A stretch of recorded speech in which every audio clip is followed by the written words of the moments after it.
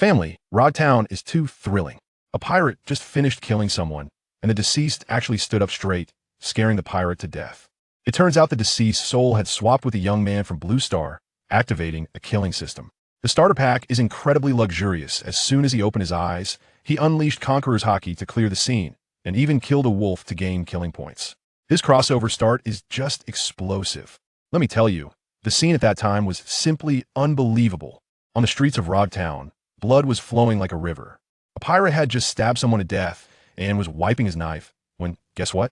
That guy who just passed away stood up straight without even opening his eyes. The pirate was so scared that he could barely hold his knife steady, thinking it was the latest model of a cyber zombie from 2025. Little did he know, the soul inside that guy had already swapped. Hey, this story needs to start from the beginning. In the year 1517 of the Sea Circle, Rodtown in the East Sea was a hell on earth. A bunch of scoundrels called the Songlong Pirate Group rushed into town and started burning, killing, and looting, chopping at anyone they saw, and the women fared even worse, first insulted, then killed, simply inhumane. The leader, named Songlong, was a complete lunatic, standing there howling and ordering his underlings to wreak havoc, leaving no one alive. Why was he so crazy? It was purely because, half a month ago, he was psychologically traumatized by a Navy officer. Who was it? Smoker. Yes, that white hunter who smokes 2 cigars. They ran into each other at sea, and Songlong, being provocative, ended up facing Smoker, who is a smoke fruit user. Anyone who understands knows that physical attacks are completely immune. Songlong, a Zoan-type wolf cub, looked intimidating in his transformed state, but when he attacked Smoker, it felt like a light massage, totally ineffective. After a long standoff, Songlong, being crafty, pretended to be knocked down, suddenly flashed to a Navy ship, made several big holes in it, and threatened Smoker with the lives of a ship full of Navy officers. Smoker had no choice but to watch him escape. Can you believe it? So today, as soon as Smoker left, Songlong came to Rodtown to vent his anger, purely bullying the weak. Our protagonist, Minos, was just a passerby who got stabbed to death in this massacre. When he woke up again, his soul had swapped with that of a young man from Blue Star who had no notable skills or background. After merging memories, his first reaction was, "My phone exploded, so my browser history should be safe, right?" Unbelievable. His survival instinct was misplaced. As the pirates were about to deliver the final blow, he quickly shouted in his mind like in the novels, "System! System! Master System! Come out!" Guess what? It actually worked. A mechanical voice chimed in, confirming the code was correct and announcing the killing system. "I wanted to complain. So you only appear if I call you Master? Huh? This system is simple and brutal. Kill to earn points, which can be used to buy anything in the store: devil fruits, ninjutsu, haki, you name it." Minos thought this is going to be amazing. But when he opened his personal panel, he saw skills, none; items, none; killing points, none. The system evaluation said, currently, besides being a bit handsome, you have nothing else. I couldn't help but laugh. It was too harsh. Minos reacted quickly and thought of the key question. "System, where's my starter pack?" The system immediately went silent, pretending to be dead. "Hey, try to embezzle, huh?" Minos directly threatened. "If you don't give it to me, I'll go out and offer my head, and well, both die together. Your reputation as the worst KPI system will be confirmed." You don't want your host to die right after starting, do you? Under his threat, the system had no choice but to reluctantly spit out the starter pack, still stubbornly claiming it was code correct what its Sunder system.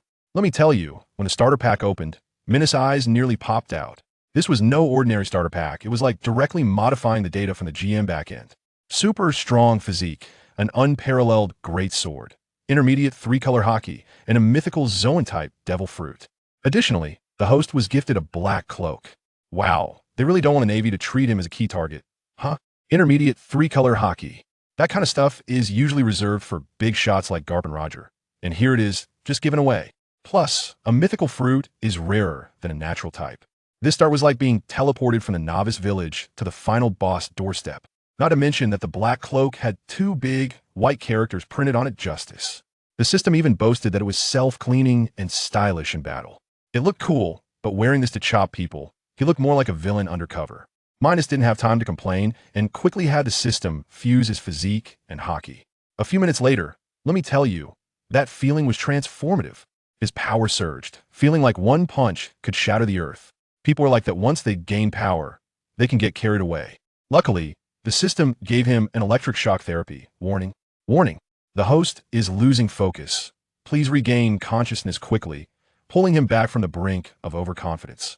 After stabilizing his mind, Minos slowly stood up from the wreckage of Rog Town, but his eyes were still tightly shut, not opening. Minos' strange behavior naturally attracted the attention of the Songlong pirate group. They didn't expect that there would be a fish that slipped through the net, daring to play dead in front of them. Songlong also saw this bizarre scene. He clearly saw Minos being taken down by a subordinate. But why did he now look unharmed? And his aura had changed. This puzzled Songlong. Unable to comprehend, he directly signaled his subordinate to stab Minos. Seeing his captain's signal, the underling eagerly approached Minos with his knife. That little lackey was still laughing, saying, "Who dares to play dead here? Let me tell you." Just as the blade was about to touch my hair, I opened my eyes. Boom! In an instant, the whole world went silent. I didn't even need to move. I felt an invisible aura explode from my body, sweeping across Rog Town like a shockwave. Those pirates who had just been making a fuss, one by one, rolled their eyes and fell down like a line of dominoes, all unconscious. The only one still standing, oh no, still lying down, was the Captain Songlong, who had turned into a wolf. He was pressed down by my aura, trembling all over, unable to move a single wolf hair, his eyes filled with fear and confusion. Probably his wolf brain had completely crashed. Anyone who understands knows this is conqueror's hockey clearing the field. It was simply exhilarating. I just wanted to experience this one move, and I accidentally knocked out the townspeople to avoid them being a nuisance. As I was marveling at how useful this skill was for clearing minions, I noticed the wolf still struggling on the ground. Oh, there's someone in this novice village of the East Sea who can withstand my conqueror's hockey? But seeing he was a Zoan-type user, it was no big deal. He had tough skin and flesh. However, I didn't recall seeing this type in the original work. He was just a passerby. I instantly lost interest in him. It would be more practical to kill him for some killing points. With a thought, a dark red tang knife appeared in my hand, ready to send him on his way. Wow, that wolf saw me draw my knife and instantly had a surge of survival instinct, directly speaking human words, howling, "Master, please spare me. I'm willing to be your little brother." I glanced at him, ignoring him. He panicked and quickly revealed his credentials. "My name is Songlong, with a bounty of 40 million. I am willing to do anything, please don't kill me." 40 million? When I heard this, my eyes lit up. Let me tell you, this isn't begging for mercy, it's like a walking ATM telling me the password. My hand with the knife moved even faster. The gray wolf saw my stance and was completely desperate, probably regretting it to the bone for provoking Smog and ending up facing a grim reaper like me. In the next second, a flash of a knife, and the world became quiet. Ding! Congratulations to the host for obtaining 400 points of killing value. Huh? A bounty of 40 million gives only 400 points? I immediately started arguing with the system. The system explained that 10 million in bounty gives 100 points, and so on. I then asked how to calculate the Navy without a bounty. And guess what? My question directly helped the system fix a bug. The system gave me two choices. Either calculate the killing value based on strength level. For example, 10 points for a Navy soldier, 5,000 for a vice admiral, and 30,000 for an admiral. Or I could set a bounty on the Navy myself. As long as most people recognized it, the bounty would be valid. At that moment, I wanted to exploit the bug and take both options. But the system shot me down. Stop whining and choose one. Fine. I thought about it and remembered the cross guild that future Old Sand and Hawkeye set up, which was specifically for pricing the Navy. But that's a story for later. Right now, my strength isn't enough, so it's better to choose the first option for stable income. System, I choose the first one. Ding, choice successful. Done. I turned around and looked at the pirates lying unconscious all around, my mouth almost stretching to my ears. Aren't they all living killing value? Not a single one could be spared. I held the knife and started finishing them off one by one, just like clearing small monsters in a game, muttering to myself, "This is all money, all money." Ding, congratulations to the host for obtaining 10 points of killing value. Although 10 points for each is a bit low, the quantity makes up for it. A mosquito, no matter how small, is still meat. I kept killing one by one, the dinging sounds ringing in my head nonstop like the most wonderful symphony in the world. By the time I finished clearing out several hundred pirates, my whole body was drenched in blood, but I felt nothing. Instead, I was exhilarated. I quickly opened the system panel to check the results. Host, AwakensKilling. Value, 3,400 strength. Vice Admiral of the Navy Headquarters, I feel dumb. I saw the kill value of 3,400, but what S with this strength evaluation? I have the power of the giant race and intermediate hockey of 3 colors, yet I'm only rated as a major of the base? Not even an elite major? This doesn't make sense. It seems the system heard my thoughts and directly popped up a line of text. The host is currently just a shell, possessing power but unable to use it, not even having a signature move. Wow, that hits a nail on the head. I was left speechless. I really can only rely on brute force. I can only shamelessly ask. So, what should we do, Master Tongzi? Should we buy it in the mall or practice it ourselves? The system tells me that what I buy in the mall can be instantly mastered, while practicing by myself will take ages. Well then, what else is there to say? Let's open the mall. As soon as I entered, I realized I was drooling instantly. Divine Avoidance, Thunderous 8 Trigrams, Black Coffin, Spiral Sphere, all top-tier moves from various anime worlds. But when I saw the prices, my goodness. Divine Avoidance costs 100,000 kill points? I wouldn't be able to gather enough, even if I sold myself. With my limited possessions, it seems like I can only afford a Navy Type 6. God, can you give me something I can afford? I'm getting anxious. The system really came through. After searching for a while, it listed a bunch of low-tier skills for me, like Wolf Fong Fist, Pegasus Meteor Fist, and Flowing Rock Smash Fist. All of them are priced the same, at 4,000 points. As soon as I looked, I noticed that I had 3,004. But I was still 600 short. No, I killed the Songlong for 400 and 300 minions for 3,000, which adds up to 3,004. Oh, the system panel was wrong. I actually have 3,004. Upon closer inspection, the skills displayed by the system showed 4,000 points. I was completely taken aback. ISNT this just messing with me. Just as I was about to curse, the system panel flickered. Ding, detected insufficient host assets, now offering a beginner's discount skill.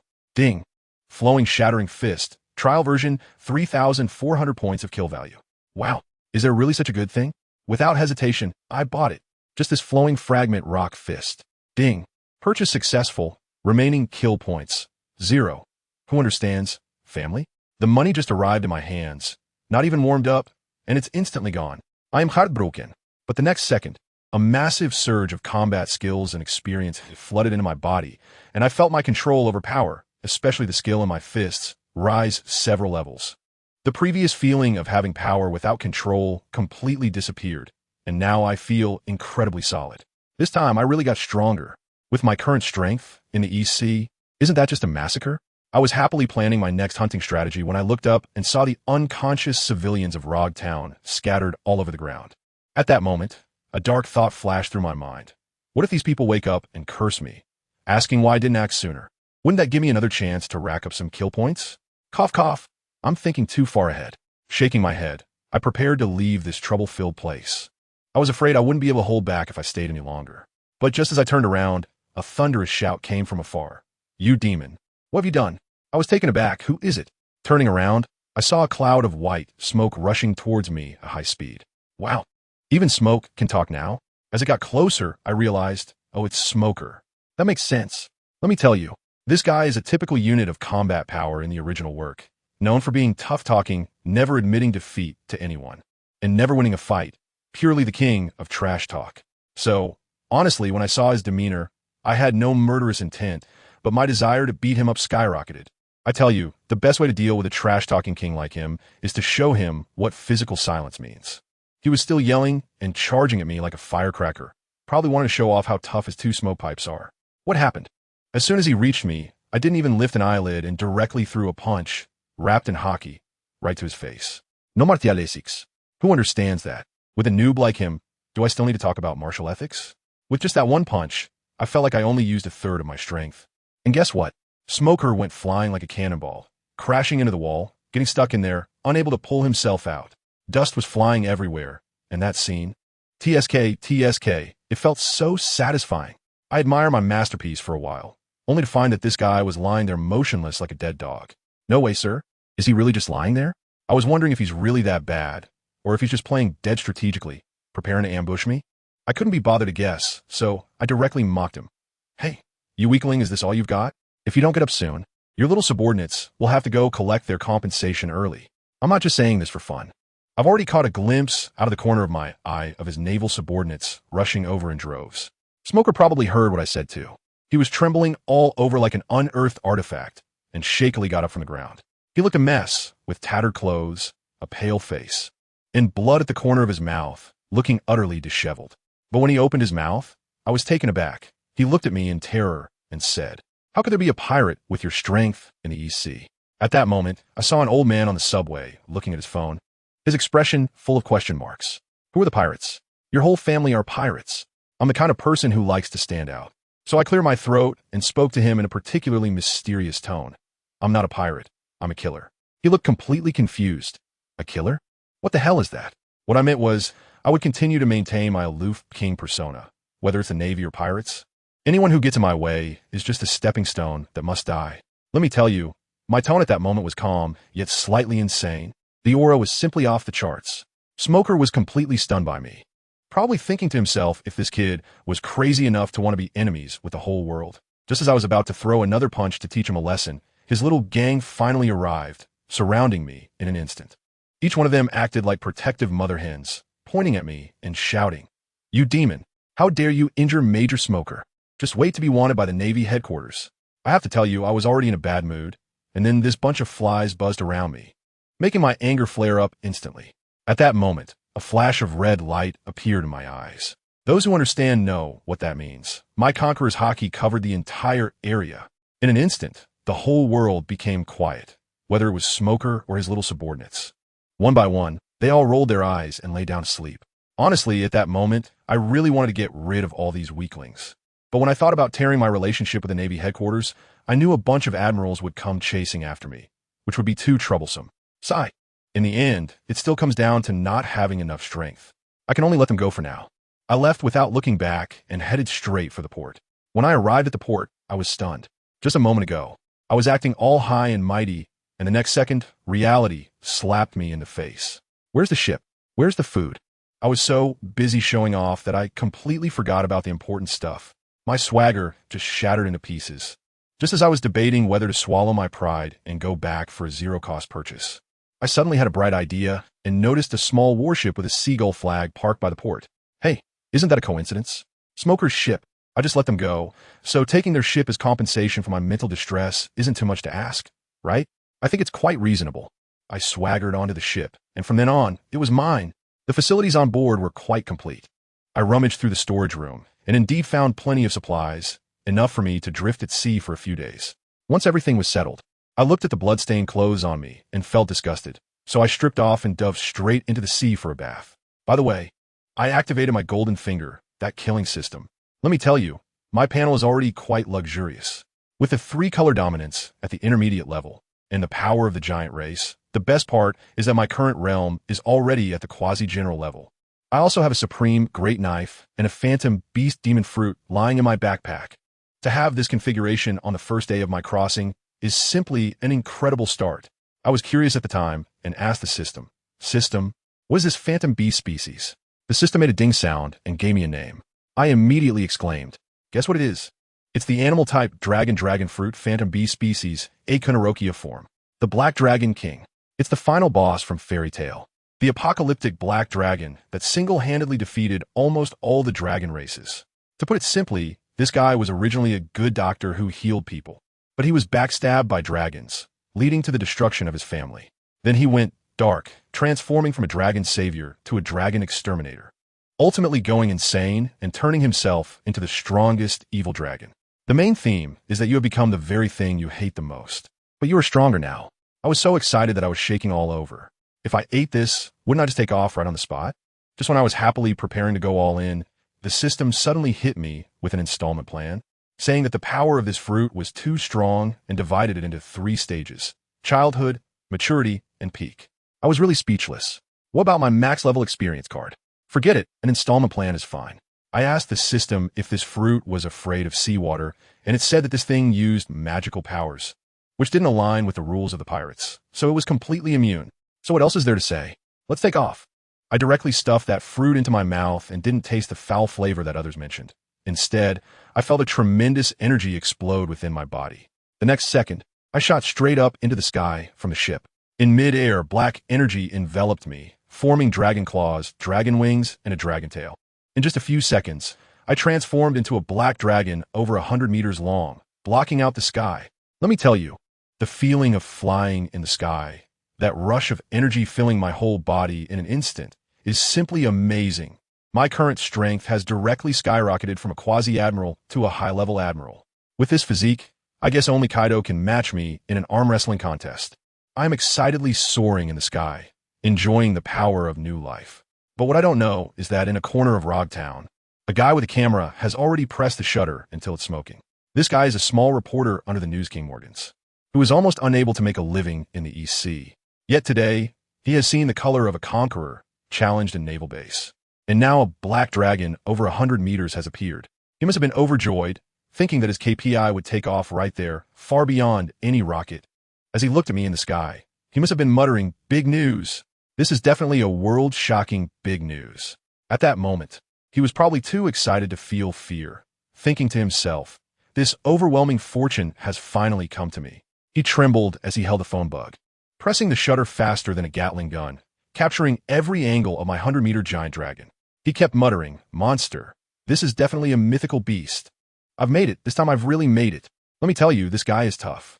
After confirming that I hadn't discovered his little trick, he suddenly transformed into a news bird, flapping his wings to find a nearby newspaper branch, quickly relaying this first-hand hot scoop back to headquarters for Morgan. Meanwhile, I was enjoying my flight in the sky and didn't feel like lingering anymore. I folded my wings, and my massive dragon body dove down towards my little shabby boat. The commotion was incredible. My shadow covered the entire rogue town like a solar eclipse, creating an overwhelming sense of pressure. Unfortunately, everyone down below was stunned by my roar of Conqueror's hockey. Otherwise, they would have definitely made my entrance a trending topic like Godzilla's invasion. As I approached the boat, I thought this form was too flashy. With a thought, my 100-meter dragon body instantly shrank, and with a flash of light, I transformed back into human form. No, wait, it wasn't the original human form anymore. As soon as I landed and looked down, I was taken aback by my own appearance. My once red hair had transformed into a uniquely stylish gray-purple long hair, and my face had changed from the previous youthful and delicate look to one with sharp features and a cold gaze. Almost like it had the words, "Keep your distance," engraved on it. The muscle definition on my body was more solid than ever, as if I had evolved directly from a teenage manga protagonist into a powerful young adult character. I nodded in satisfaction, giving this skin upgrade a perfect score. What is even better is that I can feel a surge of dark energy inside me, like ink, but filled with explosive power. I spread my hand, and a mass of black energy swirled in my palm, emanating an ominous yet powerful aura. Is this the Dragon Slayer magic? I was overjoyed. This thing feels even more impressive than armament hockey, specifically designed to counter those flashy nature types. My first thought was, should I go back and practice with Smoker? But then I reconsidered. With his level of strength, using this move would feel like using a big move to defeat small minions. Unfair and boring. If Smoker knew I thought this way, he'd probably bow to me in gratitude for going easy on him. After all this commotion, with Conqueror's hockey clearing the field and transforming into a dragon to soar, I was indeed a bit tired. I lay back on the ship, ready to set sail and have a good sleep on the sea. Then, an awkward situation occurred. Who understands my family? Here I am, someone who can take on a naval base single-handedly. Yet I can't even operate a ship. This steering wheel. Oh no, the ship's helm? How'd I use this thing? I quickly called out to the system in my mind. System, how much did you say that luxury yacht with built-in navigation costs? The system replied coldly with a beeping sound. 10,000 kill points. Me? Sorry to bother you. I rummaged through my pockets and found only 400 kill points on me, barely enough to buy a ship's helm. It seems that becoming a hands-off manager is out of the question. But it's not a big deal. Although the East Sea is the weakest of the four seas, there are still a few pirate crews. I quickly mapped out a route in my head. First, I'll go to Usopp's village, where Captain Kuro is leading a few hundred people, right? I'll farm a bit there. Then I'll head to Nami's hometown, Kokoyashi village, and take out Arlong and his fishmen, along with that rat, Captain Izumi. By the end of this round, I should have tens of thousands of kill points, right? By then, forget about a yacht. I could buy a fleet directly. The plan is solid. But for now, I need to figure out how to operate this ship. System, do you have a beginner's guide? Do you sell crash courses for helmsmen and navigators? Ding. Yes. Helmsman, from beginner to expert, navigator, from beginner to abandoning. Cough, I misspoke. It's Navigator's basic manual, 1 for 100 kill points, 2 for 200. The system even added a note, reiterating that as long as I have enough kill points, I can exchange for anything except for immortality. All right, I got it. I'll remember for next time and just buy it directly. I responded casually, but had already exchanged for those 2 manuals in my mind. Instantly, countless pieces of knowledge about steering, stargazing, and identifying ocean currents flooded into my brain. Wow, I felt like I could take a seaman's exam in the next second. This is perfect. I skillfully raised the sails, turned the helm, and the small boat steadily sailed towards Usopp's village. After setting the course, I completely ignored everything else, laid down on the deck, and fell asleep. Come on. With my current strength, what could possibly threaten my safety in this East Sea? Unless the Sea Kings decided to throw a party and happened to pass by me. I was sleeping soundly, but what I didn't know was that my commotion had nearly blown up the entire communication system of the ocean. The first to be affected was the Navy headquarters. Over in Lowtown, Smoker and my subordinates in the Navy slowly woke up. As soon as Smoker opened his eyes, his whole body hurt as if it were falling apart, but his first reaction was confusion. Am I still alive? Not only was he confused, but the other Navy members who woke up also had expressions of surviving a disaster, with some even crying on the spot due to their poor mental resilience. It felt, my friends, like being cornered by a boss in a horror game, and when they closed and opened their eyes, they found themselves back in the safe house. How could they not be excited? Smoker, being a colonel, quickly steadied himself and frowned, shouting, "Stop the noise. We should be grateful to be alive." Tashigi, take people to check on the casualties among the townsfolk. His subordinates quickly took action, but the results left them even more confused. In the entire town, aside from the wolf pirates that I had taken care of, most of the townsfolk had just fainted, with not a single scratch on them. Suddenly, one Navy member reacted and shouted in horror. This situation is the same as ours." One sentence pulled everyone back into the terror I had instilled in them. Smoker's pupils contracted. He remembered that the boy had merely glared at them, and then everyone had blacked out, knowing nothing afterward. The only thing that could cause such an effect. Looking across the entire ocean, there was only that legendary Conqueror's Haki. Smoker's face turned pale, and he immediately grabbed a Den Mushi, connecting the line directly to the Navy headquarters in Marineford. At this moment, in the office of the Fleet Admiral, Sengoku was overwhelmed by a mountain of documents. Just then, a thunderous snoring filled the air, sounding like thunder. Sengoku's forehead twitched, and he slammed the table. "Garp, can you keep it down?" The sleeping Garp jolted awake and groggily asked, "Huh? What's wrong, Sengoku? Is there an enemy attack?" Sengoku looked at his carefree expression, his liver aching from anger, and said helplessly, "It's nothing, just your snoring is about to collapse my ceiling." Garp laughed heartily while picking his nose. "See, this is what is great about being an admiral. Look how free I am." Just as these two old buddies were bantering, there was a sudden urgent knocking at the door, and a communications soldier shouted anxiously, "Fleet Admiral Sengoku, there's a top-level urgent report." Sengoku and Garp exchanged glances and put away their joking expressions. Sengoku said solemnly, "Come in." The communications soldier entered, and seeing Vice Admiral Garp, there was no surprise. He was clearly used to it. He saluted and was about to speak when Sengoku shot Garp a glare. "Be serious. Listen to the report." The communications soldier cleared his throat and reported in an incredulous tone, reporting to the Fleet Admiral. According to the intelligence from Colonel Smoker in Lowtown, Lowtown has been invaded by pirates, but it was repelled by a boy possessing Conqueror's Haki and top-tier armament Haki. This boy even slaughtered the entire wolf pirates. Sengoku and Garp, who had been leaning back in their chairs, instantly sat up straight upon hearing the combination of Conqueror's Haki and East Blue, their eyes sharp as knives. Sengoku urgently asked, "Say that again?" "A user of Conqueror's Haki has appeared in East Blue." The communications soldier was sweating under the pressure and could only grit his teeth and repeat, "Yes, Fleet Admiral." After multiple confirmations with Colonel Smoker, the intelligence is accurate.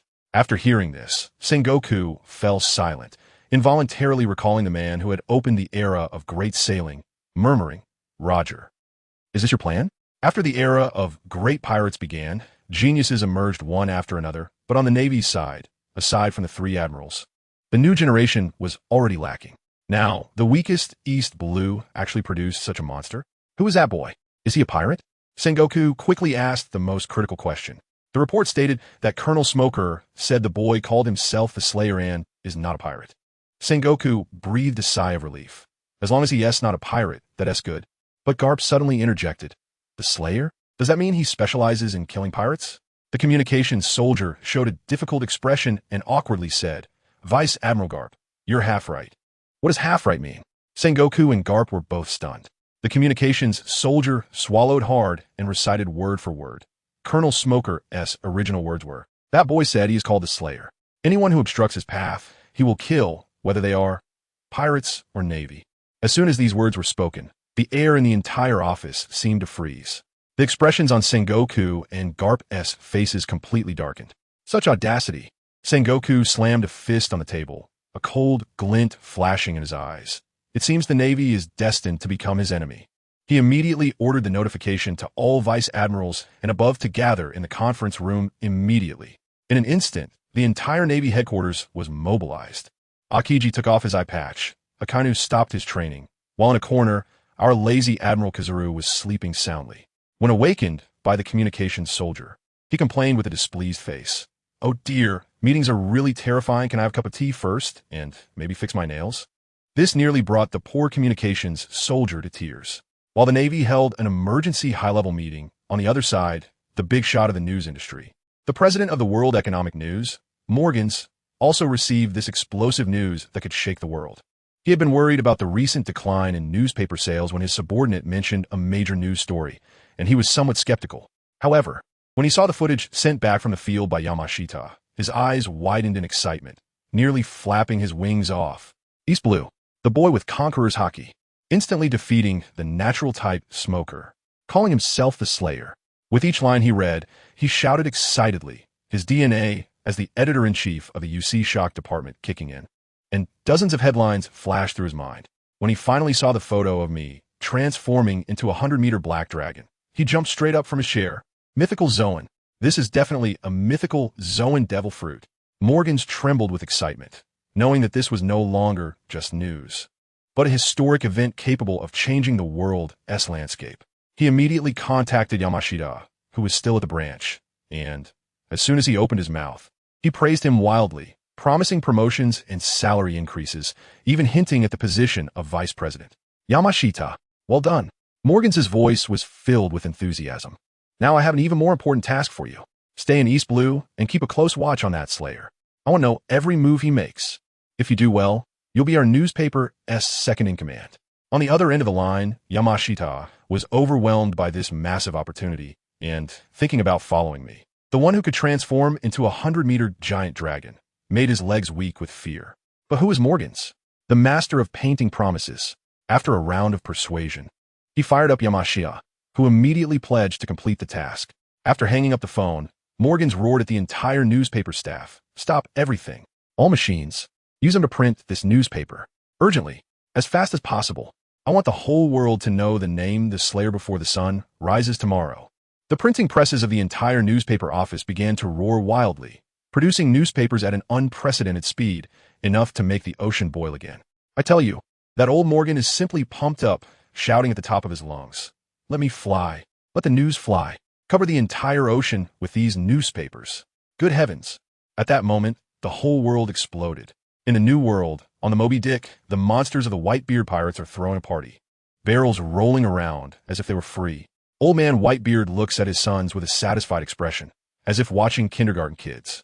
Just then, a golden light flashed across the sky, and Marco, that pineapple head, I tell you, his voice split the air. "Old man. Big trouble. East Blue. There's a monstrous boy in East Blue. Conqueror's Haki, and he's a mythical Zoan." As soon as these words came out, the drunken captains on the Moby Dick snapped awake. The 4th Division Captain, Sachi, was the first to jump up, his face reading, "Are you kidding me, Marco?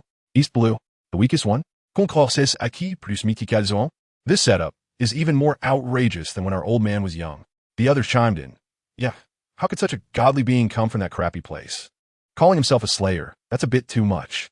Folks, who understands? These big shots have been in the New World for so long that they've forgotten East Blue can also produce fierce characters. Marco was too lazy to argue with them and directly threw the newspaper in their faces. "Look for yourselves. Just hot off the press, fresher than the booze you're drinking." Sachi and the others snatched the newspaper, and at first glance, their pupils shook. On the photo, a red-haired boy with a disdainful gaze. An invisible aura knocked down hundreds of pirates to the ground. The headline was shockingly big. "Conqueror's Haki dominates, ruling East Blue." Turning to the second page, it got even crazier. The boy was covered in blood, looking like he crawled out of hell, stepping on Smoker the Smoker, with the headline reading Navy News Star. No match.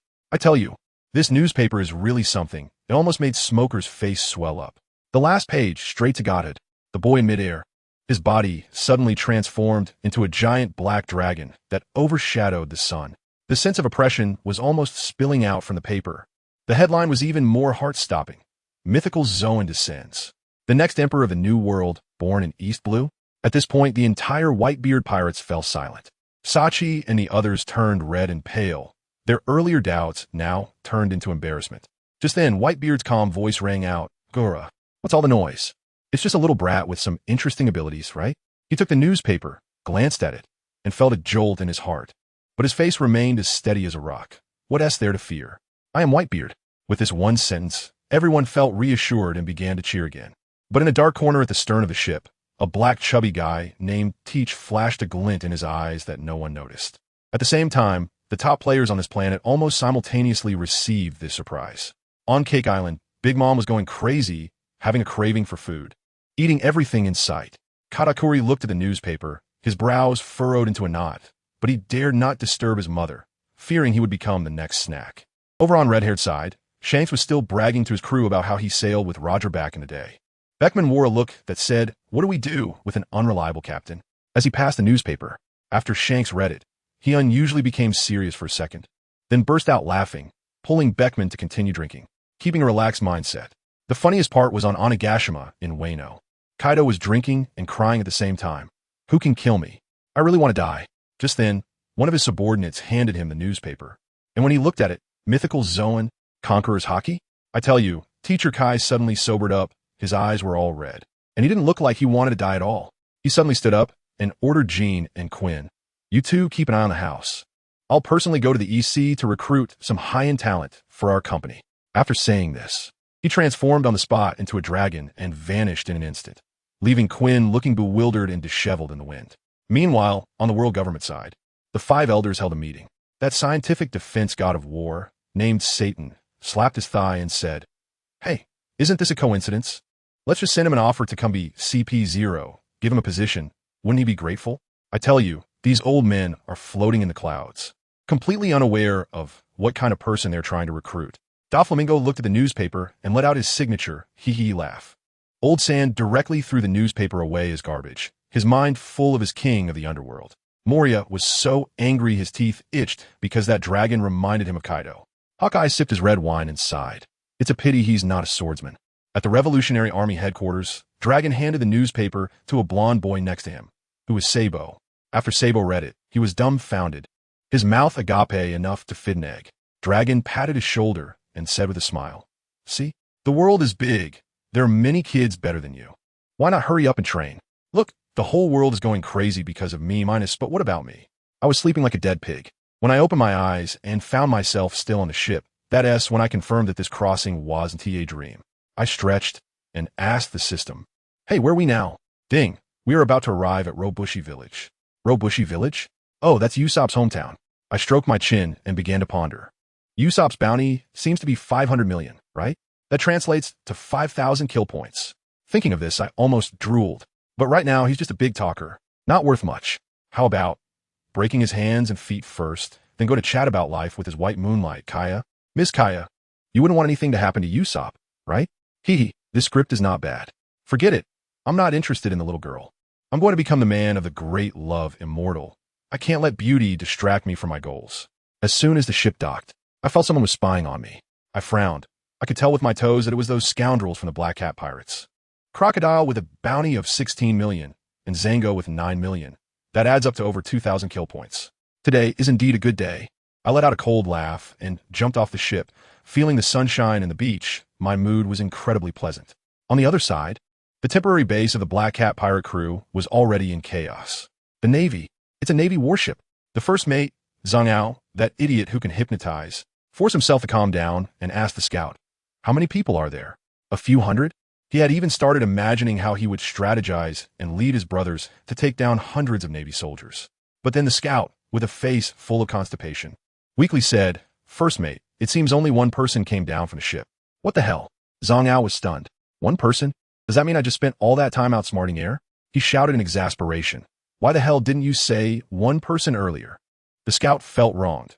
Didn't you say that no one is allowed to interrupt when you're speaking? Zhang Ao's face turned red. He coughed twice and tried to save face. Ahem. What is there to be afraid of with one person? Brothers, let us go. If we take him down, we'll roll up the money and run with the captain.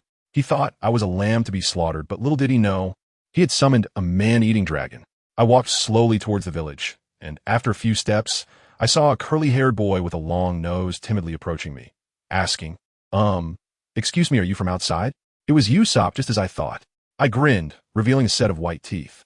Yeah, I came from outside specifically to find you, along with a group of pirates. Usopp immediately panicked. Find me? Do we know each other? And pirates? Our village has no pirates. I replied, the reason I'm looking for you is simply that I find you irritating and want to give you a beating. I flexed my wrist and continued. As for the pirates, they're far away yet close at hand.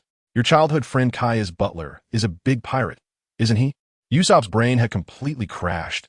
He couldn't understand why I knew so much, nor could he grasp why I wanted to beat him up as soon as we met. I couldn't be bothered to explain to him, so I just punched him squarely in the face. Of course, I held back my strength, otherwise those 5,000 kill points would have been wasted on the spot. Looking at Usopp, who was knocked out on the ground, I shook my head. Don't die so easily. You're worth quite a bit. After dealing with this little interruption, I headed straight for the most luxurious villa in the village, Kaya's house. Using my observation hockey, I scanned a room and saw two people, Kaya, who was weakly lying in bed, and the butler, Kuro, who was brewing medicine in the kitchen. TSK, TSK, TSK. This undercover work is quite dedicated. I couldn't bear to interrupt this touching scene, so I decided to just push the door open with a creak. I walked into the kitchen and saw Chloe, who was wearing glasses and looking quite refined. I smiled and said, it's quite a challenge for you. A pirate captain with a bounty of tens of millions. To humble yourself and play housekeeper here? As soon as I finished speaking, guess what happened? That guy, the one named Kuro, was there brewing potions, and his whole body suddenly froze up. I'm telling you, his expression was like when your phone suddenly connects to the company Wi-Fi while scrolling through short videos, and the boss's face pops up. His pupils were shaking. He probably felt like his brain's CPU was about to burn out, unable to figure out which part of his Oscar-worthy fake death plan had a mole. But he still wanted to struggle a bit, forcing out a smile that looked worse than crying, turning to me and acting. Navy Admiral? Did you make a mistake? I'm just a humble butler, not a pirate at all. Good gracious, he actually mistook me for the Navy. No guande. With my black suit and justice cape, I did have a bit of that vibe. I couldn't help but laugh and didn't bother to beat around the bush. I directly exposed his true identity. Captain Kuro, stop pretending. Black cat pirates, fake death to escape, hypnotizing Monka, plotting for wealth. Do you understand the script I'm reading to you? Every time I said a word, his refined yet despicable face turned a shade paler. By the time I finished speaking, his complexion looked as if it had faded, dark and gloomy enough to drip water. He stared at me intently and squeezed out a few words through his teeth. Who exactly are you? I looked at his bewildered expression and replied with a particularly pretentious line. Trash should have the awareness of trash. All you need to know is that you are my kill value, and that's enough. Of course, he couldn't understand, but that didn't matter anymore. I really didn't want to waste another second talking to him. I took a quick step forward and, right in front of his shocked face, landed a punch. That was it. I'm telling you, just one punch, and he was done. Not even a last word to say. He claimed to have a high IQ. But in the end, it was still just a matter of one punch. Ding! The system notification sounded in my mind. 160 points of kill value credited. That's satisfying. I was enjoying myself when I heard the sound of footsteps coming down the stairs, and a sickly-looking blonde girl was holding onto the railing as she walked down. It was the owner of the villa, Kia. She must have heard some noise downstairs and come to check it out. Unfortunately, she happened to see me standing here, and her loyal butler lying on the ground, having met his demise. Who understands what her family must feel? In an instant, her little mind must have conjured up a dramatic scene of a villain breaking into a mansion, with a brave butler sacrificing himself to protect his master. She pointed at me, trembling with anger. Why did you break into my house and kill my butler? This is against the law. I was speechless at the time. I thought I was doing the right thing. So how did it turn into me being a murderer in her eyes? I calmly said to her, I admit I broke into your house, and I also admit I killed him. But he was a pirate planning to harm and kill you. Do you understand? Do I need to explain myself for killing a pirate? And guess what? This young lady didn't listen at all. She directly labeled me and yelled at me. You're talking nonsense. Mr. Kuro was so good to me. I think you're the pirate. Fine, I understood then.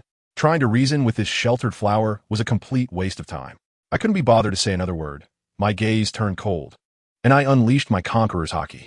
The girl rolled her eyes and collapsed softly on the stairs. See, the world became peaceful again. With that settled, I thought about the ship full of slaughter waiting for me in the village. I used my observation hockey and, hey, on the other side of the beach, The Black Cat Pirates' little minions were having a meeting. I just strolled over. Those little losers, led by a hypnotist named Zango, were having a pre-battle pep talk, saying things like just one navy, no need to be afraid, just take them down. I couldn't help but laugh as I jumped down, landing firmly on their deck like a hero from the sky. The pirates were all dumbfounded, probably having never seen such an arrogant entrance. That Zhang Ao guy reacted first, pointing at my nose and shouting, "Damn Navy, do you dare to board our ship alone? Looking for death? Great, another one who thinks I'm part of the Navy." When they saw me silent, they assumed I looked down on them, which only fueled their enthusiasm. 2 lackeys charged at me with knives, and the way they approached, you'd think they were going to take down a dungeon boss. What happened next? Clang, clang. With 2 crisp sounds, their flimsy knives struck me, and then broke. That's right, the knives broke, and I didn't even have a scratch on me. At that moment, everyone on the ship, including Zhang Ao, looked like their jaws were about to drop onto the deck. Their expressions were like those who saw the running Mona Lisa generated by AI for the first time in 2025, as if their worldview had collapsed. I shook my head. Really didn't have time to waste on these rookies. I leaped into the air, waved my hands, and unleashed the flowing rock-shattering fist. In the next second, the sky was filled with shadows of my fists, densely packed and smashing down. Boom! When the fist shadows dissipated, there was nothing left, not even a person. And that broken ship was turned into a mist of blood and wooden debris. The entire sea surface was clean. Ding, ding, ding. The system's alert sounds in my head were ringing nonstop, like fireworks during the new year, so satisfying. I quickly opened the system panel to take a look, and wow. My kill value had skyrocketed to 1950 points. I glanced at my attributes. My physique had reached the peak of the 4 emperors, and my realm was now at the high level of a general, even heavier after transforming. After chatting with the system for a while, I finally understood. To summarize simply, I got stronger again but didn't go bald. After sorting everything out, I prepared to set off on my little broken ship, heading to Cocoa Village next to find that group of fishmen led by a Long to grind some more points. Not long after setting sail, I got hungry. I asked the system if there was anything to eat in the shop, and the system, quite proudly, said, "Except for the fantastical, this system has everything." All right, let me order something. But when I saw the menu prices, I was directly infuriated and amused. A large roast chicken was 50 kill points. A bottle of beer for 1982 was 20 points. I could kill a pirate with a bounty of 7 million, and it would only be enough to buy 1 meal. Isn't this just a pure black shop? I argued with the system, and guess what it said? It actually spoke to me in a serious tone. "Dear, have you ever thought about whether your salary has increased over the years, and if you've been working hard? Is it because you haven't put in enough effort that you think things are expensive?" I was completely at a loss at that moment. That familiar PUA rhetoric was just unbelievable. In the end, I had no choice but to grit my teeth and spend 70 points of my kill value to buy it. When the item appeared, the roasted chicken was bigger than me. All right, there's a reason for the high price. Just as I was gnawing on the roasted chicken and drinking beer, enjoying the leisurely life at sea, on the other side, the naval headquarters was in an uproar because of my incident. Admiral Akiji casually rode his bike to Road Town and immediately started teasing Smoker, who had been turned into a mummy. Later, when they got to serious matters, Akiji said that the higher-ups in the Navy held a meeting about this, and it was quite a heated discussion. Sengoku reported the situation at the meeting, saying there was a tough guy in the East Blue. Akainu, with his explosive temper, was the first to blow up, directly pointing the finger at Smoker, accusing him of dereliction of duty and bringing disgrace to the Navy. Akiji immediately stood up to Akainu, and the two were at odds with each other.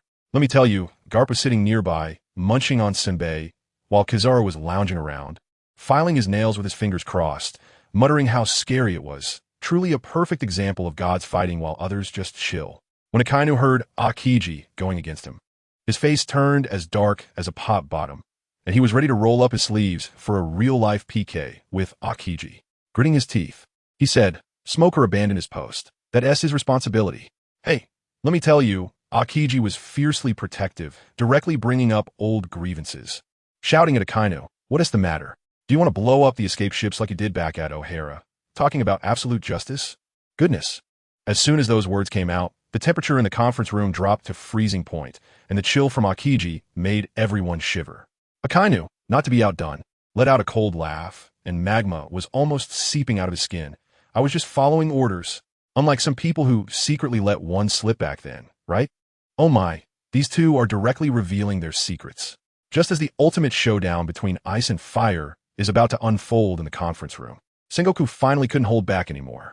He slammed his hand on the table and shouted so loud that the roof nearly lifted. What do you two want to do? Fight here and make the headlines? Do you even care about the Navy's reputation anymore? This lion's roar finally managed to calm the two down, and the deadly temperature difference instantly vanished. Sengoku felt a deep sense of ku, which can mean bitterness or suffering. I bet his inner monologue at that moment was, being a marshal is more exhausting than taking care of a kindergarten class. Just when the atmosphere became so awkward it could be cut with a knife, a communication soldier suddenly burst in, looking like his hair was on fire. Report, Marshal. Major incident. Sengoku must have been overjoyed inside, thinking a savior had arrived. He quickly let the soldier in, but what the soldier brought was not a savior, but a death warrant. Trembling, he handed over a newspaper. Marshal, the news from Morgan's has exposed the incident in Lowtown. Now the whole world knows. What did you say? Sengoku snatched the newspaper, glanced at it, and his blood pressure shot up. The front page headline read, Navy news star crushed. Mysterious boy beats him up in the street, with a picture of Smoker looking defeated and smoking. His face was practically being rubbed into the ground. Sengoku's face turned red with anger, nearly setting the newspaper on fire. Damn Morgans. The generals beside him stretched their necks, filled with curiosity. Sengoku, with a dark expression, handed the newspaper to Admiral Tsuru and asked her to read it out loud. Tsuru, feeling helpless, cleared her throat and recounted the incident. The entire conference room erupted. The Navy's reputation was really about to plummet. Akainu suddenly stood up, exuding murderous intent.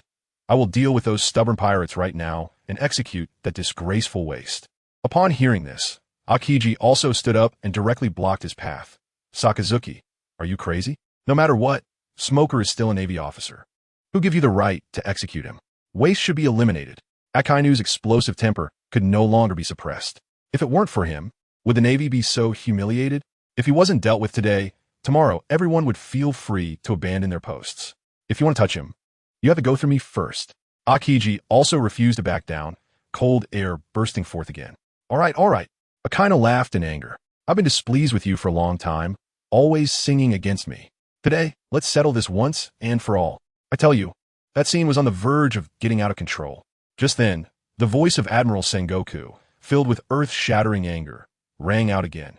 You two bastards. Do you really want the situation to escalate? Do you want tomorrow's headlines to read shocking? Navy admirals in internal conflict. Major fight in headquarters conference room before you're satisfied? Sengoku was genuinely furious this time, and even Vice Admiral Tsuru quickly stepped in to mediate.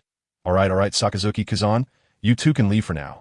Akainu, taking the opportunity, snorted coldly, withdrew his imposing aura, and shot a glare at Akiji that was as sharp as a knife before leaving. Akiji also followed him out. Now, the two strongest fighters in the conference room had just walked out. Guess what the others were doing at this moment? Kazura was still leisurely trimming his nails, muttering, how scary. And Old Man Garp was even more outrageous. Somehow, he had fallen asleep while munching on senbei. Yes, you heard it right. He was asleep. After Sengoku dealt with the two troublemakers, he turned around and saw Garp sleeping soundly, drooling almost, and his anger flared up again. Garp, wake up. We're in a meeting, and you're actually sleeping. Garp was jolted awake, groggily wiped his mouth, and cheerfully asked, Oh, Sengoku, is it mealtime? Thanks for the reminder. The entire room of vice admirals struggled to stifle their laughter. Tsuru, unable to watch any longer, waved her hand and said, Garp, you should head out too. The cafeteria might really be serving food. Garp, upon hearing this, was as happy as a child, dashed out in a hurry, fearing he would miss the meal. What a situation. At top-level meeting, 2 admirals and a hero had all been driven away. Sengoku held his forehead, feeling like he was about to have a heart attack.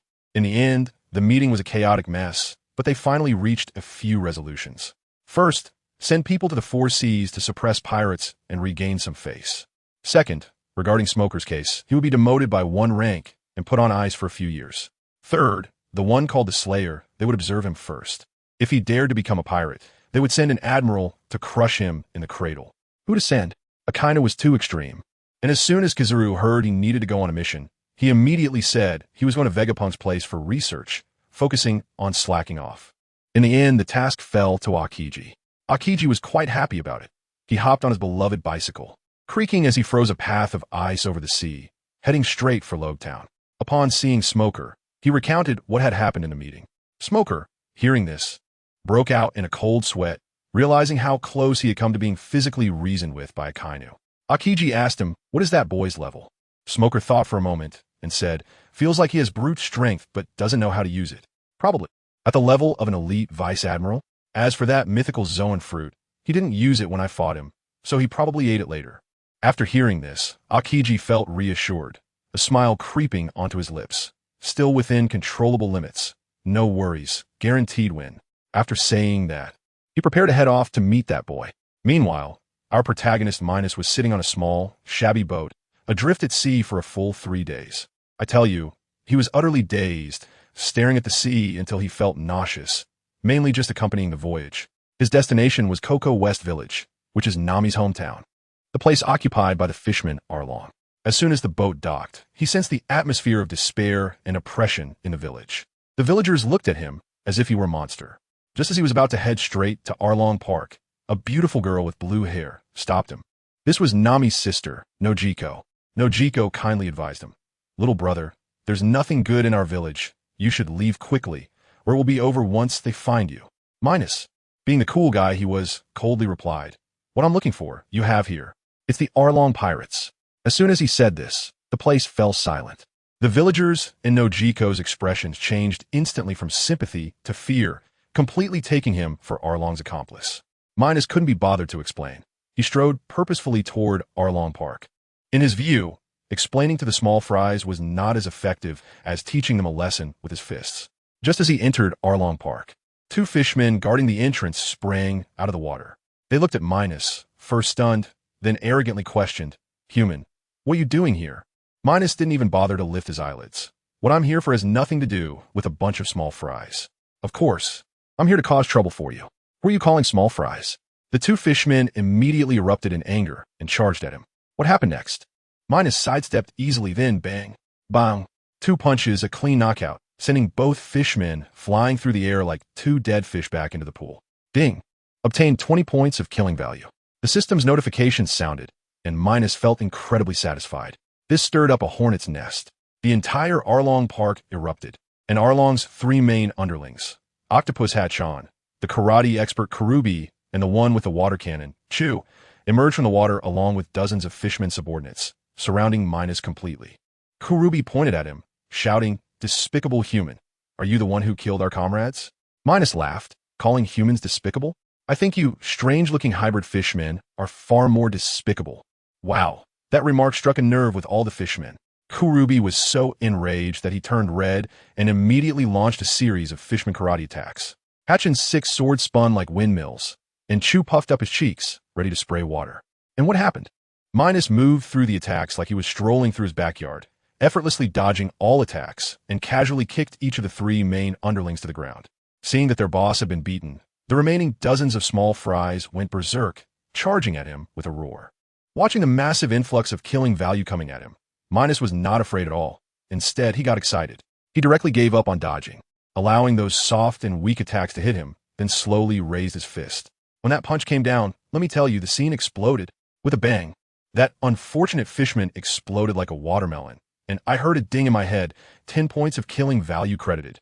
Goodness, this feeling was so exhilarating. Minos went completely berserk. 1 punch for each little guy, and it was clean and swift. Let me tell you, those fishmen are really thick-headed. Watching their brothers get beaten in abstract art, they still charged forward. And what happened? Their fists hit Minos like they were throwing cotton candy at a Gundam. Not only did they fail to break his defense, but they also ended up with numb hands. Who understands, family? They had no idea who they were provoking. Minos, after 2 enhancements, was as tough as Kaido wearing a suit of sea stone underwear. With this group of weaklings, they weren't even worthy of a scratch. In just a few minutes, the entire Evil Dragon Park fell silent, with bizarrely shaped fishmen corpses strewn across the ground, blood flowing like a river. But what was the most outrageous? It was Minos, standing amidst the mountain of corpses and blood sea. In his black suit and black cloak, not a single drop of blood on him. A product of the system. It must be a premium quality, equipped with a 1-button cleaning function, even saving on dry cleaning costs. It was simply amazing. By the time the 3 leaders, Xiao, Bakurubi, and the one called Jio, realized what was happening, the little brothers they brought were already wiped out. The 3 fishmen were dumbfounded, feeling both fear and hatred, exchanging glances. Fully aware they couldn't win, They needed to call for help quickly. Kruby and Gio immediately understood and pretended to charge in desperately to create an opportunity for Xiao Ba to jump into the pool to summon reinforcements, namely, their boss, the evil dragon alone. Who was Minos? He could see through this little trick, but he didn't care. In fact, he found it amusing. He just wanted to wait. Wait for Xiao Ba to summon the biggest experience pack, and then take them all out at once. Kruby's fishman karate hit him like a massage. Minos retaliated with a punch, directly knocking him to the ground, half dead. The one called Gio was even funnier, opening his catfish mouth and spitting out a large mouthful of water. I was at my wit's end. Who understands? Family? Physical attacks are not scary, but magic attacks that stink are terrifying. Minos also found it disgusting, quickly dodged, and his face darkened, deciding it was time to send them on their way. Meanwhile, underwater, Xiao Ba found Alone, who was dreaming sweetly. Upon seeing him, Alone thought the job was done, grinning broadly. Yo, Xiao Ba, all set? You guys can celebrate without me. Xiao Ba was overwhelmed with 1,000 frustrations. They were on the verge of annihilation, and he was talking about celebrating, unable to hold back. He shouted with a cry, Brother Alone, stop celebrating. Other than the three of us, all the brothers are dead. You need to go out quickly, or Kruby and Gio will be gone too. Alone's smile instantly froze, and he was dumbfounded. He was furious. Impossible. How could anyone defeat our noble fishmen in this weakest East Sea? Xiao Ba was nearly in tears. Forget about nobility. If you don't go now, there will really be no one left. Only then did Alone come back to reality, suppressing his anger, his eyes turning fierce. Let's go. I want to see who dares to touch my people. Just as they spoke, Alone and Xiao Ba had just emerged from the pool when they saw Minos leisurely walking up to Gio, raising his fist. Alone's eyes widened in fury as he shouted, Bastard, stop. Minos heard this and didn't even turn his head, feeling delighted. Oh, the main character finally showed up. I must give him a grand welcome. He smirked, and with a punch aimed at Gio's body, he struck down. With a loud bang, Gio instantly turned into an indescribable mass. Ding! Congratulations to the host for gaining 55 points of killing value. I tell you, to Minos. The system's prompt sound is simply heavenly music. Aaron over there is so furious that he rushes over like a cannonball and punches Minos in the back. As a result, with a thud, Aaron clutches his hand and yells, feeling as if he had struck a red-hot iron plate. When he endures the pain and looks closely at Minos again, the whole fish is terrified out of its wits. This 3-meter height, this black suit, this black justice cloak. ISNT, this just the youthful version of Kizaru who used to beat him like a dog back in the day. The childhood trauma surges up in an instant. Aaron's voice trembles. You are a Navy? But he immediately denied it. No, the Navy's cloak is white. Who exactly are you? Minos leisurely turned around and smiled. What's the matter? You little fish finally willing to show up? Does my outfit remind you of something terrifying? One sentence directly burned Aaron's CPU. Aaron's heart sank. How could he know about Kizaru? Who on earth is this person? Seeing his terrified expression, Minos continued to stab at his heart. Weren't you very arrogant back then? How come after being taught a lesson by Kizaru, you're still so clueless? Aaron was completely stunned. He was sure this person in front of him absolutely knew his dark history. He forced himself to calm down and asked, Who exactly are you? Did you come from a new world? Minos saw that he was almost on the verge of breaking down and couldn't be bothered to tease him anymore. He cleared his throat and said in an extremely pretentious tone, I'm just a traveler passing by, and I have a hobby, which is to slaughter all my enemies. You see, isn't this scene quite artistic? Aaron was dumbfounded by his calm indifference to human life, feeling that this person was not human at all, but a devil. Minos saw him stunned and found it boring, shaking his head. It's time to deal with you, little fish. As soon as he finished speaking, his figure flashed and appeared in front of the half-dead Kruby, stepping down with one foot. Crack! The sound of bones shattering was clearly audible. Ding! Congratulations, host. You have gained 90 points of kill value. Now, only Aaron and Little 8 were left on the field. They watched helplessly as Kruby was brutally killed. Sweating profusely from fear, Minos didn't stop at all. In the next moment, he appeared behind Little 8 and mockingly asked, I heard that killing you will attract Rayleigh's revenge. Is that true? Little 8 was so frightened that his legs went weak, and he immediately began to beg for mercy. But didn't he forget to threaten? You can't kill me. I know Mr. Rayleigh. If you kill me, he won't let you go. Minos laughed, even at this point. He was still trying to threaten? That's great. I was just thinking of meeting Rayleigh. Consider it a meeting gift for him. After saying that, he punched Little 8 in the back, and Little 8's body instantly caved in, dying on the spot. Ding! Congratulations, host. You have gained 80 points of kill value. Minos turned around and cast his gaze on the last living being on the field, the completely shocked Aaron. He mocked, "So scared that you've lost your courage? Still consider yourselves the noble fishmen? To me, you're just rats that dare not see the light in the sewers, hiding in the new world like a turtle, only daring to seek a sense of existence in this weakest East Blue. It's really both cheap and foolish." This remark finally sparked a bit of Aaron's blood. He roared, "That's because you humans have the upper hand. Do we fishmen only deserve to be enslaved?" Minos listened without a ripple of emotion, but was thinking, isn't there 100,000 rebels in Fishman Island? That would be a lot of kill value. With this thought, he was almost drooling. Seeing him in a daze, Aaron thought an opportunity had come, quietly backing away, wanting to jump into the pool to escape. He was dreaming. Minos had his peripheral vision locked on him. There was no way he would let him escape for 200 points of kill value. Just as Aaron was about to reach the edge of the pool, Minos appeared behind him like a ghost. "Where do you think you're going, little fish?" Aaron knew he couldn't escape. He gritted his teeth and turned around, fiercely stabbing at Minos with his serrated long nose. However, in the face of absolute strength, this struggle was meaningless. Minos grabbed his nose and squeezed hard. With a crack, it was crushed. Aaron rolled on the ground in pain, blood gushing, beginning his final struggle, playing the background card. "You can't kill me. I'm under the 7 warlords Jean Bay. If you kill me, Boss Jean Bay won't let you go." Minos was speechless. How could begging for mercy still come with threats? Seeing Minos silent, Aaron thought he was afraid and quickly added, "Boss Jean Bay is now protecting the Whitebeard pirates. If you touch me, you're making an enemy of Whitebeard." Minos had completely lost his patience. He walked up to Aaron, looking down at him, and coldly said, "Don't worry. You will definitely not see the day they take revenge on me. Oh, by the way, I have some good news for you. I plan to visit Fishman Island soon. Guess what will happen?" This sentence became the last straw that broke Aaron's back. He knew that Fishman Island was finished. In extreme fear and despair, Aaron went completely mad. Minos watched the crazed Aaron and found it boring, punching through his chest, ending his sinful life. "Ding! You have gained 200 points of kill value." Minos felt extremely comfortable inside. He quickly opened the system panel to check. The kill value had reached 2,685 points. Then a thought crossed his mind. Wanting to exploit a bug, he mischievously asked the system, "System brother, I found a loophole. Since killing little fish pirates gives 10 points. What if I kill an ordinary person with no attack power?" The system fell silent, probably crashed by this tricky question. Seeing that there was a chance, Minos immediately pressed on. "If you don't speak, I'll take it as you agreeing." As a result, the system stopped pretending to be dead. Ding. "Congratulations, host.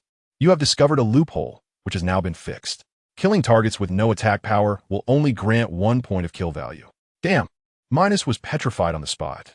This system was even more ridiculous than he was, directly reducing his power by 10 times.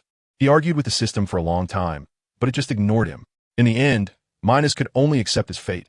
After all, 1 point is still something. He exited the system, brushed off the non-existent dust on his cloak, and turned to leave this hell on earth.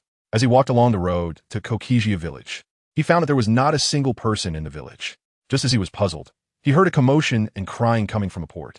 Minos thought to himself, could it be a new experience package arriving? With this doubt, he headed towards the port. What he didn't know was that a news bird in the sky was broadcasting the scene of his recent rampage live with a phone bug. When Minos arrived at the port, the scene was even more spectacular. A creepy naval colonel who looked like a rat, accompanied by a group of thuggish soldiers, was pointing guns at a group of unarmed villagers. This guy was Colonel Rat, who had come to collect the protection fee from Aaron, which had not been paid this month. As soon as he arrived and saw Minos standing by the naval warship at the port, he panicked, thinking that other Navy officers had come to investigate his collusion with pirates.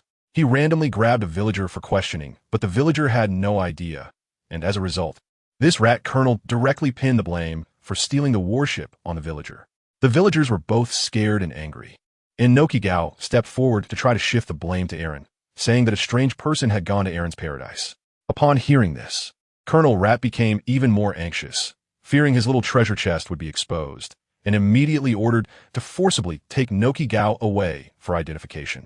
Just as tensions were rising, Minos arrived. When Colonel Rat saw Minos' outfit, he was initially startled, thinking a general had come, but then he noticed the cloak was black. His courage grew, and he thought he had encountered a cosplay enthusiast, immediately starting to mock. "Who are you? Dressed up like a naval general?" The villagers were shocked to see that cold-looking guy from earlier. He actually came out of Aaron's paradise, unharmed. Minos completely ignored him. His gaze was like he was looking at trash. Colonel Rat was enraged by that look and immediately ordered, "Fire!" Bang! The bullet hit Minos, making a crisp sound, and it didn't even break his clothes, just fell to the ground. The whole place fell silent. Everyone was dumbfounded.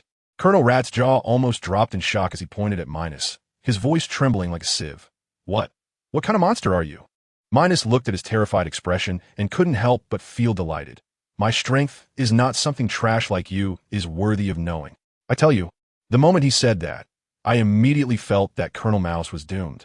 Sure enough, Minos's anger had been simmering since being disgusted by the Navy in Road Town, and now he was ready to take it out on this clueless guy.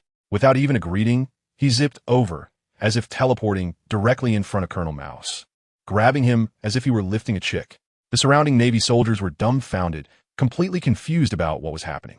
Colonel Mouse was still shouting, "You bastard! Let go of me! I'm a Navy colonel." Minos was so angry he almost laughed, thinking that the self-cultivation of a villain was truly something. Still talking tough, even at death's door. He shook his head, too lazy to waste words, raised his arm, and clenched his fist. The next second, I tell you, the scene was extraordinary. With a muffled bang, it sounded like someone had smashed a rotten watermelon with a hammer, red and white splattering everywhere. The villagers of Cocoa West and the Navy soldiers had their eyes nearly popping out, standing there frozen in fear like wooden stakes. I heard a ding in my head. System notification. Congratulations, host has gained 500 points of killing value. After the villagers reacted, they screamed and fled in all directions, crying for their mothers. Minos, however, remained calm, casually tossing aside the headless corpse in his hand, and turned to the already terrified Navy soldiers. Those soldiers' legs went weak, trembling as they pointed at him. You dare kill our colonel. The headquarters will never let you go." Minos completely ignored them, thinking this guy was really out of touch, focusing on a physical annihilation. He charged forward, knocking out one little kid after another. In the blink of an eye, all the people Colonel Mouse had brought were wiped out. The system notification sounded like it was on repeat, making him feel splendid. The entire port was instantly empty. Even Noki Gao and Aegean had long since vanished. Fearing they would be caught up in this killing machine, Minos stood in the midst of the chaos and suddenly said, "Sigh, I actually wanted to be a good person."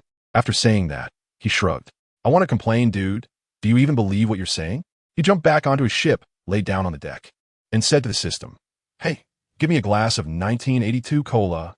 Good heavens, he spent 20 points of killing value, lying there comfortably drinking cola, as if he weren't the bloody butcher from earlier.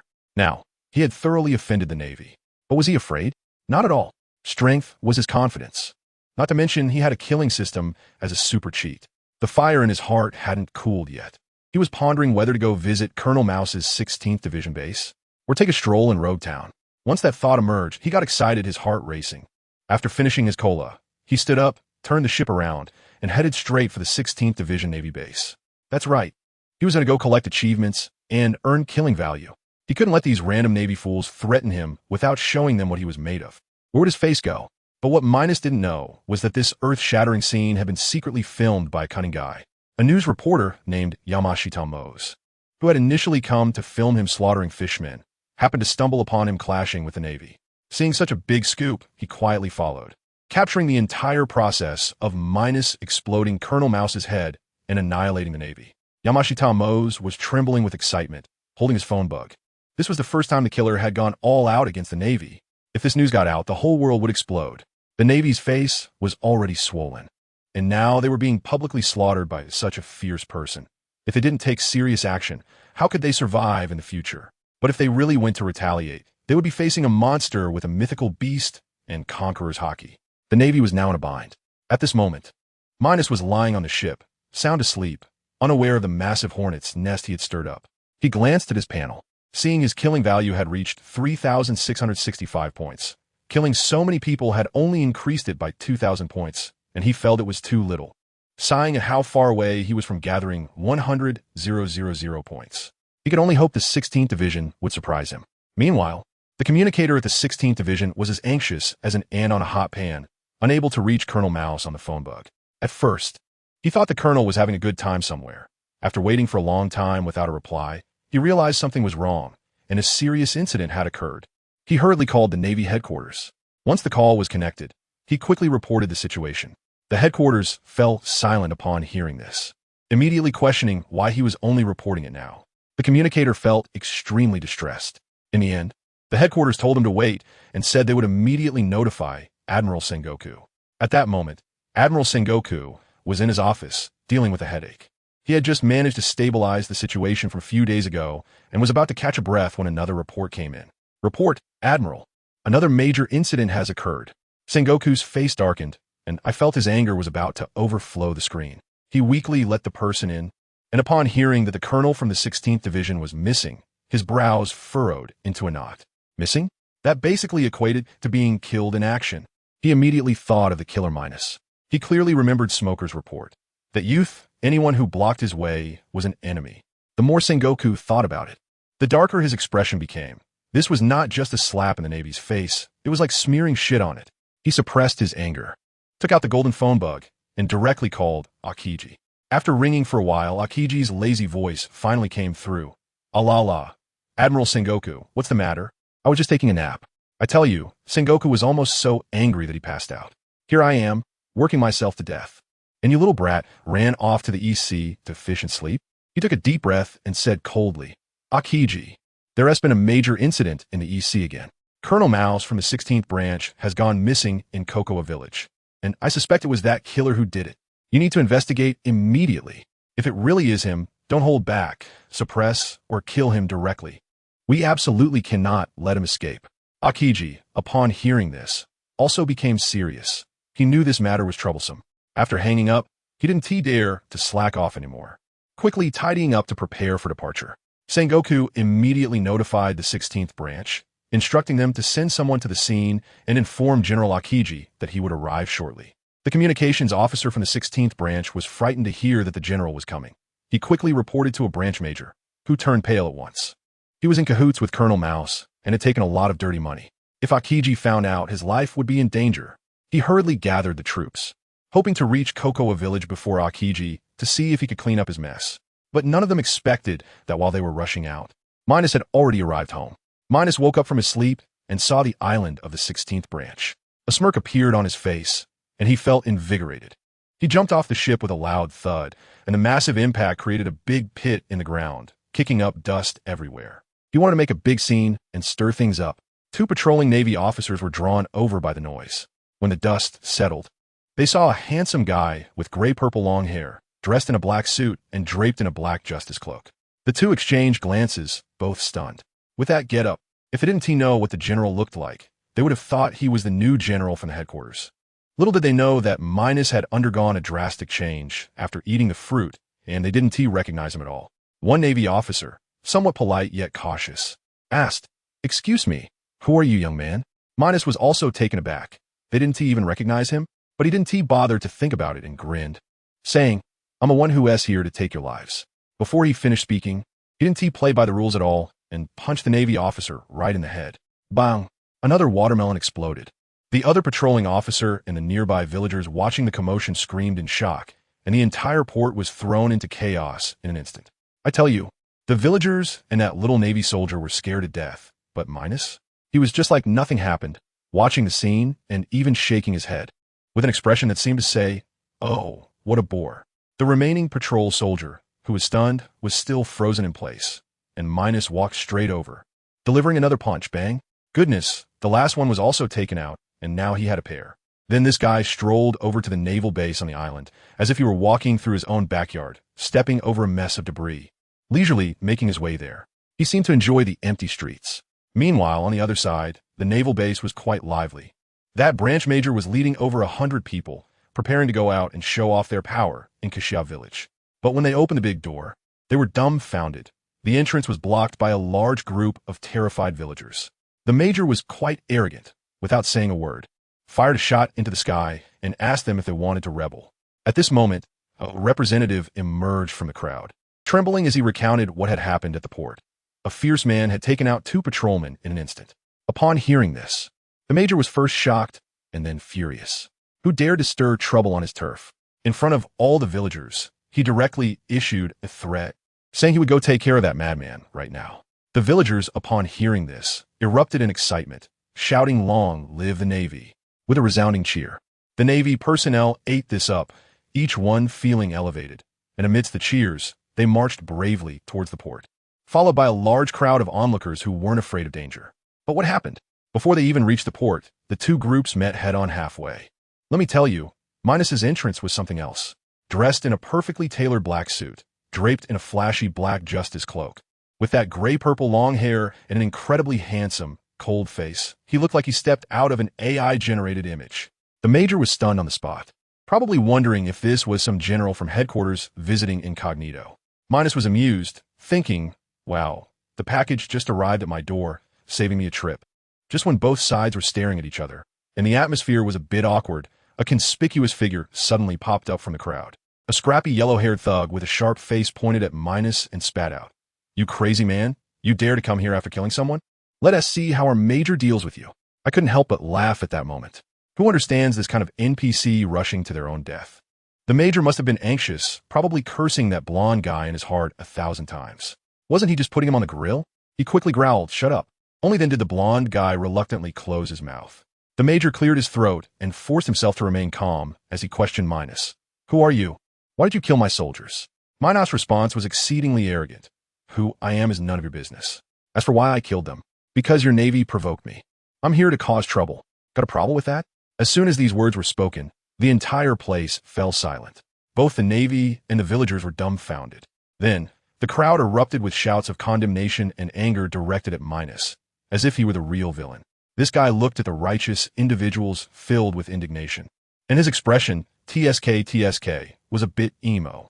His broken system even chose this moment to pop up and mentally communicate with him, like some electronic ibuprofen, comforting him not to let these small fries affect his mindset. After he finished chatting with the system, his eyes instantly changed. He glanced at the still smug Major and the shouting rabble around him and smiled bloodthirstily. "Small fries, are you ready?" As soon as he finished speaking, in the next second, I didn't even see how he moved, only countless white fish shadows came crashing down like a torrential rain. Bang, bang, bang. Another familiar sound of watermelons bursting echoed. Blood mist filled the sky, and in an instant, out of more than 100 people present, only 2 remained. Who were they? The leading Major and the most obnoxious blonde thug. Minos did this on purpose, letting them witness how their comrades disappeared in an instant, experiencing what true despair felt like. When their faces froze in fear, Minos slowly walked over, clapped his hands twice, and that was it. Clean and efficient. After taking care of these people, Minos seemed to feel unsatisfied. He suddenly shouted, "Let me tell you, that scene I will never forget in my life." His entire being was enveloped in an evil black light. His body began to twist and swell, and within seconds, he transformed into a massive black dragon that overshadowed the sky. With a flap of its wings, it flew directly to an altitude of 10,000 meters. And the huge black shadow instantly enveloped the entire island.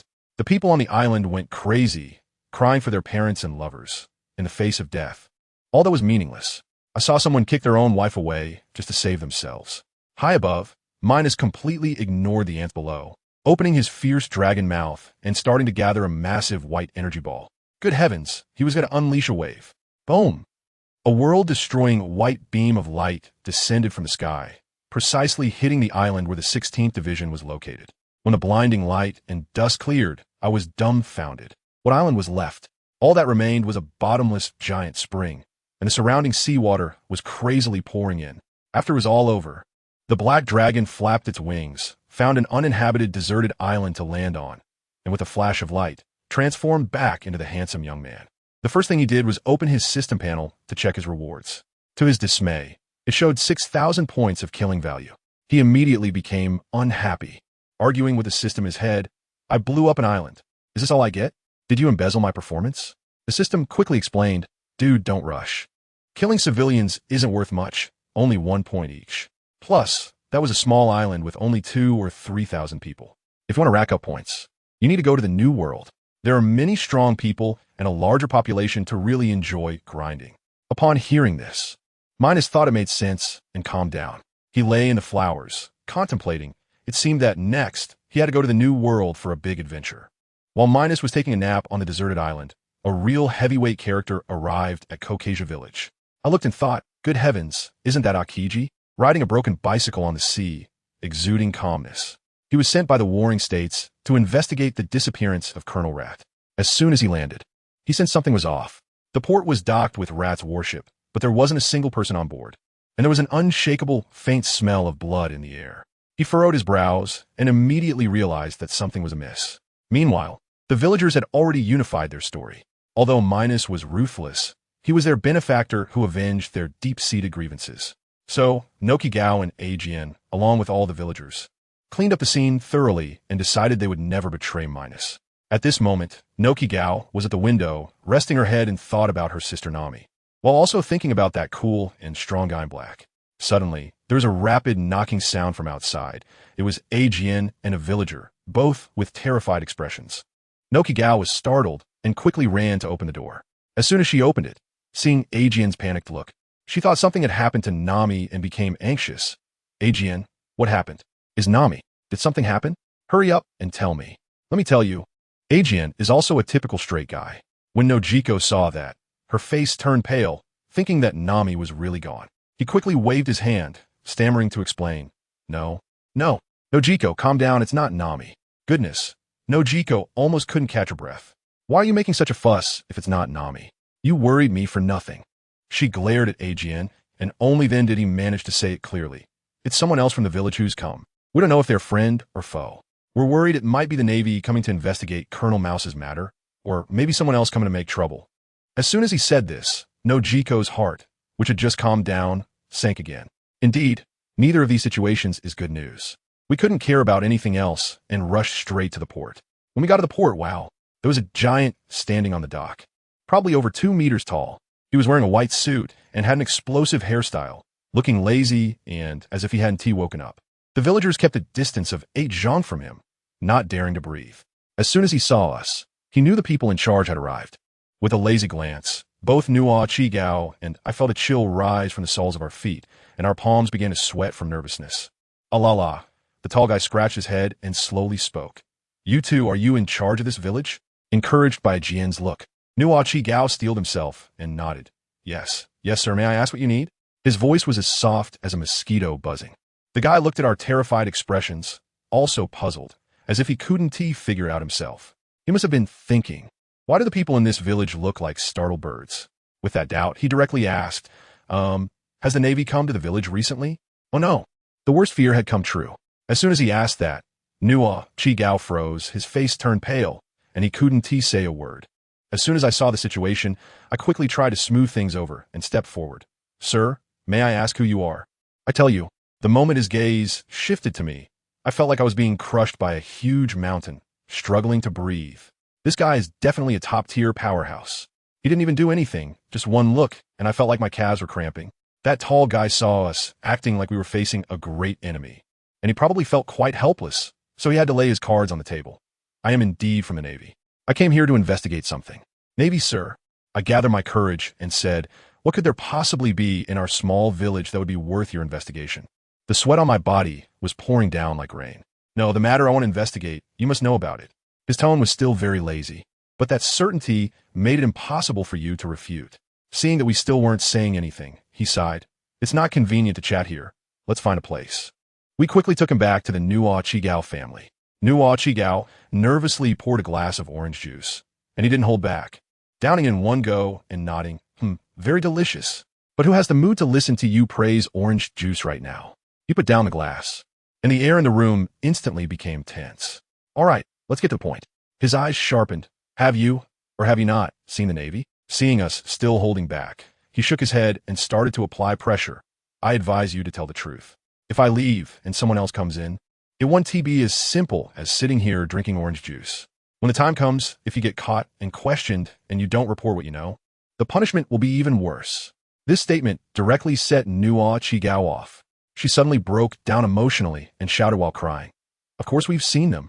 Aren't you Navy people just bullies who rely on your power? Is there anything you dare not do?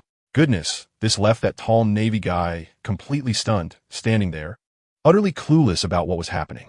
When I saw Nokigo like this, I felt heartbroken and decided to take the plunge. I directly told that naval commander. No, I didn't know he was a commander at the time. I just said to that naval chief, Nokigo, you go back to the room first.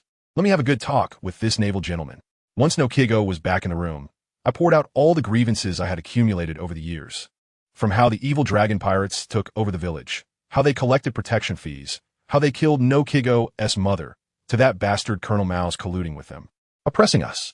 Finally, I talked about that mysterious black-clad hero who descended from the sky a few days ago, took out the evil dragon gang with one move, and conveniently cleaned up Mouse's group of scoundrels as well.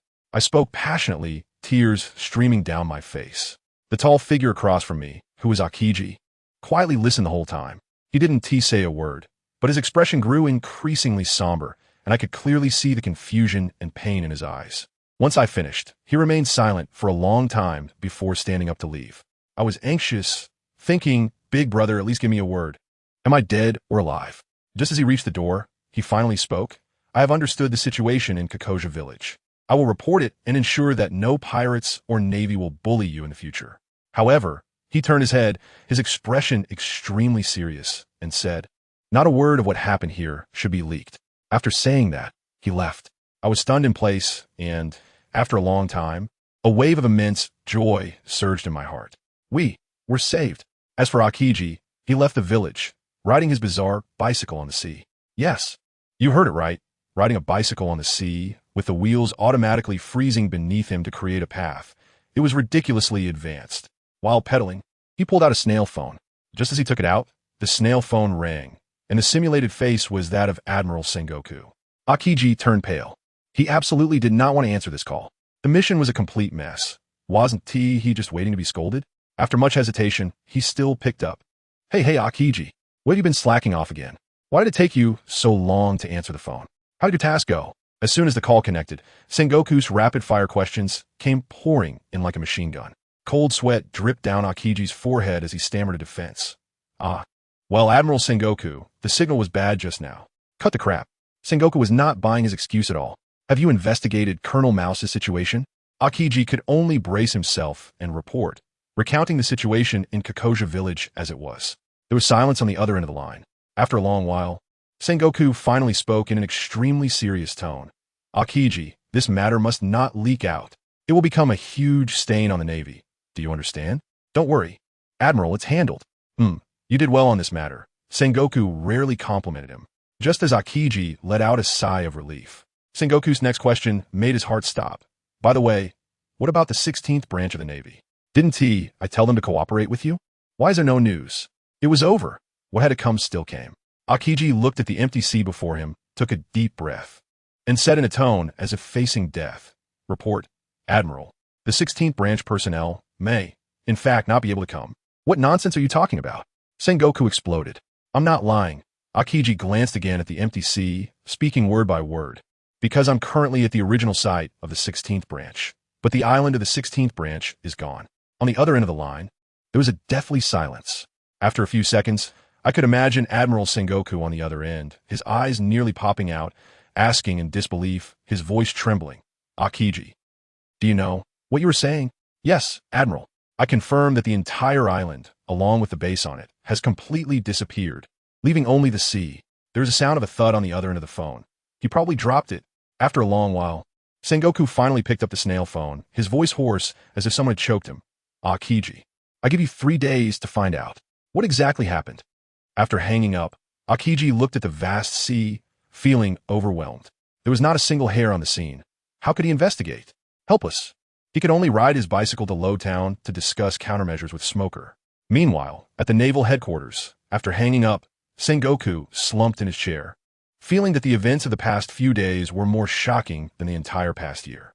Just as he was troubled, Vice Admiral Tsuru entered. Upon seeing Sengoku's exhausted appearance, she knew something big had happened. After Sengoku recounted the mess in the East Sea, Tsuru was stunned into silence for a long time. An entire naval branch island just vanished? But she was indeed the Navy's think tank. After calming down, a glint flashed behind her glasses as she connected all the dots. Sengoku, have you considered that the mysterious person who took down the evil dragon and mouse in Kakoja village might be the same person who made the 16th branch disappear? This statement directly illuminated Sengoku. Yes, the logic connected perfectly. But why would he do this? Sengoku still couldn't understand. Tsuru quietly reminded him. Sengoku, have you forgotten that young man who recently rose to fame, codenamed the Slayer? The mythical Zoan fruit, Conqueror's Haki. We have underestimated him too much before. Sengoku suddenly stood up. Everything clicked. If it was really the young man, Then his strength had far exceeded their expectations. Early the next morning, before dawn, Akiji set off from Lowtown with Smoker, a half-asleep Tashiji, and a ship full of Navy personnel. On the warship, Smoker, with a cigar in his mouth. Finally couldn't he help but ask, "Admiral Akiji, what earth-shattering event has happened?" All the Navy personnel on board perked up their ears. Akiji faced the sea breeze, looking into the distance, his expression more serious than ever. And then he slowly dropped a sentence that silenced everyone on the ship. The 16th branch of the EC, along with the entire island, has disappeared. Let me tell you, at that time, Akiji's face was as dark as the bottom of a pot. Smoker was beside him. His cigar almost lit up with smoke, and after holding back for a long time, he finally asked, "Admiral Akiji, what should we do? What should we do?" Akiji glared. "What do you mean, what should we do? We must go to the scene and take a look. In the sea area under my command, a naval base connected to an island has vanished. If this gets back to headquarters, what about my year-end bonus as an admiral? Sengoku will have my head." Thus, a large group of people boarded the warship and set off. When they arrived, everyone was dumbfounded. Let me tell you, the scene was completely empty. There was nothing, not even a shadow of an island. Smoker was stunned, mumbling, "No way. It really just disappeared?" Akiji sighed, feeling the bitterness in his heart. Well, now he had a huge blemish on his career that he couldn't escape. He waved his hand, "Stop dawdling, get down there and search. Search inch by inch."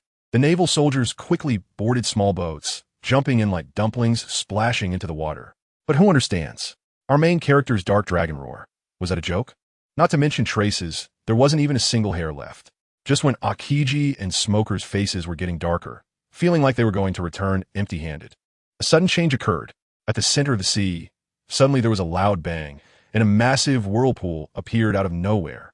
The suction was incredible. A small boat along with the Navy on it didn't even have time to shout for help, and with a bang, it was sucked in. Before the others could react, an even more explosive scene unfolded. From the center of the whirlpool, a tornado shot up into the sky, connecting directly to the dark clouds above. Good grief, the legendary water spout. And this thing was getting bigger and bigger, turning the clear sky into a dark night. The searching naval soldiers were instantly terrified, their legs turning to jelly, standing on the small boats with vacant expressions, probably already thinking about where they would be reborn in the next life. Smoker on the warship was staring in disbelief, nearly popping his eyes out, struggling to speak.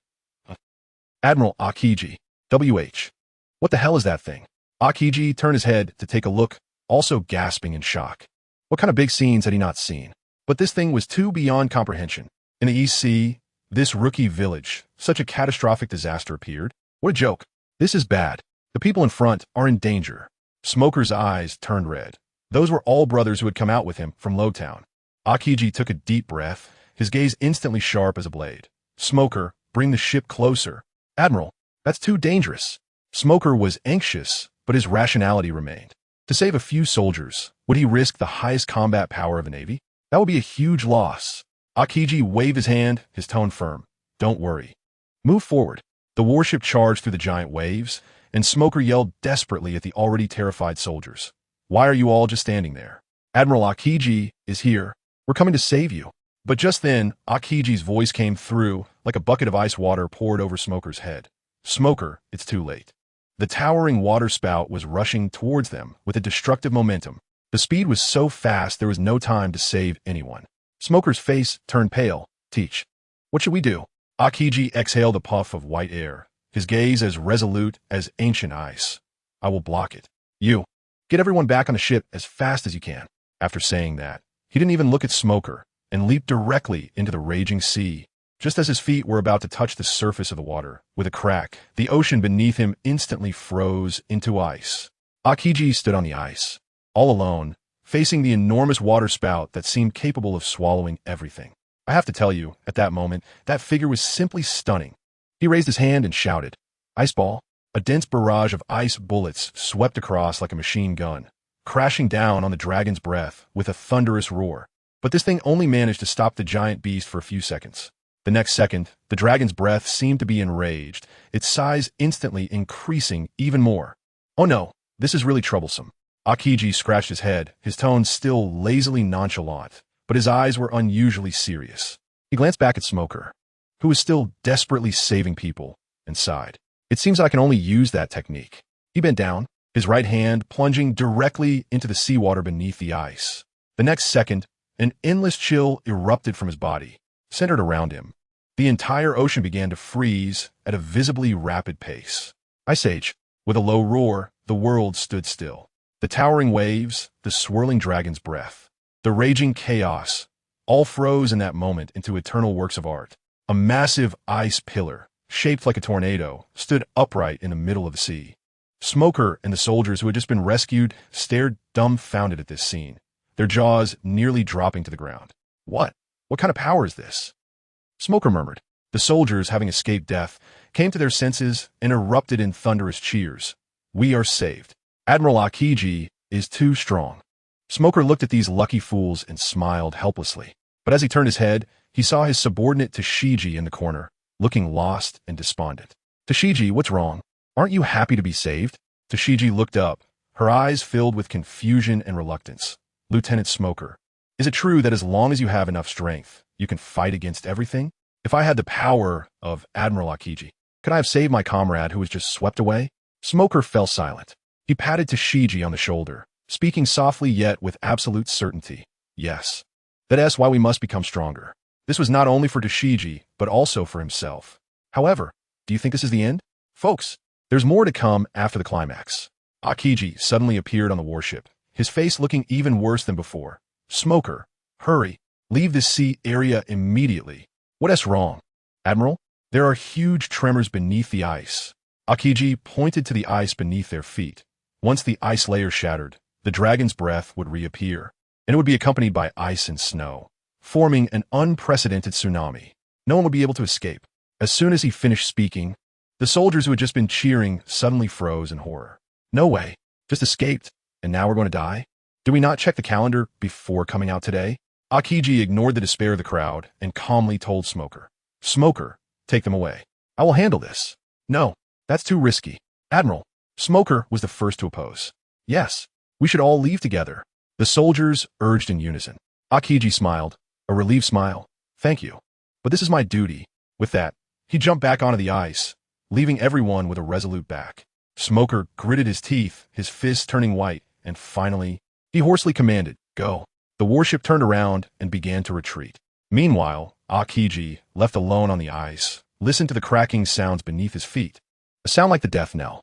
Soon, large areas of ice shattered, with only the massive ice pillar still holding firm. But the broken ice was swallowed by the whirlpool below, and the sea began to surge violently, with towering waves rising. The tsunami was forming. Finally, with a tremendous roar, the frozen dragon's breath ice pillar completely exploded. An even larger storm of snow and ice, accompanied by countless ice and snow, rampaged through the heavens and the earth. The tsunami and the blizzard, two world-destroying forces merged into one, surged toward Akiji. Akiji glanced back at the warship that had already moved far away, confirming their safety, and slowly exhaled. It seems that I can only use that still immature technique now. He brought his hands together in front of his chest, and a coldness that was 100 times more terrifying than the ice age erupted explosively from his body. I'm telling you, this is no longer just a simple drop in temperature. This is rewriting the laws of physics. Devil fruit ability, awakening. In an instant, the entire world has become his domain. The raging tsunami and the ferocious waterspout were completely frozen without any resistance the moment they touched his territory. And it was that kind of absolute zero, where even molecular movement stopped from the inside out. Ice domain. Akiji let out a low shout, and in this domain that belonged to him, he was a god. Countless ice orbs, ice spears, and icebergs appeared out of thin air, wildly bombarding the frozen tsunami and waterspout. Bang, bang, bang, under the continuous attacks. Those two enormous ice sculptures shattered inch by inch from the inside out, eventually turning into a sky full of ice shards, dissipating into nothingness. Having resolved everything, Akiji smiled with satisfaction. At the same time, his body softened, and he fell straight back. He was too exhausted. This move had nearly drained all his strength. Just as he was about to close his eyes, a figure rushed over and caught him. It was Smoker. He hadn't gone far.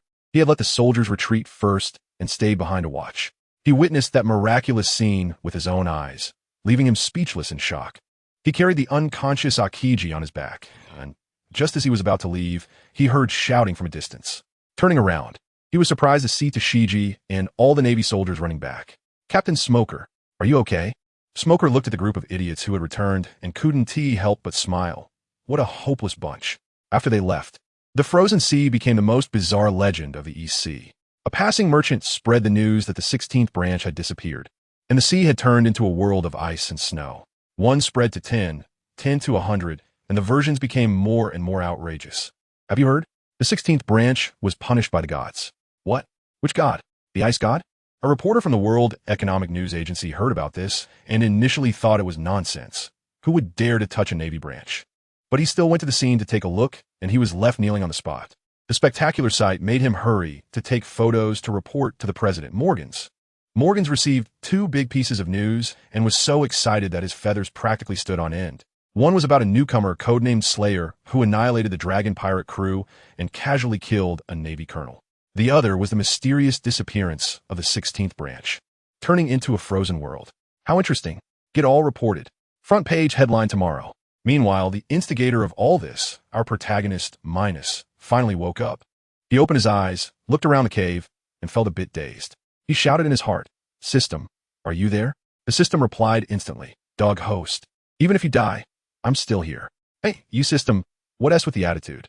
This system sees you sleeping too comfortably and is very unhappy. Minos didn't care at all and confidently said, "What is wrong with taking a break after such intense fighting yesterday?" The system was too lazy to argue with him and fell silent.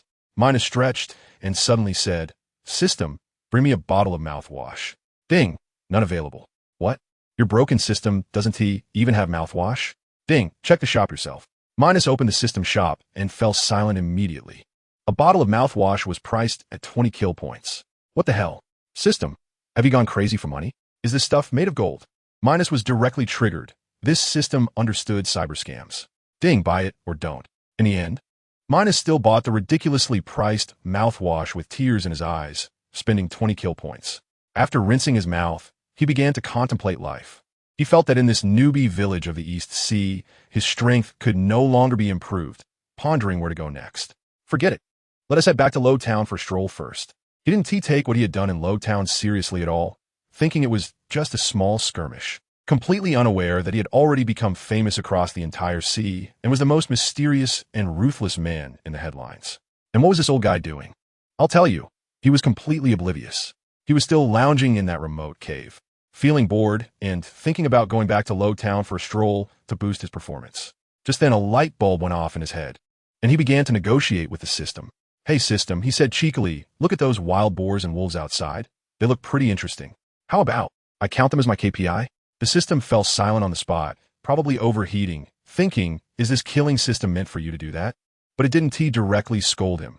Instead, it started a workplace PUA, gently persuading him. "Host, look at the life you're living now. Living in a cave, eating wild fruits.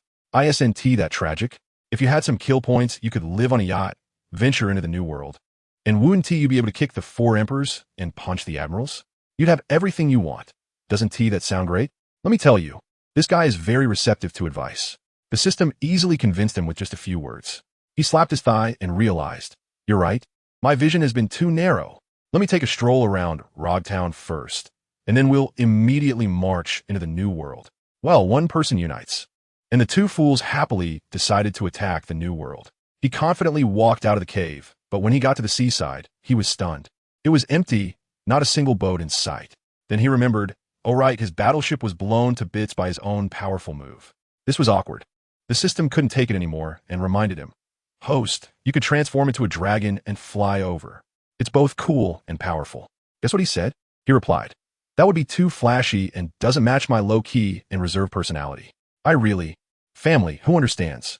A person who can wipe out an entire naval base on an island with one move is here chatting about being low-key?" The system is too lazy to complain and directly asks him, "So what do you plan to do? You can't even swim over." As a result, this guy's next move completely stunned the system. He confidently said, "Of course, I rely on you. Open them all. I want to rent a yacht." "Rent?" "Yes, you heard that right, rent. Can't afford to buy, but I can't afford to rent." This thought process is simply the essence of the sharing economy. The system was silent for a long time, probably because the backend code was messed up by him, and in the end, it actually approved his request. Ding, deducting 1,000 points of kill value. As soon as the words fell, with a bang, a giant luxury yacht appeared out of nowhere on the sea, dazzlingly white. He jumped on it in one leap, and before he could steady himself, a sweet female voice rang out. "Welcome home, Master. I am your intelligent housekeeper, Xiao AI. Wow, it's like going back to the Blue Star. This yacht is fully equipped with radar systems, defense shields, and fully automated living systems. Everything you could ask for. Let me tell you, this is not just a boat. It's simply a mobile fortress on the sea." He rubbed his hands excitedly. "Xiao AI, locate Rogtown. Let us set off." To arrive during the day, the yacht deliberately slowed down, and the next morning, Minos arrived at Rogtown refreshed by Xiao AI's gentle wake-up service. He leaped off the yacht directly onto the port, still using that familiar flashy entrance style. This time, he didn't rush to cause trouble. Instead, he wandered around the town, drinking and eating, eventually strolling to the landmark, the execution platform of Roger. He was standing underneath, filled with emotions, when suddenly, a newspaper floated down in front of him, as if it had eyes. Curiously, he picked it up, originally wanting to see what the latest gossip on the sea was. But as he focused on it, he froze. The front page headline featured a man whose hairstyle had changed, but that face he would recognize even in ashes. Wow. It turns out I'm the biggest scoop. The newspaper revealed everything he had done, from annihilating the evil dragon pirate group in Caucasia Village to instantly killing Colonel Mouse at the port, described in vivid detail. What bothered him the most was that the newspaper even gave him a terrible nickname, calling him the Slaughterer, with a ridiculous headline stating he would be enemies with both the Navy and the world. He laughed in anger. Isn't this nonsense? Well, although he did think that way, it's really embarrassing to write it out like this. He continued reading, and the newspaper mentioned that the sea area of the 16th branch had now turned into an ice world. He was confused, thinking, didn't I blow it up? How did it freeze again? He had no idea that Admiral Akiji almost put himself in jeopardy to cover for him. But this guy is truly carefree. He didn't want to think about it, since he was leaving anyway. Let the news spread, fine. He threw the newspaper up in the air, and his eyes instantly became sharp as he walked straight toward Roger's execution platform. Let me tell you, that scene was simply explosive. As soon as the passers-by saw him and compared him to the newspaper in their hands, they were instantly scared out of their wits. Holy crap. It's that Slaughterer.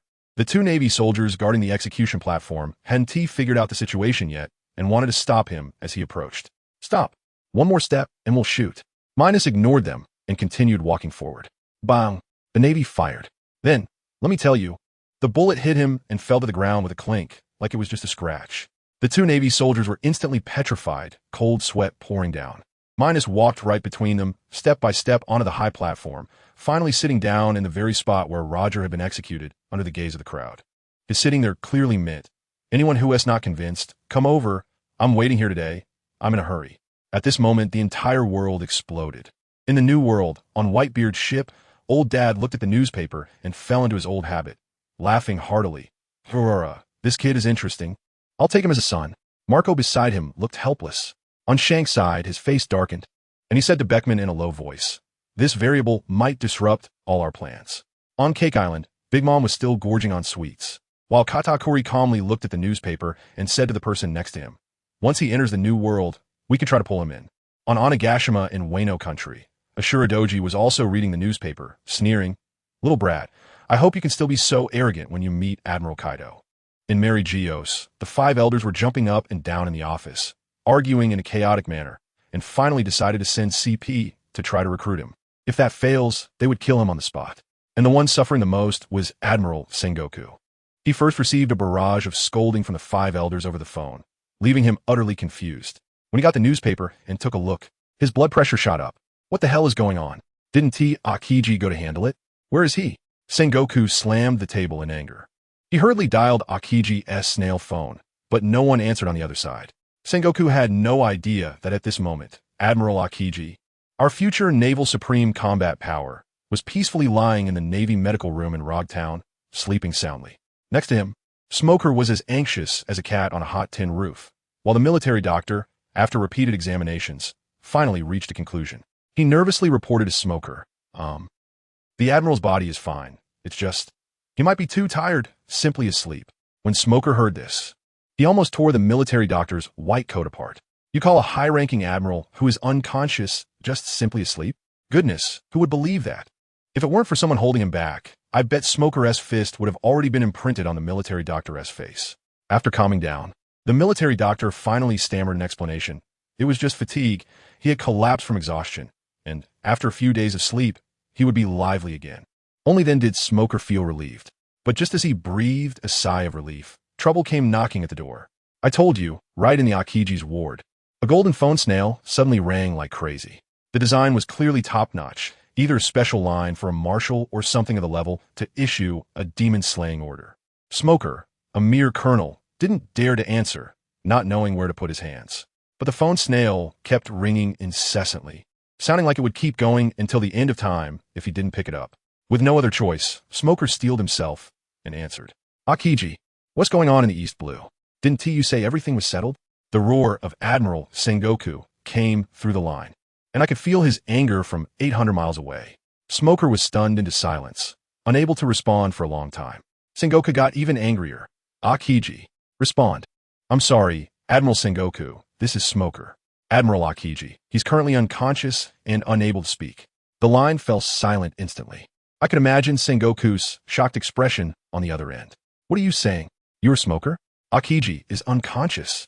Sengoku's voice had changed pitch. Yes, Admiral. The Admiral just exhausted himself and collapsed. There's no danger to his life. Smoker hurriedly reported everything, from how he found Akiji to the icebound sea of death and the military doctor's diagnosis. After listening, Sengoku was silent for a moment and then exploded in anger. It's all that damn Slaughterer fault. Smoker was stunned at that moment. How did this have anything to do with that lunatic? He quickly asked. Sengoku then pieced together what had happened. That guy called Slaughterer first killed Colonel Mouse, then smashed the 16th Division along with its base, which triggered the subsequent catastrophic tsunami and waterspout. Akiji had exhausted himself trying to handle the natural disaster, which is why he collapsed. Who understands, Smoker thought. The real culprit behind all this was the man who had pressed him to the ground and left a huge psychological scar on him. And his anger flared up. He was trembling with rage, gritting his teeth and saying, Admiral, we must capture him. Calm down first. Sengoku was worried that Smoker, this hard-headed kid, would go looking for trouble directly and said to wait for Akiji to wake up before taking action. You keep an eye on him. He has made a significant contribution this time. I'll commend him when he returns. After giving his orders, Sengoku hung up the phone, probably to convene an emergency high-level meeting. Smoker stood there alone, his fists cracking with tension, his mind filled with thoughts of that bastard called Slaughterer. Just then, a Navy soldier came rushing in.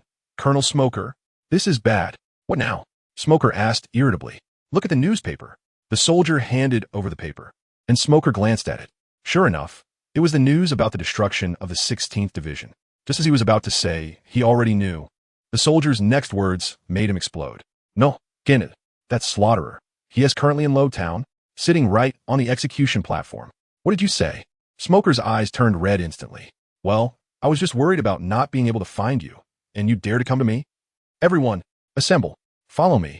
With a shout, Smoker led all the Navy personnel who could move in Lowtown, charging fiercely towards the execution square in the town center. Today, it's either you die or I die. At that moment, our protagonist Minos was sitting bored on the execution platform where Pirate King Roger was executed, thinking that the Navy was really slow. Just then, he looked down and saw a dark mass approaching, led by none other than the white-haired guy with a cigar, Smoker. Seeing this scene, Minos was utterly disappointed. Just Smoker leading a bunch of scrubs. What could they possibly do? I could wipe them all out with one hand. Slaughterer, you irredeemable scum. How dare you come a Lowtown? Smoker shouted from below. Minos looked down with disdain. I say, does your Navy have any skills other than shouting? And stop calling me Slaughterer. That name is just too ugly. You killed Navy personnel, destroyed a division. You deserve to die 1,000 deaths. Smoker continued to rant. Minos was so annoyed he shouted back impatiently. Shut up. My name is Minos. If you want to fight, then fight. Stop wasting breath. That shout stunned Smoker. Minos looked at his expression and continued to mock. What? Are you the only one who can fight in Lowtown? Honestly, Smoker, in my eyes, you're just a waste of space. Those behind you aren't even worth calling scrubs. Those words were quite damaging and extremely insulting. The Navy below instantly erupted in anger, and Smoker's face turned as dark as the bottom of a pot. Minos looked at their furious but motionless faces and laughed. Looks like you're all ready? As soon as he finished speaking, he suddenly jumped down from the platform and directly plunged into the crowd of Navy personnel. I tell you, that scene was simply like a Gundam charging into a kindergarten. One punch for one kick for a group. It was not a battle at all. It was a one-sided massacre. The sound of watermelons bursting filled the air, and the smell of blood instantly permeated the entire square. Smoker hadn't even reacted yet, and dozens of his subordinates were already down. Minos, if you have the guts, come at me. Bullying the weak is nothing. Smoker's eyes turned red as he roared and charged forward. But Minos completely ignored him. In his eyes, Smoker was just an experienced bag to be slowly nurtured. Killing him now would be a loss. Right in front of Smoker, he continued to chop down his enemies like cutting vegetables, leaving a sea of corpses in his wake. This operation highlighted the absurdity, and Smoker fell into complete despair.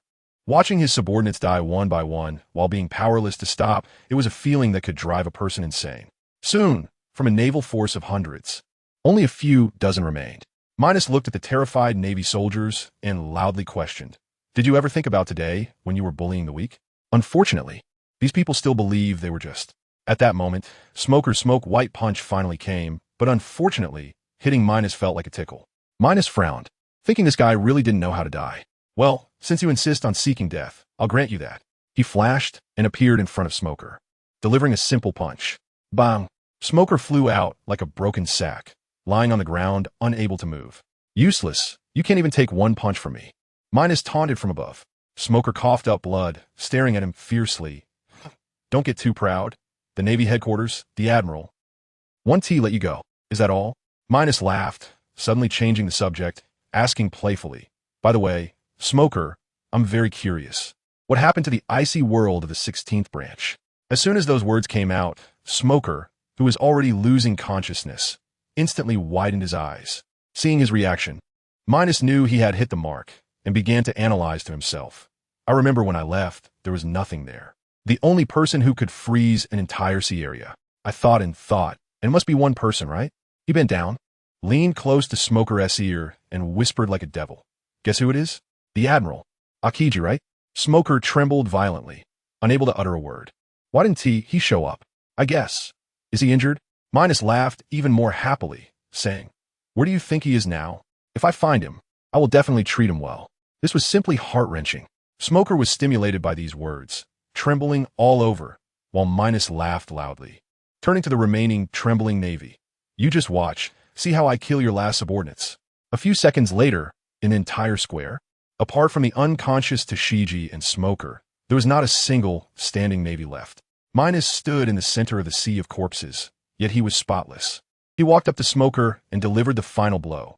"Your soldiers are all gone. What do you think now?"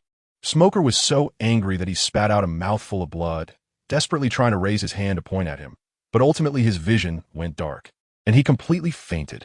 Minos watched this scene, feeling extremely pleased. He looked up at the nearby Navy base, where his true target lay today. He was going to leave, but before leaving the East Blue, he had to leave the Navy with an unforgettable gift. Minos swaggered into the Navy base, where only some elderly soldiers remained. He gave them a chance to live, but those old soldiers chose to hold their ground. Just as Minos was about to take action, a bone-chilling cold suddenly surged. "Stop!" An angry and weak voice rang out.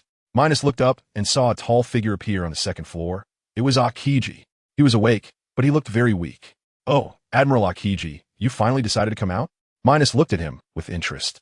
Aokiji didn't recognize this version of Minos and directly questioned, "Who are you?" "My name is Minos." Minos grinned.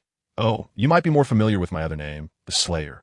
By the way, I destroyed the 16th branch, and those Navy soldiers outside, including Smoker, were all killed by me. Now, do you remember my name?" "What?" Aokiji was struck by lightning. He didn't expect that only a short period of unconsciousness had led to such upheaval outside. A surge of rage ignited within him. "You're seeking death." In an instant, cold air surged, and a huge ice ball whistled toward Minos. Minos did not dodge, but allowed the ice ball to freeze him into an ice sculpture. The next second, his whole body erupted with power, and with a crack, the ice shattered into pieces. As expected of a Navy admiral.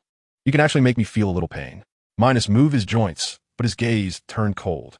Suddenly, he vanished, appearing beside Aokiji in an instant, delivering a heavy punch covered in dark-armed haki straight into Aokiji's stomach. Even though Aokiji instantly elementalized, he still spat out a mouthful of blood and was knocked back, crashing through a wall. Elementalization is nothing. Did you really think I wouldn't use arm hockey? Minos laughed heartily. Akiji stood up from the rubble, wiped the blood from the corner of his mouth, his expression extremely grave. He knew he had severely underestimated the man before him. Oh my, I really underestimated you. Akiji forced himself to stand upright, waving his hands. Countless ice spears and icebergs rained down on Minos. Minos' fists were wrapped in white, flowing cherry blossom hockey. And with one move of armed hockey, flowing water shattering rock fist, countless fist shadows surged forward like a storm. Boom, boom, boom. The intense explosion echoed throughout the base. Akiji's attacks were completely neutralized, and even a few fist shadows broke through his defenses, landing solidly on him, worsening his already weak condition. Minos looked at the panting Akiji and suddenly stopped his attacks, slowly speaking. Akiji, you're very lucky to have the opportunity to witness this move of mine. Since I gained this power, I haven't encountered an opponent worthy of using it against. You barely qualify. Now you can enjoy it. Upon hearing this, Akiji's heart raced. He could sense that Minos was not bluffing. Indeed, Minos had finally decided to use his true power, the Dragon King's destruction magic. But let me tell you, just as this magic was about to be unleashed, something strange happened. The originally clear sky over Rogue Town suddenly turned dark, as if ink was poured out, suffocatingly heavy. Akiji and I were both stunned, looking up to see, good heavens, a green dragon, tearing through the clouds and descending, its scales, horns, and whiskers creating an overwhelming sense of pressure. I was still in a daze, wondering if there really were dragons in the world of One Piece. The nearby Akiji turned pale, trembling as he blurted out two words, Kaido. Oh, so it's the Beast Kaido, then it's no big deal. It suddenly occurred to me that there is indeed such a character among the four emperors. But the problem is, what I say big boss from the New World doing in our East Blue, a novice village? Guess what happened next? That green dragon circled in the sky and transformed into a nearly 10-meter tall muscle man, wielding a kanabo, and walked towards me step by step. His booming voice sounded like thunder. Huh, you little brat, you really made it hard for me to find you. How did you find me? Let me tell you, the process was absurd. This guy came to the East Blue, caught a hapless newsbird, snatched a newspaper, saw my bounty notice, and thought, what a coincidence, and just showed up at my door. Akiji was almost in tears, thinking it was all over. One Minos was almost enough to beat him to a pulp. And now Kaido had come. He feared he would meet his end here today. But Kaido didn't even glance at Akiji. His bull-like eyes were fixed on me. And he grinned. Kid, I think you're pretty good. How about joining my beast pirates? Huh? I was completely stunned. Who understands, family? A four-emperor is offering me a position right in front of me. This overwhelming fortune just dropped in my lap. Akiji's eyes were about to pop out. His expression seemed to say, you better agree. If you agree, I might survive. But who am I, Minos? I have a system. Do I need to cling to someone's thigh? I'm destined to be a god slayer. Why would I want to be your little brother? What a joke. I replied emotionlessly with two words. I refuse. Instantly, the air fell silent. Green Bull's jaw almost dislocated, and Kaido's smile froze on his face. He probably had never heard such a straightforward rejection in his life. Kid, Kaido's voice turned cold. Do you know what you're saying? Of course, I glanced at him, but I still refused. Good. Very good. Kaido laughed in anger. Then let's see if you have the qualification to refuse. As soon as he finished speaking, boom, a burst of red-black lightning exploded from his body. Conqueror's Haki. The pressure was enough to crush bones.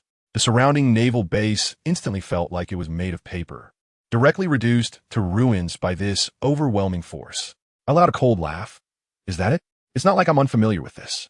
In the next moment, I widened my eyes, and a more violent and sinister dark purple Conqueror's Haki surged into the sky. The two top-tier Conqueror's Haki clashed violently in the air, and the crackling lightning illuminated the entire Rogue Town. Those ordinary Navy soldiers and townsfolk, upon contact, would die. Just brushing against it would lead to their demise. And many were knocked unconscious on the spot. Poor my brother Akiji, already heavily injured, was caught right in the middle of our Conqueror's Haki. And it was quite a feeling. He didn't even let out a groan, rolled his eyes back, and spat out a mouthful of old blood before fainting again.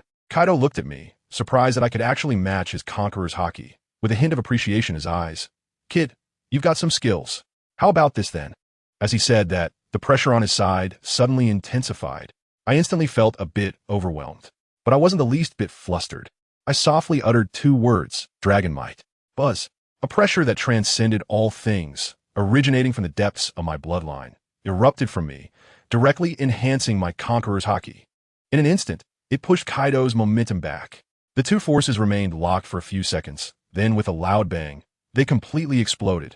I locked eyes with Kaido, and neither of us spoke. After a while, I finally broke the silence. Kaido, you traveled such a long way, you can't really be here just to find me, right? Kaido burst into laughter. Don't flatter yourself. I'm just passing by. All right then, I rolled my wrist a bit and said, let's skip the chit-chat and get to fighting. Just what I wanted.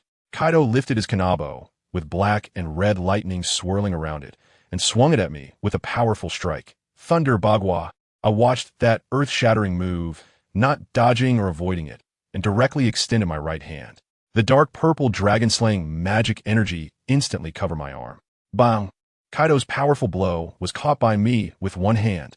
The immense impact created a large crater beneath my feet, but that was all. As the smoke cleared, Kaido looked at me and scathed, and his eyes lit up. Interesting. You little brat. What kind of monster are you? If you beat me, I'll tell you. My whole body was wrapped in dark purple energy, my aura even more terrifying than before. Haha, that's more like it. Kaido put aside his playful thoughts, and we collided like two cannonballs in an instant. No fancy moves, just fists hitting flesh, bones cracking, the entire low town trembling under our clash. After fighting for a while, both of us were bruised, but no one cared. It was exhilarating. Kid, what's your name? Kaido asked, panting heavily, his gaze serious. Remember it. My name is Minos. I shouted loudly. Good. Minos. Kaido nodded. The newspaper said you're also a dragon. Let me see what you've got. I looked at him with an expectant expression and suddenly laughed. Sure. But before that, let me tell you a story. This power of mine was born in ancient times, specifically for slaying dragons. Kaido was taken aback, and his fighting spirit intensified. Enough talk. I howled to the sky. My dragon-slaying magic energy began to boil. And let me show you what a true Dragon King is. Dragon King ritual. Accompanied by my roar, my body began to undergo a dramatic transformation. Black light erupted, bones cracked. My hands turned into fierce dragon claws. My legs became strong and powerful, and with a ripping sound from my back, a pair of enormous black dragon wings unfurled. Finally, my head completely transformed into a fearsome black dragon head, with a pair of blood-red dragon eyes locking on Kaido. I am the Dragon King, an absolute existence. After my transformation, my voice carried endless majesty. Kaido looked at me in this form, and instead of being afraid, he trembled with excitement. Ha! Good, good, Minos. I acknowledge you from the bottom of my heart. Saying that, he also howled to the sky, his body rapidly transforming, and in an instant, he became a giant azure dragon. The two colossal beings confronted each other above the ruins of Road Town. The scene was like a battle of deities. Come on, Minos. Kaido opened his dragon mouth, unleashing a devastating wave of heat. Oomph. I also opened my dragon mouth, and a pure white energy beam shot out. The roar of the black dragon. The two energies fiercely collided in the air, ultimately exploding with a thunderous sound. The terrifying energy shockwaves rained down on Road Town, instantly leveling the place to the ground.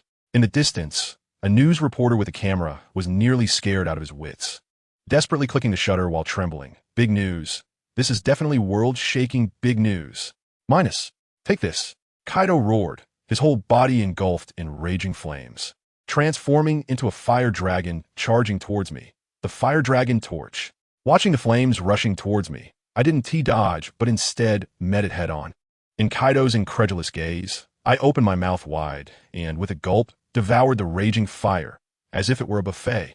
Kaido was stunned at that moment. His expression seemed to ask, can flames be eaten? Goodness, let me tell you, after that bite, Kaido's CPU was directly fried.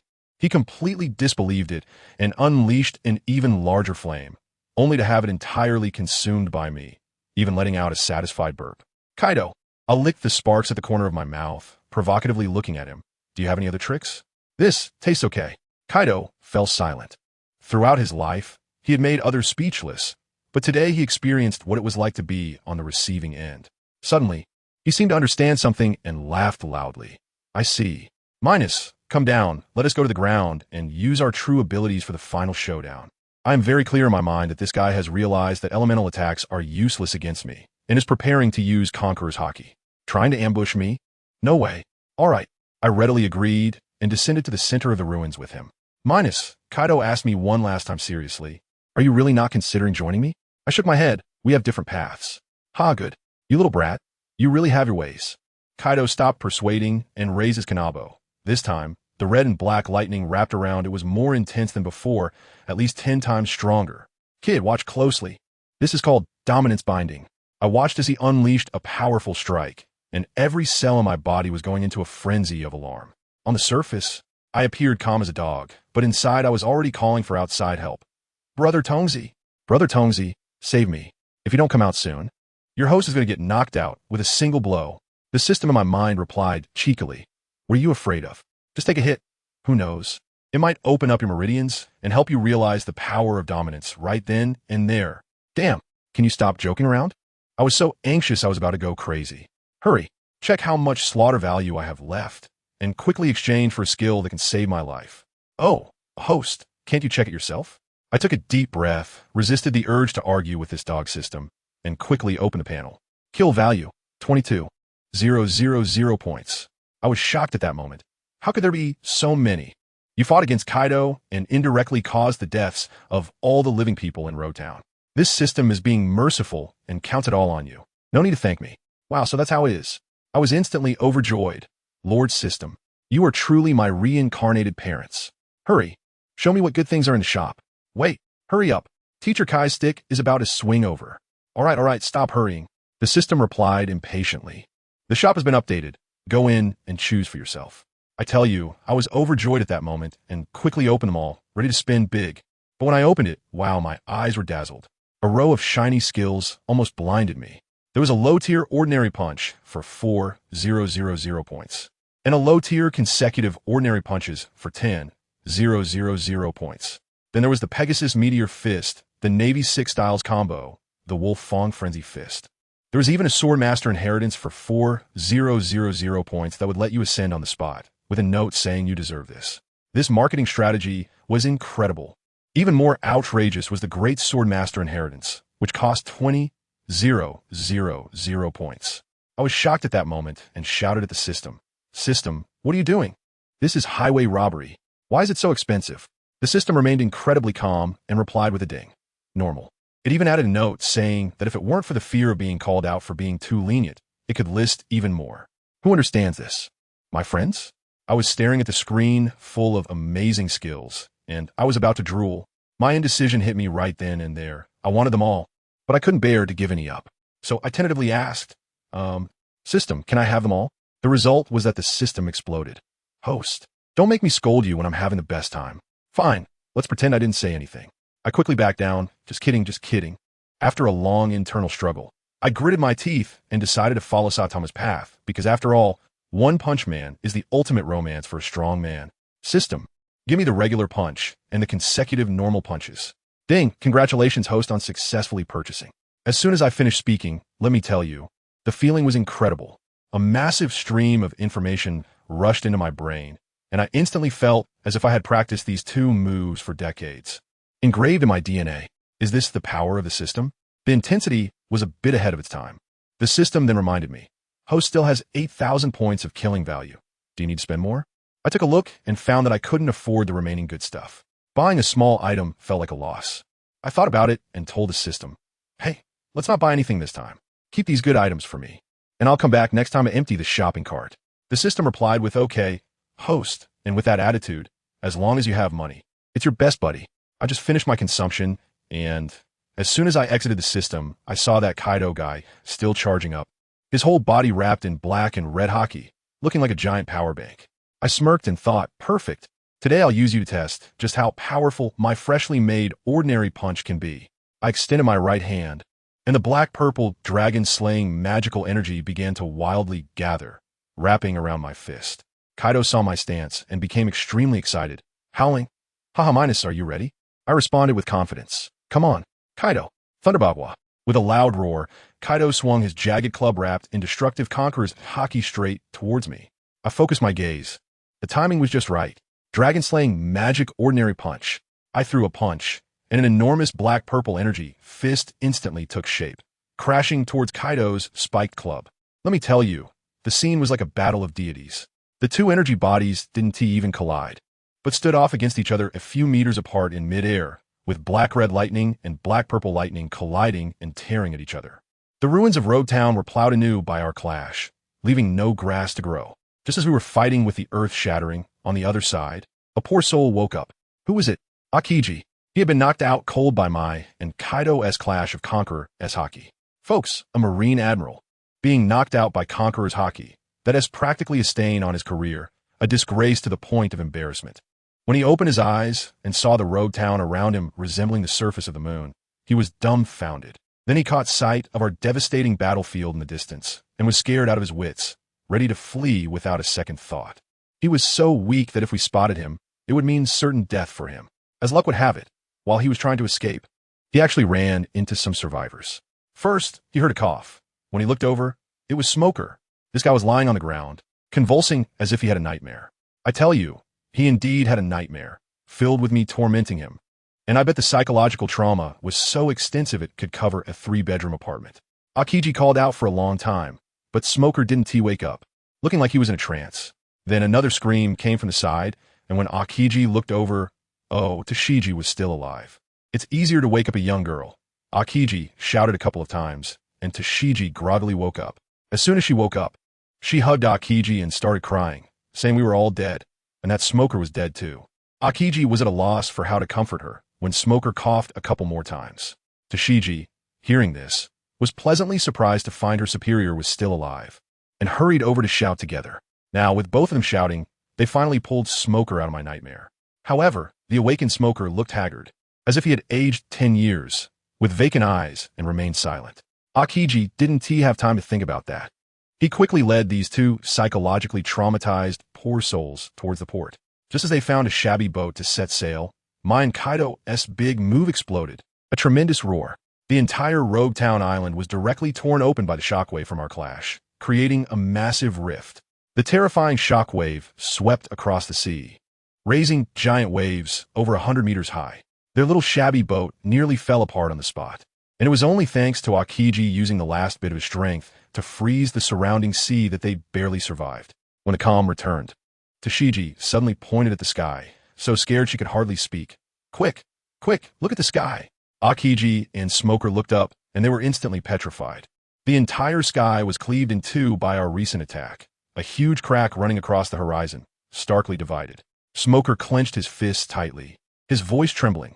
What kind of power is this? Akiji also looked astonished, murmuring to himself. The sky has actually been split apart. The three of them, filled with shock and fear, scurried back to Marine headquarters. In the center of the battlefield, Kaido looked at the evenly matched outcome, not angry but laughing, excited. Ha, Minos, you really are something. This is it for today. When you get to the new world, we'll have a proper fight. I replied to him with a cold face. Sure, but next time, you won't be so lucky. Kaido was taken aback for a moment, then burst into wild laughter. I'm waiting for you. Just don't die at the hands of the Marines. After saying that, he transformed into a blue dragon, soared into the sky, and disappeared into the horizon. Watching him fly away, I felt quite complicated inside. To be honest, this guy is quite to my taste. However, we are on different paths, and I'm a man determined to become a god. I organized my emotions and restored my cold demeanor, but when I turned around, I was dumbfounded. Where did my luxury yacht go? Such a large yacht. Where could it be? Could it have been sunk by the aftermath of the recent battle? Just as I was in a daze, the system's prompt sounded. Is the host looking for the yacht? It almost capsized, and the smart butler requested an emergency retrieval. Oh, so you took it. That's good, that's good. I breathed a sigh of relief and quickly said, let out now. Receive. The next second, with a loud boom, my luxury yacht appeared out of thin air, crashing onto the sea surface like a small mountain, creating towering waves that drenched me completely. I wiped my face and said speechlessly, you did that on purpose, didn't you? The system stubbornly replied, I just saw you finish a fight and wanted to celebrate a bit. Thank you and your whole family. I jumped onto the yacht, and a sweet, cloying female voice sounded, welcome home, master. Shao AI Smart Butler is online. I was covered in goosebumps at that moment. As a tough guy, I really couldn't stand that kind of high-pitched voice. I forced myself to endure the discomfort and commanded, go prepare me some beer from 82 and bring some snacks. Once the smart assistant left, I finally let out a sigh of relief. By the way, I suddenly remembered to ask the system. Smoker and Dazzy, they haven't really died. Have they? The system replied, please rest assured, they were saved by Akiji. I just realized, damn, I forgot about that guy green pheasant. I was so into the fight that I completely forgot there was an admiral lying next to me. Well, I guess he's lucky. When I get stronger in the future, he'll be the first one I'll take down. Just as I was thinking this, the gentle voice of my butler Xiao AI said, "Master, your beer and appetizers are ready." All my killing intent instantly vanished. Forget it. Let's start the meal. I sat on the yacht, enjoying snacks and drinking beer, feeling incredibly relaxed. I had the butler set the course for the Grand Line and switched to vacation mode. For the next 3 days, I just sunbathed, sipped on cola, and occasionally dealt with a few clueless pirates who tried to rob me. They were easily dispatched, which conveniently added to my kill count. On my side, everything is carefree, but the whole world has completely exploded because of me. At the headquarters of a New World news agency, President Morgans looked at the photos and intelligence sent back by his subordinates, his beak wide open as if it could fit an egg. Incredible. Truly incredible. The intelligence in his hands was everything that his reporter bird had risked his life to capture in the East Sea. From my massacre of the Navy, to the fierce battle with Aokiji, and then to Kaido's arrival, the confrontation of the twin dragons, and finally the astonishing scene of the sky being split open. Each photograph was more thrilling than a movie. Morgans was so excited that his feathers were shaking. "Ha! Minos, you are truly my lucky star. This newspaper is going to sell like crazy." He immediately drafted a series of shocking headlines. Shocking, Roadtown nearly destroyed. Shocking, Marine Admiral defeated by mysterious powerhouse Minos. Shocking, for Emperor Kaido appears in the East Sea. The twin dragons battle to a standstill. Shocking, the sky is split open. Is this a distortion of humanity or a moral decline? Shocking, is a new era coming? The fifth Emperor of the Sea is about to be born. He looked at the headlines he had created, laughing like a madman, and immediately ordered all employees to work overtime, insisting that the world must see this newspaper tomorrow.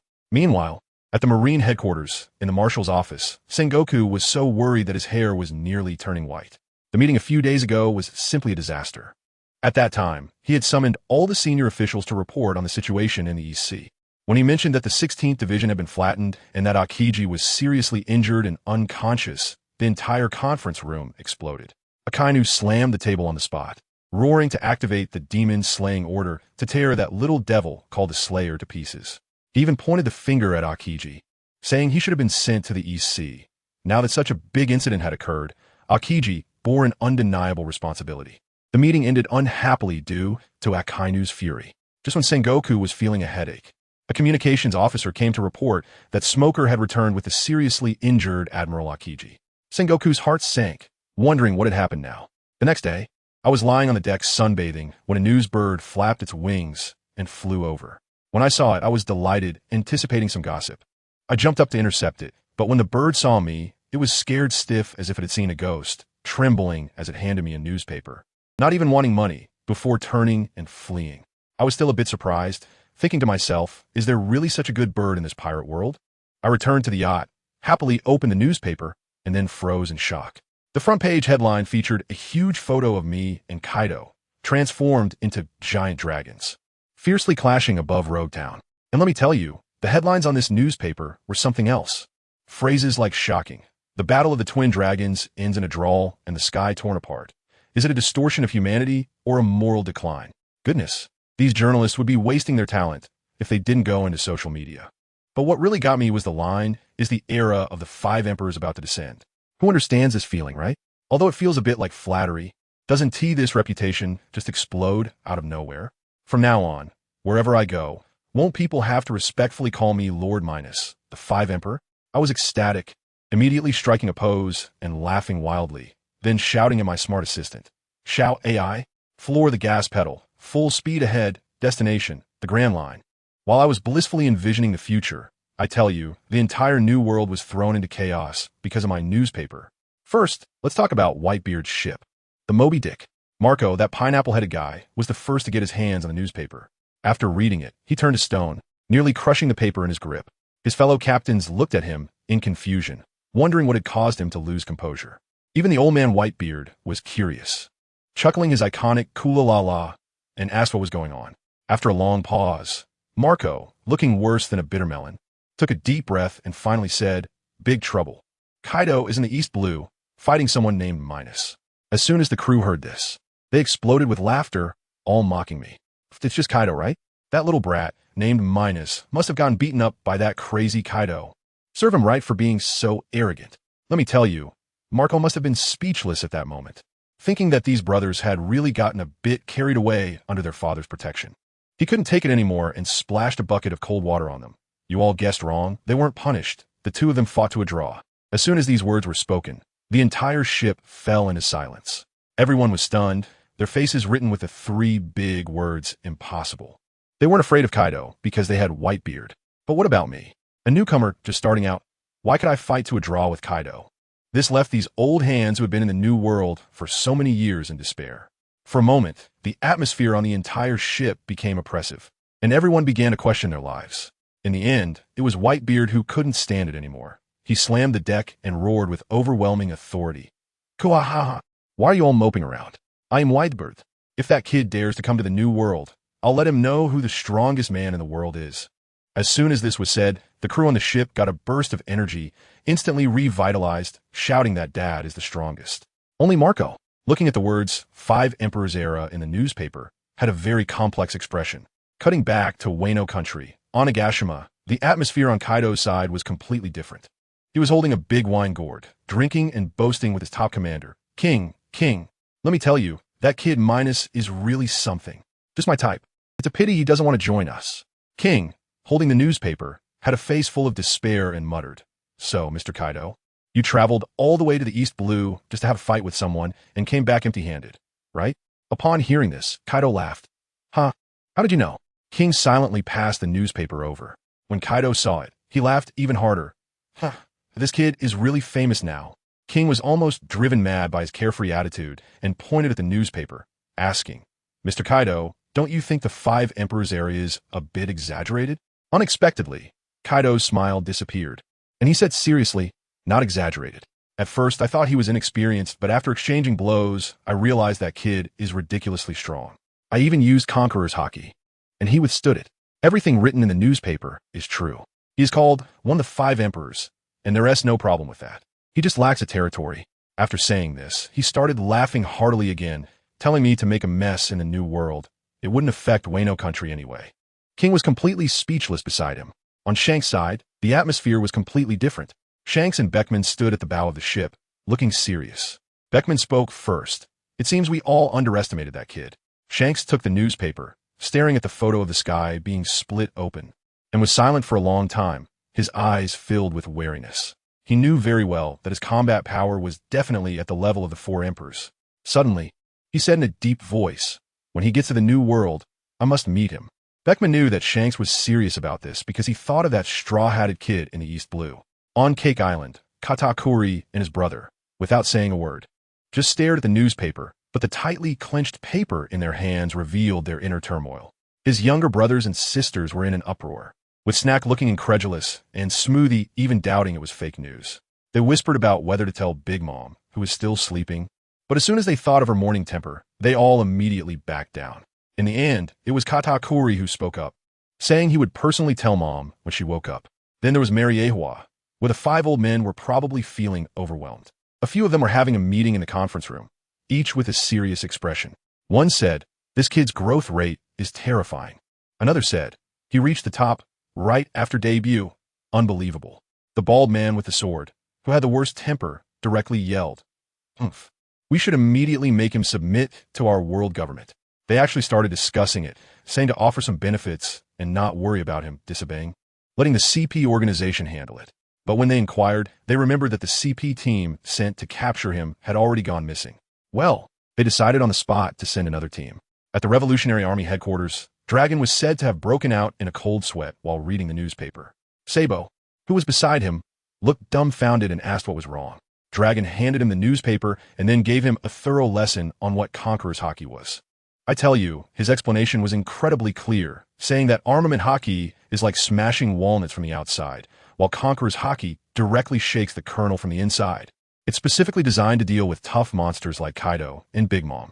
After hearing this, Sabo was stunned, realizing how big the gap was between him and top-tier powerhouses. And he immediately vowed to double his efforts in training. Other powerful figures also received the news. Mihawk sat in his castle, looking regretful. If only he were a swordsman. Doflamingo and Dressrosa remained silent, unsure of what he was plotting. Crocodile in Alabasta glanced at the newspaper and directly threw it away. His mind filled with thoughts of his own Pluton. Hancock on Amazon Lily first looked serious, then began to indulge in self-admiration. No matter what I do, I will be forgiven because I am too beautiful.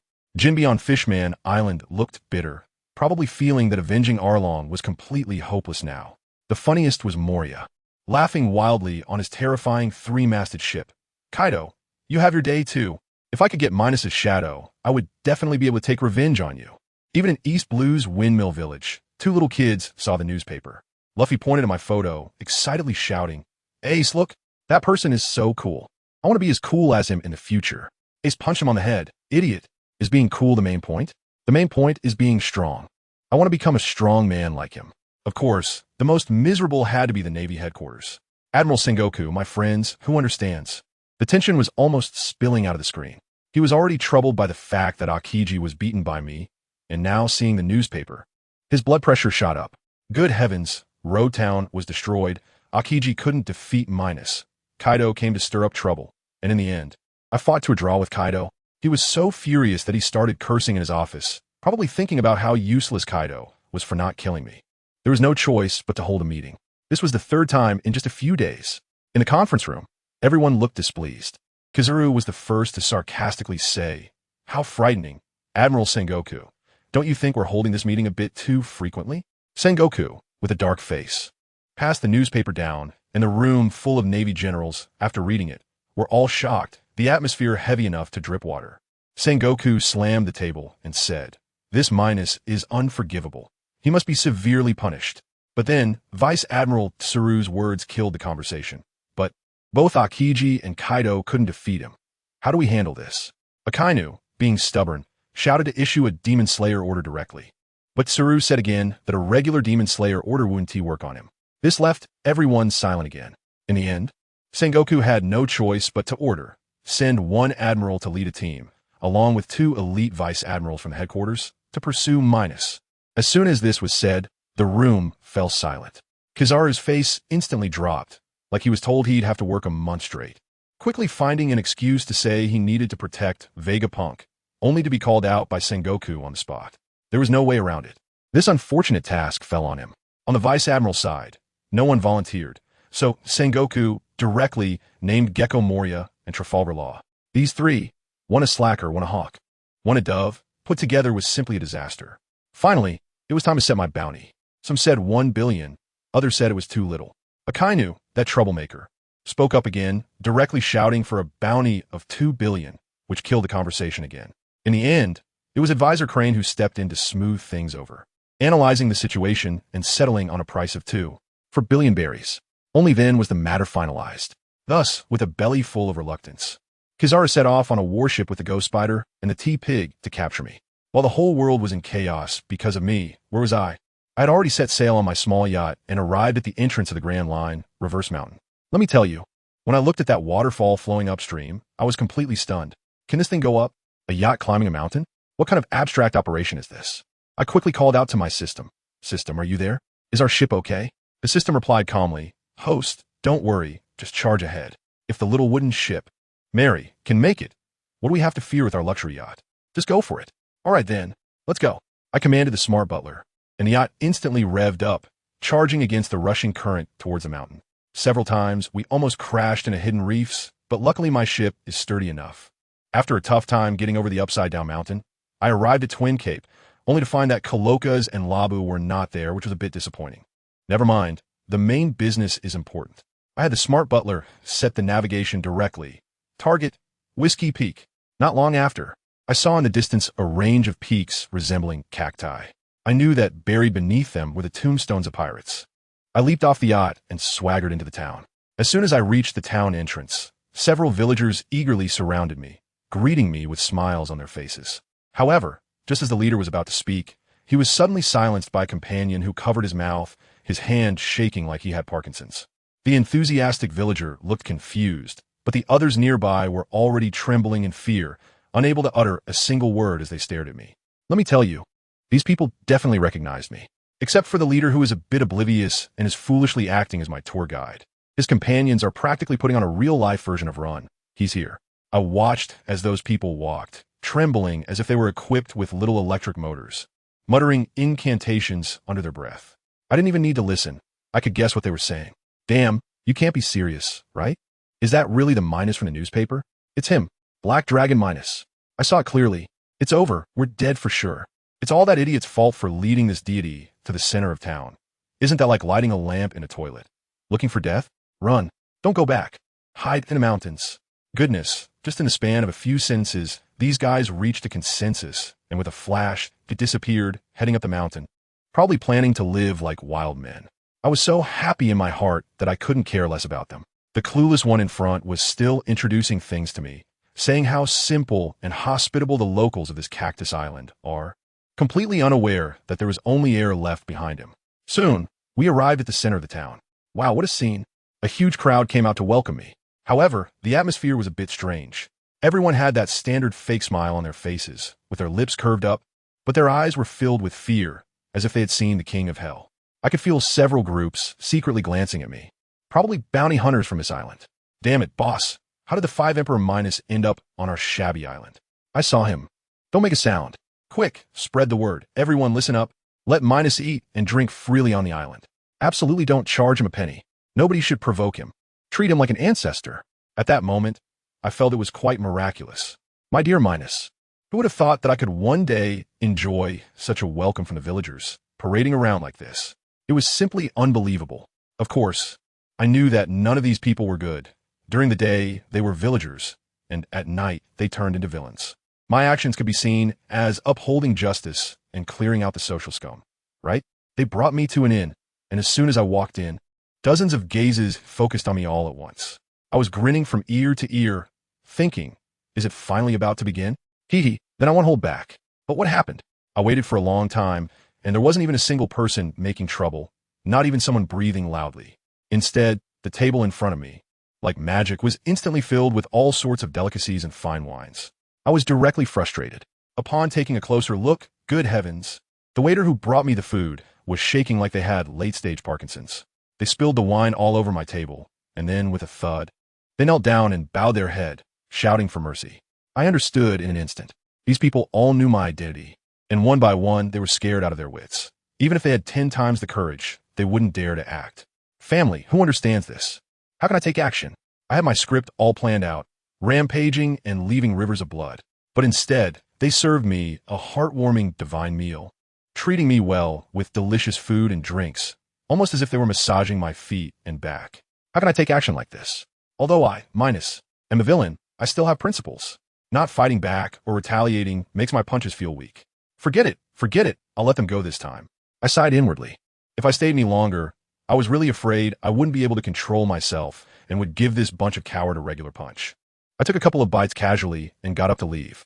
The moment I stood up, let me tell you, everyone in the inn held their breath, as if they had been paralyzed. It wasn't until I walked out the door that they erupted in cheers, as if they had survived a disaster.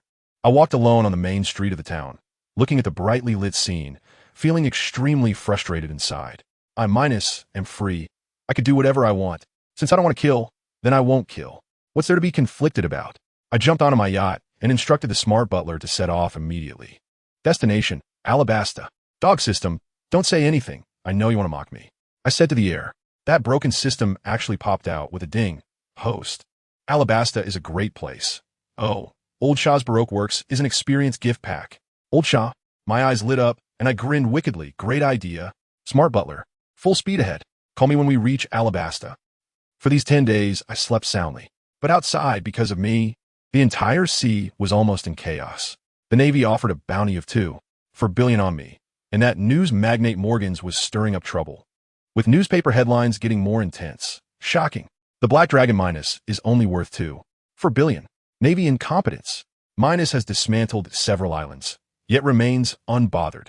The Navy's dignity was being rubbed into the ground, and the warlord was almost having a heart attack from anger.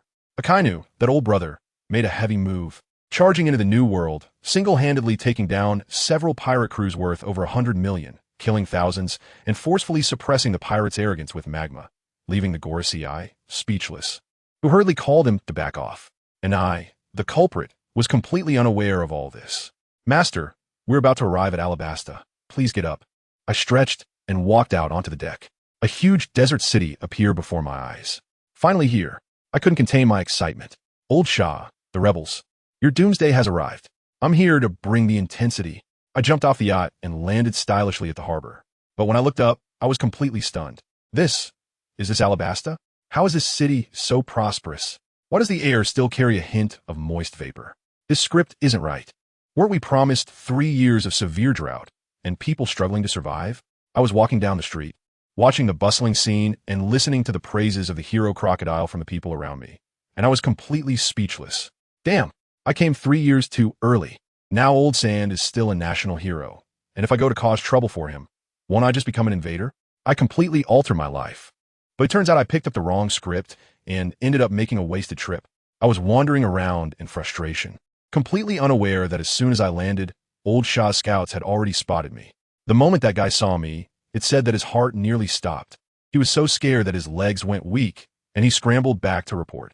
At that time, Old Shah was in his underground casino, puffing on a cigar while listening to reports. What did you say? Black Dragon Minos has come to Alabasta? Old Shah's cigar nearly fell from his mouth as he stared intently at Robin beside him. Robin also wore a serious expression and nodded. Let me tell you, the little look in Robin's eyes at that moment definitely showed she was considering changing jobs. She must have been thinking that following me would be better than sticking with that treacherous guy, Old Shah. Old Shah remained silent for a long time, surrounded by smoke, and finally forced out a sentence. Robin, go check out his background. Robin was stunned when she heard this. Old Shah, with his suspicious nature, actually wanted her to approach me? I believe you'll make the right choice, Old Shah said coldly. And do you really think someone as strong as Minos would be interested in you? Those words were too hurtful, and Robin's face instantly turned pale. What Old Shah didn't know was that another group had also arrived. Admiral Kizaru, accompanied by Tontata and Spider, had also landed in Alabasta. Oh my, we've finally arrived. How scary, Kizaru. That old slickster started slacking off right away. Tontata and Spider were visibly annoyed.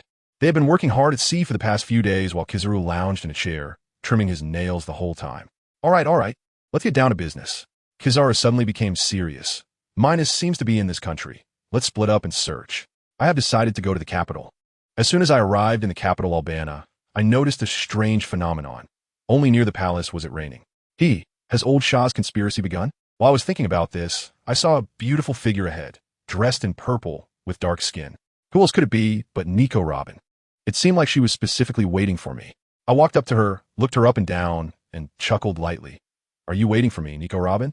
She stiffened, clearly not expecting me to directly expose her identity. Come on, stop pretending. Let's get straight to the point. It's Crocodile who sent you, right? Just tell me what you want. The professional fake smile on Robin's face was almost gone, but she still forced herself to say, the boss just wants to understand your intentions. Do I need to report to him for everything I do? I replied, domineeringly, take me to see him. Now Robin was completely stunned. She probably never imagined things would develop this way, but she didn't dare refuse and could only stiffly lead the way. Soon, we arrived at Crocodile's office in the casino. When Crocodile saw me entering with Robin, his eyes almost bulged out, and he immediately yelled at Robin. Robin, what are you doing? Why did you bring him here? What? The famous Crocodile, ISNT, welcoming me. I smiled as I walked in. Humph. I don't believe you would come to my little place for no reason. Crocodile's expression darkened. I teased with a smile. You guessed right. I heard that someone in this country is looking for ancient weapons. As soon as I said this, Crocodile's face instantly turned extremely ugly, and he stared at me fiercely. What? Do you know? His gaze clearly suspected Robin of betraying him. Seeing his shocked and angry expression, I continued to pile on. Just a loser who lost a white beard, hiding in a place like this, dreaming based on some vague legends. Shut up. Crocodile was completely enraged, furious and embarrassed. What? Can't I say anything? I provocatively looked at him. Crocodile, let us have a fight. Oh, and you'd better bring your men along. I turned around and walked out of the office, leaving Lao Shah and Robin inside. I knew Lao Shah would definitely come out. Sure enough, after a while, Lao Shah walked out alone with a gloomy face. Is it just you? Where are your subordinates? I asked in surprise. One of me is enough to deal with you. Lao Shah was truly mysteriously confident. Really? I scoffed, not wanting to waste words with him. A flash of red light appeared in my eyes, and the Conqueror's haki surged forth like a tsunami. Lao Shah staggered back from the force, his whole body creaking as he gritted his teeth to barely stand firm. I retracted my Conqueror's haki and disdainfully said, if you can't even handle this, You have no right to fight me. Stop being so arrogant. Lao Sha Zhao, raising his hand to unleash a sandstorm. A massive sand tornado howled towards me. I watched this thing clench my fist and instantly covered it with black armament hockey. Then, simply, I threw a punch. Boom! The entire sand tornado was shattered by my punch. Is that it? I provocatively looked at him. Lao Sha's face turned green with anger as he shouted, Desert Treasure Blade. A giant curved sword made of sand descended from the sky, slashing down towards my head. The corner of my mouth lifted slightly. I executed the same move again, throwing another punch. Bang! The sand treasure sword shattered in response, scattering all over the ground. Lao Sha, it's my turn now. Before my words finished, my figure vanished instantly, and in the next second, I appeared right in front of Lao Sha. I threw a punch, and the flowing sand was meaningless before my armament hockey. My fist solidly struck his physical body. Poof! Lao Sha was sent flying like a broken sack, crashing heavily into the desert, and spat out a mouthful of blood. I looked at him lying on the ground and mockingly said, You can't be done already, can you? The great warlord crocodile, is that all you've got? Guess what? Lao Sha completely ignored me, getting up from the ground and still trying to give me a hard time. He shouted, Desert Sunflower, and the sand beneath my feet immediately collapsed, creating a quicksand vortex that tried to suck me in. I tell you, is this all you've got? I lightly tapped my toes and jumped out effortlessly, as easy as taking a walk. I looked at him and couldn't help but laugh. Come on, crocodile. Is this little trick of yours just for scraping my back? Goodness, it seemed like he was completely broken by me. He walked out of the sand, with sand still falling from his body, looking like something out of a special effects movie. But I saw right through him. He was just putting on a show. Without wasting any words, he shouted again, Desert Great Sword. With a swish, countless grains of sand gathered into a giant sword, slashing towards my forehead. I was standing there, not moving at all. I wanted to see what tricks he could play. That sword made of sand came crashing down on me with a bang, and then it shattered. Family members, who understands that feeling? It was like being hit by a giant sandbag. Honestly, it hurt less than when my mom hit me. I brushed off the dust on my clothes and grinned at him. Hey, old sand, I'm just standing here letting you hit me, and you can't even do that? Is this just a tickle? At this, he fell completely silent, his old face turning as dark as the bottom of a pot. Seeing his expression, I knew he understood. He realized he had provoked someone he shouldn't have. I sneered. All right, warm-up is over, it's my turn. As soon as I finished speaking, I moved. White energy and black armed color instantly intertwined around my fists, and I roared. Armed flowing rock shattering fist. The next second, let me tell you, that punch came raining down on old sand like a torrential storm. Seeing the situation was not good, he quickly conjured up a sandstorm to try to block it. I couldn't help but laugh. With that little sandstorm, did he think he could stop my fists? That was simply a mantis trying to stop a car. Sure enough, his sandstorm crumbled like a paper wall upon impact. The remaining punches landed solidly on him. With a loud bang, old sand was sent flying, rolling several times on the ground, blood spurting everywhere, lying there convulsing in pain. My punch was infused with armed color. His sandy body couldn't withstand it at all. Looking at his miserable state, I was completely speechless. Seriously, he went down just like that? I hadn't even unleashed my big move yet. He walked over, looking down at him with disappointment all over my face. Sand crocodile, you really let me down.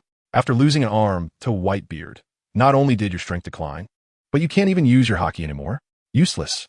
Lying in a pool of blood, he heard my words and still tried to be stubborn. Struggling to get up, he shouted at me, What do you know? You little brat. When I, crocodile, was rampaging in the new world, you were still playing in the mud. I shook my head and laughed. What good is being older? You've already lost, your spirit is gone, and you only know how to rely on external forces. Forgetting that having a hard fist is the real truth. Shut up.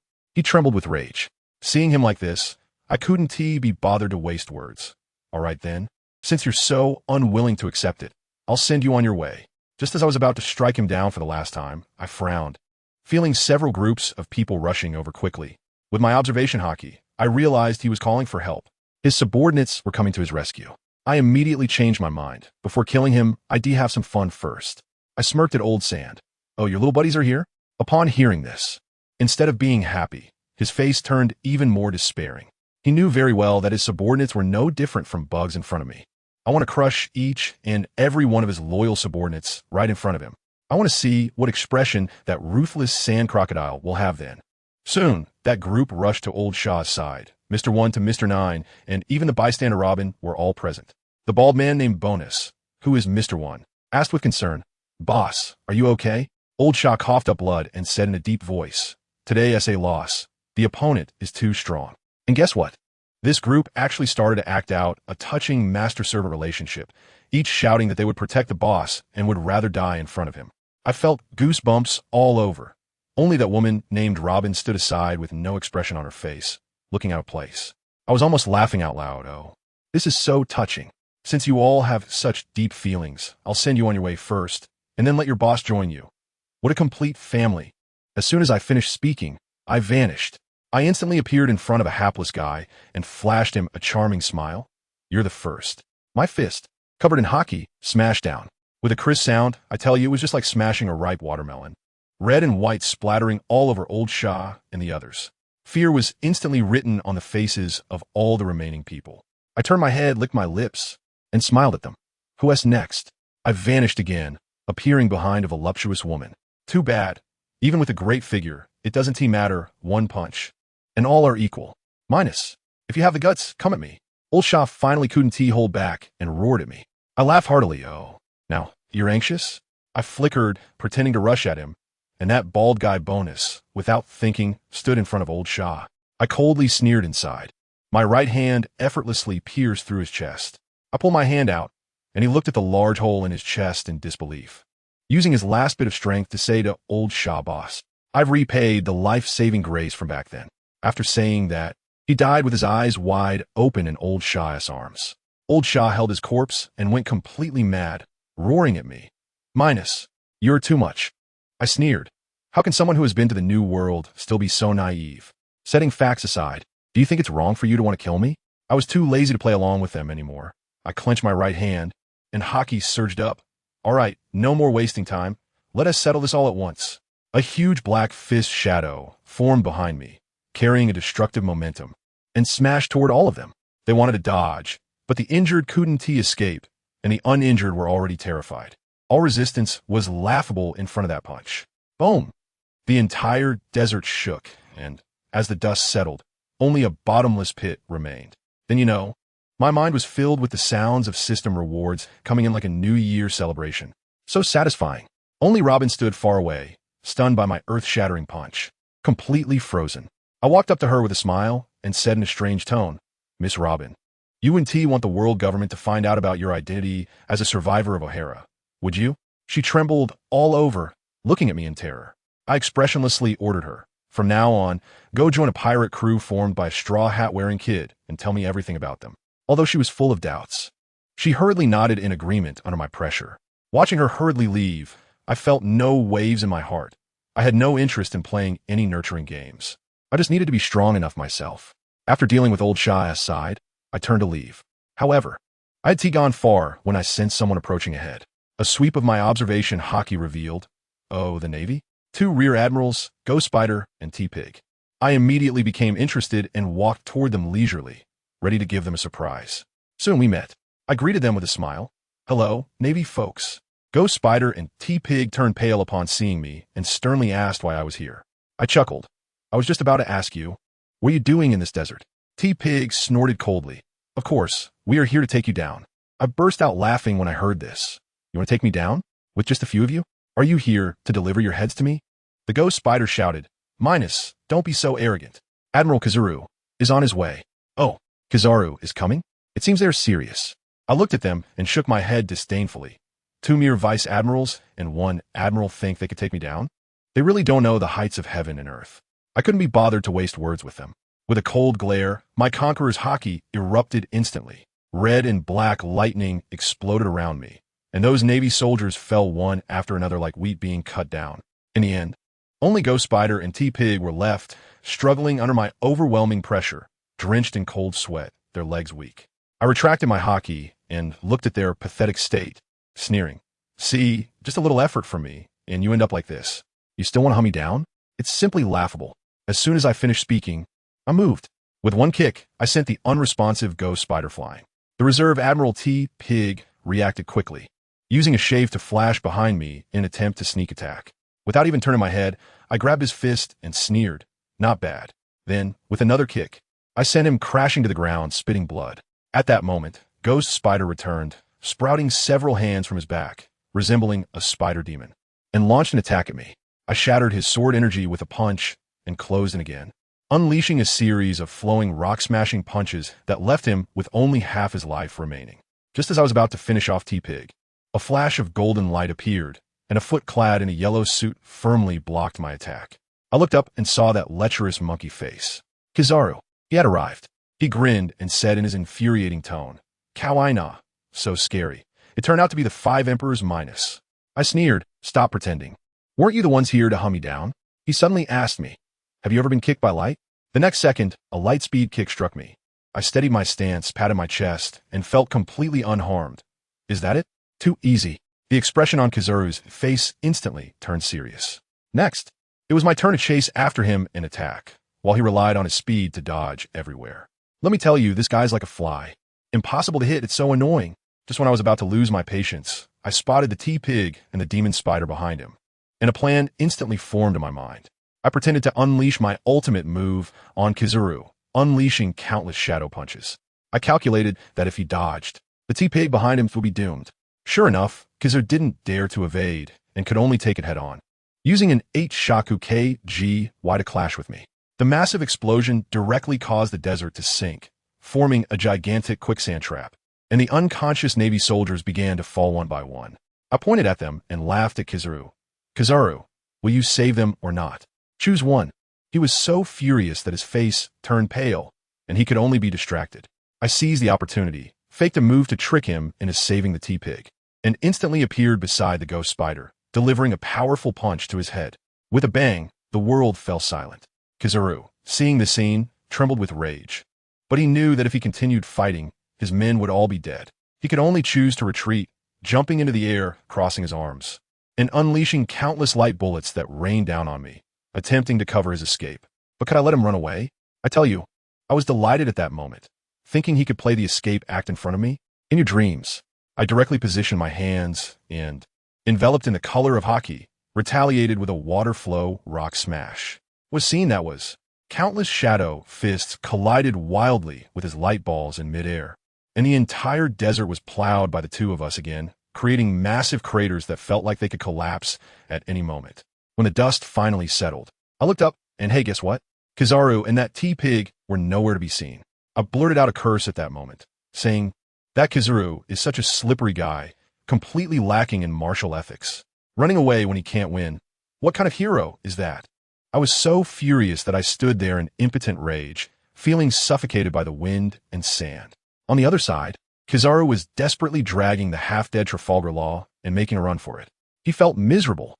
This operation had resulted in the complete annihilation of the elite team sent by the Marine headquarters, and they even lost a vice admiral in the process.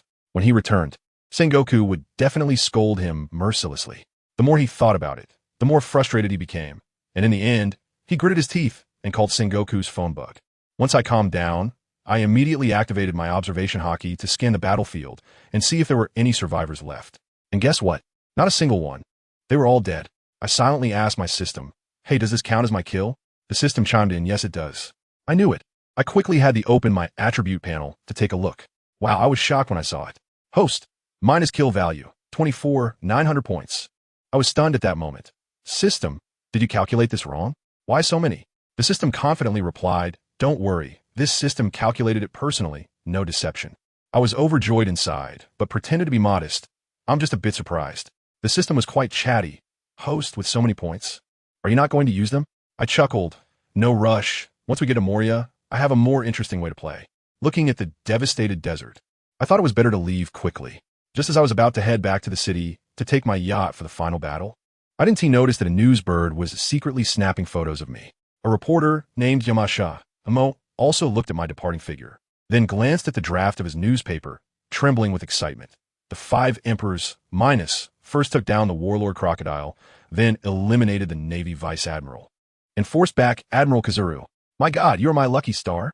This issue of the newspaper is definitely going to sell like hotcakes. Meanwhile, on Kizaru's side, he finally connected with Sengoku on the phone. As soon as the phone bug opened, Sengoku's urgent voice came through. "Kizaru, have you found Minos?"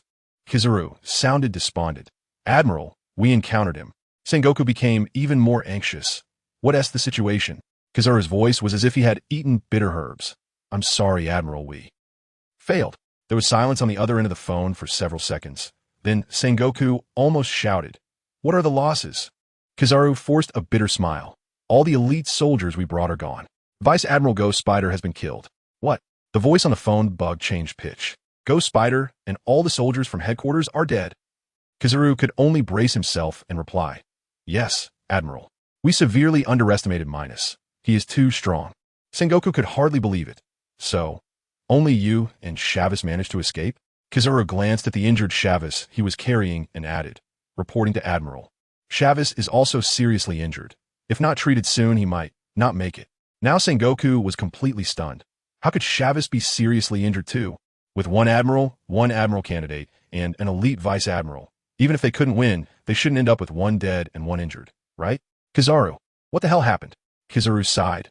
Admiral, let me explain in detail when I return. At Marine Ford, in the Admiral's office, Sengoku hung up the phone, furious, and slammed his fist on the table. Damn Minos. He killed so many of our Navy. Even Ghost Spider has sacrificed himself. He was baffled. With that configuration, even if they couldn't defeat the 4 emperors, a safe retreat should have been no problem, right? How could it turn into such a disastrous outcome with 1 dead and 1 injured? I quickly returned to the port city. I said to the system, release my yacht. With a deafening roar, my luxury yacht appeared out of nowhere, crashing into the port and creating huge waves. My family doesn't understand. This damn system of mine always makes such a grand entrance, as if it's afraid others won't know I've arrived. I leaped onto the yacht, and the gentle voice of the smart butler rang out. Master, welcome home. I directly commanded, navigate to the terrifying 3-masted sailboat. How long will it take? The smart butler paused for a moment to calculate and then told me, Master, it normally takes 1 month. I was stunned. Is it really that long? There was no choice but to set off. A month is a month, just right to experience the joy of sailing. 2 days later, in the New World, at the headquarters of the news agency, Morgans received a manuscript from Moya down the mountain, and his eyes instantly lit up. He excitedly paced around his office, muttering to himself, Minos, oh Minos, you are truly my money tree. This month depends entirely on you. Our news agency will make a fortune. He immediately began brainstorming titles, each more shocking than the last. Shocking. The 5 emperors Minos actually annihilated the 7 warlords Crocodile. What is his intention? Shocking. The Navy elite Vice Admiral Spider has died.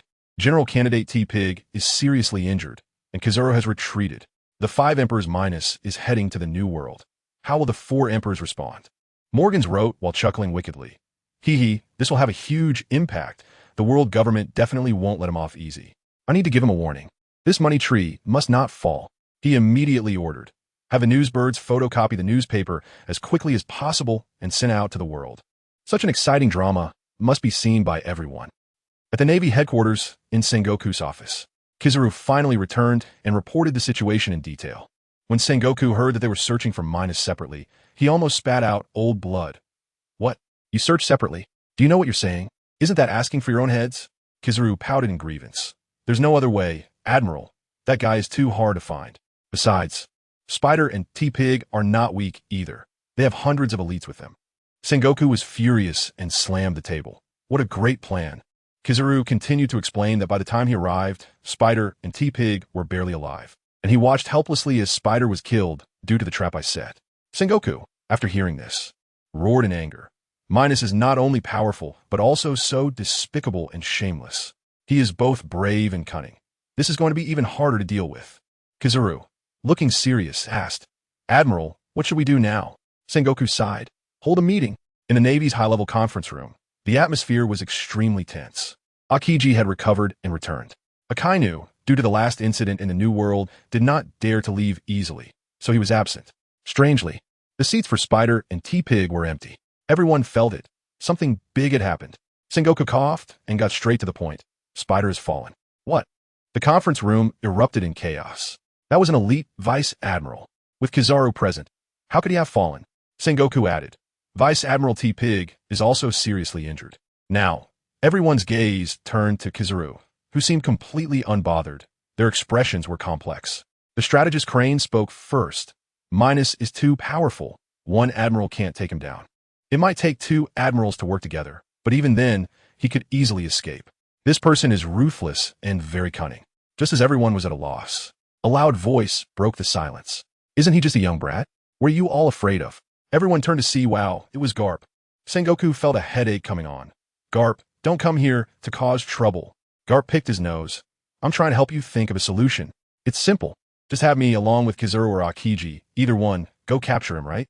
As soon as he said this, the room was stunned. The Navy hero Garp was going to take action, personally? It had been years since anyone had seen that. Akiji whispered, You're actually going to take action? Kizaru had a classic expression, Kawaii na, how scary. Sengoku thought carefully. Letting this old guy Garp go might actually work wonders. He immediately made a decision. Good. Then Garp will go capture Minos. Garp laughed heartily. Don't worry, Sengoku. Even if I can't catch him, I'll make sure he can't escape. Sengoku asked, So who will you choose to go with you? Garp looked around and laughed. I was going to choose Akiji, but he just recovered. How about Kizaru goes with me? Because you're fast. If something goes wrong, you can help me escape. Kizaru turned pale. Admiral Garp, why did you choose me? So, the Navy dispatched the powerful duo of Garp and Kizaru, targeting me. They figured I was heading to the New World, so I would definitely pass through Subedi Archipelago, and they directly sailed their warship there to wait for me. The next day, the sun was shining brightly, and I was leisurely lying on the yacht reading the newspaper. The pages were filled with news about me, stating that I was going to war with the 7 warlords. I thought to myself, this news agency really knows how to spin a tale, although I'm indeed doing just that. While collecting the newspaper, the newsbird quietly handed me a message, saying that their President Morgans wanted me to be cautious of the world government. I was pondering why Morgans wanted to remind me, but I couldn't understand it because this newspaper had completely driven the entire sea insane. In the New World, the red-haired pirates, Shanks, seriously said to Beckman, This Minos has completely disrupted the balance of the sea. Once he steps into the New World, I must meet him, even if it means going to war. On Onigashima in Wano, Kaido was crying into a jug of sake. Why won't such a strong kid join my beast pirates? Then, in the next moment, he burst out laughing. Well done. Kizaru escaped, and a vice admiral has fallen. I knew he was as crazy as I am. His subordinates, King, Queen, and Jack, looked at their drunken captain, speechless. This newspaper was like a deep-sea bomb, blowing all the monsters of the world out into the open. The day after the newspaper was published, pirates began to mock the Navy's incompetence wildly. On the third day, old pirates and new pirates, who had been silent across the 4 seas, all emerged. By the 8th day, chaos erupted across the 4 seas, with countless islands being burned, killed, and plundered by pirates. On the 10th day, the New World officially opened the curtain for a great war over territory. On the 12th day, the Navy headquarters dispatched troops to support the 4 seas, and even a rear admiral was reported dead. On the 14th day, Morgan's new newspaper was published, with headlines like, Is the fundamental cause of the world's riot the Navy's incompetence? Adding fuel to the fire. On the 15th day, pirates, gangs, and mountain bandits from the 4 seas actually united to directly attack the affiliated nations and nobles. The Navy was overwhelmed and exhausted. Good Lord, the whole world was in chaos. On the 16th day, let me tell you, fighting broke out directly in the New World. A subordinate of Whitebeard and a subordinate of Kaido clashed just because they glanced at each other on the street. Then, when the older brother's subordinate gets beaten, how can he endure it? Thus, the war between the Yonko crews began inexplicably. On the 18th day, the Whitebeard pirates crew, for some reason, thought the Big Mom pirates looked too abstract and started fighting again. Who understands this family? These Sea Emperor subordinates are all like firecrackers, igniting with the slightest provocation. The entire New World was as chaotic as a vegetable market. And how is the Navy doing? Not much better. On the 19th day, another bloody battle erupted in the 4 seas, with several devil fruit users springing up among the pirates, and the Navy was being pushed back step by step. In the end, there was no choice. A vice admiral from the headquarters personally stepped in, getting seriously injured just to force the pirates back. But the cost was too high. One vice admiral from the headquarters was worn down to death. Although he wasn't a top elite, he was still a vice admiral. 10 rear admirals died, dozens of officers died, and ordinary soldiers fell in droves. This world had completely gone mad. On the 20th day, the finals began directly in the New World. The Whitebeard pirates dispatched captain-level members. Kaido sent 2 flying 6-pointers, and the Big Mom pirates also sent 2 prominent children. It seemed like this fire was about to spread across the whole world. However, on the 21st day, let me tell you, the whole world was dumbfounded. Red-haired Shanks, yes.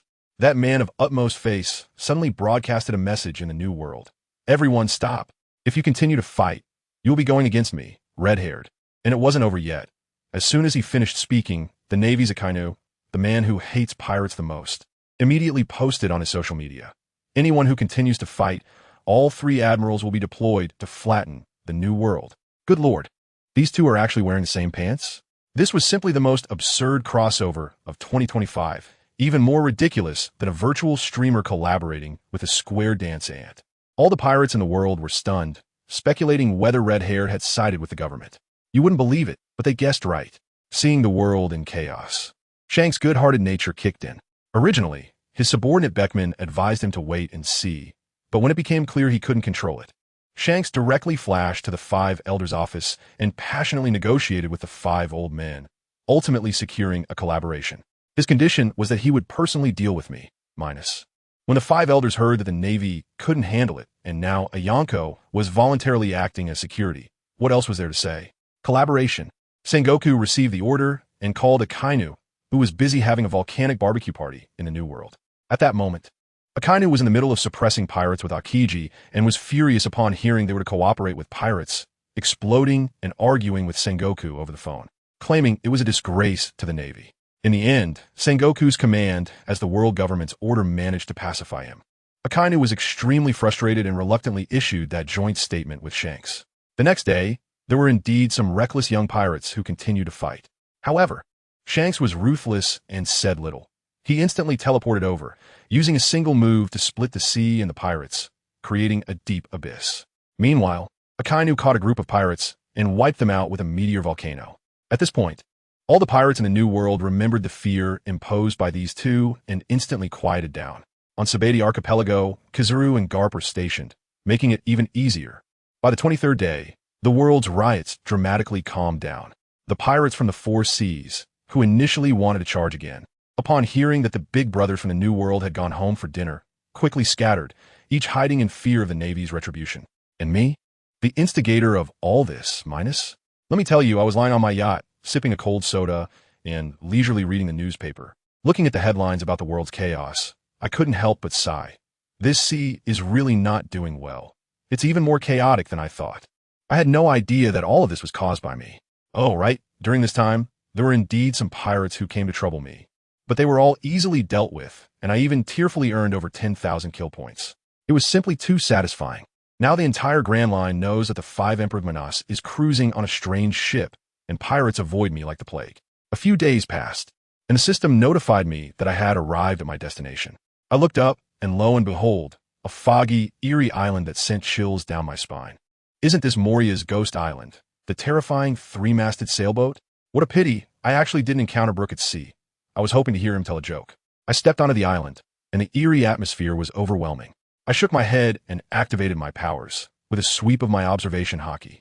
The entire map of the island was immediately 3D modeled in my mind. A group of people, a bunch of zombies, and the huge, sinister castle at the center of the island. Target locked. A smile crept across my lips. I came here today for that ability. I walked towards the castle and encountered several people trapped by Moria along the way. They looked at me as if I were a fool, surprised that someone dared to seek trouble with Moria. A few zombies jumped out in front of me to block my path, and with a light touch, the zombie crumbled to pieces like building blocks, leaving me speechless. Before long, I arrived at the castle entrance. To be honest, this castle looked so peculiar that I almost thought I had arrived at the home of Big Bad Wolf. I swaggered in, and inside was quite spacious, decorated with good taste. This guy Moria really knows how to enjoy himself. Just as I was about to head upstairs, I felt something move beside me. A flash of red light caught my eye, and, a tiger shadow? Isn't this the invisible man, Absalom, who ate the transparent fruit? This guy caused quite a bit of trouble for the Straw Hat crew in the original story, but in front of me, invisibility? It's just a joke. I said with a playful tone, "Come out, don't hide. You should know who I am. Go, let Moria come out to talk to me." As soon as I finished speaking, a half-man, half-tiger figure appeared from thin air, his face filled with terror. He was Absalom. I sneered, "Go tell Moria that I've come to find him." The guy nodded in fear and ran upstairs in a panic. Watching his flustered demeanor, I laughed. He ran like a rabbit and bumped straight into the genius Dr. Hogback in the stairwell. Hogback was puzzled. "Absalom, why are you so flustered?" Absalom, out of breath. exclaimed, "It's bad. Minos. That 5 Emperor Minos has come to our castle." Hogback initially didn't react, but after pondering the name, his face turned pale and he became petrified. Absalom didn't have time to deal with him and continued running upstairs, only to be stopped halfway by the ghost princess Perona. Perona floated in front of him, curiously asking, "Absalom, why are you in such a panic?" Absalom shouted while running, "The 5 Emperor Minos is here." Perona was so scared that she froze in place, starting to doubt her life. Absalom finally burst into Moria's room, kicked the door open. "Master Moria, it's bad. The 5 Emperor Minos has stormed into our castle." Moria was playing with shadows at the time, startled by the shout and nearly crushed the shadow in his hand. He looked bewildered and asked, "Who did you say? 5 Emperor Minos?" After receiving confirmation, Moria first showed shock, then anger, and his strange laughter changed pitch. "You Minos, breaking into my territory and daring to ask me to go see him? Who does he think he is? Come on, Absalom, let us go down and see what he wants." Saying this, Moria marched down the stairs with his signature steps that made strange sounds, heading down aggressively. Meanwhile, I was chatting with the terrified Dr. Hogback, who was shaking in fear. "I heard you're a doctor? You can even stitch up corpses?" I asked with interest. Hogback was sweating profusely, regretting why he had to be nosy. Just then, Moria and Perona came down, their voices arriving before they did. "You Minos, breaking into my territory and bullying my people. Do you think I, Moria, am easy to bully?" I couldn't help but laugh out loud at his ridiculous walking posture. When Moria saw that I was still laughing, he exploded. "Damn it, Minos, do you look down on me?" I glanced at him and chuckled. "No, I just think the sound of your footsteps is quite funny." "You're too much," Moria shouted in fury. My gaze turned cold. "Moria, are you a bit confused? How dare you shout at me like that?" As soon as I finished speaking, a red light flashed in my eyes, and the black-purple conqueror's haki instantly swept across the entire area. Hogback, Perona, and Absalom couldn't withstand even a second and were immediately pressed to the ground, screaming in pain. Moria was bent over from the pressure, but he still held on, shouting at me, "Minos, you coward. If you have the guts, let go of my subordinates, and let us have a one-on-one." I couldn't help but laugh. "One-on-one? You can barely withstand my conqueror's haki, and you still want to fight me? How arrogant. Damn it, I'm a man who has fought against Kaido." Moria roared, and a black aura erupted from his body, forcing him to straighten his back. "Oh, I'm a bit surprised. I didn't expect this guy to have some skills." I slowly retracted my conqueror's haki and joked. I thought the so-called warlords of the sea couldn't even handle my haki. Moria panted heavily, staring at me intently. "Minos, you underestimate me too much. I've fought against Kaido." I almost burst out laughing again. "Have you been in battle?" Being pressed to the ground and rubbed by Kaido, left all alone after a complete defeat, and still have the nerve to say that.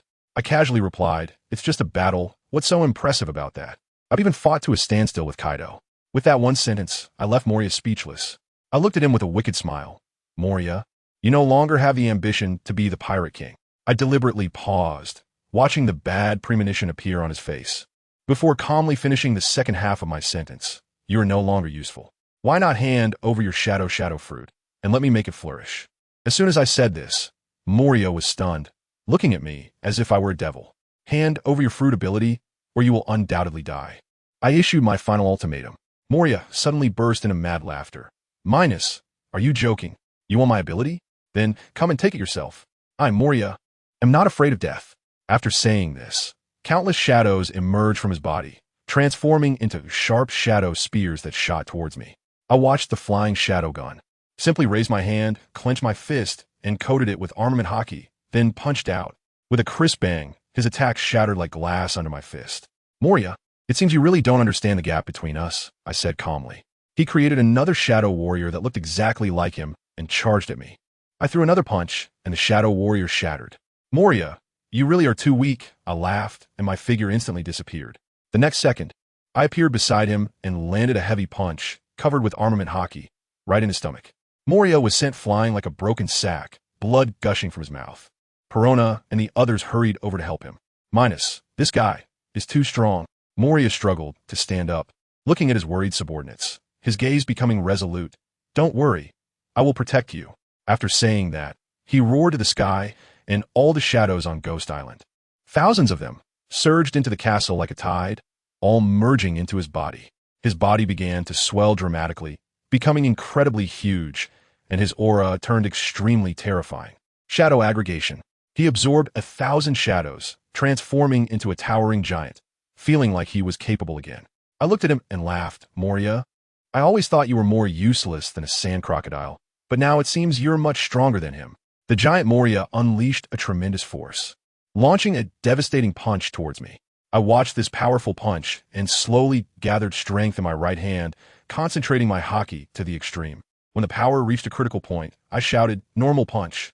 A massive black fist shadow was hurled from in front of me, colliding fiercely with Moria's giant fist. The entire castle was instantly flattened, and the terrifying shockwave tore the surrounding ground into deep ravines. Ultimately, amidst the ear-splitting roar, Moria's fist was forcefully shattered by my ordinary punch, and the remaining force struck hard against his massive body. Moria let out a piercing wail, his huge frame crashing heavily to the ground, shadows continuously escaping from his body. Soon, he reverted to his original form, covered in wounds and gasping for breath. I walked up to him, looked at him, and said flatly, "Moria, you are indeed impressive. If you hadn't lost to Kaido back then, perhaps you would have a place in the New World now. But now, you have already failed. I will make the most of your shadow fruit." Just then, I sensed another presence among the ruins. I coldly said, "Aren't you coming out?" The so-called samurai, a zombie dressed in samurai clothing, holding the famous sword Autumn Water, stepped out from the shadows. It was Ryuma. I didn't expect that in this era, there would be a powerhouse like you. Ryuma spoke up. We had a brief and pretentious conversation. He wanted to spar with me in swordsmanship, but I didn't have the time. He knew he couldn't win, but still wanted to experience the power of a strong person in this era. "You go first. If I strike, you won't have any chance." I gave him my final respect. Lama casually waved his hand, unleashing a sharp sword chi, which I shattered with a punch. I told him that he was no longer my opponent. I closed the distance in an instant and punched him, causing his body to crack. He used his last ounce of strength to unleash a dance of swords, with countless sword chi coming at me, but I effortlessly deflected them one by one. When the sword chi dissipated, Lama was already lying on the ground, motionless, with his shadow drifting out of his body. At that moment, Perona and the others ran back, surrounding Moria and crying, saying they wanted to live and die together. I walked behind them, watching this touching scene, and asked flatly, "Are you done?" "How do you want to die?" Moria weakly begged me to spare them. I looked at him and coldly said, "If you die, they will have no protection. Rather than being bullied by others, I might as well send you all down together to reunite. This is my great love." Of course, I didn't kill them. I just knocked all 4 of them out. They still have great use. Looking at the 4 unconscious figures, I felt a bit excited. The matters of Ghost Island were almost settled, and next was the most critical step. I silently thought to myself, "Tongzi, are you there?" "Ding. What can I do for you, host?" "Open the system panel." I excitedly rubbed my hands together. The panel opened, and my kill value had already reached 33,900 points. I suppressed my excitement and said to the system, "System, do you see Moria in front of you? Don't you have any thoughts?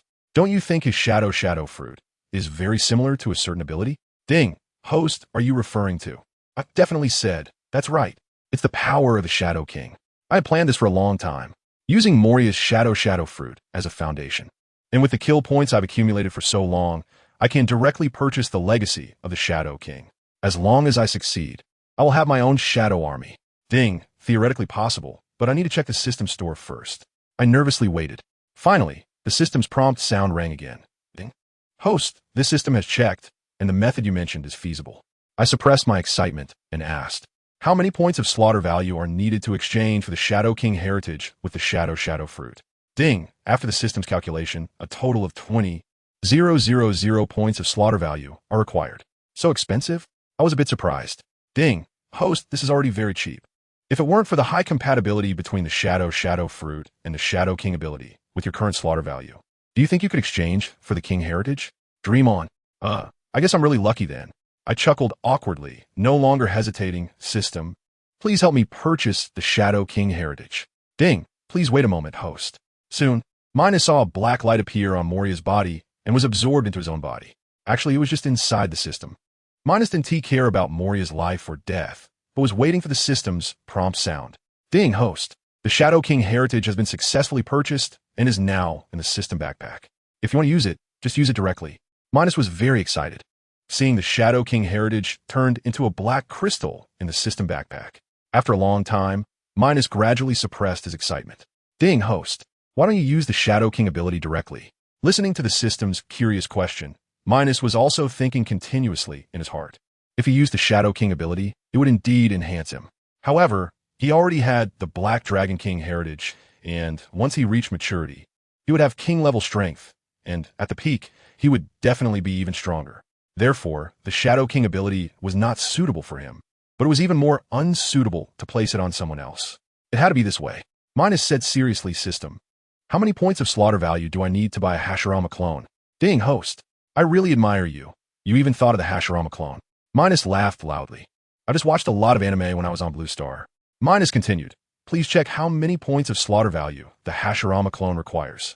Ding, received. The system is currently searching. Listening to the system's words, Minos gradually felt relieved. Once it was done, he would have a powerful clone that would not betray him. To be honest, even if he gave it to anyone from the original work, Minos wouldn't feel at ease. The Shadow King heritage must be in his hands to be the most reliable and safest. Thus, the Hashirama clone was the best choice. While Minos was pondering, the system once again brought good news. Ding, host. The Hashirama clone has been found. Minos joyfully asked, System, how many points of slaughter value do I need? Ding. It was originally not a lot, but after the system's enhancement, it now requires 10,000 points of slaughter value. Minos was puzzled upon hearing this. System, did you enhance the Hashirama clone? Ding, yes, host. Under the system's enhancement, the Hashirama clone now has its own consciousness and will not dissipate. Minos said happily, that's great.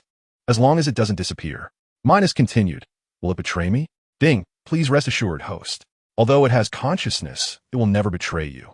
Minos exclaimed happily, system. That's really wonderful. Ding, however, the Hashirama clone and the Shadow King heritage will have one drawback. Upon hearing this, Minos was worried. System, is there a big problem? Ding. Actually, isn't a big problem. After hearing this, Minos also relaxed his worries. But he still didn't understand what the drawback was. Thinking of this, Minos questioned, System, what exactly is the drawback? Ding. Although the Hashirama clone is considered your clone, it can only obtain your 3-color haki and nothing else. For example, it cannot obtain the Black Dragon King ability. Ding, and the Shadow King heritage is currently sealed, just like the Black Dragon King ability. Now, having the Hashirama clone use it is the same as the host. Ding, the Shadow King heritage is also sealed in 3 stages. Initial stage, proficient stage, and finally, peak stage. After hearing the system's words, Minos felt a bit regretful. But every ability cannot be perfect, otherwise, how would people in the pirate world play?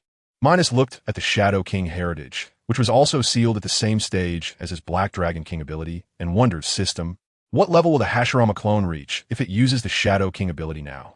Ding, you can rest assured, host. The Hashirama clone can reach the strength of a high-level Yonko. If it absorbs a powerful shadow, it will break through to the peak of the Yonko. Minos was delighted upon hearing this from the system. That's great. This way, I won't be afraid of being besieged by others in the future. Minos continued, system. Help me purchase the Hashirama clone. Ding, please wait a moment, host. The system is currently purchasing. Minos watched as the system was purchasing the Hashirama clone, thinking about what name to give this clone. After pondering for a long time, he still couldn't come up with anything. So he thought it might be best to use its original name. Let's call it Chung Xiaoyu. Minos clicked the confirm button and saw that the name was set successfully. Minos murmured, next is the height. How about setting it to 301 centimeter? Minos clicked the confirm button in the height section, and soon the height was set successfully. Minos looked at the appearance section and fell into a dilemma. If he set it to his own appearance, it would be meaningless. Why not? Set it to its original appearance instead. Brothers, go watch the video yourself. Then it came to the final clothing. Minos thought for a while and ultimately decided to use its original outfit, a black t-shirt, a pair of black pants, and most importantly, a black long coat. The black coat flutters in the wind, looking very stylish. Minos clicked the confirm button, and finally, it was all set. Minos happily said, system, I have set it up. Shouldn't it be time for it to come out now? Ding, please wait a moment, host. The character is being created. Minos could hardly contain his excitement and exited the system. Minos waited a little while on Ghost Island, and soon the system made a sound. Minos looked over and saw a burst of golden light flashing in front of him. Minos exclaimed, wow, this is the golden legend. Soon, a flash of golden light appeared. In front of Minos stood a young man in a black trench coat, tall and slender, with an unforgettable aura of confidence emanating from his hands tucked into his pockets. Minos looked at the figure of Chung Xiaoyu before him and fell silent for a moment. Minos was reluctant to admit that he was actually outshone by his own avatar. That aura of confidence with hands and pockets was something he would never be able to replicate. While Minos was silent, Chung Xiaoyu took the initiative to greet him. Chung Xiaoyu, looking at the silent Minos, teased, "Hey, what's wrong with the main body? Do you think you're not as handsome as your avatar?" Minos gave Chung Xiaoyu a speechless glance. The feeling of talking to himself was quite frustrating. Minos looked at the handsome Chung Xiaoyu and asked, "How do you feel now?" Chung Xiaoyu dropped his playful tone and replied blandly, "Right now, I feel a bit stronger, and I have the three-color haki." As soon as he finished speaking, black-armed haki enveloped Chung Xiaoyu's hands. Minos watched with joy as Chung Xiaoyu used the armed haki, thinking to himself that it really worked. Minos said in a deep voice, "Now it's time to use it." With that, Minos took out a piece of black crystal from his system. He looked at Chung Xiaoyu and said, "This is the Shadow King inheritance. By using it now, you will gain powerful shadow powers." Chung Xiaoyu took the black crystal from Minos and said, "Don't worry, main body, I will make the Shadow King's abilities sweep across the entire sea." After speaking, Chung Xiaoyu crushed the black crystal. In an instant, a powerful black energy emerged from the crystal and entered his body. The black energy flowed throughout Chung Xiaoyu's body, enhancing him. Minos quietly watched Chung Xiaoyu engulfed in black energy, hoping that this guy would succeed soon. After a long time, Minos felt that there had been a huge change with Chung Xiaoyu. Powerful black energy erupted from Chung Xiaoyu, and the surrounding debris was lifted by the shockwave. Chung Xiaoyu's eyes also turned into white light, and his long black trench coat fluttered in the wind. Minos remained indifferent to the shockwaves and asked Chung Xiaoyu, "How do you feel now?" Upon hearing Minos's words, Chung Xiaoyu retracted his aura and black energy, and his eyes returned to normal. Chung Xiaoyu glanced at Minos and said blandly, "I'd say it's a success. Plus, I have obtained something like a system panel." Minos was a bit surprised to hear this, but after thinking about it, it seemed reasonable since there was a system panel in the original work. Minos looked at the calm Chung Xiaoyu and said, "Check what functions the system panel has." Chung Xiaoyu nodded and then focused his mind on the system panel. Shadow King Support System Host, Chung Xiaoyu Age, 19 Skills. King S Domain summons powerful shadow soldiers. Intermediate Armed Haki, Intermediate Observation Haki, Intermediate Conqueror S Haki. Special Talent, Stand Up. As long as you say stand up to a dead person, you will extract their shadow. Resting Place, Shadow, Soldier's Residence Realm. High 4 Emperor's Items, None Magic Power. 120,000. Chung Xiaoyu looked at the system panel and asked System, "What does this magic power mean?" Ding, respected king. Magic power refers to the time that shadow soldiers can consume. What a polite system. If Minos knew, he would definitely be very upset. Chung Xiaoyu questioned, "Then how can magic power be obtained?" Ding, respected king. Magic power is obtained simply by extracting shadow soldiers. Chung Xiaoyu nodded and said, "Right? I remember it said that the dead must not exceed 4 hours to extract the shadow soldiers, right?" Ding, respected king. That is indeed the case. Chung Xiaoyu felt a bit of a headache at this. There were so many zombies on Ghost Island to extract, and if he couldn't extract them, it would be a big loss. Thinking of this, Chung Xiaoyu said, "Can I extract all the shadows on this island now?" Ding, respected king. It is generally not allowed. However, since it's your first use, you can modify it once, and then it would depend on your decision. Chung Xiaoyu happily said, "Thank you, system." Ding, the king need not be so polite. The Shadow King support system is part of the king, and it only appears to help the king adapt better. Chung Xiaoyu nodded and exited the system panel. Minos saw Chung Xiaoyu wake up and asked, "How is it? Does this system have any use?" Chung Xiaoyu replied, "It's similar to the main body S system." Minos was surprised. "Can you also obtain kill points?" Chung Xiaoyu shook his head, "Not kill points, but magic power." Minos asked curiously, "What is magic power?" Chung Xiaoyu helplessly explained, "It's to extract shadows from the corpses and obtain magic power." Minos still questioned, "What is the specific use?" Chung Xiaoyu replied blandly, "To be precise, magic power is the ability for sustainability. With magic power, you can summon shadow soldiers infinitely." Minos asked, "Can the zombies on this island extract shadows now?" Chung Xiaoyu first shook his head, then nodded. Minos looked at Chung Xiaoyu disappointedly and said, "Is it not possible?" Chung Xiaoyu glanced at Minos and said blandly, "At first, it's not possible, but later the system said it could be modified once." Minos exclaimed in surprise, "Then is it possible now?" Chung Xiaoyu nodded and said blandly, "Yes." Minos laughed heartily, "Then let us see your performance." With that, Minos stepped aside, indicating Chung Xiaoyu to start his performance. Chung Xiaoyu, seeing Minos step aside, didn't he hesitate to walk over to the dragon horse zombie. Soon, Minos saw Chung Xiaoyu extend his right hand and point at the body of the dragon horse zombie. Instantly, black magic power surged onto the dragon horse zombie. Suddenly, Minos heard Chung Xiaoyu say to the dragon horse zombie, "Stand up." The dragon horse zombie was enveloped in black energy and moved slightly. However, it did not rise. Minos looked at the scene and muttered, "This seems like a failure." Immediately afterward, Minos saw Chung Xiaoyu again pouring black magic into the dragon horse zombie while solemnly saying, "Rather than sleeping here, you might as well follow me to conquer the world." Minos then saw Chung Xiaoyu suddenly shout, "Stand up." Soon, Minos saw a change in the body of the dragon horse zombie. Under the black energy, a shadow general composed of white and black energy emerged from the dragon horse zombie's body. In his hand was a knife, which was the black knife Qiu Shui. Chung Xiaoyu smiled slightly at the sight of the dragon horse shadow finally being summoned. Finally, he succeeded. Chung Xiaoyu said calmly, "From now on, you will be called General Fai Long. You will be the first commander of the Shadow Legion." General Flying Dragon knelt on the ground and said in a deep voice, "General Flying Dragon is willing to serve the king." Chung Xiaoyu replied calmly, "Return to your resting place first. Wait for my summons." After hearing Chung Xiaoyu's words, General Flying Dragon transformed into black energy and entered Chung Xiaoyu's body. At the same time, Chung Xiaoyu felt his strength surge, reaching the peak of the four emperors. Chung Xiaoyu laughed heartily. This feeling is truly wonderful. Minos naturally witnessed this scene. The ability Chung Xiaoyu obtained from the Shadow King was indeed powerful. After a long time, Minos approached Chung Xiaoyu and said lightly, "Have you become stronger again?" Chung Xiaoyu, seeing Minos speaking, replied calmly, "I have to thank General Flying Dragon for this. Summoning him directly fed me a lot of magical power, allowing me to reach the peak of the four emperors in one go." Minos was pleased to hear this. It seems that General Flying Dragon is at least a four-emperor level powerhouse. Chung Xiaoyu nodded. Indeed, a four-emperor level powerhouse. But I'm not sure if he is high level or peak. Minos replied calmly, "We'll know when the great battle comes." Minos continued, "Next, it's your time to perform." Chung Xiaoyu nodded seriously and walked over to Moria and the others. Since Moria had been forcibly extracted of the shadow fruit by the system, he was already dead. With a wave of his hand, Chung Xiaoyu directed his powerful magic towards Perona and the other three. In an instant, the three of them died. Chung Xiaoyu extended his right hand, wrapping them in black energy. He said in a deep voice, "Stand up." Soon, except for Moria's corpse, the others began to change. In no time, three shadow soldiers made of white and black energy appeared before Chung Xiaoyu.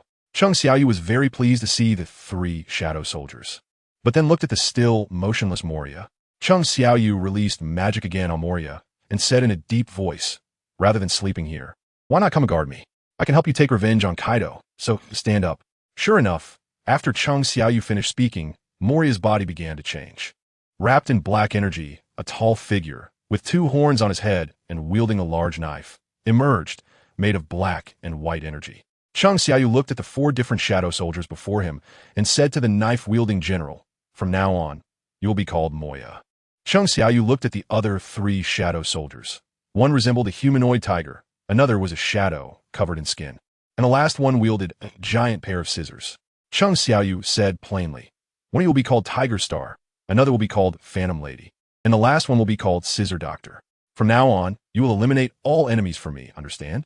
The four shadow soldiers knelt down and replied, "We will obey the king's orders and will eliminate all enemies for you." Chung Xiaoyu said calmly, "Return to your resting place. Your commander, General Flying Dragon, is waiting for you." After hearing the king's order, the four shadows transformed into black energy and entered Chung Xiaoyu's body. Minos approached Chung Xiaoyu and said calmly, "Next are these soldiers. I wonder if you have confidence." Chung Xiaoyu looked at Minos and replied calmly, "Don't worry, my body. I will succeed." Chung Xiaoyu continued, "But after we finish here, where should we go next? Also, should we act together?" Minos pondered over Chung Xiaoyu's words. He already had an idea of where to go first, but whether they should act together was indeed a question. After careful consideration, Minos said, "After dealing with this place, let's go to Sabaody Archipelago." Chung Xiaoyu questioned, "What for?" Minos looked at the puzzled Chung Xiaoyu and replied calmly, "To enter the new world. We must pass through Sabaody Island. You can also accomplish something big there. Then we can split up and attack the new world." Chung Xiaoyu said with interest, "My body, your method is good. However, if we split up, there will be no one by your side." Minos replied indifferently, Don't worry. Even if I can't win, I can escape. Chung Xiaoyu smiled lightly. Then it's settled. It's just right. I also want to test the strength of the Shadow Legion. Minos looked at Chung Xiaoyu seriously. Why not? Once we enter the new world, you directly attack a 4-emperor crew. Chung Xiaoyu's gaze fixed on Minos with a slight smile. Sure. It will be the moment my Shadow King strongly descends into the new world. Minos looked at Chung Xiaoyu seriously. All right, no more talking. You go and recruit the Shadow Legion first. Chung Xiaoyu nodded, turned, and walked towards the forest ahead. Chung Xiaoyu arrived at a suitable location and unleashed black energy. He said in a deep voice, Shadow King Domain. Instantly, black energy erupted from Chung Xiaoyu's body and spread outwards. Until it completely enveloped the island. It stopped. Chung Xiaoyu shouted, Stand up. Immediately, shadow soldiers with black and white patterns appeared on the corpses covered by Chung Xiaoyu's black energy. Chung Xiaoyu shouted, You are all my Shadow Legion. Follow me to kill across the world. Return to your positions immediately. At Chung Xiaoyu's call, the shadow soldiers transformed into black energy and flew into Chung Xiaoyu's body. Meanwhile, Chung Xiaoyu also felt his body becoming stronger, but no matter what, he couldn't break through to the king level. This left Chung Xiaoyu a bit disappointed. It would be great if he could break through to the king level. Just then, Minos walked over and looked at Chung Xiaoyu calmly. How many shadow soldiers did you manage to gather? Chung Xiaoyu, feeling a bit disappointed, replied, There are 1,000 shadow soldiers.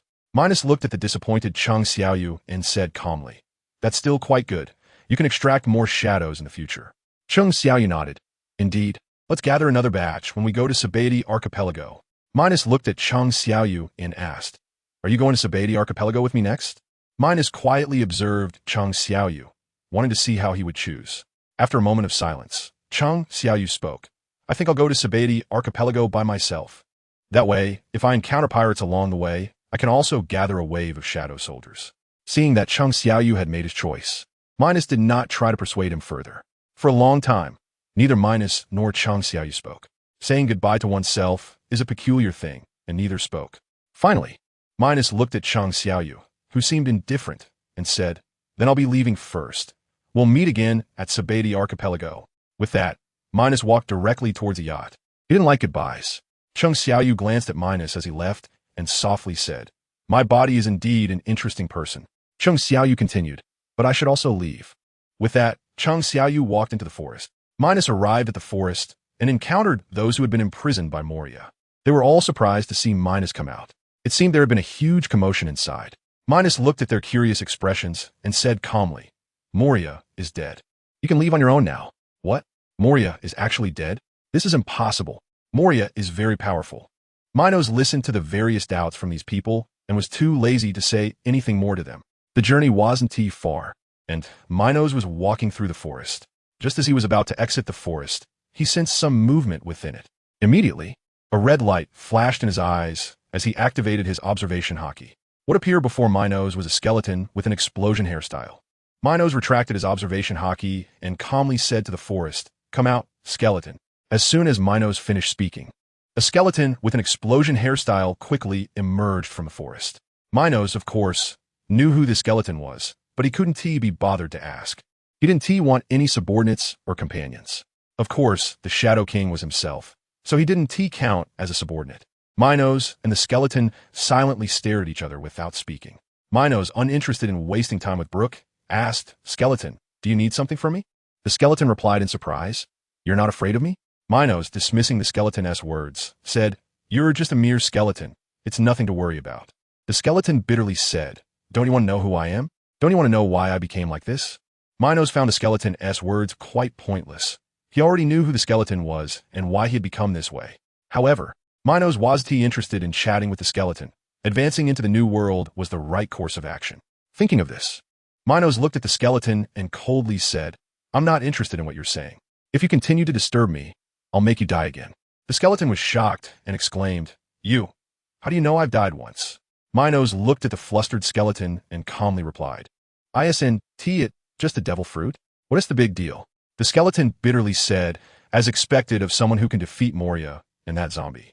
Just one glance, and you can tell I became like this because of a devil fruit. Minos coldly looked at the skeleton and said, While I'm in a good mood, you should leave early. Otherwise, he paused for a moment, but his icy gaze remained fixed on the skeleton. The skeleton trembled at Minos' cold gaze, even though he didn't have a heart. The skeleton hurriedly said, "My name is Brook, and I want to join your ship." Minos was somewhat surprised. He didn't expect Brook to want to join his crew. However, Minos wasn't the naive type like Luffy. Therefore, he didn't need anyone. Minos retracted his cold gaze and said flatly, "I don't need any crew members." Minos noticed Brook's disappointed expression and continued, "However, there's a pirate crew you can join." Originally disappointed, Brook was excited and asked, "What pirate crew is that?" Hearing Brook's excited words, Minos slightly smiled. "Just wait here for a guy with a straw hat." With that, Minos turned and left, leaving Brook with a dazed expression. After walking for a while, Minos could still hear Brook shouting, "When will he come?" Minos didn't answer Brook and headed straight for the yacht, leaving behind a despairing Brook. Soon, Minos arrived at a foggy sea area. Looking at the yacht before him, Minos lightly jumped on board. "Welcome back, master." The gentle voice of the intelligent butler rang out. Minos nodded and laid down beside a chair, not saying anything further. Minos looked at the fog and said flatly, "Intelligent butler, how long will it take to get to Sabati Archipelago?" "Master, please wait a moment." "The intelligent butler is searching," came the reply. Minos comfortably lay on the chair, finally heading to the Sabati Archipelago. After that, he would reach the New World. At that time, it would be even more interesting. How would the other emperors deal with him? Thinking of this, Minos' lips curled slightly. With the powerful combat strength of the Shadow King and the Shadow Army, wouldn't he thrive in the New World? While Minos was still contemplating, the gentle voice of the intelligent butler sounded again. "Master, I have found the information." Minos, lying on the chair, said flatly, "How much time is needed?" "Master, it will take approximately 10 days. The intelligent butler's voice was melodious. Minos replied flatly, "Intelligent butler, head straight for Sabati Archipelago." "Understood.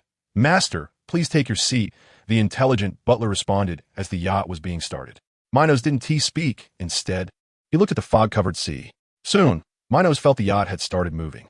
He quietly lay on the chair, feeling neither joy nor sorrow, just hoping to reach the Sabati Archipelago soon. Meanwhile, on the other side, Chung Xiaoyu was still wandering in the forest. Chung Xiaoyu looked at the forest in front of him and was quite speechless. If he had known, he would have walked with his main body. Just then, Chung Xiaoyu saw many people arguing ahead. He followed the sound and curiously took a look. Oh, it turns out that the people imprisoned by Moria had their shadows returned to their bodies after Moria's death.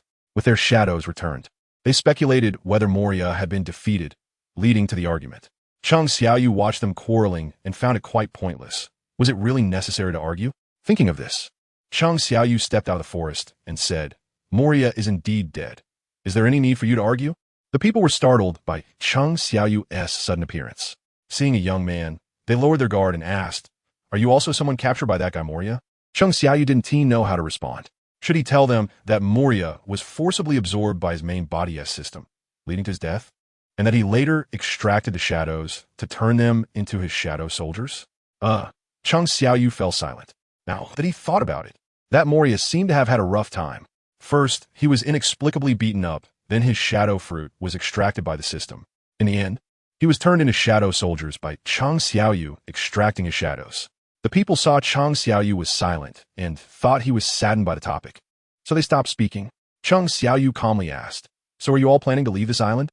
A swordsman spoke up, "Yes, we all want to leave this island, but we have no ship, so we can't leave." Chung Xiaoyu pondered, "How about we build one ourselves, or look for a ship that might have fallen before?" The swordsman seemed a bit scared and said, "We also want to look for one, but we're afraid Moria isn't dead yet, so we dare not go." After listening to the swordsman, Chung Xiaoyu thought for a moment and slowly said, "How about I go with you to look for it?" The swordsman was delighted. "That's great. The more people, the more strength." Chung Xiaoyu smiled slightly, "But wait a moment, let me check first." With that, Chung Xiaoyu's eyes flashed red as he activated his observation haki. Under the search of his observation haki, he quickly found a dilapidated ship in the sea area, but it should be usable after some repairs. Chung Xiaoyu retracted his observation haki and said to them, "There seems to be a dilapidated ship not far from here in the sea, but it should be usable after some repairs." The others were delighted and said, "Black-clothed brother, you are amazing." Chung Xiaoyu smiled without saying a word and walked towards the sea. The others followed him. This ship was their hope. Soon, under Chung Xiaoyu's lead, they arrived at the sea and saw the broken ship. The others were very happy to see the broken ship, saying that as long as they repaired it, it would be fine. Before long, with the repairs done by Chung Xiaoyu and the others, the ship was ready. Thus, they boarded the ship and left the ghost island. Brooke watched Chung Xiaoyu and the others leave from the island, feeling very lonely. Now he was all alone, right? But when would the person wearing the straw hat come? At the marine base in Sabeti Archipelago, Kizaru and Garp were exhausted. Due to the chaos caused by Minos, the Sabeti Archipelago was also attacked. However, under their control, everything was finally handled by today. Kizaru leaned back in his chair and said bitterly, "Vice Admiral Garp, I shouldn't have come to Sabeti Archipelago with you. Now, I'm completely worn out." Garp, with a weary expression instead of his usual smile, replied, "Kizaru kid, you're so young and already saying you're tired. Look at me. I'm so old and still have to deal with these messes." Kizaru also looked exhausted and said, "If it weren't for that guy Minos, the sea wouldn't have gone berserk, and naturally, there wouldn't be so many problems." Hearing Kizaru mention Minos, Garp's expression turned grim. Indeed, that guy Minos is the main culprit. Originally, we could have just laid here in Sabeti Archipelago waiting for him, but now we're worn out. Kizaru looked at Garp's grim face and helplessly said, "I don't know where that guy Minos has gone. It's been a while since we heard from him. I wonder if he will come to Sabeti Archipelago." Garp fell into thought upon hearing Kizaru's words. Kizaru was right. It had indeed been a long time since Minos had shown up. After some contemplation, Garp spoke. "Let us wait here for a while. If Minos has gone to the New World, with his troublemaking character, the New World would have been in chaos by now." Kizaru lay back in his chair and said bitterly, "Then let us continue waiting here." Garp shouted angrily, "When that brat Minos comes to Sabeti Archipelago, I will definitely teach him a good lesson." Kizaru looked at the furious Garp helplessly. "Then Vice Admiral Garp, it will be up to you at that time. I'll just assist." Kars looked at the lazy Kizaru and snorted, but said nothing. At Marine headquarters in Marineford, in the Marshal's office, Sengoku and Tsuru were conversing. "Little Tsuru, you don't know how tired I am after all this time." Sengoku's tone was filled with exhaustion. Tsuru sighed. "That guy Minos has caused quite an unusual situation this time. It's natural for you to be tired." Sengoku said bitterly, "The sea is in chaos because of Minos, and this time the Marine headquarters has suffered heavy losses." Tsuru glanced at Sengoku and solemnly said, "The losses are indeed severe, but the four seas are completely under our control. In the New World, we have Shanks suppressing the sea, making things much easier for us." Sengoku looked at Tsuru and slowly spoke. "The world government must have reached some agreement with Shanks." Tsuru nodded and calmly replied, "Indeed, some kind of agreement has been reached, but it is a good thing for us." Sengoku chuckled bitterly. "I just hope it's genuinely useful for our Marines." Tsuru did not respond, but kept thinking. Sengoku glanced at Tsuru, who was in deep thought, and didn't interrupt him anymore. In the New World, Wano country, Kaido was drinking at his base, laughing heartily and feeling quite pleased. Jin looked at the wildly laughing Kaido above and helplessly said, "Captain, you seem very happy?" Kaido, still laughing, responded, "I told you that Minos kid is as crazy as I am. The chaos in the sea, not long ago, seemed like the Marines' incompetence, but it was actually caused by that kid Minos." Jin, looking at the still laughing Kaido, helplessly said, "It was because of the 5th Emperor Minos that we had a conflict with the Whitebeard pirates. Moreover, the pirates in the New World are starting to resist the 4 Emperors' control." After hearing Jin's words, Kaido stopped laughing and coldly said, "Those guys from the Whitebeard pirates are indeed too arrogant. If the chaos hadn't been disrupted by that guy Shanks, I would have gone to battle with Whitebeard." Kaido paused and continued, "As for the other pirates in the New World, they are just a bunch of clowns. If such a situation arises, I will personally step in and let them experience what a strong person really is." Jin looked at Kaido and slowly said, "That guy Shanks is too despicable, being ambiguous about his stance. It seems he might have cooperated with the Marines now." Upon hearing Jin mention cooperation, Kaido's face grew serious. After a long silence, Kaido said solemnly, "That guy Shanks has always been ambiguous, but he should be cooperating with the world government."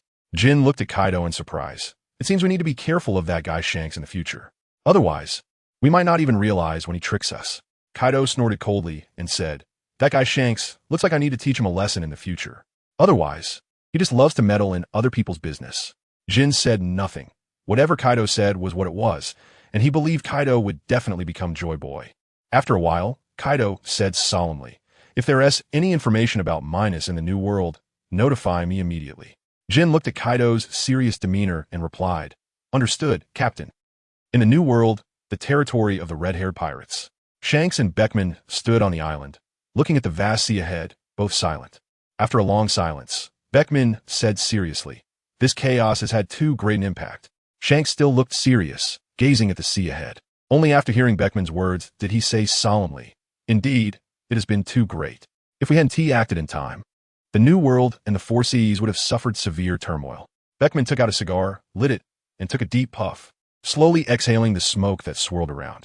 Beckman said in a deep voice, "We can only say that the things that Kid Minos has done have had a massive impact." Shanks remained serious and said, "Minos is a person even crazier than Kaido. If he reaches the New World, it will be even more chaotic." Beckman nodded. "Once he arrives in the New World, it will be even more chaotic." Before Shanks could speak, Beckman continued, "Although Minos is powerful now, he has no subordinates, which is a good entry point." Shanks took over Beckman's words and said solemnly, "If Minos comes to the New World and openly recruits subordinates, many pirates will join him. Then his name, as the Fifth Emperor, will truly be justified." Beckman said seriously, "Minos is an uncontrollable factor. If things are not handled well, the New World will plunge into greater chaos." Shanks stared at the sea in silence for a long time before coldly speaking. "Then let the New World become Minos's final destination." Beckman looked at Shanks, who had already made a decision, and remained silent. Shanks's decision was also his decision, as they were the best of companions. In the New World, aboard the Moby Dick, Whitebeard and Marco, among others, had grim expressions. This time, the Beast Pirates and the Big Mom Pirates were actually opposing them at the same time. After a long silence, Marco spoke in a deep voice, "Dad, this is not good. Have the Beast Pirates and the Big Mom Pirates formed an alliance?" Whitebeard replied solemnly, "In the past, they were already in cahoots, so it's not surprising that they are working together now." Marco expressed his concerns. "What should we do then? If the two Emperor crews join forces, we will be at a disadvantage." Whitebeard laughed heartily. "I am Whitebeard. Even if Kaido and Big Mom come together, I'm not afraid." "That's right. Dad is the world's strongest man. So what do we have to fear from Kaido and Big Mom? With Dad here, our Whitebeard pirates are the strongest presence. Taking down the Beast Pirates should be a piece of cake." Whitebeard looked at the cheering crowd below, his mouth slightly curving upward, but a hint of anxiety flashed in his eyes. In the New World, on Cake Island, Katakuri, Smoothie, and several others stood below in silence. Big Mom, looking at the newspaper in her hand, had a very dark expression. This made her children very scared, all lowering their heads and not daring to speak. After a long time, Big Mom suddenly tightened her grip on the newspaper and shouted angrily, "That little brat Minos is too despicable. He's making the entire sea spin in circles." Big Mom continued, "And can you tell me why we are fighting the Whitebeard pirates?" After Big Mom's words fell, her children below all lowered their heads, not daring to speak. Katakuri looked at Big Mom and said solemnly, "That guy Minos has indeed caused chaos across the entire sea. Moreover, our conflict with the Whitebeard pirates is also somewhat related to him." Katakuri continued, "If it weren't for the riot caused by Minos, we wouldn't have had to fight the Whitebeard pirates. Should we just ignore the facts and say that Minos is completely blameless?" After hearing Katakuri's words, Big Mom fell silent. After a long time, she angrily spoke, "If that guy Minos comes to the New World, notify me immediately." Big Mom continued, "I want Minos to know that he's just a little brat and shouldn't be so arrogant." Katakuri looked at the furious Big Mom and said solemnly, "Understood." In Marigios, the bald-headed swordsman among the five elders spoke angrily, "This Minos is indeed the culprit. Look at how he has messed up the New World." The mustached elder sighed. "I didn't expect that a moment of negligence would lead to Minos becoming such a major threat." The long-bearded elder said helplessly, "The current situation is not what everyone wanted to see. The key point is that red-haired Shanks actively proposed to deal with Minos." The short-haired elder said solemnly, "Red-haired Shanks is likely to be serious about cooperating." The elder with the cane spoke helplessly. "The main reason we chose to cooperate with red-haired Shanks is that his identity is somewhat special." The entire office fell silent again, as if the previous discussion had never happened. After a long time, the mustached elder said helplessly, "Let's leave Minos to red-haired Shanks to deal with. We will just watch the changes." The others agreed. At the Revolutionary Army headquarters, Dragon sat silently in his office chair, clearly troubled by the recent turmoil that had brought considerable difficulties to the Revolutionary Army. Sabo spoke up, "Mr. Dragon, are you troubled by something?" Dragon bitterly replied, "The chaos caused by Minos caught us off guard, resulting in significant material losses." Sabo, hearing this, also looked troubled. "Yes, we lost a lot of supplies, and many people are no longer cooperating with us." After listening to Sabo, Dragon fell silent, not expecting the turmoil to become so large. After a long time, Dragon spoke solemnly. When the opportunity arises, I want to meet Minos and see what he thinks about our revolutionary army. Sabo, looking worried, said, from the newspapers, that guy Minos is not easy to approach. Dragon said solemnly, no matter what, we must meet him. This concerns the future of our revolutionary army.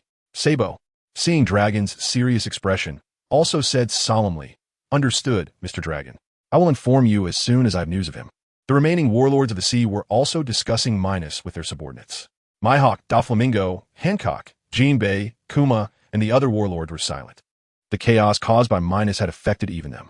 Mihawk and Kuma's territories were relatively fine, but others fared worse. For example, Jinbei's Fishman Island was in dire straits, with mermaids being captured en masse. During the chaos, even Whitebeard's reputation was of no use. Fortunately, Jinbei was strong, and with the support of a captain-level member of the Whitebeard pirates, they managed to fend off the pirate attacks. Of course, Doflamingo, Hancock, and others also faced invasions, but they managed to withstand the attacks thanks to their own strength. In East Blue, in Fusha Village, Ace and Luffy had just finished their battle and were now lying on the cliff, panting heavily. Luffy, looking frustrated, said, Ace, why are you so strong? Why can't I beat you? Ace glanced at the dejected Luffy and smiled. How can a younger brother be stronger than his older brother? After hearing Ace's words, Luffy looked even more dejected. Luffy said seriously, Ace, there have been many pirates appearing in our village recently, but they were all driven away by Dayton. Do you know about this? Ace, hearing Luffy's words, replied seriously, Luffy, I know about this. I even went with Dayton to deal with the pirates. Luffy looked surprised. I didn't know you want to fight pirates with them. Why didn't you take me along? Ace chuckled lightly. At that time, I thought the pirates were strong and didn't plan to bring you along. Ace paused for a moment, looking at Luffy's curious expression, and continued. When I fought with Dayton, I found out those pirates were very weak, like ordinary civilians just setting sail.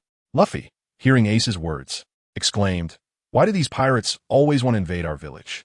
Ace looked at Luffy, who still didn't understand, and said seriously, I've heard that not only our village is being invaded by pirates, but other nearby villages are also being invaded. Luffy, listening to Ace's words, looked even more troubled. After a long time, Luffy said with frustration, Why is this happening? These pirates are not what I imagined. Ace looked at the sad Luffy and comforted him, Luffy, as long as we don't become such pirates in the future, it's fine. Hearing Ace's comforting words, Luffy's face broke into a smile. Yeah, we want to be free pirates, not bad pirates. Seeing Luffy smile, Ace couldn't help but smile as well. Just then, Ace suddenly thought of something and looked at Luffy seriously. Luffy, I heard that the recent pirate invasion in the East Blue is closely related to Minos. Luffy asked in confusion, Who is Minos? Ace sighed at Luffy's cluelessness, thinking that this kid seemed to have lost his mind. Ace shook his head helplessly. It's the person from a newspaper I showed you last time. Luffy scratched his head. Oh, it's him. But what does he have to do with this? Ace looked at the foolish Luffy seriously. I heard that he killed a high-ranking Navy officer, which led to chaos in the sea. Luffy was surprised to hear this. The Navy? Isn't that where my grandpa is? Ace nodded. That's right. It's the faction your grandpa belongs to.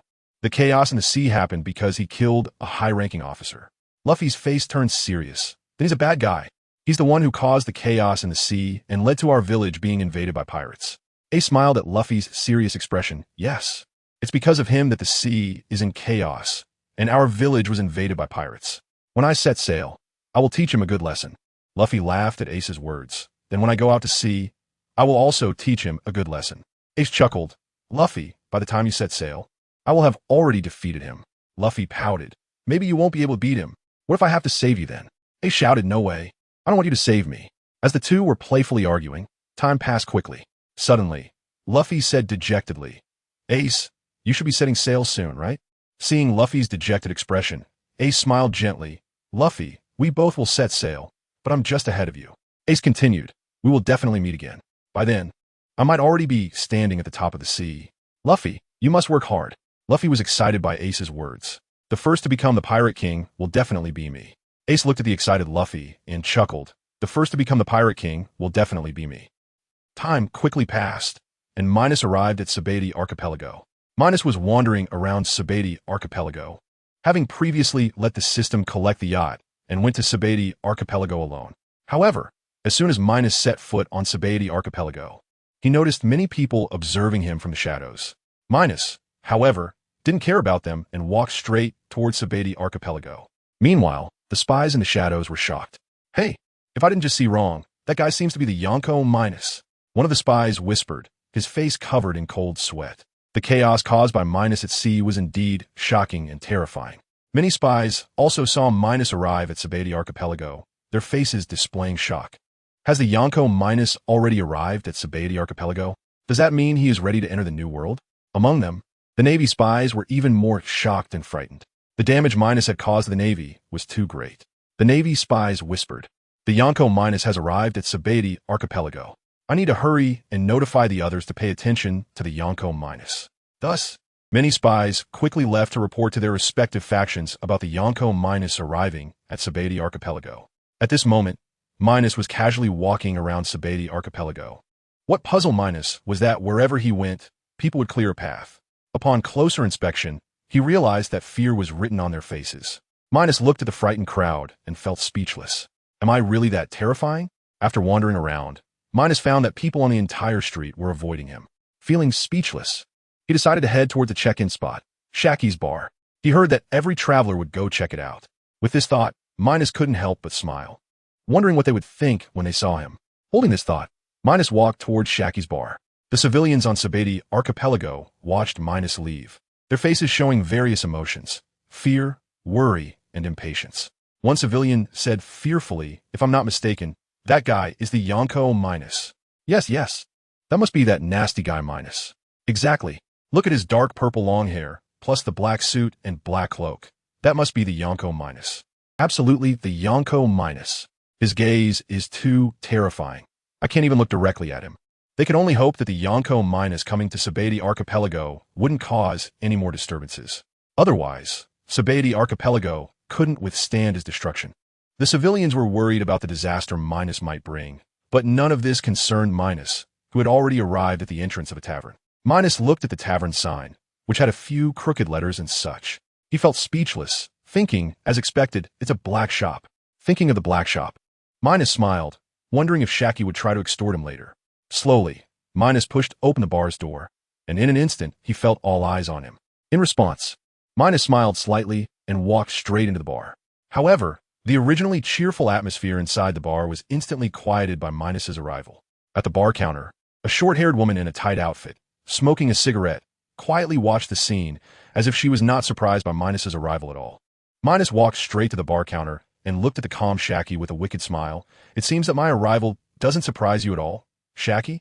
Shaki slowly took a puff of her cigarette and exhaled lightly. After a few seconds of silence, she spoke in a deep voice. I didn't expect the Yonko Minos to come to my little bar. It's truly an honor. Minos looked at Shaki coldly. But I can't see how happy you seem to be. And Minos paused, his gaze fixed on Shaki. I noticed that you don't seem surprised at all by my arrival. Shaki looked at the aggressive Minos and replied in a deep voice, I am an informant. Naturally, I know about the whereabouts of the Yonko Minos.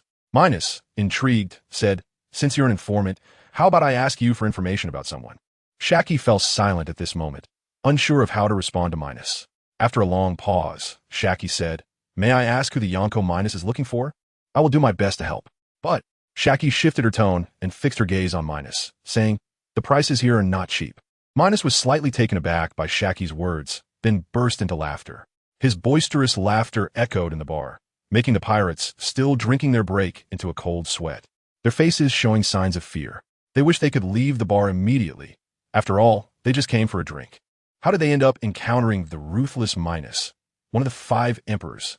Shaki's expression was not good at all. Minos's laughter seemed to mock her for being overconfident.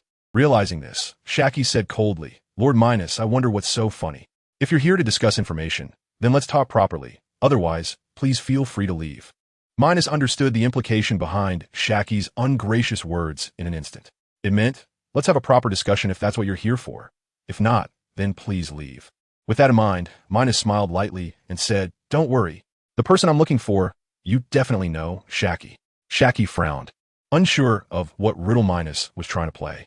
Seeing the displeasure on her face, Minos teased, that person is quite familiar with him.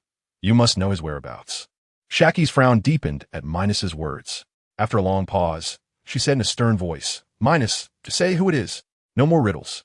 Minos, looking at the seemingly uninformed Shaki, slowly replied. He is the vice captain of the Roger Pirates, known as Dark King Rayleigh. Minos's words shocked Shaki, making her heart race with confusion. Why would this rookie Minos know about Rayleigh and even know that she had a connection with him? The other pirates in the tavern also looked shocked. If they heard correctly, it seemed they just heard about the Roger Pirates, and also about the vice captain of the Pirate King Roger, Dark King Rayleigh. Today was incredibly shocking. Not only did they encounter the 5 Emperor Minos, but they also heard news about the vice captain of the Roger Pirates. At this moment, Shaki felt immense pressure. Looking at Minos, who was staring at her intently, she felt a shiver run through her. It was as if this guy in front of her was about to turn into a beast and devour her. After thinking for a long time, Shaki coldly said, "Lord Minos, you may be mistaken. I don't know any Dark King Rayleigh." Minos looked at Shaki without saying anything, only fixing his gaze on her. As Shaki met Minos's intense stare, she felt increasingly suffocated. The atmosphere in the tavern grew heavier. Both the patrons and the pirates could hardly bear the oppressive tension. Minos, oblivious to the atmosphere, continued to scrutinize Shaki, his gaze icy, like a cold snake watching its prey. Just as Shaki was about to crack under the pressure, the door was pushed open once more. Minos looked up to see an old man with white hair entering. The old man surveyed the surroundings, and then, fixing his gaze on Minos, chuckled. "So, the 5 Emperor Minos has come to Sabati Archipelago? How surprising." Rayleigh paused, but before Minos could respond, he coldly added, "But for someone like the 5 Emperor Minos to bully a woman in a small bar, that's really lacking in grace." Minos, looking at Rayleigh, who was mocking him, chuckled, "I haven't bullied her. I'm just looking for someone." Rayleigh's face remained serious, his gaze cold as he stared at Minos. Unfazed by Rayleigh's unfriendly demeanor, Minos smiled calmly. "But the person I'm looking for has already arrived. You know who I'm talking about, don't you, Dark King Rayleigh?" Rayleigh's expression grew more serious. He hadn't expected this rookie Minos was specifically looking for him. "However, I have never had any contact with him before. The key point is that if anyone was supposed to be looking for trouble, it should be me, so why would Minos want to find me?" With this confusion, Rayleigh coldly said, "Minos, logically, it should be me looking for you, but what do you want from me?" Minos, teasing Rayleigh's cold demeanor, replied, "Actually, it's nothing serious. I just want to share an interesting incident that happened in the East Sea with you." Rayleigh remained silent, but his gaze became even colder. Minos noticed this and provocatively said, "In the East Sea, I discovered a pirate crew called the Evil Dragon Pirates. They committed all sorts of atrocities in the East Sea, and I couldn't stand it anymore, so I dealt with them personally." Minos continued, indifferent to Rayleigh's increasingly cold stare. "They were so weak that with just a light punch, they shattered. You might not know, but the sound of that shattering was truly satisfying." As Rayleigh struggled to control his emotions, Minos continued, "I remember one of them, a fisherman named Octopus Xiaoba. He begged me to spare him, but as a good person, I couldn't let such evildoers go." You guess what Octopus Xiaoba said, just before he died? Minos said flatly to Rayleigh. Rayleigh fixed his gaze on Minos and said in a deep voice, "What did he say at the end?" Minos chuckled lightly. He said he knew Rayleigh, and if I killed him, Rayleigh wouldn't let me go. Minos continued, "At that moment, I was so furious. With one punch and a few kicks, he turned into a pile of mush. Tell me, didn't he deserve to die, Dark King Rayleigh?" Minos smiled faintly at Rayleigh. After hearing Minos's words, Rayleigh could no longer contain his anger, shouting, "Minos, you little brat, don't be arrogant. This is truly going too far." In a flash, a terrifying red-black color of Conqueror's Haki surged toward Minos. Minos looked at Rayleigh using Conqueror's Haki and smiled disdainfully. With a flash of red light in his eyes, his own black-purple Conqueror's Haki clashed with Rayleigh's. The two Conqueror's Haki forces clashed violently in the narrow bar. In an instant, the tavern shook violently, countless bottles fell to the ground, and tables began to break. The other pirates in this confined space suffered unwarranted disaster, collapsing to the ground, their eyes turning white as if their brains had been attacked. Both Minos and Rayleigh continued to clash with their Conqueror's Haki, seemingly indifferent to everything around them. Just as Minos was about to add Dragon Slayer magic and clash with Rayleigh again, Rayleigh withdrew his Conqueror's Haki. Minos was puzzled by this, but also followed suit and retracted his Haki. As Rayleigh walked outside, he coldly said at the door, "It's too narrow here. You probably don't want to fight in this confined space, do you?" After saying that, Rayleigh walked out directly, as if he knew Minos would surely follow him outside. Watching Rayleigh leave, Minos's lips curled into a slight smile. He certainly understood what Rayleigh meant. He was just afraid of damaging his wife's shop, and said it in such a grandiose manner. Minos scoffed, feeling quite amused. Minos glanced at the messy tavern, and the calm-faced Shaki smiled slightly and walked out of the tavern. When Minos reached outside, he found Rayleigh had already climbed a small hill. Minos lightly jumped and landed not far from Rayleigh. Looking at Rayleigh, who still had a serious expression, Minos joked, "Does the vice-captain of the Pirate King also feel the weight?" Minos noticed that after saying this, Rayleigh's expression became increasingly serious. After a long while, Minos heard Rayleigh say in a deep voice, "When I first saw you in the newspaper, I thought you were just a lucky kid. But I didn't expect you to become one of the 4 emperors so quickly. This identity really changes fast." Minos chuckled. "You old pirates from the past like to view others with a narrow perspective, as if everything must go through your approval or recognition to be right." Rayleigh fixed his gaze on Minos and coldly said, "Minos, what exactly do you want to say?" Minos laughed heartily. "Rayleigh, you old remnants of the past should stop embarrassing yourselves." Satisfying a reader's request. After hearing this, Rayleigh said in a deep voice, "Minos, you little brat, you really look down on people too much. You should know that there are still many strong ones from the old era. With your current strength, it's still too early to think about changing dynasties." After listening to Rayleigh's words, Minos laughed heartily. "Then let me see the so-called might of the old era today. I hope you old remnants can bring me some damage." After saying that, Minos vanished from his spot at an incredible speed. In the blink of an eye, he appeared behind Rayleigh and kicked him with a foot wrapped in haki. Rayleigh, being a master, had already used observation haki the moment Minos disappeared. As Minos kicked him, he turned around and extended his right hand, enveloping it with flowing cherry haki to block Minos's kick. In the fierce collision, powerful air currents erupted around them, creating deep pits in the ground beneath Rayleigh's feet. Minos looked at Rayleigh, who had blocked his powerful kick with flowing cherry haki, and sneered. "The old guy from the past isn't too bad." Rayleigh let out a cold snort. "Minos, you little brat, you still have much to learn." With that, Rayleigh increased the force in his hand, instantly sending Minos flying away. Minos lightly jumped in the air and landed on the ground, sneering, "I'll just praise you a bit. And you think you're impressive. Indeed, you are a typical old guy from the past, not worth much." After that, Minos instantly appeared in front of Rayleigh, and they began to engage in hand-to-hand combat. Minos continuously attacked with punches, but Rayleigh was able to block them with his own punches. Moreover, the crucial point was that Minos's observation haki and armament haki were not as high as Rayleigh's, causing him to be hit by a few punches. Minos felt a slight pain in his body and was somewhat speechless. If only his armament haki and observation haki could reach a higher level. Rayleigh's attacks couldn't seriously injure him, but they were quite humiliating. Just as Minos was still contemplating, he suddenly heard Rayleigh's light laughter. "Is this the power of the 4 emperors? It seems to be nothing special." Minos looked at Rayleigh's smile, which seemed to mock him. Thinking of this, Minos said in a deep voice, "I was just warming up. Now the real battle begins." With that, Minos raised both hands, gathering white energy and enveloping his fists with armament haki. Minos quickly approached Rayleigh and said in a deep voice, "Armament flowing rock-shattering fist." In an instant, countless black and white fist shadows attacked Rayleigh. Rayleigh's eyes flickered, and he quickly dodged with observation haki. Minos naturally noticed this, but continued to throw punches. Smoke without harm was quite reasonable at this moment. In the past, the flowing rock-shattering fist had been unstoppable, but now it couldn't land a hit. Minos watched this scene, lost in thought. Previously, his opponents were either weak or lacked advanced observation haki. At that time, he found it very easy to fight. But now encountering someone with advanced observation haki was quite difficult. Minos kept thinking, in a direct confrontation, Rayleigh definitely couldn't win against him. However, if the opponent did not actively engage but kept dodging, then his attacks would seem quite useless. Minos also remembered the battle with Kizaru in the Alabasta Kingdom. Back then, he couldn't handle Kizaru either. In his constant dodging, Minos also couldn't do anything to him. In the end, he only managed to hit Kizaru due to his weakness of needing to protect others and not being able to dodge. Now, Rayleigh was the same. Did he have to use the same method to threaten Rayleigh? Just then, a loud laugh broke the silence on the battlefield. "Minos, you little brat. So you're here?" Following the laughter, Minos looked and saw an old man with white hair, dressed in a white suit and draped in a marine justice cloak. Minos muttered, "So it's that guy Carp."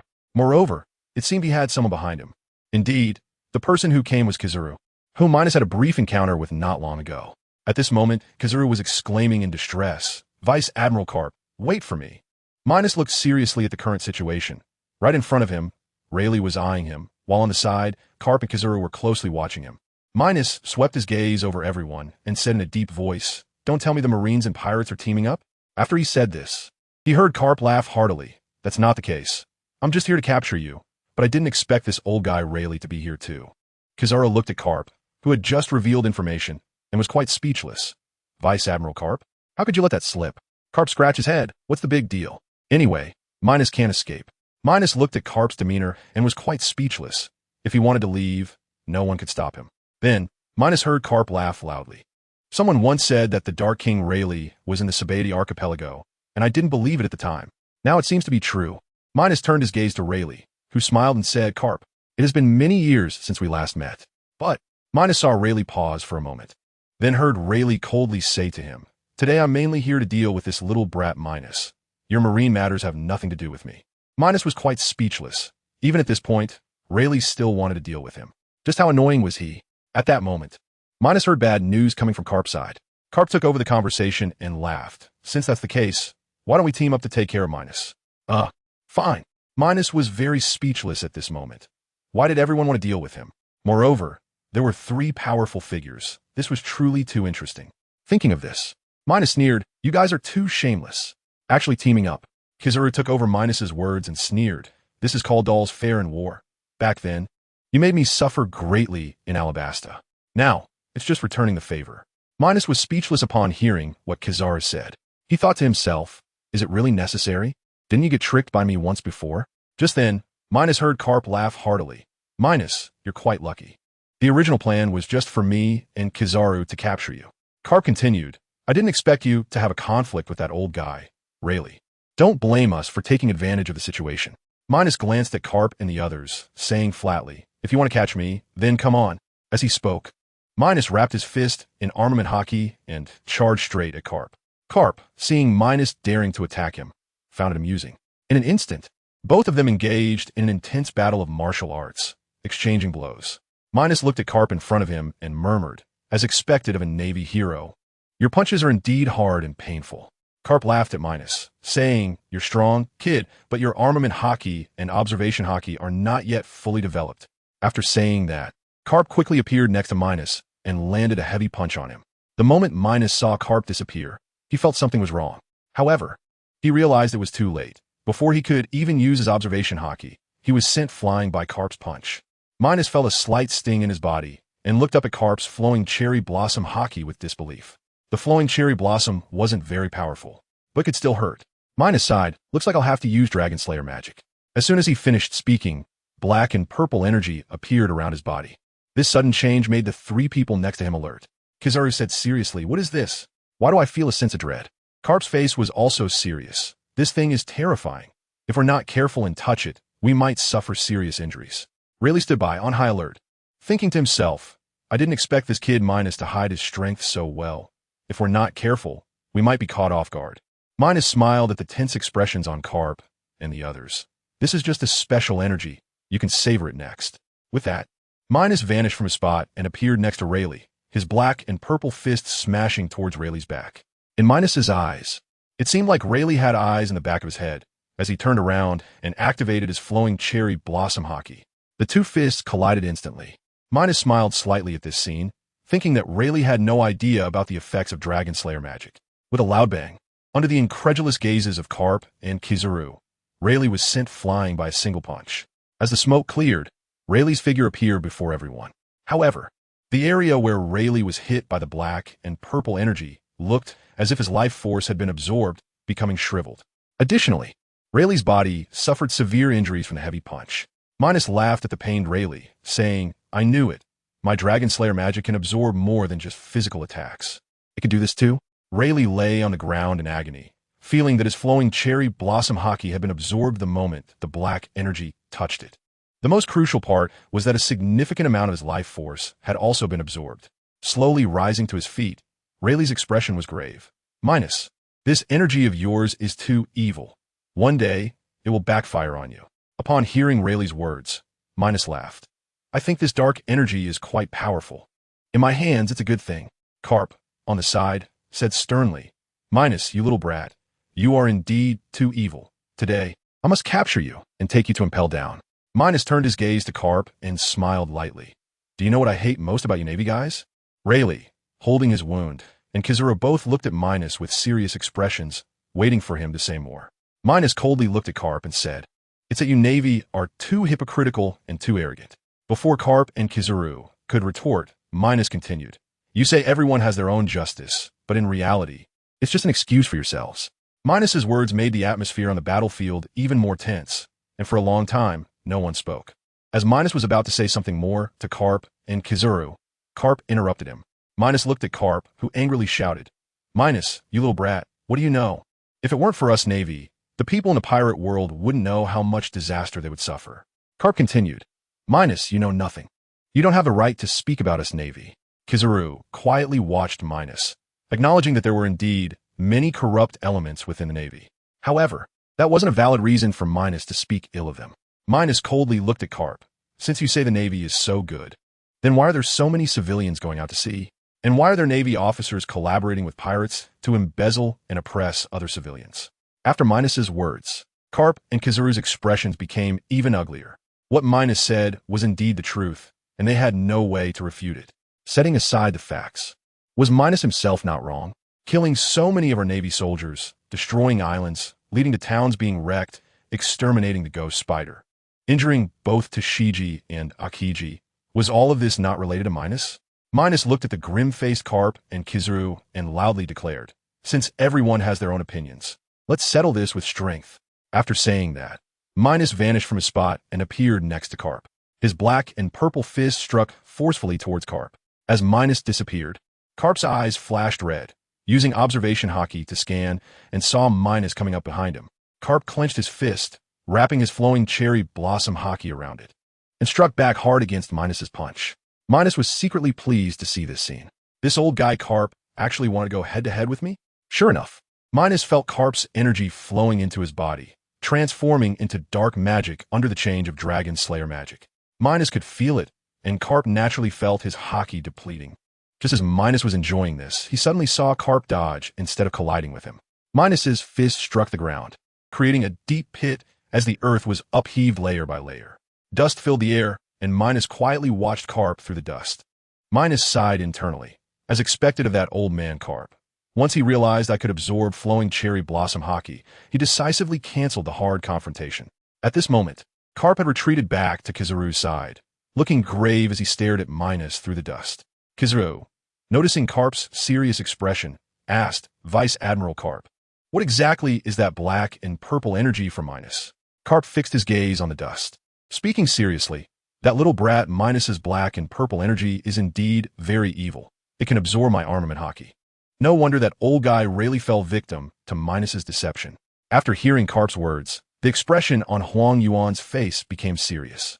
He turned to look at Rayleigh, who was not far away, covering his withered body, and said in a deep voice, "This is troublesome. We can't let Minos get to us." Carp nodded, but his gaze was fixed on Minos, who was emerging from the dust. Minos looked at Carp, whose expression was grave, and coldly said, "What's wrong? Is Vice Admiral Carp actually not going to confront me head-on? That would really tarnish your reputation as Iron Fist Carp." Minos stared coldly at Carp, deliberately trying to provoke the old man into a direct confrontation. That way, he could secretly use his Dragon Slayer magic on him. However, the battle-hardened Carp would not fall for his trick. Minos saw Carp snort in response, "You little brat, it's too early for you to think you can provoke me." Minos felt a bit disappointed upon hearing Carp's words.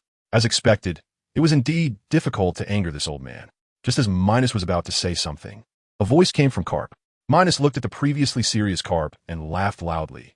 "Carp, you old man, I've already found your weakness." Carp's words puzzled Minos. Besides being slightly weaker in the 3 types of hockey, what other weaknesses did he have? Soon, Minos heard Carp continue, "Minos, your armament hockey and observation hockey are lacking. And I suppose your Conqueror's hockey isn't that great either." "Oh, Fina." What Carp said was indeed true and hard to refute. Minos thought helplessly. Carp looked at the silent Minos and laughed heartily. "Then take my move." As soon as Carp finished speaking, Minos saw him take a few steps forward, and black-red lightning appeared around him, quickly enveloping his fist. Under the influence of Carp's Conqueror's hockey, not only did the ground shatter from the lightning, but the weather also turned stormy, as if a violent storm was about to break out. Minos watched this peculiar scene and murmured, "Conqueror's hockey? Huh? But I'm not outdone." Minos clenched his fist, and black-purple lightning appeared around him, enveloping his fist with black-purple energy. Instantly, The same scene of shattered ground, dark clouds, and raging winds appeared around Minos. Carp noticed Minos's transformation, which puzzled him. This phenomenon was clearly something only Conqueror's Haki could produce. How could this little brat manage it? Carp couldn't understand, but since they were in a battle, he decided not to dwell on it. He looked at Minos and laughed. Fistbone impact. In an instant, Minos saw Carp's enormous red-black fist coming at him. Feeling the ground around him starting to shatter under Carp's terrifying pressure, he murmured, "It's time to strike. Otherwise, I'll be seriously injured." Minos raised his prepared black-purple fist and shouted, "Dragon Slayer magic. Ordinary punch." Suddenly, a gigantic black-purple fist appeared in front of Minos, heading towards Carp's fist for a collision. In a massive clash between Carp and Minos, there were loud booming sounds. Their fists did not touch each other directly. Instead, they collided in midair. The air currents generated by the two spread out, causing the ground to crack. Minos looked at Carp and laughed. "Carp, old man, are you done for?" Carp replied solemnly, "I didn't expect you, Minos, to have mastered this move." Upon hearing Carp's words, Minos laughed loudly. "Old man Carp, you remnants of the old era love to judge others. In my view, you're too arrogant. It's time to be eliminated." After saying that, Minos increased his strength and charged at Carp. Carp naturally felt Minos's increase in power and said solemnly, "Minos, you little brat, you really underestimate us old folks." With that, Carp suddenly increased his strength and collided with Minos again. At that moment, the black-red lightning and black-purple lightning clashed once more. The two types of lightning refused to yield to each other, resulting in explosions. The shockwaves from the explosions severely damaged the surrounding ground, buildings, and mountains. The ground cracked, and the buildings turned to ruins while the mountains were destroyed. More importantly, many people suffered from this disaster. Huang Yuan and Rayleigh quickly dodged, retreating far enough to avoid the impact.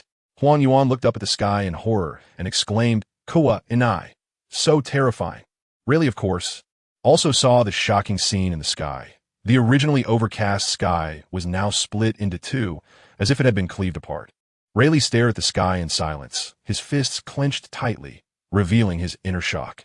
After a long time, Rayleigh said solemnly, "Minos, you've truly reached this level." At this moment, Rayleigh no longer dared to underestimate Minos.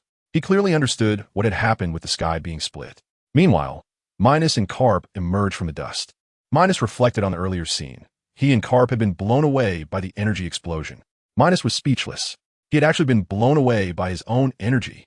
Just as Minos was still at a loss for words, Carp's laughter rang out again. Carp emerged from the dust, and upon seeing that Minos was unharmed, he laughed heartily. "Minos, you little brat, you're quite impressive to be able to match me evenly." Minos looked at the goofy Carp and smiled gently. "Carp, as expected of you. Even at your age, you can still clash fiercely with me." Carp scratched his head and laughed. "Minos, I'm a veteran of the Navy." Carp continued, "However, I've already realized that your black-purple energy cannot absorb Conqueror's Haki." Minos quietly listened as Carp pointed out that his Dragon Slayer magic couldn't absorb Conqueror's Haki. Minos had no worries or disappointments. In fact, it was already great that Dragon Slayer magic could counter Conqueror's Haki. If it could absorb Conqueror's Haki as well, how would others even compete? Thinking of this, Minos looked at Carp and smiled gently, as expected of Vice Admiral Carp. "You actually noticed this issue." Then, Minos saw Carp continue to laugh. "Minos, even if you flatter me, I'll 1T let you off the hook."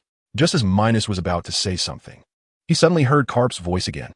Carp looked at Minos with curiosity and said, "What intrigues me is that your black-purple energy isn't Conqueror's Haki, right? But it can achieve the same effect as Conqueror's Haki. You're quite lucky." Minos looked at the puzzled Carp and chuckled. "My black-purple energy is indeed not Conqueror's Haki. It's called Dragon Slayer magic, however." Minos paused for a moment, and Carp quietly watched him. Minos didn't let Carp down and continued, "I think it's much better than Conqueror's Haki. At least it can absorb all other physical attacks." After Minos finished speaking, he quietly looked at Carp, who remained silent after hearing Minos's words. After a long silence, Carp looked at Minos seriously and said, "Minos, if you weren't an enemy of the Navy, that would be great." Minos was a bit surprised when he heard Carp's words. He didn't expect Carp to say such things at this moment. However, Minos was destined to be an enemy of the Navy. It could even be said that he was an enemy of everyone in the pirate world. To gain slaughter points, he had to eliminate his enemies. Only by obtaining slaughter points could Minos become stronger, dominate everything, and become a god. With this in mind, Minos whispered, "So, you're all slaughter points. Carp looked at the pondering Minos and said solemnly, Minos, I'm sorry, but capturing you is our duty as the Navy. And it's my duty too. Minos, who was still deep in thought, was interrupted by Carp's words. When he looked up, he saw that the yellow ape had somehow appeared beside Carp. At that moment, another voice slowly emerged. Minos looked up again and saw Rayleigh standing to his left front, looking at him seriously and saying, Minos, you are too powerful and evil. If we don't deal with you, the new generation of pirates will surely be silenced under your brutality. Minos looked at Rayleigh's righteous demeanor and was speechless. It was clear that Rayleigh wanted to avenge Octopus Little 8 and seek justice for Shaki, yet he spoke so grandly, it was ridiculous. With this thought, Minos took a deep breath and slowly exhaled. He looked at Carp, the yellow ape, and the unyielding Rayleigh and laughed heartily. Come on, bring it on. But with just the three of you, you can't do anything to me, Minos. This made Carp and the others frown. It was too arrogant. Minos didn't care what Carp and the others thought. A battle was inevitable today. However, it was impossible for him to be defeated on this Sabeti archipelago. At this moment, the atmosphere was becoming increasingly tense, just waiting for the right moment to start the next battle. The wind and sand blew, and the battle officially began. Minos saw the yellow ape suddenly turn into light and disappear from his spot. Red light flashed in Minos' eyes as he used his observation hockey to scan the entire area, suddenly realizing that the yellow ape was already behind him. The yellow ape's lewd voice rang out at that moment. Have you ever been kicked at the speed of light? In an instant, the yellow ape's light speed kick aimed at Minos' waist. Minos hurriedly raised his left hand to block the yellow ape's kick, just as he was preparing to counterattack when he suddenly felt a sense of danger with his observation hockey. Minos turned his head and saw Carp had already arrived directly in front of him, his fist wrapped in Conqueror's hockey, striking towards him with great force. Minos looked at Carp's fist and quickly used his right fist wrapped in armament hockey to collide with Carp's. In an instant, the ground was once again under immense pressure, cracking open repeatedly. Minos felt helpless at this moment, remembering what netizens used to say back on Blue Star. In a life-and-death battle, the four emperors could never defeat two admirals. Damn it! Minos now believed that this was incredibly absurd. He was facing such an unfriendly situation, and there was also Rayleigh, that unyielding old guy, watching him closely. Just as Minos was pondering, red light flashed in his eyes again, and suddenly his observation hockey sensed danger again. He looked up and saw Rayleigh approaching him at an extremely fast speed, his fist wrapped in Conqueror's hockey, striking forcefully toward his chest. All right, Minos looked at this scene, unsure of what to say, and could only silently watch as Rayleigh's fist smashed down on his chest. Minos watched helplessly as he was sent flying by a single punch. The pain in his chest was unmistakable. Minos was injured. Carp and the others looked solemnly at Minos in the dust, believing it was impossible for him to be easily defeated. As the dust began to settle, Carp said, Minos, I believe you can't possibly just fall down. Come out quickly. At this moment, Minos looked at the fist mark on his chest in the dust, feeling quite helpless. 1 against 3, it seemed a bit overwhelming. As the dust cleared, Minos emerged and looked at Carp and the others, jokingly saying, No wonder you're all old-timers from the past. You're terrifyingly strong. Carp responded seriously, Minos, there's no need to mock us. It's you who has provoked too many people.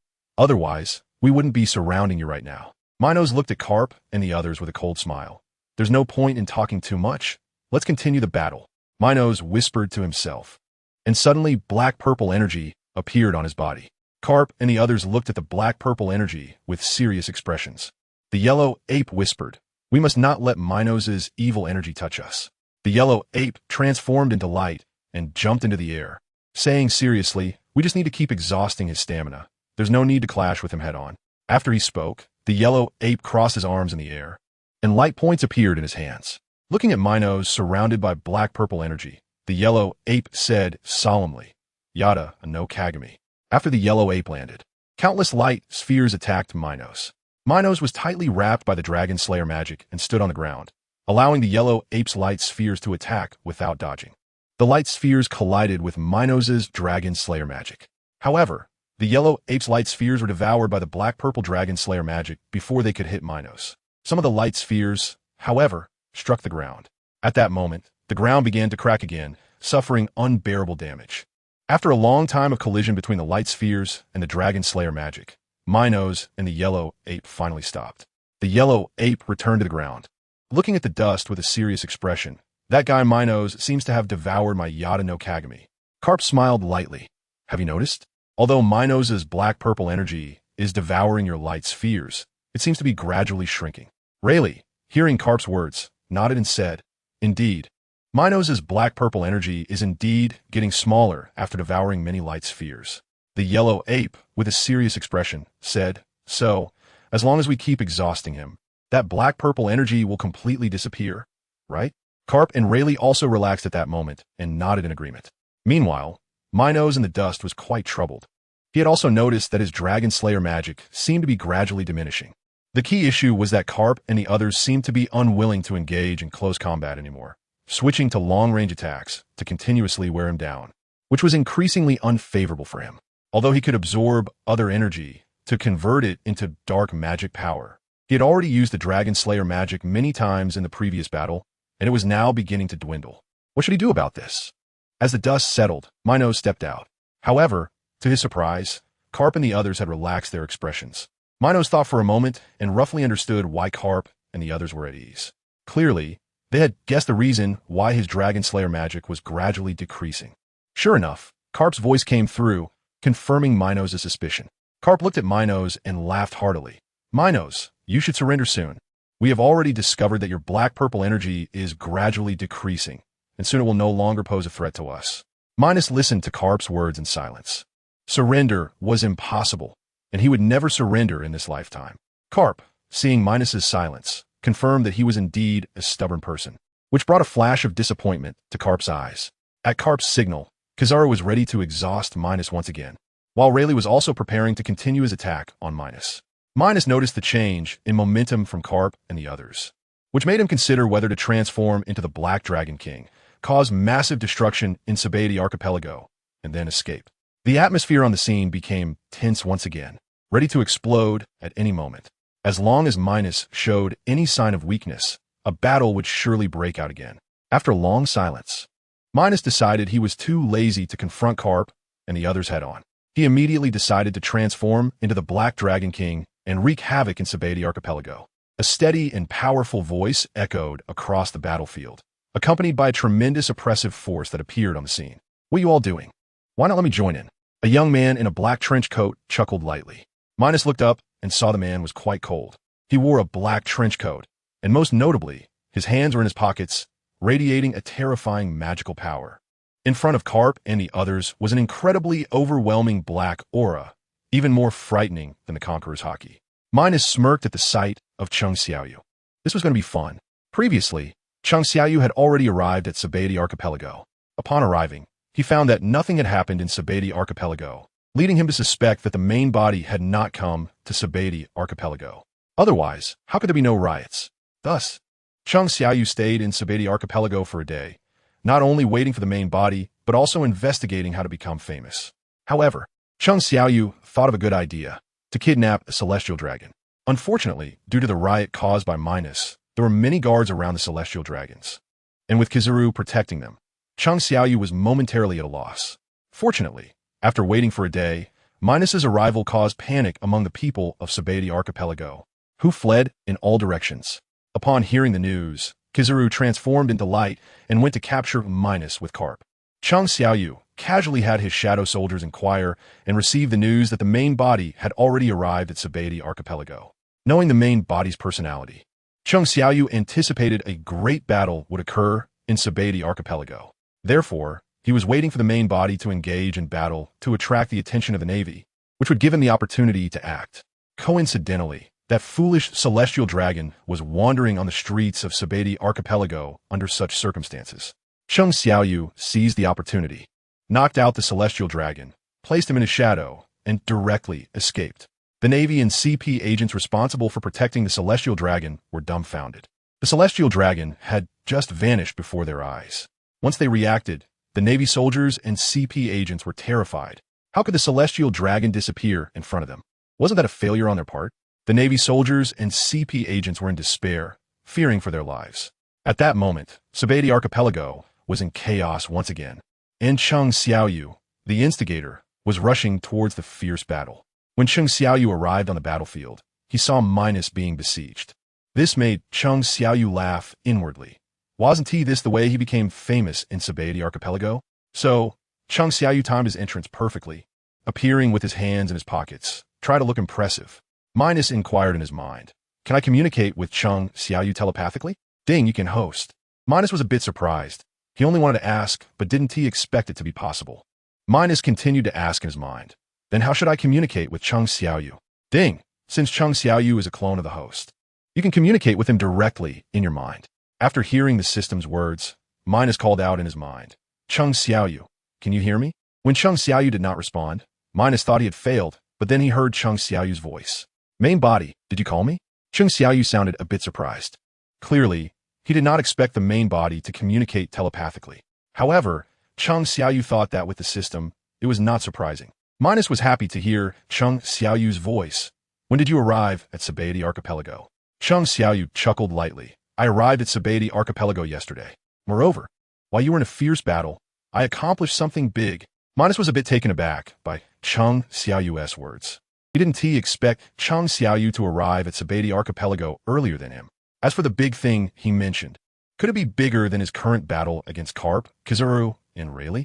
Just as Minos was about to ask Chung Xiaoyu to help him deal with Carp and the others, he heard Chung Xiaoyu's slightly excited voice again. Main body, you might not know this, but while you were just battling, I secretly knocked out a celestial dragon, and now he's in my shadow. Upon hearing this, Minos almost doubted whether he had misheard. Here he was fighting hard, and his clone didn't come to help, but instead took the opportunity to kidnap a celestial dragon. Minos seriously suspected that Chung Xiaoyu wanted to get him killed while he wanted to be the main body. After being silent for a long time, Minos finally said, at this moment, you actually went to kidnap a celestial dragon. It's really speechless. Chung Xiaoyu chuckled lightly. This is a great opportunity. We can't miss it. Minos felt helpless upon hearing Chung Xiaoyu's words. Did he really have to be angry with his own clone? Minos thought in his mind.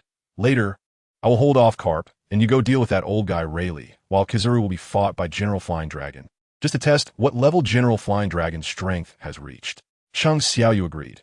What you said is a good plan, but if there's a chance, we might as well take down that old guy Rayleigh. At that time, the Shadow Legion could gain a combat power at the level of an emperor. Minos lamented. While that sounds great, it's difficult to kill someone at the level of an emperor. Let's strengthen ourselves by bloodbathing the sea after entering the new world. Chung Xiaoyu spoke helplessly. If our strength breaks through to the king level, then we can suppress the pirates in the new world. But if the pirates in the new world unite, I feel that even with the two of us in the Shadow Legion, we still won't be able to handle it. Minos chuckled lightly. I know what you mean. With our current peak emperor level strength, we certainly can't handle the new world. So, when we break through to the king level, that will truly be the time for a great battle. Chung Xiaoyu smiled gently. Then it settled. However, we can also get another helper. Minos was a bit surprised by Chung Xiaoyu's words. Who else would be willing to help them? Chung Xiaoyu seemed to sense Minos's confusion and slowly said, Did you forget about the system? Just let another king descend when the time comes. Minos was taken aback for a moment, and then smiled. The method you mentioned is quite reasonable. Let's wait until I break through to the king level, which means... Minos paused here, looking at Chung Xiaoyu. The two of them seemed to share a silent understanding. That is when the monarch descends. Although the mental exchange felt like it lasted a long time, only a moment passed outside. Carp, observing the powerful aura of Chung Xiaoyu, spoke sternly. Hey kid, do you know what we are doing? Don't interrupt. Minos and Chung Xiaoyu heard Carp's voice. Minos didn't say anything. After all, Carp didn't know whether he and Chung Xiaoyu were acquainted, so it was better to let Chung Xiaoyu communicate with them. Chung Xiaoyu glanced at the silent entity and immediately understood its meaning. Chung Xiaoyu looked at Carp and the others with disdain. My name is Chung Xiaoyu, not some kid you mentioned. Or, Chung Xiaoyu paused his tone and looked at Carp and the others proudly. You can also call me the Shadow King. Chung Xiaoyu's disdainful gaze and extremely proud words made Carp and the others frown. Kizaru whispered, This guy is too arrogant. Rayleigh nodded beside him. Both his gaze and tone are very arrogant. Carp looked at Chung Xiaoyu and laughed heartily. Chung Xiaoyu, kid, you are too arrogant. Then Carp changed his tone. At such a young age, you call yourself a king. Aren't you afraid of straining your back?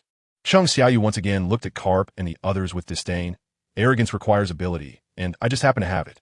Carp said solemnly, Good for you, arrogant kid. Let's see if you have the qualifications to be so cocky. With that, Carp retracted his aura, preparing to teach Chung Xiaoyu a lesson. Minos instantly appeared beside Chung Xiaoyu and smiled lightly at Carp. Old man Carp, your opponent is me. Carp looked at Minos and Chung Xiaoyu and spoke seriously. You two know each other, right? Carp thought Minos and Chung Xiaoyu must know each other. Otherwise, why would they look so unguarded? After exchanging glances, Minos and Chung Xiaoyu sang in harmony. Old man Carp, you guessed wrong. I don't know him. Perhaps. He saw how shameless you Navy are in bullying me, and that's why he came to help. Chung Xiaoyu looked at Carp with a teasing smile. Yeah, I really don't know him. I just saw you Navy being too overbearing and stepped in to help. After all, it's everyone's responsibility to fight evil. After that, Minos and Chung Xiaoyu exchanged glances and laughed heartily, as if saying, Old man Carp, we clearly know each other, but we just want to annoy you on purpose. After laughing with Chung Xiaoyu, Minos noticed Carp's extremely grim face, as cold as ice. Kizuru approached Carp and said in a low voice, Vice Admiral Carp, Minos and that guy Chung Xiaoyu definitely know each other. However, both are too arrogant and reckless. Rayleigh also came to Carp's side and said solemnly, Carp, don't act impulsively. Minos and that guy Chung Xiaoyu must be plotting something. Be careful not to fall for it. Carp remained unfazed but kept his eyes fixed on Minos and Chung Xiaoyu. After a long silence, Carp said solemnly, Don't worry. They're just two people, while we have three. The advantage is on our side. At the same time, Minos was also communicating with Chung Xiaoyu in his mind. What do you think, entity? Should we take down Rayleigh? Chung Xiaoyu chuckled inwardly. Minos was a bit surprised to hear Chung Xiaoyu's words. He still didn't want to give up on Rayleigh. Minos replied nonchalantly, Do you have a method? Chung Xiaoyu smiled slightly. I have a skill that can hard control a locked target for a few seconds. What do you think? Can we pull a fast one? After hearing Chung Xiaoyu's words, Minos's mouth curled up. You mean you quietly control Rayleigh, and then I seize the opportunity to ambush him? Chung Xiaoyu chuckled. That's right. But we only have one chance. Once we fail, they will be on guard. Minos said seriously. Then it settled. It's time to take down that old man Rayleigh. At this moment, the battlefield was silent, but it was just the prelude to the storm. Minos looked at Carp and the others and said solemnly, Old man Carp, you all are going to die. Kizura looked at the arrogant Minos strangely. 2 against 3, you really have guts. Hearing Kizuru's strange words, Minos looked at Chung Xiaoyu. Chung Xiaoyu helplessly nodded, then looked at Kizuru calmly. You say we are only 2 people. After that, Chung Xiaoyu opened the shadow domain, and a warrior walked out from behind him. Minos looked at this scene, and the corners of his mouth slightly lifted. Chung Xiaoyu jokingly said to Kizuru, Now we should be 3 against 3, right? Carp and the others had heavy expressions, as another strong opponent had appeared. Kizaru said solemnly, Where did this guy come from? His aura is very strong. Rayleigh's gaze was fixed on General Phylong behind him, and he said in a low voice, This seems to be shadow ability, right? Could it be that Moria is already dead? Carp, standing beside them, said solemnly, Maybe it's not shadow ability. After all, Moria is too useless. Minos looked at Carp and chuckled. Old man, are you going to fight me? Amid Carp and the other surprised gazes, Minos charged straight at them. Carp saw the arrogant Minos and clenched his fists, also attacking Minos. Just as Kizuru was about to support Carp, a hoarse voice suddenly came from behind. When Minos rushed out, General Phylong also appeared behind Kizuru.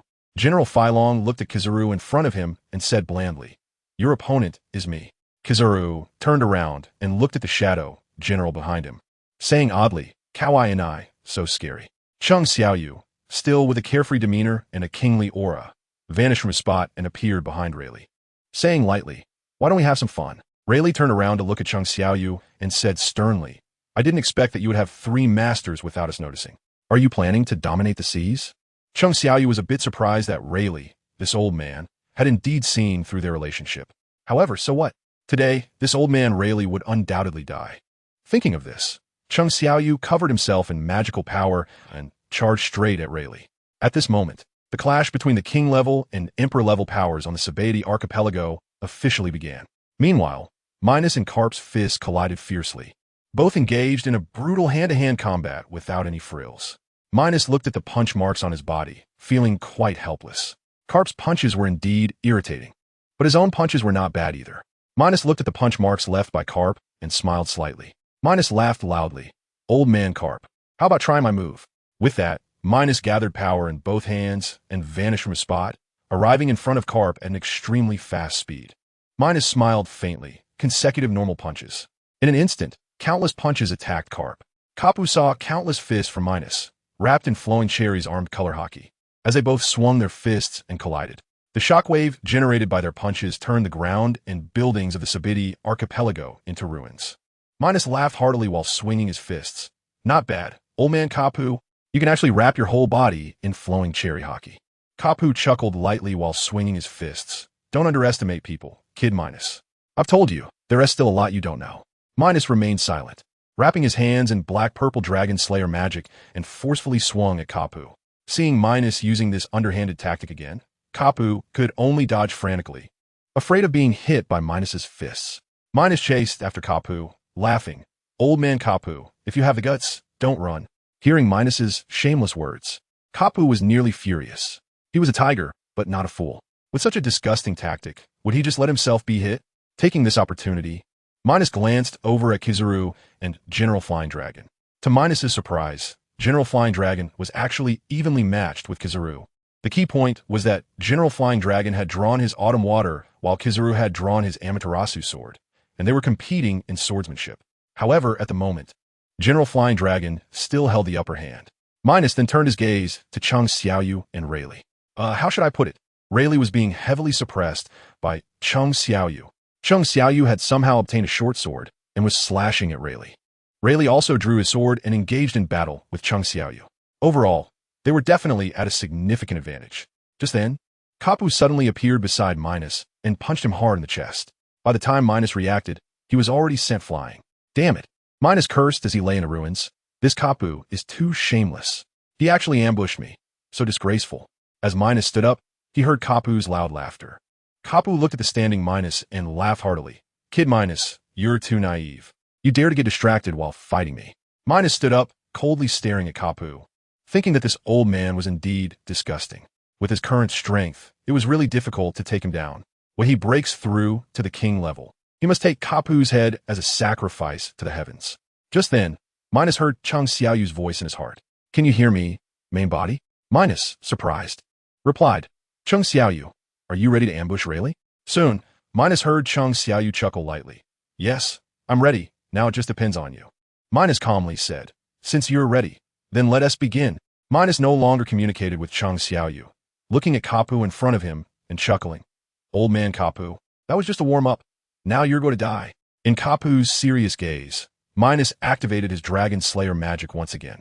The black-purple energy wrapped around his fists, and his momentum reached a critical point, ready to strike. Minos called out in his heart, Chung Xiaoyu, I'm charged up and just waiting for you. As soon as he finished speaking, Minos disappeared from his spot.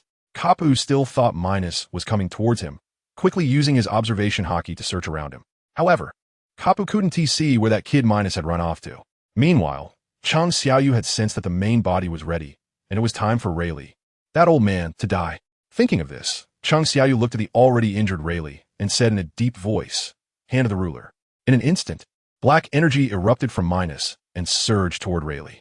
Rayleigh, seeing Chung Xiaoyu's strange action, quickly wrapped his flowing cherry hockey around his sword and slashed at the black energy. However, to Rayleigh's surprise, the sword passed through the black energy without any effect. Instead, the black energy continued to spread toward him. It wasn't until he was completely enveloped that Rayleigh realized in horror that his body couldn't move. Chung Xiaoyu, seeing that Rayleigh had been caught by the hand of the ruler, smiled lightly. Next, it's time for the main body to strike. Sure enough, at that moment, Minos transformed into a black-purple lightning bolt and rushed toward Rayleigh. On the other side, Kapu finally sensed something was off.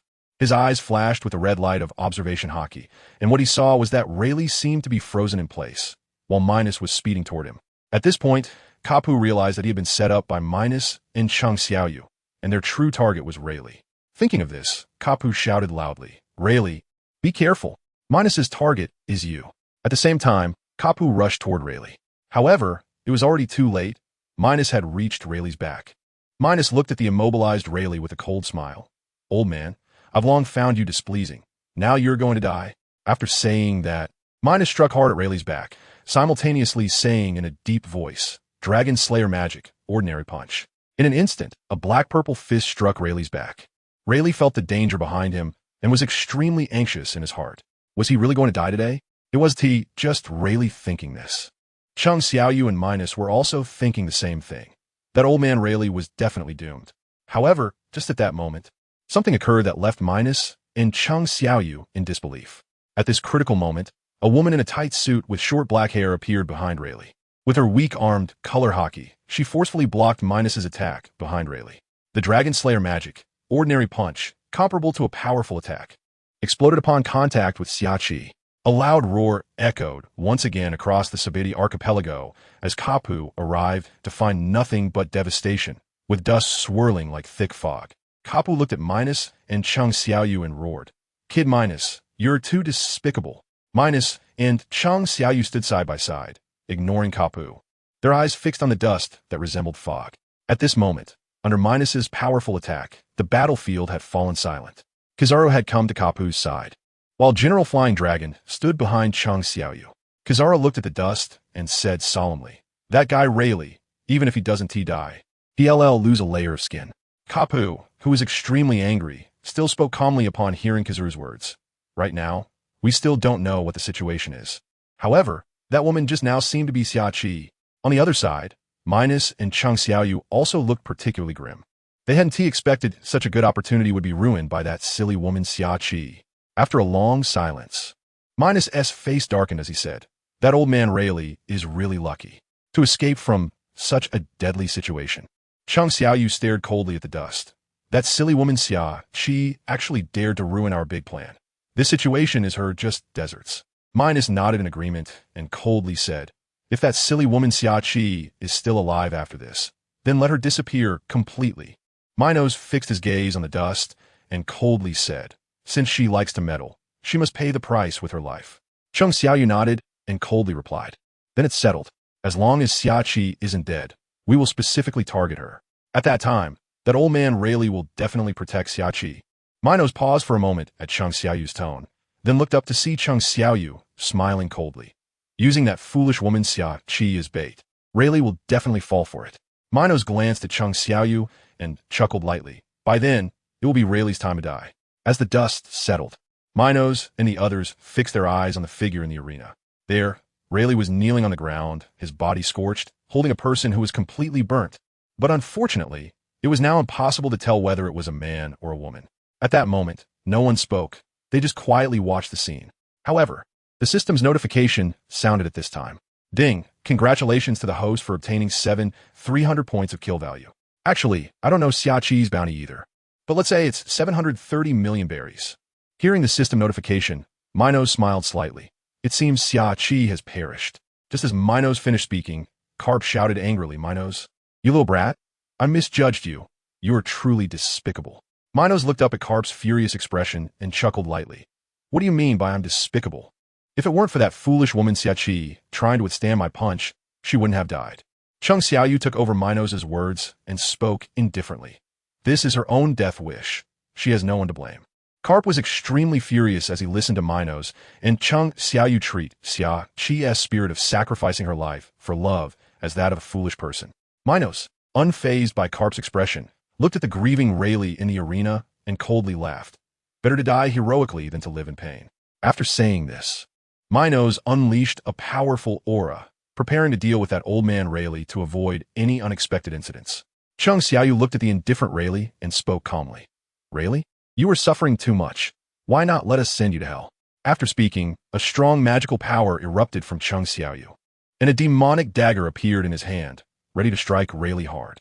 However, just as Minos was about to deal with Rayleigh, two figures blocked his way. It was Carp and Kizaru. Minos looked at the two tenacious guys in front of him, extremely angry. Why was it so troublesome to kill Rayleigh? It was either that foolish woman Xiachi or those disgusting guys Carp and Kizaru. Thinking of this, Minos coldly looked at Carp and the others. "Carp, old man, are you two really seeking death?" Kizaru replied strangely, "Kawa and I, so scary. You can't kill us." Carp, silent at the side, said, "Minos, give it up. You won't be able to kill Rayleigh today.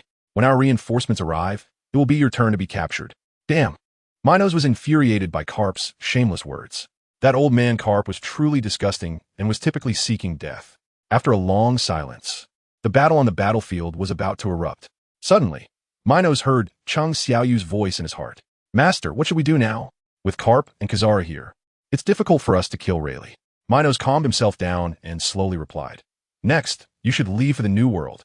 As for me," Minos spoke coldly, "I will let the Black Dragon King completely destroy the Sabeti archipelago. This way, I don't believe that old man Rayleigh will have such good luck." Chung Xiaoyu frowned slightly. "Isn't it a bit too risky for you to go alone? Why not let the Shadow Legion assist you?" Minos laughed lightly. No need. I am determined to completely destroy the Sabaody archipelago. There might be situations where the shadow soldiers could be accidentally harmed. Minos continued. However, once you enter the new world, start gathering troops. It would be best to find a Yonko to take action. Their subordinates are abundant. Seeing that Minos had made up his mind, Chung Xiaoyu spoke indifferently. All right, then we will do as you say. After hearing these words from Minos, Chung Xiaoyu turned to put away the dragon general and walked towards the port. Chung Xiaoyu's sudden departure left Carp and Kizaru next to him confused. Carp, with a serious face, spoke. Minos, what kind of scheme are you playing at? Minos looked up at Carp and replied flatly. Carp, old man, what do you mean by what scheme am I playing? Carp looked at the calm Minos and angrily said, if it weren't for your schemes, how could Xia Qi have died? How could Rayleigh be injured? Huh? Minos almost laughed out loud at Carp's words. That old man Carp was too naive. In the midst of battle, who would remind you? Isn't that treating the battle as a game? Thinking of this, Minos looked at Carp and coldly mocked. The Navy hero is surprisingly so naive, it's truly ridiculous. Carp was enraged upon hearing this. Minos, you little brat. You are too much. Minos disdainfully glanced at Carp. Old man, if you have the ability, come and take me down. Otherwise, you're just talking nonsense. Kizaru, watching the quarrel between Carp and Minos, felt a bit bored. He just wanted to finish work early and couldn't be bothered to waste time with Minos. At that moment, a sound from a din-din mushy rang out, attracting the attention of both Minos and Carp. Appear. Brothers, feel free to voice it. Kizaru was surprised. Someone was calling him at this time. Could something have happened again? Not just Kizaru, but Carp and Minos were also puzzled. Under Minos' gaze, Kizaru ansviets a din-din mushi. How should I say this? Minos seemed to hear Kizaru being scolded. Sure enough, the moment Kizaru connected the call, the voice of Sengoku scolding came through. Kizaru, you idiot, what are you doing? The celestial dragon has been abducted. Kizaru was bewildered at that moment. He could understand the words Sengoku was saying, but he couldn't comprehend them when combined. Meanwhile, Sengoku on the other end continued to scold loudly. Regardless of whether Kizaru heard him or not, Kizaru wiped the cold sweat from his face. He finally understood. The celestial dragon had vanished, and it had inexplicably disappeared from the Sabaody archipelago. Kizaru bitterly said, I don't know about that, Admiral Sengoku. I'm currently capturing that despicable Minos. Sengoku on the other end roared, don't worry about Minos now. Finding the celestial dragon is the most important thing. Kizaru glanced at Minos, who was looking at him with ill intentions, and bitterly said, I really can't leave at the moment, and Minos is eyeing me closely. Kizaru thought this would make Sengoku take it seriously, but unexpectedly, Sengoku's scolding voice came through the din-din mushy again.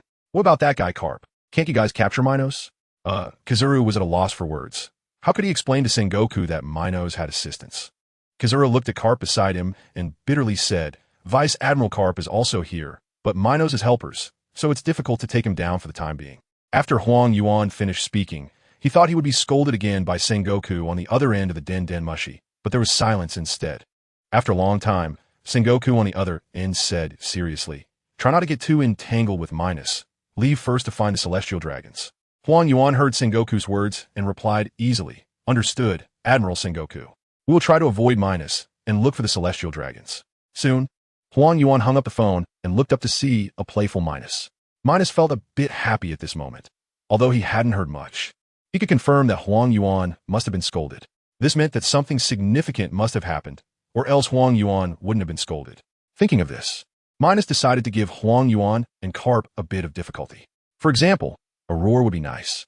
Just as Minos was secretly pleased, a voice of confusion came from Huang Yuan. Minos, is the disappearance of the celestial dragons related to you? Minos didn't know how to respond. Huang Yuan's guess was somewhat off, but close enough.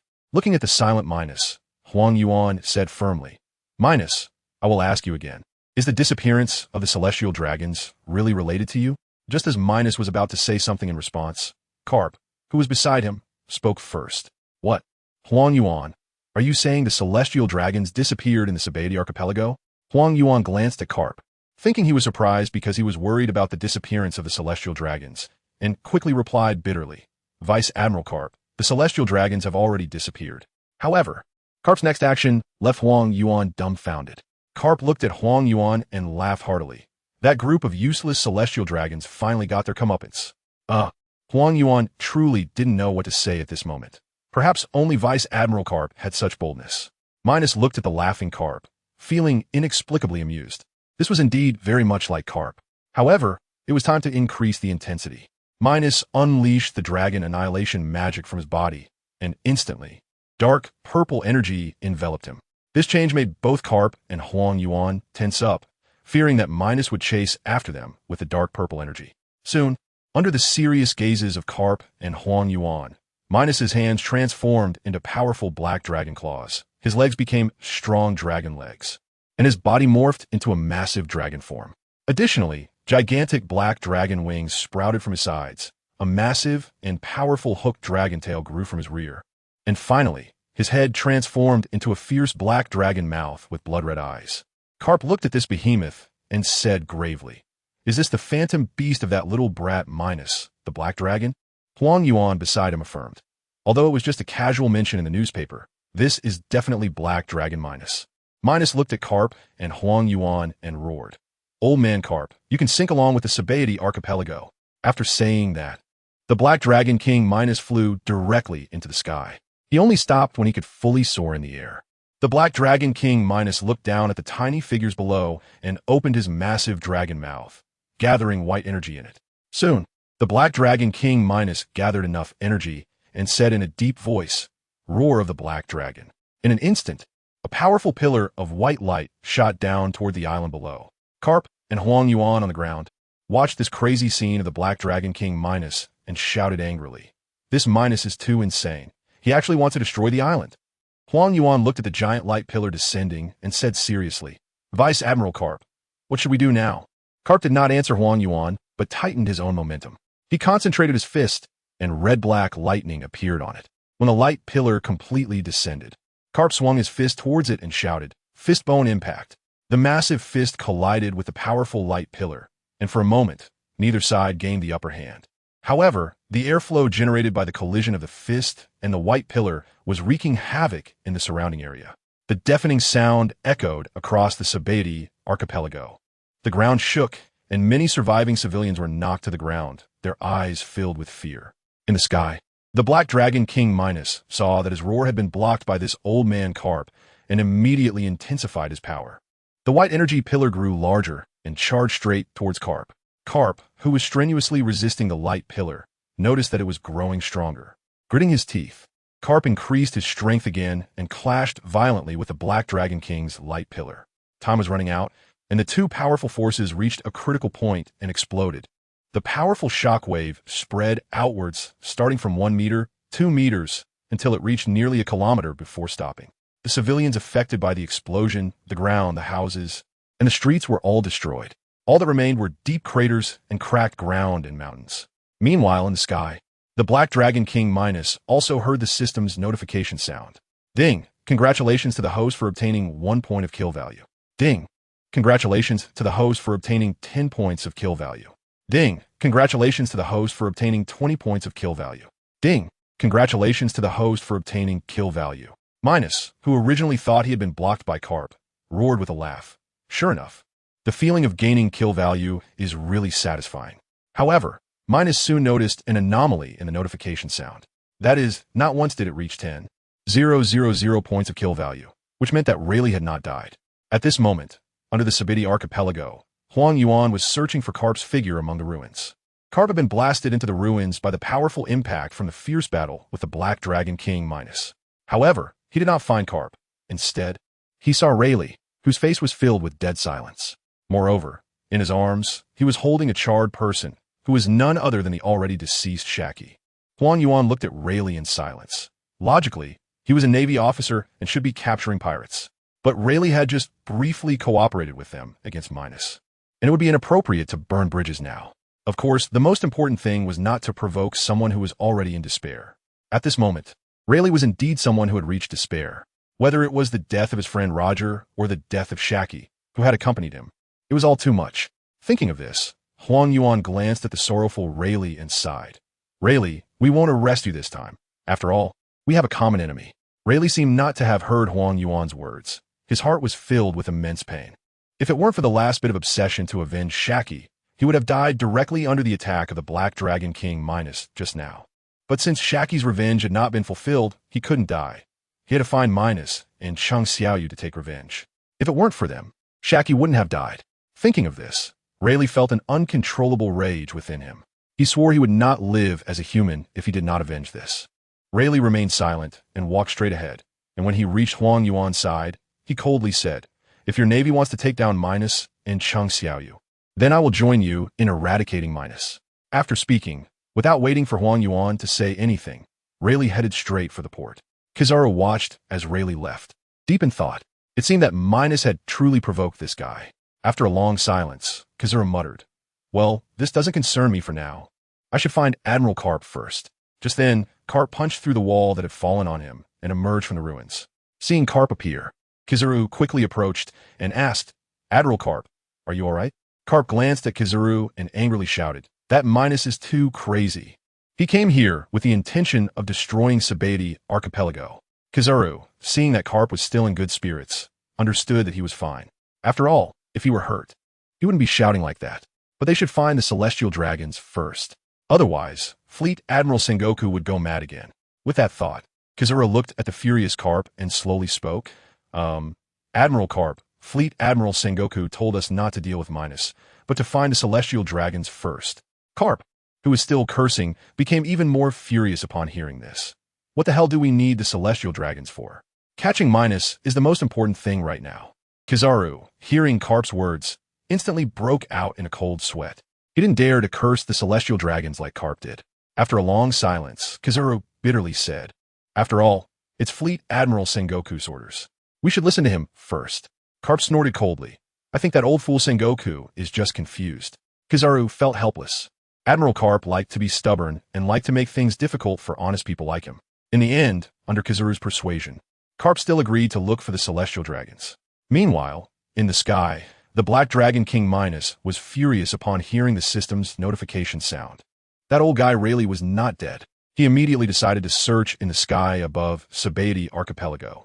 If he could see that old man Rayleigh, he would send him hell. Thus, the Black Dragon King Minos soared freely in the sky above Sabeti Archipelago, intending to find Rayleigh. However, he did not find Rayleigh, but rather his massive shadow loomed over Sabeti Archipelago. The surviving civilians of Sabeti Archipelago, seeing the shadow in the sky, felt despair. They had just emerged from the earthquake, and now they were about to be attacked by an unknown creature. Not only the civilians of Sabeti Archipelago were in despair, but even the Navy soldiers and CP who were initially protecting the celestial dragons felt hopeless. After carefully scanning the sky, the Black Dragon King Minos did not find that old man Rayleigh, which left him somewhat disappointed. His enormous dragon eyes fixed on Sabeti Archipelago below, filled with coldness and bloodlust. After a long silence, the Black Dragon Minos hoarsely spoke, "Since I can't find that old man Rayleigh, then let everyone on Sabeti Archipelago take his place." After speaking, the Black Dragon King Minos opened his massive dragon mouth, a white energy gathering within.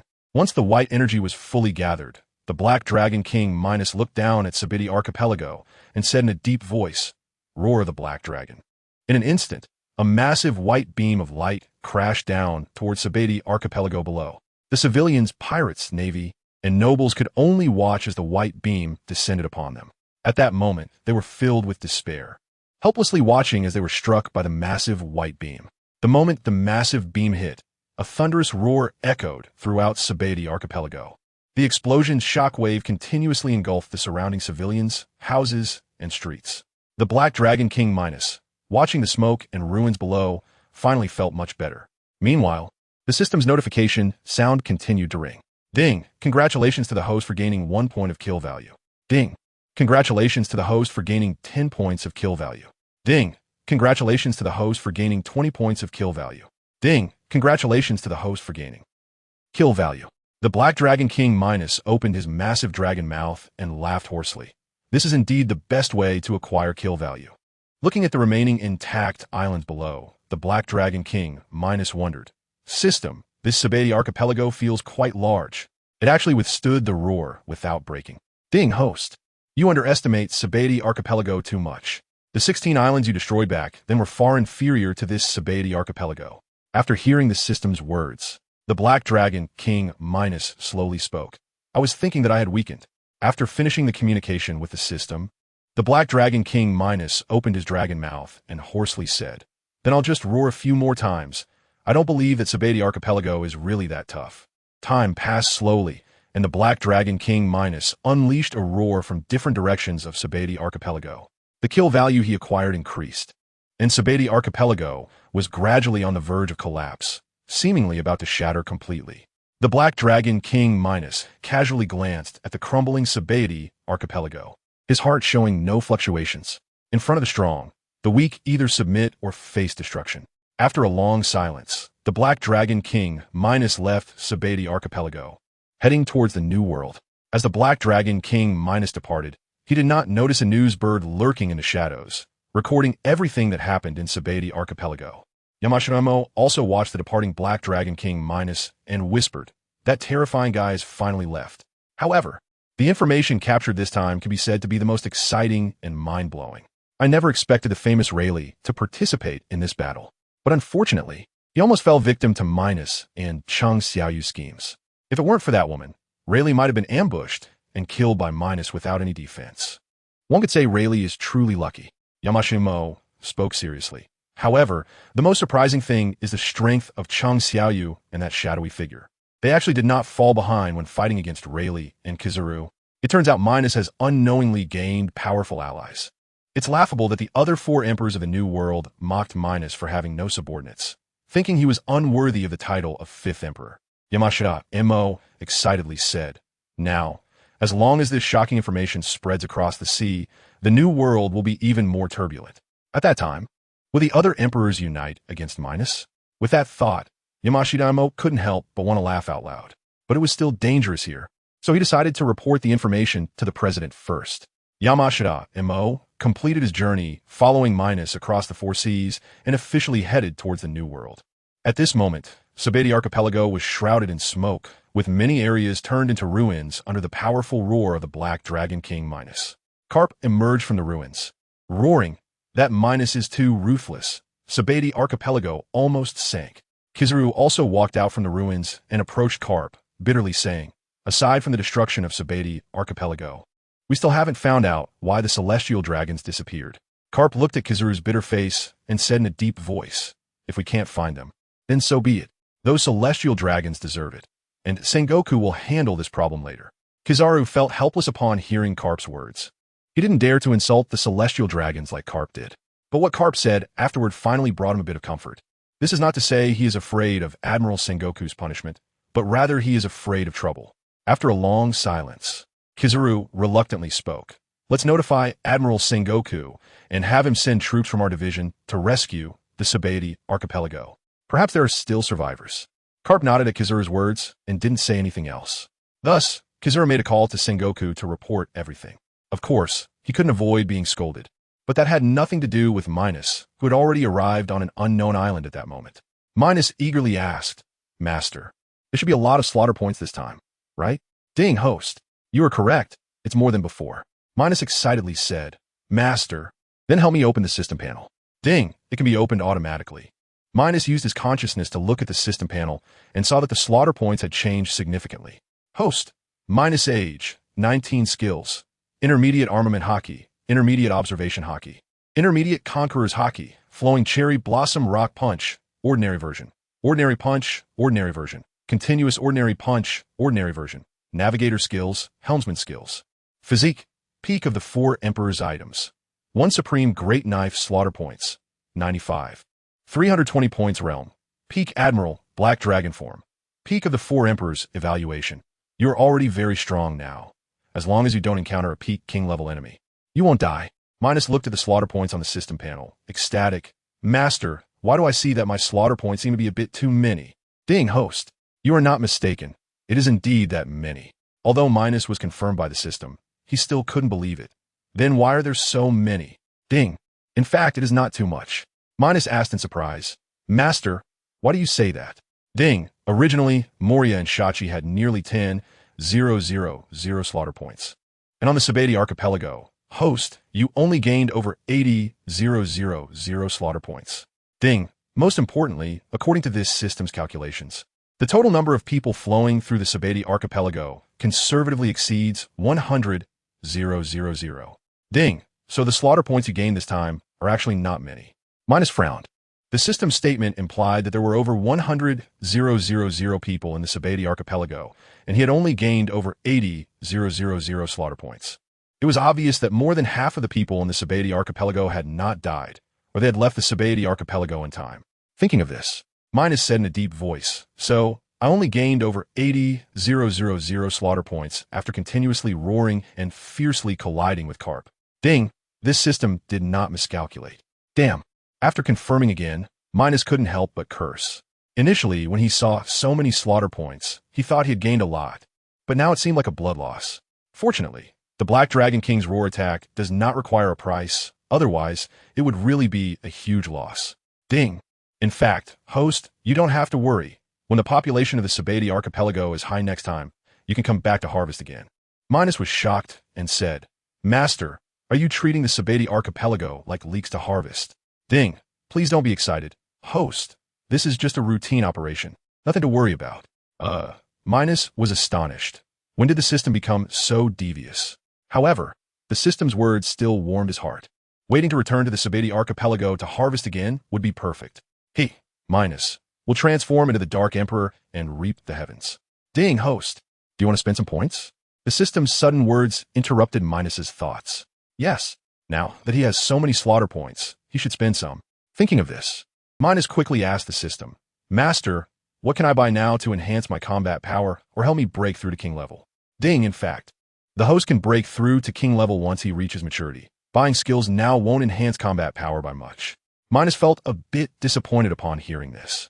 He thought the system could help him break through to king level.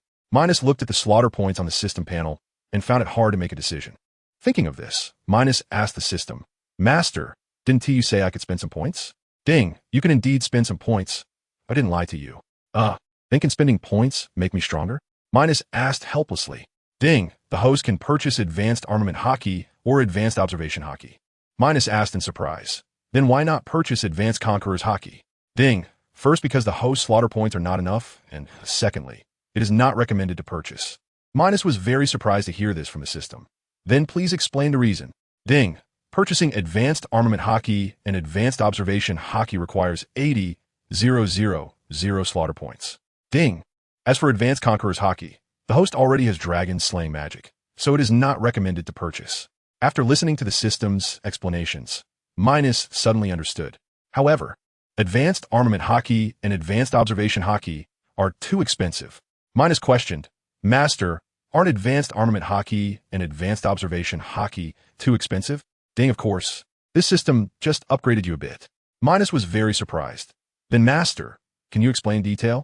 Ding, aside from foreseeing the future, advanced observation hockey has added the ability to listen to the voices of all things. Ding, advanced armament hockey has increased the damage from reflective armor. Minos listened carefully to the system's introduction and finally understood why the system said it had upgraded. To be honest, this upgrade from the system was actually quite good. Advanced observation hockey originally could only foresee the future.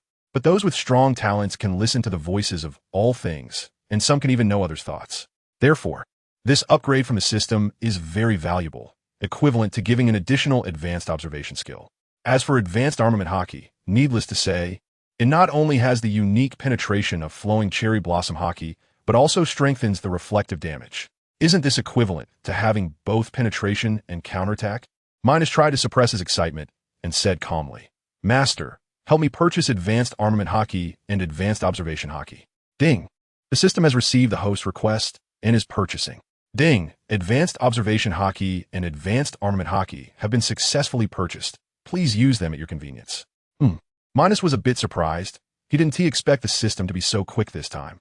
However, now it's time to try advanced armament hockey and advanced observation hockey. Thinking of this, Minos slowly extended his right hand and used advanced armament hockey. In an instant, his right hand was wrapped in black armament hockey, and there was also a layer of purple energy on the black armament hockey. Minos looked at the flowing cherry blossom purple armament hockey in his hand, excitedly saying, "So this is my exclusive flowing cherry hockey? It feels like a layer of power is flowing." After saying this, Minos noticed a large tree nearby and thought to test the power of flowing cherry blossom hockey. With this in mind, Minos approached the tree and gently struck it. With a loud boom, the tree exploded in the middle. Minos was a bit surprised and immediately asked the system, Master, why do I feel like there was a slight sense of remote attack just now? Ding. The aura of Luing is just like this. There's no mistake. Minos scratched his head, feeling quite helpless after hearing the system's words. Just now, he almost thought this was the aura entanglement. Minos thought for a moment, as long as it feels comfortable, there's no need to get tangled up. Immediately, he put away the aura of Luing. In an instant, his hand returned to its original appearance. Minos closed his eyes and then slowly opened them. A flash of red light suddenly passed through his eyes, and a scene suddenly appeared in his mind. That is, a small bird would soon fly past him. And behind the bird, an eagle was chasing it. The scene disappeared, and Minos slowly opened his eyes, murmuring, "This feeling is truly wonderful." Suddenly, a small bird flew past him, and behind it was indeed an eagle chasing it. Minos quietly watched this scene, feeling quite strange. Was this really encountering the future? After a long while, Minos finally came back to his senses. That feeling just now was really peculiar, as if he had returned to the past. After some contemplation, Minos decided to enter the new world first. After all, that is where the great opportunities lie, and gaining kill values can tire you out. Minos suddenly thought of that guy, Chang Xiaoyu. He should already be on his way to the new world. As for worrying about his safety, he had no such thoughts. Chang Xiaoyu was already at the peak of the 4 emperors' power, almost at the king level. The 4 emperors of the new world couldn't do anything to him. And more importantly, he had the Shadow Legion. Now, Chang Xiaoyu's Shadow Legion, besides the 4 emperors level General Long, also included the Shadow Soldier Moya, transformed from Moria's corpse, who possessed quasi-admiral strength. To be honest, with the Shadow Soldiers added, Chang Xiaoyu was completely a royal level force. Moreover, this force was not weaker than the red-hair pirates. So, the one who should really be worried now should be him, right? Minos thought helplessly. At the same time, in an unknown sea area, Chang Xiaoyu stood on a ship gazing at the vast ocean ahead. Behind him, General Long was on his right, and Moya was on his left. Suddenly, Chang Xiaoyu felt a change within himself and hurriedly opened the system to check. He saw Shadow King Assistance System Host, Chang Xiaoyu Age, 19 skills. King S Domain, Summon Powerful Shadow Soldiers, Advanced Armed Color Hockey, Advanced Observation Color Hockey, Intermediate Conquerors Hockey. Hand of the Ruler, Special Talent, Stand up, as long as you say, stand up to the person facing death. The shadow will be extracted. Resting Place, 2,500 Shadow Soldiers Boundary, Peak of 4 Emperor's Items, Devil's Short Sword, Water of Life Magic Power, 150. 000. After Chang Xiaoyu finished reading the system panel, the corners of his mouth slightly curled up. It turned out that changes had occurred on his main body's side. The main body upgraded its armed color hockey and observation color hockey, and he benefited from it as well. Seeing Chang Xiaoyu in a good mood, General Long slowly spoke up. "My king, do we really not need to help Lord Minos?" Chang Xiaoyu smiled lightly without turning his head. "Don't worry. The main body is very strong, and even if we don't intervene, it's fine." Before General Long could say anything, Chang Xiaoyu solemnly asked, "Now, how is the training of our shadow soldiers going?" Hearing Chang Xiaoyu inquire about the shadow soldiers' capabilities, General Long immediately showed a hint of pride and said, "Your Majesty, please rest assured, under my training, they have become very strong." Chang Xiaoyu immediately became interested. Then, compared to the so-called royal forces, who is stronger? General Long, hearing this, also became serious and said in a deep voice, "Not weaker than the pirates of the New World, and perhaps even stronger." After hearing General Long's words, Chang Xiaoyu didn't say anything further and quietly stared at the sea surface. After a long time, Chang Xiaoyu smiled lightly. Then after entering the New World, let us use a royal force to announce the strength of the Shadow Legion. General Long and Moya bowed and said, "Your Majesty, your shadow soldiers will always accompany you until death." At this moment, Minos had already instructed the system to bring out the yacht. Comfortably lying on the chair while drinking 1982 beer, Minos looked at the blue sky and white clouds, feeling very emotional. This is life. After a long while, Minos slowly spoke. "Intelligent Butler, please head directly to Fishman Island." "Okay, Master." The intelligent butler has activated energy protection, so there is no problem even if they go deep into the sea. Minos nodded while lying on the chair, asking the intelligent butler to remind him once they reached Fishman Island. A few days later, Morgans received intelligence from Yamashita Moya. After returning to the New World, Yamashita Moya directly found Morgans. Morgans was also very straightforward and immediately appointed him as the vice president of the news agency. Yamashita Moya obtained the position he had always wanted and handed over the intelligence he had. After receiving the information, Morgans returned to his office and immediately began to review it. After looking for a long time, Morgans laughed maniacally and said, "Minos? Minos? You are truly my lucky star. How long has it been? And you've done such a huge thing again." First, there's the news about Minos battling Rayleigh, and then later, Minos fought against Carp, Yellow Monkey, and Rayleigh together. Such a feat is simply astonishing. Morgans thought Minos would be in trouble, but unexpectedly, a person named Chung Xiaoyu appeared, and he used a big move to create a force with a 4 Emperors level powerhouse. Thus, a 3v3 battle of powerhouses began on Sabeti Archipelago. However, what surprised Morgans the most was that Rayleigh was almost killed by Minos. In the end, it was a woman who saved him. Lastly, Minos transformed into a giant dragon, continuously unleashing breath attacks on Sabeti Archipelago, intending to destroy the entire archipelago. How insane is that? How shocking. As a result, Sabeti Archipelago suffered a massive blow due to Minos almost sinking, and tens of thousands of people on the island had already died. What kind of impact would this situation have on the world? What impact would it have on the Navy and the world government? Thinking of this, Morgans laughed heartily. The 5 Emperors Minos, once again, the sea will go mad because of you. But next, the most important thing was to come up with a good title for this newspaper. Morgans took out a piece of wallpaper depicting Minos's actions on Sabeti Archipelago, thinking, why not call it? Shocking, after a month, the 5 Emperors Minos has once again done something astonishing. Then Morgans took out another newspaper, prominently featuring Rayleigh's appearance on Sabeti Archipelago alongside Minos's photo. Morgans laughed. This one's title could be shocking. Who would have thought? The vice captain of the Pirate King is actually hiding on Sabeti Archipelago. Morgans thought of several titles as follows. Shocking. The battle between the 5 Emperors Minos and Rayleigh. Who will win? The new era's powerhouse or the old era's powerhouse? Shocking. Vice Admiral Carp and Admiral Yellow Monkey actually appeared on Sabeti Archipelago. Shocked, Carp, the Yellow Ape, and Rayleigh actually teamed up to attack the 5 Emperors Minos. Is the Navy going to ally with the pirates? Shocked. The sudden appearance of a mysterious man. Who is he? And why is he helping Minos? Shocked. The mysterious man actually calls himself the Shadow King and seems to know the 5 Emperors Minos. Shocked. What kind of devil fruit user is the Shadow King? Able to summon shadow soldiers. Shocked. The 5 Emperors Minos and the Shadow King, along with the Shadow Soldier, are battling Carp, the Yellow Ape, and Rayleigh. Shocked. The 5 Emperors Minos is evenly matched with Carp. The Yellow Ape is actually being suppressed by the Shadow Soldier. Rayleigh is surprisingly being restrained by the Shadow King. Shocked. Rayleigh almost got killed by Minos and the Shadow King. Why did the suddenly appearing mysterious woman block the fatal blow for Rayleigh? What's going on? Shocked. The 5 Emperors Minos transforms into the mythical beast Black Dragon and actually wants to destroy the entire Sabeti Archipelago. Isn't that too crazy? Shocked. The 5 Emperors Minos and the Shadow King officially enter the New World. Is a riot about to break out in the New World? Shocked. Breaking news. It seems that the celestial dragons have disappeared from the Sabeti Archipelago. Is this true? Please stay tuned to the news agency, and any updates will be shared for free.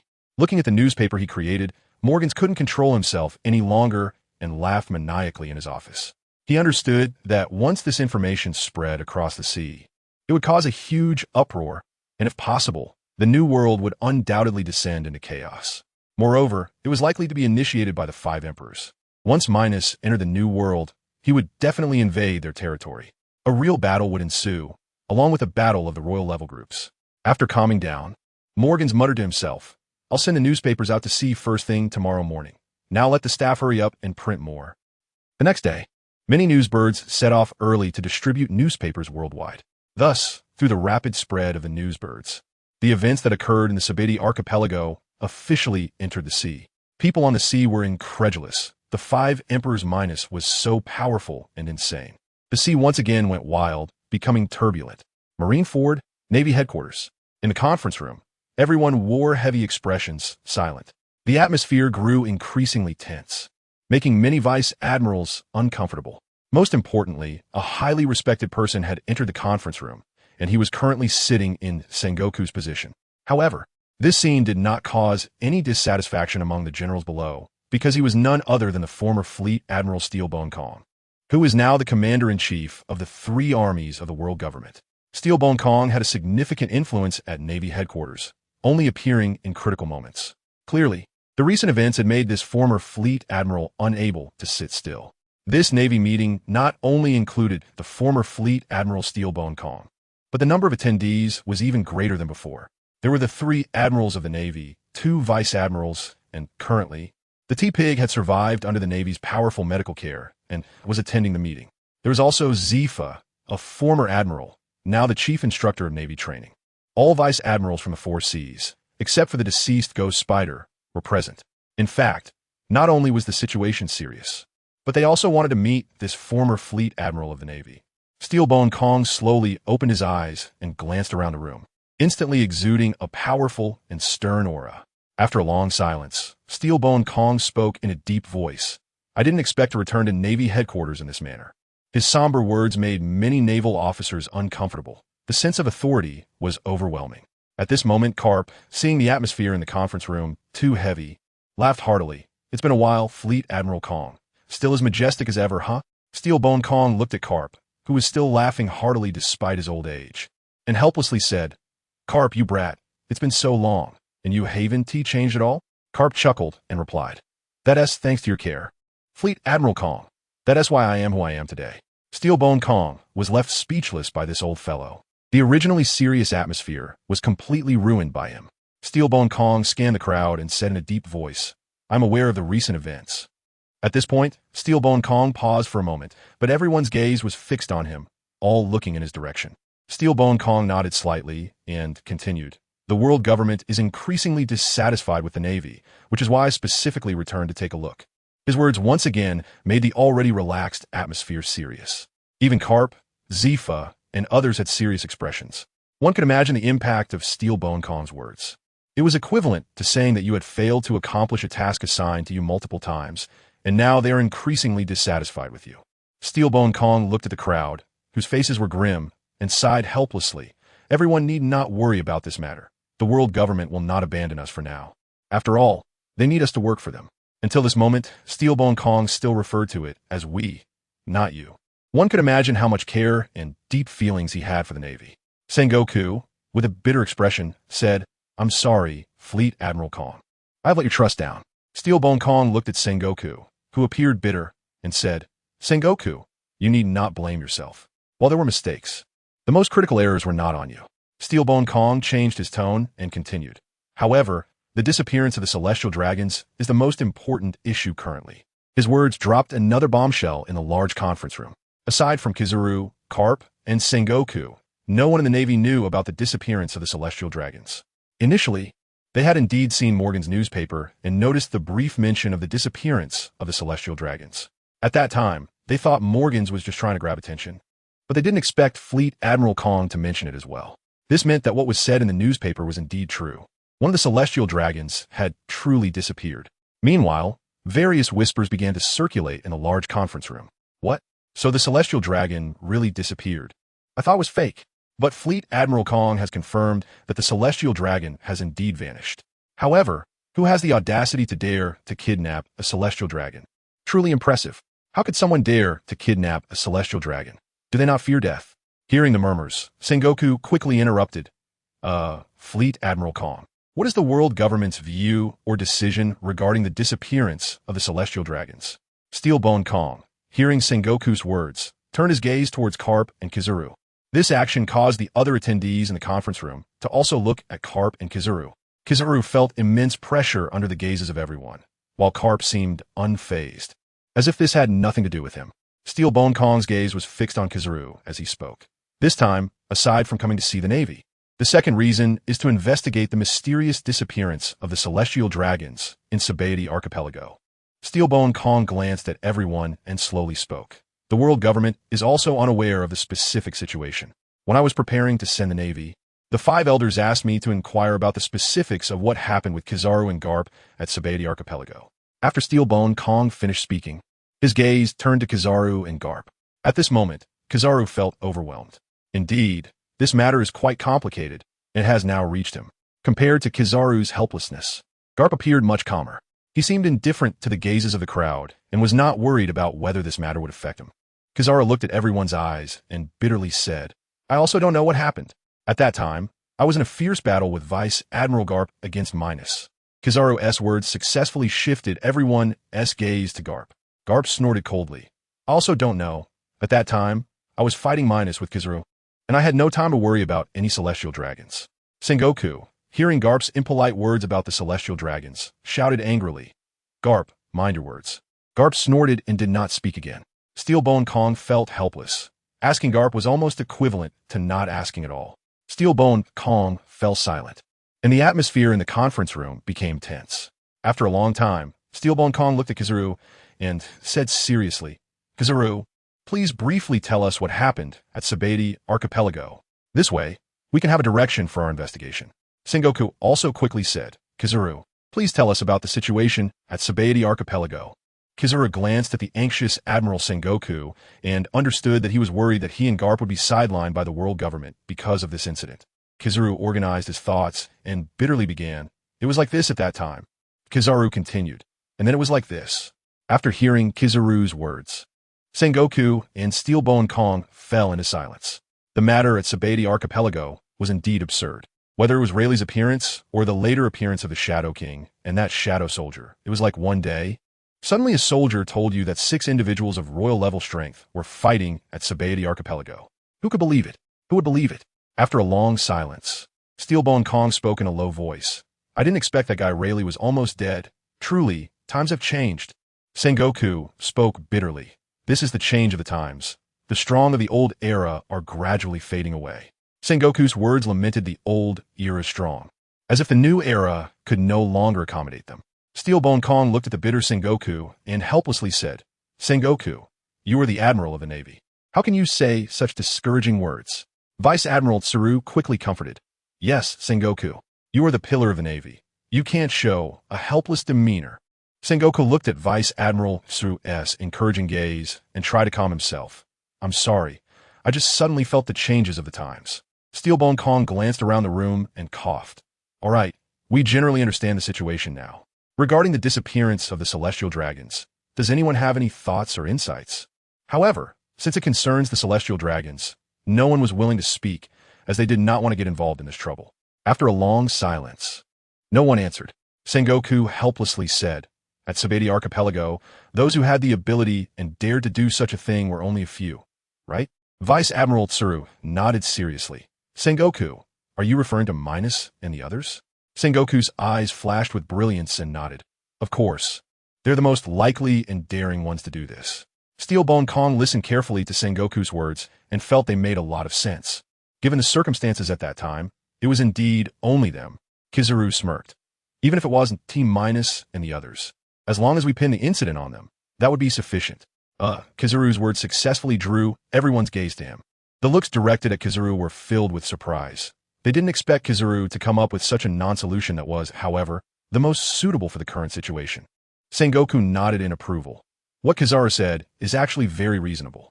Steelbone Kong helplessly said, "In that case, let's leave the matter of the celestial dragons as it is. Now, let us talk about Minos and the Shadow King." Remaining silent, no one was willing to respond regarding Minos either. From the past few battles, it was evident that their navy had consistently been at a disadvantage. This time at Sabati Archipelago, neither Garp, Kizaru, nor Rayleigh managed to defeat Minos. Now, no matter how one looked at it, their navy had no way to deal with Minos. After a long while, Vice Admiral Tsuru spoke helplessly. "Unfortunately, our navy currently has no way to deal with Minos. But it is certain that once Minos enters the New World, he will undoubtedly engage in fierce battles with the emperors of the New World." Vice Admiral Tsuru looked at everyone and spoke seriously. "Minos is too strong. He will inevitably force his way into the New World. By then, he will step into the territories of the other emperors." Sengoku took over Vice Admiral Tsuru's words and spoke gravely. "Whether it is Whitebeard, Big Mom, Red-Haired Shanks, or Kaido, they will not want to lose face. So a great war is inevitable." Vice Admiral Tsuru's eyes sparkled. "Why not let them fight amongst themselves and take advantage of the situation?" Steve Bunkong, while carefully analyzing Vice Admiral Tsuru and Sengoku's words, kept pondering. They both made a lot of sense. Currently, the Navy had no way to deal with Minos and the others, so it would be better to let them fight amongst themselves. After a long time, Steelbone Kong's heavy voice rang out. Then it settled, Let Minos and the other emperors fight amongst themselves.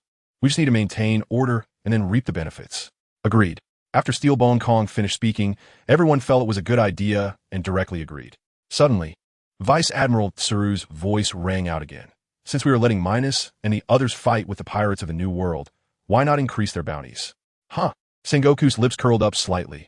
Vice Admiral Tsuru is right. Let us increase the bounties. Let them become suspicious of each other. Kizuru, standing by, smirked. But what amount would be appropriate? If it's too high, the pirates will say we, the Navy, can't deal with Minos. If it's too low, no one will want to take action. After a long silence, Vice Admiral Tsuru spoke seriously. Let us set Minos's bounty at 4 billion berries. The Shadow King at 2 billion, and the Shadow General at 2 billion berries. Sengoku spoke seriously. Minos's bounty seems appropriate, but what about the Shadow King and the Shadow Soldier? Kizuru smirked again. The Shadow General is quite strong. In swordsmanship, I was completely suppressed by him. Vice Admiral Tsuru shook his head. This is only their first bounty. There's no need to set it too high. All right, then it's settled. Steelbone Kong saw that Vice Admiral Tsuru had said a lot and directly finalized the matter. Next, it's about quickly producing the bounty and announcing it to the sea. Actually, brothers, I feel like I've tried to write less about the Navy here. But there is still so much. I feel I'm more suited to writing long novels. After all, that way I can stretch it out. In the New World, on the Moby Dick. At this moment, the Whitebeard pirates were silent, and the atmosphere was extremely tense. Whitebeard looked at the newspaper in his hand and remained silent for a long time. Meanwhile, Marco and several other captains beside him wore worried expressions. Who would have thought that just a short while later, such a big event would occur? They had clearly agreed that the Yonko Minos would always act alone. So what was the deal with the Shadow King and the Shadow Soldiers that suddenly appeared? Wasn't this just like their previous speculations being mere clowns? After a long silence, Whitebeard sighed. I didn't expect Shaki and that old guy Rayleigh to actually appear in the Sabaody archipelago. But now we can't see Shaki anymore. Marco, who was beside him, anxiously said, Rayleigh is really strong, and he almost died. If anyone here is qualified to say Rayleigh is strong, it's definitely him. Back when they fought against the Roger Pirates, he eagerly challenged Rayleigh, only to be easily subdued by a single finger. Although he was weak back then, it was undeniable that Rayleigh was indeed powerful. Marco's words made the atmosphere in the Whitebeard pirates even more serious. If even Rayleigh almost died, then what would happen when they encountered Minos? They would be wiped out. After a long silence, Whitebeard laughed heartily. No need to worry. What Yonko Minos? What Shadow King? As long as they dare to come, I will defeat them. Whitebeard stood up and unleashed a powerful aura, loudly declaring, I am Whitebeard. The crew of the Whitebeard pirates shouted loudly in response. Yes, Dad is Whitebeard. Minos and the Shadow King are nothing against him. That's right. Dad is the strongest man in the world. As long as Minos and the Shadow King dare to come, we will teach them a good lesson. Indeed, Minos and the Shadow King are nothing special. Marco looked at the excited crowd, a flash of worry crossing his mind. They were family, and he didn't want to interrupt them, as it might hurt their feelings.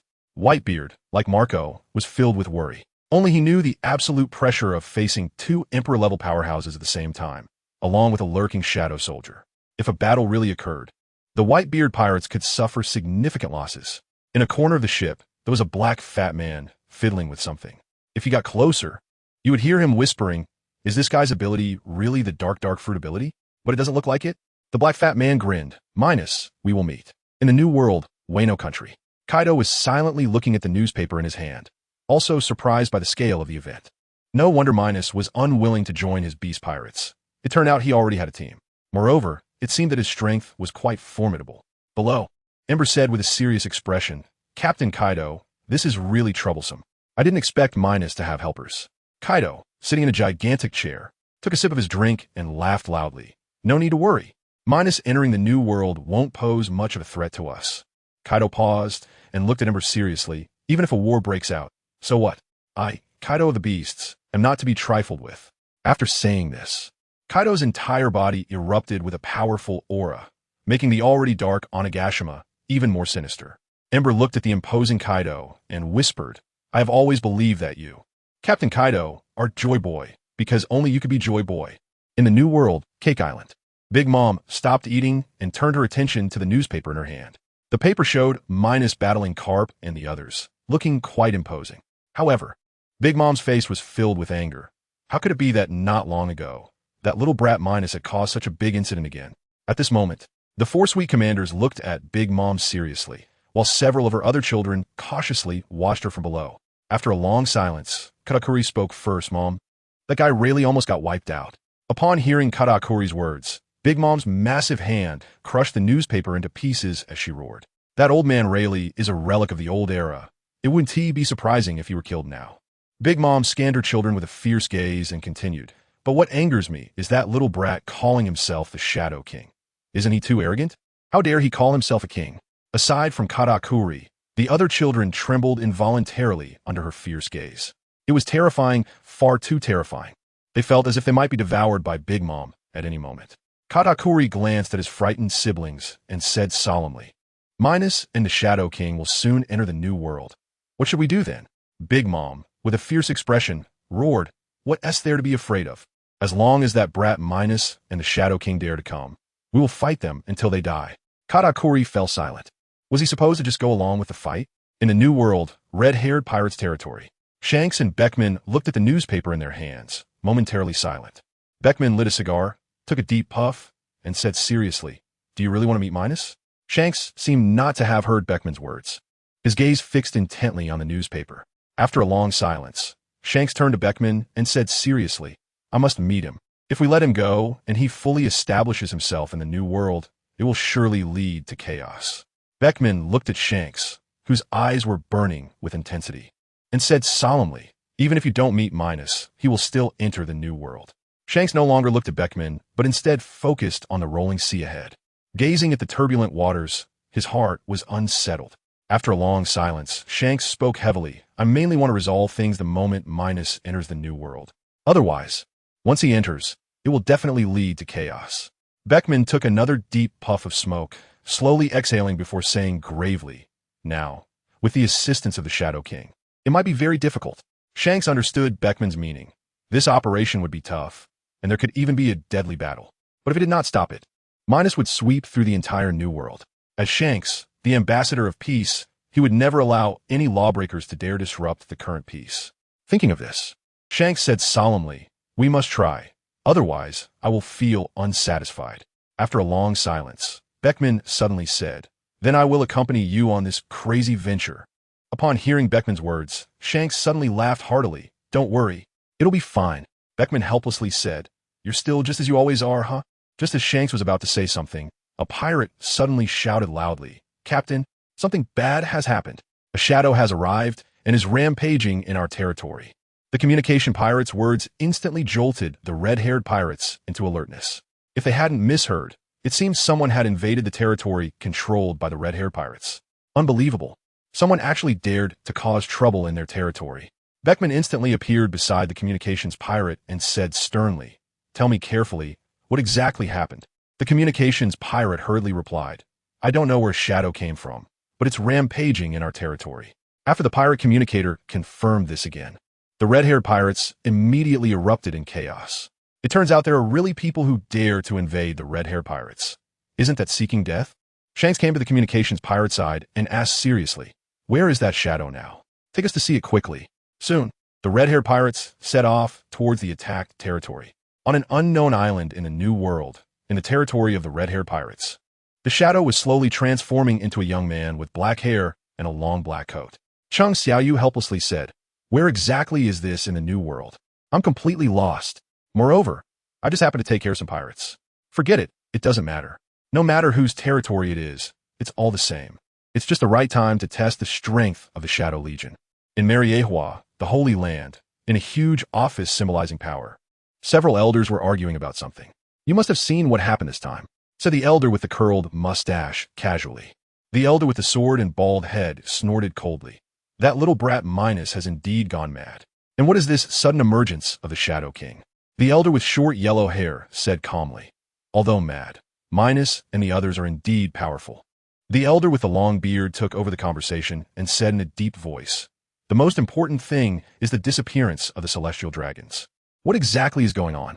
After a long silence, the elder with the cane slowly spoke. Now Sora has gone to the Navy. I hope he can gather some intelligence. The elder with the sword and bald head snorted again. I didn't expect that guy Sora to actually show up. The elder with the curled mustache spoke blandly. He is a former Marine admiral. It's normal for him to go to Marine headquarters. The elder with short yellow hair said solemnly. As for the Celestial Dragon's incident, let's wait for him to come back to discuss it. As for Minos, let Shanks handle it. He will resolve everything. The others agreed. Soon, the elders decided the outcome of the meeting at the Revolutionary Army headquarters. Dragon's face was heavy, and he tightly clenched the newspaper in his hand. After a long silence, he whispered, "You are too crazy, Minos. You actually want to destroy the entire Sabadi archipelago?" Thinking back, perhaps Minos has been a madman from the beginning. I actually wanted to win him over. I must be crazy. The Shadow King that has emerged now is even more powerful, and the Five Emperors Minos has become unstoppable. What changes will happen in the world? And will the Revolutionary Army survive in this turmoil? Dragon kept pondering in his heart. After a long time, he sighed, "Forget it. It's time to adapt to the changes of the times." On Amazon Lily, the territory of the Warlord Empress. Inside the magnificent palace, Boa Hancock was looking at the newspaper in her hand with a serious expression. Finally, she burst out in anger. "Minos, you are too despicable. Not only did you injure Rayleigh, but you also killed Shaki. This is unforgivable." She had looked down on Minos from the beginning because all men in the world are the same. They are either lustful or lustful, simply beneath her. This is what the Empress said. It has nothing to do with the author. Unexpectedly, not only did he injure Rayleigh, but he also caused Shaki's death. The Empress fumed. "Minos and the Shadow King better not let me encounter them, or I will make you pay the price." Just as the Empress was furious, an old woman hurriedly ran in, shouting, "Hancock, Rayleigh has come to Amazon Lily." This statement from the old woman instantly snapped the Empress out of her rage. She hurriedly approached the old woman and asked anxiously, "You said Rayleigh has come to our Amazon Lily? Where is he? Take me to see." The old woman looked at the anxious Hancock and quickly replied, "He is currently on a small island in Amazon Lily, and Shaki's body is there." Without another word, the old woman saw Hancock turn into a gust of wind and quickly head outside. The old woman bitterly said, "If even Rayleigh was injured by Minos, what can you do?" On Amazon Lily, on a mountain, Rayleigh had a weary expression, but the iron shovel in his hand was still digging deep into the ground with strength. His heart was filled with bitterness. Shaki was originally a person from Amazon Lily, and now she should return to Amazon Lily. Suddenly, Rayleigh stopped using the iron shovel. A red light flashed in his eyes, and his observation haki swept through the forest. He saw Hancock running towards him at high speed. Rayleigh retracted his observation haki and whispered, "Is that you, Hancock?" After saying that, Rayleigh continued to dig with the iron shovel in his hand, as if at this moment, the most important thing in his heart was to give Shaki a proper rest. As strong winds blew, Hancock successfully reached Rayleigh's side. Looking at Rayleigh, who was continuously digging, she quickly asked, "Aunt Shaki, is she really dead?" Even now, Hancock was unwilling to believe that the Shaki, who had been so good to the three sisters, was dead. Upon hearing Hancock's words, Rayleigh slightly froze, and at the same time, he stopped using the iron shovel. Silence was the best response at this moment. Hancock quickly questioned, "Why did Aunt Shaki die? You are clearly so strong." Hearing Hancock's words, Rayleigh felt a deep bitterness in his heart. Yes, he is known as the Dark King Rayleigh, but he couldn't even protect his longtime companion. What kind of Dark King is that? After a long silence, Rayleigh hoarsely said, "I will definitely avenge her." Hancock looked at the weary Rayleigh, momentarily unsure of what to say. Thus, Hancock watched as Rayleigh completed the entire process of burying Shaki. Rayleigh and Hancock arrived at the seaside of Amazon Lily, both staring at the sea, momentarily speechless. Rayleigh slowly said, "I have to go. You take good care of Amazon Lily in the future." Hancock spoke in a low voice. "Are you going to avenge Aunt Shaki?" Upon hearing Hancock's words, Rayleigh nodded without speaking. Hancock looked at Rayleigh and slowly said, "I also want to avenge Aunt Shaki." Hancock had thought Rayleigh would agree to let her accompany him to find Minos for revenge, but unexpectedly, Rayleigh firmly refused. Rayleigh looked at Hancock, whose eyes were ablaze with determination, and said seriously, "You are the Empress of Amazon Lily. You should not take risks." Moreover, Rayleigh paused for a moment, looking out at the sea, and spoke in a deep voice. "Minos is too powerful. He is not someone you can deal with. This time, I'm also going into a situation with little chance of survival." Hancock was left speechless. She was indeed the Empress of Amazon Lily and should not take risks. If she died, the women of Amazon Lily would be doomed. Rayleigh comforted her, "I'll find my old friends to help me deal with Minos, so don't worry." Hancock gradually felt relieved upon hearing Rayleigh's words. Thus, Rayleigh set off on his journey of revenge. In the New World, Dressrosa, Doflamingo sat on his throne, sipping a bottle of red wine. The latest newspaper was carelessly tossed on the table, as if he were indifferent. In fact, he felt heavy-hearted. Seeing Xiaoqi take a fatal blow for Rayleigh made him inexplicably sad. It wasn't that he had any relationship with Xiaoqi, but it reminded him of his father and his brother Corazon. Mingo constantly recalled the moment his brother betrayed him, and for some reason, ripples stirred in his heart. Can he not forget even now? Mingo self-mockingly thought. Since his brother's time, it seemed he hadn't worn a suit anymore. After Corazon left, Mingo never wore a suit again. After a long silence, Mingo stopped reminiscing about the past and instead thought about what to do now. Minos was too powerful. Even Carp, the yellow monkey, and Rayleigh couldn't take him down. The key issue now was the emergence of a Shadow King and a Shadow Soldier. How to fight this? No matter how he looked at it, Minos' side seemed very strong. Even Mingo himself doubted that the four emperors could deal with Minos and his people. Mingo said gloomily, if it really reaches that point, then he can only fully rely on Kaido. After all, only a monster can fight a monster. On the island of Kurega, the residence of the warlord Dracula Mihawk. At this moment, Mihawk was sitting in the palace, carefully reading a newspaper. Minos, the new world has begun to shake because of you. I wonder how far you can go. Will you become the new pirate king? Or will you reach the peak of the emperors? Or will you turn the whole world upside down? How will the navy and pirates respond to you? And how will the world government and revolutionary army treat you? I really look forward to it, Mihawk muttered to himself. In the new world, Fishman Island, the residence of the warlord Jinbei, who is currently talking to King Neptune in the huge dragon palace. Neptune said anxiously, Jinbei, you saw what happened in the newspaper, right? Jinbei looked at the anxious Neptune and said solemnly, I have seen it, and the most important thing is that Minos is entering the new world. Neptune hurriedly took up Jinbei's words. So Minos might pass through Fishman Island, right? Jinbei looked at the flustered Neptune and said helplessly, he will definitely pass through. Neptune's heart, which was hanging in suspense, finally sank, and his huge body sat down on the floor. Lying on the floor, Neptune's eyes were vacant. It's over. Everything is over. Fishman Island will definitely be destroyed by Minos. Jinbei looked at Neptune on the floor, feeling helpless. It's no wonder Neptune would think this way. After all, that is the real 5 Emperor Minos. Now, with the emergence of Shadow King, Minos has truly become one of the 5 Emperors. No one dares to say that Minos is just a pseudo 5 Emperor anymore. However, this is also the territory of the Whitebeard Pirates. Minos probably wouldn't want to offend the powerful Whitebeard Pirates, right? Thinking of this, Jinbei looked at Neptune on the floor and comforted him. King, you don't need to worry. This is the territory of the Whitebeard Pirates. Minos shouldn't easily provoke them. Neptune, who had almost lost hope, seemed to see a glimmer of light when he heard Jinbei's words. He muttered to himself, yes, this is the territory of the world's strongest man, Whitebeard. Minos surely wouldn't want to provoke such a powerful enemy. Jinbei looked at Neptune still sitting on the floor and said helplessly, you should get up. You are the king of Fishman Island. It wouldn't be good for others to see you like this.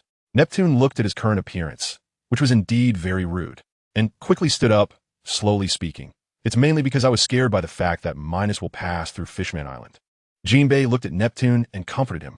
Don't worry. With Dad here, Minos wouldn't dare to act recklessly. Neptune nodded, mumbling, I hope everything goes smoothly. At this moment, Minos had no idea what was happening in the world because he had already arrived at the outskirts of Fishman Island. As long as he entered that giant bubble, he would be fully inside Fishman Island. Minos looked at Fishman Island in front of him and silently said, this seems to be Fishman Island.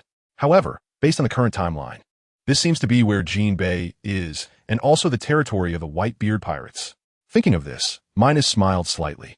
Why not first meet Jinbei and then chat with Whitebeard? Also, he heard there is a prophecy expert in Fishman Street. I wonder if she can see my future. With this thought, Minos walked directly into the giant bubble. As soon as he entered, Minos felt refreshed. It turns out there is oxygen inside Fishman Island. Don't mind this detail, otherwise by Minos a water-breathing skill. As Minos entered Fishman Island, he was naturally seen by the pure and beautiful mermaids. They were quite intrigued by Minos's human appearance suddenly appearing in Fishman Island. Minos felt speechless. He was now completely being watched like a monkey. Moreover, those inherently evil mermaids were discussing whether he was handsome or not. This was simply an insult to Minos the Great, but fortunately, he had a thick skin. Otherwise, he would have made those inherently evil mermaids pay dearly.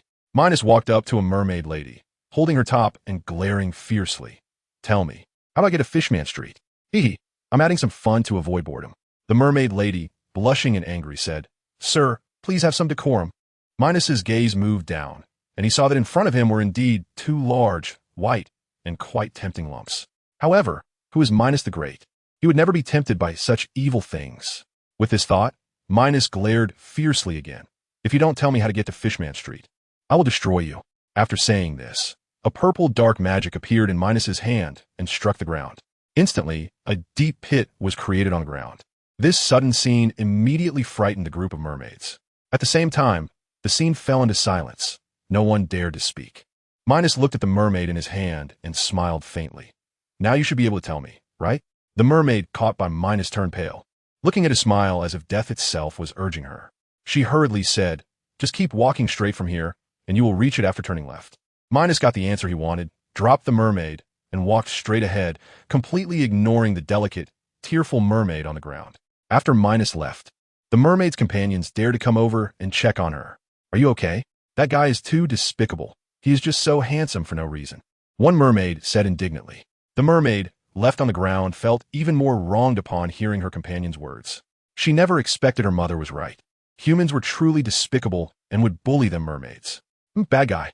Haha, brothers. Isn't this just like when you're being spoiled by your girlfriend?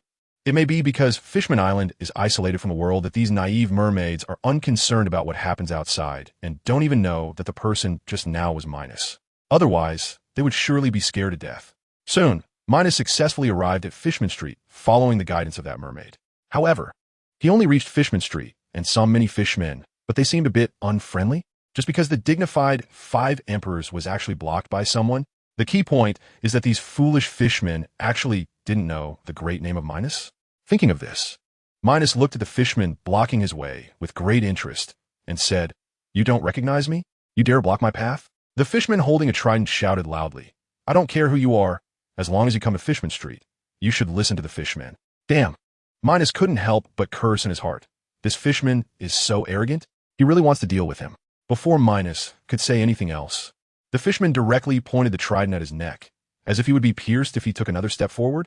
Minos was instantly furious. These fishmen truly deserved to die. Not only did they not know who he was, but they even threatened him with weapons. Isn't this courting death? Thinking of this, Minos's eyes turned cold, and he gently punched the fishman's head. In an instant, the fishman's head shattered, blood splattering everywhere. Another fishman was terrified. He didn't expect someone would dare to commit murder on their territory. It was simply incomprehensible. Minos looked at him coldly and said, Weren't you quite arrogant just now? Why do you look so scared now? You, a mere human, dare to act on our fishman's territory. Do you not want to live? The fishman turned his earlier fear into rage and shouted. This was because dozens of fishmen were gradually rushing here. Minos was too lazy to pay attention to such a bully fishman and gently waved his fist. In an instant, that fishman was smashed to pieces. What a bunch of weaklings, Minos said lightly as he looked at the swarm of fishmen. As soon as he finished speaking, he raised his hands, white energy wrapping around his fists.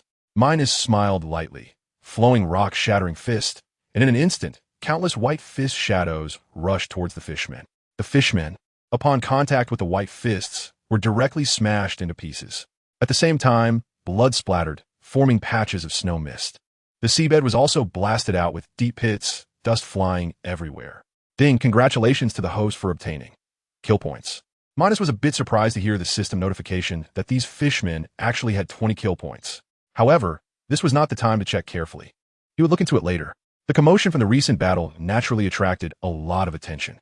More and more fishmen emerged from all directions, and they all had one thing in common. They resembled fish, corals, sharks, sea stars, and other strange shapes. At the front of them was a fishwoman. She had a blue fishtail, wore a blue hoodie, and most importantly, her ample chest seemed to be bouncing, as if it could pop out at any moment. Minos looked at the numerous fishmen and the beautiful fishwoman that appeared before him and chuckled. What? Are you fishmen going to make a move? Compared to Minos's nonchalance, Mrs. Shaley was anxious and uneasy. It was obvious that she had recognized that the person in front of her was the famous 5 Emperor Minos. Minos looked at Mrs. Shaley, who was pale, and smiled lightly. It seems you know me, which makes things easier. Otherwise, I would think all you fishmen are fools. Before Mrs.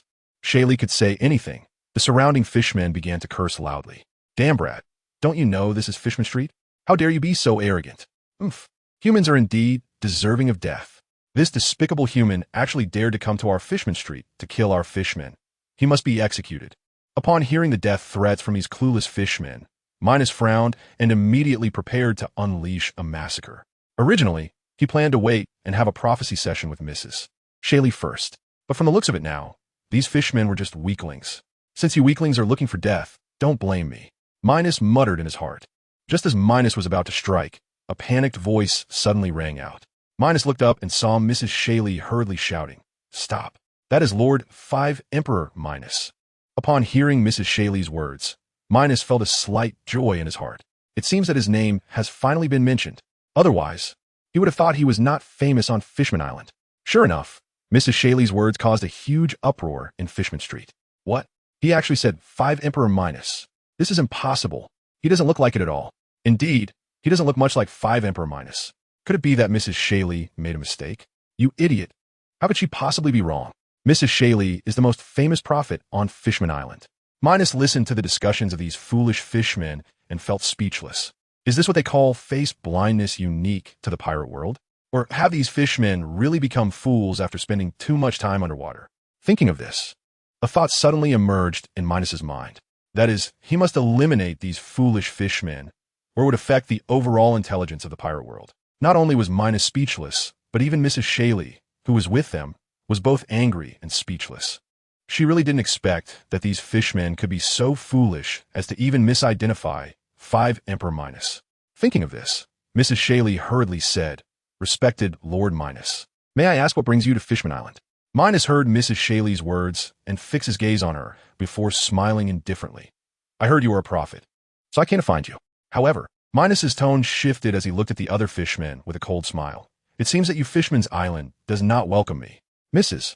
Shaley looked at the suddenly changed Minos and hurriedly spoke. "No, Lord Minos. This must be some misunderstanding. Please don't take offense." Minos ignored Mrs. Shaley and continued to look at the fishmen, sneering. "Since these weaklings want to provoke me, then let them die." As soon as he finished speaking, Minos raised his hand, ready to deal with these audacious fishmen. However, a panicked voice suddenly came from distance. "Stop!" Continuously interrupted, Minos frowned. He wanted to see who had the guts to do this. Looking up, he saw a blue fat man and a giant merman coming from a distance. "So it's you, Jinbei." Minos's face turned extremely cold, and he was utterly speechless in his heart. Every time at a critical moment, someone likes to cause trouble. Thus, Minos quietly watched as Jinbei arrived at the tent scene. Jinbei was the first to speak. "I didn't expect that Lord Five Emperor Minos would come to my Fishman Island." At this moment, Jinbei felt a bit anxious. He had only recently mentioned whether Minos would come to Fishman Island. As a result, in the blink of an eye, he not only received news of Minos arriving at Fishman Street, but also learned that Minos was rampaging there. He hurriedly rushed to King Neptune with Minos. Minos looked at Jinbei and said lightly, "Where I, Minos, go is none of your business, right?" Jinbei felt helpless. Indeed, dealing with Minos was not a simple matter. With no choice, Jinbei said in a deep voice, "Where the Yonko Minos goes is naturally none of my concern. However, the fact that you came to Fishman Island and killed my fishmen, how should we handle that?" Hearing Jinbei's accusatory tone, Minos was quite surprised. When did Jinbei gain such confidence? However, in front of him, Minos felt that everything was trivial. Thinking of this, Minos sneered, "I just dealt with some rude fishmen. Besides..." Minos paused, fixing his gaze on Jinbei, and said flatly, "I did kill those trash fishmen. What are you going to do about it?" After Minos's words fell, it stirred up waves in the entire Fishman Street.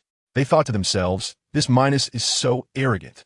Jinbei's face turned ugly as he said, "Yonko Minos. Fishman Island is at least the territory of the White-Beard pirates. Isn't your behavior a bit too arrogant?" Minos looked down on Jinbei's words. Trying to use the reputation of the White-Beard pirates to force him to retreat was simply laughable. What Jinbei didn't know was that Minos had come here specifically to cause trouble. The ultimate target was the White-Beard pirates. This was just an appetizer. Thinking of this, Minos glanced at Jinbei and sneered, "Are you trying to use that old man Whitebeard to threaten me? But your calculations are wrong." Jinbei frowned. "Minos, how dare you call my father by his name? You are truly disrespectful." Hearing Jinbei say that he was disrespectful was simply ridiculous to Minos. In the pirate world, one still needed to be polite? What a joke. Minos stared at Jinbei and coldly laughed. "You kind of dog doesn't deserve to say my name, Minos." However, Minos's tone shifted. You reminded me. Just now your group of trash was also rude to me. Should I wipe you all out?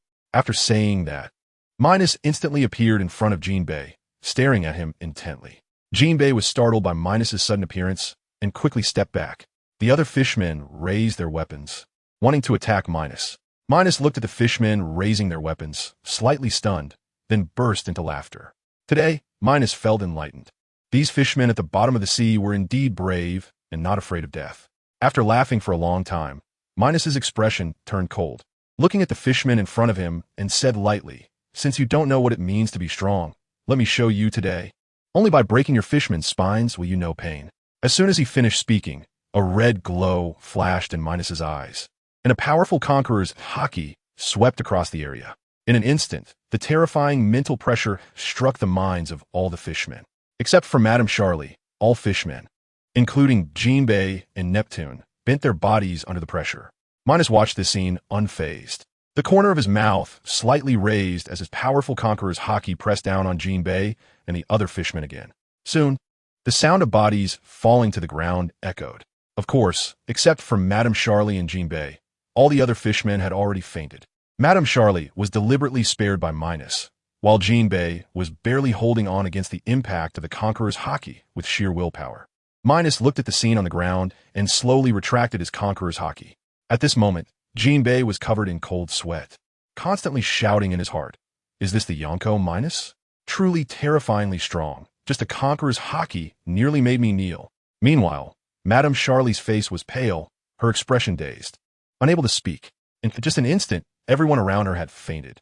Minos looked at this scene and smiled lightly. "See, I told you that you are trash. How could you not believe it? I only exerted a little effort, and that was already your limit."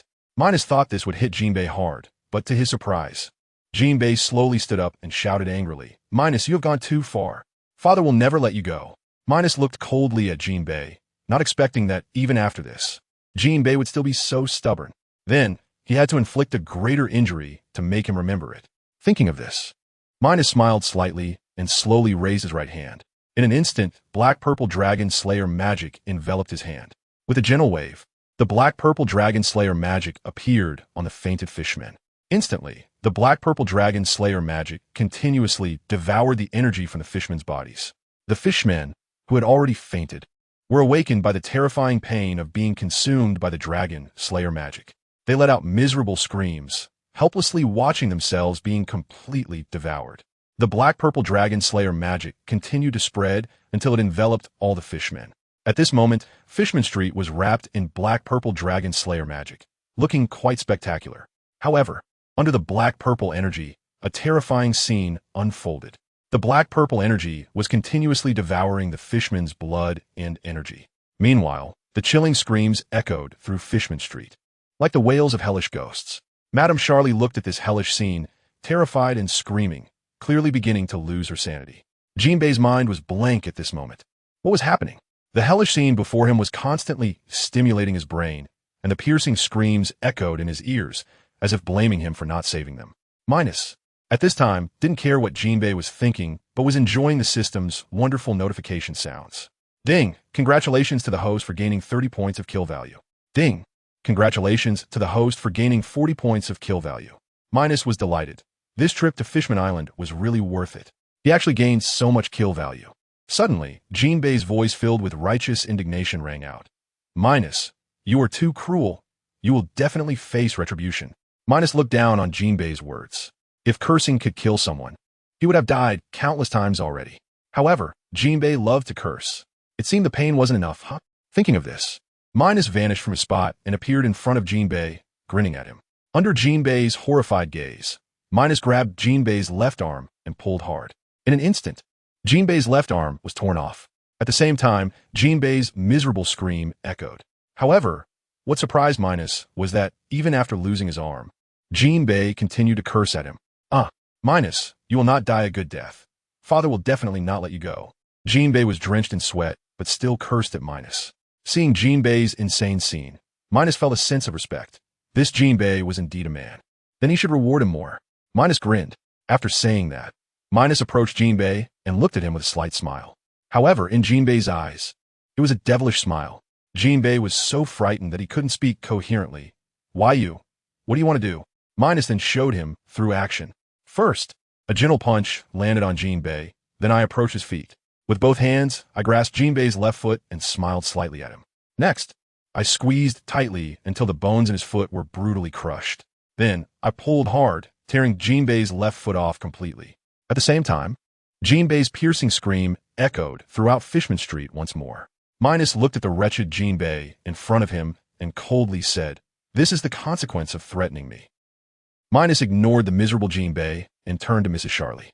He looked at Mrs. Charlie, who was almost scared out of her wits, and coldly said, "If you don't want the entire Fishman Island to be destroyed, I advise you not to act foolishly. Otherwise, I will slaughter everyone on Fishman Island." After Minos finished speaking, it was clear that Mrs. Charlie's body was trembling continuously. She was mumbling incoherently, not knowing what to say. Seeing that Mrs. Charlie was not regaining her senses, Minos felt a surge of anger. He had originally intended to spare her life, but he did not expect her to have gone mad. That meant she was of no use anymore, and the prophecy was gone? Thinking of this, Minos looked at Mrs. Charlie coldly and said, "Then you are of no use. It's time for you to die, and you can rest assured, everyone on Fishman Island will accompany you." After saying this, Minos burst into laughter. Ha ha ha. His piercing laughter seemed particularly jarring in this hellish Fishman Street. Unfortunately, apart from Mrs. Charlie and the limbless Jinbei, no one was there to appreciate it. After laughing for a long time, Minos raised his right hand and slowly reached for Mrs. Charlie's head. Just as he was about to touch her head, an unexpected voice interrupted him. "You said that as long as I can stay awake, you would spare Fishman Island."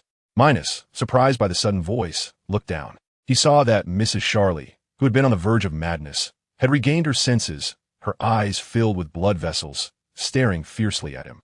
Minos chuckled. "I didn't expect you to regain your senses. Truly incredible." Mrs. Charlie ignored Minos and stubbornly stared at him with bloodshot eyes, saying, "You said that as long as I can come back to my senses, you would spare Fishman Island." Minos looked at the stubborn Mrs. Charlie and smiled gently. "If your prophecy is useful, then I can spare Fishman Island this time. All right, follow me." After saying this, Mrs. Charlie turned and walked deep into Fishman Street. Minos, speechless, followed her straight ahead. As for traps, he had no worries at all. The greatest tragedy of small fish is their weakness. Soon, under Mrs. Charlie's lead, Minos arrived at her home. Minos looked around, and overall it was similar to the original story. At this time, Mrs. Charlie had taken out a crystal ball and came before Minos. Speaking lightly, sometimes prophecies are indicated by the crystal ball itself. Minos noticed that Mrs. Charlie seemed to have regained the calmness and wisdom from the original story. But isn't this interesting? Minos muttered to himself. Mrs. Charlie frowned at Minos's mumbling and said coldly, "What are you murmuring about? If you don't believe in my prophecy, you don't need to come find me." Minos chuckled lightly. "It's pointless to say more. Let's get started." Mrs. Charlie nodded seriously. "You just need to place your hand on the crystal ball, and that's it." After speaking, Mrs. Charlie placed the crystal ball in Minos's hands. Minos looked at the crystal ball in his hand, hardly believing that such a thing could predict the future. However, with the mindset of giving it a try, Minos slowly placed his hand on the crystal ball, while also staring intently at it. After a long time, Minos felt that nothing had happened, and his face inevitably showed disappointment. Meanwhile, Mrs. Charlie remained expressionless and said lightly, "It's done. Just hand the crystal ball back to me." Minos, indifferent, tossed the crystal ball into Mrs. Charlie's hands. However, this action startled Mrs. Charlie. How could he dare to casually throw such an important object? It was truly infuriating, and Mrs. Charlie glared at Minos fiercely. But seeing Minos's fierce demeanor, she immediately chose to back down. Minos coldly looked at Mrs. Charlie and impatiently said, "Hurry up. Don't waste my time." Mrs. Charlie was startled by Minos and hurriedly said, "Okay, I will start now." After speaking, under Minos's gaze, Mrs. Charlie closed her eyes tightly and placed her hands on the crystal ball. Minos quietly waited for Mrs. Charlie, while constantly pondering whether this ability to foresee the future was truly useful. Oh well, in fact, advanced observation hockey can also briefly foresee the future. So, this foresight should be useful. Time passed second by second, but Mrs. Charlie showed no signs of movement. Thud! Minos looked and saw that Mrs. Charlie had collapsed on the ground, her face filled with shock. She was mumbling, "This is impossible. How could this happen?" Seeing Mrs. Charlie in this state, Minos became interested. What terrifying future did she see that made her so afraid? Thinking of this, Minos chuckled.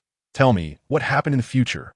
However, To Minos's disappointment, Mrs. Charlie seemed to be in a daze again, completely ignoring him. Minos furrowed his brow, wondering what had happened in the future that made Mrs. Charlie so fearful. After a long time, Minos saw Mrs. Charlie gradually calming down. It was time to tell me exactly what happened in the future, Minos said coldly. Mrs. Charlie looked up at Minos's cold expression and became even more frightened, quickly retreating and repeatedly crying out, "Don't come near me. Don't come near me. You will destroy everything." Huh? Hearing Mrs. Charlie's words, Minos felt a ripple in his heart. Could it be that he would destroy the entire pirate world in the future? However, if it's to become a god, maybe it's a bit possible. But the key is still to ask what exactly happened. Minos looked at the panicking Mrs. Charlie and threatened, "If you don't calm down, then there's no need for Fishman Island to exist." Sure enough, under this threat, Minos saw Mrs. Charlie gradually calming down. But her gaze towards him was still filled with extreme fear. Minos helplessly said, "You should specifically tell me what happened. Otherwise, I will really kill all the fishmen." After speaking, a black-purple dragon-slaying magic appeared in Minos's hand, and he slowly raised his hand towards Mrs. Charlie. He was no longer interested in wasting time with Mrs. Charlie here, especially since he had the system in hand. The future was no longer important. The fate of the pirate world was either destruction or blood sacrifice. Seeing the black-purple energy in Minos's hand, Mrs. Charlie immediately panicked. She knew the terrifying nature of that black-purple energy. Once touched, it would turn one into a desiccated corpse. Thinking of this, Mrs. Charlie hurriedly said, "I see the future where you become a gigantic black dragon, bringing several bizarre creatures and causing slaughter on the sea." Huh? Is that it? Minos was speechless after hearing Lady Shaylee's words. Without her saying anything, he had already guessed what would happen in the future. He looked at Lady Shaylee impatiently and said, "Is that all? If that's really the case, then I've been waiting for nothing." Lady Shaylee, seeing Minos's impatience, quickly added, "There are also some strange ninjas. They are quite powerful." And then she looked at Minos with fear in her eyes, not daring to say more. Minos noticed her hesitation and furrowed his brows. Strange ninjas? What does that mean? Unable to make sense of it, Minos threatened to say it directly, or I'll destroy Fishman Island. Lady Shaylee, seeing the fierce Minos, quickly replied, "It seems you are working with those strange ninjas to slaughter the entire world." Minos listened to Lady Shaylee's words and, instead of gaining any useful information, became even more confused. Even though he had read the original story, he had never heard of any strange ninjas. Of course, there are ninjas in Wano, but they are all useless, let alone talking about collaborating with him. Those useless ninjas in Wano don't even have the qualifications to pull a scam, so it's absolutely impossible. Thinking of this, Minos felt quite helpless. This future really isn't good. Not to mention being exactly the same as the original story. It's simply unrelated. Just as Minos was still pondering, Lady Shaylee's voice interrupted him. He looked up, and Lady Shaylee, nervously speaking, said, "Minos, I have finished speaking. Can you let Fishman Island go?" To be honest, Fishman Island doesn't hold much significance for him right now. It will be better to wait until Luffy's time to reap the benefits. With that in mind, Minos looked at Lady Shaylee and sneered. "I originally wanted to completely resolve Fishman Island, but your prophecy is somewhat useful to me, so I'll let you go this time." Lady Shaylee quickly expressed her gratitude, saying, "Thank you. Minos, we will treat you like a god in the future." Upon hearing this, Minos felt a twinge of guilt in his heart. Cough, cough. Minos coughed and said, "Then it's settled. I'll let Fishman Island go." After saying that, Minos turned and left Lady Shaylee's house, heading towards Fishman Street. As he passed by Jean Bay, Minos sneered, "If it weren't for Lady Shaylee, you would have been dead long ago." Saying this, Minos left, leaving Jean Bay with a face full of unwillingness. In a new world, red-haired pirates' territory, on Seldaya Island. At this moment, Chung Xiaoyu was confronting the red-haired pirates. Shanks looked at Chung Xiaoyu with a serious expression and said, "Shadow King, how did you end up in my territory? Moreover, you've killed my subordinate. Shouldn't you give me an explanation?" Chung Xiaoyu felt quite helpless at this moment, not expecting that this was indeed the territory of the famous red-haired Shanks. Not only had he entered Shanks' territory, but he had also killed his men. This was a bit awkward. It seems like it would be difficult to leave today, but this is also a good opportunity. Chung Xiaoyu thought for a moment and calmly said, "I accidentally drifted here after just entering the new world. I didn't expect this to be the renowned territory of red-haired Shanks."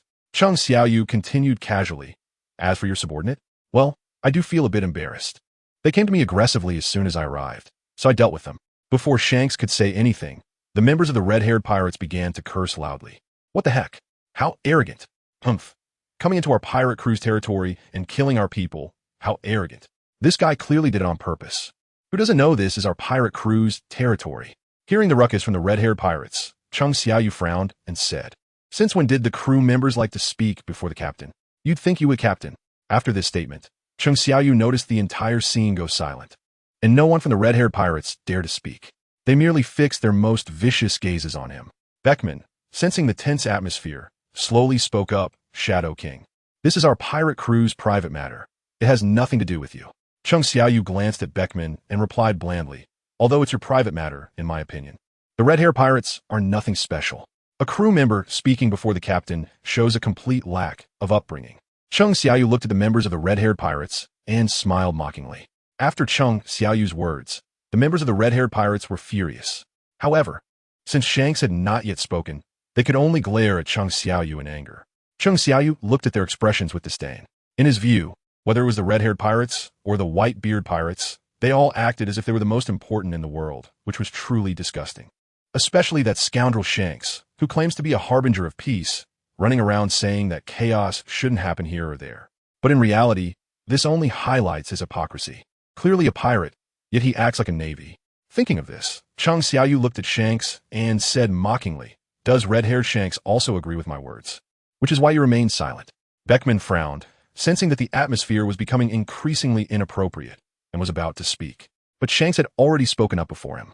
"You are a truly terrifying person. With just a few words, you've stirred up trouble between me and my crew." Chung Xiaoyu chuckled lightly. "I wouldn't say terrifying. It's just stating the facts." Shanks fixed his gaze on Chung Xiaoyu and said heavily, "The small talk is over. It's time to deal with our matters." Chung Xiaoyu was surprised to hear this. Does Shanks intend to take action against him? That would be great.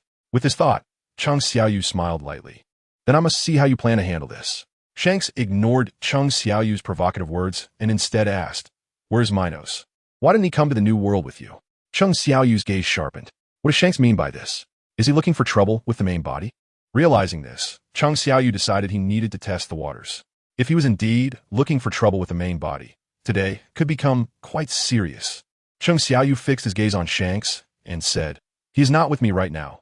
What's wrong?" Shanks said in a deep voice, "I wanted to find Minos first. But dealing with you is also a good choice." After saying that, he drew Griffin from his waist, and at the same time, a red light flashed in his eyes. And a powerful black-red conqueror's haki pressed down fiercely towards Chung Xiaoyu. Seeing Shanks' actions, Chung Xiaoyu understood that he was indeed looking for trouble with the main body. With this in mind, Chung Xiaoyu decided to teach this meddlesome scoundrel a lesson today. In an instant, red light flashed in Chung Xiaoyu's eyes, and his conqueror's haki clashed violently with Shanks' conqueror's haki. At the same time, black-red lightning and black-purple lightning also collided fiercely. The island was left pockmarked by the impact of the lightning. In the intense clash of conqueror's haki, Chung Xiaoyu was surprised to find that Shanks' conqueror's haki was indeed strong, clearly overpowering his own. As he watched the black-red lightning continuously charging towards him, he fully unleashed his magical power. The terrifying pressure forced his already waning conqueror's haki to clash against Shanks' conqueror's haki. In the fierce collision of their powerful haki, it erupted with a loud bang. In an instant, the sky resounded with a tremendous roar, and waves of air surged around them. As the dust settled, Shanks fixed his gaze on Chung Xiaoyu and spoke first. "The world has underestimated you, King of Shadows?" Chung Xiaoyu replied with a faint smile. "A mere mortal cannot fathom my strength." Shanks, still fixated on Chung Xiaoyu, said solemnly, "It's undeniable that you are strong. But Minos and that shadow soldier are not by your side. Isn't it a bit arrogant to face my red-haired pirates alone?" Upon hearing this, Chung Xiaoyu chuckled lightly. "You say I'm alone? Come fort. My shadow legion." As he finished speaking, thousands of black and white shadows appeared behind him, with General Fai Long and Moya flanking him. Chung Xiaoyu smiled faintly at Shanks. "Now, our number should exceed yours a bit, right?" Shanks looked in shock at the shadow soldiers behind Chung Xiaoyu and murmured after a long silence, "There are so many shadow soldiers. And the one recorded in the newspaper is also here. Incredible, very powerful." At this moment, Shanks fully understood why Minos wasn't with the King of Shadows. With such a formidable force, it could be said without hesitation that they could sweep through any of the Yonko crews. Shanks looked at Chung Xiaoyu and said solemnly, "No wonder Minos isn't with you." Chung Xiaoyu smiled lightly at the serious-faced Shanks. "Perhaps right now, he is doing the same thing as me." Shanks was taken aback, realizing that Chung Xiaoyu was implying Minos was also battling other Yonko crews. Thinking of this, Shanks said solemnly, "Indeed, Minos is a madman." Chung Xiaoyu, hearing this, scoffed. "There's no need for hypocrites to point fingers here." Without waiting for Shanks to respond, Chung Xiaoyu continued, "Instead of talking nonsense, why not have a grand battle? After all, only the strong have a voice." With that, Chung Xiaoyu's terrifying magical power swept across the entire island. The powerful aura weakened the morale of the red-haired pirates. At this moment, the crew of the red-haired pirates clearly realized the might of Chung Xiaoyu, the King of Shadows. Just his presence made them shudder. Shanks, seeing Chung Xiaoyu ready for battle, shouted to his crew, "It has been a long time since anyone dared to challenge us, the red-haired pirates. I wonder if your strength has diminished?" In response, the crew shouted in unison, "Fight, fight, fight." Satisfied with the thunderous response from his comrades, Shanks smiled. It seemed the momentum had returned. Meanwhile, Chung Xiaoyu remained unmoved by Shanks' strong presence, as if he considered such momentum trivial. Chung Xiaoyu shouted, "Shadow Legion, it's time to let the world know of your existence." With that, Chung Xiaoyu opened the domain of the King of Shadows, enveloping all shadow soldiers in powerful magic. In an instant, the aura and strength of the shadow soldiers surged by 30%, which was another unique aspect of the King of Shadows domain. Chung Xiaoyu charged towards the red-hair pirates, with General Filong and Moya closely following him, while the shadow soldiers trailed behind. Seeing this frantic scene, Shanks naturally did not retreat, brandishing his griffin and rushing towards Chung Xiaoyu. Beckman, Jesus Burgess, and others followed Shanks into the battlefield, as the ordinary crew members of the red-hair pirates joined the fray. At this moment, Chung Xiaoyu and his Shadow Legion officially engaged in battle with the red-hair pirates. Unbeknownst to everyone, not far away, there was a news bird perched on a mountain, acting as the battlefield reporter. Incredible. I never expected the King of Shadows to engage in battle with the red-haired pirates. Truly impressive. However, what surprises me the most is the sheer strength of the King of Shadows forces. At this rate, it seems they could sweep through any Yonko crew. The news bird exclaimed excitedly. Meanwhile, on the battlefield, Chung Xiaoyu was already clashing his demon dagger against Shanks' griffin. Chung Xiaoyu chuckled. "Shanks, it's time for you so-called emperors to step down." With that, Chung Xiaoyu continuously swung his demon dagger, sending sword energy towards Shanks. Shanks, seeing the approaching sword energy, lightly waved his griffin, effortlessly shattering Chung Xiaoyu's attacks. With a cold gaze, Shanks looked at Chung Xiaoyu and slowly said, "King of Shadows, you are too arrogant. Whether it is Minos or you, your madness will surely disturb the seas." Chung Xiaoyu looked at Shanks with indifference and scoffed. "The laws of this world are simply that the big fish eat the small fish, and the strong eliminate the weak. This is only natural." Before Shanks could respond, Chung Xiaoyu coldly continued, "We are not like hypocrites such as you, who seem to think the whole world needs to give you face." Hearing Chung Xiaoyu's extreme taunts, Shanks' expression darkened. "King of Shadows, talking too much is pointless. Let us fight to determine who is right and who is wrong." With that, Shanks charged at Chung Xiaoyu with his griffin. Chung Xiaoyu, seeing Shanks rushing towards him, scoffed. "Do you think I'm afraid of you?" With that, Chung Xiaoyu also quickly charged in to engage in battle with Shanks. Meanwhile, on another part of the battlefield, the fight was equally fierce, with General Filong battling Beckman. Beckman pulled out his supreme great block gun and fired at General Filong. General Filong swung his autumn water, deflecting the bullets. Beckman, looking at General Filong, said solemnly, as expected of the shadow soldier recorded in the newspaper, "Truly powerful." General Filong replied calmly, "We are born for our king, and we die for our king." With that, General Filong charged at Beckman, determined to eliminate him. Seeing the rapidly approaching General Filong, Beckman spoke seriously. What a powerful enemy.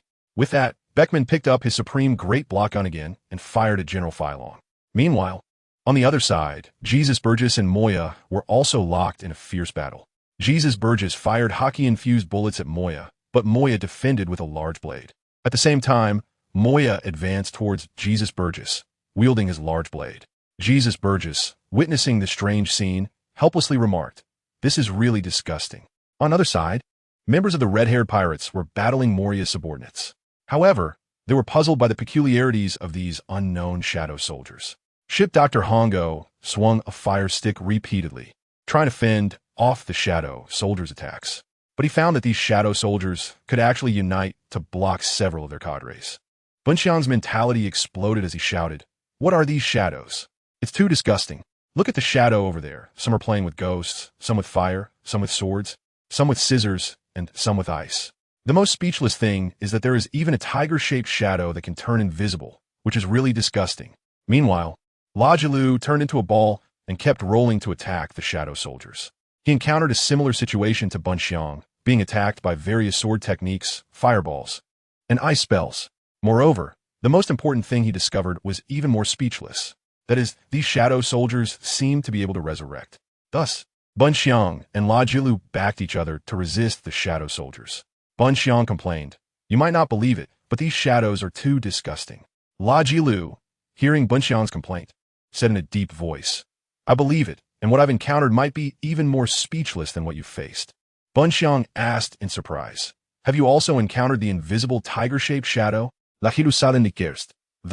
What I encountered was that they can revive infinitely." After hearing this, Bunxiang was shocked. "Is what you said true?" La Jilu helplessly replied, "You can kill a shadow soldier yourself and see." Not only Bunxiang and La Jilu encountered this disgusting situation, but the other remaining cadres also faced these evil shadows. Clearly, they were stronger than these shadows, but either they were being resurrected infinitely or being harassed by various fireballs and ice spells, making it unbearable. The ordinary crew members of the Red Hair Pirates were in a worse situation. Their armed color hockey was ineffective against the shadow soldiers. Some shadow soldiers were even more disgusting, either ambushing them or mutually destroying themselves with them. The most critical part was that the shadow soldiers they had just seen die with their companions were resurrecting right in front of them. This made their mentality explode. And in an instant, the ordinary members of the Red Hair Pirates were in a one-sided situation. Chung Xiaoyu, even while fighting Shanks, naturally kept an eye on the battlefield. He originally thought that his shadow army would end up with a draw against the New World Pirates, but now it seemed that his shadow army was getting stronger. Chung Xiaoyu dodged Shanks' sword energy and laughed loudly. "Shanks, your Red Hair Pirates are not doing well. Huh? Your crew is being severely suppressed by my shadow army." Upon hearing this, Shanks immediately looked up at the battlefield. He saw Beckman and the shadow soldier from the newspaper locked in a fierce battle. On the other side, Jesus Burgess was also engaged in a tough fight with a shadow holding a large knife. The other cadres were being jointly attacked by shadows, with various fireballs, ice spells, and sword techniques continuously assailing them. And most importantly, those shadows could actually revive. Shanks looked at the fierce battle among his cadres with a serious expression and whispered, "This is bad." After saying this, Shanks looked up again towards the ordinary crew members. "All right, the sky has fallen. Can someone tell me what is going on? You are supposed to be powerful pirates of a new world. How could you be defeated by these unknown shadows?" Shanks' face was as grim as it could be. He never expected that even before Minos had made an appearance, his Red Hair Pirates would already be in such a downer against Chung Xiaoyu. Shanks turned his gaze to the smiling Chung Xiaoyu and said solemnly, "Shadow King, we underestimated you and Minos. I didn't expect you to have such a powerful army." Chung Xiaoyu looked at Shanks, whose face was grim, and smiled faintly. "I've said it before, how could mortals know our strength?" Before Shanks could say anything else, Chung Xiaoyu laughed heartily. "We will surely swallow the whole world, and you so-called Yonko, Navy, Revolutionary Army, and world government will all be our nourishment. We will devour everything." Chung Xiaoyu's words at this moment were filled with power and confidence. Even more importantly, they were filled with horror. Shanks was astonished. He never expected that Minos and the Shadow King had such dark ambitions. They actually wanted the whole world. He originally thought they would only disrupt the new world. But now it seemed they wanted the entire world. Totally terrifying, totally mel. Thinking of this, Shanks' face turned serious as he spoke. "Shadow King, you are too crazy. I must first deal with you completely."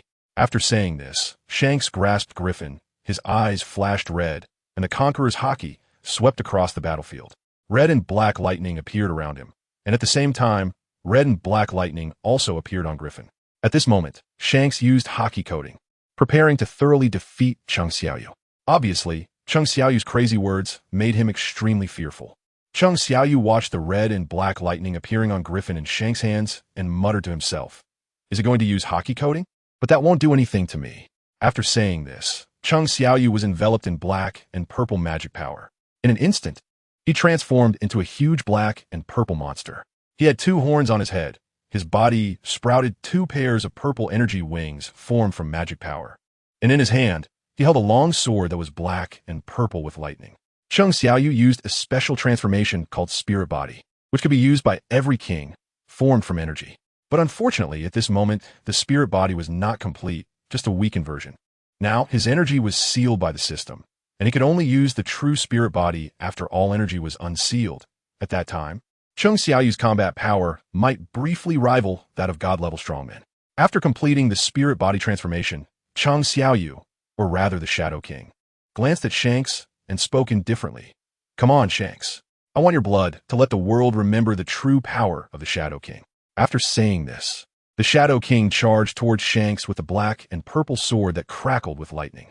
Shanks, who was concentrating on gathering hockey coating, looked at the suddenly monstrous Shadow King with a serious expression.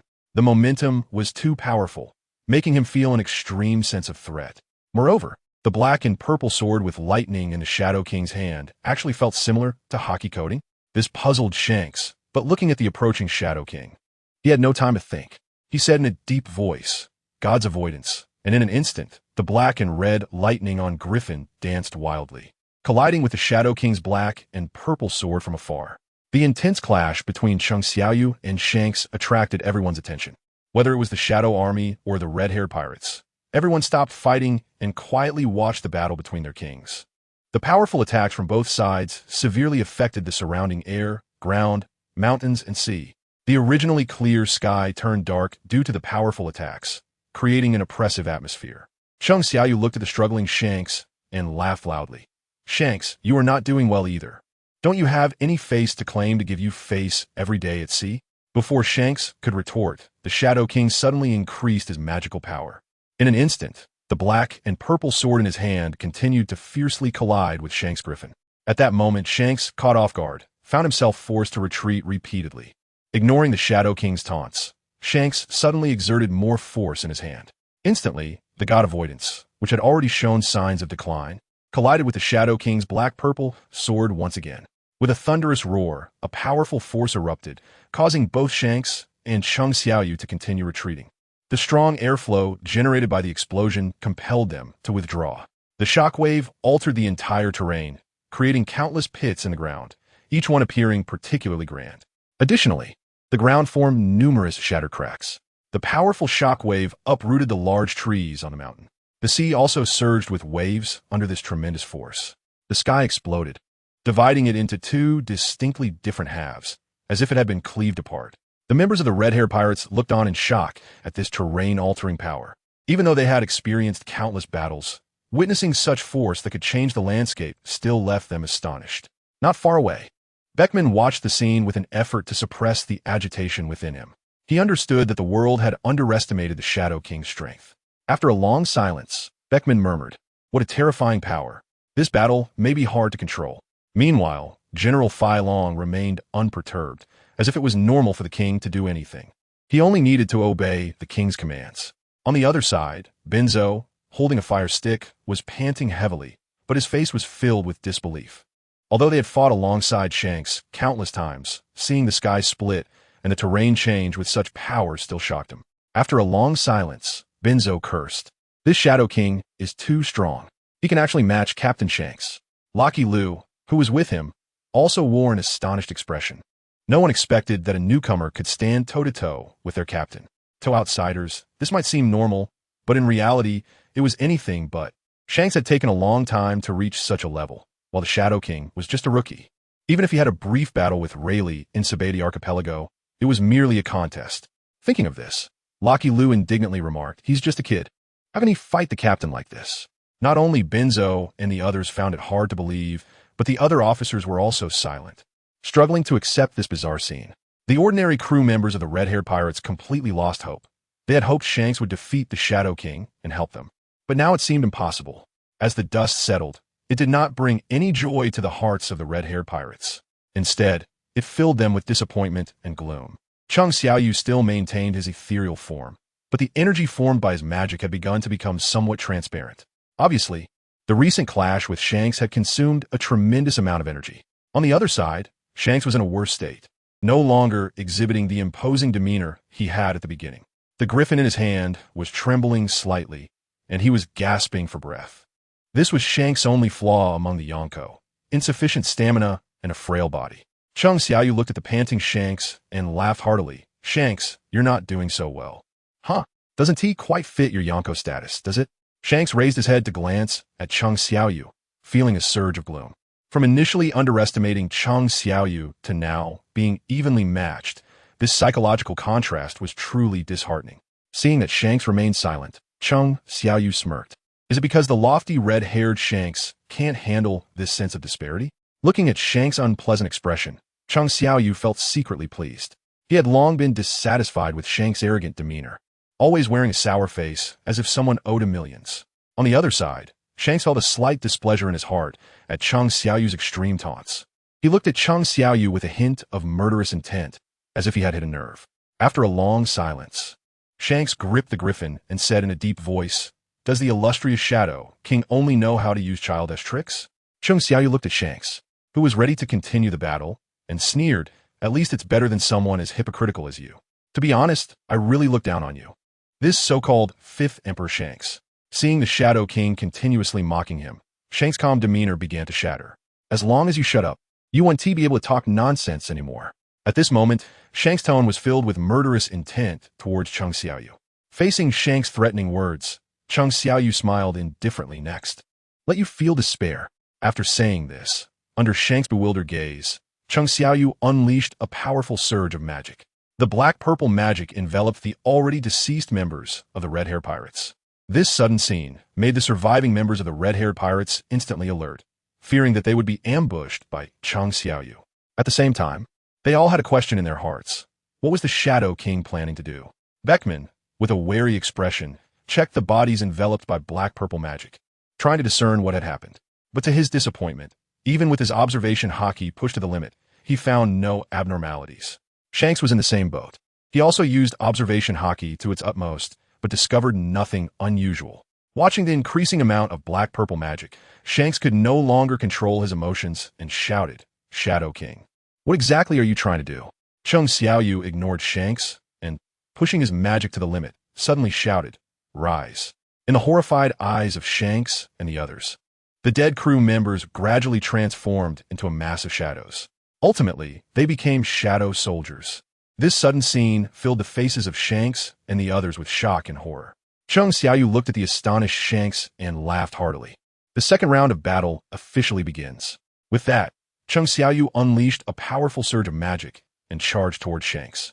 Thus, Chung Xiaoyu and the Shadow Army clashed once again with the red-haired pirates led by Shanks.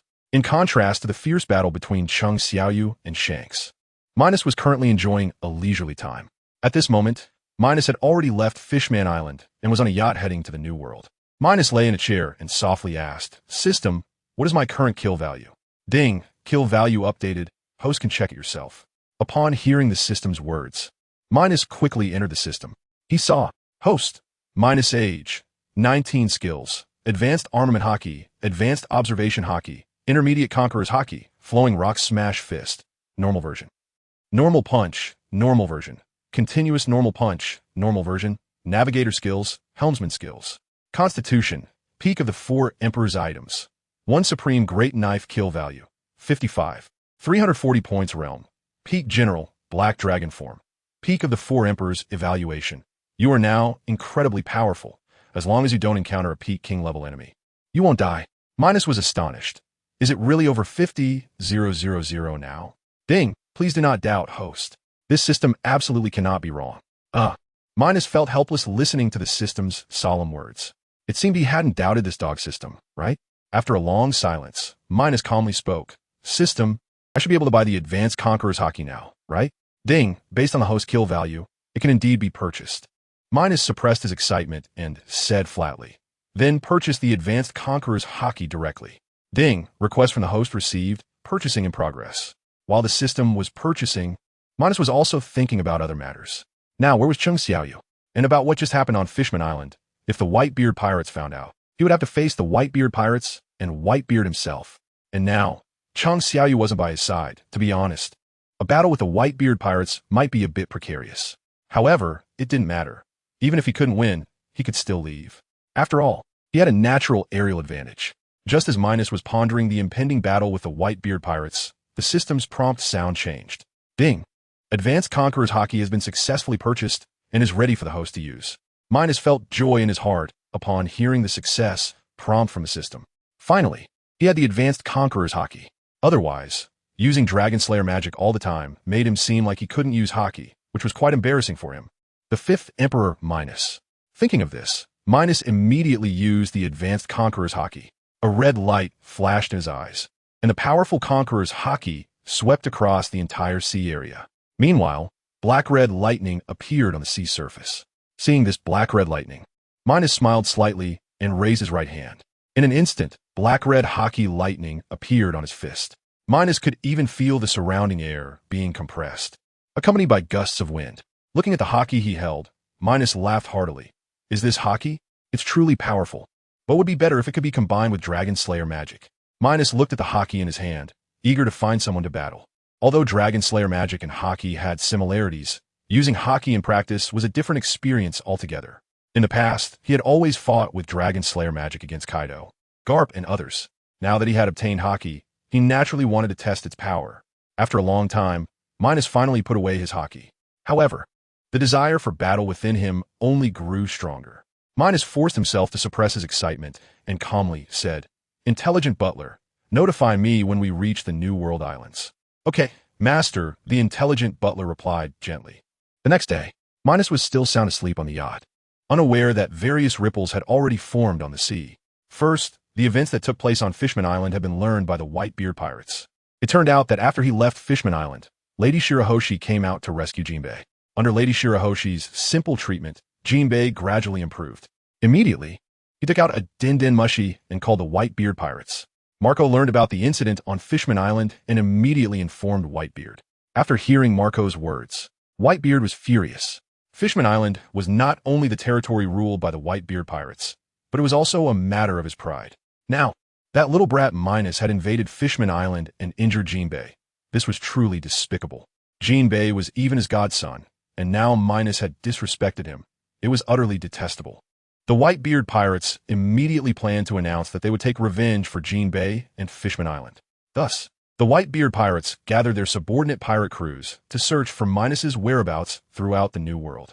Whitebeard's sudden action also alerted Kaido and Big Mom's forces. Kaido mocked him greatly, believing that Whitebeard was just an old man and not worth mentioning. In contrast, Big Mom instructed Katakuri and her other children to take action quickly. After all, she was not in Wano country like Kaido and did not fear Whitebeard. The key point was that Big Mom was also somewhat reluctant to battle Whitebeard, as he was known as the strongest man in the world.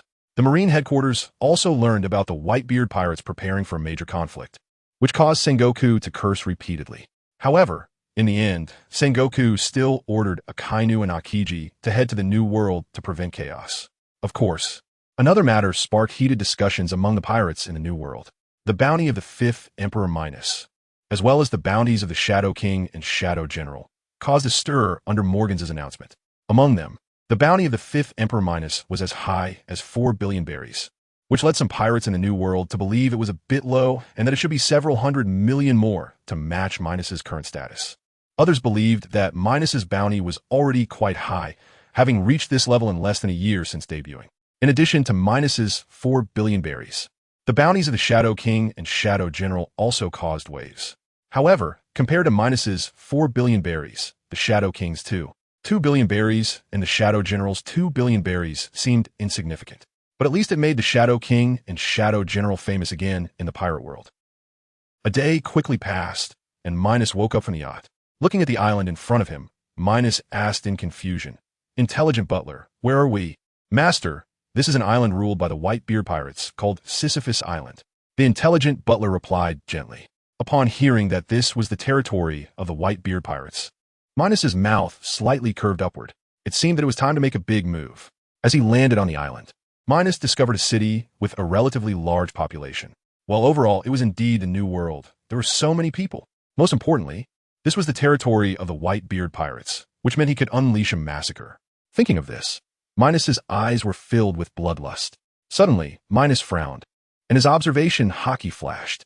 It turned out that several people were monitoring him. Minos smiled slightly. Just a few small fries, not worth mentioning.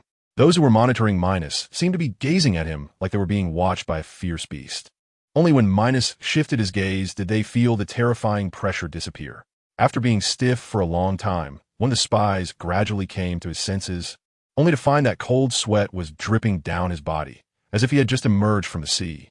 The fifth Emperor Minos was too terrifying. I must inform Captain Marco as soon as possible, that spy thought in panic. After saying this, he dragged his already weak legs and walked away. Not just this one scout, but the others as well, were intimidated by Minos's powerful aura. Minos chuckled softly as he watched the departing scout. These should be spies from the Whitebeard pirates, right? I've just stepped into his territory, and I'm already detected. Truly the pirates of a new world. In fact, Minos himself was unaware of his own fame. Coupled with his black-purple hair, a black suit, and a black cloak, this had become his signature look.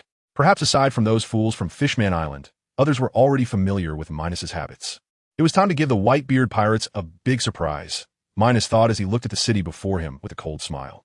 As he spoke, Minos's body became enveloped in black-purple magic, and a powerful aura erupted from him. After the energy dissipated, Minos's hands transformed into strong black dragon claws. Sharp as the blades of a giant beast, each claw incredibly sharp and curved like a hook, as if they could easily crush mountains and tear apart the earth, showcasing unparalleled destructive power. Next, his legs turned into powerful black dragon legs, with muscles bulging, displaying unmatched strength and majesty. His body morphed into a massive dragon form, as thick as a giant pillar, with clearly defined muscle lines, and scales on his back as sharp as blades, exuding a chilling aura, capable of effortlessly crushing any obstacles in his path. Additionally, massive black dragon wings sprouted from both sides of his body, sharp as knives, with edges as pointed as blades. Covered in fine scales, each flap carrying destructive power, as if they could stir up hurricanes and sweep everything away. A large, powerful, hooked dragon tail grew from his rear, thick and strong like a giant whip, with a sharp tip like a spear, covered in heavy scales, each swing carrying the force of thunder, as if it could shatter mountains and tear apart the earth. His head transformed into a menacing black dragon mouth, resembling a giant abyss, with fangs as sharp as daggers, glinting with a cold light, as if they could easily tear through steel. Strangely, his eyes burned red like boiling magma, with endless killing intent pulsing within the pupils. And wherever his gaze fell, it seemed even the earth trembled, instilling fear in all. The Black Dragon King, Minos, had once again descended. The Black Dragon King, Minos, let out a long howl to the sky, extending his dragon foot and lightly stomping down, causing the ground to instantly collapse and shatter. The sudden appearance of the colossal Black Dragon King, Minos, terrified the people on the island. They exclaimed in shock, "What is that thing?" Suddenly, someone panicked and shouted, "Is that the fifth Emperor Minos? I've seen this fierce appearance in the newspaper." "What? This is the fifth Emperor Minos? Are we doomed? The evil dragon Minos is here to destroy our city. What should we do? This is Whitebeard's territory. How dare he Minos?" Listening to the panicked voices below, the Black Dragon King Minos said in a deep voice, "Indeed, hearing such fearful sounds is quite pleasurable. I want everyone in the world to tremble in fear at the mere mention of my name, the Black Dragon King, Minos." The Black Dragon King Minos howled to the sky again, his wings slicing through the air like blades, leaping into the sky, his massive body soaring upwards, creating a whirlwind with each flap, stirring up clouds of dust, his figure shimmering with a cold light in the sunlight, shooting straight into the clouds. In an instant, dust and wind swept across the entire city. Many unfortunate civilians and pirates perished in the onslaught of the Black Dragon King, Minos's tempest. The fortunate civilians who escaped cried out loudly, "It's over, we're doomed. The evil dragon Minos is too terrifying. He actually dares to kill in the territory of the Whitebeard pirates. The Whitebeard pirates will definitely hold Minos accountable. He won't be able to act so arrogantly for long." In the air, the Black Dragon King Minos looked down at the island and spoke deeply. "Let me roar to liven things up." After saying that, the Black Dragon Minos opened his dragon mouth, a blinding white light gathering deep in his throat, and suddenly unleashed a beam of blazing white energy like thunder, instantly striking the ground. Where the beam passed, the air seemed to be ripped apart. The ground crumbled under the tremendous energy impact, rubble flying everywhere, and dust filling the air. Those directly hit by the white energy beam, including civilians, pirates, and nobles, had no time to scream before they were instantly turned to ashes. Everything around them engulfed by destructive power. After a long time, as the dust settled, What appeared before the surviving people was a massive, deep pit. They had all disappeared. Everything affected had turned into ruins. And in the sky, the imposing and majestic black dragon, King Minos, spoke in a deep voice, the roar of the black dragon. Ding! Congratulations to the host for obtaining 10 points of killing value. Ding! Congratulations to the host for obtaining 30 points of killing value. Ding! Congratulations to the host for obtaining 40 points of killing value. Ding! Congratulations to the host for obtaining killing value. Hearing the system's constant notifications, the Black Dragon King Minos was surprised. It seemed he heard many notifications of over 20 points of killing value. Thinking of this, the Black Dragon King Minos asked in confusion, "System, is it a bit too much to have over 20 points of killing value? Ding, this is the new world. Please do not speak such ignorant words." The Black Dragon King Minos replied in astonishment, "That's way too much. It's completely different from the Four Seas and the Grand Line. Ding, I've already said this is the new world. It's normal for killing values to be high. Ding, besides, I've advised the host to come to the new world a long time ago. It was you who kept dragging your feet." The Black Dragon King Minos was rendered speechless by the system's words. At that time, he indeed had been slow to act. Had he known, he would have come to the new world directly. Suddenly, the Black Dragon King Minos laughed deeply, saying, "Then let us start by burying everything on this island." After saying that, the Black Dragon King Minos's eyes flashed red in the sky as he used his observation hockey to sweep across the entire island. It seemed that the people there should be worth the most. The Black Dragon King Minos grinned. Just now, the Black Dragon King Minos was surveying the center of the entire island, the largest city, which also had the highest population density. At this moment, a bullfighting contest was taking place there, and they were completely unaware that danger had arrived. The Black Dragon King Minos, once again in the air, opened his massive dragon mouth, gathering a blinding white light deep in his throat, and suddenly unleashed a beam of blazing white energy like thunder that instantly struck the ground. Where the beam passed, the air seemed to be ripped apart, and the ground crumbled under the tremendous energy impact, rubble flying everywhere, and dust filling the air. Those directly hit by the beam had no time to scream before they were instantly turned to ashes, everything around them consumed by destructive power. Those who were leaning on the edges and surviving were terrified by this sudden scene. Their eyes were vacant and in disbelief, wondering what had just happened. Just moments ago, it was crowded with people, and now only ruins and a massive deep pit remained. At this moment, fear and despair swept over the survivors. Someone screamed in despair. What on earth just happened? Could it be that the gods have descended to punish us? Even more desperately, someone shouted, "My friends, my wife, my children have all been destroyed. I'm the only one left. My parents were also inside." Despair and fear are vividly manifested at this moment. But the Black Dragon King Minos does not know this, and even if he did, he would look down on it. Under the overwhelming combat power, the weak can only perish. The Black Dragon King Minos in the sky observed the powerful air currents generated below and spoke in a deep voice, the roar of the Black Dragon. At the same time, the system's notification sound also rang out. Ding! Congratulations to the host for gaining 10 points of killing value. Ding! Congratulations to the host for gaining 20 points of killing value. Ding! Congratulations to the host for gaining 30 points of killing value. Ding! Congratulations to the host for gaining killing value. At this moment, the Black Dragon King Minos ignored the system's notifications and once again used his observation hockey to sweep over the island below. Are there still 3 strongholds with a large population? A deep voice came from the massive mouth of the Black Dragon King Minos. However, wouldn't it be enough to give him 3 roars? Without hesitation, the Black Dragon King Minos flew to another location and gathered a powerful white energy beam to strike down towards the ground below. The crowd below felt the sudden surge of a terrifyingly hot temperature from the sky. When they looked up, they saw another huge white light beam hurtling towards them at high speed. Stunned for a few seconds, the crowd screamed in terror and hurriedly fled. Some tried to resist the powerful white energy beam in the sky, but unfortunately, they were completely engulfed before they could even get close. Others could only watch in despair as the enormous white light beam descended from the sky. The moment the white energy beam struck the ground, the earth shook and the rocks flew, with dust clouding the air. The worst off were those desperate individuals who turned to ashes in an instant, consumed by the powerful energy. The Black Dragon King Minos in the sky spoke in a low voice. Only 2 left. After saying that, the Black Dragon King Minos attacked the ground again in the same manner at other locations. After some time, the Black Dragon King Minos finally eliminated the people on the island. Perhaps some escaped, and some were unaware. But it didn't matter, because the system's notification sound had reached an unprecedented volume at this moment. Ding! Congratulations to the host for gaining 20 points of killing value. Ding! Congratulations to the host for gaining 30 points of killing value. Ding! Congratulations to the host for gaining 40 points of killing value. Ding! Congratulations to the host for gaining points of killing value. After a long time, the system's notifications finally began to slow down.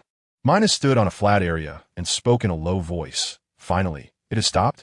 At this moment, he had reverted from the Black Dragon King form back to his human form. To be honest, this was the first time he had waited so long for the killing value notification. Previously, the killing values he obtained would finish quickly, but now, he had to wait a long time for the killing value notifications to slowly conclude. Seemingly aware of Minos's confusion, the system's voice sounded. Ding! Mainly because the host gained a lot of killing value this time. It took so long. Minos chuckled lightly. This time, the killing value should be unprecedented, right? Ding! From the current perspective, the killing value obtained by the host is indeed the highest. Ding! Does the host want to consume it? Minos was surprised by the system's consumption notification. Can it help me break through to the king level? Ding! I'll say it again. As long as the host reaches maturity, it will be king level. Ding! There's no need to purchase some useless items now. Minos felt helpless upon hearing the system's words. It asked him to consume, yet said he couldn't break through to the king level. What is the point of this consumption? After a long silence, Minos spoke lightly. System, can you get me a huge chair? I want to wait here for that old guy Whitebeard. Ding, what are you planning?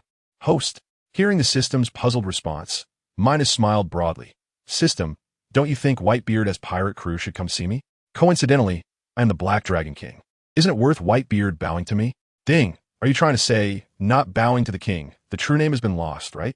Minos chuckled. Indeed. You understand me, system. Ding, ding, the chair has arrived. Please take care of it, host.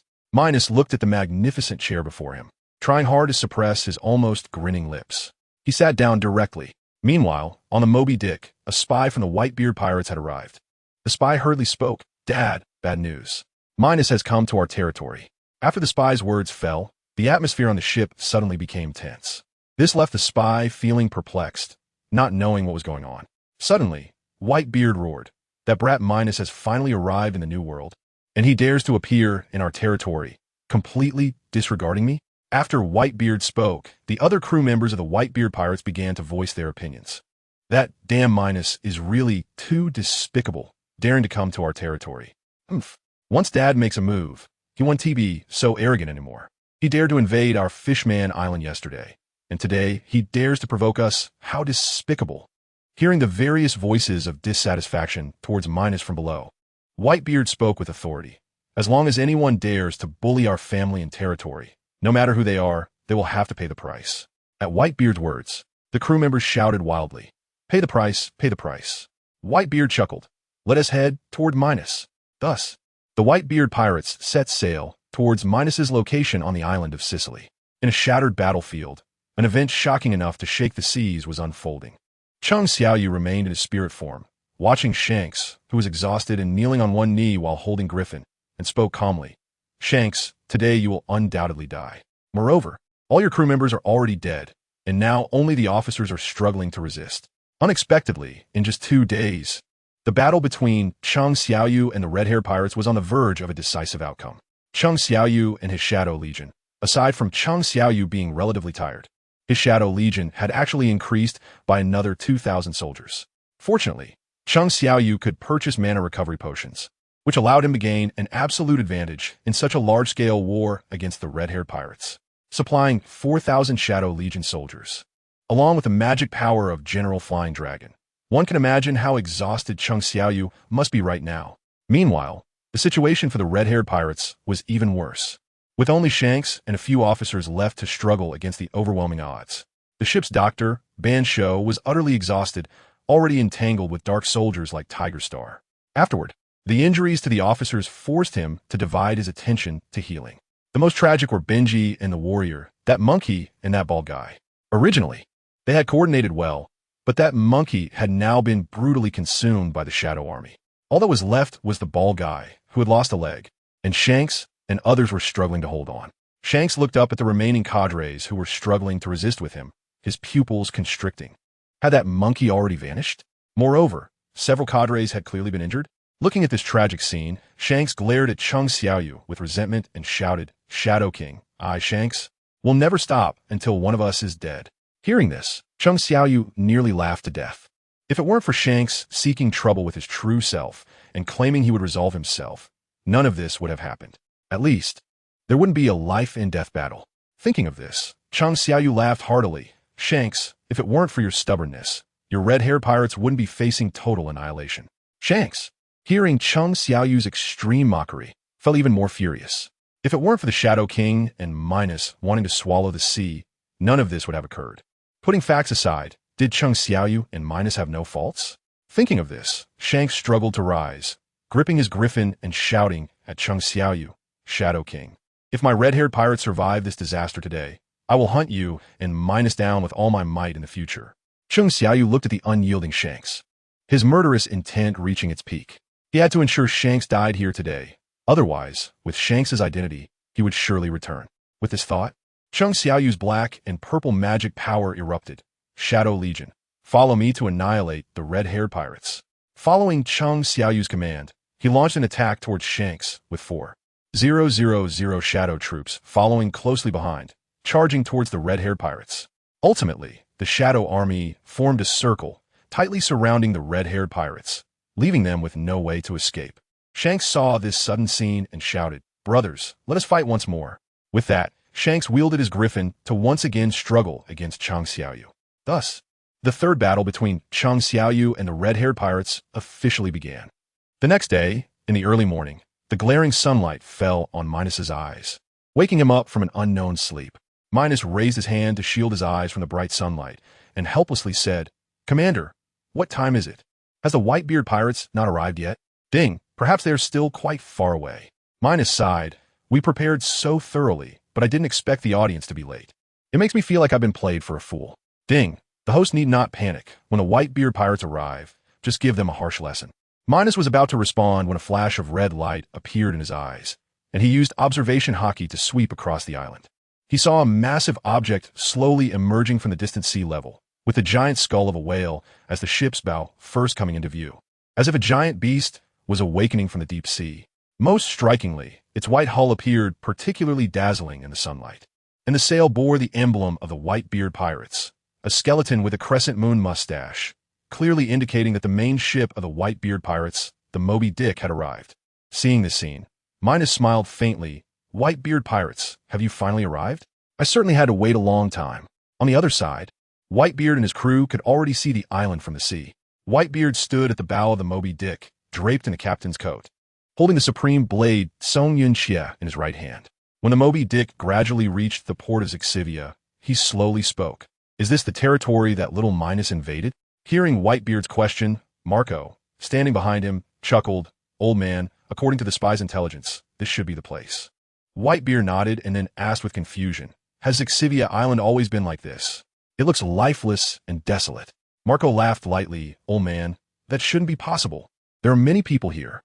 Whitebeard shook his head, and with a flash of red light in his eyes, he used observation hockey to sweep across the entire island. He saw 5 massive deep pits on the island, and many areas had turned into flat land. The houses had long since become ruins, and the many people Marco mentioned were nowhere to be found. Suddenly, Whitebeard spotted a giant chair on flat ground. Sitting on the chair was a person exuding great power. Just as he was about to take a closer look, it seemed that the person noticed him, and their cold eyes met across the distance. Minos, sitting in the chair, suddenly felt as if he was being spied on and used observation hockey. He saw, his gaze tightly locked with Whitebeard's. Minos retracted his observation hockey and chuckled softly. "Is that Whitebeard? How interesting." On the other side, Whitebeard also retracted his observation hockey, murmuring, "That guy should be the little Minos, right? What a monster."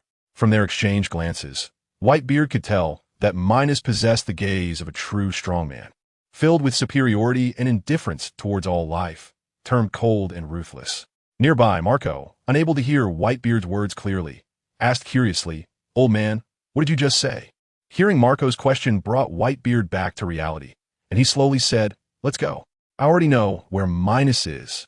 Without waiting for Marco to respond, Whitebeard leapt from the Moby Dick onto the island. The crew on the ship, helpless, followed him directly onto the land. Surprisingly, Only the main crew of the Whitebeard pirates had come to this battle, specifically the division commanders.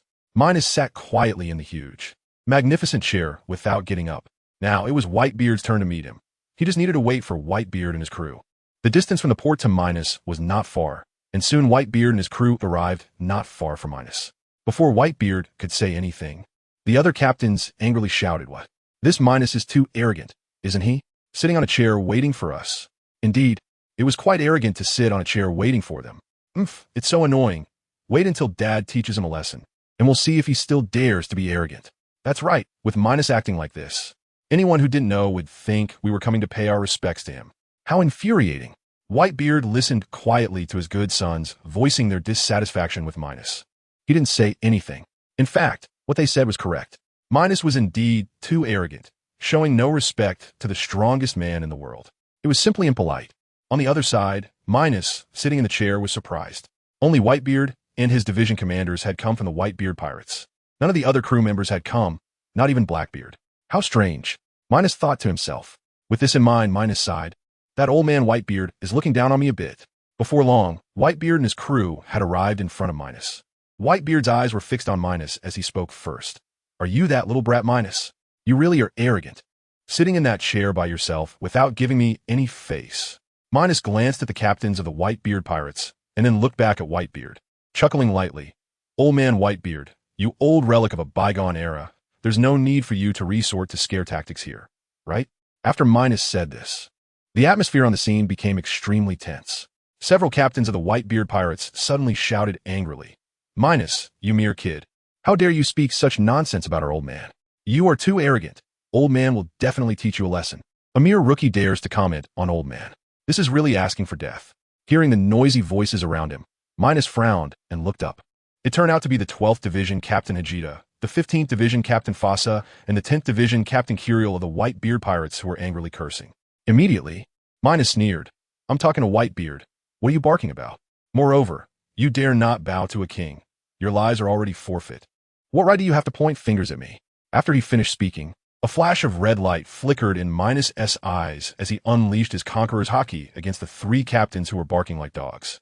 In an instant, the powerful mental pressure from the conqueror's haki heavily pressed down on the three captains. The three captains, specifically targeted, felt their heads go blank as an overwhelmingly powerful mental force continuously impacted their minds. However, as they were considered strong in the new world, they did not kneel under the pressure of the conqueror's haki, but merely bent over. At the same time, cold sweat flowed down their faces. Whitebeard looked at this sudden scene with great anger and shouted, "Minos brat, don't be so arrogant." After saying that, a flash of red light flickered in his eyes, and the powerful conqueror's haki clashed with Minos' conqueror's haki. In an instant, black and red lightning violently collided with each other. The surrounding space twisted and even tore apart. The ground cracked, buildings collapsed, and the air vibrated continuously. The previously flat ground became pitted and shattered once again due to the fierce clash of Conqueror's haki between Minos and Whitebeard. Bang! Suddenly, the clash of Conqueror's haki between Minos and Whitebeard exploded. In an instant, a powerful Conqueror's haki shockwave spread out in all directions. Fragments of the ground flew. Dust filled the air, and the scene turned dark. Although the captains of the Whitebeard pirates had experienced countless battles, they were still somewhat affected by such a high-intensity clash of Conqueror's haki, especially the three captains who had shouted at Minos at this moment under the powerful shockwave.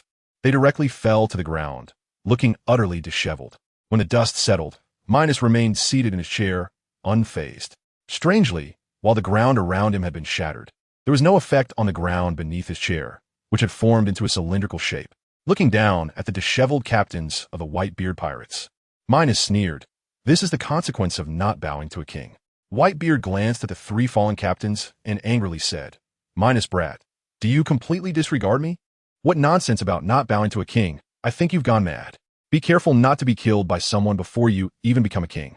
Minos, sitting in his chair, quietly looked at Whitebeard and then coldly laughed.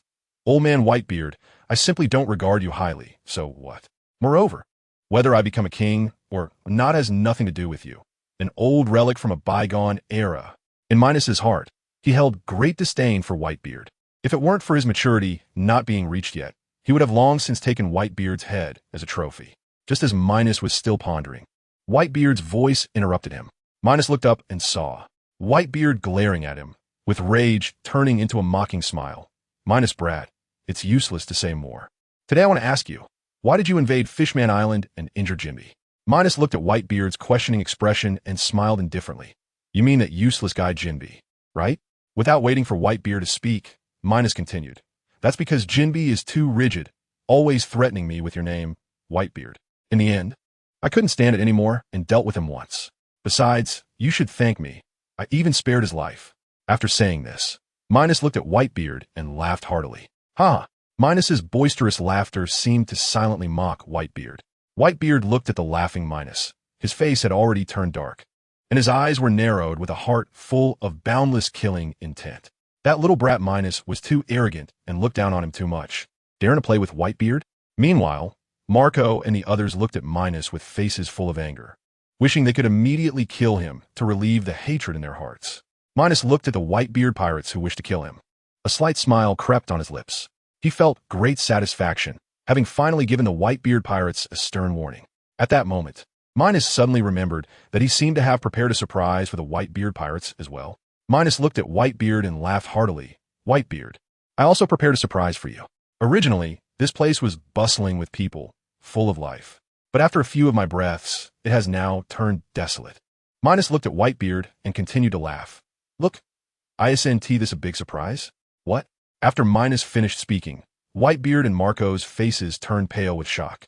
They had thought that it was due to not paying attention to the island of Sicilian for many years that something major had happened here.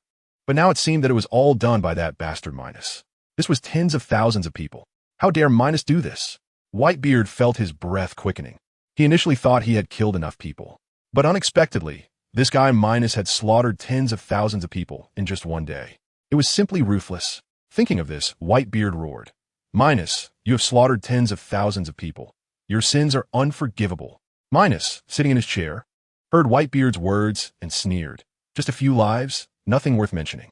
If you want to teach me a lesson, you should prove it with your actions. After saying that, Minos kicked off from his chair, leaping forward like a cannonball, landing right in front of Whitebeard.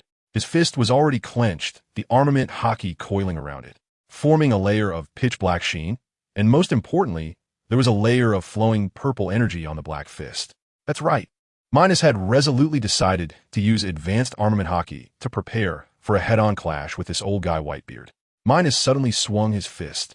The fist wind like thunder rushing towards Whitebeard. Whitebeard's eyes narrowed. His right hand clenched into a fist, the power of the tremor fruit gathering on his fist, and the flowing armament hockey burned like flames. He suddenly swung his fist. As if the air was torn apart, the space distorted, and the shockwave collided head-on with Minos's fist. Boom! At the moment when two forces collided, the ground suddenly sank, as if the ground was shaking violently. The shockwave spread outwards centered around the two individuals, raising dust several meters high, enveloping the entire battlefield. This intense clash captured the attention of Marco and the others. Minos watched as the old man with Whitebeard dared to engage him in a fierce battle with Flowing Cherry. A slight smile appeared at the corner of his mouth, because his Flowing Cherry was special. Sure enough, Minos noticed that the white-bearded man's brow furrowed, and he immediately exerted force to push himself away. Minos's body spun in the air, and he swung his fist again. The Flowing Cherry's domineering aura swept towards the Whitebeard like a whirlwind. The Whitebeard saw Minos charging at him and snorted coldly. This brat's domineering aura is quite special. Just now, there was a kind of rebound force. Unable to comprehend, the Whitebeard immediately drew his sword, Cloud Cutter, which was wrapped in Flowing Cherry's domineering aura, to clash again with Minos's fist. The collision of blade and fist sparked dazzling flames, and the two's domineering auras fiercely clashed in the air, forming visible ripples of energy. Minos, your fist is not bad. The Whitebeard laughed heartily, suddenly exerting force, and the Flowing Cherry's domineering aura on Cloud Cutter surged violently, creating a massive slashing wave that rushed towards Minos's chest. Minos watched as the Whitebeard suddenly erupted with power, his pupils constricted, and he quickly retreated, secretly sighing. This old man is indeed strong. However, the speed of the slashing wave was too fast, leaving a shallow wound on Minos's chest for which blood seeped. Fortunately, due to his strong physical constitution, the wound healed quickly. Minos grinned bloodthirstily. Ha! Now, this is interesting. After saying that, Minos charged forward, his fists raining down on the white beard. Each punch carried devastating power, and the flowing cherry's domineering aura seemed to form a layer of purple energy armor around his fists. The white beard faced Minos's powerful assault without retreating, the powers of the tremor fruit perfectly combined with the flowing cherry's domineering aura, as if each of his punches could shake the heavens and the earth. The unique shockwaves of the tremor fruit were fully revealed at this moment. The battle between Minos and the white beard intensified, tearing the ground apart with their power, and each wave of their attacks was enough to kill those with weaker strength. After a long time, Minos and the white beard finished their warm-up. However, the battlefield was already in ruins, with various pits and cracks appearing on the ground. The dust raised by the battle spread through the air, filling the entire battlefield. As the smoke and dust cleared, Minos looked at the injuries on the white beard and laughed heartily. "Old man, you must be feeling unwell now." Hearing this, the white beard snorted coldly. "Damn, Minos. What's your deal? Why do I feel a kind of rebound force in your flowing cherry's domineering aura?" Minos scoffed. "You old fool. Do you really think I would tell you?" Before the white beard could respond, Minos suddenly laughed. "Old man Whitebeard, today I'm going to make you regret coming to find me." After saying that, Minos disappeared from his original spot at extreme speed. In the blink of an eye, he appeared in front of Marco and the other captains. Minos looked at Marco and the others and grinned. "I'll let you all enjoy barking like dogs.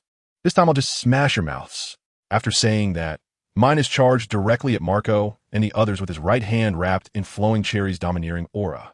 Seeing this scene, the white beard felt something was wrong and immediately shouted, "Don't confront Minos head on. You're no match for him." After saying that, the white beard hurried towards Marco and the others.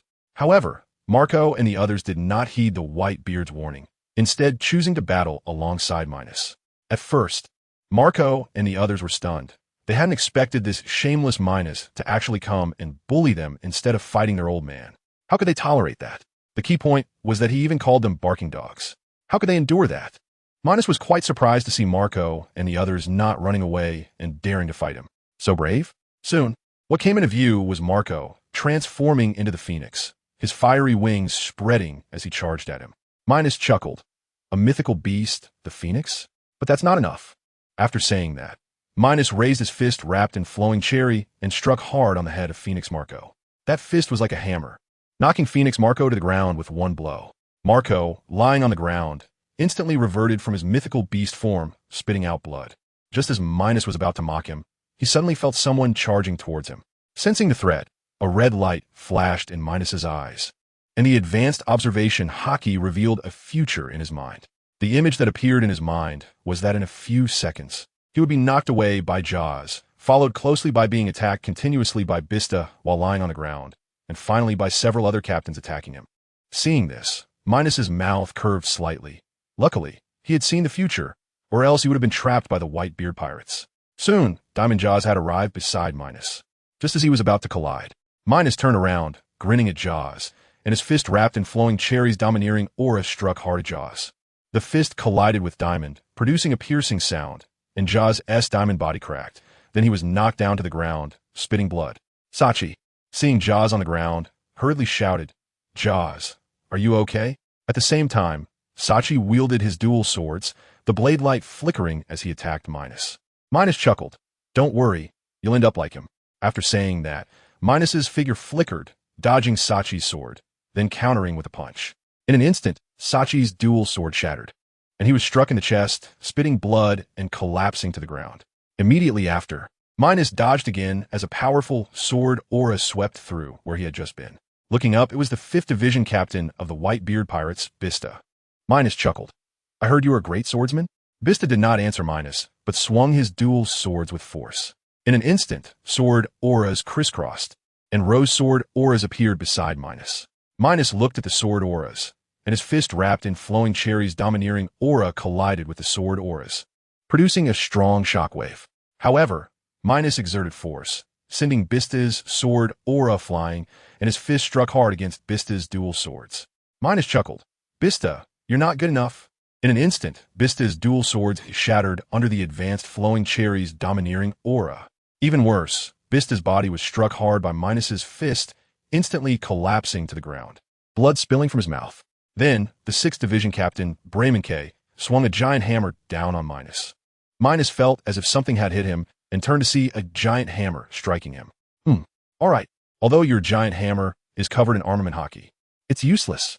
Minos grinned at the captain of the 6th Division, Blamank, and raised his hand to deliver a powerful punch. In an instant, the giant hammer shattered, and Blamank's arm broke. Minos swung his fist again, striking Blamank on the head. With a loud bang, his skull shattered. Blood splattered, and a headless corpse fell to the ground. Minos had claimed the first death in the battle against the Whitebeard pirates. Looking at the headless body before him, Minos laughed heartily. This is what you get for provoking me. Today I will wash the entire Whitebeard pirates in blood. The remaining captains stared at the fallen headless corpse, filled with grief and anger. Minos, you are despicable for killing Blamank. We will make you pay for his death. They shouted. Just then, in Minos's bewilderment, the captain of the 7th Division, Lachio, swung his whip, launching a fierce attack towards him. Minos was completely stunned, thinking to himself, as expected of the Whitebeard pirates. They're so foolish to come to their deaths, knowing they cannot win. Most importantly, why is it only allowed for them to kill me, but not for us to kill them? This is the Whitebeard pirates for you. Since that's the case, let their entire family be wiped out. With that thought, Minos's eyes filled with coldness. He dodged the whip shadow with a flash, and with a powerful punch, he struck Lachio in the abdomen. Like a thin sheet, Lachio's body was instantly pierced through by Minos.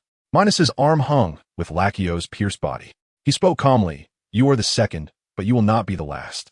After saying that, under the horrified gazes of the other captains, Minos extended his other hand, placed it on Lachio's foot, and tore with force. In an instant, a terrifying scene unfolded. Lachio's body was violently ripped in two. Blood mist surrounded Minos, but surprisingly, it was all cleaned away due to its self-cleaning effect. Minos's actions greatly intimidated the other captains, leaving them trembling with fear, unable to move. Silence, an endless silence, enveloped the entire battlefield. Initially, they thought Minos was merely a lucky person who had gained power. But now, it was clear he was a fierce god, a demon. His emotionless killing methods were simply terrifying. Minos looked at the captains who no longer dared to act recklessly and said flatly, "Weren't you all so arrogant? Why aren't you barking now? In my eyes, the Whitebeard pirates are just a bunch of worthless fools, thinking they are strong, but in reality, they are merely basking in the glory of Whitebeard." After Minos's words, the Whitebeard captains were momentarily speechless. They initially wanted to retort, but looking at Minos's extremely calm face, they found they did not dare to respond. Minos ignored these worthless fools and turned his gaze towards Whitebeard's direction. He saw Whitebeard was rushing over at high speed and would arrive in no time. Minos frowned. Whitebeard was almost there. It would be difficult to eliminate the other captains then. With this thought, Minos scanned the other captains. He noticed 3 of them trembling all over, seemingly trying to hide behind the others. Oh, Minos thought carefully. These 3 seemed to be the ones barking earlier. With that in mind, Minos's lips curled into a slight smile. Since there is no time left, let those 3 be sacrificed. After smiling at the few people, Minos charged directly towards the remaining Whitebeard captains. Under their horrified gazes, Minos had already reached the 10th Division captain, Khalil. Minos looked down at Khalil, sneering. "I remember you were barking earlier, right?" Khalil's legs trembled, and cold sweat dripped from him. He was terrified, scared of the fierce Minos. His mind was blank, not knowing how to respond. The other captains shouted, "Captain Khalil, get away quickly." When Minos suddenly appeared next to Khalil, they hurriedly dodged. It wasn't that they abandoned their comrade. Well, they were just scared to death. Finally, at the other captain's shouts, Khalil gradually calmed down. Looking at Minos before him, Khalil stammered, "Minos, don't be arrogant. Dad will definitely avenge us." After saying that, Khalil struggled to lift the giant axe in his hand and swung it fiercely at Minos. Minos looked at the giant axe with disdain and smiled. "Don't worry. Whitebeard will also go down to accompany you." After saying that, Minos raised his fist and met the giant axe with a powerful punch. In an instant, the axe shattered, and his fist struck Khalil. At the moment the axe broke, Khalil's arm was also shattered. When Minos's fist hit him, he flew backward. Looking at Khalil lying on the ground, Minos approached him with a faint smile. "I didn't expect you to still be alive. Next, I will make you wish you were dead." After saying that, under Khalil's horrified gaze, Minos lifted his foot and stomped down on Khalil's foot with force. Crack! The sound of broken bones echoed. Immediately after, Khalil's painful screams filled the battlefield.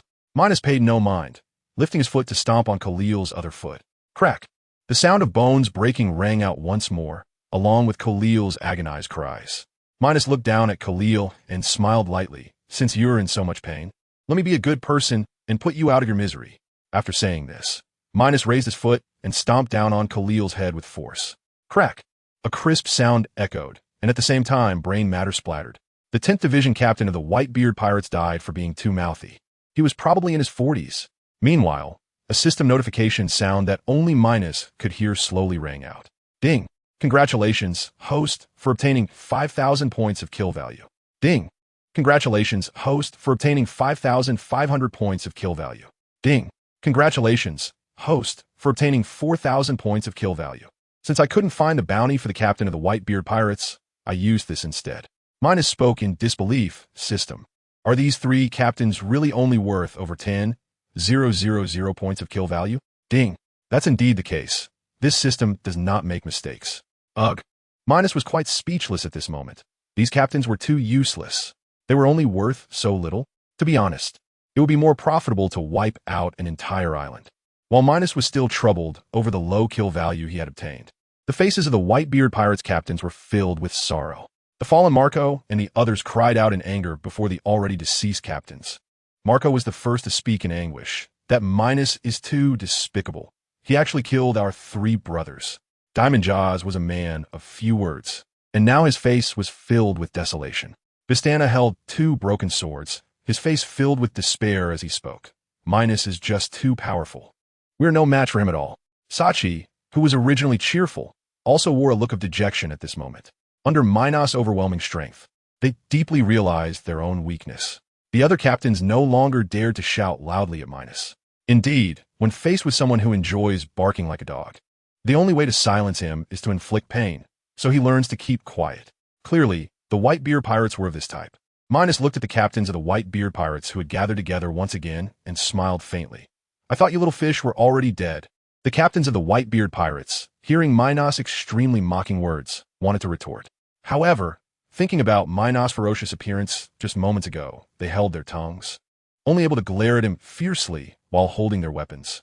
Minos, seeing the sorrow and anger on the faces of Marco and the others, sneered, "You worthless scum just love to act pathetic. Only by inflicting serious pain on you will you understand." Minos originally thought Marco and the others would let him insult them. However, unexpectedly, Marco's surprised voice slowly sounded. "Old man, you finally dared to come." Minos was a bit surprised to hear Marco's words. Could it be that Whitebeard dared to come? With that thought, Minos looked up. There, he saw Whitebeard rushing from a distance, his eyes filled with urgency. Soon, Whitebeard arrived at the scene. Looking at Whitebeard, who had just arrived, Minos mocked with a smile. If you were any slower, you might have to collect their corpses. Marco and the others were about to respond to Minos' words when they were interrupted by Whitebeard, who extended his hand. Whitebeard fixed his gaze on Minos and coldly said, "You despicable little brat, how can you be so shameless as to resort to such vile tricks?" Hearing this from Whitebeard, Minos laughed loudly. "This is a battlefield, isn't it? Do you need to be notified before someone is killed?" Whitebeard, I really didn't expect you to be so naive and childish. You must have lived so long for nothing. To be honest, Minos didn't expect Whitebeard to be so naive and childish. On the battlefield, situations change in an instant, and various circumstances arise. Does the enemy wait for you to be ready before coming to fight? Do you think this is a play? This is a real life and death battle. Fortunately, Minos is a villain. Otherwise, if you were like those bleeding heart heroes or righteous protagonists, it would be disastrous. Hearing Minos' extremely mocking words, Whitebeard roared, "Minos, as one of the 5 emperors, how can you resort to such despicable and shameless tactics? You are unworthy of being one of the 5 emperors and even less worthy of being a king. You lack that kind of spirit." Whitebeard thought that after he said this, Minos would show signs of shame or anger. However, Minos was first taken aback by Whitebeard's words and then burst into laughter. Ha ha! This sarcastic laughter echoed across the battlefield, almost reaching the heavens. Whitebeard frowned and said, "Minos, what do you mean by that? Are you already so ashamed that you can't even speak?" Upon hearing Whitebeard's words, Minos felt even more speechless. Why is this old man so naive? Is this really the so-called thinking of the so-called strong from the old era? Is that worthless reputation really so important? Confused, very confused. With that thought, Minos made a decision in his heart. Indeed, the thoughts of these old-timers from the old era are ignorant and decayed. Therefore, death is their ultimate destination. At this moment, A change occurred in Minos' gaze. It became cold and bloodthirsty. Minos fixed his gaze on Whitebeard and coldly sneered. Whitebeard, your so-called worthless reputation as one of the 5 emperors means nothing to me. As for your so-called kingship, I look down upon it even more. As long as I, Minos, am strong enough that no one dares to resist me, then I am the god of all. My rules are everything. If someone does not accept them, then they will be directly exterminated. If there are still those who do not accept, then I will kill again, until there is no one left to violate the rules. Hearing Minos' insane words, Whitebeard was greatly alarmed. He did not expect this guy Minos to be so unhinged, actually fantasizing about becoming a god. He originally thought that Minos was just a newly emerged strong person. But now it seems that Minos is a madman, a downright lunatic. He actually dreams of enslaving the entire world. With that thought, Whitebeard coldly spoke. Minos, you are too arrogant. You do not know the heights of heaven or depths of earth. 40 years ago, there was also someone who wanted to dominate the seas and fancied himself a god. But in the end, he still failed. Those who violate taboos will be obliterated by the things of the earth. Whitebeard said meaningfully. Minos listened quietly to Whitebeard's words. Knowing the original story, he of course knew who Whitebeard was referring to. But so what? Can that stop him, Minos? Obviously, it is impossible.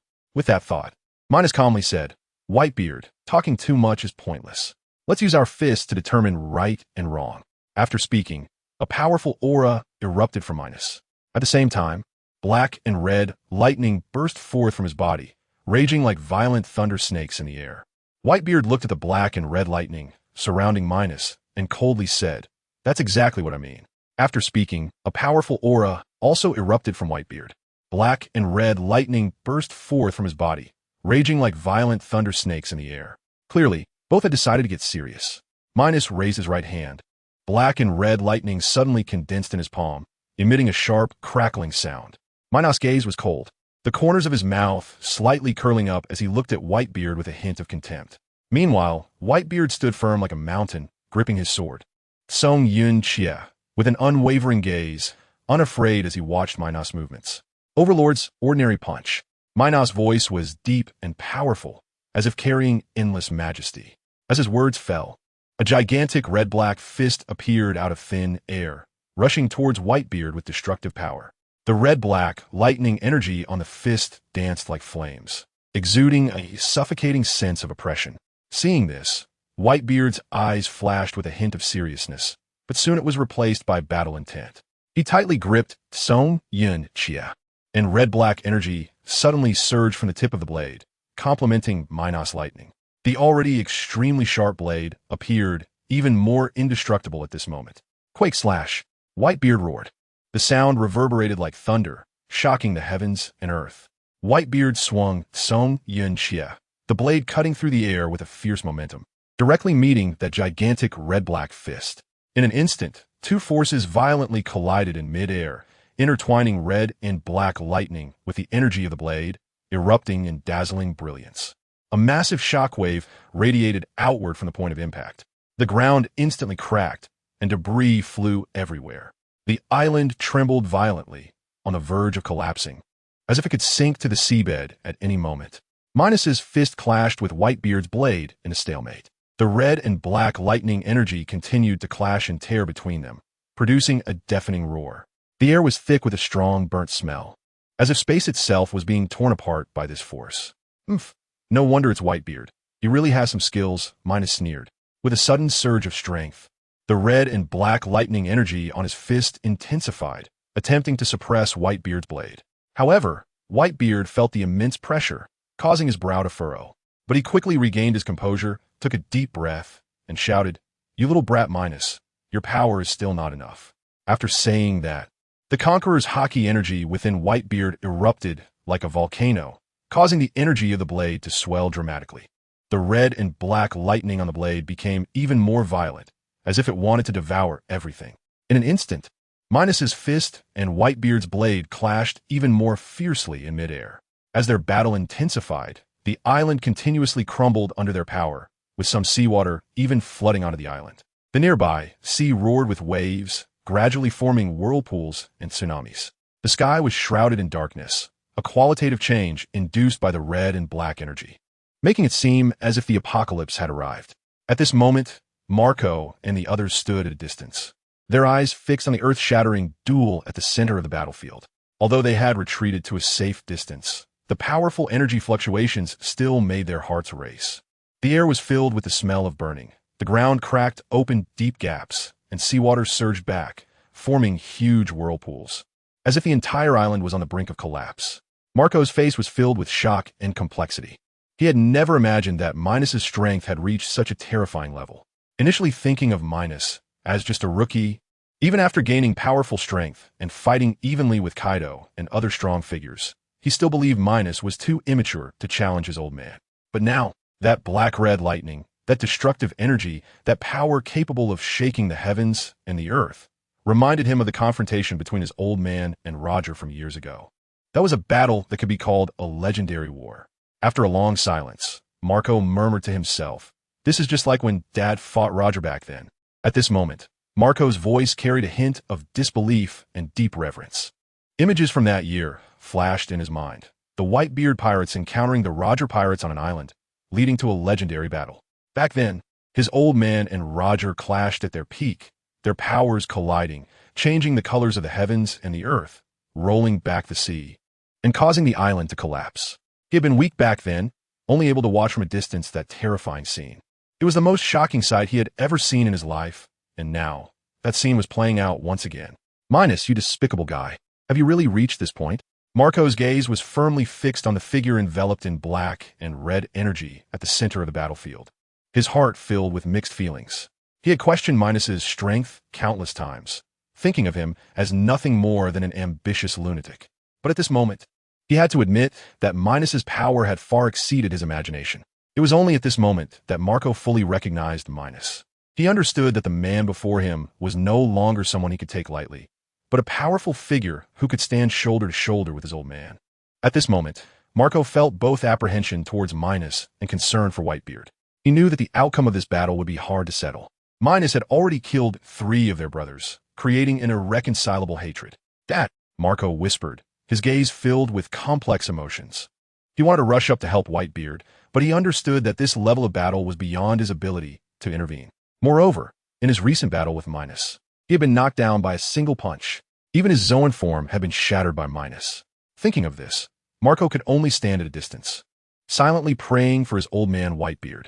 Meanwhile, at the center of the battlefield, the fight between Whitebeard and Minos had already reached a fever pitch. Their powers collided continuously, intertwining red and black lightning with the blade of Conqueror's haki, erupting in dazzling brilliance. Suddenly, with a loud bang, the forces of Minos and Whitebeard exploded in midair. In an instant, they unleashed earth-shattering power. A furious shockwave swept in all directions, and wherever it passed, the ground cracked layer upon layer, and debris rained down. The already fragmented earth endured this devastating baptism once again, as if the apocalypse had descended. The nearby sea was no exception, with towering waves surging under the residual force of the shockwave, roaring like a waking giant beast, charging towards the sky. At the boundary between sea and sky, water splashed, as if the boundary between heaven and earth had been torn apart by this force. Above the sky, the originally dark clouds were forcibly split apart, forming 2 distinctly different skies.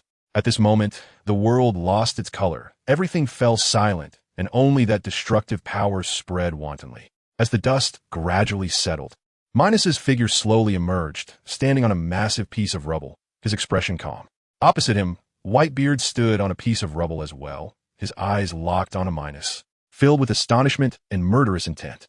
The wind and sand blew between them, seemingly adding a sense of solemnity to their confrontation. Minos looked at the shocked Whitebeard, a faint smile curling at the corners of his mouth. "Old man Whitebeard, I told you long ago, you're getting old. You can't handle me anymore." Whitebeard continued to stare at Minos, but a storm had already risen in his heart. Minos had indeed reached this point. This world is changing too quickly. From Shanks to Minos now, and that newly rising Shadow King. They have already reached the pinnacle of the sea at such a young age. Truly terrifying. Seeing that Whitebeard had not responded for a long time, Minos was about to mock him again when suddenly, he heard Whitebeard's loud and domineering voice ring out.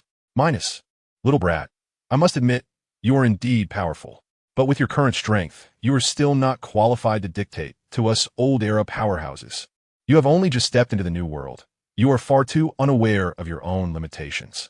Minos quietly listened to Whitebeard's words, but he was already impatient in his heart. He was tired of the old-era powerhouses always taking on a superior attitude, lecturing the newcomers. They thought they were high and mighty, but in reality, they were just the wails of the defeated. As he thought of this, Minos coldly spoke, "Old man with the white beard, it's useless to say more." As his words fell, Minos's entire body erupted with black-purple magic power. The black-purple magic surged like a tide, clearly the power of Dragon Slayer magic. Minos planned to use the characteristics of Dragon Slayer magic to give the white-bearded man a hard blow. The current white beard had not yet suffered from Dragon Slayer magic. Now was the best time to hit him hard. On the other side, the white-bearded man looked at Minos, who was enveloped in black-purple magic, and was greatly shocked. His mind constantly reminded him that this black-purple energy was extremely terrifying. It seemed that once he got contaminated, he would fall into a situation worse than death. The white-bearded man's expression grew serious as he asked in a deep voice, "Minos, what exactly is this?" Hearing the white-bearded man's question, Minos glanced at him and smirked coldly. "This is a good thing. I was originally prepared to take it out and weigh you, the so-called strongest in the world. But now it seems, let's use this to completely solve you." The white-bearded man snorted coldly. "Minos, come at me. I'm not that easy to deal with." After speaking, the white-bearded man mobilized all his conqueror's haki. Flowing cherry blossom armed haki covered his entire body, and the power of the tremor fruit also condensed in his hands. His gaze was piercing, ready to engage in an earth-shattering battle with Minos. The wind and sand danced wildly between the two, and the heavens and earth seemed to change color. A peak confrontation between the old and new eras was about to erupt. Little did they know, Minos was waiting for this moment when the white-bearded man gathered all his conqueror's haki energy. He looked at the white-bearded man with a meaningful smile. The white-bearded man, seeing Minos's strange smile, furrowed his brows, filled with confusion. He couldn't understand what intentions were hidden behind Minos's smile. Minos did not give the white-bearded man any time to react. Wrapped in black-purple energy, he shot towards the white-bearded man like a bolt of lightning. The white-bearded man gripped his sword, the Tsungyun cut, and did not back down, colliding fiercely against Minos's fist. With a loud bang, dust flew everywhere, and a powerful shockwave swept across the field, scattering the surrounding debris. Minos looked at the resisting white-bearded man and smiled faintly. A hint of mockery in his tone. "Old man with the white beard, I hope you can still laugh later."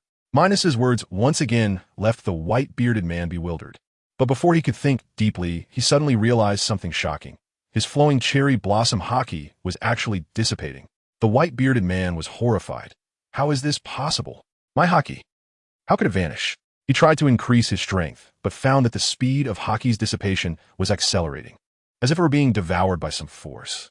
At that moment, the white-bearded man caught a glimpse of Minos's fist and instantly understood something. He saw that when Minos's black-purple energy came into contact with his haki, it was gradually being absorbed, disappearing into nothing. What kind of ability is this? The white-bearded man was shocked. He had fought on the seas for many years, seen countless devil fruit abilities and strange phenomena, but had never seen a power that could directly absorb haki. The white-bearded man immediately decided not to clash head-on with Minos anymore. He quickly retracted his flowing cherry blossom haki and the Tsungyun cut. His figure flashed, and he quickly leaped backward, increasing the distance between himself and Minos. Minos looked at the retreating white-bearded man, a hint of disappointment flashing in his eyes. He murmured, "Although Dragon Slayer magic is powerful, it must come into contact with the target to absorb energy. However, now is also a good opportunity to pursue victory." As his voice fell, Minos's speed erupted, instantly disappearing from his original position. In the next moment, his figure appeared before the white-bearded man, moving at an unbelievable speed. Minos looked at the white-bearded man, and a cold smile crept onto his lips. "Old man with the white beard, take another move from me." After saying that, he quickly raised both hands, a flash of white energy flickering in his hands. But soon, it was engulfed by the black-purple energy of Dragon Slayer magic. Minos shouted, "Magic flowing rock-crushing fist." In an instant, countless black-purple fist shadows rained down on the white-bearded man like a storm. These fist shadows were imposing, but also carried an eerie black-purple glow, as if they could devour everything. Upon seeing this, the white-bearded man's face turned grave. He knew the terror of this move, but as a peak powerhouse of the old era, he would never easily admit defeat. The white-bearded man gripped his Tsungyun cut tightly, gathering his conqueror's haki once again. Even though he knew haki might be absorbed, he still chose to confront it head-on. Come on, Minos. Let me see how capable you, a reckless fool of this new world, truly are. The white-bearded man's voice boomed like thunder, shaking the surrounding air. The two forces collided again, and the black-purple fist shadows intertwined with the white-bearded man's haki, unleashing earth-shattering energy fluctuations. At this moment, the battle between Minos and the white-bearded man had seemingly entered a heated stage. After just a brief confrontation, the white-bearded man's flowing cherry blossom haki clearly could not match Minos's black-purple fist shadows. The flowing cherry blossom haki gradually dissipated under the devouring of Dragon Slayer magic. The white-bearded man was also directly hit by Minos's Dragon Slayer magic fist shadows. That powerful fist, combined with the terrifying devouring power of Dragon Slayer magic, forced the white-bearded man to retreat repeatedly, struggling to withstand it.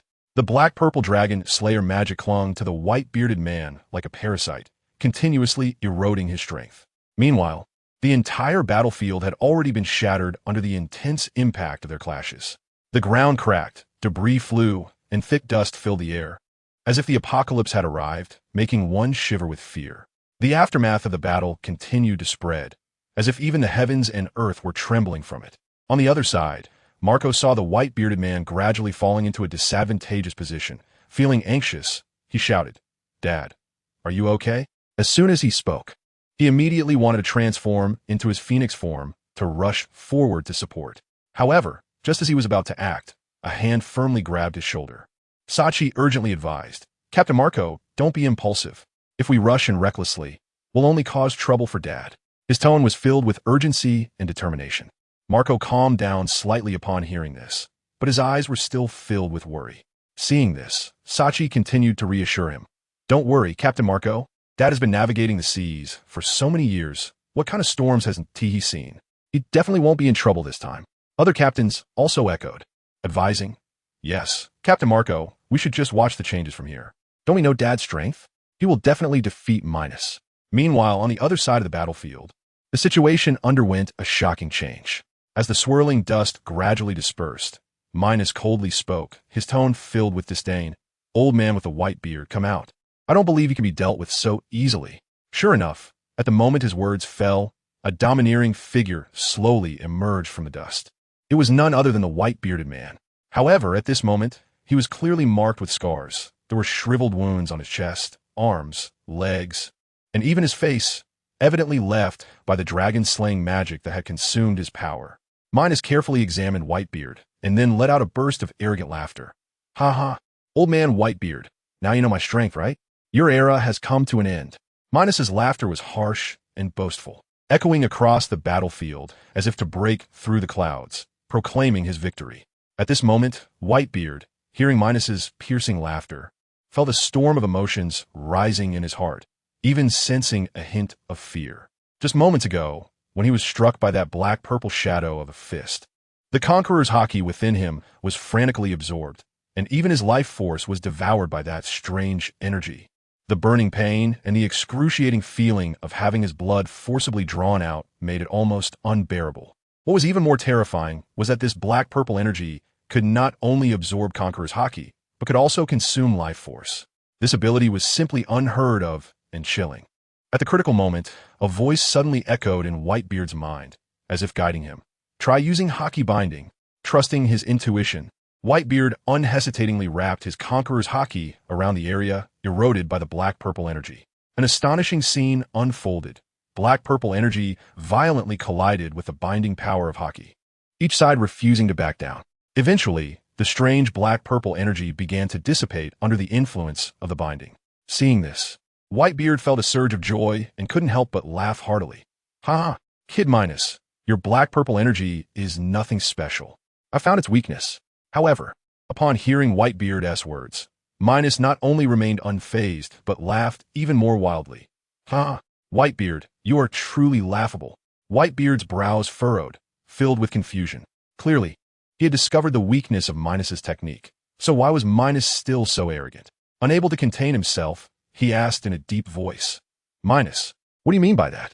Minos stopped laughing, a mocking smile curling at the corner of his mouth. "Whitebeard, do you know that when Carp fought me on Sabati Archipelago, he saw through the flaw in this move at a glance. He didn't even let me touch him and easily neutralized my attack. But you? Look at your current state, with your life force absorbed and covered in wounds. Doesn't it hurt? After saying this, Minos once again burst into piercing laughter. Upon hearing this, Whitebeard finally understood Minos's mockery. He was ridiculing him for being inferior to Carp. In fact, Whitebeard was indeed somewhat unfortunate. When Carp fought Minos, it was precisely because Rayleigh was ambushed by Minos' dragon-slaying magic that his life force was absorbed, allowing Carp to discover the flaw in that move. And Whitebeard was completely unaware of this, which resulted in his great loss. Having realized everything, Whitebeard's face darkened. Looking particularly grim, his face appeared even more ominous in anger, especially the scar struck by the dragon-slaying magic, which now looked especially hideous and terrifying, as if a malevolent spirit was glaring at Minos. Seeing this, Minos chuckled lightly, his tone tinged with sarcasm. "What's wrong, Whitebeard? Are you so angry that you can't speak?" Whitebeard's gaze was sharp as a blade, his voice low and filled with pressure. "Minos, don't be too pleased with yourself. Take my next move." As his words fell, a fierce light flashed in Whitebeard's eyes, and the powerful conqueror's haki erupted instantly, sweeping across the entire battlefield. Suddenly, red-black lightning danced around him, and the blade of his weapon, that Songyun cut, was also entwined with the same red-black lightning, as if it would unleash devastating power at any moment. Whitebeard thought to himself, since that black-purple energy can be countered by haki binding, why not directly confront it with my binding ultimate move? With this thought, a smile appeared on Whitebeard's face, as if he could already envision Minos being defeated. On the other hand, Minos shook his head upon seeing Whitebeard use haki binding again, thinking to himself, this old man Whitebeard is still not giving up. Haki binding and my dragon-slaying magic have similar effects. Why bother with futile efforts? With this in mind, Minos unhesitatingly released his magical power. Black-purple lightning instantly gathered around him, forming a strange and powerful energy field, as if responding to Whitebeard's challenge. The two powers collided violently in the air, red-black and black-purple lightning intertwining, tearing the battlefield apart, and the atmosphere became extremely tense. As all of his magical power reached its peak within him, Minos slowly raised his right hand. He could see that his fist was already wrapped in black-purple lightning, which was the dragon-slaying magic, emanating a destructive aura. Minos's gaze locked onto Whitebeard, a cold, killing intent flashing in his eyes. He shouted, "Old man Whitebeard, I will make you feel true despair. Magic, ordinary punch." Before his words fell, a giant black-purple fist appeared out of thin air, rushing towards Whitebeard with immense power. The black-purple lightning on the fist twisted like a violent thunder serpent, crazily distorting the surrounding space. Wherever the fist passed, everything was crushed to powder. Even the space was torn apart, emitting a piercing sound of shattering. Whitebeard stared at this heart-pounding attack, his expression grave. He could feel the terrifying power contained in this punch, and his heart tightened involuntarily. He took a deep breath, trying to calm the turmoil within, then shouted in a deep voice, "Haki slash."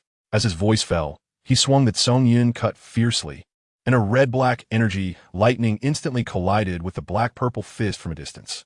Boom! The two forces clashed fiercely in the air, the black-purple and red-black lightning intertwining, devouring and tearing at each other, as if two ferocious beasts were fighting for dominance. Whitebeard's heart surged with waves of shock. How is this possible? This black-purple energy can actually contend with my haki binding? The ground cracked continuously under the impact of the energy, and the entire island shook violently. Sand and stones were swept up, forming violent gusts of wind that spread outward. It wasn't until the shock wave reached the surface of the sea that it gradually calmed down. However, the sea had already been stirred into tumultuous waves, rolling in giant surges, as if narrating the terror of this battle. Meanwhile, on the surging sea, a gigantic warship was quietly sailing. The ship flew the seagull flag, symbolizing the majesty of the navy. At the bow of the ship stood two figures, solemnly gazing towards the distant island where the earth-shattering battle was taking place. One was dressed in a white suit and wore a white justice cloak. The other was in a red suit, also draped in a white justice cloak. They were none other than Admiral Akiji and Admiral Akainu. Akiji watched the terrifying scene of the black-purple and red-black lightning intertwining on the island, his brows furrowed, his expression grave. This scene reminded him of the earth-shattering battle between Minos and Kaido in Road Town. Akainu also stared into the distance, a hint of coldness flashing in his eyes. he said in a deep voice. Is that the battle between Minos and Whitebeard on the island? Aokiji nodded, his tone heavy. Yes. This is the confrontation between Minos and Whitebeard. I will never forget that black-purple lightning. Sakazuki snorted coldly, his tone filled with disdain. I don't understand what Admiral Sengoku is worried about. A mere Whitebeard, is he worth such a fuss?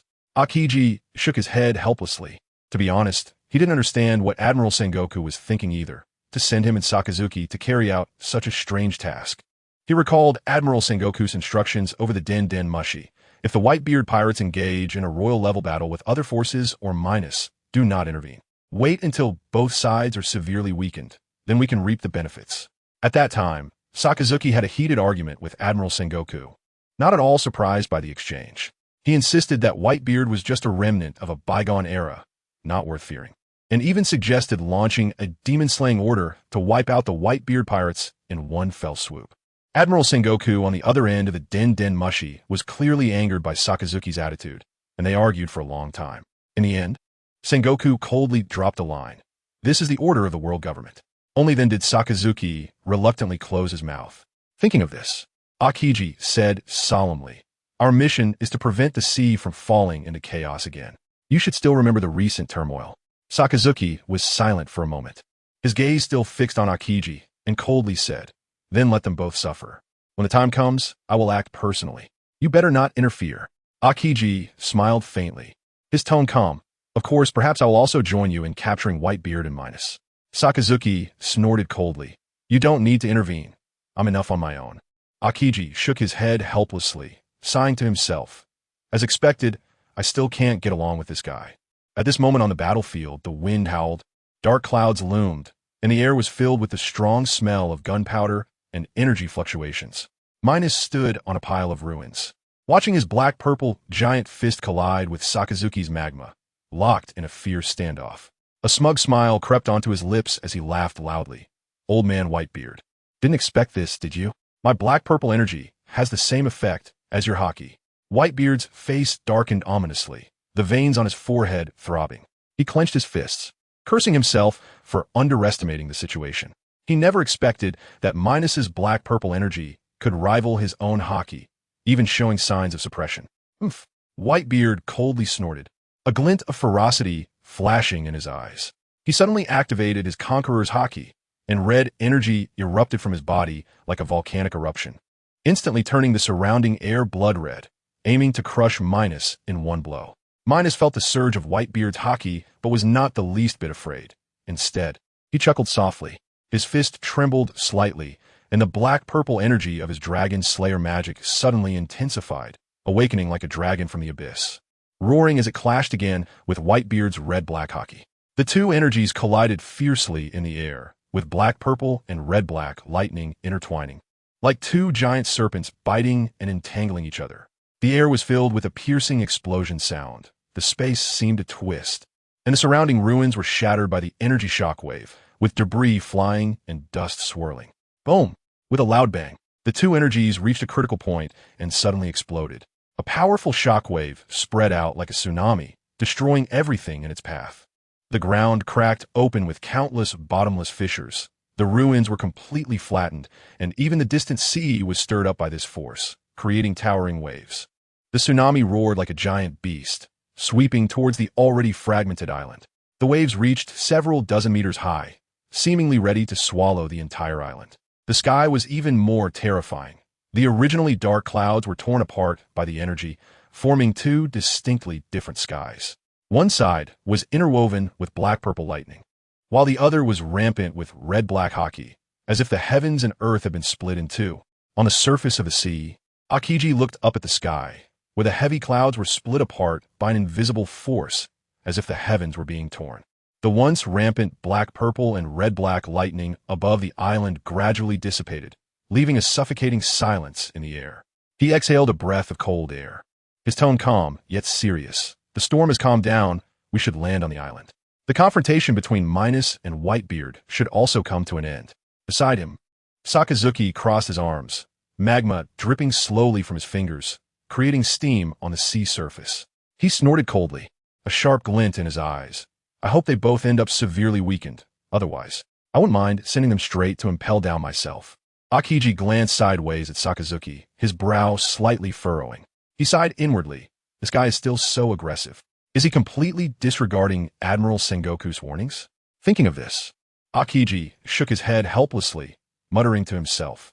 As expected, I will never get along with this guy. The two stepped onto the island one after the other. The ground still warm from the battle. Akiji's gaze swept around. The charred land and broken rocks all indicated the fierce battle that had taken place here. He took a deep breath and stepped forward. As the dust gradually settled, Minos walked out from the ruins, the ground beneath his feet already in shambles, with seawater seeping in through the cracks, dividing the island into countless pieces. Although the tsunami in the distance destroyed the outer debris, it did not affect the center of the battle. Minos looked around, a faint smile on his lips. This island is finished, isn't it? I wonder if that old man Whitebeard can still hold on? Just then, a steady and powerful footsteps echoed from deep within the ruins, accompanied by a loud and domineering voice. Minos Brat, you underestimate me too much. Following the voice, Minos looked up and saw Whitebeard holding Tsong Yun Xia, slowly walking out from pile of ruins. His gaze was like a knife, locking onto Minos. Seeing this, Minos's lips curled up slightly, a disdainful smile forming. Old man Whitebeard, I thought you were dead. Whitebeard coldly replied. Minos Brat, I haven't settled the score with you yet. How could I fall so easily? Minos ignored Whitebeard's provocation and carefully examined his physical condition. Aside from the injuries left by his Dragon Slayer magic ambush, Whitebeard seemed to have no other obvious wounds. However, his breathing was unusually rapid, clearly a consequence of the recent intense battle. Thinking of this, Minos chuckled lightly. Old man Whitebeard, don't put on a brave face. Your body can't take it anymore, can it? Whitebeard's heart sank. Minos was right. After such an intense battle, his stamina was already exhausted. Long-term use of his devil fruit powers and haki had accumulated countless hidden injuries in his body. In his youth, he could suppress this pain with his robust physique. But now, time was unforgiving. His body was no longer what it used to be. If he were a few decades younger, he could have fought Minos for 3 days and nights without losing ground. But now, at this thought, a cold glint flashed in Whitebeard's eyes as he calmly said, Minos Brat, if you have the guts, come and attack again, despite his body nearing its limit. Whitebeard's imposing aura remained undiminished, like an old yet still fierce lion standing tall. Hearing Whitebeard's words, Minos felt nothing but disdain in his heart. He sneered coldly, thinking, do you really think I, Minos, haven't read the original work? 3 years later, Whitebeard will be inseparable from his sexy nurses. This is just 3 years early. How could his body not be affected? With that thought, Minos's gaze sharpened like a knife as he stared at Whitebeard and coldly laughed. Old man Whitebeard, since you think you're fine, I'll make sure you face a big issue today. Damn it, I don't believe I can't wear you down. In fact, Minos was well aware that in a life and death battle between two Emperor-level powerhouses, it would be hard to determine a victor in a short time. If he could break through to the king level, he might quickly deal with an Emperor-level powerhouse. But for now, he was only at the peak of the Emperor level and could only adopt this war of attrition strategy. So, he decided to continue battling Whitebeard, preparing to exhaust this old man to death. After all, his stamina, enhanced through various means, had long surpassed that of ordinary people. So he was not afraid of a protracted battle. With that thought, Minos erupted with a powerful aura, ready to engage in a life-and-death struggle with Whitebeard once again. He was determined not to believe he couldn't outlast this remnant of the old era. On the opposite side, Whitebeard showed no signs of weakness, his aura suddenly bursting forth. Since Minos wanted to fight, he would accompany him to the end.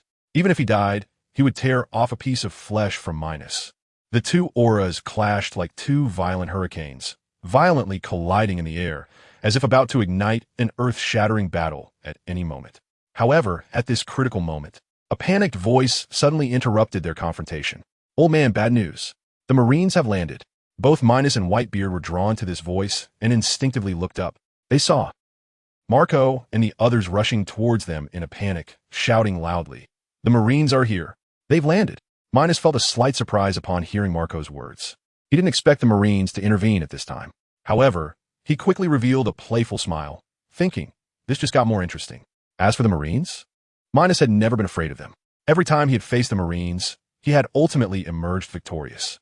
On the other hand, Whitebeard's expression turned grave. The arrival of the Marines would undoubtedly disrupt the battlefield situation completely.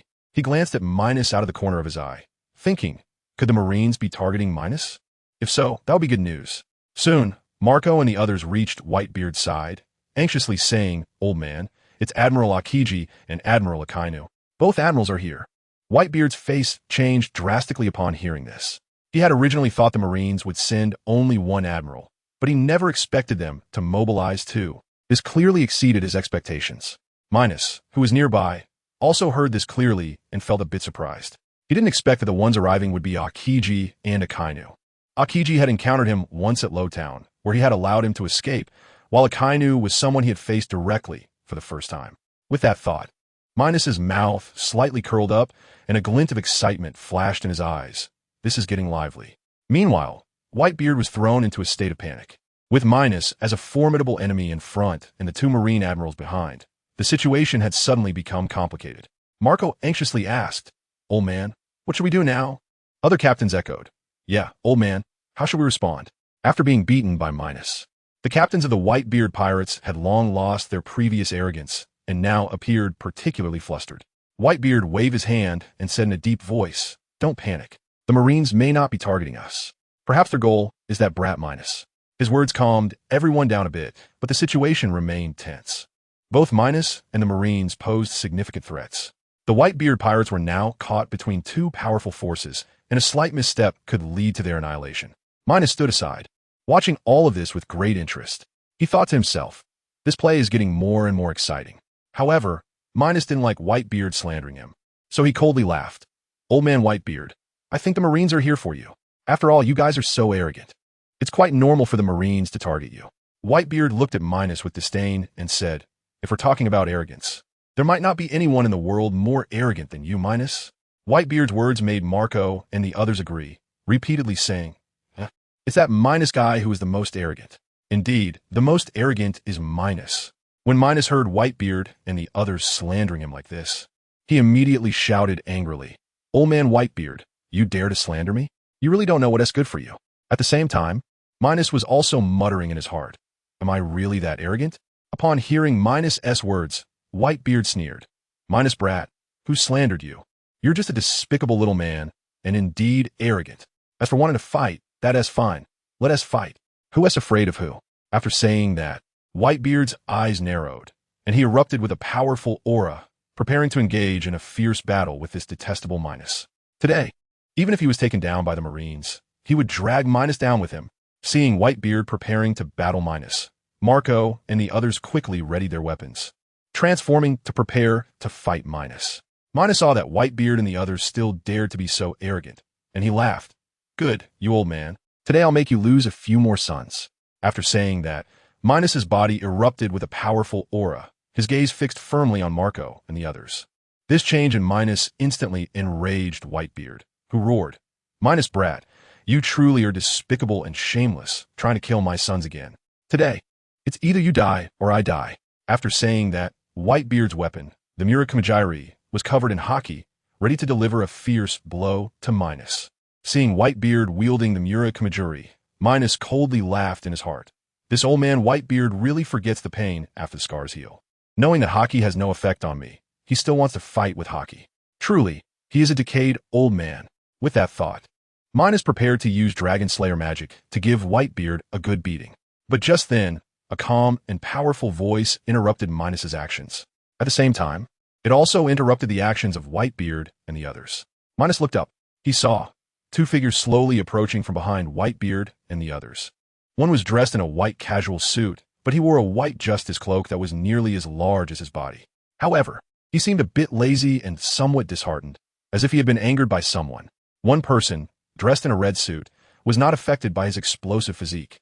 Instead, it made him look exceptionally strong. Behind him was a white justice cloak that was almost the same size as his body. At the same time, he spoke in a deep voice, "Don't rush. Advancing to the city is your destiny." Sakazuki's words successfully silenced the entire battlefield. After a long silence, Minos saw the two newcomers and chuckled lightly. "So it's Akiji and Akainu who have come." On the other side, Whitebeard and his crew first stepped aside. Then Whitebeard looked at Sakazuki and coldly said, "You arrogant little brat." After Whitebeard's words, Minos saw Sakazuki glance disdainfully at Whitebeard before fixing his gaze firmly on him. Minos found it strange that Sakazuki was staring at him, a bit puzzled. However, It didn't take long for Minos to see Sakazuki slowly open his mouth and say, "You are the Minos who has caused our navy multiple defeats." Minos did not understand what Sakazuki meant, but he still chuckled lightly. That bunch of useless people is not worth mentioning.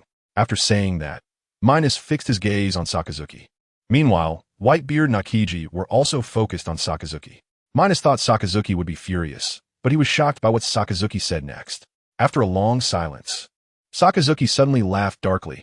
"You're right. They're a bunch of useless people, and it's because they couldn't deal with you that the 5 Emperors Minos emerged." Suddenly, Sakazuki's tone changed, and he coldly said, "Next, you won't be so lucky. You evil little brat, I will personally send you to hell." After saying that, Sakazuki's aura gradually erupted, and the temperature around his body continued to rise. Soon, his body began to take on a magma form. This sudden action from Sakazuki shocked everyone present, whether it was Minos, Whitebeard, or the helpless Akiji. Minos was shocked that this Sakazuki was so arrogant. He was even more reckless than Minos himself. Minos wanted to pull Sakazuki aside and show him that Whitebeard, such a strong guy, could do nothing against him. And he was still injured. "You dare to say you want to send me to hell? You really are ruthless." Whitebeard, the captain of the alliance, looked at Sakazuki with an unusual expression. Although Minos was despicable and shameless, his strength was indeed formidable. He was not someone an admiral could provoke. Note, the current time is February 1517. Meanwhile, Akiji was staring intently at Sakazuki, filled with a sense of despair. He was cursing in his heart. "Have you forgotten what Admiral Sengoku entrusted us with? You dare to provoke Minos here? Don't you notice that Whitebeard and the others are all injured while Minos hasn't even disturbed his black cloak? Wait, the cloak." Finally, someone noticed that Minos's black justice cloak was just like the Navy's white justice cloak. Akiji looked at Minos's black justice cloak. All right, the anxious heart finally calmed down. It was exactly the same as their Navy's white justice cloak. Thinking of this, Akiji gave Minos a strange look. Minos, seeing Sakazuki provoking him like this, immediately enveloped his hand with purple flowing cherry blossom haki and said lightly, "If Sakazuki wants to fight, let us fight. Who's afraid of who?" After saying that, Minos fixed his gaze on Sakazuki. As long as he dared to attack, today he would make Sakazuki suffer a societal beating. Sakazuki stared intently at Minos and said in a deep voice, "Minos, you have tarnished the Navy's reputation, and today you will go to hell." Great fire! In an instant, Sakazuki's right hand turned red, quickly forming a huge magma fist aimed directly at Minos.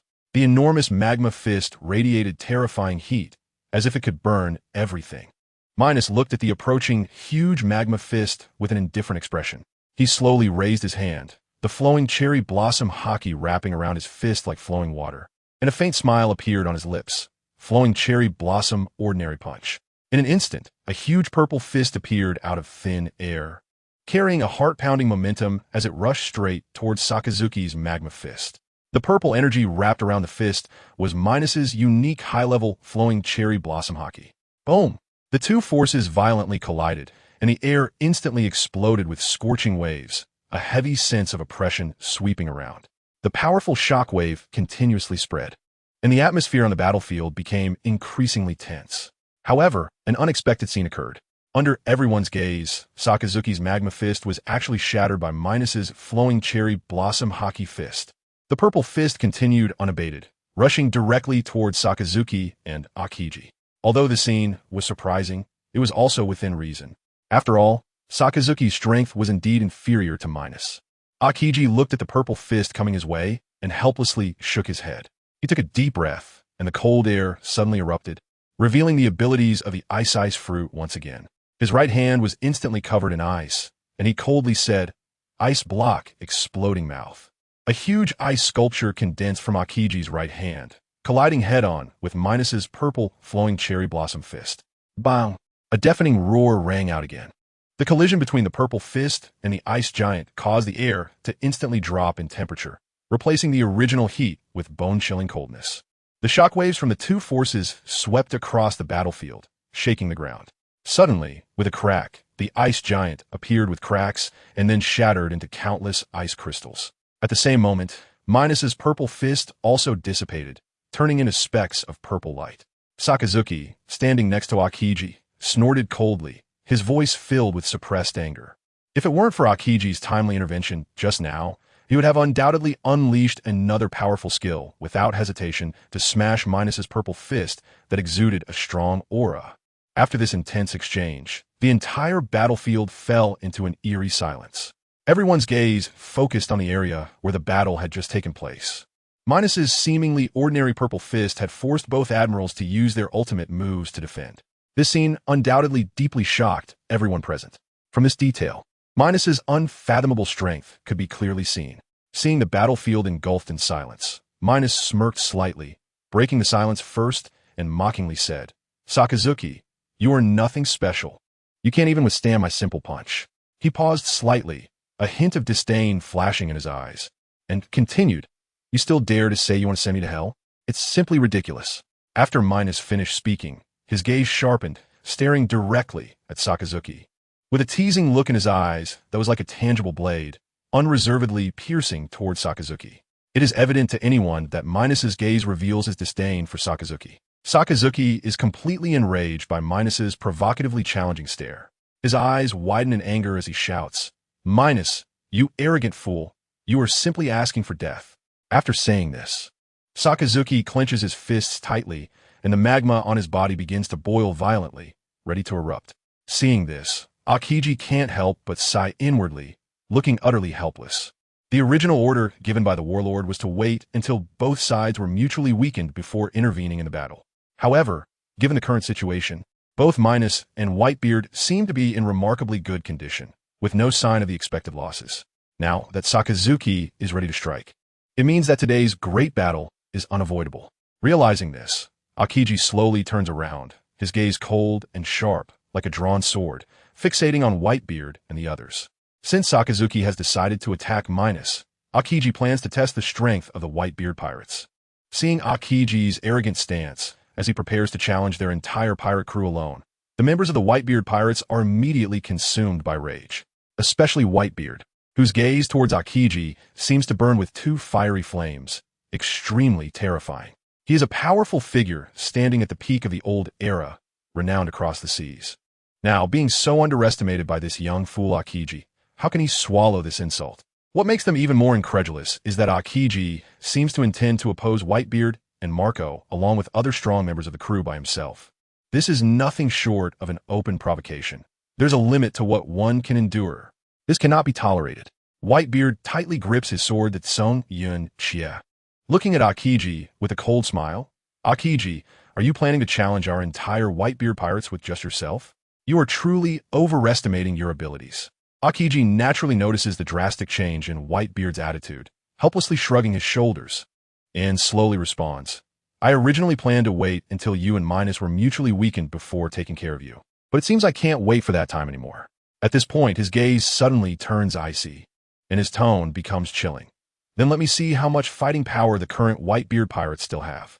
As soon as he finishes speaking, an endless chill erupts from Aokiji's body, surrounding air instantly, solidifying into a thick frost that spreads outwards from him. He walks steadily towards Whitebeard and the others. Seeing Aokiji's aggressive demeanor, Whitebeard and Marco feel their anger almost bursting from their chests. Does Aokiji really think he can be as powerful as Minos?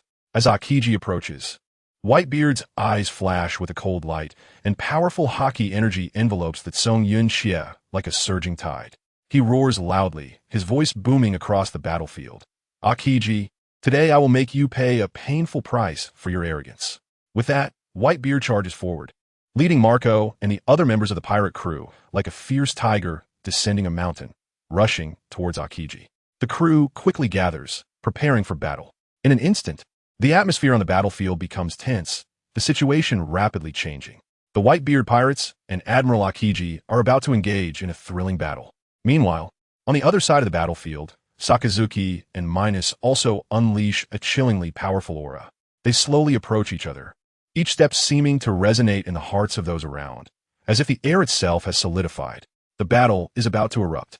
A gust of wind and sand sweeps across, as Minos perfectly envelopes his purple flowing cherry hockey around his fist, which exudes a mysterious and powerful aura, as if even the air is being torn apart.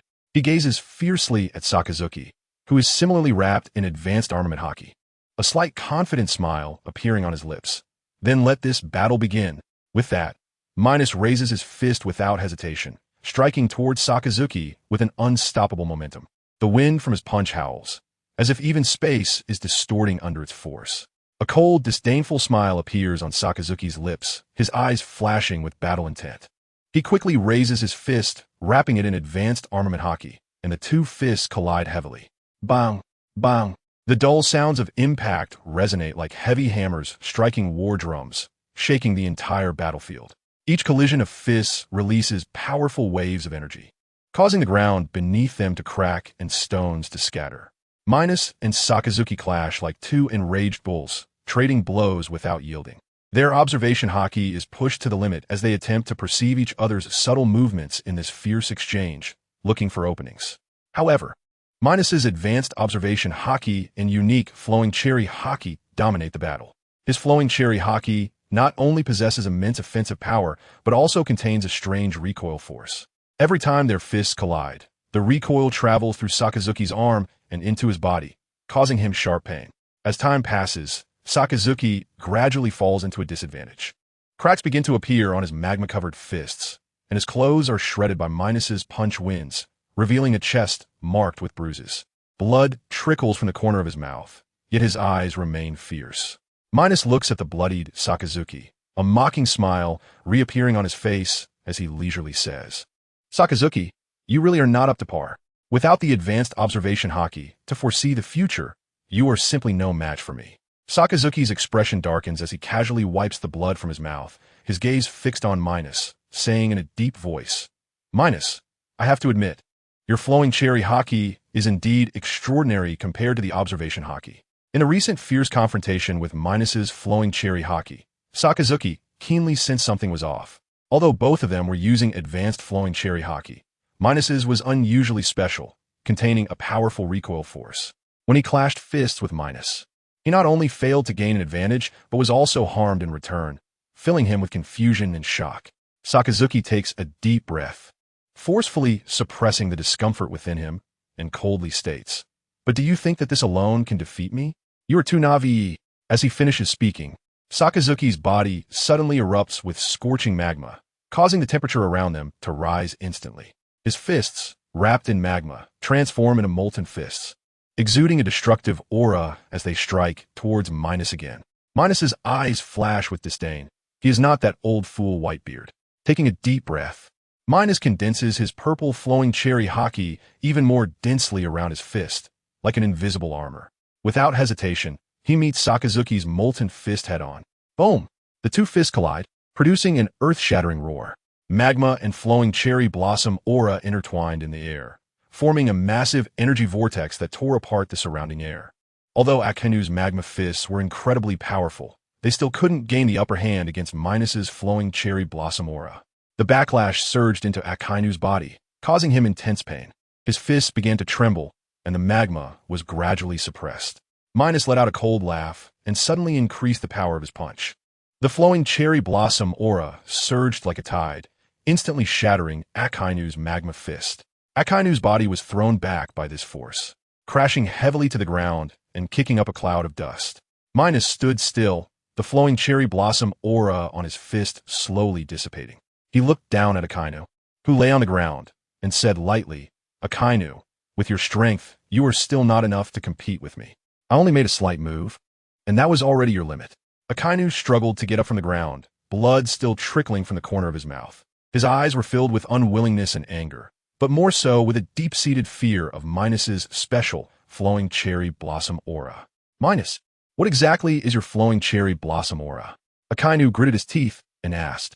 Upon hearing Akainu's words, a hint of pride appeared on Minos's face, and a teasing smile crept onto his lips as he arrogantly replied, "This is my unique flowing cherry blossom aura, naturally different and extremely special." Hearing Minos's straightforward response, Akainu fell into silence. He never expected Minos's flowing cherry blossom aura to be so special that it felt incredibly difficult to contend with. Noticing Akainu's silence, Minos couldn't help but chuckle, provoking Akainu, "You're not seriously stunned by the blow, are you?" He then changed his tone. But now is not the time to be distracted. As soon as he finished speaking, Minos wrapped that unique purple flowing cherry blossom aura around his fist with all his might, adopting an attacking stance with both hands. In an instant, a streak of white energy appeared out of nowhere. However, under the influence of this special purple flowing cherry blossom aura, the white energy quickly transformed into mysterious purple flowing cherry energy. Minos locked his gaze on Akainu in the distance, a smirk on his face, and lightly laughed. "Catch this." "Akainu," he then shouted, "flowing cherry blossom, water flow, fragmented rock fist." In an instant, countless fists emitting a ghostly purple light rushed toward Akainu like a torrential storm. These purple energy fists fell like raindrops, each shadow of a fist radiating a powerful aura that made one's heart race. Across from him, a disheveled Akainu snorted coldly and refused to back down. His right hand instantly transformed into red-hot magma, powerfully raised high towards the sky, and he calmly shouted, "Meteor volcano." In that moment, it was as if the sky was ignited, with countless scorching magma fists pouring down like meteors, turning the entire sky crimson as if it had been set ablaze by the endless magma fists. Bang, bang, bang.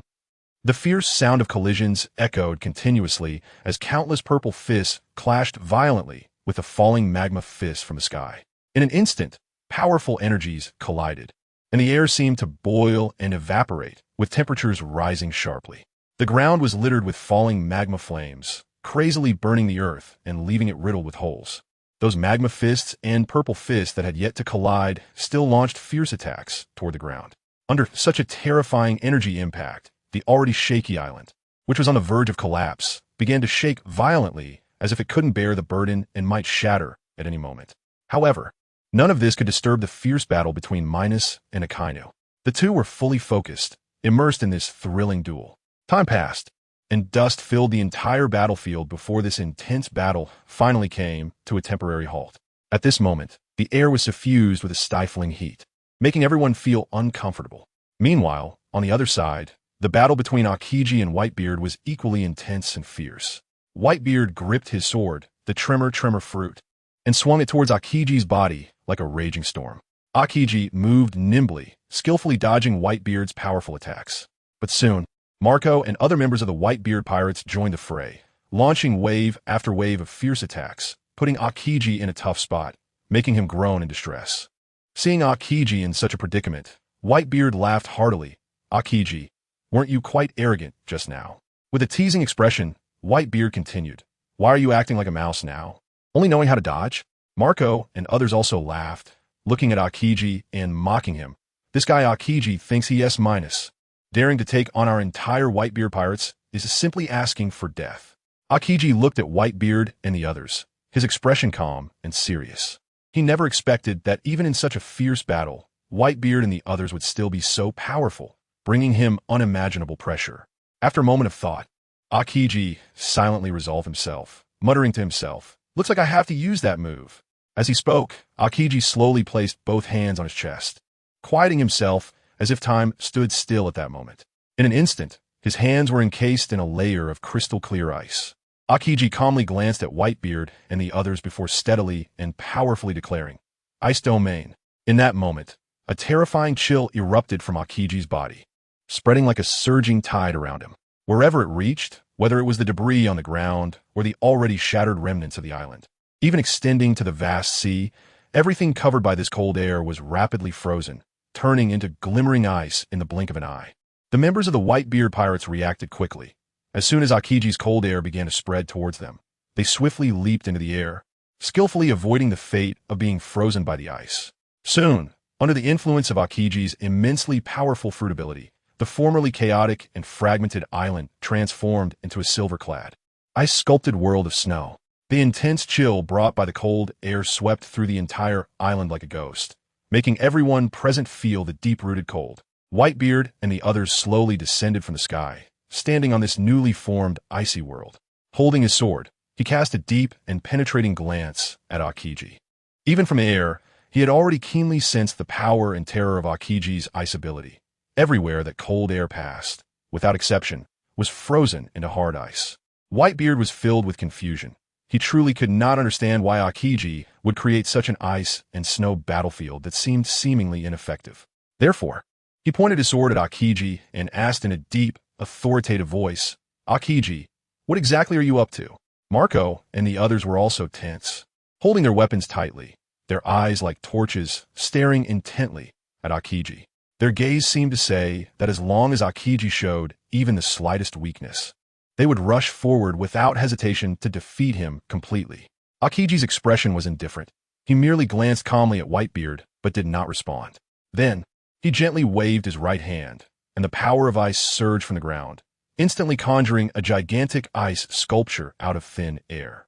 Before Whitebeard and the others could comprehend this sudden scene, Akiji waved his hands again, and in an instant, the sky flickered with light as 4 enormous ice spears, emanating a chilling aura, appeared out of nowhere.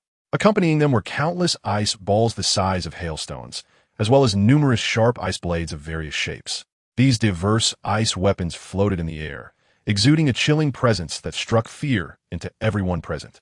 The sudden display of multiple ice abilities shocked everyone at the scene. Whether it was the members of the Whitebeard pirates or Akainu and Minos, who were not far away, they were all taken aback by Akiji's astonishing power, especially Akainu.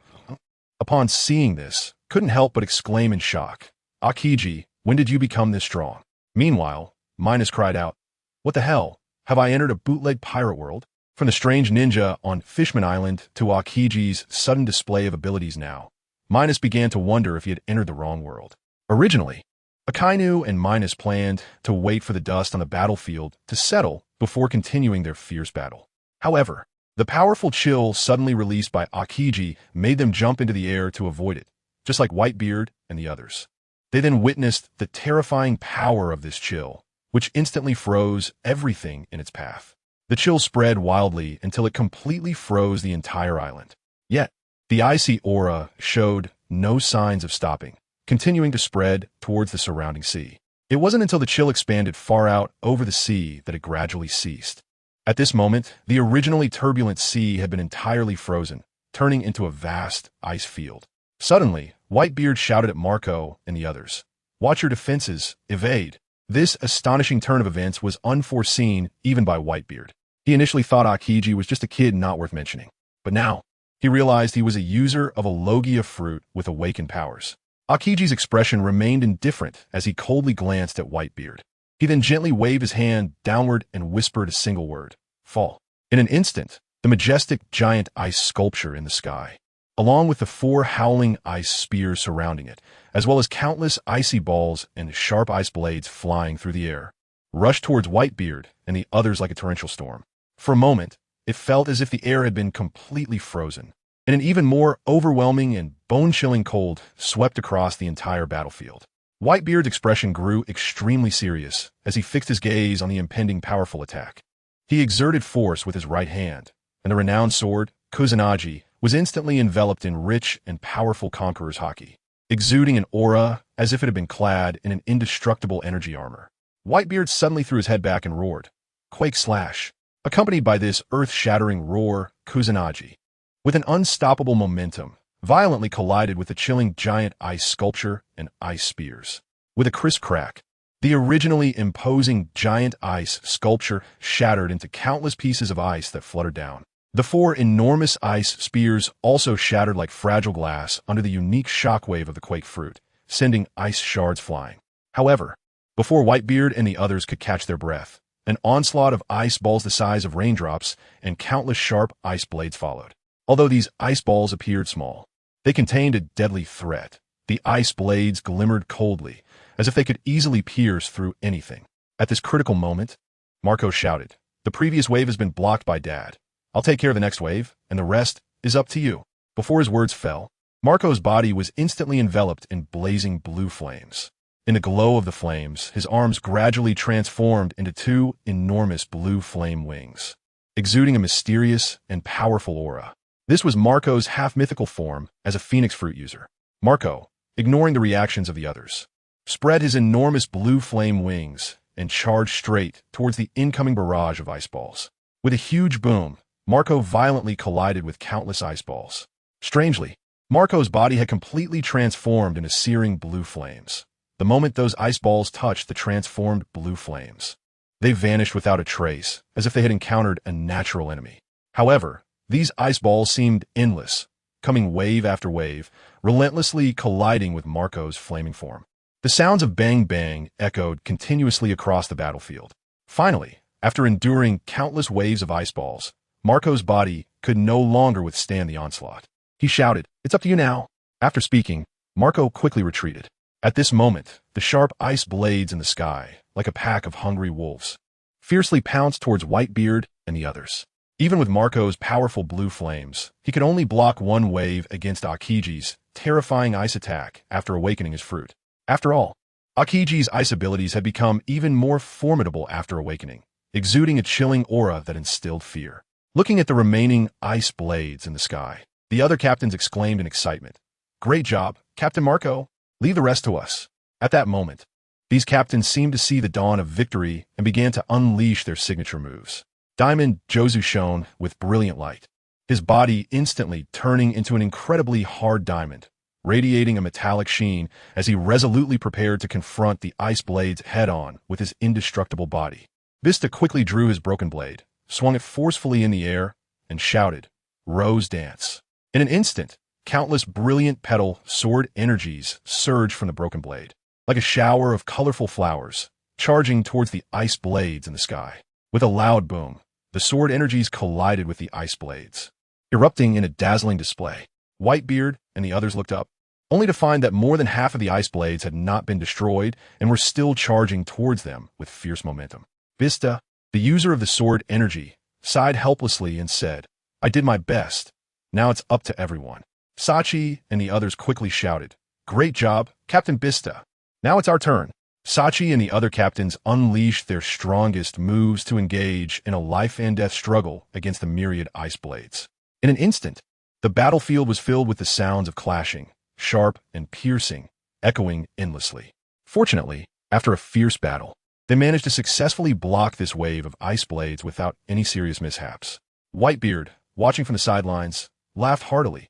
"Kuhaha, you've finally grown up." Marco's face also showed a look of surprise. Seeing that the attack had been successfully defended against, Sachi and the others couldn't help but burst into laughter, as if the crisis had been completely averted. However, Minos, who had been quietly observing from the side, frowned and calmly spoke. Could it really end this simply? If so, then Akiji's move is nothing more than a surprise attack, with no real power behind it. Thinking of this, Minos turned his gaze towards Akiji. Upon looking, he indeed noticed something unusual. Akiji was surprisingly calm. In the midst of this intense battlefield, he showed no signs of panic, as if everything happening around him had nothing to do with him. He seemed unaffected by the joyful emotions of Whitebeard and the others, his gaze still coldly fixed on them. Suddenly, Akiji's action surprised Minos, who then smiled faintly. "I said it's not that simple. Otherwise, the icy battlefield Akiji had painstakingly created would be such a waste." In the center of the icy battlefield, Akiji slowly raised both hands again. In an instant, the icy power on the ice surface seemed to respond to some mysterious force, rapidly condensing in the sky to form two enormous, imposing ice sculptures. These ice sculptures were lifelike, with every feather intricately carved, as if they would swoop down from the sky at any moment. Following that, under the continuous influence of the icy power, 8 incredibly sharp giant ice spears appeared out of thin air in the sky. These ice spears shimmered with a cold light, their tips sharp enough to easily tear through space. After the ice spears emerged, countless sharp ice blades and various ice balls appeared in the sky. In the blink of an eye, the dense mass of ice blades and ice balls completely covered the entire icy battlefield like dark clouds. Akiji did not stop his actions. He raised his hands with palms facing downwards. Suddenly, 2 massive ice pillars appeared in his palms, extending downward until they connected with the icy battlefield. Next, a shocking scene unfolded. The already extremely cold, icy battlefield instantly surged with a thick layer of cold ice. Moreover, this cold ice spread out from Akiji as a ripple, continuously expanding outward. Seeing Akiji display such overwhelming power, Minos revealed a faint smile and spoke. "This Akiji is truly remarkable. With just a freezing fruit, he has created the feeling of high-level magic descending." It seems that in the original story, Akiji during the Marineford arc was completely holding back. He was either kicked away by Marco or knocked back by Jozu. He was simply an actor. If Akiji, Kizaru, Garp, and Sengoku had all gone all out like a Kainu, the Whitebeard pirates would have really faced total annihilation. As long as they fought to the end, not a single person from the Whitebeard pirates would escape from Marineford. Thinking of this, Minos's lips curled up slightly, revealing a teasing smile. The Marineford War is truly a colossal joke. In the end, it seems that only Akainu was injured in the world. But for now, let's see how the Whitebeard pirates will respond to this new wave of attacks. Meanwhile, the members of the Whitebeard crew confronting Aokiji wore serious expressions. They never expected that, after barely fending off one wave of attacks, they would immediately be met with an even stronger and more terrifying assault. This truly put them in an extremely difficult predicament, especially Whitebeard at this moment, whose expression was particularly grim. Since the battle began, he had engaged in an intense fight with Minos, with both sides clashing with high-level hockey, neither giving way. Afterward, he was ruthlessly caught off guard by Minos' Dragon Slayer magic, resulting in injuries to his body. Not only that, he had also used his hockey twice in succession and had unleashed a powerful shockwave slash using his flowing cherry hockey combined with the Tremor fruit. Compared to Whitebeard during the Marineford arc, he was undoubtedly stronger now. After all, during the Marineford arc, Whitebeard had not fully showcased the strength and hockey that a Yonko should possess. This series of high-intensity battles had already left him exhausted, feeling like an old dog worn out to the extreme.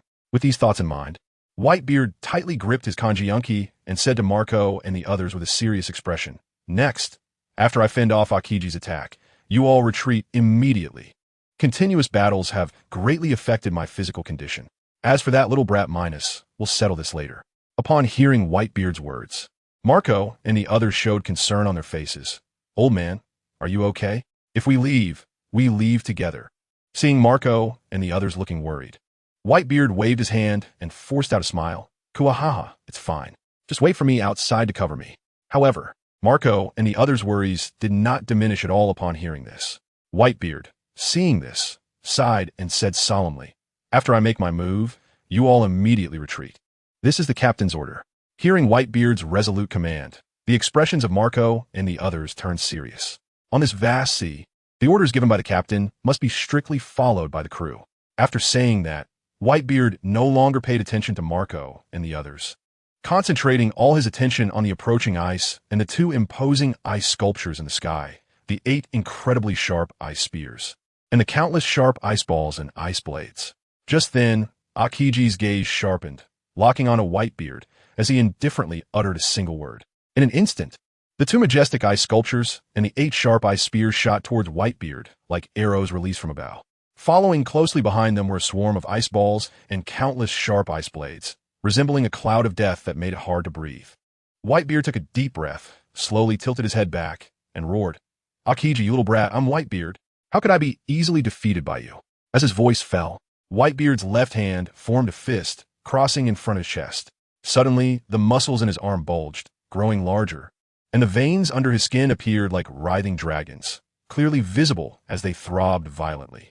Facing the imminent ice and giant sculptures, a red and white energy halo suddenly appeared around Whitebeard's left-hand fist, which was crossed in front of his chest. This was a special energy formed by the fusion of flowing cherry hockey and the Tremor fruit, emanating a powerful and mysterious aura. Whitebeard suddenly exerted force, punching into the air. Suddenly, it seemed as if a huge tear had been ripped open in the sky, revealing shocking cracks. At the same time, the sound of crack echoed continuously. That was the sound of space shattering, as the powerful spatial force trembled and broke apart under the impact of this punch. The enormous energy vibrations produced by the broken space, like surging waves, directly halted the icy torrent rushing towards them. The 2 fierce ice sculptures in the sky and the 8 incredibly sharp ice spears also shattered with a thunderous crash under this powerful force, turning into countless ice shards that flew apart. Even the ice balls and ice blades trailing behind were greatly affected. For a moment, the sound of crack was incessant. Yet, even so, many of the countless ice balls and innumerable sharp ice blades following closely behind the ice sculptures were still not completely shattered. They continued to carry tremendous power, charging towards Whitebeard. Whitebeard first cast a cold glance at Akiji, then turned his gaze towards the still surging ice balls and ice blades before him, and said with a deep laugh, "Next, this is the gift I leave for you." After finishing his words, Whitebeard clenched his fist tightly again, placing his left hand horizontally across his chest. The muscles in his arms bulged up again, and the white-red energy halo around his fist became increasingly dazzling. Suddenly, Whitebeard's gaze hardened, revealing a resolute expression, and he exerted all his strength to punch fiercely into the space in front of him. With a crack, the sound of space shattering echoed once more. However, Whitebeard did not stop there. He immediately punched the space again with force. The sounds of crack rang out like thunder, resounding throughout the battlefield. In an instant, the entire battlefield erupted with a terrifyingly powerful wave. The shock waves and tremors generated by the tremor fruit were displayed vividly at this moment. The remaining ice balls and ice blades in the sky shattered and dissipated under the impact of this powerful force. The thick layer of ice on the ground also began to break apart under the intense earthquake, creating enormous fissures. With a series of crisp sounds, countless ice blocks and debris fell continuously. In an instant, the battlefield, which was once covered in ice and snow, was shattered and unrecognizable. This sudden scene left Minos and the others in a state of helplessness. No one expected that Whitebeard, this seemingly old man, would choose to retreat in such a shocking manner. Furthermore, the more critical point was that if they did not leave quickly, the entire island would be shattered under the continuous and intense earthquake, slowly sinking into the endless deep sea. Damn it! This sudden turn of events made Minos curse out loud. After a fierce clash with howling winds and flying snow, the battlefield was in disarray. Minos stood on the shattered, icy battlefield, watching Whitebeard and the others fleeing in disarray, then glanced at Akainu and Akiji, who were retreating, and a strange smile slowly crept onto his lips, as if hiding endless malice and schemes. Why not add some fuel to the fire, and make this farce more interesting? Minos thought to himself, and then threw his head back and let out a wild laugh. Ha ha! The laughter echoed across the empty battlefield, carrying a hint of madness and defiance. As his words fell, Minos's aura suddenly erupted, and a powerful force surged like a tidal wave. Dark purple magic energy poured out of him like thick ink, wrapping around his entire body. Under the cover of this dark purple magic, a chilling pressure rapidly spread, as if it would crush everything around it. Within that dark purple magic, a massive and terrifying figure slowly emerged. As the magic gradually dissipated, Minos's body underwent an astonishing transformation. His hands transformed first into strong, powerful black dragon claws, each claw sharp as the blade of a giant beast. The curved shape resembled deadly hooks, radiating a chilling light. As if a slight swing could easily crush mountains and tear the earth apart, the unparalleled destructive power sending chills down one's spine. Next, his legs gradually transformed into strong, powerful black dragon legs. The muscles on the dragon legs were bulging, with clearly defined lines, full of explosive power, exuding an innate majesty. Those solid dragon legs seemed capable of supporting the entire world, with every step bringing a force that would shake the earth. His body continued to change, gradually becoming a massive dragon form. The dragon body was as thick as a giant pillar, covered in a layer of thick scales, each scale sharp as a blade, shimmering with a metallic sheen, radiating a chilling aura. These scales seemed like natural armor, capable of withstanding any attack, and could also serve as his weapon in battle, easily crushing any obstacles that dared to stand in his way. On both sides of his body, enormous black dragon wings slowly unfolded. The dragon wings were like sharp blades, with extremely sharp edges, the wing membranes covered in fine scales, glistening coldly in the sunlight. Every flap created a strong wind pressure, as if a hurricane could be summoned, pulling everything around into that devastating storm. At the same time, a massive, powerful, hooked dragon tail sprouted from his rear. The dragon tail was thick as a giant whip, the tip sharp as a spear covered in heavy scales, and every swing carried the force of thunder, capable of instantly shattering mountains and tearing the earth apart, leaving chaos in its wake. His head also transformed into a black and fearsome dragon mouth. The dragon mouth opened wide like an abyssal maw, revealing fangs as sharp as daggers, glistening with a cold light, as if it could easily tear through steel and crush any prey.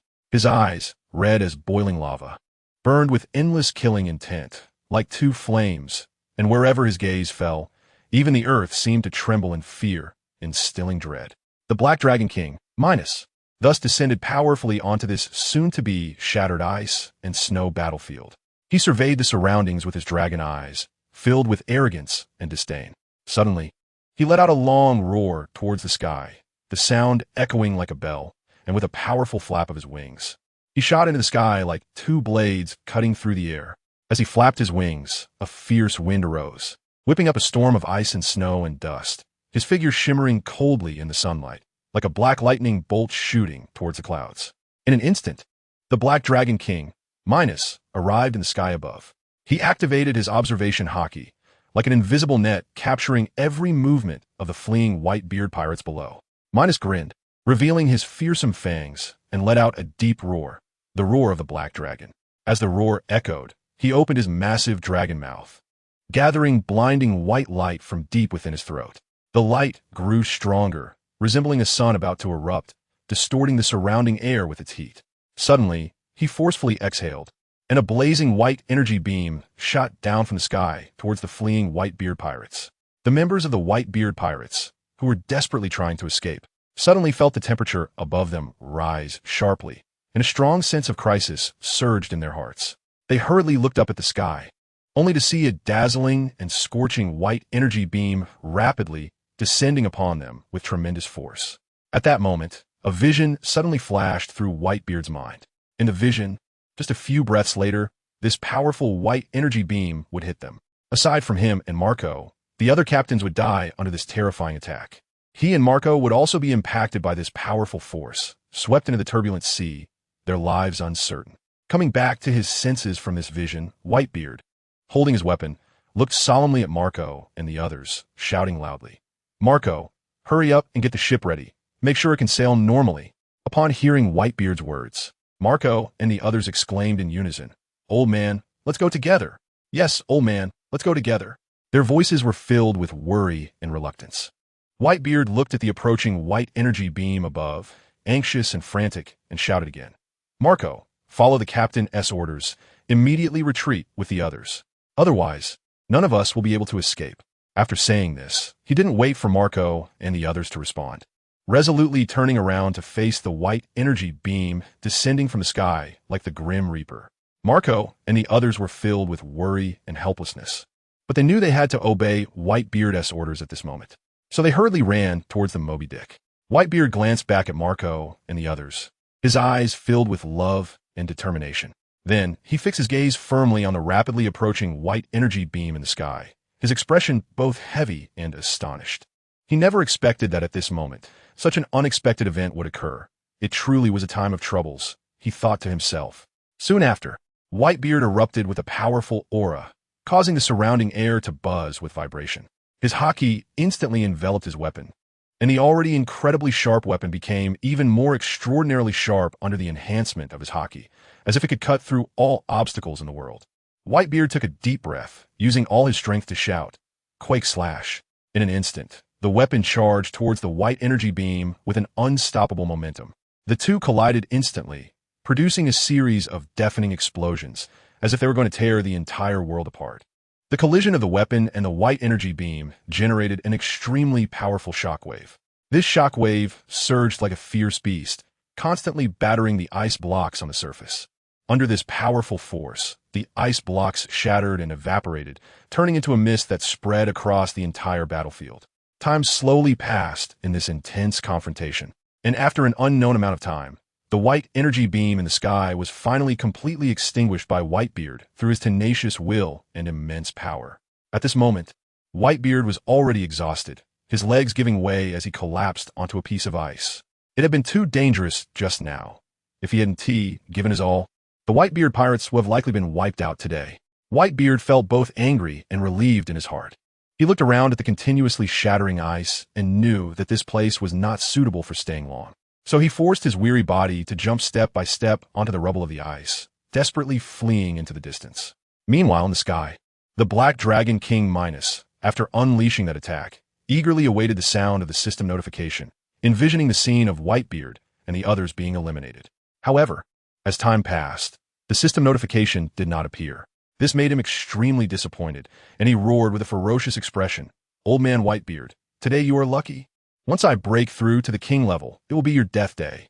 The Black Dragon King Minos did not expect that after so many battles, Whitebeard could still possess such powerful strength to withstand his devastating breath, filling him with anger and resentment. After a moment of silence, the Black Dragon King Minos activated his observation haki again, sweeping it over the snowy battlefield below like fine threads, trying to locate the whereabouts of Akiji and Sakazuki. At this time, on the snowy battlefield below, Sakazuki and Akiji were retreating towards the warship. Sakazuki looked at Akiji beside him, feeling a sense of unfamiliarity. When did Akiji become so strong? Even comparable to me.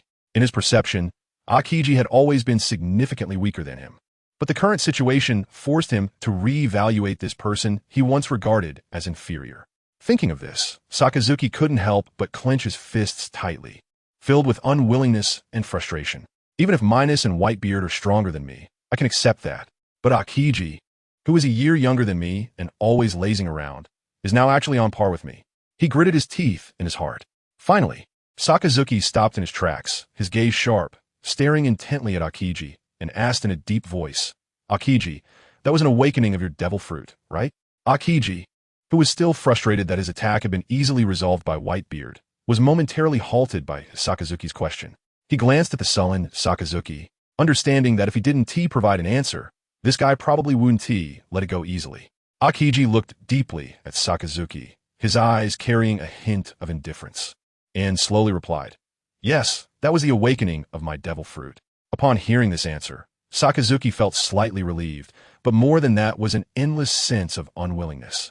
Clearly, I have worked hard for so long just to barely reach this level. Why can Akiji, this lazy guy, achieve it so easily? The more Sakazuki thought about it, the angrier he became, but he still suppressed his emotions, took a deep breath, and continued looking at Akiji, asking, "When did you awaken?" Sakazuki's continuous questioning made Akiji frown tightly. He felt that Sakazuki was being a bit pushy, as if he thought he could easily get information out of him. Thinking of this, Akiji coldly stared at Sakazuki and said in an unfriendly tone, "That doesn't seem to concern you." As soon as Akiji said this, the already cold air seemed to drop to freezing point, the surrounding temperature plummeting, and the atmosphere became increasingly tense. Sakazuki and Akiji stood there in silence, neither speaking. After a long time, Sakazuki coldly glanced at Akiji and said flatly, "Let us go." After saying this, he no longer cared whether Akiji followed. Turning around and quickly walking towards the warship, Akiji watched Sakazuki's departing figure, his expression serious. Just from this brief confrontation, he could clearly feel that Sakazuki's attitude towards him had become even colder, and the existing conflict between them seemed to have sharpened at this moment. This is troublesome. Akiji sighed helplessly, stopped thinking too much, and hurriedly ran towards the warship. At this time, in the sky, the Black Dragon King Minos, through his observation hockey, finally found the traces of Sakazuki and Akiji. He let out a low growl from his fierce dragon mouth. "Finally found you." Then, the enormous dragon mouth opened again, and in an instant, a blinding white light gathered from deep within its throat as it roared fiercely. "Take this, Black Dragon's roar." As the words fell, a blazing white energy beam shot down from the sky towards Akiji and Sakazuki like thunder. On the ground, Sakazuki and Akiji, who were about to reach the warship, suddenly felt a scorching pain above their heads, as if a ball of flame was burning above them. Startled, the two quickly looked up at the sky.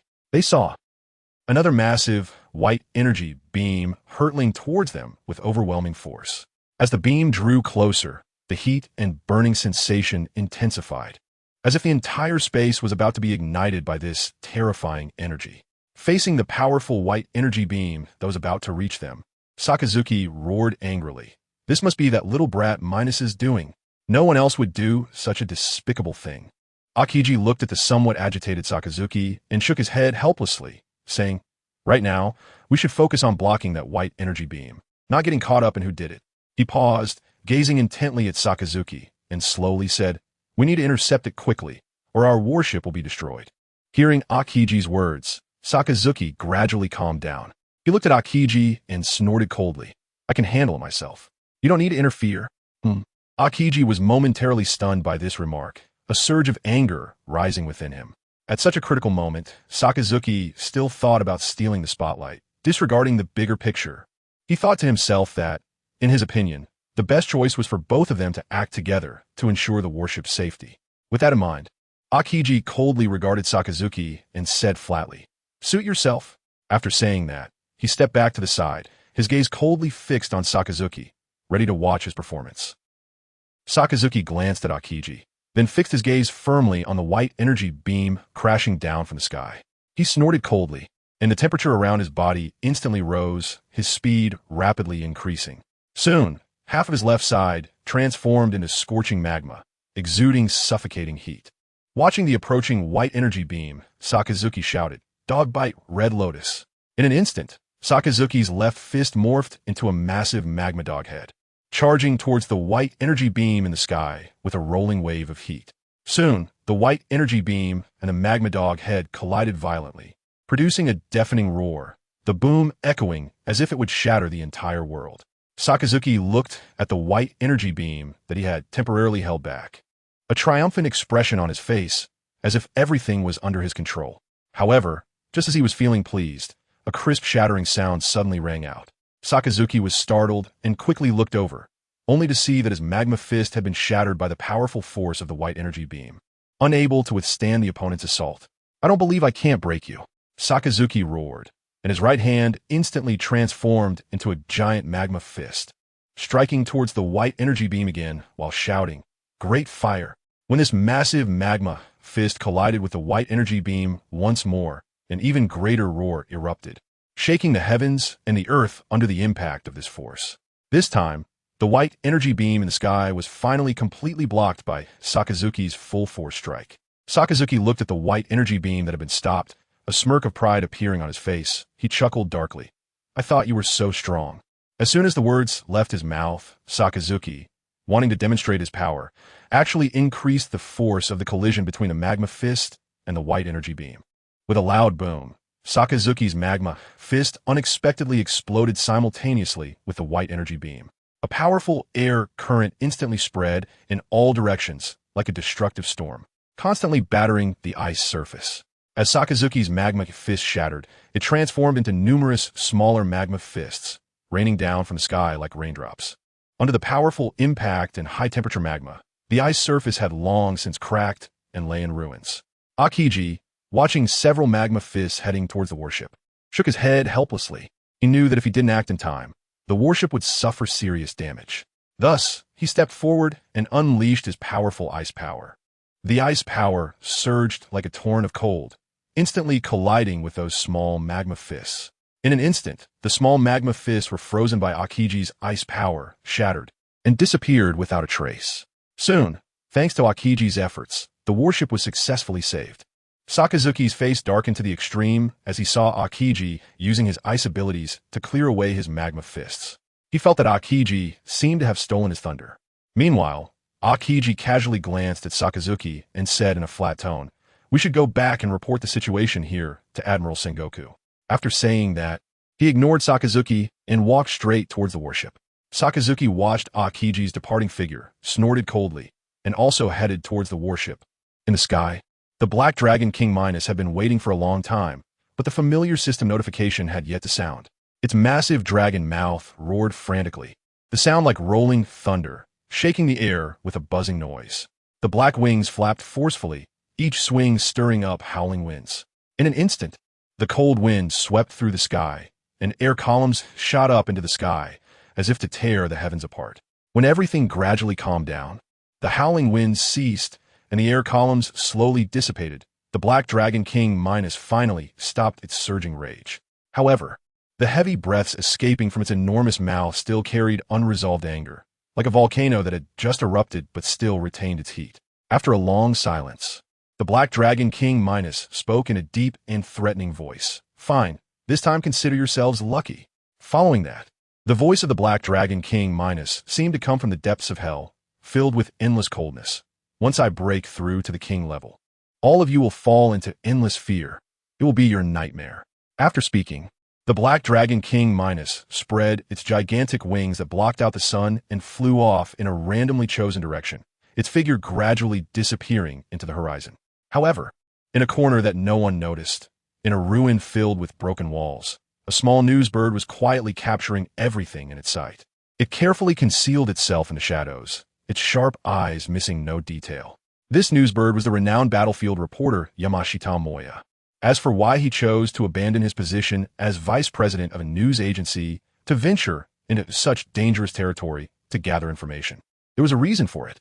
Over time, Yamashita Moya had grown accustomed to chasing the shadow of the Black Dragon King Minos, documenting its every move. Even after he ascended to the high position of vice president, living a stable life with a prestigious status, he always felt that something was missing deep within. That kind of thirst for hot events and adventure burned in his heart like an unquenchable flame. After careful consideration, Yamashita M.O. decided to continue pursuing the traces of Minos while retaining his position as the vice president of the news agency. After all, for him, capturing the various deeds of Minos was the most meaningful thing in his journalistic career. In fact, long before Minos transformed into the Black Dragon King and wreaked havoc on the island of Sisyphus, Yamashita M.O. had already begun his filming actions. With the unique and mysterious talent of the news bird, even powerful figures like Minos and the world-renowned Whitebeard were unaware that this little news bird was observing everything from the sidelines. The special ability of the news bird is truly astonishing. It wasn't until he confirmed that everyone had completely left this devastated place that Yamashita M.O. slowly emerged from a ruin buried under ice and snow. He looked at the shattered ice and snow island before him, filled with emotion, and couldn't help but sigh. This is truly insane. Minos not only slaughtered all the inhabitants of the island, but also engaged in an incredibly intense battle with Whitebeard, who was known as the strongest man in the world. He frowned slightly, deep in thought. After this battle, the so-called strongest in the world might indeed be none other than Minos, right? Moreover, it was rare for the Navy to get involved in such a major event. He recalled the scenes from the battle, murmuring to himself, and added that the strength of the Navy's Admiral Akiji was not to be underestimated, as he had even managed to frustrate a powerhouse like Whitebeard. Forget it. Let's not dwell on this for now. Yamashita M.O. shook his head, pulling his thoughts back from the thrilling battle. Next, he should hurry to the headquarters of a news agency. After softly saying this, he transformed into the shape of a news bird and slowly flew into the sky, gradually disappearing into the vast horizon. Thus, the thrilling battle on Sisyphus Island finally came to a complete end. The battlefield was shrouded in an atmosphere of exhaustion and heaviness, as if telling the tragic and brutal nature of this fierce battle. A few days later, in a new world on the island of Serbia. This was once the territory dominated by the red-haired pirates. However, after a fierce battle, the red-haired pirates had abandoned this land. Now, this land had become the domain of the Shadow King, Chung Xiaoyu. The island had suffered heavy damage in the battle, leaving it scarred and broken. But under the full construction efforts of Chung Xiaoyu's Shadow Legion, a magnificent and grand castle rose from the ground. This castle was meticulously crafted by the Shadow Legion for their supreme king, showcasing unparalleled majesty. At this moment, inside this magnificent castle, 5 chairs made of pure gold were placed, intricately carved. These 5 chairs were not ordinary. They symbolized fame, strength, and power, and were symbols that only the king and his core existences were qualified to possess. In the castle's vast and luxurious throne area, 2 imposing figures radiating sharpness sat side by side. Both were dressed in black, tall and upright, with similar heights. One of them wore a constant smile, looking relaxed, while the other showed signs of fatigue, clearly displaying exhaustion from the battle. These 2 were Minos and Chung Xiaoyu. It turned out that after the fierce battle on Sisyphus Island, Minos could not wait to have his intelligent butler search for Chung Xiaoyu's whereabouts. Following the guidance of the intelligent butler, Minos arrived at the island of Serbia. As soon as he set foot on this land, he was genuinely surprised. The island was in ruins, with a broken ground and remnants of battle scars, all telling the tale of the fierce fighting that had occurred here. The somewhat disheveled Chung Xiaoyu further convinced Minos of the brutality of the battle here. After a brief exchange, Minos decisively decided to establish their base here. Their bold decision was undoubtedly an extremely reckless move. After all, this was the territory of the former red-haired pirates, and occupying it so openly was incredibly arrogant and fearless. However, the current red-haired pirates. Minos turned slightly to glance at the weary Chung Xiaoyu and asked in a calm tone, "You said this was originally the territory of the red-haired pirates?" Chung Xiaoyu gently put away the fatigue in his eyes and looked back at Minos, responding equally calmly. "That's right. The first island I arrived at in the New World was the territory of the red-haired pirates." Oh, hearing Chung Xiaoyu's words, Minos couldn't help but be slightly taken aback. It seemed that there must have been a thrilling battle between Chung Xiaoyu and the red-haired pirates. No wonder when he stepped onto this island, he could clearly feel the intense atmosphere of war lingering in the air. Thinking of this, Minos raised his eyebrows slightly and then asked, "What happened to the red-haired pirates?" Looking at Chung Xiaoyu's unharmed appearance, Minos understood that he should be fine, at most just tired from the battle. Chung Xiaoyu glanced at Minos, sighed helplessly, and slowly said, "The red-haired pirates were rescued by someone." After a pause, he added, "However, the current red-haired pirates are also severely weakened, almost crippled." What? Minos was filled with surprise upon hearing this. Both the fact that the red-haired pirates were rescued and their current half-crippled state were far beyond his expectations. He didn't expect that in just a few days, Cheng Xiaoyu had accomplished such a shocking feat in this new world. After a brief moment of astonishment, a faint smile appeared on Minos's face as he said, "Tell me the details." Cheng Xiaoyu took a deep breath, organized his thoughts, and slowly began to recount. At that time, I arrived at the territory of the red-haired pirates, which is where we are now. As soon as I got here, I had a conflict with his subordinates. I didn't exert much effort and easily dealt with them. Minos nodded slightly, listening quietly. Cheng Xiaoyu continued. Later, the red-haired pirates got the news and quickly rushed here, leading to an outbreak of battle. Upon hearing this understated description, Minos couldn't help but frown. It was quite unbelievable that such a small matter could trigger such an intense battle. Thinking of this, he fixed his gaze on Cheng Xiaoyu and asked with a puzzled expression, "Could it be that such a small matter led to such an intense battle?" Cheng Xiaoyu looked at Minos and calmly explained, "Of course not just that. The main reason for red-haired Shanks' actions should be that he felt our presence would plunge this sea into greater chaos. So he took the initiative to attack me." He paused slightly, a hint of disdain appearing on his lips, and continued, "However, he never expected that I had the powerful support of the Shadow Legion. This battle led to his failure and left him in a terrible state." "That guy Shanks actually took the initiative to trouble us?" Minos exclaimed in surprise, unable to help but raise his voice. "Is he out of his mind?" Cheng Xiaoyu nodded in agreement, his tone carrying a hint of anger. "Exactly. That guy Shanks is just looking for trouble. What they say about us causing chaos in the world is, in my opinion, just an excuse." He shook his head helplessly and continued, "Originally, I planned to completely eliminate the red-haired pirates to prevent future troubles. But at the critical moment, they were rescued by the CP of the world government." At this point, a flash of anger crossed Cheng Xiaoyu's eyes, and his clenched fist revealed his inner frustration. Upon hearing this, Minos fell silent as well. It was indeed surprising that the world government would intervene to save the red-haired pirates. After all, Shanks had always maintained a mysterious and special identity, and the fact that the Gorosei personally attended to him proved that he had deep ties with the world government. After pondering for a moment, Minos slowly spoke up. "Shanks' identity is too special. It's not surprising that the world government intervened to save him."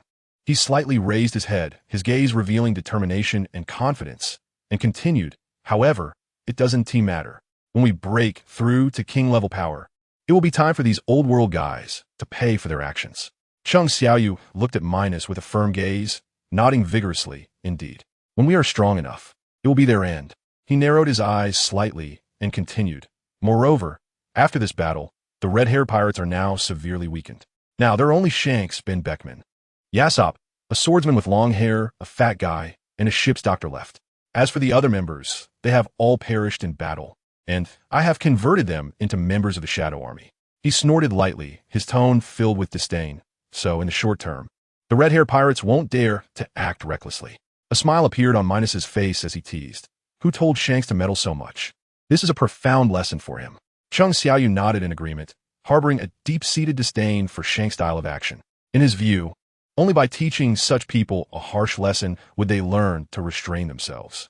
After a long silence, Cheng Xiaoyu suddenly looked at Minos with piercing eyes and slowly asked, "What should we plan next?" Upon hearing Cheng Xiaoyu's question, Minos fell into deep thought. Various ideas intertwined in his mind, and after a long while, he spoke in a steady tone.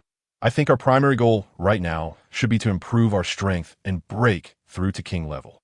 This approach would be more prudent." He frowned slightly and continued after a moment of reflection. "Moreover, based on the current timeline, it's not yet time for us to make any major moves. However," he looked at Cheng Xiaoyu with determination in his eyes, revealing a hint of resolution. "Once this storm passes, we can consider establishing our own force." Upon hearing Minos's idea of establishing a force, Cheng Xiaoyu couldn't help but feel a flicker of doubt in his heart. From his perspective, with the absolute strength of himself and his body, along with a powerful shadow army, they were already more than capable of dominating these seas without needing to establish any force or recruit other subordinates. But why did his body suddenly propose such an idea? Minos seemed to sense Cheng Xiaoyu's doubts. He smiled slightly, looking at Cheng Xiaoyu's puzzled expression, and patiently explained, "Actually, establishing a force is just a title. It doesn't necessarily mean we need to recruit a large number of subordinates. Minos waved his hand lightly, speaking casually. This force would be like an empty shell, just a name for external appearances. After listening to Minos's explanation, Chung Xiaoyu nodded inwardly. He felt that Minos made sense. Having too many people complicates relationships and could bring unnecessary troubles.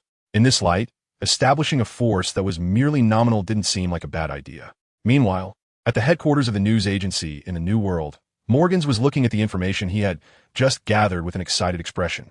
Suddenly, he couldn't help but burst into laughter. The Shadow King and Minos. You two have truly brought me a tremendous surprise. Who would have thought that Minos and the Shadow King would separately enter the New World? Moreover, even more astonishing was that, even though the two entered the New World separately, they each accomplished earth-shattering feats. Minos engaged in fierce battles with the Whitebeard pirates, showcasing terrifying strength and gaining an absolute advantage. In fact, several division commanders of the Whitebeard pirates perished in this battle. A shocking piece of news that was hard to believe. Meanwhile, the battle between the Shadow King and the red-haired pirates was equally spectacular and extraordinary. The Shadow King possessed formidable shadow abilities that were simply terrifying. He could summon the shadows of the dead to fight, as if controlling an army of undead from hell. This strange and powerful ability was truly chilling and astonishing. Furthermore, the Shadow King alone was capable of rivaling a super-powerful royal-level top force, showcasing his might. Every time Morgans recalled this thrilling information, he couldn't suppress his excitement and burst into laughter again. Ha ha ha. After laughing for a long time, Morgans' eyes sparkled with excitement as he rubbed his hands together, eagerly talking to himself. Next, it's time to think of some captivating titles for this exciting information. He frowned slightly, deep in thought, contemplating. These titles must be shocking enough and completely fit the extraordinary identities of the Shadow King and Minos. A sly smile appeared on Morgans' face as he already had an idea in mind. Why not call it? He then listed them one by one below the information, each title accompanied by relevant images and videos. Shocking. The Shadow King actually battled the red-haired pirates in an astonishing confrontation. Shocking. The Shadow King summoned terrifying shadow soldiers to fight the red-haired pirates. The Shadow Army shocks the world. Shocking. The Shadow King confronted the 5 Emperors Shanks. The Shadow General bravely fought Vice Admiral Beckman. Shocking. The Shadow King battled the red-haired pirates, achieving overwhelming absolute advantage. Shocking. The red-haired pirates found themselves in a dire predicament, hanging by a thread. Shocking.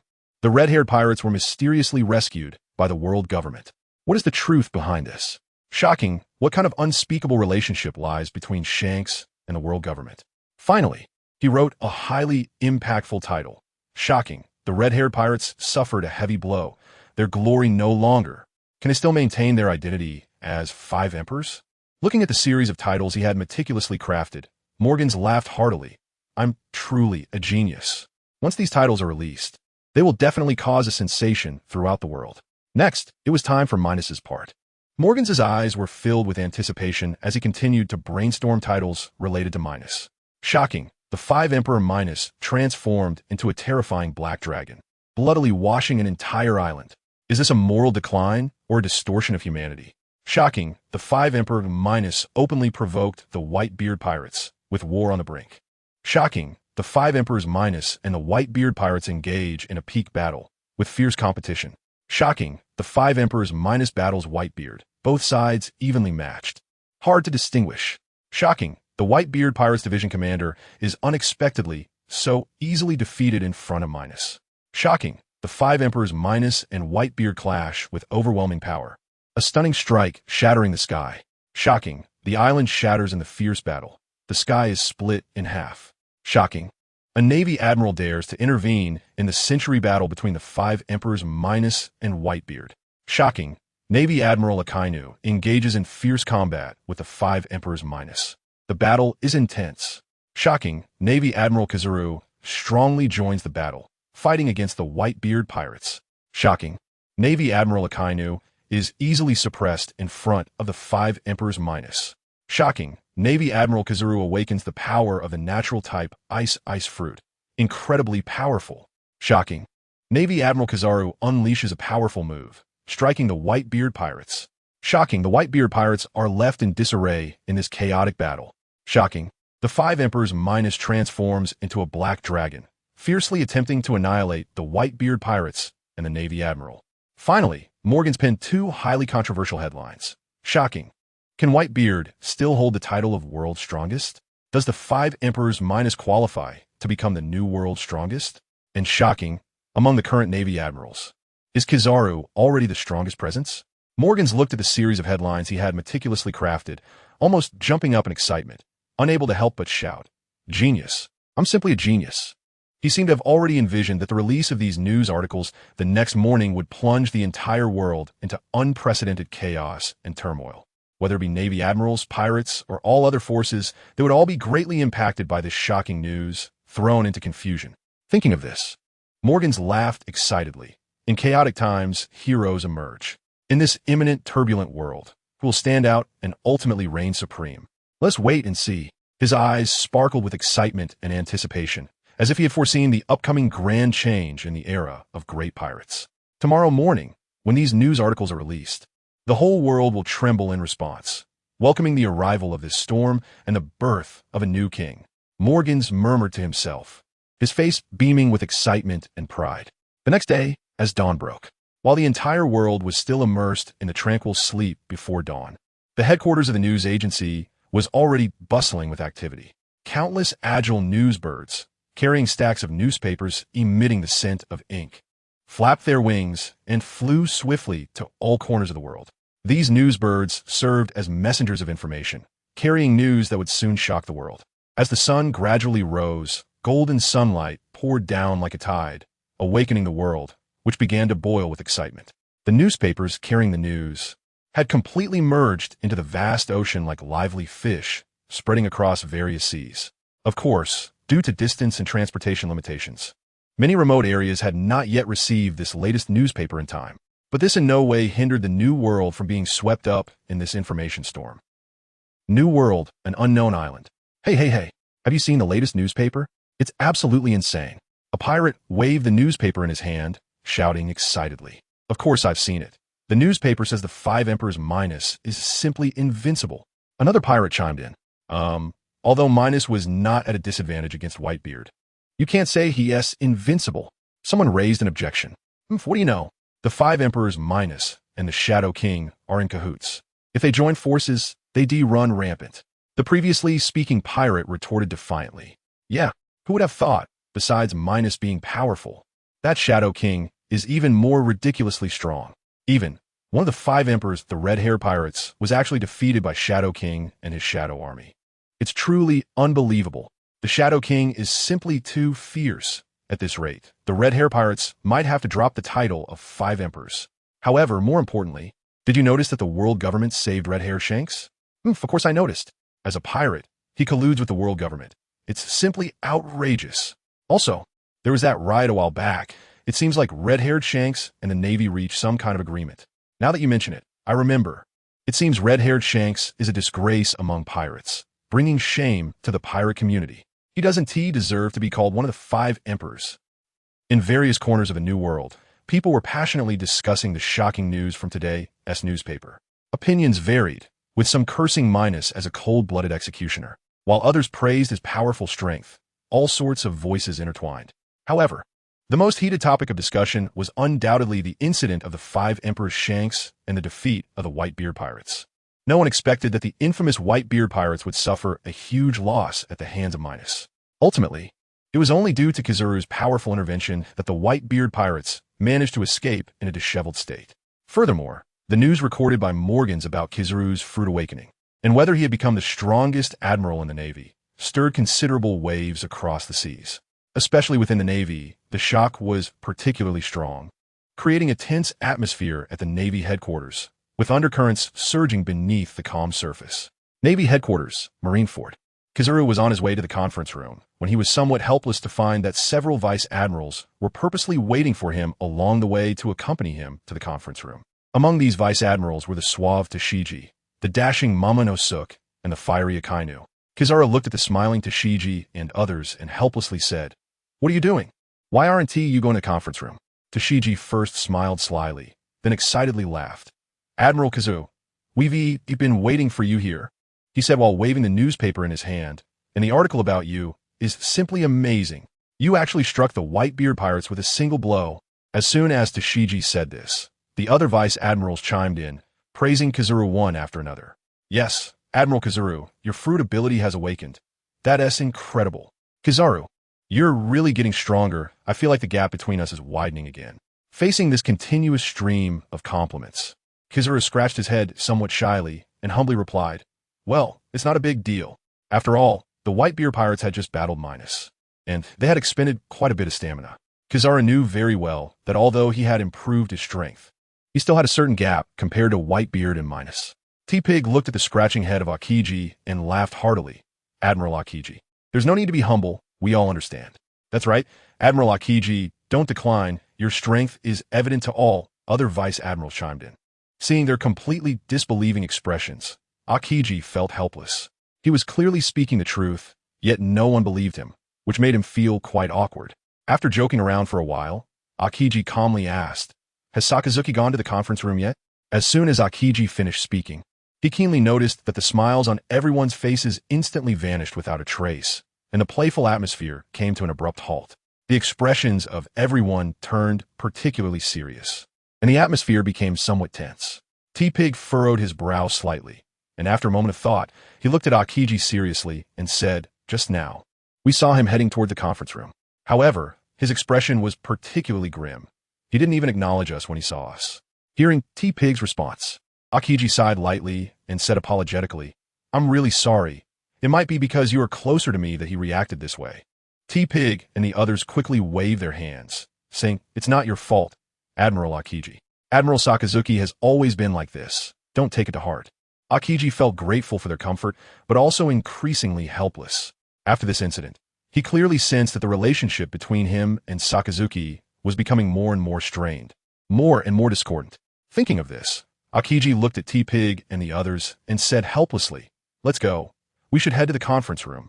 So Aokiji and several vice admirals walked towards the conference room together.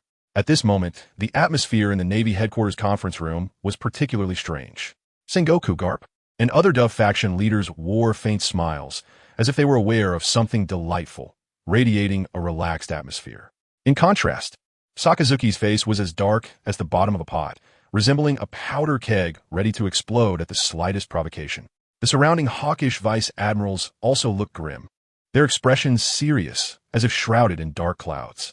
Sakazuki's faction in the conference room was like a jarring anomaly, completely out of sync with the surrounding atmosphere. However, amidst this somewhat oppressive and strange atmosphere, one person stood out, and that was Kizaru. He was casually trimming his nails with a delicate nail clipper, seemingly relaxed. But his seemingly casual gaze was quietly observing every corner of the conference room. Clearly, he had also keenly sensed the unusual atmosphere in the room. Just as the tension grew heavier and almost suffocating, the door to the conference room creaked open. At the same time, a crisp sound echoed sharply in the quiet conference room. Everyone's gaze was instantly drawn to the door like iron filings to a magnet. The first to step through the door was Aokiji, walking steadily with a calm expression. Following closely behind were T-Pig and several other vice admirals, entering the conference room one after another. As soon as Aokiji stepped into the conference room, his gaze swiftly scanned the room like lightning, immediately noticing the strange atmosphere inside. Fortunately, at that moment, Sengoku, with a gentle smile, broke the somewhat awkward silence. "Aokiji and T-Pig and the others, since you're here, please take a seat. We are about to start the meeting." Thus, the Navy's meeting on responding to potential riots in the New World slowly began. After all, both the Whitebeard pirates and the red-haired pirates had suffered severe blows from Minos and the Shadow King, and Sengoku and others were worried that this could trigger a series of disturbances at sea, so they urgently convened this meeting. Meanwhile, in Mariewa, in a magnificent and imposing office symbolizing supreme power, a suffocating atmosphere lingered. Clearly, the recent events had left the five elders sitting in the office feeling extremely troubled. Silence spread in the office for a long time until the bald-headed elder with the sword could no longer suppress a cold snort. Breaking the silence, "That red-haired guy is usually so arrogant.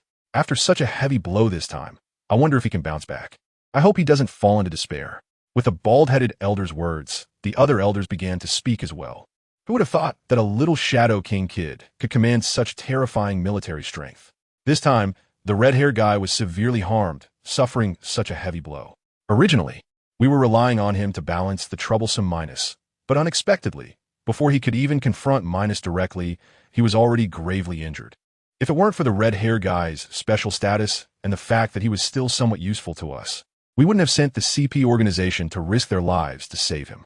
Well, the red-hair guy owes us another favor, which will come in handy later. The bald-headed elder narrowed his eyes slightly, scanning everyone with piercing eyes, then casually asked, "So how should we respond to this little Minos? We must remember, he openly slaughtered an entire island. If we don't handle this promptly, the civilians will likely be very dissatisfied, and it could lead to unnecessary troubles."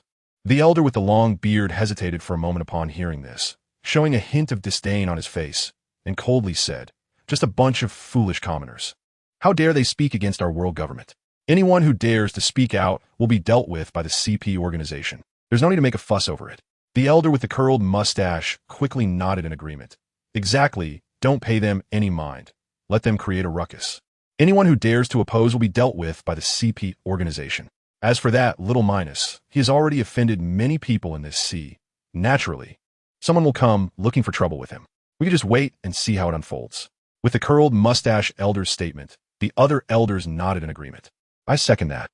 In the New World, in another territory of the red-haired pirates, red-haired Shanks and Beckman lay on the cold stones with a look of despondency. At this moment, they had lost the spirited and dominating aura they once had as one of the four emperors, appearing more like a group of elderly men whose lives were nearing their end, filled with exhaustion and weariness. The face of red-haired Shanks was particularly marked by desolation and regret. He felt deep remorse, wishing he hadn't been so impulsive and provoked the Shadow King. If only he had done that, his 2,000 subordinates wouldn't have died in vain, and his close brothers wouldn't have left him. But now, everything was irretrievable. He knew well that he had forged an irreconcilable enmity with the Shadow King and Minos, with no room for reconciliation. Every time Shanks recalls the mocking tone and appearance of the world government's 5 elders during their phone call, his heart feels like it's being stabbed by a sharp knife. The pain's so intense that he can hardly breathe. Once, everything was so wonderful. He commanded the seas, being one of the awe-inspiring 4 emperors. However, since that Minos appeared, everything changed drastically, and he fell from the clouds to the depths. Now, he is nothing but a complete failure. A dead silence hung around Shanks and Beckman like a gloomy cloud. After a long silence, Beckman slowly sat up, lit a cigarette, took a deep breath, and slowly exhaled a smoke ring, looking desolate as he asked, "Captain, what should we do next?" As Beckman finished speaking, Jesus Burgess and others also turned their eyes to Shanks, filled with trust and expectation, and they said in unison, "Captain, just tell us what to do. We will follow you." "Yes, boss, we have always listened to you. If it weren't for you leading us, we might not have known where we would have died long ago. Boss, please pull yourself together." Hearing the warm and firm words of his brothers, a wave of warmth surged in Shanks' heart, and his eyes gradually became moist. He could no longer control the tears, which slowly flowed down his cheeks. Seeing this, Jesus Burgess and others jokingly said in a light tone, "Captain, why are you still crying? This isn't the red-haired Shanks we know." "Yeah, the captain is actually crying. This is the first time we've seen it. Truly not the boss we remember." "Boss, you have to pull yourself together." Shanks trembled slightly, a tearful smile on his face, as he said slowly, "You guys have always been so considerate." Beckman, taking another puff of his cigarette, looked steadfastly at Shanks and said slowly, "You are our captain. For so many years, we have always trusted you and will continue to follow you." Others echoed, "The first mate is right. Captain, we have always believed in you. You must pull yourself together. We still need to take revenge on Minos and the Shadow King." "Revenge! Revenge!" The voices of the crowd converged, shouting out their common determination. Shanks looked at the familiar and resolute faces before him, feeling gratified and secretly vowing to regain his spirit. Thanks to these brothers who share life and death with him, he found that long-lost confidence and courage again. Just then, a familiar voice suddenly interrupted their conversation. "If you want to take revenge, why not let me join you?" Shanks and others were momentarily stunned by the voice, then quickly looked up. They saw a figure slowly approaching from behind them. It was Rayleigh, who had disappeared for a long time. Shanks immediately recognized him, his eyes flashing with surprise and excitement as he quickly walked to Rayleigh's side, unable to contain his joy, and warmly said, "Rayleigh, I didn't expect to see you here. What brought you here?" Besides Shanks, the other members of the red-haired pirates were also filled with surprise. their gazes fixed on Rayleigh. After all, this person was legendary. In the world of pirates, Rayleigh's name is well known, and his legendary story has long circulated across the seas. Seeing him in person thrilled and shocked everyone. Rayleigh's expression was calm as he glanced at Shanks and slowly spoke, his voice steady and powerful. I originally planned to find some old friends to catch up, but I saw some news in the newspaper. Coincidentally, I wasn't far from here at the time, so I thought I would come and take a look. As he spoke, Rayleigh scanned the crowd and continued, just in time, I heard you were planning to take revenge, so I decided to join you. Shanks was initially overjoyed by Rayleigh's arrival, but soon his expression turned sorrowful as he said with guilt, Rayleigh, I am truly sorry. We couldn't help with the unfortunate passing of Shucky, and I feel deeply responsible. Rayleigh looked at Shanks with a gentle gaze, lightly patting his shoulder to comfort him. Shanks, don't blame yourself too much. It's not your fault. This time, let's join forces and fight against Minos together. Hearing Rayleigh's words, Shanks' fighting spirit reignited as he excitedly replied, All right, Rayleigh, we will fight against Minos together and make them pay. In the new world, Wano country, Onigashima was shrouded in heavy, dark clouds, and the oppressive atmosphere made it seem as if Onigashima had turned into a giant beast ready to devour everything. The four emperors Kaido, a powerful and fearsome pirate leader, was sitting in his enormous chair as usual, holding a jug of alcohol, tilting his head back to drink, and slurring loudly, Why am I still not dead? Who can kill me? Minos brat, why don't you join the beast pirates, Kaido? Kaido mumbled, the alcohol clouding his mind, filled with confusion and regret, wondering why. Below Kaido's massive chair, King stood quietly. He was as calm and focused as ever, looking at the latest newspaper that had just arrived. Usually very composed, King's eyes suddenly filled with shock as he quickly scanned the newspaper, freezing in place as if he'd been hit by a paralysis spell. In just a few days, the events reported in the newspaper were astonishing, marking an unprecedented upheaval in the new world. Kaido, sitting in his chair, caught a glimpse of King, who had been staring at the newspaper for a long time without moving or speaking. He couldn't help but feel puzzled and shouted, Hey King, what are you doing? However, King was completely immersed in the shocking news of the newspaper, seemingly oblivious to Kaido's call. Seeing that King had no reaction and remained fixated on the newspaper, Kaido's mind, which had been somewhat intoxicated, suddenly became much clearer. He couldn't help but wonder, what incredible news did King see to react this way? Unable to hold back any longer, Kaido shouted loudly, King, did you hear what I said? What happened? Under Kaido's series of loud shouts, King finally snapped out his daze and slowly came back to reality. However, the look of shock in his eyes, despite his efforts to conceal it, was still difficult to hide completely. Seeing King still not responding, Kaido's brows furrowed tightly, his voice growing louder and more irritable. King, I'm talking to you. Did you hear me or not? Hearing Kaido's impatient words, King hurriedly regained his composure and said in a slightly panicked tone, Admiral Kaido, the events reported in the newspaper are so shocking that I can hardly believe them. So, I didn't hear what you said. Kaido, sitting in his chair, looked at King's flustered expression and couldn't help but burst into laughter. King, there's no need to be so panicked. I'm just curious what news could make you lose your composure like this. Jean took a deep breath and couldn't help but exclaim, Admiral Kaido, the red-haired pirates have been defeated. Moreover, the white-beard pirates have also retreated. Kaido, upon hearing this, instantly questioned whether he had misheard. What? The red-haired pirates have been defeated? And the white-beard pirates have also been defeated? Kaido's eyes widened. He could understand each word clearly when taken separately, but together, they were incomprehensible and left him in deep disbelief. That powerful old man Whitebeard had aged and his strength had declined, so perhaps there was a slight chance of defeat, which Kaido could reluctantly accept. However, the defeat of the red-haired pirates? That was completely beyond Kaido's understanding, plunging him into deep doubt. Among these sea emperors, Kaido was somewhat familiar with the others, but the red-haired pirates were special. Their strength was unfathomable. Even the beast pirates did not have a sure win against them. Now, someone was telling him that the red-haired pirates had been defeated. How could he believe that? Thinking of this, Kaido suddenly slammed the wine jug in his hand to the ground, and with a bang, the jug shattered into pieces, spilling wine everywhere. Kaido jumped up from his chair, his eyes wide open as he roared, How is that possible? As his words fell, the terrifying conqueror's haki erupted uncontrollably from him. In an instant, a powerful mental pressure swept across the entire Onigashima like a tidal wave. The entire island erupted in chaos, with the subordinates panicking and shouting, What is happening? They thought a powerful enemy had invaded Onigashima. However, this conqueror's haki only erupted for a moment before it abruptly stopped. In the palace of Onigashima, Kaido gradually calmed down. He looked at Jean with a serious expression and slowly said, "Jean, let me see the newspaper. I want to see for myself what exactly is going on." Jean, seeing that Kaido had calmed down, did not dare to delay and quickly handed over the newspaper. Thus, Kaido and the others learned about the shocking events caused by Minos and the Shadow King that had shaken the New World. Meanwhile, in the land of Wano, Cake Island, the main city of the Emperor Big Mom, was usually bustling with activity, but at this moment, a tense atmosphere filled the air.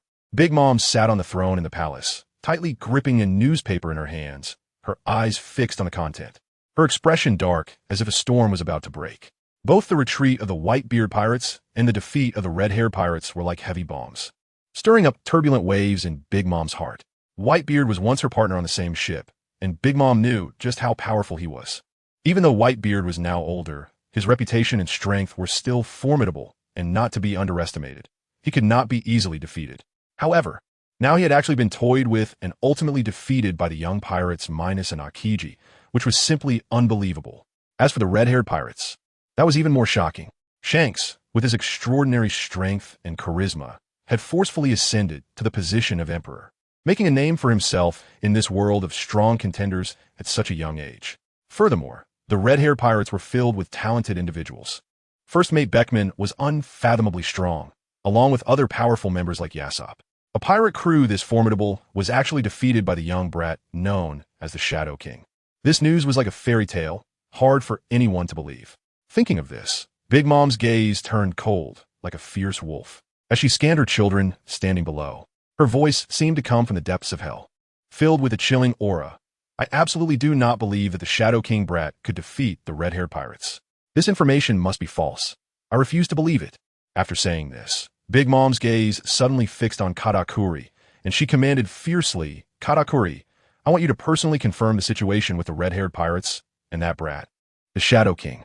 Once you find out if it's true, report back to me immediately." "Katakuri, can you handle this?" Under Big Mom's menacing gaze, Katakuri surprisingly remained calm. There was no hint of panic on his face as he replied indifferently, "I understand, Mom." With that, Katakuri turned and left Cake Island with steady steps, leaving behind a furious Big Mom and her trembling siblings. Big Mom watched Katakuri's departing figure and then turned her fierce gaze back to her remaining children, shouting, "You all listen carefully. Stay vigilant at all times to prevent anyone from taking advantage of our territory. Do you understand?" Under Big Mom's terrifying stare, her remaining children turned pale, quickly nodding and responding in trembling voices, "Understood. We understand." Big Mom snorted coldly and then fell silent, the palace descending into a dead silence, with the tense and oppressive atmosphere growing even more intense. In the vast and boundless waters of the New World, this was the territory of the Whitebeard pirates. At this moment, dozens of ships surrounded a massive vessel like stars surrounding the moon. The flag of that great ship bore a strikingly large Whitebeard emblem. The flagship of the Whitebeard pirates, Moby Dick. On the deck of Moby Dick, many people gathered closely. They were renowned captains and vice-captains under Whitebeard. However, the atmosphere on the ship was as heavy as the oppressive air before a storm, making it almost hard to breathe. The faces of Marco and the other captains were filled with gloom, their brows furrowed as if covered by a thick layer of dark clouds. The prominent scar on Whitebeard's face felt like a heavy hammer, striking at the hearts of those present, intensifying the somber atmosphere. Silence spread in the air for a long time. Finally, Whitebeard slowly scanned the crowd below, his booming voice breaking the silence. "I believe everyone has seen the latest news in the newspaper." His voice was low and hoarse, carrying a hint of unmasked sorrow. "The news is true. Several of our brothers, those excellent captains, were killed by that bastard Minos." A flicker of anger ignited in Whitebeard's eyes, and his clenched fists trembled slightly. "Minos not only audaciously invaded our territory, but also brutally murdered our brothers. Tell me, can we swallow this anger?" Whitebeard's gaze was piercing as it swept across everyone's faces. After Whitebeard's roar, Marco and the others steeled themselves and responded loudly. "This absolutely cannot be tolerated. We must avenge this. That's right, we cannot tolerate it. That bastard Minos is simply heinous. We must exact revenge." The voices of the crowd rose and fell, filled with fury. Whitebeard swept his gaze over the crowd again, raised his arm, and shouted, Yes, we must find that bastard Minos and take our revenge. Even if it means shattering our bodies, we will not back down. He is just a despicable and shameless little man. We are irreconcilable with him. It's a fight to the death. Just like that, the members of the Whitebeard Pirates sprang into action, rallying the crew and preparing to embark on a quest for vengeance for their fallen captain. Meanwhile, at the mysterious and hidden Revolutionary Army headquarters, Dragon sat quietly in a room, tightly gripping a newspaper, his face filled with shock. The newspaper felt as heavy as 1,000 pounds, and he involuntarily clenched it tightly, causing his knuckles to turn white. Who would have thought that just a few days had passed, and Minos along with that mysterious Shadow King had accomplished such earth-shattering feats? Dragon had long heard of Minos' strength, and knew that he was no ordinary person. However, before this, there had been little information about the Shadow King, and he never expected him to possess such terrifying power. As for the red-haired pirates, they were a top-tier crew renowned throughout the New World. Red-haired Shanks was exceptionally talented, having ascended to the position of one of the 4 emperors at a young age due to his outstanding strength and extraordinary spirit, garnering immense respect in the pirate world. Yet, such a powerful pirate crew was nearly wiped out by the Shadow King and his Shadow Army, almost facing total annihilation. This news was truly hard to believe. Dragon remained silent for a long time, his gaze never leaving the newspaper, quietly murmuring, "Minos, Shadow King, world government, each of you is unfathomable." On Fishman Island in the New World, Jinbe was lying on a chair. His wounds had not yet fully healed, and his body was tightly wrapped in layers of bandages, looking like a round, plump rice dumpling from a distance. His uninjured hand held a copy of the latest newspaper. Jinbe's eyes were fixed on the contents of the newspaper, filled with disbelief.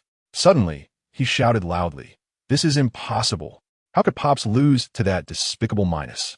This absolutely cannot be." His voice carried a strong sense of anger and unwillingness, echoing through the small room, sounding particularly mournful. In Dressrosa of the New World, in a grand and magnificent palace, Doflamingo sat on an incredibly splendid chair.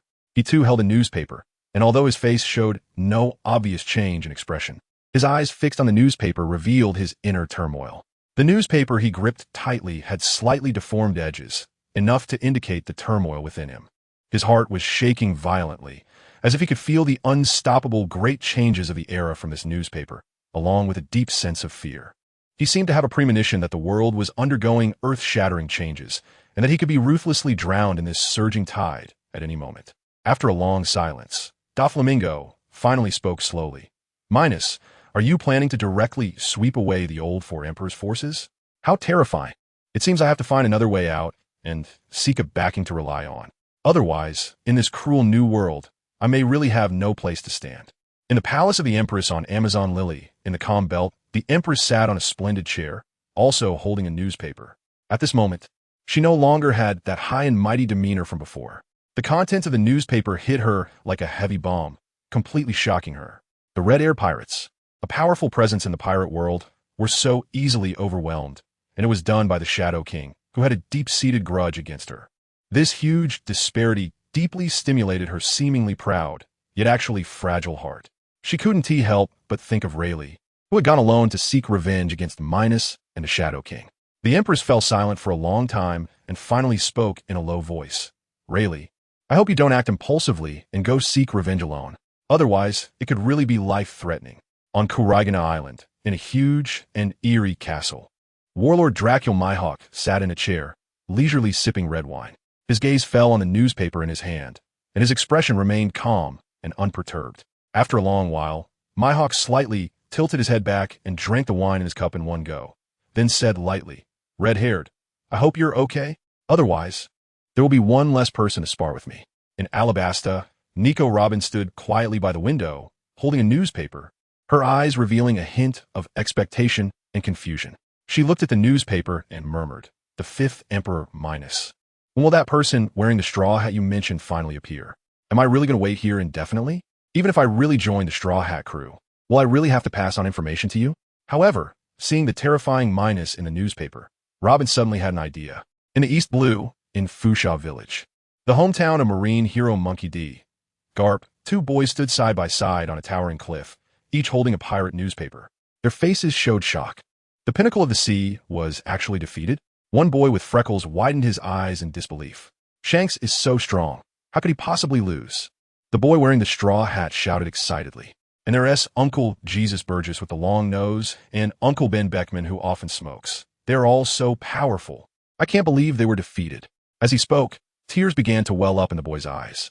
Ace, standing beside him, looked at Luffy's tearful face and felt a pang of heartache, quickly comforting him. Luffy, don't worry. In a few days I'll set sail, and I'll definitely help you find out more about Shanks and the others. Hearing this, Luffy looked up at Ace with hopeful eyes and loudly exclaimed, Ace, you have to help me find out what's going on with Shanks and the others. Ace looked at Luffy's resolute eyes and couldn't help but chuckle, then said, Luffy, you might not get the chance. After I set sail, I plan to challenge that Shadow King. I want to see just how capable he is to defeat the pinnacle of the sea. Luffy immediately panicked and said, Ace, you can't go. You have to wait for me to set sail before I personally defeat that despicable guy. The two boys stood on the cliff, discussing their plans to defeat the Shadow King after setting sail, their voices drifting in the sea breeze. At this moment, they still did not understand the cruelty of this world. Such ignorance may only be realized after being severely taught by reality, realizing how small they truly are. In the mysterious sea area of the New World, there stood an island belonging to Serbia. On the island, a grand and imposing castle rose majestically, its interior decorated in gold and jade, showcasing luxury. Minos and Chang Xiaoyu sat steadily on the incredibly large and magnificent chair, exuding a unique aura. Chang Xiaoyu slightly turned his head to look at Minos beside him, a teasing smile appearing on his face as he said, I never expected that the main body would cause such a big stir in Whitebeard's territory. Minos was holding a newspaper, his eyes focused on the content without looking up, and he replied calmly, that old guy Whitebeard is too arrogant on usual days. I merely used Dragon Slayer magic to cleverly scheme against him. At this point, he paused slightly, a hint of disdain appearing at the corner of his mouth as he continued, and his captains are utterly useless. I could easily defeat them. Hearing this, Chang Xiaoyu smiled lightly and responded, Whitebeard and the red-haired pirates are indeed arrogant and overbearing. They deserve a profound lesson. However, he then changed the subject, and his tone gradually became heavier as he slowly said, Main body, have you noticed that our situation in the New World seems to be getting more difficult? It feels like we're struggling to hold on. Chang Xiaoyu frowned slightly, a hint of worry in his eyes as he continued. The Navy, pirates, civilians, nobles, and also the red-haired pirates and white-beard pirates. We have completely offended all these forces. He emphasized, especially the Navy, the red-haired pirates, and the white-beard pirates. Our conflicts with them have reached a point of no return. The current situation really feels like a storm is coming. After hearing this, Minos gently put down the newspaper, slowly turning his gaze to Chang Xiaoyu, his eyes deep and calm, and said, What you said makes sense. Our current situation is indeed not optimistic, and the road ahead seems completely blocked. At this point, he suddenly shifted his tone, his voice gaining confidence and determination. But this isn't about waging an economic war. We have no intention of engaging in economic development. So, even if they cut off our supply of resources, what does it matter? We possess the invincible abilities granted by the system and do not need to rely on their support and resources. Minos slightly raised his head, ambition glimmering in his eyes as he continued, We just need to wait patiently. When we break through to the king-level realm, it will be our moment to swallow the whole world. At that time, as long as we encounter someone, there will be no need to ask their identity. We will just kill them. We will turn the world upside down and let everyone know our strength. Those old-era guys should have been eliminated long ago. They would be better off as nourishment for us. Most importantly, once we become god-level powerhouses, the vast world ahead will be ours to roam freely. Chang Xiaoyu nodded secretly after hearing Minos' words. Upon reflection, it was indeed the case. The shadow soldiers they possessed did not need to eat, and in this regard, they already held an innate advantage, as if standing invincible. However, he still felt a hint of worry in his heart and couldn't help but say, That may be true, but I'm afraid of the red-haired pirates and white-beard pirates joining forces against us. If that situation arises, it could become quite tricky. At this point, Chang Xiaoyu frowned slightly, his eyes revealing a hint of contemplation. Of course, you and I won't panic. At worst, we can hide in the four seas until we break through to the king-level realm and then make a comeback. However, doing so would seem a bit embarrassing, which doesn't quite match our noble identity as kings. Thinking of this, Chang Xiaoyu's expression became serious, and he fixed his gaze on Minos, saying solemnly, we still need to pay extra attention to the situation of the old four emperors uniting. Otherwise, if we are ambushed by them, the consequences would be unimaginable. Minos fell into a brief contemplation after hearing Chung Xiaoyu's words. Indeed, if the four emperors united against them, even with Chung Xiaoyu's shadow army assisting, the situation would become extremely difficult. After pondering for a moment, Minos raised his head, his gaze once again falling on Chung Xiaoyu, and said with a serious expression, "The issue you mentioned is crucial. We should indeed make thorough preparations in advance." He squinted slightly, a glint of cold light flashing in his eyes. Later, I will have the system create a few puppets with the strength of generals or quasi-generals. With these puppets, we will be able to easily withstand the attacks of those old era powerhouses. Then, Minos's tone became even more profound. Moreover, we also need to start preparing the materials needed for the arrival of other kings. Chung Xiaoyu was slightly taken aback upon hearing this, not expecting the main body to already have countermeasures in place, and even to consider things so far ahead, including planning for the arrival of other kings. This truly surprised him and made him feel quite intrigued. Thinking of this, Chung Xiaoyu chuckled and said, "I didn't expect you to have it all figured out. This makes things much easier." However, a hint of doubt arose in his heart, and he couldn't help but ask, "But which kings are you referring to when you mentioned their arrival?" As soon as he spoke, he remembered his own arrival and continued, "When you made me descend, it was with the help of Moria's fruit ability that I succeeded. Now, there doesn't seem to be a similarly compatible fruit ability, right?" Minos glanced at Chung Xiaoyu, a slight smile appearing at the corner of his mouth as he said, "I have already carefully selected the fruits that correspond to the kings. However, the process of obtaining them may be somewhat difficult." Chung Xiaoyu immediately became interested, his eyes sparkling with curiosity as he eagerly said, "Main body, don't keep me in suspense. Quickly tell me which fruits or individuals they are." Minos looked at Chung Xiaoyu's eager expression, smiled lightly, and slowly began to speak. "We are already very familiar with these individuals." Minos paused slightly and said in order, "They are Akiji, Yamato, Kaido, Loki, and Ace." After speaking, Minos glanced at Chung Xiaoyu again and continued to explain in detail. Akiji corresponds to the Cold King. Think about it. Both of them are related to ice powers, making it very fitting. Of course, there's also Monet's Snow fruit. But to quickly elevate the Cold King's strength to its peak state, choosing Akiji is undoubtedly the better option. Next is Yamato, who corresponds to the Fawn King. Yamato possesses the mythical Zoan-type White Wolf form, and the Fawn King also transforms into a White Wolf form. Therefore, from all aspects, Yamato's fruit is very suitable to become the vessel for the Fawn King's arrival. As for Kaido, the situation is slightly special. My idea is to have him correspond to the Dragon Emperor. However, I found that Kaido is an Easter dragon while the Dragon Emperor is a Western dragon, which makes me doubt whether successful fusion is possible. But this is not insurmountable. As long as we increase some values of slaughter, it should be fine. At that time, we can directly launch a massacre against the Beast Pirates, and we will obtain a powerful destruction army. As for Loki, he corresponds to the Primordial King. If the Primordial King can leverage Loki, a powerful giant, he will definitely be able to unleash peak combat power. At that time, we just need to take action against all the giants, and we could transform them into a giant army. The last one, Ace. He is the user of the Flame fruit, and naturally, the counterpart is the King of Flames. They are both powerful manipulators of fire, making them a perfect match. After saying all this, Minos looked at Chung Xiaoyu again, his gaze calm and profound, and said, "This is the most suitable candidate I can think of at the moment." After listening to Minos's detailed explanation, Chung Xiaoyu couldn't help but feel a bit dazed. Images of the people Minos mentioned and their corresponding kings kept flashing in his mind, and he was secretly pondering the difficulty of implementing these plans. Minos, however, looked at Chung Xiaoyu with a smile, saying nothing, and quietly waited for his response. After a long silence, Chung Xiaoyu slowly came to his senses, looked at Minos, and with a wry smile on his face, helplessly said, "Master, the plans you mentioned are not just a little difficult to implement." Before Minos could speak, Chung Xiaoyu continued with a bitter smile, "Master, the people you mentioned are all key figures in various forces. Dealing with them is not easy, except for Ace, who hasn't gone to sea yet.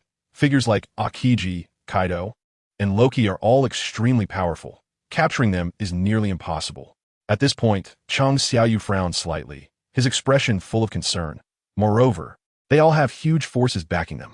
If there is any slight misstep, and we alert their forces, the consequences would be unimaginable. If we could hunt these targets individually, we might have a chance to succeed easily. Cheng Xiaoyu sighed helplessly.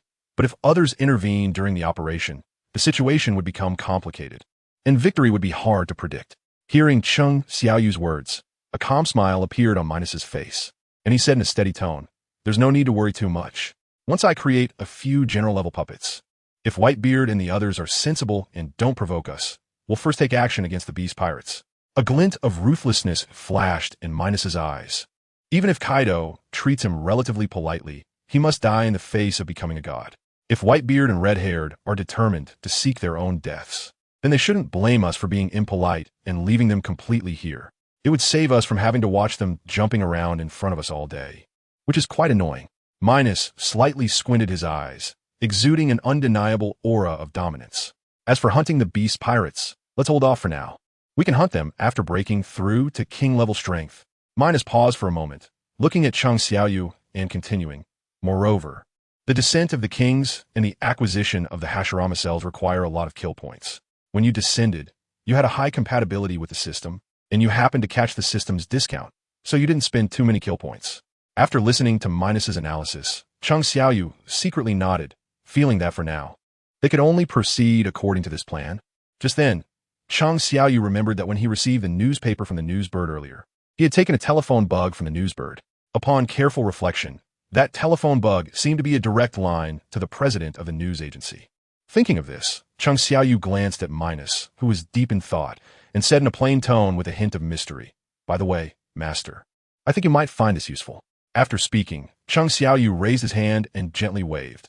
A blue telephone bug, radiating a ghostly light, appeared in his palm. At this moment, Minos, who was originally immersed in deep thought about the kings, was suddenly interrupted by Cheng Xiaoyu's unexpected voice, like a sharp lightning bolt cutting through his thoughts.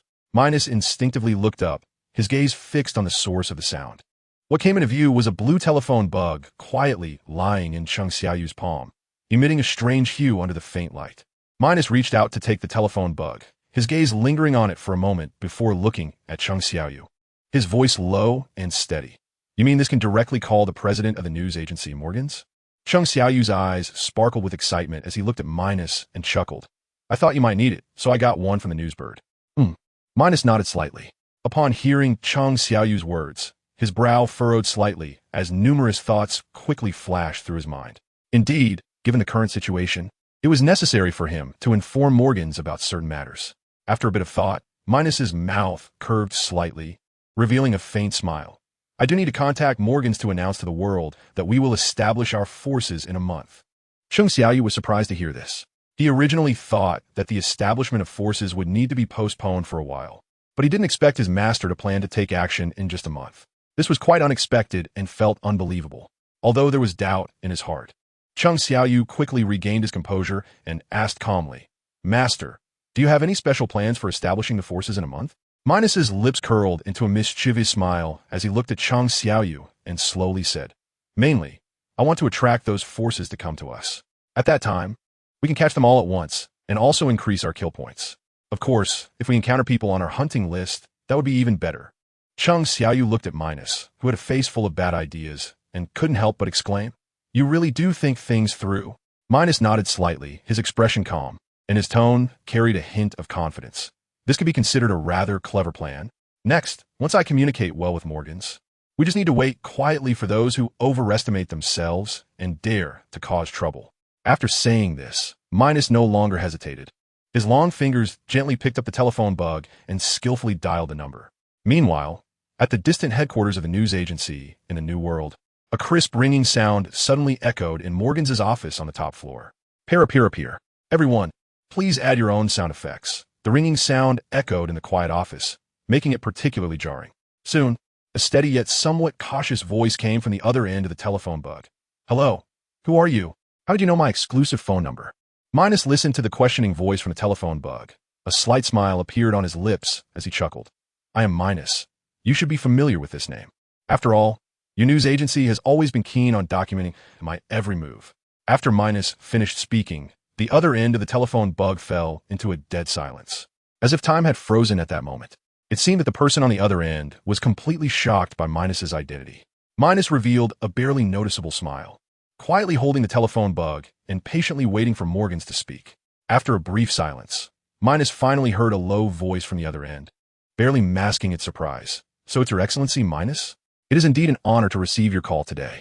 Presumably, Your Excellency Minos did not come specifically to hold us accountable for our news agencies of you, right?" Minos raised an eyebrow slightly, hearing Morgans speaking eloquently through the phone bug. With a calm smile on his face, he replied slowly, "Of course. I wouldn't come to find you for such a trivial matter. The main reason I called is that there is something important that I need your help to promote." After saying this, Minos focused intently on the phone bug in his hand, as if trying to see through it to gauge Morgan's expression on the other end and see how he would respond. Morgans did not keep Minos waiting for long. His enthusiastic voice quickly came through the phone bug. "I wonder what Your Excellency Minos wishes to promote. If it is within our capacity, our news agency will certainly do our utmost to assist you." Hearing Morgan's affirmative and enthusiastic response, a satisfied smile appeared on Minos' face as he spoke in a steady yet authoritative tone. "In 1 month, I and the Shadow King will establish a new force on the islands of Serbia. I specifically called you to help us spread this news. The name of the force will be the Hunter Guild." As soon as Minos finished speaking, Morgan's voice on the phone bug became almost shrill with excitement. "What? Your Excellency Minos, you are finally going to establish a force. Do you know how long we have been waiting for this day? Furthermore, the Shadow King truly is joining you in this endeavor. This is truly astonishing." Minos squinted slightly, looking at the phone bug, and smiled calmly. "Then I will trouble you, Morgans. In the future, if there are any significant events, I will notify you first." Morgans on the phone bug laughed excitedly. "Don't worry, Your Excellency Minos. I will make the name of the Hunter Guild resonate throughout the entire sea, leaving everyone in awe." As soon as he finished speaking, there was a series of beeping sounds indicating the call had been disconnected. Clearly, Morgans couldn't wait to hang up the phone. Minos looked at the now silent phone bug, a faint smile appearing on his lips as he softly murmured, "This Morgans really is quite impatient." With a slight narrowing of his eyes, Minos had new plans in mind. Now it is time to purchase some puppets with the strength of a general. In the distant new world, within the towering headquarters of the news agency, in the president's office, Morgan sat in a large, comfortable chair, leaning forward with wide eyes, unable to come to his senses for a long time. The news that the 5 emperors Minos and the mysterious Shadow King were about to establish the Hunter Guild was like a violent storm, stirring up turbulent waves in his heart. It should be noted that the 5 emperors Minos had never had his own force and had very few subordinates, which was often criticized in the pirate world. However, now, the collaboration between the 5 emperors Minos and the Shadow King to establish a new force would undoubtedly bring about a significant transformation in the entire pirate world. Thinking of this, Morgans could no longer suppress his inner excitement, suddenly standing up and laughing loudly.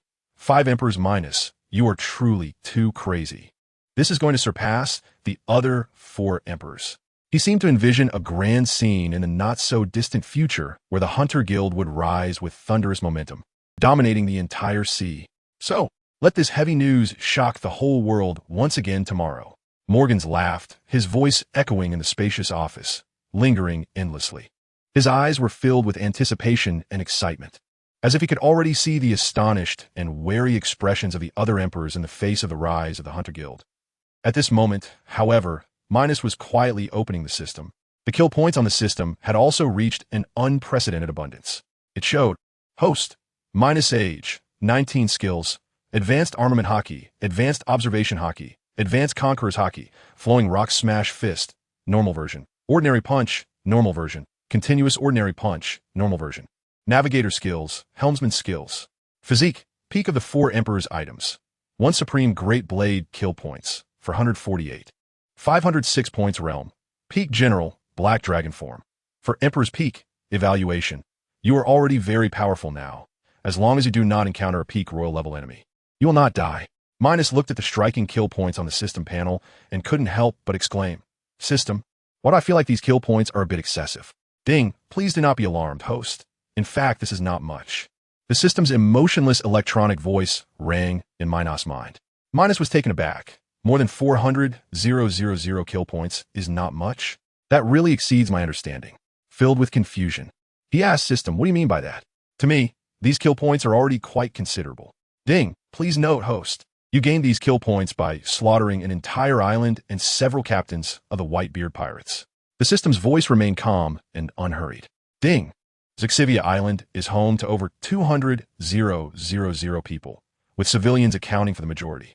Ding! So considering all factors, the kill points you obtained are indeed not much. Minos fell into deep thought upon hearing the system's explanation. According to what the system said, it indeed seemed that way. If every person could provide 10 kill points, wouldn't those 200,000 people yield 2 million kill points? It should be like that, right? Brothers. Thinking of this, Minos said helplessly, "System, after your analysis, it seems that it really isn't much. Ding, this system has already calculated accurately and will not make mistakes." The system responded confidently. Minos paused slightly, then changed his tone and said, "System, I intend to make some purchases. Could you check if there are any puppets with general level strength in the system mall?" Ding, please wait a moment. Host, I'll check right away. After the system said this, it fell silent, and Minos quietly awaited the search results. Before long, the system sent a message. Ding, the puppets you mentioned have been found, but the price is a little bit high. Minos first felt a thrill of excitement, as he now had a target, but upon hearing the word high, he couldn't help but show a look of surprise. After all, the system had specifically emphasized it was expensive, so the price must be considerable. With this in mind, Minos calmly said, "System, just tell me the details directly." Ding, this puppet is a high-grade item that can involve the host in its creation. Ding, moreover, the puppet skills and appearance can be chosen and purchased by the host, currently limited to the pirate world. Upon hearing the system's description, Minos felt a strange sense of familiarity.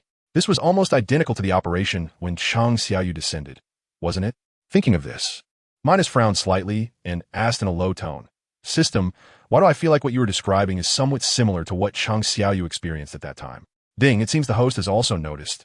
Indeed, it is somewhat similar to the situation Chang Xiaoyu faced at that time. Ding, but the skills of this puppet need to be purchased separately by the host. Minos suddenly realized why the price was so expensive. It turned out that all skills had to be bought out of pocket, including basic abilities like armament hockey and observation hockey. Thinking of this, Minos couldn't help but complain in his heart. This system is too exploitative. He originally thought that his over 400,000 kill points were quite a lot, but now it seemed like a drop in the bucket. However, considering his own needs, Minos reluctantly said, "System, give me 5 generals level puppets first." Ding, the host request has been received. Purchasing in progress.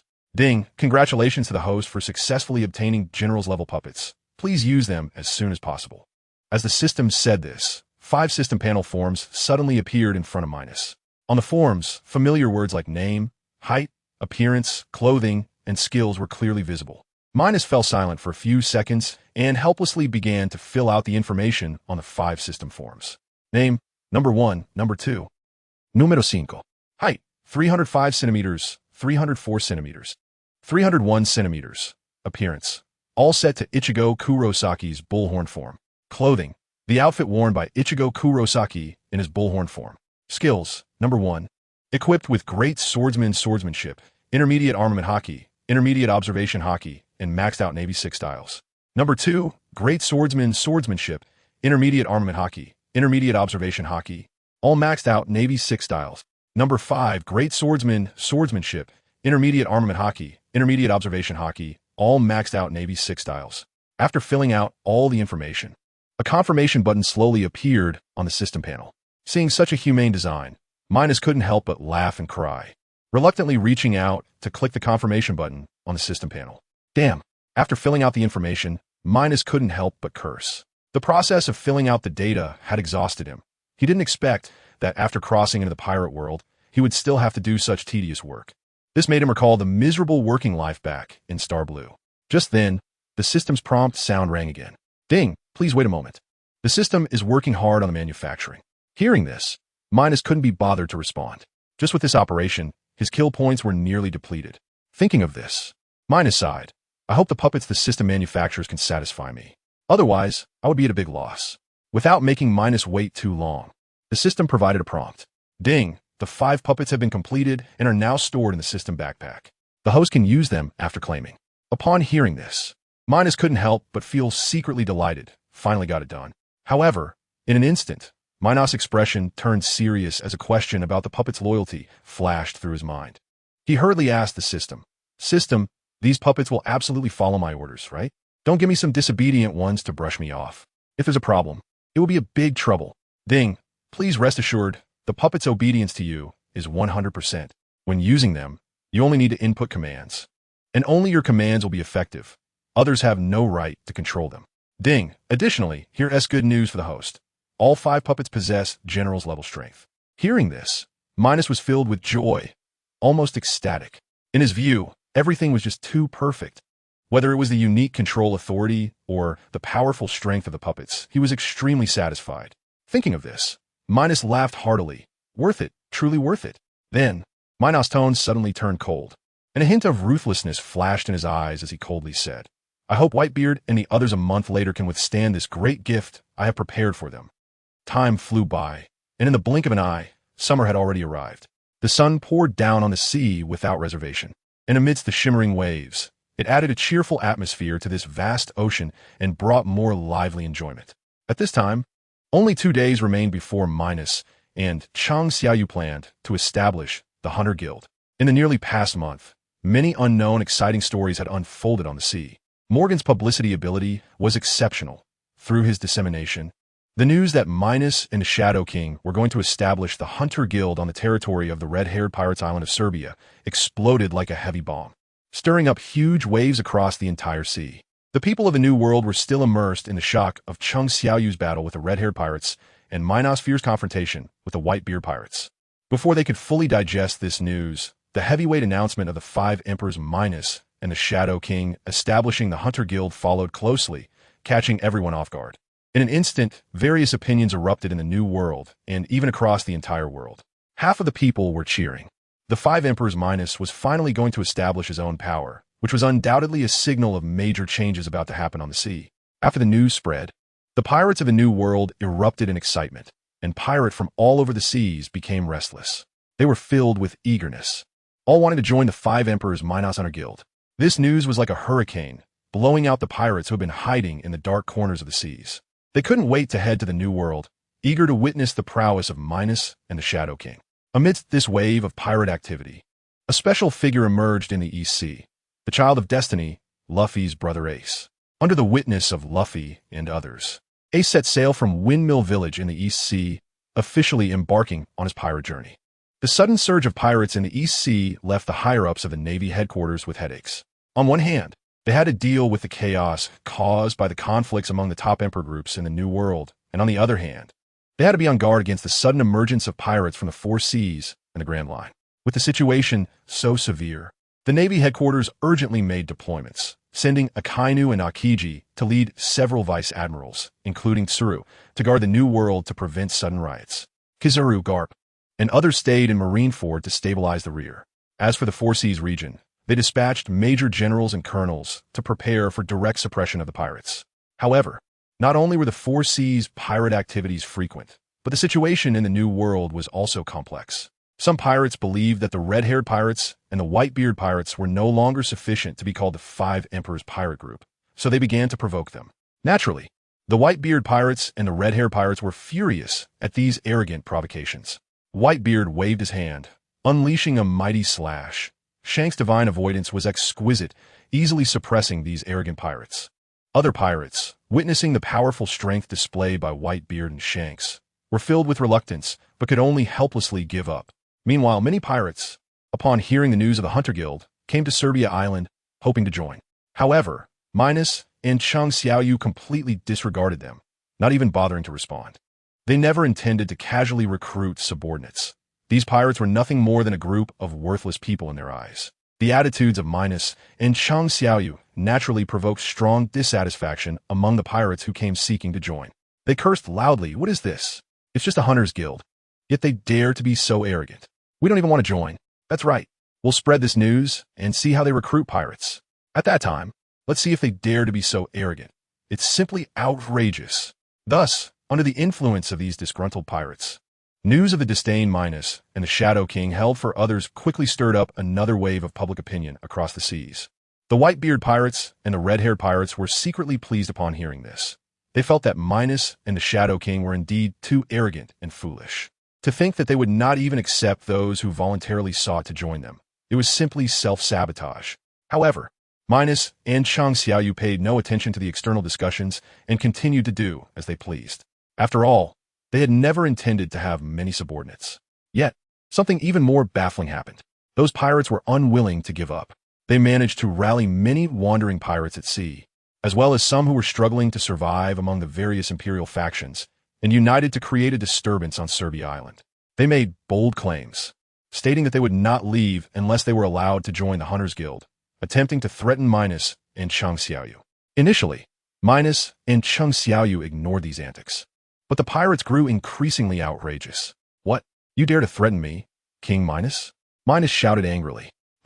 Still trying to play this moral coercion trick?" Chang Xiaoyu scoffed repeatedly. Under such circumstances, Minos and Chang Xiaoyu appeared before the group of unruly pirates. Seeing this, the pirates thought their scheme had succeeded and snorted coldly, thinking to themselves, "They should have welcomed us earlier. Why make it such a scene? We will be working together in the future. How awkward." Their arrogance stemmed from seeing Minos and Chang Xiaoyu without subordinates, thinking there was an opportunity. But they did not know that Minos and Chang Xiaoyu had no intention of having subordinates at all. Just as the pirates were getting carried away, Minos struck. He unleashed a series of punches that seemed ordinary but contained terrifying power, causing those pirates to die instantly like bubbles. Moreover, Minos intentionally preserved their bodies, while Chang Xiaoyu used his abilities to successfully turn these corpses into shadow soldiers. The overwhelming display of power by Minos and Chang Xiaoyu, especially the terrifying shadow extraction ability, left those who were secretly observing in horror. Thus, a not-so-large but highly publicized incident was quelled. Minos was delighted to find that during this intervention, they had eliminated over 1,000 pirates. The strength of these pirates varied widely. According to the system's prompts, killing a pirate could yield a minimum of 20 points of kill value. The highest even exceeded 5,000 points, with as many as 5 pirates providing such high kill values. After this operation, Minos and Chang Xiaoyu had made a considerable gain, as if they had stumbled upon a massive fortune. How could one not be happy? Additionally, Minos used these kill values to secretly do some things. 2 days passed quietly, and today marked the official establishment of the Hunters Guild by Minos and Chang Xiaoyu on Serbia Island. Early in the morning, while the sky was still bright, Minos and Chang Xiaoyu stood on Serbia Island, quietly waiting for the appointed moment to arrive. At the same time, 5 live broadcast snail phones appeared in Chang Xiaoyu's hands. Minos first looked up at the sky, where the sun shone brightly and there was not a cloud in sight. Such good weather was suitable for a ceremony. He nodded slightly and then turned to Chang Xiaoyu, speaking in a calm tone laced with a hint of excitement. "It's time. Let's get started." Chang Xiaoyu lightly nodded, extending his right hand to gently open the snail phone. He then summoned 5 flying shadow soldiers. The 5 agile shadow soldiers took the snail phones from Chang Xiaoyu and immediately took flight in different directions, ensuring a better broadcast of everything that was about to happen. Just as the snail phone broadcast was activated, the upright figures of Minos and Chang Xiaoyu appeared first in the live broadcast room. The two stood tall, exuding an extraordinary aura, as if they carried a powerful presence. Following closely, the transformed appearance of Serbia Island came into view for the live broadcast audience. Earlier, Minos had already made arrangements with Morgans, the newsbird. Morgans was naturally delighted at such a sensational news story and had connected the live broadcast snail phone early, waiting for this exciting moment to arrive. At that moment, anyone watching the live broadcast snail phone could clearly see the situation on Serbia Island. Simultaneously, the Serbia Island where Minos and Chang Xiaoyu were located seemed to appear in every corner of the world through this live broadcast snail phone. In Mariehua, 5 high-ranking celestial dragons, the 5 elders, were gathered in a luxurious conference hall, intently watching a large live broadcast snail phone screen. On the screen, the figures of Minos and Chang Xiaoyu were clearly visible. The sword-wielding elder's eyes were filled with rage as he snorted heavily and said, "This is the Minos who has caused the Navy and our world government to lose face all along, and that so-called Shadow King." The mustached elder replied calmly, "Indeed, it is them." The long-bearded elder's gaze was fixed on the live broadcast snail phone screen, his expression serious as he said in a low voice, "I really don't know what new tricks Minos and the Shadow King are up to this time. I hope they don't cause any bigger trouble." The short yellow-haired elder frowned slightly, glancing at the long-bearded elder before speaking in a deep voice. According to the intelligence from the CP organization, the red-haired pirates, white-beard pirates, beast pirates, and Big Mom pirates seem to be secretly stirring. He paused, his expression grave as he continued. Moreover, according to the information from our undercover agent in the Beast Pirates, Jack the Drought recently set off from Onigashima with a team of elite troops. It is still unclear what the Beast Pirates are planning. He added, on the Big Mom Pirate side, there were also movements a few days ago. Katakuri, the first of the Sweet Commanders, has set off from Whole Cake Island. In addition, other various factions, big and small, have sent some personnel towards Serbia Island. Even the Navy headquarters, Akiji and Akainu set off for Serbia Island yesterday. Hearing the report from the short, yellow-haired elder, the other four elders couldn't help but be slightly taken aback. They were all filled with the same question. Since when did this newcomer Minos, who just debuted, manage to attract the attention of so many top powers at sea with his every move? After a long silence, the mustached elder couldn't help but sigh and said, "This kid Minos has thoroughly disrupted the balance we've worked so hard to maintain for years. I have to say, truly heroes emerge from the young." The five elders of the sword snorted disdainfully.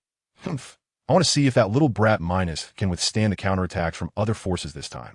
Meanwhile, at the Marine headquarters in Marineford, Sengoku, Garp, Tsuru, and other high-ranking Navy officials were gathered in a conference room, also watching a live broadcast from a Den Mushi.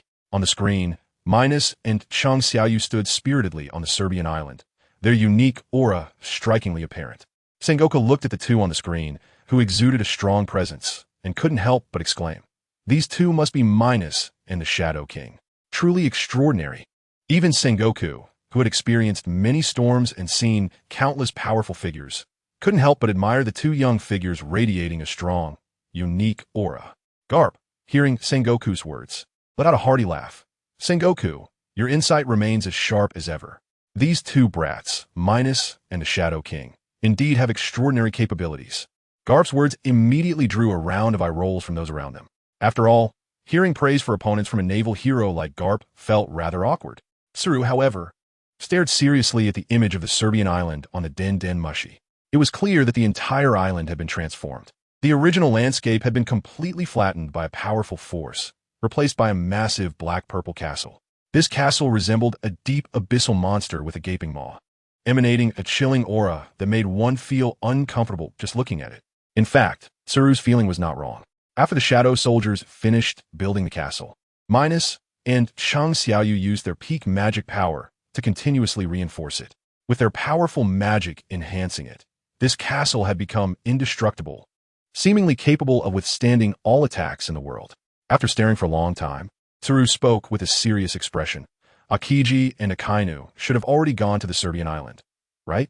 Sengoku nodded at Tsuru's inquiry and said, "That's right. I sent them there. If a major battle really breaks out there, once the various forces are mutually weakened, we can have Akiji and Akainu take action to capture all the pirates in one fell swoop." Once Sengoku said this, everyone's eyes were immediately fixed on him. They truly did not expect the usually composed Admiral Sengoku to have such a hidden strategy. However, Sengoku ignored the gazes of the crowd and looked at Tsuru, asking in a calm tone, "Tsuru, have you noticed something unusual?" In fact, this decision was made by Sengoku after careful consideration. In his view, if Minos engages in a fierce battle with the other pirate forces on the Serbian island, both sides would suffer heavy losses. Then, sending Akiji and Akainu to act at that moment would definitely weaken the pirates significantly, allowing for effective control of the situation at sea. Tsuru shook her head lightly in response to Sengoku's inquiry. She was just being cautious and felt a bit worried. Not only the world government and the Navy were closely monitoring the situation on the Den Mushi, but also various powerful figures on the sea were keeping a close eye on every move on the Serbian island shown on the Den Mushi.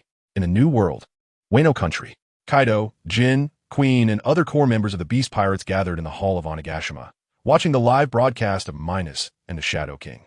Kaido remained silent for a long time, his eyes reflecting complex emotions, and he quietly said, "That little brat Minos, it's been a while. I wonder what kind of trouble he is going to stir up this time."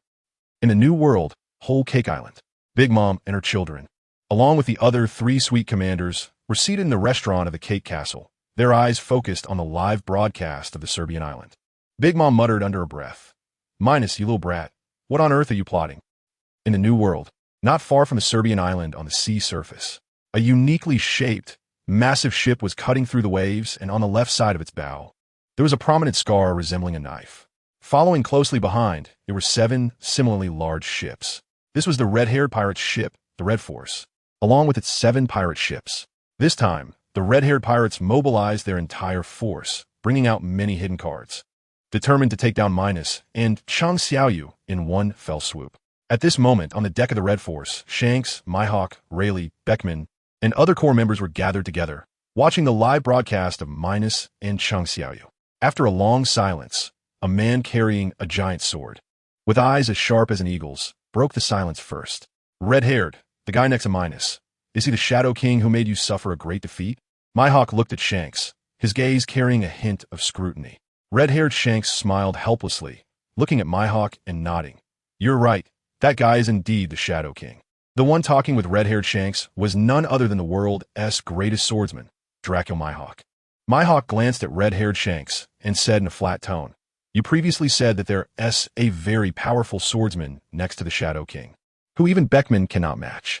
That's why I agree to come with you. If the situation turns out to be different, I want to easily take action. Red-haired Shanks, with a face full of smiles, patted his chest and guaranteed, Don't worry, Mihawk, when have I ever lied to you? Mihawk, however, couldn't be bothered to respond to red-haired Shanks, secretly cursing in his heart. Initially, he was leisurely staying in his castle, but was lured out by a phone call from red-haired Shanks. At that time, red-haired Shanks said on the phone, Mihawk, there's a super powerful swordsman next to the Shadow King. Even Beckman has suffered losses at his hands. If you come, you can definitely have a good duel with him. Hearing this news, Mihawk immediately drove his small boat over. Is the Black Blade Knight really that good? After all, he wanted to spar with a strong swordsman. Thus, Mihawk was persuaded and followed red-haired Shanks on the journey to take down Minos and Chang Xiaoyu. Rayleigh and Beckman exchanged wry smiles as they watched the playful banter between red-haired Shanks and Mihawk, feeling helpless. They never expected that red-haired Shanks could lure the world's greatest swordsman over with just a phone call. This was truly remarkable.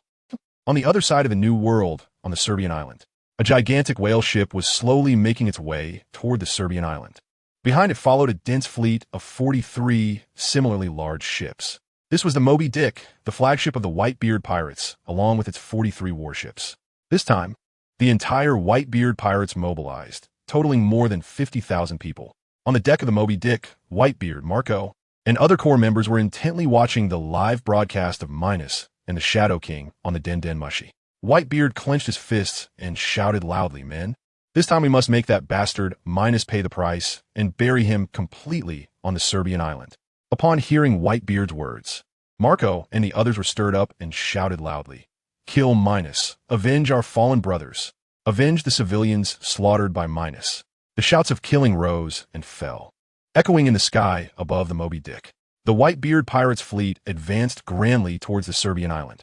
Inside the Revolutionary Army headquarters, the atmosphere was somewhat heavy. Dragon's expression was serious, his gaze fixed tightly on the screen of the live phone bug, where Minos and Chang Xiaoyu were appearing. He was filled with confusion, unable to understand the intentions behind Minos and the Shadow King's actions. In Dragon's mind, if he were in their position, he would definitely choose to act low-key during this time of rising momentum, avoiding the public eye. After all, various forces were paying close attention during this period, and any misstep could lead to many troubles. But Minos and the others were doing the opposite. Instead of being low-key, they chose to establish their power through such an ostentatious live broadcast. To Dragon, this was undoubtedly exposing themselves to many hostile forces, giving those with ulterior motives an opportunity. Thinking of this, Dragon couldn't help but sigh helplessly and whisper, Minos, oh Minos, what exactly are you plotting? What do you want to achieve? He frowned slightly, a trace of worry flashing in his eyes. Do you really have to stir the entire sea into chaos and drive everyone mad before you're satisfied? After a moment of silence, Dragon's expression became even more serious, and he slowly spoke. If you insist on this, then you may have already become an obstacle on my path forward. Dragon knew that in this complex and ever-changing world situation, any behavior that defied common sense could lead to unpredictable consequences. After his words fell, Dragon fell into a long silence. After a while, as if he remembered something, he whispered, the district commanders should have already taken Sabo to the Serbian island. Saying this, a hint of expectation revealed in his eyes, hoping that their actions this time would bring back good news. Meanwhile, in the distant new world of Dressrosa, in a luxurious room, Doflamingo sat lazily in a chair. His eyes were fixed on a live phone bug, where the images of Minos and Chung Xiaoyu were being broadcast. As he watched, a look of contemplation gradually appeared on his face. Doflamingo was filled with doubts. He racked his brain, but could not understand the deeper meaning of Minos's actions.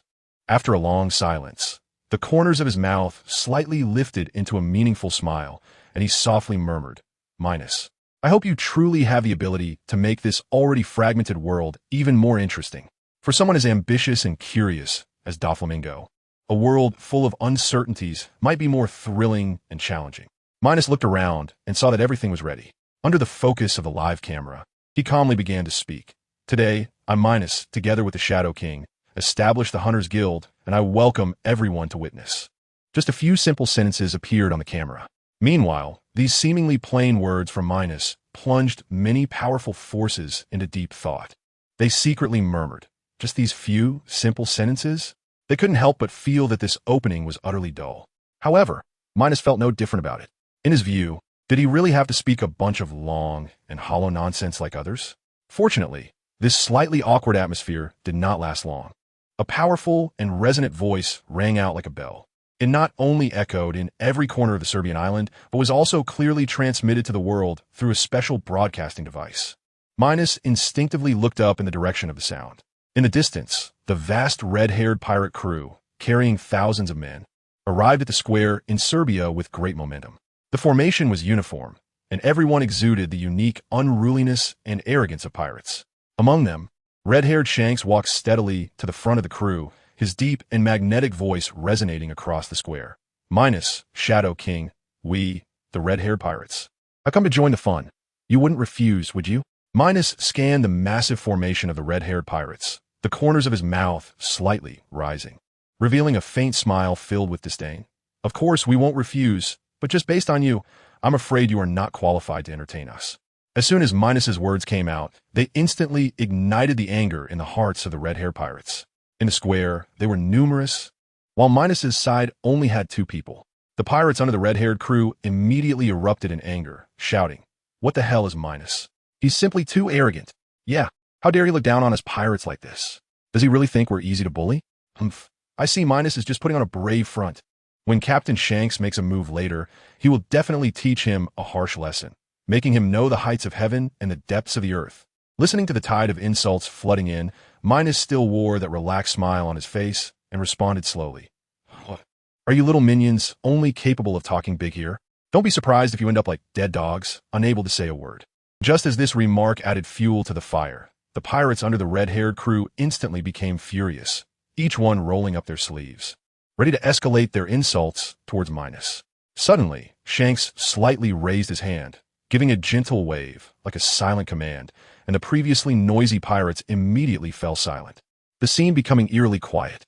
Then, Minos saw Shanks' serious expression as he spoke in a deep voice. "Minos, anyone can talk big. Let's talk about the accounts between us next." Minos's eyes were filled with disdain as he looked at Shanks and sneered. "You want to settle accounts with us? That's utterly ridiculous. I have heard that you think I and the Shadow King will bring disaster to the sea, so you are preparing to take action against us. I am puzzled. What makes you, red-haired Shanks, think we will plunge the sea into chaos? Even more ridiculous is that you, a pirate, are doing things that only the Navy would do." At this point, a mocking smile appeared on Minos's face, deliberately elongating his tone. "Could it be that, as the outside world claims, you, red-haired Shanks, have become a lapdog of the world government?" After saying this, Minos threw his head back and laughed heartily, the laughter echoing across the square, filled with endless arrogance and recklessness. Meanwhile, Minos's unabashed laughter and his jibe at red-haired Shanks were clearly transmitted to every corner of the world through the live phone bug. The people watching the live broadcast around the world were first taken aback. Then, they couldn't help but smile, secretly admiring Minos's sharp tongue, which was as formidable as his rumored powerful strength. In fact, Minos's question about whether red-haired Shanks had become a lapdog of the world government struck a chord with everyone. After all, the recent series of actions by red-haired Shanks is truly puzzling. First, he inexplicably helped the Navy quell a large-scale riot not long ago, and then, when the red-haired pirates suffered a heavy blow and were on the brink of annihilation, he was bizarrely rescued by the world government. With all these occurrences, how can one not suspect that red-haired Shanks has some unspeakable secret connection with the world government? As the saying goes, sometimes a person's smile is built on the suffering of others. At this moment, standing before Minos, red-haired Shanks wore a gloomy expression, as dark as the sky before a storm, filled with pain and humiliation. He never expected to be humiliated in front of the entire world by Minos, who ruthlessly called him a lapdog. Thinking of this, red-haired Shanks suppressed the anger in his heart, gritted his teeth, and spoke in a deep voice. Minos, don't get too complacent. Today we brought so many strong allies here to stop you and the Shadow King's ambition to dominate the world. Upon hearing Shanks' words, a hint of disdain flashed in Minos' eyes. He looked at Shanks again, his tone filled with contempt. Red-haired Shanks, the type of hypocrite you are is what I despise the most. It just because the strength of me and the Shadow King is too powerful, possibly affecting your unsightly plans that you've been scheming against us. You even brazenly claim to be doing this for the peace of the sea, coming to hold us accountable. Don't you think you're too ridiculous and hypocritical? Minos, have lived for so long and have never seen such a shameless person. Moreover, being called one of the 5 emperors alongside you makes me feel utterly ashamed. You, red-haired Shanks, are simply unworthy of being called one of the 5 emperors. Minos' series of ruthless and acerbic insults fell like heavy bombs, instantly stirring up a huge wave at the scene, leaving everyone present shocked and speechless. No one expected Minos to be so merciless, treating red-haired Shanks with such disdain, his words almost stepping on Shanks' face. Time, which was originally meant for the many pirates to attack Minos, now carried a hint of unusual color as they looked at red-haired Shanks. Moreover, Minos' words were also clearly transmitted through the live broadcast snail, shocking everyone watching the live stream. They never imagined that Minos, also one of the 5 emperors, would so unabashedly insult red-haired Shanks, his words sharp and his attitude arrogant, truly jaw-dropping. Especially the line that red-haired Shanks is unworthy of being called one of the 5 emperors resonated with many. People began to comment, expressing that a person suspected of being a lapdog of the world government should not be here making a fuss, as he is simply not worthy to be compared with other strong figures. Under Minos' reckless provocation, Beckman, unable to hold back any longer, stepped forward steadily. His eyes were sharp, fixed on Minos, and then he slowly spoke, his voice low and grave. Minos, stop with the verbal sparring. Do you remember when we fought against the Shadow King? How he boasted. At this point, Beckman intentionally paused, briefly letting his gaze rest on Chang Xiaoyu before looking back at Minos, enunciating each word. You intend to dominate the entire new world, seeing all the 4 emperors' pirate crews, the Navy headquarters, the world government, and even the Revolutionary Army as mere prey to devour. At that time, we couldn't grasp the deeper meaning of this. But now, we completely understand. Beckman slightly squinted, his eyes flashing with cold light. Your ambition is to turn everyone in the world into shadow soldiers of the Shadow King, isn't it? As soon as these words fell, Beckman's gaze hardened, piercing through Chang Xiaoyu, his tone chilling. Shadow King, do you dare say you never said this? Beckman's words were like a heavy bomb, instantly stirring up a storm at the scene. The situation, which was originally very unfavorable for red-haired Shanks, was completely reversed in just a few sentences. As soon as this was said, everyone present trembled in their hearts, their faces filled with shock. If what Beckman said was true, then the plans of Minos and the Shadow King were terrifying to the extreme, chilling to the bone. In an instant, the thousands of pirates present looked at Minos and Chang Xiaoyu with drastically changed expressions, filled with scrutiny, fear, and seriousness.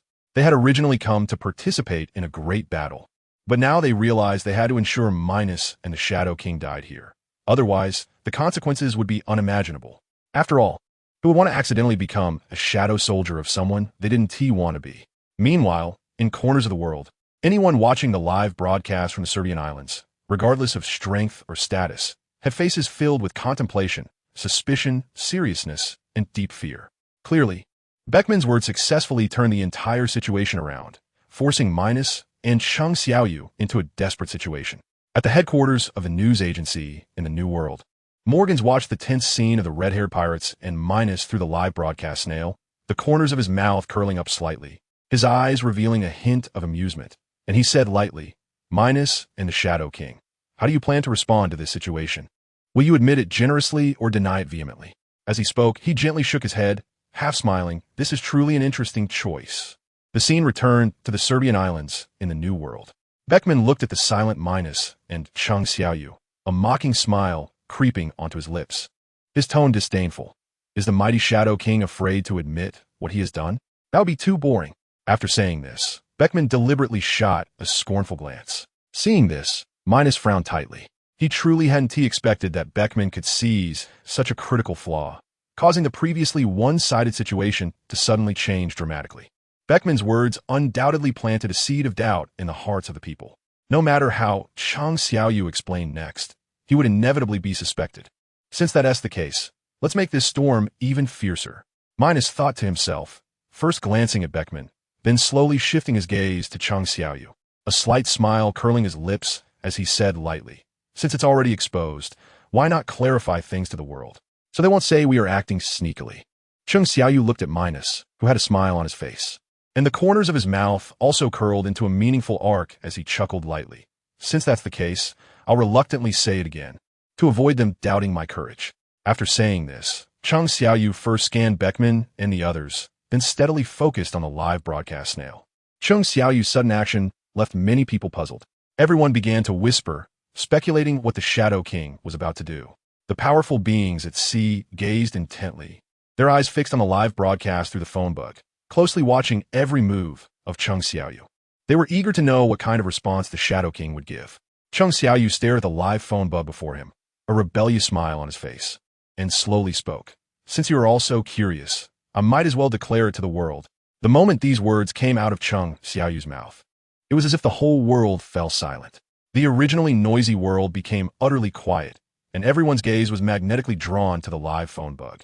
Beckman and others also wore serious expressions, their eyes fixed on Chang Xiaoyu, revealing a hint of tension and anticipation. Minos watched this scene, a slight smile appearing at the corner of his mouth. He pondered to himself, do these guys really care about such a result? I hope they won't be too disappointed.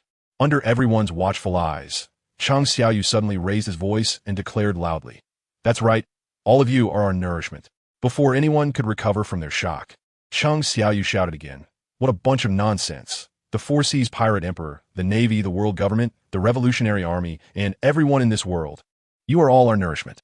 Becoming our shadow soldiers is your most correct destiny." At this point, Chang Xiaoyu paused, his eyes revealing boundless arrogance and dominance, and he shouted word by word, "We declare war on the entire world." Upon hearing Chang Xiaoyu's words, Minos threw his head back and laughed, his laughter echoing in the air, filled with endless wildness and arrogance. "That's right. As long as you have the guts to come to your death, just bring it on. We declare war on the entire world." The shocking declarations from Minos and Chang Xiaoyu instantly struck the world like a thunderclap, sending massive shockwaves throughout. Everyone was stunned by this crazy declaration, left speechless for a long time. It was madness, truly madness. As they watched the arrogant appearances of Minos and the Shadow King on the live phone bug, the people of the world all had the same thought. They not only proclaimed that they would turn everyone in the world into nourishment, but also openly declared war on the entire world. Such a crazy act was hard to believe.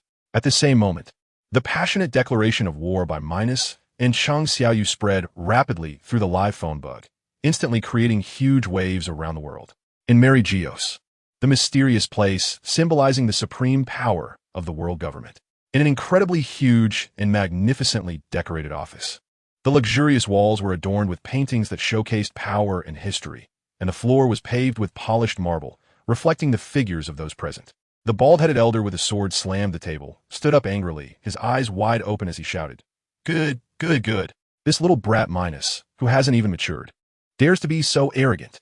They are openly provoking us, forcing me to take action personally to deal with them."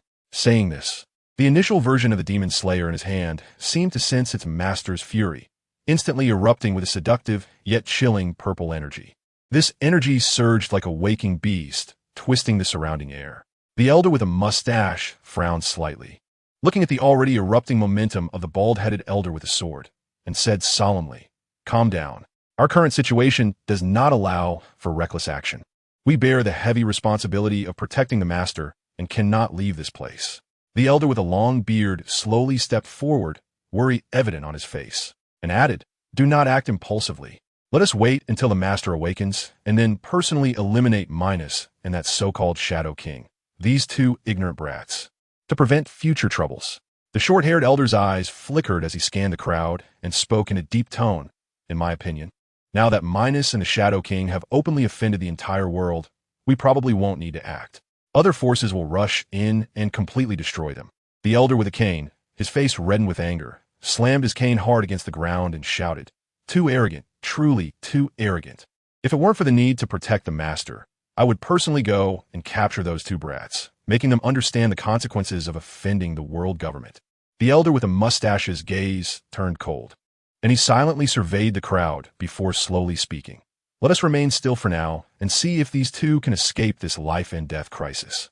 He paused slightly, his gaze suddenly sharp, a hint of ruthlessness flashing in his eyes, and continued coldly, "If they are directly eliminated by other forces, that would be even better. But if they are lucky enough to survive in such a deadly situation." At this point, he emphasized his tone, speaking word by word. "Once the master awakens, we will personally take action to send Minos and the Shadow King to hell, making them pay a painful price for their arrogance." The words of the elder with a mustache caused the other elders to nod in agreement, echoing in unison. In the distant new world, on the mysterious and passionate land of Wano, Kaido stood on the high platform of Onigashima, watching the insane scene of Minos and the Shadow King declaring war on the world on the live phone bug, his expression extremely complex. The sea breeze howled past, stirring his imposing attire and also stirring up his memories. His thoughts involuntarily drifted back to the scene in Fusha village, when Minos had resolutely told him some incomprehensible things, saying that what he wanted to do would be hard for others to understand. Thinking of this, Kaido slightly lowered his head, his expression serious as he murmured, "Minos, is this what you are determined to do?" Meanwhile, in another part of the new world, Wano, on that peculiar island woven from sweetness and madness, Big Mom roared in anger, her voice booming like thunder, shaking the surrounding buildings. "Good, good, good. This little brat Minos, along with that Shadow King, dares to be so bold and reckless. They actually attempt to treat me as their nourishment for growth, not even considering if they have that ability." Saying this, she turned to look at the group of children standing below her, her eyes filled with endless ferocity, and ordered harshly, "Immediately tell Katakuri to assist the red-haired pirates with all his might, at any cost." A cold glint flashed in Big Mom's eyes, and she continued coldly, "I want Minos and the Shadow King to die forever on Servia Island, making them pay the ultimate price for their arrogance." At the Marine headquarters in the solemn and dignified Marineford, Admiral Sengoku sat in his spacious office, staring at the live phone bug showing the extremely crazy actions of Minos and the Shadow King, his expression grave and complex. He couldn't help but recall the scene when Smoker reported to him in Fusha village. At that time, Minos had declared with determination that anyone who blocked his path, whether pirate or navy, he would mercilessly eliminate.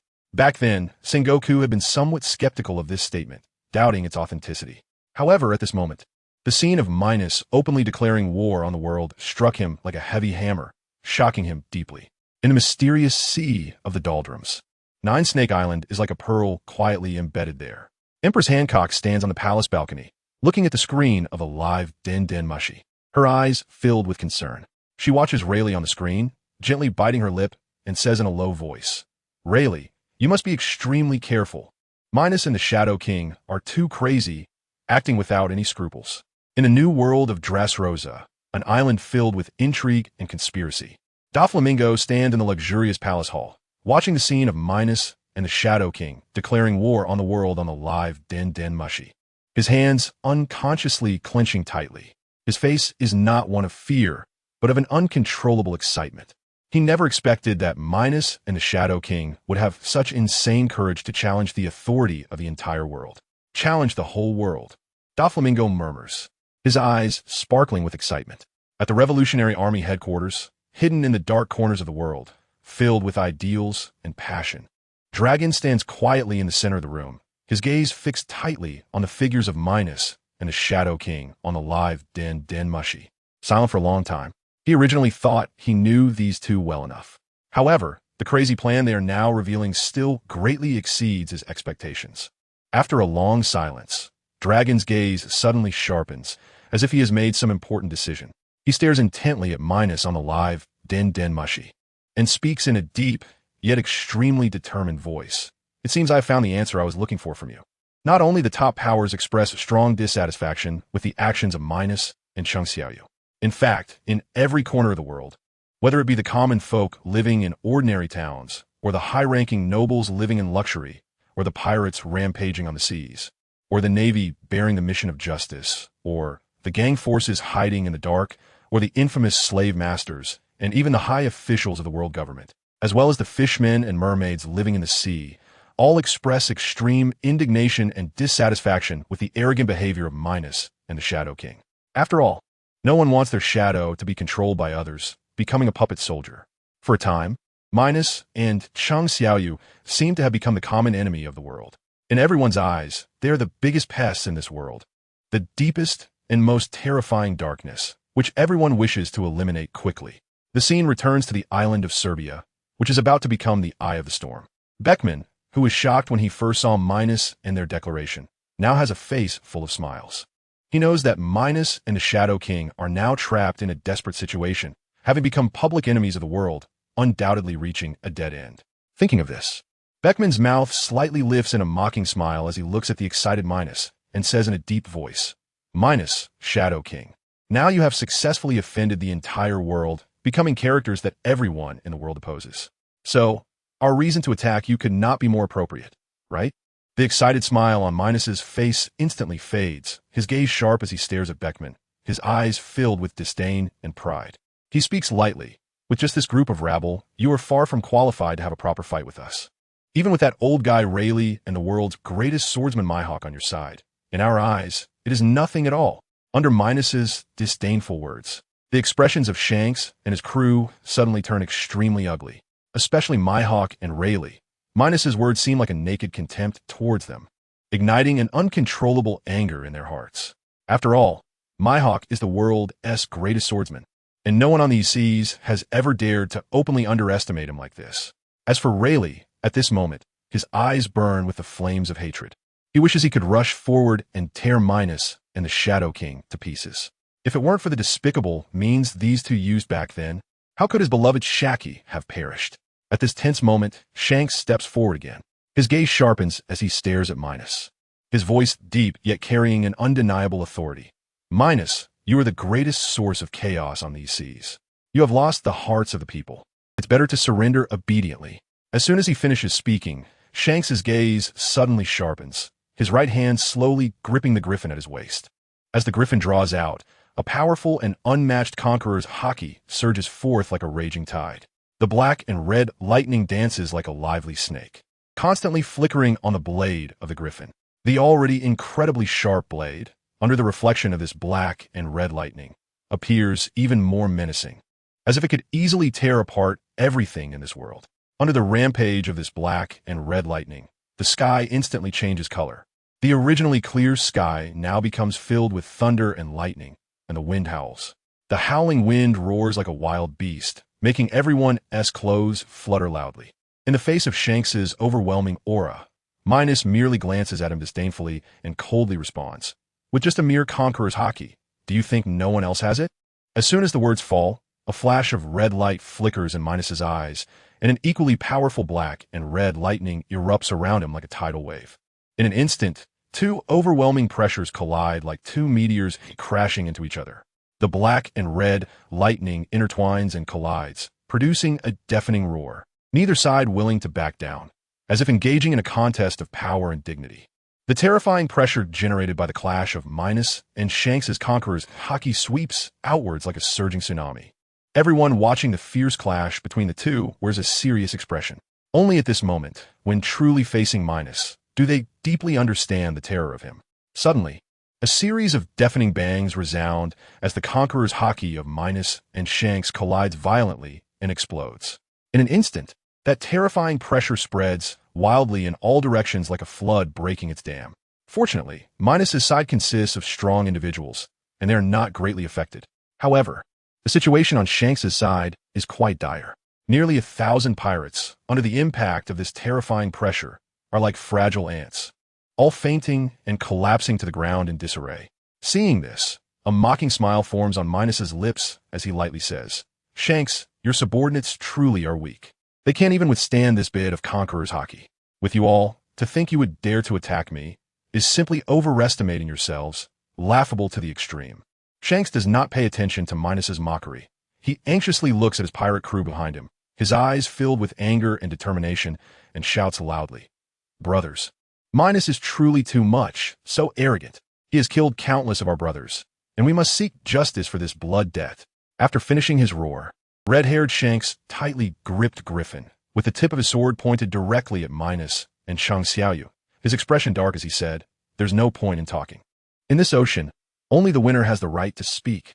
Before Minos could respond, red-haired Shanks continued, "We all know that the Shadow King has a mysterious shadow army. Let him summon the Shadow Army. Today, we will settle this once and for all." Minos's gaze was hawk-like, fixated on red-haired Shanks and the others. A cold smile on his face as he calmly replied, "Since you are seeking death, I will fulfill your wish." With that, he turned to Cheng Xiaoyu beside him and gently smiled, "Bring out the Shadow Army." Cheng Xiaoyu nodded slightly, a hint of coldness in his eyes as he gravely commanded, "Come fort, my Shadow Army." As his voice fell, a massive black-purple energy circle appeared beneath him, swirling with a mysterious and sinister aura. In the blink of an eye, over 5,000 shadow soldiers surged out from the black-purple circle. At the front, General Flying Dragon stood tall, wielding the black blade, Autumn Water, exuding a terrifying presence that swept across the entire battlefield, enveloping everyone in an invisible pressure. Behind General Flying Dragon, the black and white shadow soldiers were lined up neatly, emanating a strong, killing intent, resembling grim reapers from hell, sending chills down spines. Following this, a rich black-purple magical power erupted from Cheng Xiaoyu. This magic, like lively threads, quickly spread over every shadow soldier. In an instant, the aura of the shadow soldiers drastically intensified, as if they had been reborn. This was Cheng Xiaoyu activating the Shadow King's domain, granting the shadow soldiers a 30% increase in power. After doing all this, Cheng Xiaoyu took out a demon short sword from the system space, coldly pointing it at red-haired Shanks, his voice chilling as he said, "Today, let your red-haired pirates remain on this land forever, becoming dust in history." As Cheng Xiaoyu summoned the Shadow Army, the atmosphere on the island of Serbia instantly became extremely tense, with a thick killing intent permeating the air, as if an apocalyptic storm was about to descend. Minos looked at the serious and ready red-haired pirates, a slight smile curling at the corner of his mouth as he chuckled. "Is this all you have? Isn't that a bit naive? Besides, I've already said, you simply aren't enough for us to enjoy a good fight." With that, Minos suddenly let out a roar towards the sky. "Come forth, my puppet army." As his voice echoed, a dazzling golden light instantly enveloped Minos's body. Under the gaze of countless eyes around the world, 7 mysterious figures appeared beside Minos. The appearance of these 7 figures caused an uproar among the crowd. Among them, 2 figures were particularly unusual, with curved horns on their heads and faces seemingly masked in mystery, making it hard to discern their true identities.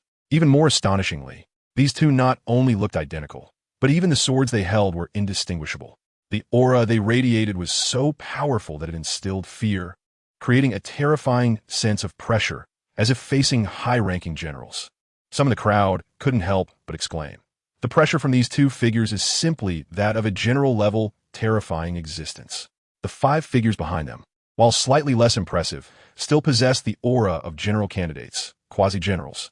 The crowd was in awe of the 5 mid-level general puppets and the 4 puppets that Minos had purchased with a significant amount of resources from the system. The remaining 5 figures wore bone masks and emitted a strange white light. These were the quasi-general strength white phantoms that Minos had acquired after battling the provocative pirates.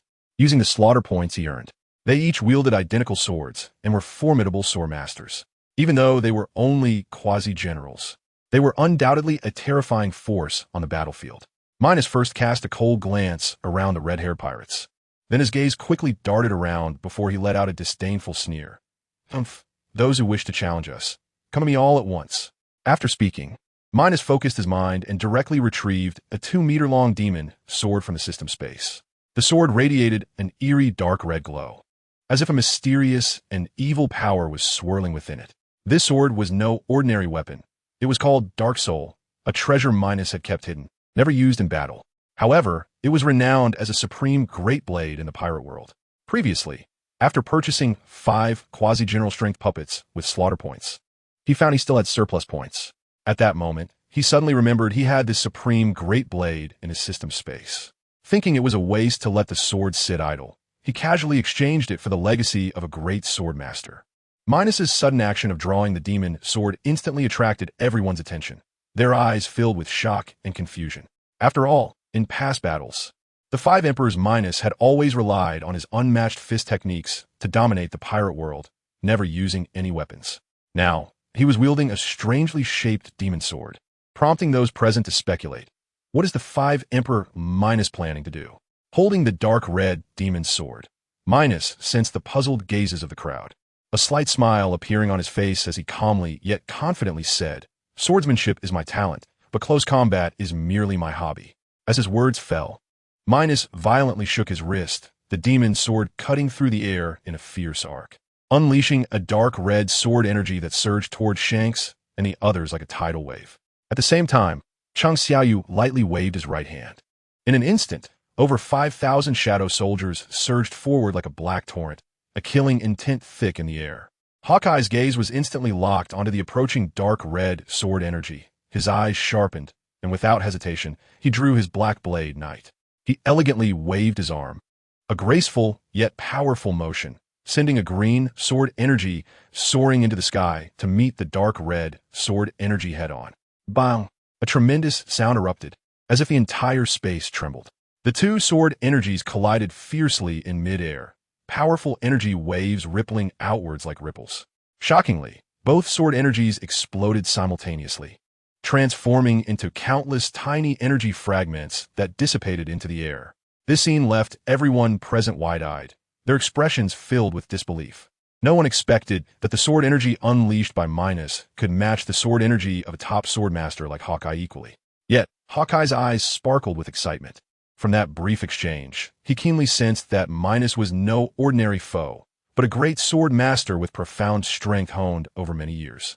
Hawkeye's gaze was intense, locking onto Minos as he spoke with enthusiasm and anticipation.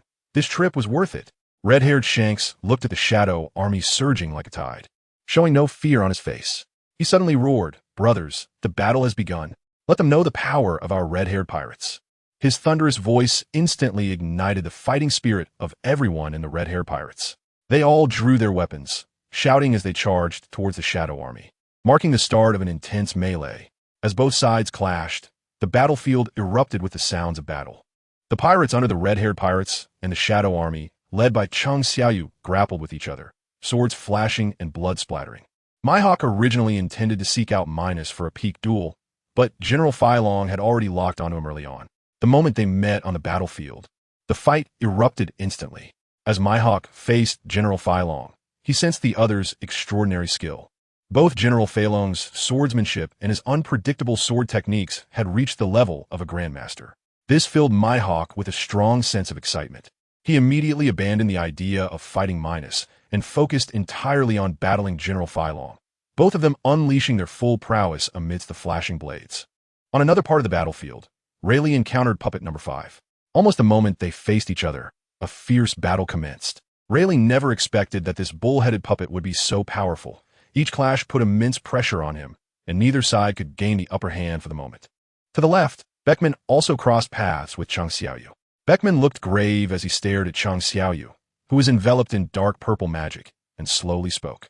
His voice deep and filled with helplessness. "I never thought it would come down to the two of us facing off on the battlefield. This is not good news." Chang Xiaoyu's lips curled into a slight smirk, revealing a hint of mockery. He raised his demon dagger and pointed it at Beckman, speaking ominously, "Don't worry. None of you will leave here today." As soon as he finished speaking, the momentum around them surged, and an intense battle broke out. Blades flashed and magic surged, enveloping the entire battlefield in the powerful forces unleashed by the two. At the same time, Puppet Number 4, along with 5 white puppets at the level of quasi-vice admirals, engaged in a fierce melee with the cadres of the red-haired pirates and their more powerful pirates. The outcome of the battle seemed filled with in the center of the battlefield. Minos and red-haired Shanks were locked in a heated confrontation. The dark red demon blade in Minos's hand collided violently with Shanks's griffin, each clash erupting in dazzling light and deafening sound. Various sword energies intertwined like brilliant lightning, spreading and diffusing through the air. Minos suddenly unleashed a wave of dark red sword energy, charging at red-haired Shanks like a roaring beast, while provocatively shouting, "Red-haired Shanks, I see you're not all that great." Red-haired Shanks, however, ignored Minos's provocation. With a serious expression, he swung his griffin forcefully, sending forth a strong wave of sword energy that collided head-on with Minos's dark red sword energy. For a moment, the two sword energies stood in a deadlock in the air, neither yielding to the other, continuously clashing and pressing against each other. Boom! Another loud sound erupted as the two sword energies finally couldn't withstand the immense pressure and simultaneously exploded, transforming into countless small, yet powerful sword energies that splattered outward like raindrops. Despite their small size, these little sword energies contained terrifying power. The passing pirates had no time to evade and were instantly struck down, falling to the ground lifeless. This created a vacuum around Minos and red-haired Shanks, with no one daring to approach the area filled with the aura of death. Seeing his sword energy successfully blocked and shattered by red-haired Shanks, Minos showed no signs of frustration. Instead, he gripped the dark red demon blade tightly, veins bulging on his arms, a flash of red light in his eyes, as black-red lightning danced wildly around the demon blade, creating a scene both eerie and terrifying. Shanks observed Minos' series of actions, and his expression grew even more serious.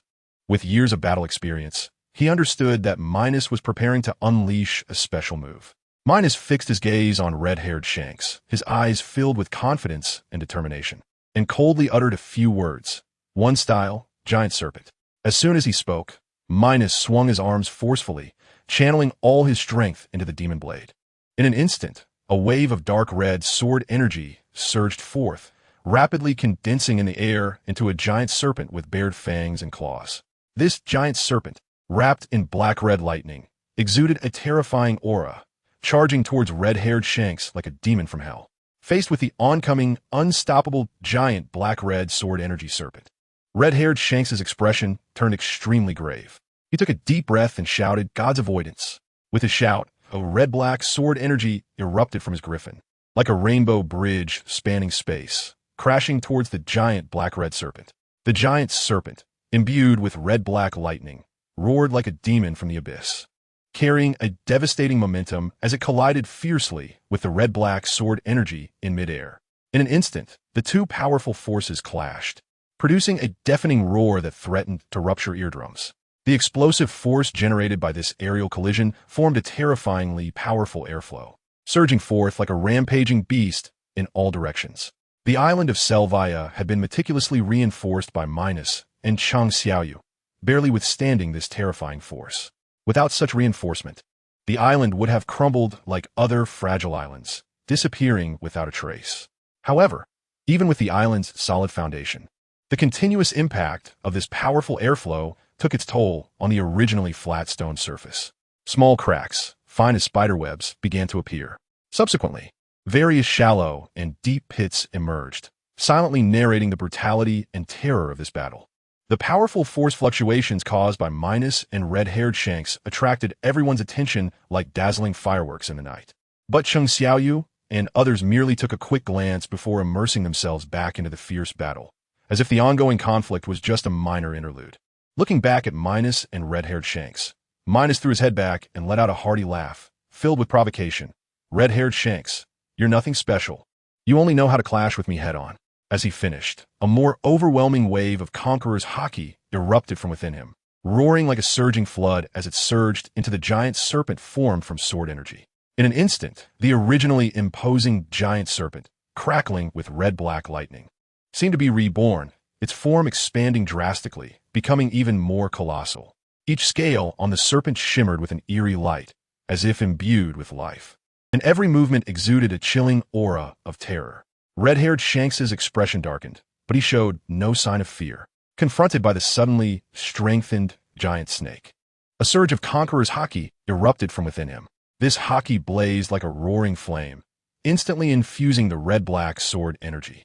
In an instant, the red-black sword energy surged in brilliance, expanding violently, resembling a colossal blade that charged fiercely toward the even larger red snake.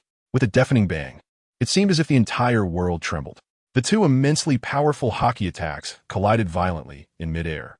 In that moment, an overwhelming explosion of energy surged forth like a roaring tsunami, sweeping across the battlefield with unstoppable force. Wherever this energy reached, the ground was instantly devastated. Cracks spread across the earth like ferocious beasts, clawing and gnashing. Pits formed densely, as if the ground had been bombarded by countless shells. At the center of this grand battle, a massive pit appeared, as if the earth had been torn open by a huge wound. Even the towering castle on the island trembled under the impact of this terrifying power. Fortunately, the castle was sturdy enough, though it shook continuously. It still stood firm in place without collapsing. The powerful airflow surged like a rampaging demon, wreaking havoc across the battlefield, constantly influencing the situation. Many pirates under the red-haired pirates were caught off guard, directly affected by this airflow. Under the impact of this terrifying power, they fell to the ground like fragile ants, instantly dead. The Shadow Army was no exception, scattered and disorganized by this powerful airflow. However, the Shadow Army possessed the trait of immortality, allowing them to revive again within a short time, even if their forms were dissipated. Yet, this powerful shockwave did not cease. It continued to spread. It howled toward the sea, as if intending to turn the entire world upside down. When the airflow reached the ocean, the previously calm sea instantly became tumultuous. Giant waves rolled like towering mountains on the surface, crashing and roaring with deafening sounds. This scene felt as if mortals had angered the sea god, provoking his wrath and igniting the ocean's furious roar. At this moment, Beckman and the others couldn't help but look up at the sky. They saw an incredibly shocking sight above the vast sky. The sky had been forcibly split in two. The crack was straight and deep, as if a sharp divine sword had cleaved it from the horizon. This image resembled the arrival of the apocalypse, bringing endless shock and fear. When the explosive energy burst forth, Beckman and the others instinctively ceased their fighting and scattered in all directions. Everyone's gaze was firmly drawn to the bizarre sight in the sky, as if it had been cleaved apart by a giant force. In that moment, the scene fell into dead silence. Only the howling wind echoed in everyone's ears. Even though many had previously witnessed similarly shocking scenes, their hearts were still filled with profound astonishment. Chung Xiaoyu's gaze was electric as he casually glanced at Beckman, a meaningful smile playing on his lips. His voice, though not loud, clearly reached Beckman's ears. You are already trapped in a situation from which there is no escape. Once your pirates are mostly cleared out, it will be your time to die. Upon hearing this, Beckman's expression instantly darkened, like the sky before a storm. He hurriedly directed his gaze to the battlefield where his pirate crew was fiercely clashing with the Shadow Army. Just one glance filled his face with disbelief and shock. What met his eyes was a scene of extreme carnage.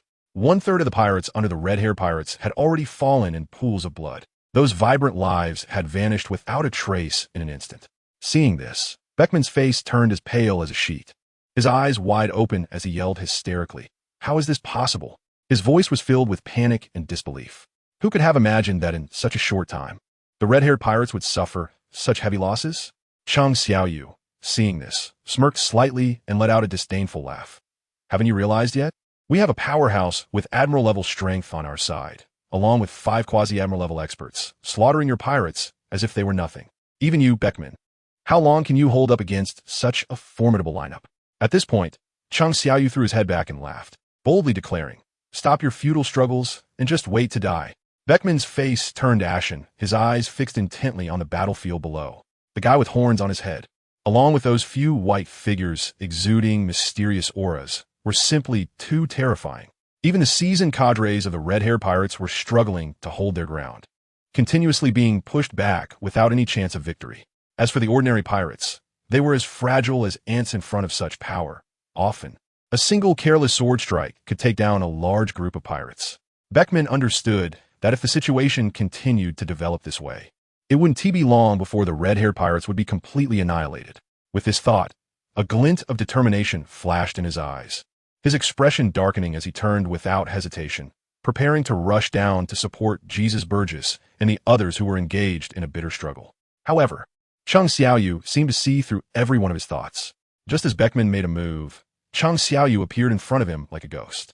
Chung Xiaoyu's expression was calm, but his tone was undeniable. "Where do you think you're going?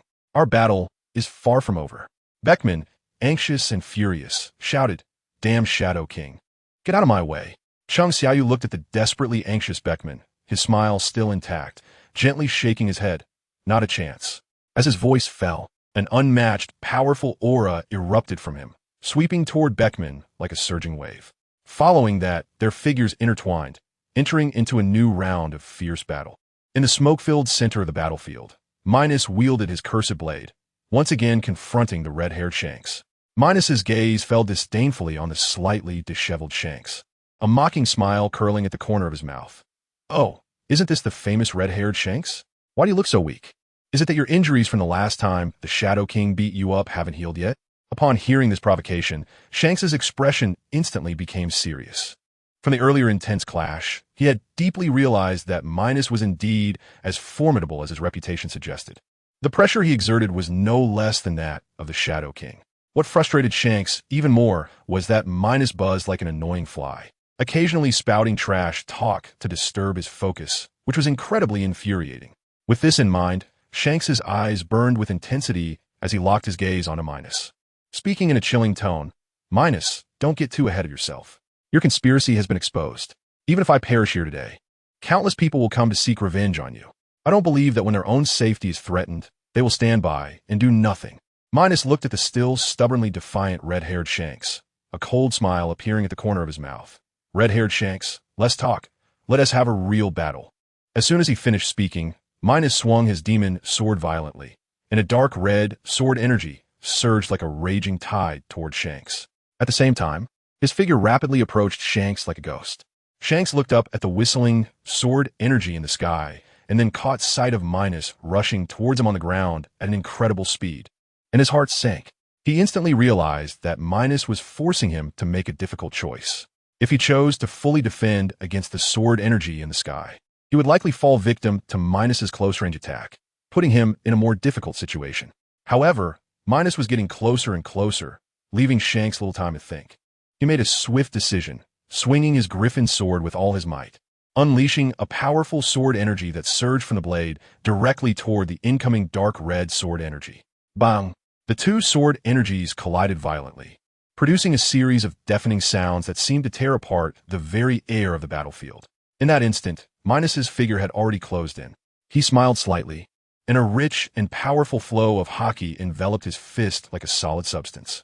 With a confident curve of his lips, he calmly uttered 4 words: "Flowing cherry." Ordinary punch. In an instant, an enormous purple fist appeared out of nowhere, crashing down towards red-haired Shanks with overwhelming force. In this moment of extreme urgency, Shanks had no time to react in any other way. He quickly infused his griffin sword with flowing cherry haki and pushed back against the enormous purple fist that was coming at him with all his strength. The moment the haki-wrapped fist collided with the griffin sword, a tremendous shockwave radiated outward from the point of impact.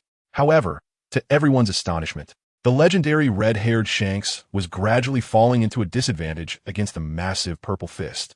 The purple fist, carrying a tsunami-like force, struck Shanks wave after wave. Shanks felt an irresistible backlash, pushing him backward. His feet carved deep grooves into the hard ground, as if the earth was groaning in pain under this force. Only when the enormous purple fist gradually dissipated did Shanks narrowly escape this sudden fierce attack.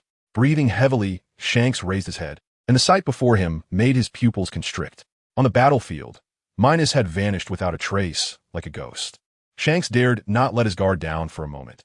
He quickly gripped his griffin's sword tightly, his body tensing as if facing a formidable enemy, every cell alert. His brain was like a bell tower, sounding alarms, continuously sending out danger signals. This place is very dangerous. A slight misstep could lead to his demise. Just then, a strong red light suddenly flashed in Shanks's eyes. In an instant, an image flashed through his mind like lightning. Seconds later, a shadow would swiftly attack him from behind like a ghost, and this strike would be powerful enough to severely injure him. The image flashed by, and, in reality, red-haired Shanks, without hesitation, relied on his strong battle instincts to turn around instantly, both hands gripping the griffin's sword tightly as he swung it with all his strength. Suddenly, the sharp sound of metal clashing filled the air, the sound piercing and urgent, as if the Grim Reaper was playing a melody. Shanks looked up, and sure enough, it was Minos, preparing to launch a sneak attack from behind him. Fortunately, my observation haki is strong enough to foresee the future for a brief moment. Otherwise, today could have been disastrous, Shanks thought to himself. With this thought, red-haired Shanks's expression turned serious. His eyes filled with determination as he spoke in a low and cold voice. "Minos, you are indeed cunning. If it weren't for my strong observation haki, I might have fallen for your trick today." Minos looked at red-haired Shanks, who had successfully defended against his sneak attack, a meaningful smile appearing on his face. As if everything was under his control, he smiled lightly, the corners of his mouth lifting slightly, a glint of malice flashing in his eyes. Did you really think that dodging this attack would mean you're in the clear? As he spoke, Minos exerted a slight force, gently flicking his wrist, and the demon's sword in his hand instantly separated from Shanks's griffin sword. Immediately afterward, Minos's figure flashed, moving as fast as lightning, and in the blink of an eye, he was in front of red-haired Shanks. His fist was already wrapped in a thick layer of purple flowing cherry hockey, radiating a chilling aura like a blazing flame. Minos suddenly exerted force, delivering a powerful punch filled with strength directly onto Shanks. With a crisp crack, as if a bone had broken, the sound echoed sharply in the silent battlefield. Red-haired Shanks, whose body was already slender, was sent flying like a kite with a broken string from his fierce punch. His body arced through the air before crashing heavily to the ground, rolling and kicking up a cloud of debris. It was only after rolling several times on the ground that Shanks's body finally came to a halt. Minos's gaze was piercing as he fixed his eyes on the spot where red-haired Shanks had fallen, his expression a mix of scrutiny and anticipation. There lay Shanks, quietly curled up on the ground, appearing to be in great pain, blood seeping from the corner of his mouth and staining the ground red. Seeing this, Minos's lips curled slightly, revealing a faint smile as he softly spoke. Red-haired Shanks, you can't possibly be this weak, can you? If you fall like this, it will be too boring. However, to Minos's surprise, red-haired Shanks lay on the ground for a long time without getting up. Just as Minos was starting to doubt whether he had hit too hard and killed Shanks, suddenly he saw Shanks's body trembling as he used his griffin sword to prop himself up, slowly rising to his feet. At this moment, he looked thin and shaky in the wind, appearing extremely weak. Seeing this, Minos revealed a look of disdain, his tone flat yet filled with mockery as he said, I must say, red-haired Shanks, your body is too fragile. He paused slightly, his eyes filled with contempt, continuing, just a casual punch from me, and you look like you're about to breathe your last. That's just pathetic. On the other side, upon hearing Minos's humiliating words, Shanks's anger surged explosively, reaching a boiling point. Just moments ago, he had been caught off guard, completely unprepared to react when Minos landed that powerful punch. With this punch, a bone in his chest was instantly broken. The heart-wrenching pain from the fracture surged through his brain in waves, nearly making him faint from the agony. At the same time, Shanks, the red-haired pirate, was filled with fury. He never expected that Minos would be so insidious and cunning as to use such despicable tactics in battle. Reflecting on the scene, he had already made a clear decision in his heart. Minos was far too treacherous. He absolutely could not be allowed to get close. Once he was within range, Shanks feared he would truly be worn down bit by this guy. Thinking of this, Shanks's gaze was fierce as he fixed his eyes on Minos, his eyes seemingly burning with anger, and he spoke in a low voice tinged with harshness. Minos, if it weren't for your despicable and treacherous tactics, you would never be able to hurt me. Upon hearing this, Minos was instantly speechless. To him, this was a life-and-death battle, and using some tricks for victory was completely normal. If one fought in a strictly conventional manner, it would only show a lack of imagination. With this thought, a wild smile appeared on Minos's face as he looked at Shanks, his tone dripping with sarcasm. Red-haired Shanks, you old-timers just love to talk about fairness and justice, always following the rules, with no creativity whatsoever. At this point, he couldn't help but throw his head back and laugh, his laughter full of arrogance and self-importance. Then he shouted, you remnants of the old era should just disappear from this world sooner. This world should be ruled by me. As soon as he finished speaking, Minos did not give Shanks any chance to react, suddenly raising his cursed sword and, like a ghost, charged towards Shanks again. Shanks knew very well that continuing to engage in close combat with Minos was definitely not a wise move. The only course of action was to deliberately create distance between them. Thus, the two began a fierce duel of sword energy in the air. Seeing Shanks intentionally keeping his distance, Minos found it quite amusing, a smirk creeping onto his face. Since you like to use a sword, today I'll completely defeat you with my sword. With this thought, Minos raised his cursed sword high and swung it vigorously in the air. As his arm moved, waves of dark red sword energy seemed to surge forth from hell, carrying a chilling aura and immense power, rushing toward Shanks. Faced with this overwhelming wave of dark red sword energy, Shanks did not retreat in the slightest. He swung his griffin fiercely in the air, his movements grand and imposing. Immediately, several beams of shining sword energy erupted from the blade of the griffin, charging directly at the dark red sword energy. In an instant, The sword energies intertwined and collided in the air, producing a series of thunderous roars. The sound of their sword energies clashing echoed continuously, like a dense drumbeat, fiercely resonating across the open battlefield. With each collision, the brilliant sword energies burst forth like dazzling stars, then vanished into nothingness, leaving only the faint ripples of spiritual energy in the air. The fierce battle between Minos and Shanks was undoubtedly spectacular. In other corners of the battlefield, the storm was also brewing, with fierce battles underway. On the side of Mihawk and General Flying Dragon, it was a pinnacle showdown of swordsmanship. The Black Blade Knight and the Black Blade Autumn Water clashed against each other, emitting a crisp and ear-splitting sound, as if they were about to slice through space itself. At the moment the two extraordinary black blades collided, the surrounding air seemed to ignite, with sharp sword energies crisscrossing like agile silver snakes. The ground, ravaged by the sword energies, was cleaved open with numerous shocking cracks, resembling the wounds of a shattered earth, telling tales of the battle's brutality. Mihawk, holding the Black Blade Knight, gazed at the Black Blade in General Flying Dragon's hand with a piercing look. His tone, though calm, carried an undercurrent of admiration. "I never expected, Your Excellency, that your strength is so unfathomable, and that you possess such a rare treasure as the Black Blade. You must have been a renowned swordsman in your time." General Flying Dragon slightly raised his head, calmly meeting Mihawk's gaze. His voice deep and somewhat nostalgic. "The matters of the past are like smoke that has passed. They're no longer worth mentioning. Now, I am merely a shadow devoted to protecting the king." Upon hearing this, Mihawk's lips curled into a confident smile. "Good. Then today I shall engage in a vigorous battle with you, and I will not rest until we determine a victor." After speaking, he moved like lightning, wielding the Black Blade Knight, and charged fiercely towards General Flying Dragon again. The two clashed once more amid the flashes of swords and shadows. In an instant, the sword energies overflowed, spreading like surging waves in all directions, the ground once again deeply furrowed with ravines, stones flying, and dust rising.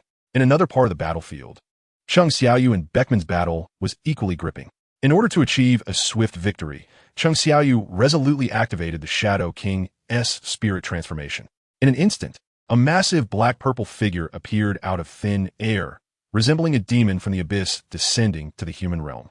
This figure had sharp and fierce double horns, and two pairs of purple energy wings formed from magic power slowly flapped behind it, each flap creating a vortex of magical energy.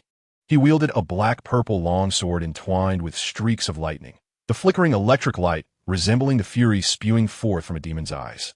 Transformed into a black-purple demon, Chung Xiaoyu swung his sword fiercely, unleashing a powerful force that instantly erupted, sending a sharp sword energy roaring towards Beckman, directly knocking him back. Chung Xiaoyu's voice, low and filled with murderous intent, echoed, "You will have no chance of survival today." With that, he dashed towards Beckman like a ghost, unleashing a frenzied assault like a storm. In an instant, the black-purple magical energy surged across the battlefield like a tidal wave, enveloping everything in that eerie and terrifying aura. Under this powerful offensive, Beckman gradually found himself in a difficult situation, retreating step by step, blood continuously spilling from his mouth, staining his clothes red. Meanwhile, the battlefield between Rayleigh and Puppet Number 5 was also filled with intertwining sword energies. The sword energies of the two continuously crossed and collided in the air, producing a series of crisp sounds akin to an invisible concert. The surrounding ground was cut to shreds by these sword energies, with cracks densely packed, resembling a shattered canvas. However, Puppet Number 5, due to receiving orders to defend and stall Rayleigh, maintained a relatively calm rhythm in battle, without the same fierce life and death struggle. Yet, every move held endless mysteries and competition. The entire battlefield resembled a grand war painting, with every corner playing out heart-stopping stories. At this moment, on the island of Serbia, the battle between the Red Hair Pirates and the Shadow Legion had gradually reached a conclusion. Under the leadership of Puppet Number 4, the pirates under the Red Hair Pirates' command appeared to be utterly vulnerable. On the battlefield, the sounds of battle cries and screams intertwined, as the Shadow Legion surged like a tidal wave, and the pirates under the Red Hair Pirates fell one after another under this fierce offensive. As time passed, all the pirates under the Red Hair Pirates had perished on this bloody battlefield, leaving only the relatively strong members like Jesus Burgess still struggling to hold on. The battlefield was filled with smoke, the acrid smell of blood making people feel nauseous. And everywhere was permeated with an air of despair. That was the hopelessness faced by the red-haired pirates in their dire situation. In fact, from the moment this war began, the outcome seemed predetermined. Facing an opponent with overwhelming strength, the red-haired pirates appeared to be trapped in an inescapable web of death, certain to perish. In the center of the battlefield, Minos stood quietly, a red light flashing in his eyes, instantly reflecting the situation of each battlefield on the island of Serbia. The circumstances on the battlefield were entirely within his expectations. The situation of kings against kings and generals against generals seemed balanced. But he had an overwhelming advantage on his side. With a puppet general of intermediate strength and 5 puppet quasi-generals, the Shadow Legion found it hard to lose. Originally, the Shadow Legion already had over 5,000 shadow soldiers. Now, with the addition of these powerful puppets, dealing with the red-haired pirates on this battlefield was as easy as killing a chicken. Watching all this, Minos's lips curled up slightly, a proud smile appearing on his face. Initially, he had planned to keep puppet number 1, puppet number 2, and puppet number 3 on standby, ready to catch the red-haired pirates off guard at a critical moment. But given the current situation, such concerns were clearly unnecessary. Once puppet number 4 had cleaned up the pirates under the red-haired pirates, the next target would be Rayleigh and the others. Thinking of Rayleigh, Minos's gaze instantly turned cold and piercing. Last time, at Sabati Archipelago, that old man Rayleigh managed to escape from him, a matter that had always weighed heavily on his mind. Now this old man dared to come to him. He would not be polite. He would send Rayleigh and that foolish woman Shaki to hell together. Meanwhile, red-haired Shanks was anxiously using observation hockey to sense every movement on the battlefield. However, the situation he perceived made his heart tighten. A wave of immense fear surged within him. Not far away, Beckman was being ruthlessly beaten by a black-purple demonic figure, with each attack causing blood to spray from Beckman's mouth, and he was clearly on the verge of collapse. Looking over at Rayleigh, he was tightly entangled by Puppet No. 5, unable to escape and unable to assist anyone else. The battlefield where Mihawk was located was also not optimistic. The Shadow General was strong, fighting fiercely with Mihawk, making it difficult to determine a winner. Most critically, the pirate crew led by Jesus Burgess had been swept away by the Shadow Legion. To be precise, they were being beaten without the ability to fight back by someone of comparable strength to Puppet number 5, who was accompanied by 5 puppet quasi-generals. Now, Jesus Burgess and the others were also in a precarious situation. At any moment, they could be ruthlessly slaughtered by puppet number 4. Seeing the scene, red-haired Shanks's eyes instantly turned red, filled with despair. He knew very well that once Jesus Burgess and the others fell, the Shadow Legion and those powerful puppets would be able to attack without restraint. At that time, they would undoubtedly fall into a desperate situation of being besieged, with only death awaiting them. Thinking of this, red-haired Shanks's eyes widened in anger. His face contorted as he roared furiously at the grinning Minos. Minos, you bastard. You will surely die a miserable death. One day, you will also be surrounded and killed like this. At that moment, Minos was watching with great interest as Jesus Burgess and the others were being slaughtered, feeling extremely pleased. Unexpectedly, red-haired Shanks suddenly went mad, cursing at him for no reason. TSK, truly lacking in grace. Minos secretly despised him in his heart, slightly raised his head, and cast a faint glance at red-haired Shanks. In that glance, he saw red-haired Shanks, like a possessed demon, roaring madly at him, nearly insane. In an instant, Minos understood. It seems that this red-haired is truly unable to bear the sight of their current defeat. Minos coldly laughed in his heart. The defeated always act this way, used to covering their incompetence and embarrassment with wails and baseless accusations. Minos's lips curled into a mocking arc, scoffing at the mad red-haired Shanks in Kaboo Town. If it weren't for you seeking trouble, you could have lived a few more years.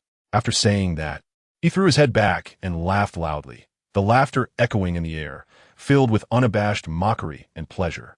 Originally, Minos's plan was to target the beast pirates, but red-haired Shanks had truly come to seek death. Since this was the case, he could not be blamed. He could only send red-haired to that endless hell. As the laughter ceased, Minos's gaze turned as cold as ice, staring straight at red-haired Shanks, and he coldly spoke, word for word. Red-haired Shanks, no more unnecessary words, die. As soon as his voice fell, Minos's aura suddenly erupted, an incredibly powerful presence spreading wildly around him. At the same time, a rich black-purple magical energy surged like a tidal wave, enveloping everything in a strange and dangerous atmosphere. Minos's right hand gripped the demon's sword tightly. In an instant, the black-purple magical energy, like lively lightning, wrapped around the dark red demon's sword. In the blink of an eye, the original dark red blade was completely colored by this terrifying dragon-slaying magic, transforming into a black-purple energy sword that exuded an intimidating aura. Meanwhile, the black-purple lightning danced like a lively snake around the blade, flashing and jumping and crazily spreading outwards. The black-purple energy lightning looked dazzling and enchanting. Yet it seemed like a death warrant from hell, each one containing endless danger of death. Minos's gaze was sharp, locking onto red-haired Shanks, and he coldly uttered, "Second style. Purple snake." With this roar, he swung the long sword wrapped in black-purple lightning with all his might towards the direction of red-haired Shanks. Instantly, a dazzling black-purple sword energy howled out from the sword. As the sword energy shot out, it continuously changed form. In the blink of an eye, the sword energy had transformed into an enormous black-purple sword energy serpent, rushing towards red-haired Shanks with unstoppable momentum, like an arrow released from a bow. This black-purple giant serpent was entwined with strands of lightning, shimmering with eerie light under the sunlight, making the serpent appear even more ferocious and terrifying, as if it were a demon from the abyss, exuding a chilling aura. Red-haired Shanks, who was still roaring, felt a sudden sense of impending doom upon seeing the sword energy that Minos had unleashed. Sure enough, this sword energy transformed, just like before, into a long sword energy serpent. However, this time it was a black-purple sword energy giant serpent.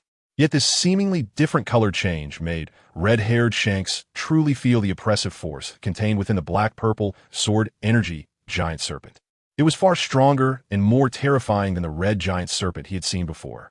On the battlefield filled with a tense atmosphere, the black-purple sword energy giant serpent surged towards red-haired Shanks like a terrifying beast from the abyss.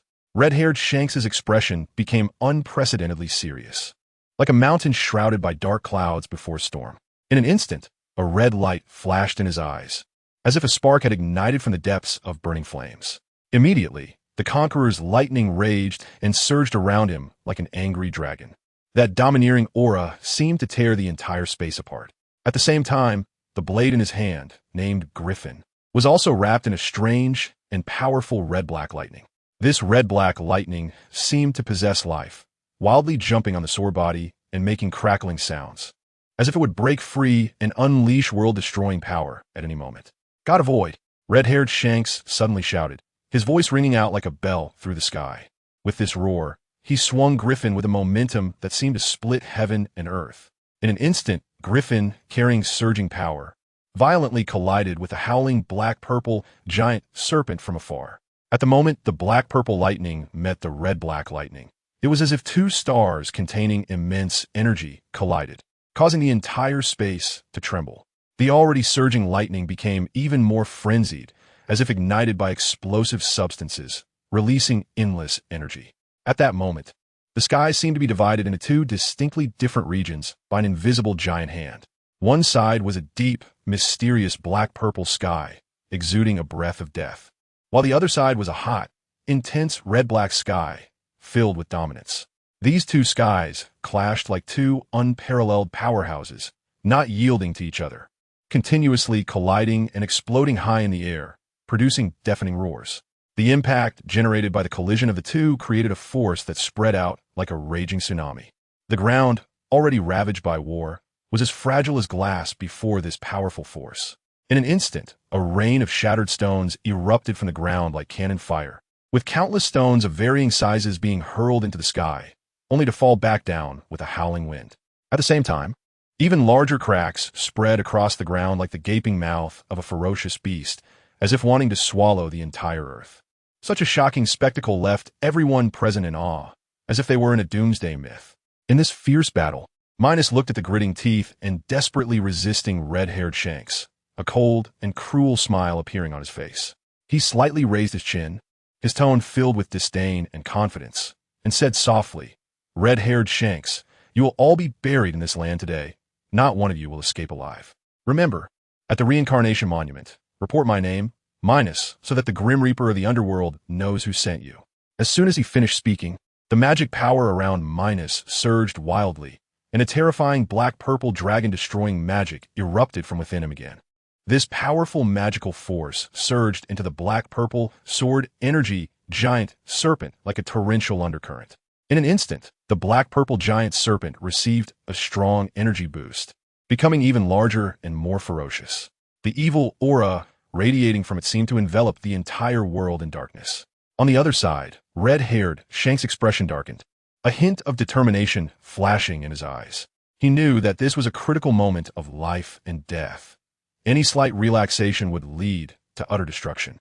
Thus, red-haired Shanks suddenly increased his power, his domineering aura wrapping around his body like a solidified armor. He swung Griffin once more, charging forward to clash with the even more terrifying black-purple sword energy giant serpent.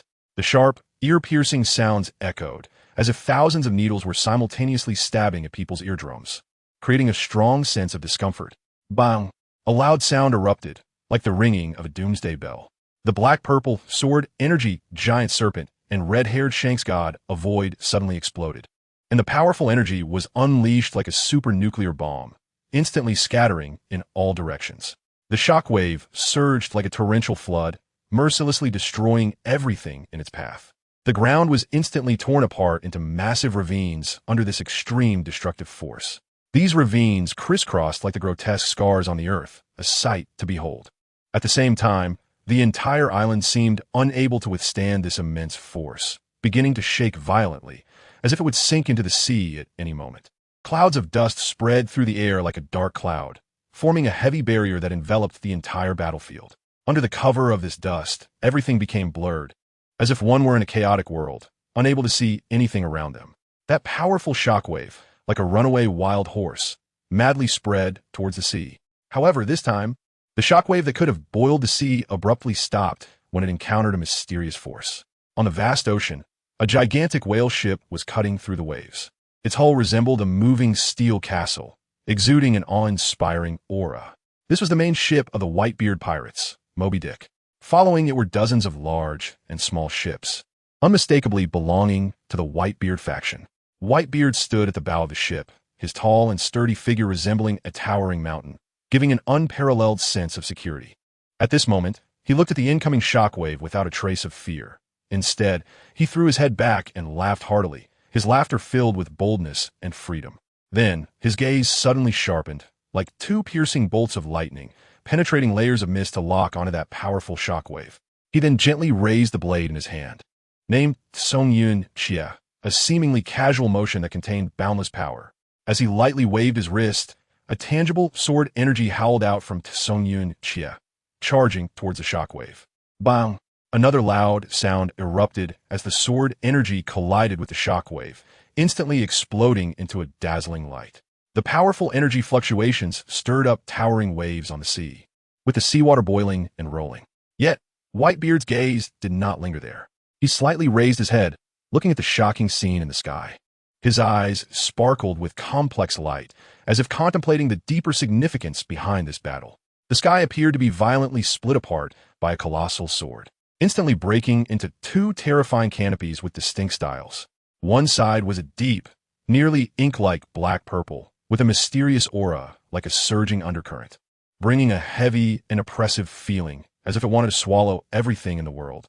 The other side was a fiery red-black, like a hell of blazing flames. The roaring fire seemingly narrating the cruelty and madness of endless warfare. Whitebeard gazed up at this bizarre, celestial phenomenon, his thick brows tightly knit together like entangled steel. His voice was deep and grave. It seems that the duel between Minos and the red-haired kid has entered the most intense and heated stage. Whitebeard's expression grew darker, like the sky before a storm. They had been closely monitoring the battle situation on the island of Serbia. However, the development of the situation felt as if it were falling into an abyss, leaving one in despair. Minos's hidden trump cards had emerged like demons awakening from the abyss, unexpectedly summoning 2 generals and 5 quasi-generals. In an instant, the battlefield situation was completely reversed, and the scales mercilessly tipped in favor of Minos. The members of the red-haired pirates fell one by one under the sudden and powerful assault. The Shadow Legion surged like a tidal wave, and the 5 vice-admirals leading the troops were like fierce wolves, completely crushing the red-haired pirates. Once a formidable force on these seas, the red-haired pirates now resembled a crumbling building, collapsing with a loud crash. It can be asserted that from today onwards, the resounding name of the red-haired pirates will forever become dust in history. Thinking of this, Whitebeard's heart felt as if a 1,000-pound stone was pressing down on it, heavy enough to suffocate him.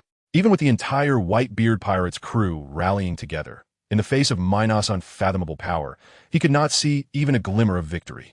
However, he had to throw himself into this brutal battle on the island of Serbia. This was not only about his own reputation, but also involved his esteemed position on these tumultuous seas. If he chose to retreat, he would be like a tree that had lost its roots, unable to find a place to stand in this realm where the strong prevailed. Whitebeard took a deep breath, his mighty presence seemingly breaking through the oppressive atmosphere.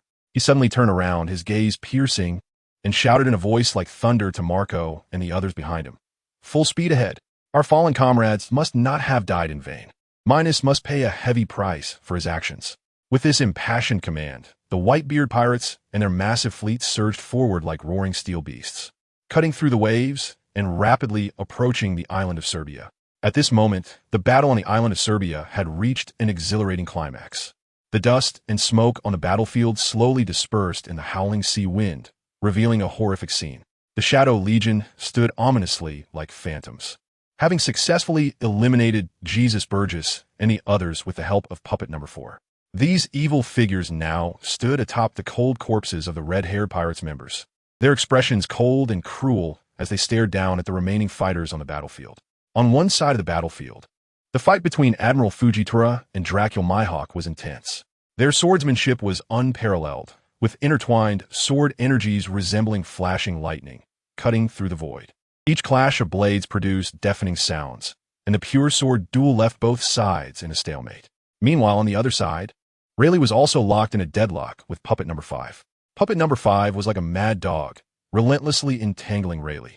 With its strange movements and tenacious attacks, it made it difficult for Rayleigh to escape, forcing him into a prolonged war of attrition. In the core area of the battlefield, the battle between the Shadow King Cheng Xiaoyu and Beckman had reached a conclusion.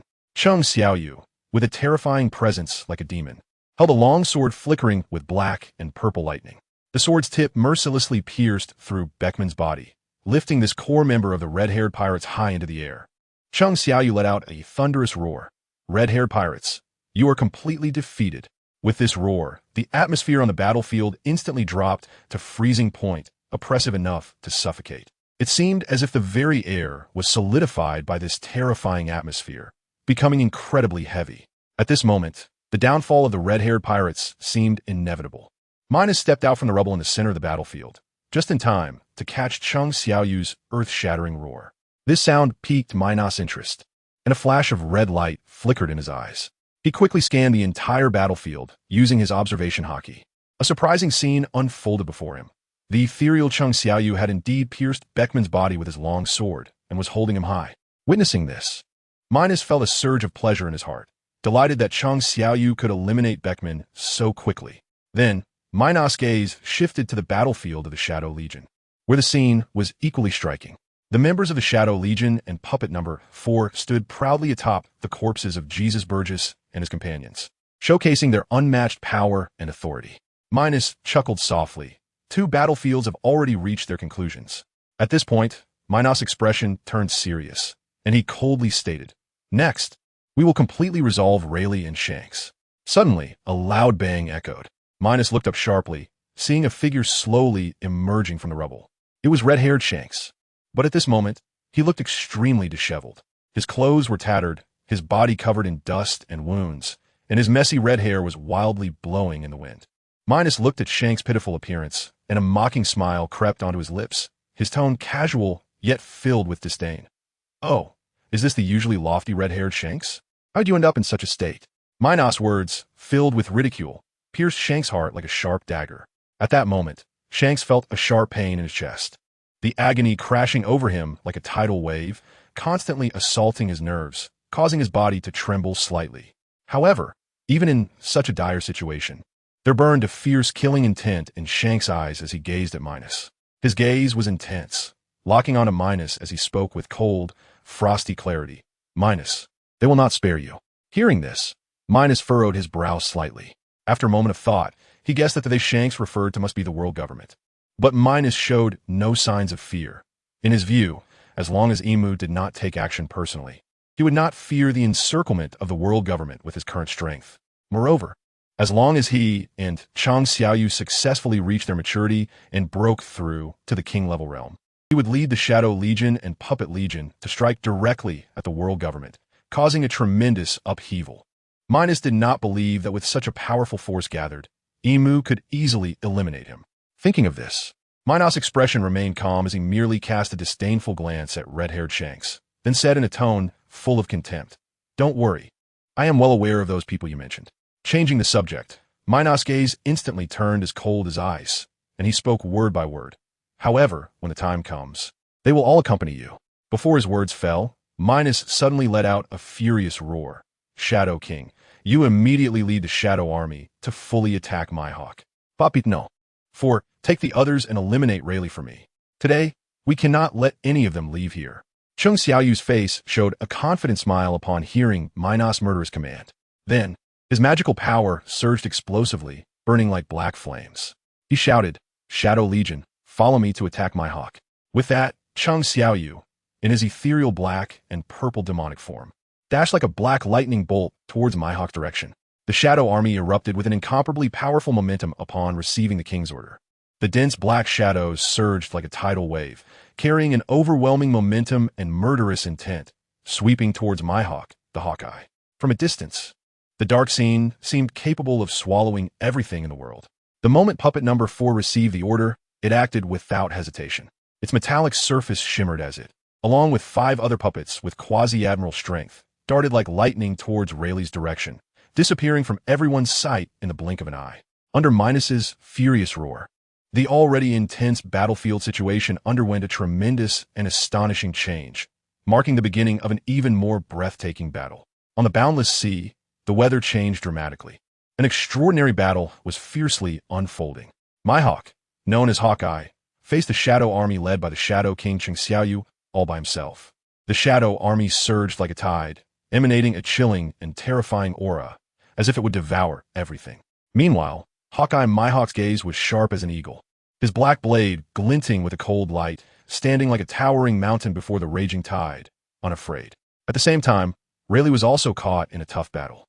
Alone, he had to fend off both puppet number 4 and puppet number 5, along with 5 other puppets possessing quasi-admiral strength. These puppets moved in perfect unison with a fierce offensive. Although Rayleigh was experienced and extraordinarily powerful, facing such a formidable lineup, he was doing his utmost. Each move infused with deep mastery, cutting through the puppet ranks with great skill. The sudden change in battle was rapidly broadcasted through live phone bugs to every corner of the world. Everyone was shocked. They never expected that in such a short time, the situation would change so drastically. Especially the scene where Beckman was killed by the Shadow King, Chang Xiaoyu, alone hit everyone like a heavy bomb, creating ripples in their hearts. Beckman was a living high-level combatant, and to be resolved so cleanly and efficiently in front of so many eyes was astonishing. It had been a long time since a high-level combatant had been easily killed on these seas. The scene shifted to Mariewa, in a spacious and imposing office. The atmosphere was so tense it felt almost suffocating. Several Gorosei sat around the table, their eyes glued to the live broadcast, their faces filled with undisguised shock. From the moment puppet number 4 and puppet number 5, along with the 5 quasi-admiral puppets, appeared, their hearts were filled with panic. Who would have thought that Minos and the Shadow King Cheng Xiaoyu had such powerful trump cards hidden up their sleeves? It was truly beyond their expectations. As the battle continued to escalate, Beckman was ruthlessly slain by the Shadow King, and the pirates under the red-haired pirates began to fall one after another under the fierce assault of the Shadow Army and those puppets. The expressions of the Gorosei gradually shifted from panic to numbness and deep shock. After a long silence, the bald Gorosei holding a sword fixed his gaze on the constantly changing battlefield on the live phone bug, and spoke in a deep and serious tone. It seems the red-haired pirates are doomed this time. Hawkeye and Rayleigh, these 2 powerful figures, are also in grave danger. The Gorosei with a long beard frowned slightly, looking at the screen with a serious expression, slowly saying, "I wonder where Minos and the Shadow King got these 2 with admiral strength and 5 with quasi-admiral strength." It was precisely these newly added powerful forces that tilted the battlefield situation, leading to the overwhelming extermination of the red-hair pirates. If it weren't for these unexpectedly appearing powers, the outcome for the red-hair pirates would indeed be hard to say. The Gorosei, with a mustache, took over the conversation, his expression serious, and said in a deep voice, "Now the Hunter Guild has already acquired 5 Admiral-level powerhouses. Such a powerful force poses a tremendous threat to us." At this point, his tone suddenly shifted, becoming chillingly cold. Shouldn't we take action?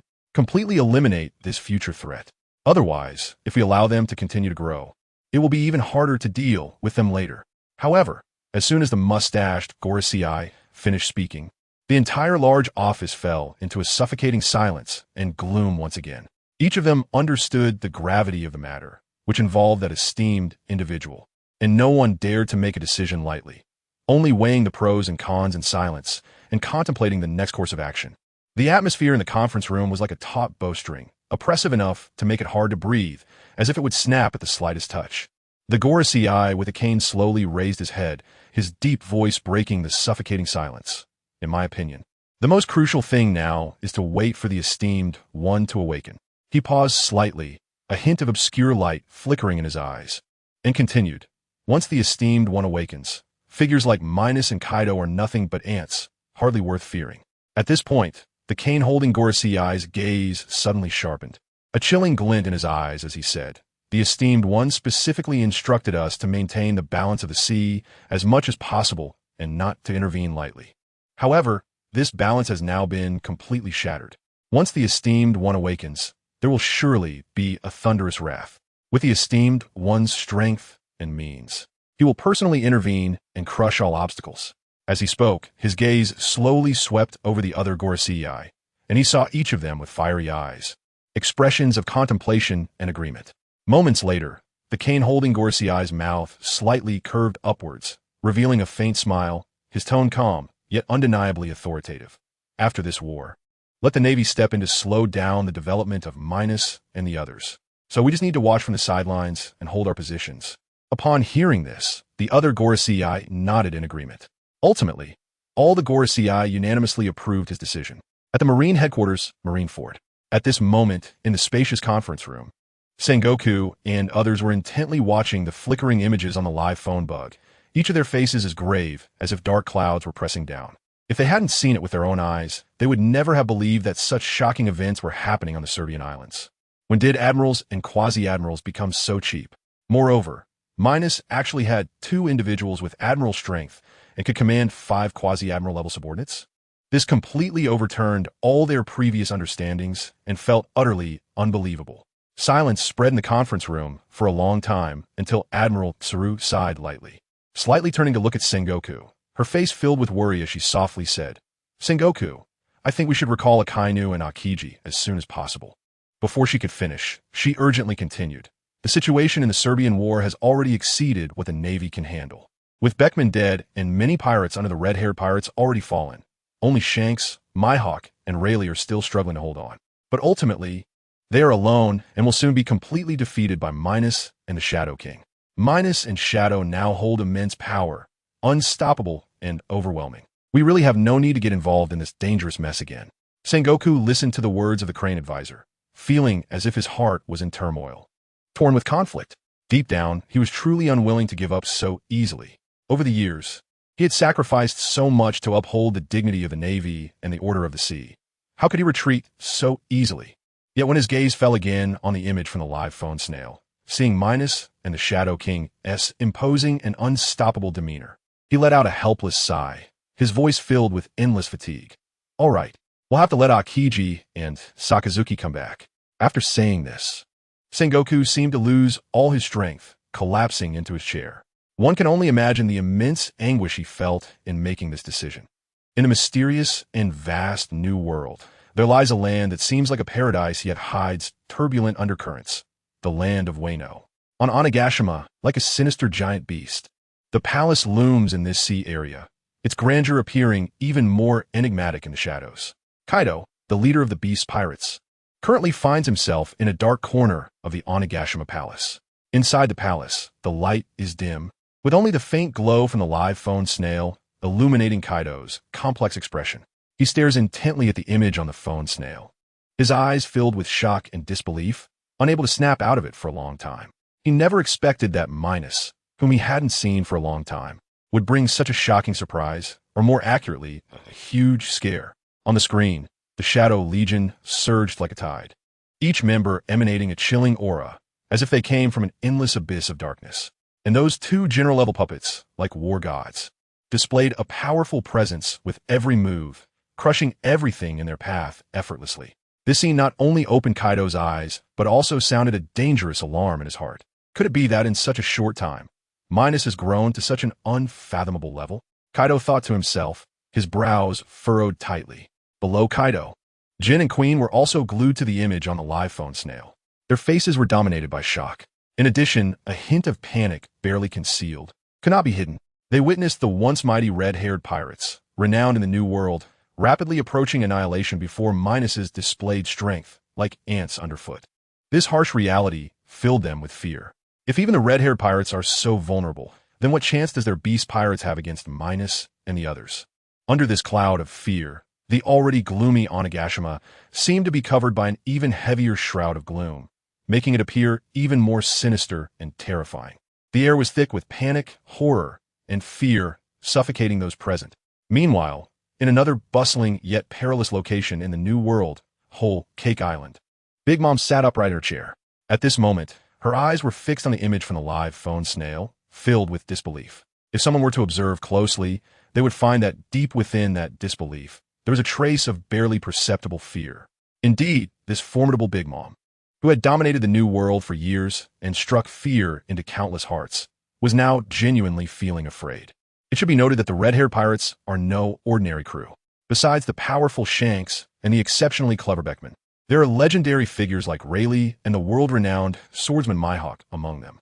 However, now the screen showed Beckman already down, the others struggling at the edge of life and death, as if they would follow Beckman's fate at any moment.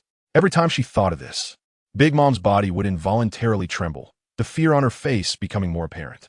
Suddenly, she cast a fierce glare at her children standing below, her eyes flashing with menace, and then shouted, "Quick, call Katakuri and have him come back immediately. No more involvement in Minos and their battle." Her voice echoed in the palace, carrying an undeniable authority. "Did you hear that?" Big Mom roared again, her tone revealing a hint of urgency and panic. Her children, frightened by her fierce demeanor, quickly snapped to attention and responded, "We understand. We will call Katakuri right away." In an instant, a tense, heavy, and fearful atmosphere spread throughout the Big Mom pirates. Every member felt the severity of the situation, as if a massive storm was about to sweep in, and they were powerless to resist. Far away at the Revolutionary Army headquarters, a mysterious base filled with hope and ideals, Dragon, the leader of the Revolutionary Army, sat heavily in his chair. His expression was grave, shock clearly visible on his face, beads of cold sweat rolling down his forehead and sliding down his cheeks. The intense battle that took place on the island of Serbia hit his heart like a nightmare. The changes in this battle were beyond imagination, completely exceeding his expectations. From the moment two powerful figures with the strength of generals appeared in the fight, the entire situation underwent a dramatic transformation. Dragon remained silent for a long time, as if time had frozen at this moment. Finally, he slowly raised his head, his gaze deep and complex, and spoke in a low voice. "Minos, you are too terrifying." Although Dragon's voice was not loud, it felt particularly heavy in the quiet room, as if it carried countless thoughts. At this moment, the Revolutionary Army headquarters was also shrouded in a complex emotion. Members were shocked, worried, and some fell into deep contemplation. Everyone understood that the world might be on the brink of an unprecedented transformation due to the emergence of Minos and others. Meanwhile, in various corners of the world, there was a clamor of varying degrees. People were glued to the live phone snail. The terrifying strength and hidden cards displayed by Minos stirring up great waves in their hearts, shocking them to an unimaginable extent, even filling them with fear. Who could believe that the illustrious red-haired pirates would almost face total annihilation? This is a powerful presence on the seas. Even more incredible was that even formidable figures like Rayleigh and Mihawk could not escape the fate of death. Such a shocking scene was truly beyond everyone's imagination. People around the world, while astonished, were filled with deep fear. In their eyes, Minos had become a tremendous threat, like the sword of Damocles hanging over their heads, ready to fall at any moment. They all hoped that a strong figure would step forward to take down this terrifying demon and restore peace to the seas. And in the distant East Blue, in the tranquil windmill village, an inconspicuous tea house gathered many villagers, all of whom were staring intently at the live phone snails broadcast. At this moment, the faces of the villagers of Windmill Village looked particularly grim, each of them feeling an immense weight on their hearts. After all, red-haired Shanks and his crew had lived in Windmill Village for a while, getting along well with the villagers and treating everyone nicely. Now, as they watched Shanks and his crew face imminent death, the villagers felt a mix of emotions, intertwined with complexity and sadness. Among the crowd, a unique young boy stood out. He wore a distinctive straw hat, shorts, and casually stepped in a pair of flip-flops. He was none other than Monkey D. Luffy, the future chosen one.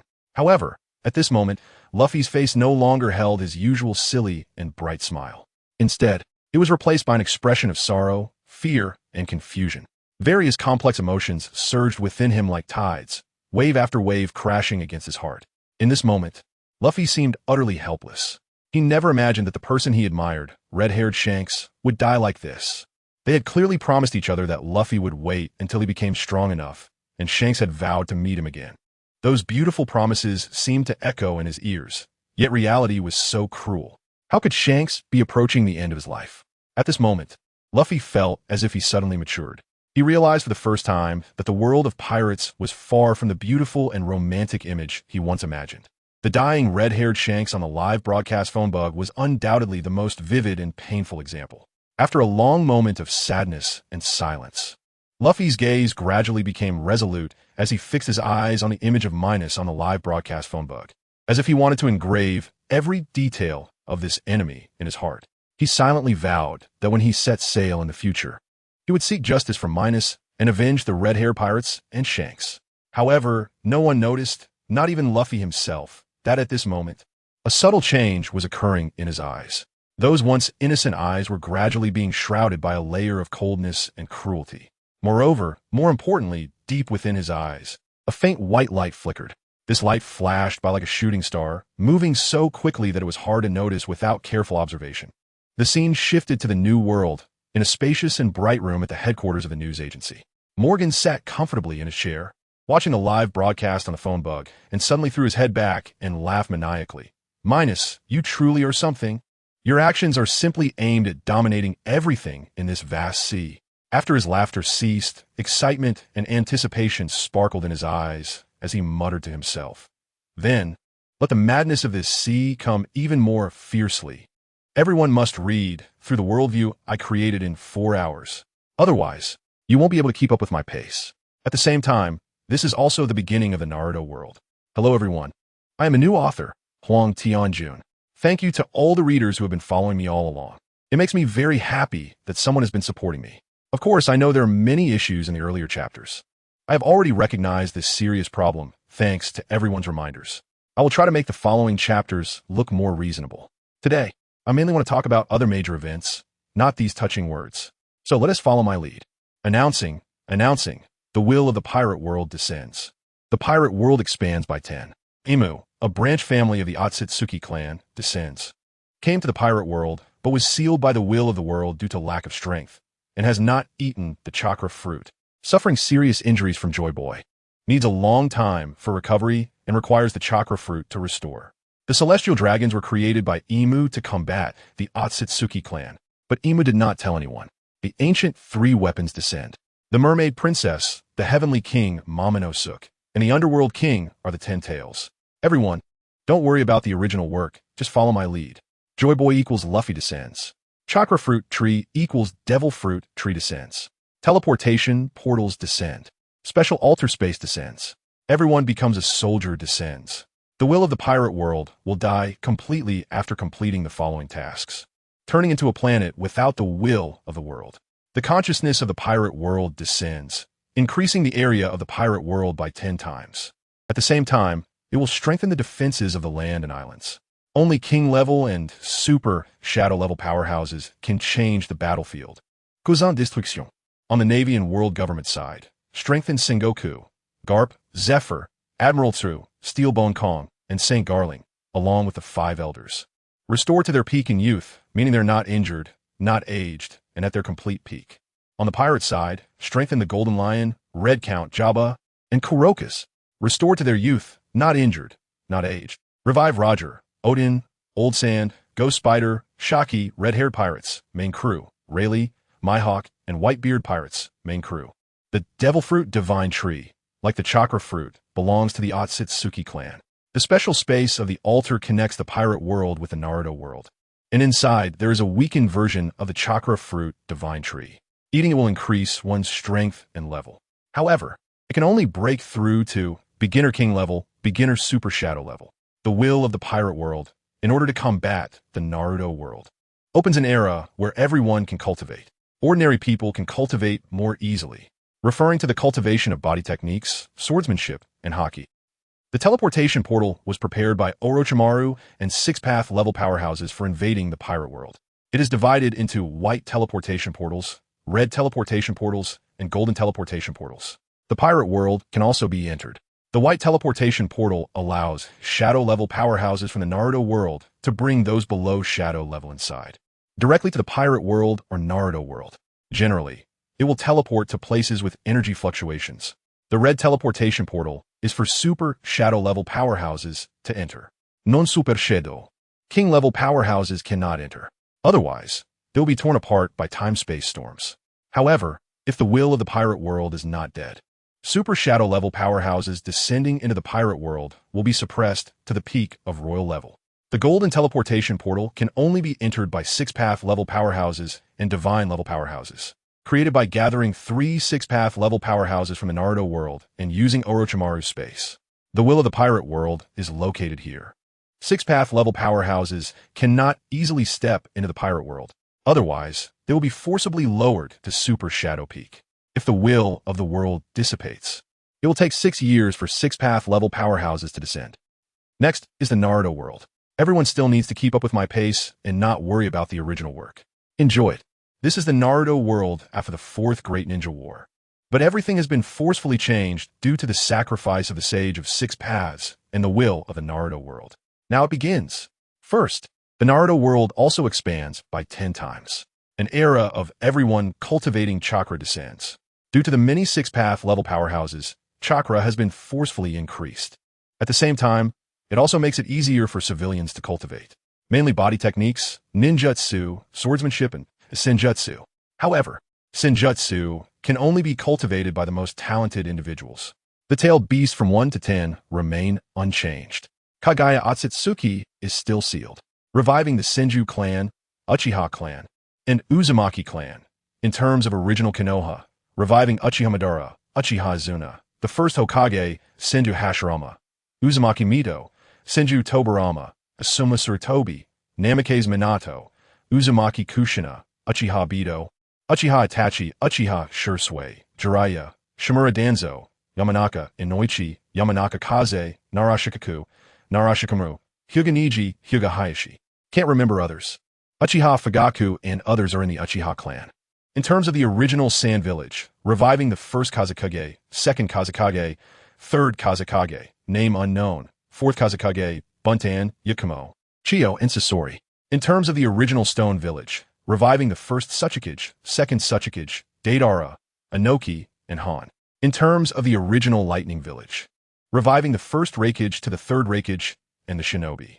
In terms of the original Water Village, reviving the first Mizukage, Mizukage Kurinai, third Mizukage Kirigane, the 7 ninja swordsmen Haku and Kisame. In the rest of the Shinobi world, reviving Tsutsuki Kinshiki, Indra, Ashura, Haiden Hanzo Konan, Nagato, only retaining the strength of a mid-level Super Shadow, without the Rinnegan, but can barely use repulsion and attraction, and Yahiko. Can't remember others. We'll add them later when I think of them. Next up is the structure of the Naruto world. Although it's a bit complex, just follow my lead. After reviving all the powerful characters in the Sage of 6 Paths Naruto world, the structure of the world changed. Konoha underwent tremendous changes. Referred to as New Konoha, it is composed of the Senju clan, Hyuga clan, and Uzumaki clan, etc. The main difference from before is that Namikaze Minato and Uzumaki Kushina left Konoha with Naruto of the Sage of 6 Paths to live with the Uzumaki clan. Just follow my lead. Don't Don't overthink it. The Uchiha clan left Konoha under the leadership of Sasuke of the Sage of Six Paths, while Itachi, feeling guilty, became the hidden blade of the Uchiha clan, signifying the protection of the Uchiha clan. Another change is that Hatake Tsukumo left with Kakashi to form the Hatake clan. Details will be explained later. Might Guy also left Konoha with Lee and Shao Lee. Madara and Izuna casually found a mountain and established their power. Guy established his own power around the Hatake clan. Obito built his power around the Hatake clan. Ashura and Indra respectively established their own powers. The Tsutsuki Kinshiki lived on the moon, ruling the Naruto world. Meanwhile, the Dark Tsutsuki Kinshiki was secretly establishing his shell organization. The Akatsuki organization still exists, including Konan, Yahiko, Nagato, Kakazu, Haiden, and Kisame. The rest have returned to their own villages. Orochimaru and Kabuto are still working on technology in the land of rice. The other four great nations have not changed much, with no strong figures leaving. However, each shadow village has added a new character. Of course, other powerful figures are also establishing their own powers, such as Hanzo and others. I really can't say more.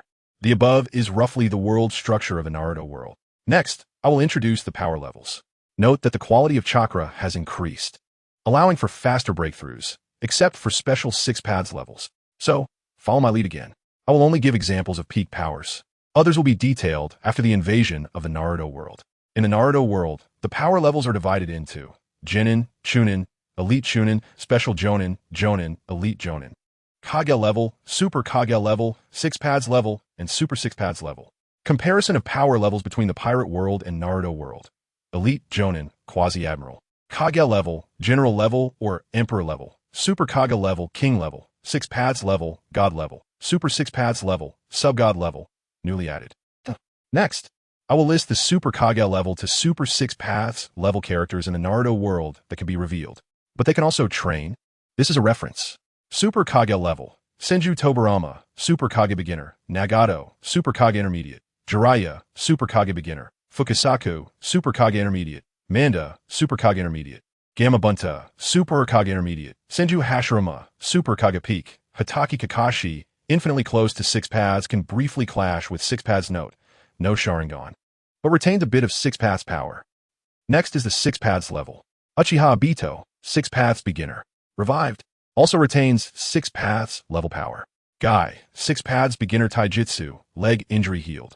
Also, if he uses the 8 gates again, he can become a Six Paths beginner taijutsu master, along with the Sharingan clothes. This is the will of the Naruto world and the Sage of Six Paths means. But it's limited to Guy. Might Guy cannot do this. Ashura, Six Paths intermediate, retains Six Paths power. Indra, Six Paths intermediate, retains Six Paths power. Uzumaki Naruto, Six Paths advanced. The Sage of Six Paths and the will of the Naruto world means Six Paths power continues to strengthen. Uchiha Sasuke, Six Paths advanced. The Sage of Six Paths and the will of the Naruto world means Six Paths power continues to strengthen. Tsutsuki Kinshiki, Six Paths advanced. Rebirth Chakra mode is very strong, also has extremely strong Six Paths power. Tsutsuki Kagaya, also Sage of Six Paths peak, but has truly died together with the will of the Naruto world. Cannot be revived unless the Tsutsuki family on the plateau intervenes. Uchiha Madara, Six Paths peak. Very difficult to break through. Tsutsuki Kinshiki, Six Paths peak, but injured, must find a vessel. Otherwise, it will die. Mamashiki, Kinshiki, Urashiki will be mentioned later. Next is the Super Six Paths level. Tsutsuki Kagaya, Super Six Paths level. Unlimited chakra, has eaten all chakra fruits. Immortal and indestructible, can only be sealed with sealing techniques. Must have 2 Six Paths advanced characters to seal her when she is unprepared. For now, this is it. I will write a chapter about Orochimaru and Kabuto establishing a white teleportation portal to the pirate world. This marks the beginning of the Naruto world's invasion of the pirate world. In the vast Naruto world, there have been 4 thrilling shinobi world wars. Among them, the 4th Shinobi World War is considered the most critical turning point. After the war, the situation underwent earth-shattering changes. In his final moments, the Sage of Six Paths, together with the will of the Naruto world, unleashed a mysterious and powerful force, forcibly reviving numerous Kage-level powerhouses and once-renowned experts. Not only that, this magical power also restored them to their peak state. Bodies that were previously injured in battle, whether missing arms or legs or other serious injuries, were instantly healed. In an instant, the number of Six Paths level powerhouses in the Naruto world surged like a dazzling array of stars. Fortunately, the Sage of Six Paths and the will of the Naruto world considered the impact that such a large number of powerful forces might bring before their passing, and specifically used their abilities to expand the native area of the Naruto world tenfold. Even so, the balance of the world was still greatly affected, and a new war hazard was quietly buried. However, new problems followed. In this world where the strong are respected, the gap in strength has become increasingly pronounced. Those who were once regarded as top-tier shadow level and super shadow level powerhouses, in the presence of Six Paths level strongholds, experienced a stark disparity in strength, akin to ants facing giants. Uchiha Sasuke, Indra, Uchiha Madara, and other Six Paths level powerhouses at the pinnacle of strength looked down on other ninjas with disdain and contempt. Their lofty demeanor made it seem as if everyone else was insignificant, even regarding others with their nostrils, to the utmost arrogance. Even Senju Hashirama, at the peak of Super Shadow, was merely viewed as a slightly stronger ant in their eyes, hardly worth mentioning. Sensing the tension and imbalance of the situation, Uzumaki Naruto, Might Guy, and Otsutsuki Amaterasu, among other responsible Six Paths level powerhouses, decided to summon Uchiha Madara, Uchiha Sasuke, Indra, and others to prepare an important meeting limited to Six Paths level participants, attempting to resolve the increasingly sharp conflicts through communication and negotiation and restore balance to the world. However, Uchiha Madara, as a super powerhouse at the Six Paths peak, regarded this so-called meeting with disdain. He thought to himself, why should a powerhouse like me engage in such trivial matters? At that moment, he left with Uchiha Izuna, leaving behind an arrogant remark. Everything depends on my mood. If anyone finds me displeasing, feel free to come at me. I, Uchiha Madara, will take it all. His flamboyant attitude seemed to declare his absolute authority to the entire world. Beside him, Uchiha Sasuke and Indra, seeing Madara's high-profile stance, followed suit, also expressing their unwillingness to attend a meeting. The two of them cast extremely contemptuous glances at the shadow level and super shadow level powerhouses before swaggering away, leaving a group of people in awkwardness and anger. The shadows of various villages witnessed this scene, feeling both embarrassed and furious. Senju Tobirama couldn't help but curse softly. Indeed, the Uchiha clan inherently carries evil and arrogance. Their rudeness is truly infuriating. However, despite his inner resentment, he did not dare to express dissatisfaction towards Madara, Sasuke, and Indra, as the disparity in strength was evident. Thus, the originally planned important meeting was regrettably shelved, and everyone left unhappily, plunging the entire Hokage world into a subtle yet tense atmosphere. After some time, Uzumaki Naruto, Guy, and Otsutsuki Amaterasu did not give up their efforts. They keenly sensed that the issue of chakra cultivation in the ninja world was becoming increasingly prominent, and this issue was related to the stability and development of the entire world. So, they issued another statement, emphasizing that this meeting would focus on the chakra cultivation issues in the ninja world. This time, the topic finally piqued the interest of Madara, Sasuke, and Indra, and they reluctantly agreed to participate in the meeting. The scale of this meeting was grand. In addition to numerous Six Paths level powerhouses gathering, the original shadows of each village were also invited to attend. Notably, Kakashi, with his extraordinary strength nearing the Six Paths level, was also among the invitees. The atmosphere in the entire venue was heavy, as if a storm that would determine the future direction of the Hokage world was about to arrive. In a vast expanse of the Hokage world, there was a magnificent conference room.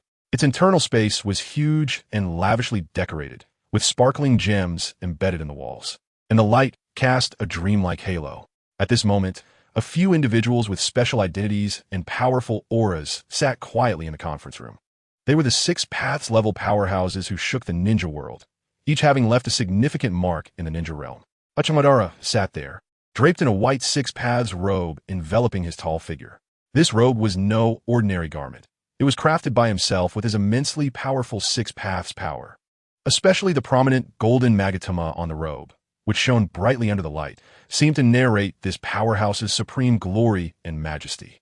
Uzumaki Naruto was also among them, wearing a golden Six Paths robe. The golden radiance was as dazzling as the sun, and the golden magatama on the robe was equally striking, showcasing his unique identity and immense power. Uchiha Sasuke wore a purple Six Paths robe, mysterious, and noble. The purple Magatama, embedded in the robe, emitted a charming luster, making him appear even more cold and deep, with a unique aura that was hard to look away from. Uchiha Obito, Otsutsuki Amaterasu, Indra, Ashura, and other 6 paths-level strongholds also wore white robes like Madara. However, their Magatama were deep black, appearing even more mysterious and solemn against the white backdrop, as if hiding boundless power and stories.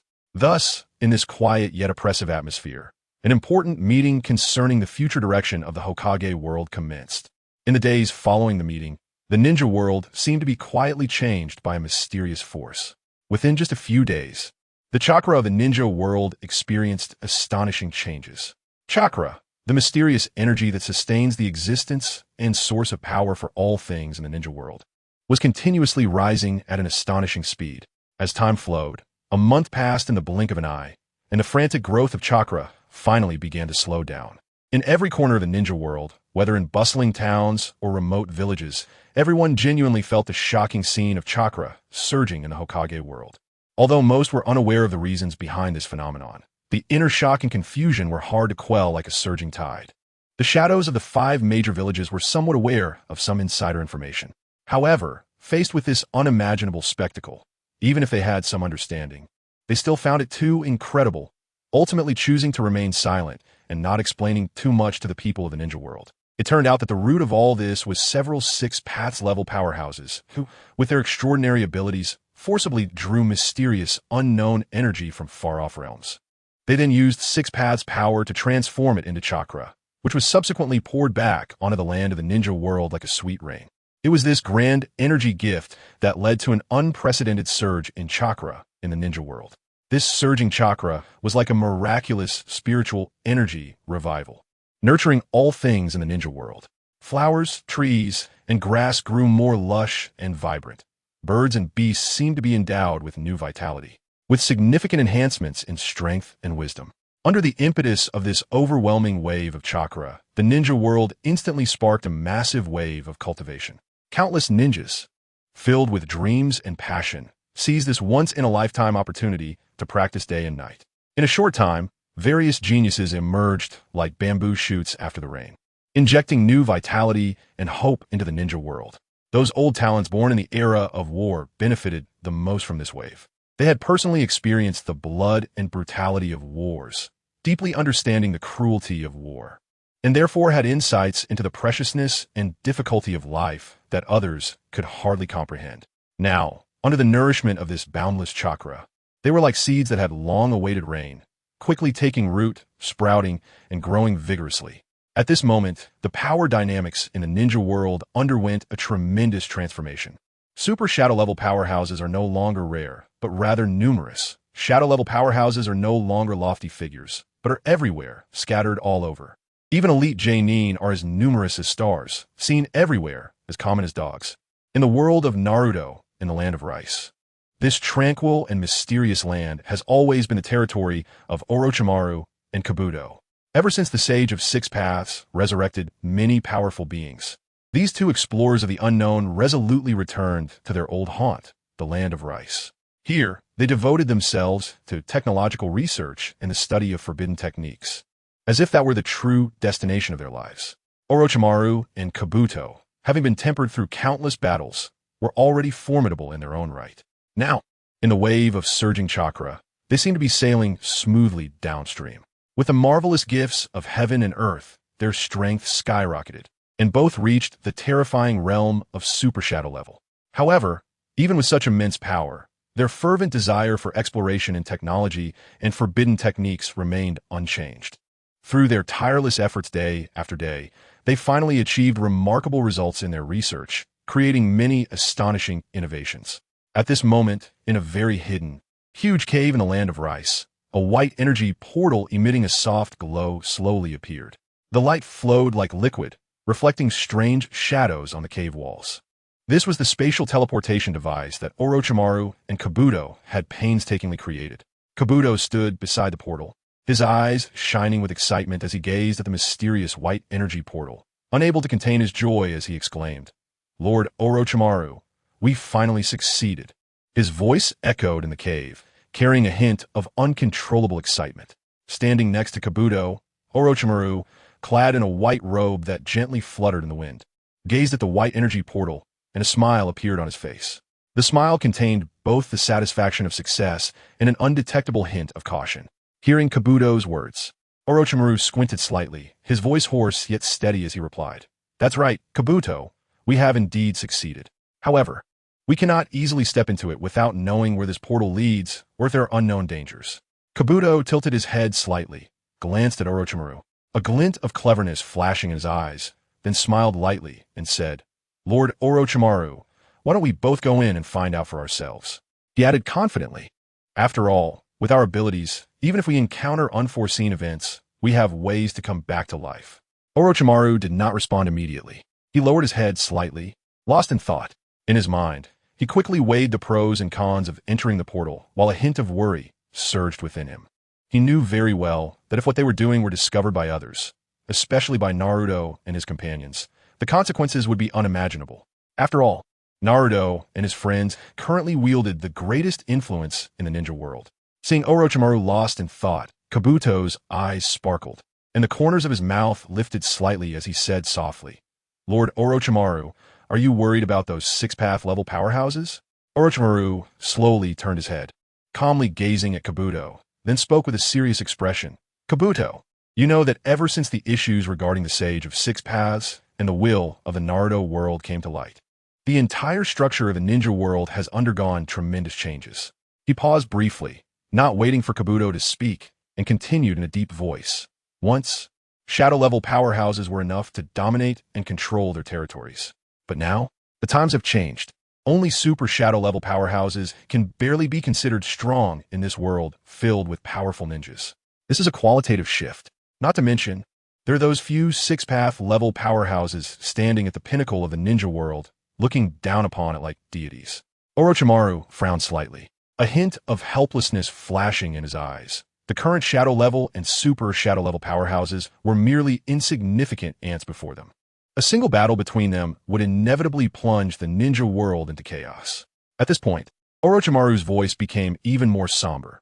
Surviving in such a complex and cruel environment is incredibly difficult, and many times we are not in control of our own fate.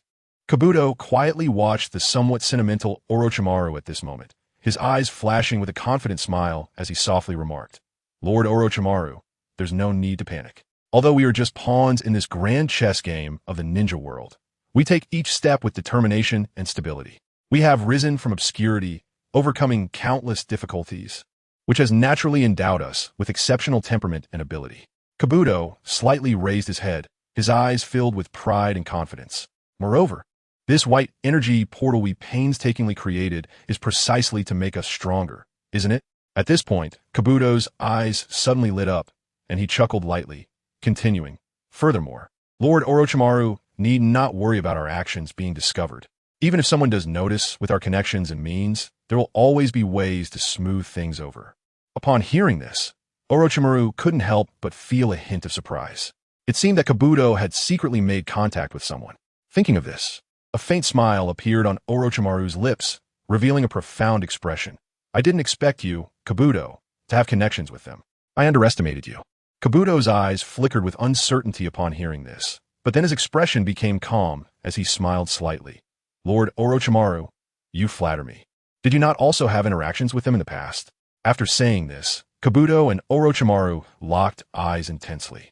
In an instant, an invisible pressure seemed to spread through the air, and the atmosphere suddenly became tense, as if a fierce battle would erupt at any moment.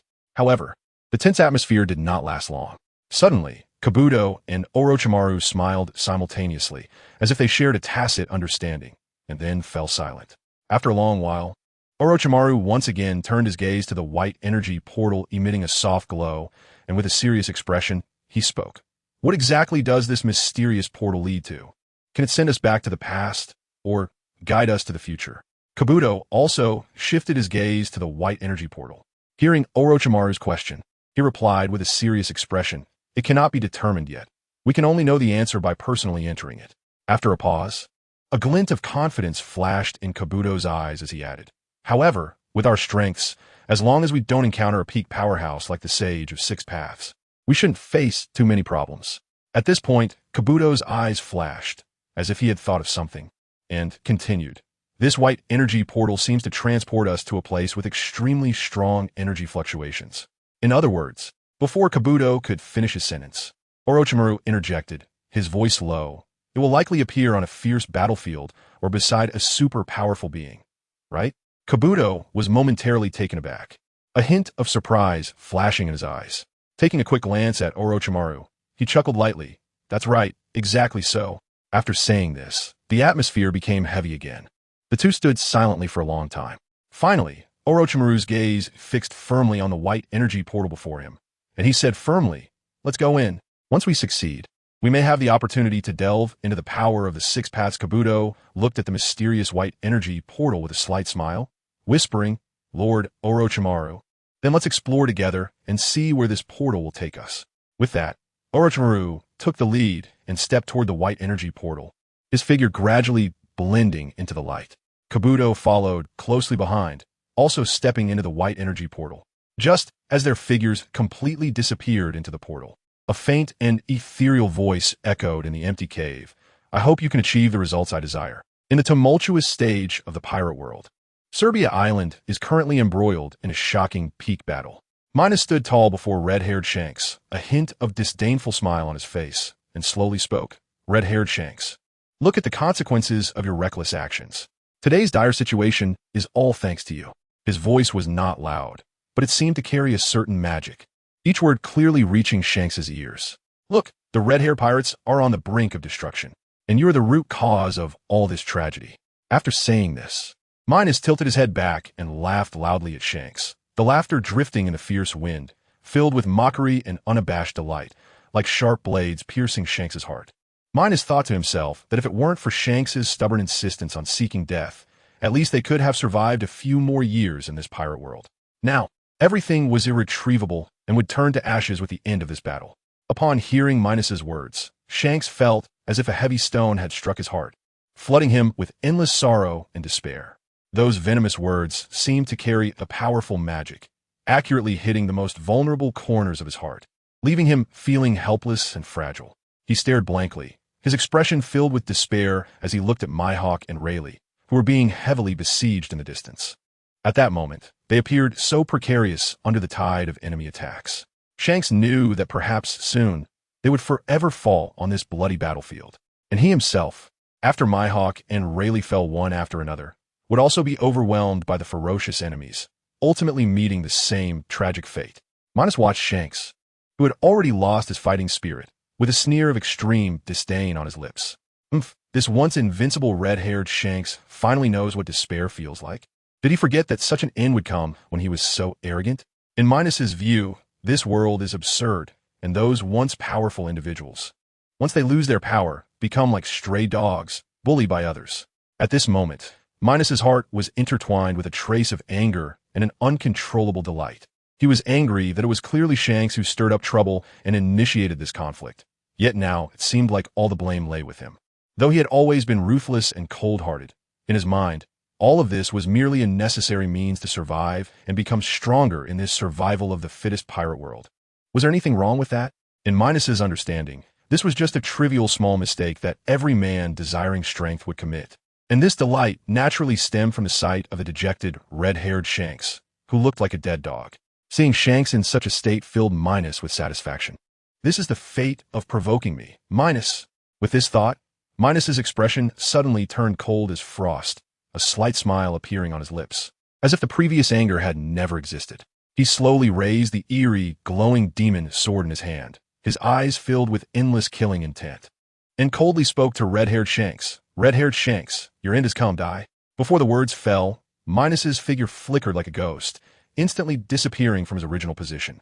In the blink of an eye, he appeared before red-haired Shanks like a gale, the demon's sword accompanied by a fierce wind, striking down with all his might. In his view, with this thunderous blow, there was no chance for red-haired Shanks to survive, as if the next moment he would bleed out under his blade. However, the expected dull thud of the demon sword cutting into flesh did not sound. Instead, it was replaced by a deafening, sharp clash of blades, abruptly exploding in the silent battlefield. This sudden scene surprised Minos slightly. He instinctively turned his gaze to the blade fiercely clashing with the demon's sword. And when he saw the towering figure before him, he instantly realized. What came into view was the famed Whitebeard, with a prominent scar on his face. Minos squinted slightly, a faint smile appearing on his lips, his tone laced with sarcasm. Old man Whitebeard, I thought you found a corner to hide and retire. The one who had firmly blocked Minos's demon sword was indeed the renowned Whitebeard. Just at that critical moment, Whitebeard arrived like a thunderbolt, saving the already despondent red-haired Shanks. Whitebeard's gaze was like a torch, coldly staring at the annoying Minos, and with a slight flick of his weapon, the Tsungyun slash, he effortlessly separated the demon's sword from its path, producing a crisp, ringing sound. Minos, holding the demon's sword, stepped back a few steps, each step taken with great steadiness. After stabilizing himself, he smiled lightly, his laughter carrying a hint of chill. Old man Whitebeard, your temper isn't small, huh? At this point, Minos's gaze suddenly sharpened, like a blade in the cold night, exuding a chilling coldness as he slowly enunciated what? Do I have to go kill a few of your beloved sons to cool down your hot temper? Minos's words, like a boulder thrown into a calm lake, instantly stirred up 1,000 waves. Whitebeard's eyes widened like copper bells, filled with burning rage, as he glared at Minos and roared, You little brat Minos. Don't get too arrogant. You dare to boast about killing my sons. Today, I will make you leave your life on this Serbia island. After his voice fell, Whitebeard suddenly threw his head back and shouted, Brothers of the Whitebeard pirates, come out. Upon hearing Whitebeard's shout, Minos's heart sank, and his gaze instinctively sharpened. In an instant, various clamorous noises echoed from all directions, reverberating across the Serbia square.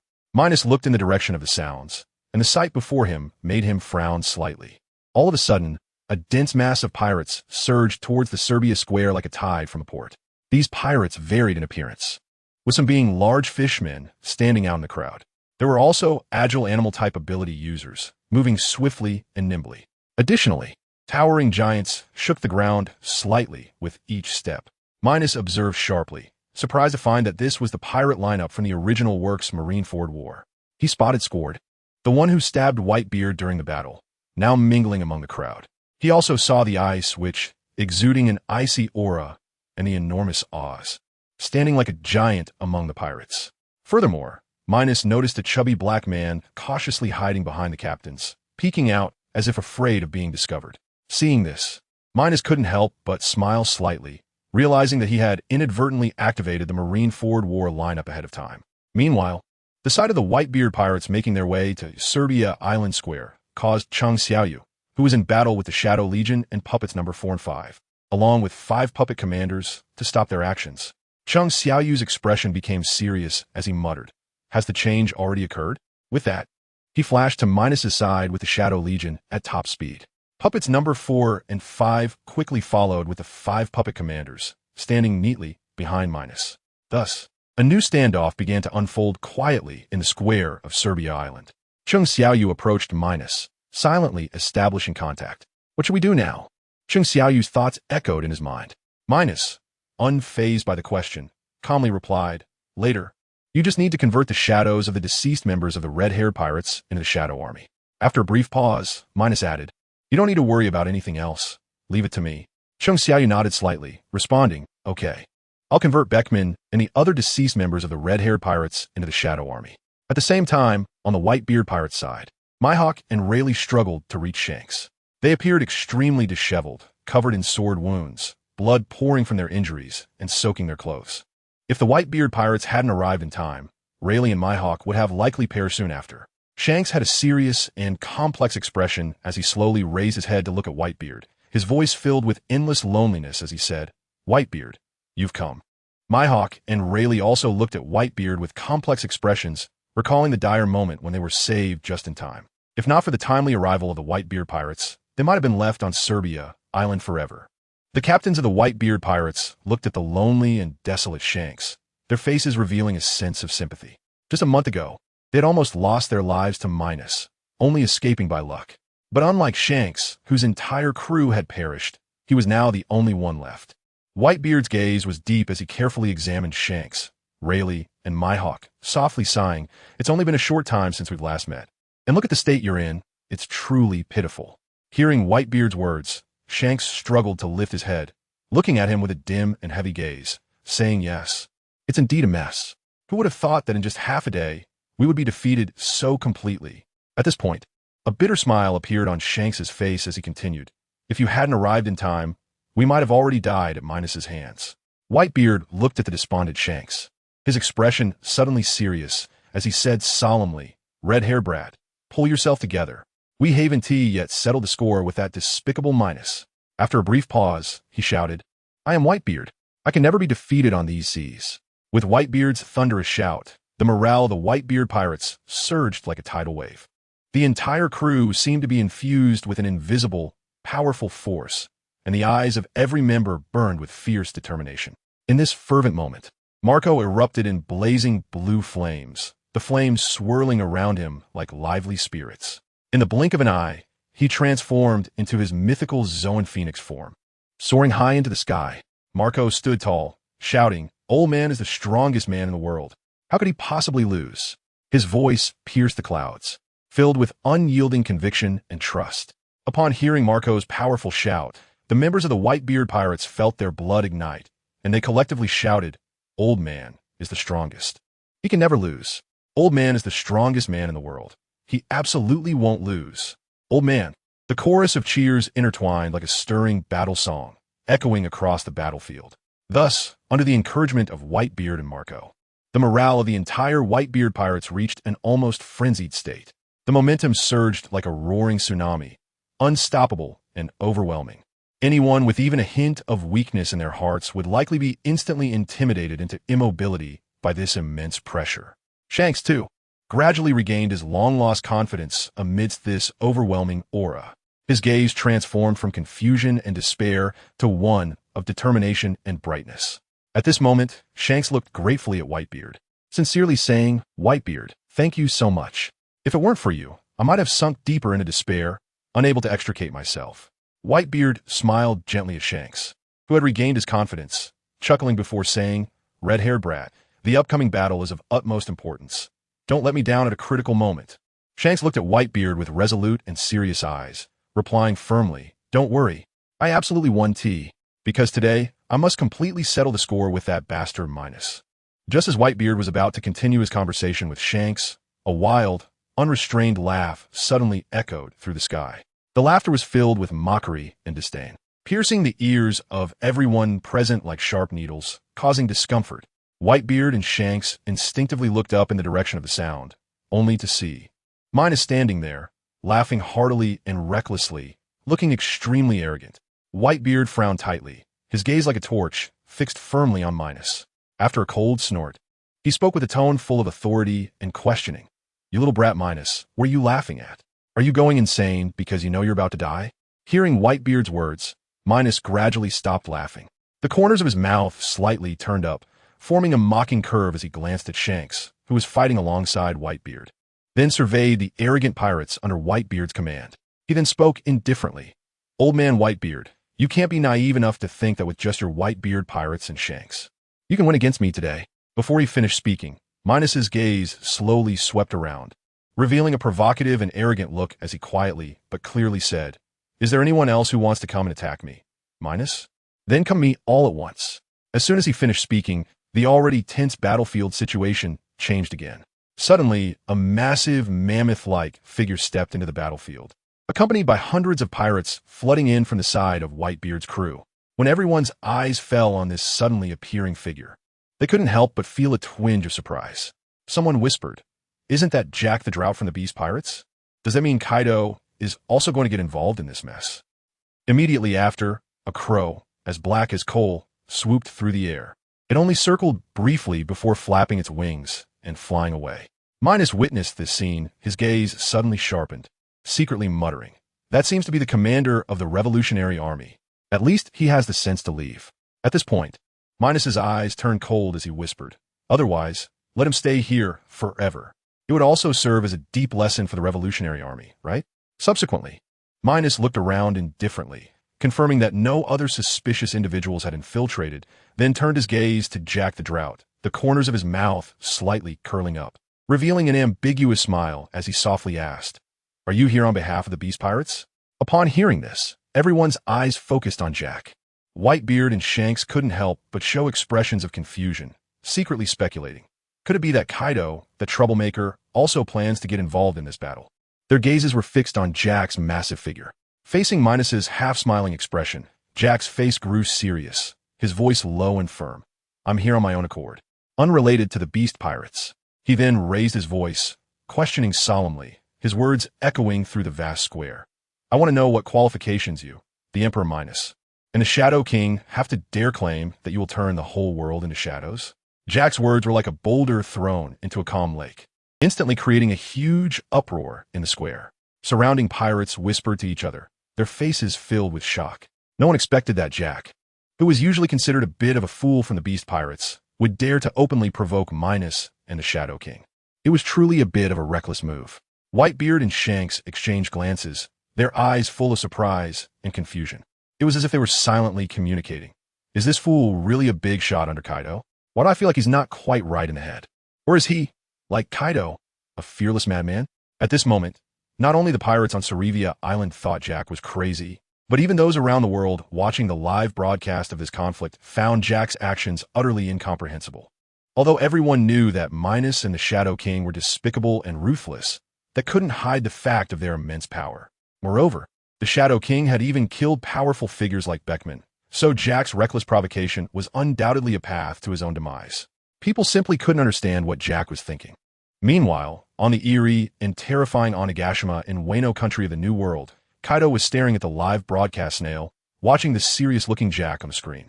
His face dark as if it could drip water. He clearly remembered that he had only instructed Jack to watch for an opportunity to fish in troubled waters on Sarivia Island. Now, this guy had directly gone to challenge Minos and the Shadow King. Wasn't that just asking for death? At that moment, Jean and Queen, standing below Kaido, were also stunned by Jack's fearless actions, their faces filled with astonishment. They were filled with doubt, wondering when Jack had become so brave. Kaido remained silent for a long time, a hint of helplessness in his eyes, softly murmuring, Jack, I hope you can survive. Meanwhile, Minos looked at the serious Jack, feeling speechless. He truly hadn't expected this kid to have such boldness. However, remembering Jack's performance in front of the Pirate King in the original story, Minos quickly let it go. After all, Jack was a loud and proud man. It was reasonable for him to die here on Sarivia Island. Minos no longer paid attention to Jack and redirected his gaze to Whitebeard, Shanks, and the others. A look of disdain flashed in his eyes as he coldly said, with a mocking smile, since you Whitebeard pirates insist on stepping into this mess, then let all of you stay here. As soon as Minos's words fell, Whitebeard's eyes narrowed, and he coldly snorted, You little brat Minos, anyone can talk big. Let's see if you can back it up with strength. With that, Whitebeard grabbed his weapon, the Kongayuki, pointing it at Minos, then shouted, All members of the Whitebeard pirates, prepare to attack Minos and the Shadow King with me. Hearing Whitebeard's command, the pirates under the Whitebeard pirates began to roll up their sleeves, drawing their swords, their eyes filled with fighting spirit, ready to charge at Minos and the others. Minos ignored the movements of Whitebeard and the others, turning his gaze to Chung Xiaoyu, speaking in a calm tone. Let's put on a show for the whole world. Let them taste the flavor of despair and fear. Chung Xiaoyu glanced at Minos, the corners of his mouth slightly curling up, and then coldly responded, Then I will add some shock to this world. As soon as he finished speaking, Chung Xiaoyu stepped forward first, roaring, as mysterious and powerful black-purple magic surged from him like a tidal wave. This magic rapidly spread out like countless greedy tentacles, reaching towards the corpses around. Whitebeard and the others watched this sudden scene with grave expressions, full of curiosity, wanting to see what the Shadow King was up to. Shanks looked at Chung Xiaoyu's actions, his face filled with shock and fear. If he remembered correctly, during the previous battle, the Shadow King used this technique to control the shadows of the corpses. Thinking of this, Shanks shouted loudly, Stop him. However, it was all too late. At this moment, the black-purple magic had completely enveloped all the corpses.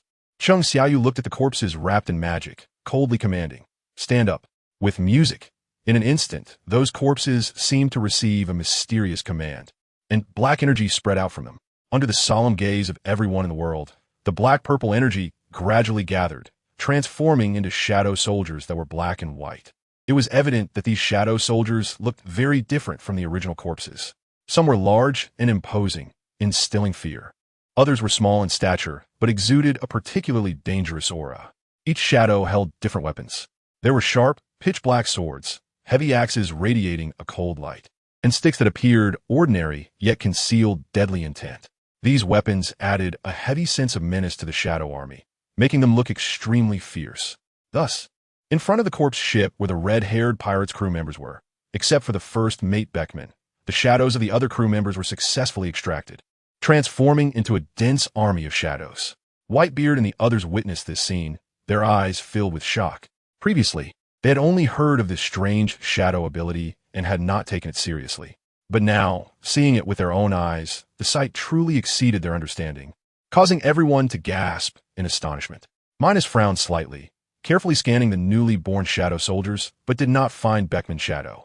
He instinctively looked up at Chang Xiaoyu, who appeared somewhat serious at that moment. Clearly, Beckman's shadow extraction had encountered trouble and was not as smooth as for the others. Chang Xiaoyu ignored the puzzled and shocked gazes from those around him and walked straight towards Beckman's corpse. He focused, seeing the black shadow on the corpse faintly resisting the fate of being stripped away. Chang Xiaoyu extended his right hand, and in an instant, a mysterious magical power spread from his palm, quickly wrapping Beckman's corpse like black satin.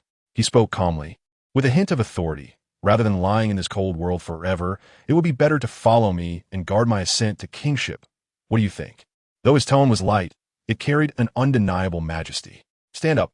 As Chang Xiaoyu's voice fell, a marvelous scene unfolded. From Beckman's corpse, a black and white shadow slowly emerged. This shadow was tall and straight, its face obscured by a mysterious mask, making it difficult to glimpse its true appearance. Its body was tightly wrapped in black and white armor, firmly holding a long gun with a black stock, exuding a murderous aura. It was clear from Shadow's appearance that it retained Beckman's formidable firearm skills from his living days. Minos, who had been watching from a distance, saw Chang Xiaoyu successfully extract Beckman's shadow and smiled slightly, a hint of surprise flashing in his eyes. This meant they had gained another strong combat force. Chang Xiaoyu gazed at this newly born black and white shadow, pondering for a moment before slowly speaking. From now on, you shall be called Baiman. At the same time, you will become the second commander of the Shadow Army. At this point, Chang Xiaoyu's mouth curled into a confident smile. In the future, you will help me achieve kingship and cleanse the world of all filth and villains. The Shadow Baiman, having received a name, knelt on one knee, his voice excited and loud. Thank you, my king, for granting me a name. I will do my utmost to protect you and eliminate all enemies obstructing your path. Chang Xiaoyu looked at the respectful kneeling Baiman and gently said, Rise and follow me to defeat all enemies. With that, he turned and walked toward Minos. Upon hearing this, Baiman quickly stood up, steadily following Chang Xiaoyu. With each step he took, an even more powerful aura erupted from him, like surging waves, one after another. Everyone watched as this aura continuously climbed until it reached the level of royal high strength, gradually settling down. Whitebeard and the others saw the terrifying aura erupting from Baiman and could not help but narrow their eyes. They never expected that this seemingly strange shadow ability could create such a powerful being out of nowhere. Chang Xiaoyu calmly stood in front of Minos, a faint smile on his lips. Done. Now it's your turn. Minos slightly raised his eyes, his gaze lingering on Chang Xiaoyu for a moment before turning to Whitebeard and the others. Suddenly, Whitebeard and the others looked serious, their eyes filled with horror. Minos sneered coldly, saying, Do you think this is over? That would be too simple. His voice was deep, as if one could feel the chill in the air. After saying this, Minos's expression was calm as he slowly said, Come out, puppets number 1, 2, and 3. In an instant, a strong golden light burst forth from him. After the light dissipated, 3 peculiar figures slowly emerged. Each of these 3 had curved horns on their heads, resembling mysterious magical beasts from myths. They wore strange masks that exuded a mysterious aura, making it difficult to discern their true faces. In their hands, they all held identical long swords, the blades shimmering with a cold light, as if telling of the impending slaughter. Seeing this scene, everyone was shocked. Wasn't this just like the previous 2 that possessed the strength of a general? At this moment, not only were the members of the Whitebeard pirates standing there, bewildered, but even those watching this battle from all corners of the world, through various means, were also caught in shock and confusion. They widened their eyes, incredulously staring at the 3 figures that appeared out of nowhere on the screen or at the scene, their minds a jumble, completely unable to comprehend what was happening. Many had already keenly sensed that these were clearly three more strong individuals with mid-general strength. Whitebeard, red-haired Shanks, and Rayleigh's expressions suddenly became serious. Especially Rayleigh. His expression was particularly intriguing. He had personally fought against puppet number 4 and puppet number 5 and knew well the strength of these puppets. Now that Minos had created 3 more puppets of the same level, how could the balance of this battle be maintained? Was there any rule of law left? Minos completely disregarded Whitebeard and the others' shock, internally shouting wildly, "How can we lose? How is it possible to lose?" He meticulously calculated his side strength. With the 5 general-level puppets he led being astonishingly powerful, plus the Shadow Army, led by Chung Xiaoyu, their lineup was extraordinarily luxurious. This included 2 who reached the peak of the 4 Emperor's combat strength, 2 with high-level 4 Emperor strength, and the 5 mid-general strength puppets before him. This meant that their side had 9 peak powers capable of changing the course of the battlefield. And was the outcome of this battle not already predetermined? As for those with quasi-general strength, in Minos's view, they could only be considered as mere numbers. Thinking of this, a hint of disdainful smile appeared on his lips, and he cast a contemptuous glance at the shocked faces of Whitebeard and red-haired Shanks. Don't be fooled by the large and imposing Whitebeard pirates. How much high-end combat power can they truly bring to the table? Aside from the already injured Mihawk, Rayleigh, and Shanks, it seems that only Whitebeard remains to hold the fort. Isn't this clearly a situation of 9 against 4? Minos couldn't help but scoff inwardly. His previous worries seemed truly unnecessary. Is this it? The expressions of Whitebeard, Shanks, and the others turned extremely grim. They had thought that the 2 puppet admirals that suddenly appeared would be extremely difficult opponents. But they never expected that Minos had 3 individuals with admiral-level strength on his side. This was simply unbelievable. Minos barely suppressed his inner excitement, casting a disdainful glance at Whitebeard and Shanks before slowly speaking. At this point, you can just accept your fate. Without waiting for any response from Whitebeard and Shanks, Minos loudly commanded, "Puppet number 1, attack Whitebeard with me. Shadow King, take General Flying Dragon, Byman, and puppet number 2 to deal with Shanks, Mihawk, and Rayleigh.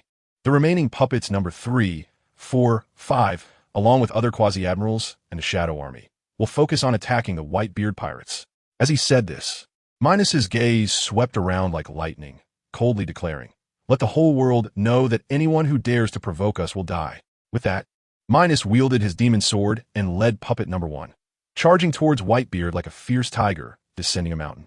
Chung Xiaoyu watched Minos rush out, a slight smile on his lips as he sped towards Shanks with General Flying Dragon, Byman, and puppet number 2. Meanwhile, puppets number 3, 4, 5, and the Shadow Army charged fiercely towards the red-hair pirates. The dense, dark mass resembled an unstoppable tide of iron. Whitebeard looked at Minos and puppet No, one charging directly at him, his face grave to the extreme. However, he still calmly said, "Everyone in the Whitebeard pirates, the great battle has begun." With that, Whitebeard swung his sword, the Tsung Yun Xie, resolutely charging towards Minos and the battlefield, like a moving steel fortress.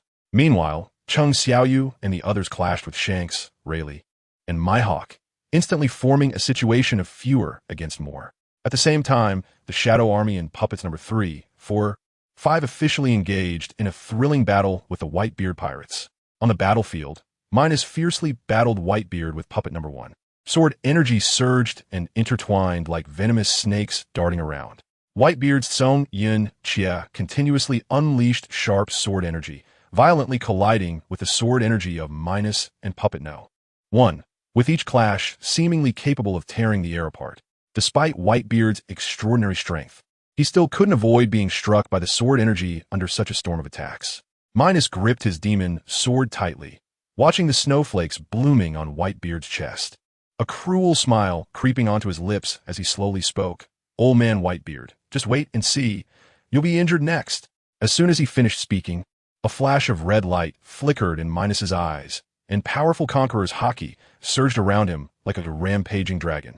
The red-black lightning spread wildly in all directions, like a crazed beast. At the same moment, the sword body of the demon sword also surged with jumping red-black lightning. The lightning danced on the blade, accompanied by piercing sounds, as if showcasing its terrifying might. Minos's lips curled slightly, a hint of indifferent yet arrogant amusement in his smile. As his gaze swept over the grave-faced Whitebeard, he chuckled lightly, his voice filled with undeniable provocation.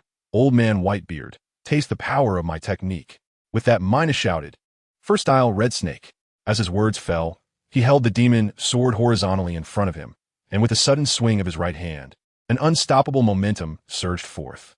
As the demon sword sliced through the air, a blood-red sword energy shot out like an arrow, moving as fast as a thrilling bolt of lightning towards Whitebeard. However, this was not the end. The blood-red sword energy arched through the air, twisting and changing in an unbelievable manner. In the blink of an eye, a majestic blood-red sword energy giant snake took shape, its massive body filling Whitebeard's view. It surged with momentum, its entire body wrapped in red-black lightning, as if a snake with bared fangs was moving freely, accompanied by a low rumble of thunder. It seemed to threaten to destroy all evil in the world. Faced with this aggressive blood-red sword energy giant snake, Whitebeard's gaze instantly hardened like iron.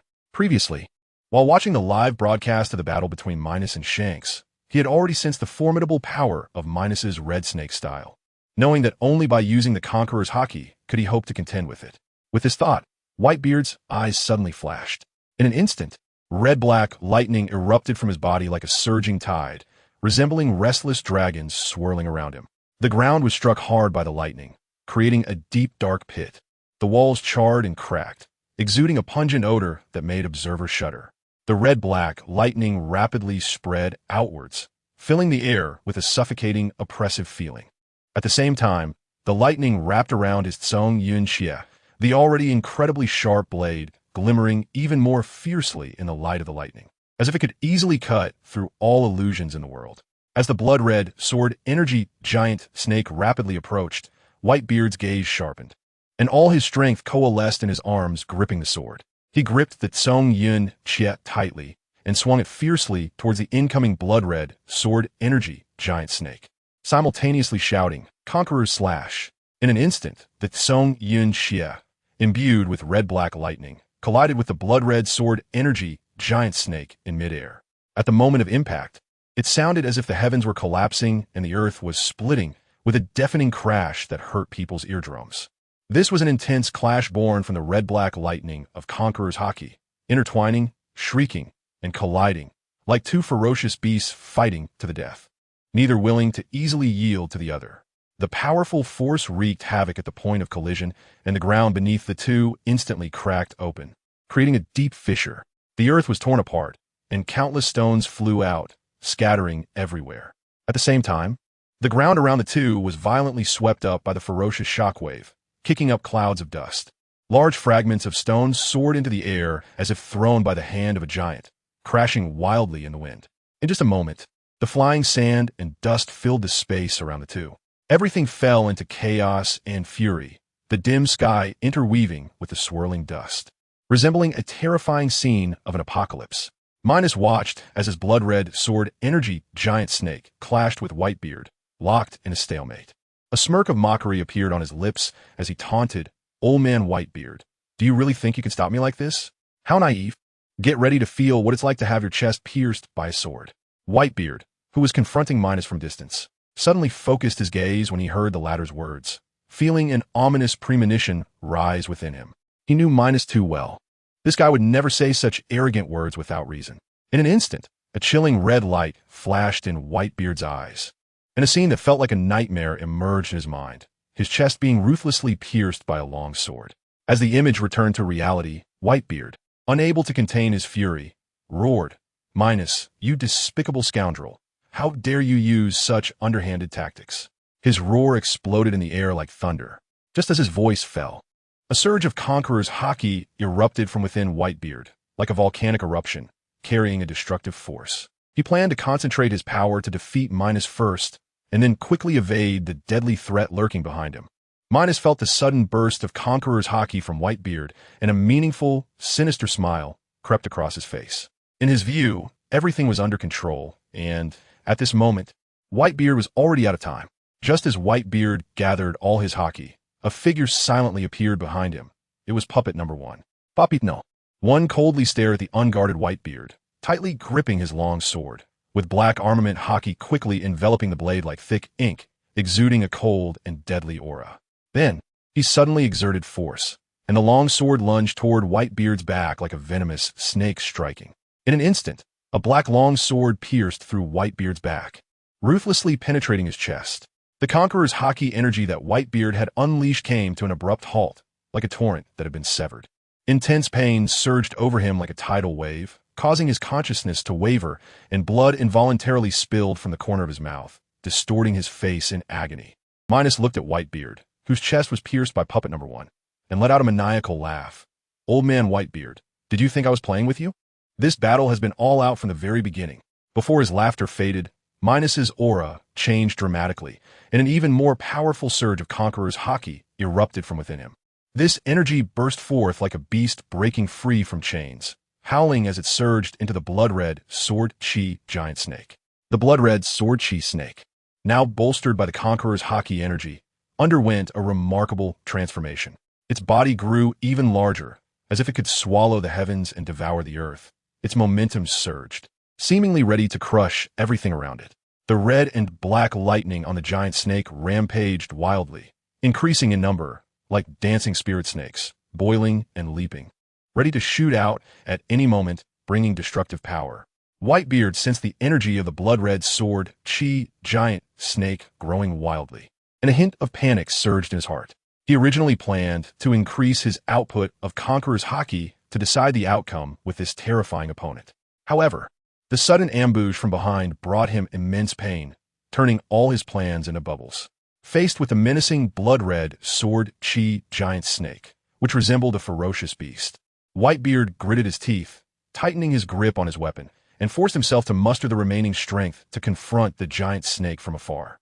His eyes revealed a hint of determination, as if declaring his resilience to this powerful enemy. As the Conqueror's hockey energies of the two combatants continued to rise, reaching a critical point, a loud bang echoed, like a massive bomb exploding in the air.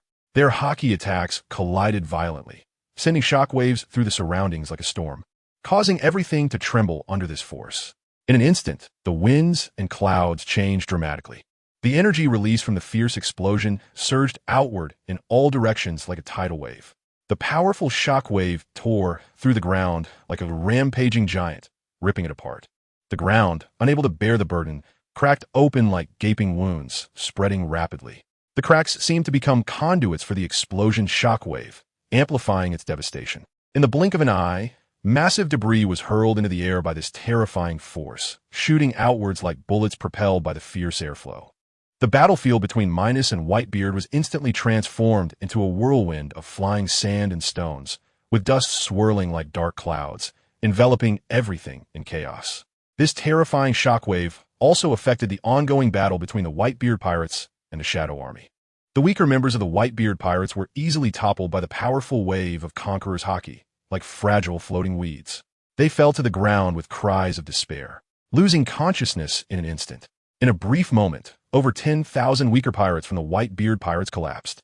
Meanwhile, the Shadow Army, relying on their undead properties and with Xiao Yu's strong endurance support, quickly regrouped and engaged in a life-and-death struggle with the members of the Whitebeard pirates.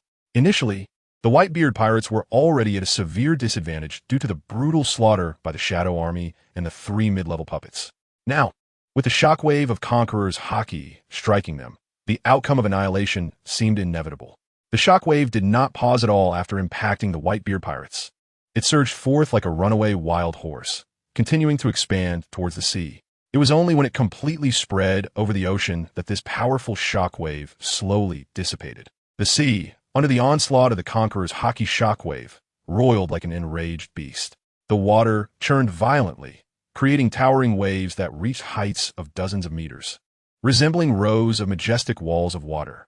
This terrifying scene seemed like the ocean was roaring in anger. Even more shocking was the spectacle in the sky. It appeared as though an invisible divine sword had cleaved the sky in two, splitting it into 2 distinctly different halves. In these 2 halves of the sky, red and black lightning occasionally flashed, their dazzling brilliance particularly striking against the darkened backdrop, adding a touch of horror to the unique celestial scene. Meanwhile, Shanks and the others had no time to pay attention to the extraordinary sight generated by the clash between Minos and Whitebeard. As a significant change was also occurring where they were. Rayleigh, covered in wounds, was engaged in a fierce battle with Byman and puppet number 2. However, this battle resembled a one-sided massacre, with Rayleigh being beaten mercilessly by Byman and Puppet Number 2, unable to fight back at all. Injured and desperate, Rayleigh gazed at the advancing Byman and Puppet Number 2 and couldn't help but cry out in despair. I hate this. I couldn't even avenge Shaki. But Byman and Puppet Number 2 paid no attention to his anguished cries. Byman's gun continuously spat fire, and bullets shot toward Rayleigh like lethal meteors. Papitno, 2 swung his sharp long sword, unleashing fierce sword chi that howled toward Rayleigh like icy blades. On the battlefield, the battered Rayleigh resembled a candle flickering in the wind, about to be extinguished. Suddenly, bullets surged toward him with a howling force, and the sword chi, wrapped in a chilling sharpness, came crashing down like a torrential storm. Rayleigh had no time to think. In a panic, he raised his long sword to defend himself. Bang bang! The sound of bullets colliding with the long sword exploded in his ears like thunder, the piercing noise akin to a death knell echoing around him, striking at his already fragile nerves. Despite all his efforts, Rayleigh seemed not to be favored by fate, the once legendary figure. After a hard-fought resistance, he still could not escape his destiny. A fierce sword energy struck directly at his chest, as if a sharp blade had sliced through the night. In an instant, blood gushed out like a fountain, blooming into one after another tragic blood flower on his chest. However, the disaster did not end there. Before the injured Rayleigh could recover from the excruciating pain, another sword energy, like a ghost, struck him mercilessly on the left arm. With a crisp crack, the sound of breaking bones shattered his last hope. Rayleigh's left shoulder was easily severed, blood splattering like ink, painting a grim picture on the ground. Rayleigh fell to the ground in agony, the intense pain overwhelming him like a surging tide. He constantly emitted heartbreaking wails, each one filled with endless despair and suffering. At this moment, Beeman and Puppet Number 2 approached Rayleigh with calm steps. Their faces were expressionless, like reapers from the depths of a dark abyss, devoid of any sympathy or compassion. One was the ruthless commander of the Shadow Legion, and the other was an emotionless puppet. They only knew how to blindly execute the king's orders, completely indifferent to the tragic fate of this man who once dominated the world. Lying on the ground and wailing, Rayleigh looked at Beeman and Puppet Number 2's cold eyes, feeling a mix of emotions. Bitterness surged in his heart like strong liquor. Regret gnawed at him like a venomous snake, and despair enveloped his entire world like a heavy haze. He repeatedly regretted in his heart, if he had not provoked Minos, would Shaki have been able to stay by his side safely? Would he not have fallen into such a tragic situation? Unfortunately, fate would not give him another chance to choose. Beeman slowly raised the gun in his hand, coldly aiming at Rayleigh. Puppet Number 2 also held the bloody long sword, its tip pointing directly at Rayleigh.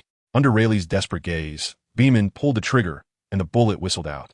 At the same time, Puppet No. 2's long sword plunged fiercely into Rayleigh's body. At this point, Rayleigh had already lost the strength and will to resist. He silently endured it all, allowing the bullet and long sword to penetrate his body. As the last breath dissipated, the former vice-captain of the Roger Pirates, the renowned Dark King Silver's Rayleigh, fell forever on the super battlefield of Serbia, ending his legendary yet tragic life. After eliminating Rayleigh, Beeman and Puppet Number 2 did not pause for even a moment. They quickly turned and headed towards the direction where Mihawk and General Flying Dragon were fiercely battling. They had received clear orders. First, to join forces to defeat one opponent, and then to deal with the other together. Meanwhile, Mihawk and Red-Haired Shanks also sensed the movements of Beeman and Puppet Number 2. In an instant, complex emotions of urgency and fear surged in their hearts like a tidal wave. They both understood that Rayleigh had already fallen, and next, danger was likely to descend upon them. The intense emotional fluctuations caused their techniques to become chaotic.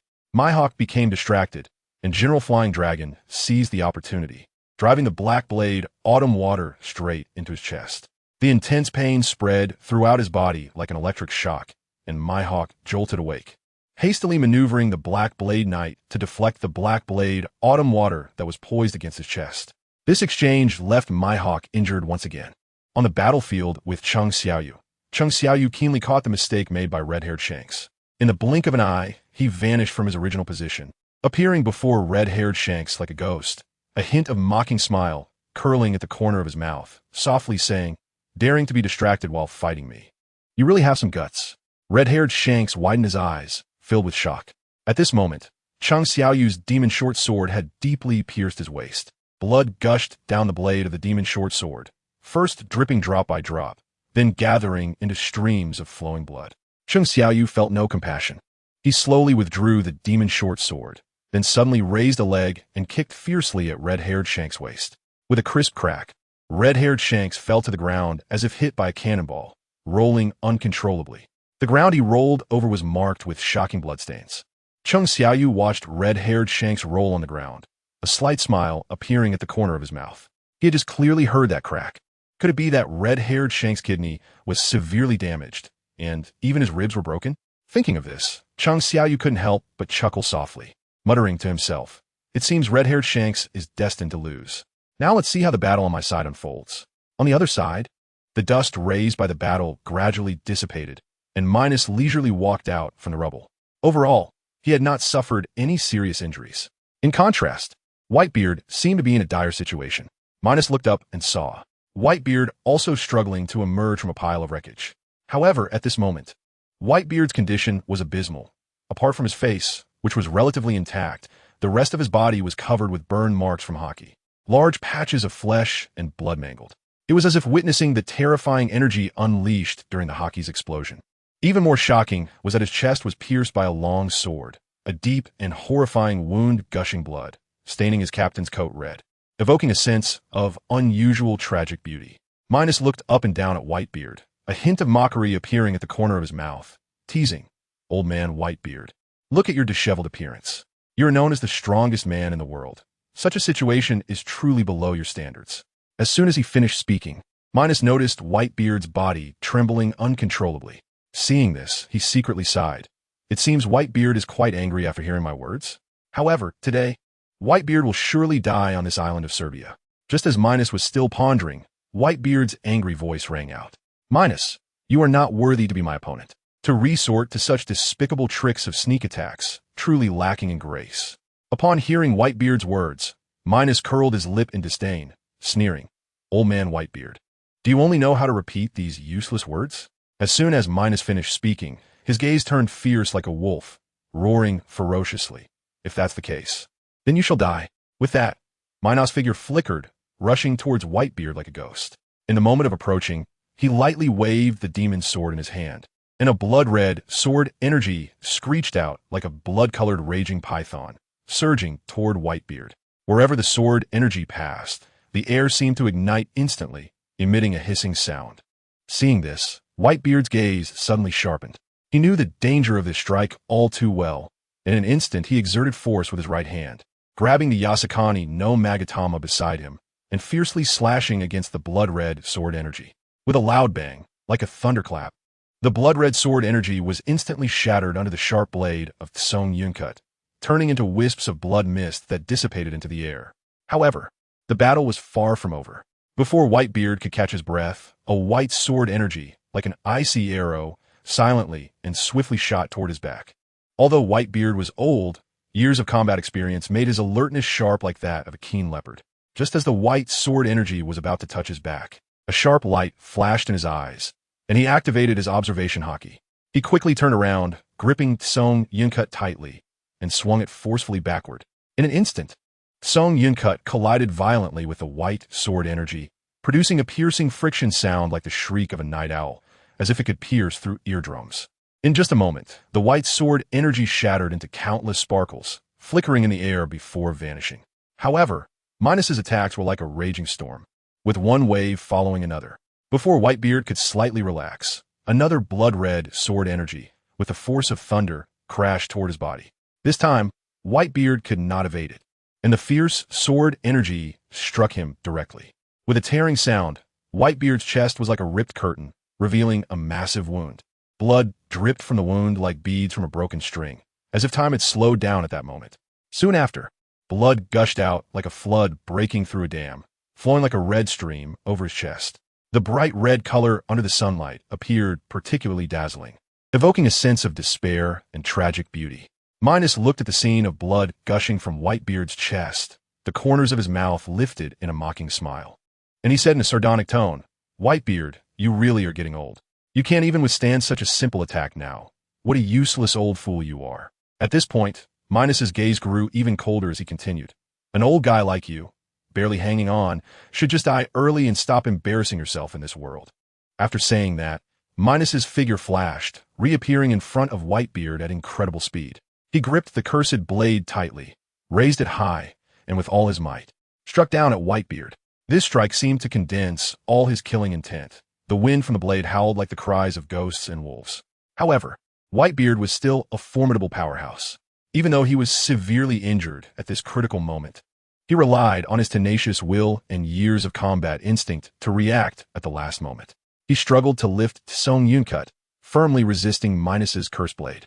But at this moment, Song Yunkut seemed so small and fragile before the cursed blade, like a tiny ant trying to contend with a massive elephant. The overwhelming force from the cursed blade pushed Song Yunkut down hard, like an invisible mountain pressing down on it, until Song Yunkut touched Whitebeard's chest. As he resisted with all his strength, blood gushed from his wound like a fountain, continuously flowing down his body. The ground beneath him had already been stained a shocking crimson, and the intense smell of blood spread through the air, making one's heart tremble. Minos watched as Whitebeard struggled to resist his attack with Song Yunkut. A sinister smile appeared on his face, his eyes filled with mockery and pride. Suddenly, Papitno. One appeared ghost-like behind Whitebeard, wielding a long sword. At this moment, Whitebeard was fully focused on blocking Minos's cursed blade, completely unaware of the deadly danger silently approaching from behind. In fact, Whitebeard was like a cornered beast trapped in a desperate situation.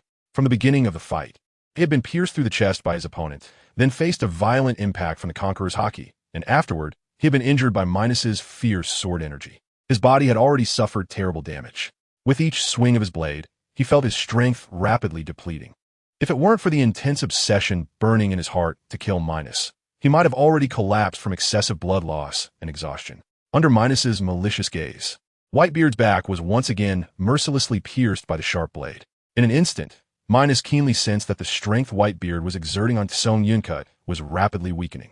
Panic and unwillingness were written all over Whitebeard's face, veins bulging. It was as if a surge of anger was burning wildly within him. Blood slowly oozed from the corner of his mouth, and from the wound in his chest, crimson blood flowed down the long sword, staining the ground beneath him a shocking dark red. Minos looked at Whitebeard's face filled with pain and complexity, letting out a cold laugh. Old man Whitebeard.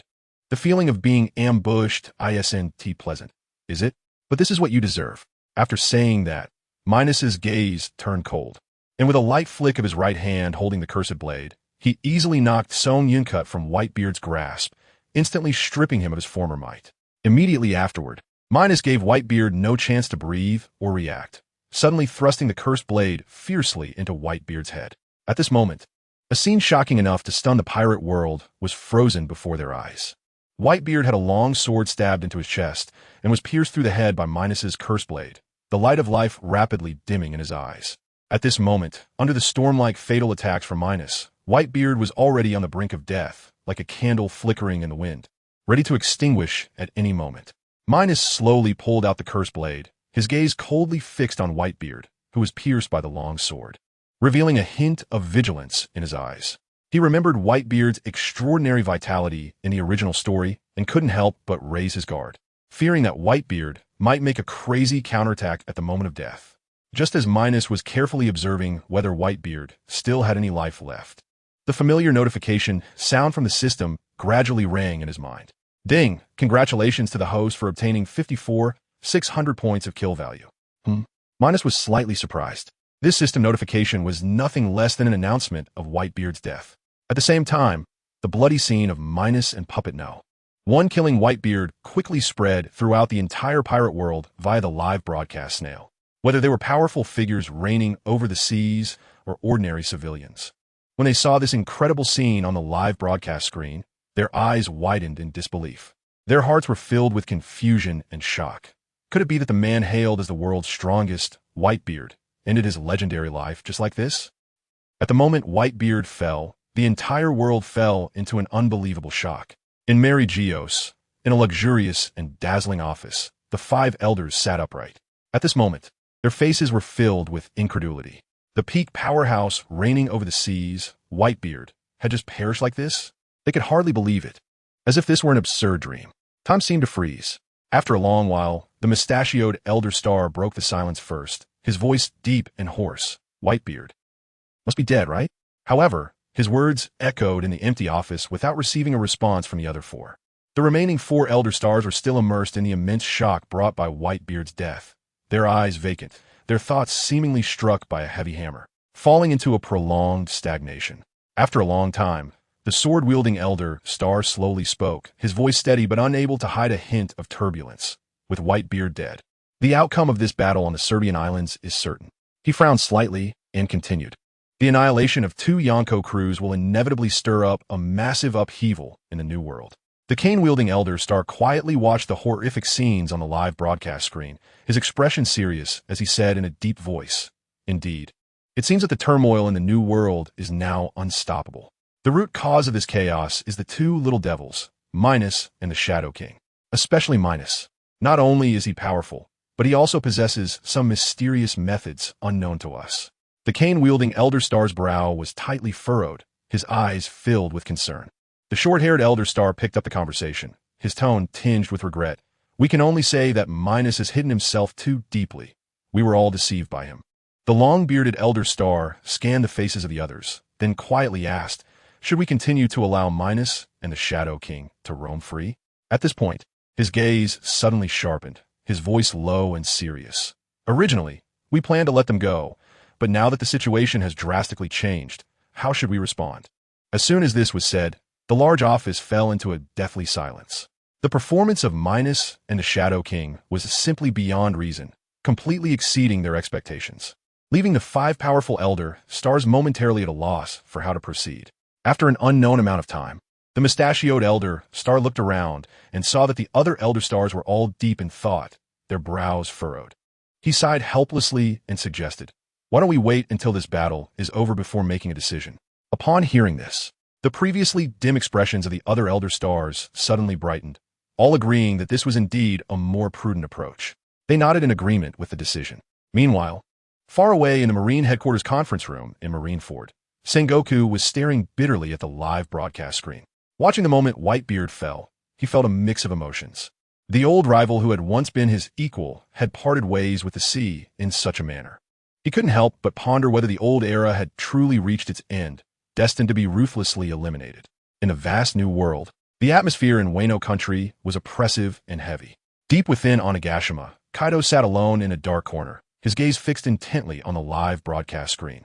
The scene of Whitebeard's fall struck his heart like a heavy hammer. A complicated expression appeared on his face, his eyes reflecting both shock and a hint of indescribable emotion. He had not expected that the Whitebeard, who had traversed the seas for years and instilled fear in countless hearts, would end his legendary life in such a way. At the same time, on Cake Island and Whole Cake Island, Big Mom was focused intently on the live broadcast screen. When she saw Whitebeard's death, her eyes widened in disbelief. It was well known that Whitebeard was powerful in these seas, and the fall of such a strong figure was truly beyond reason. Soon, various emotions surged onto her face.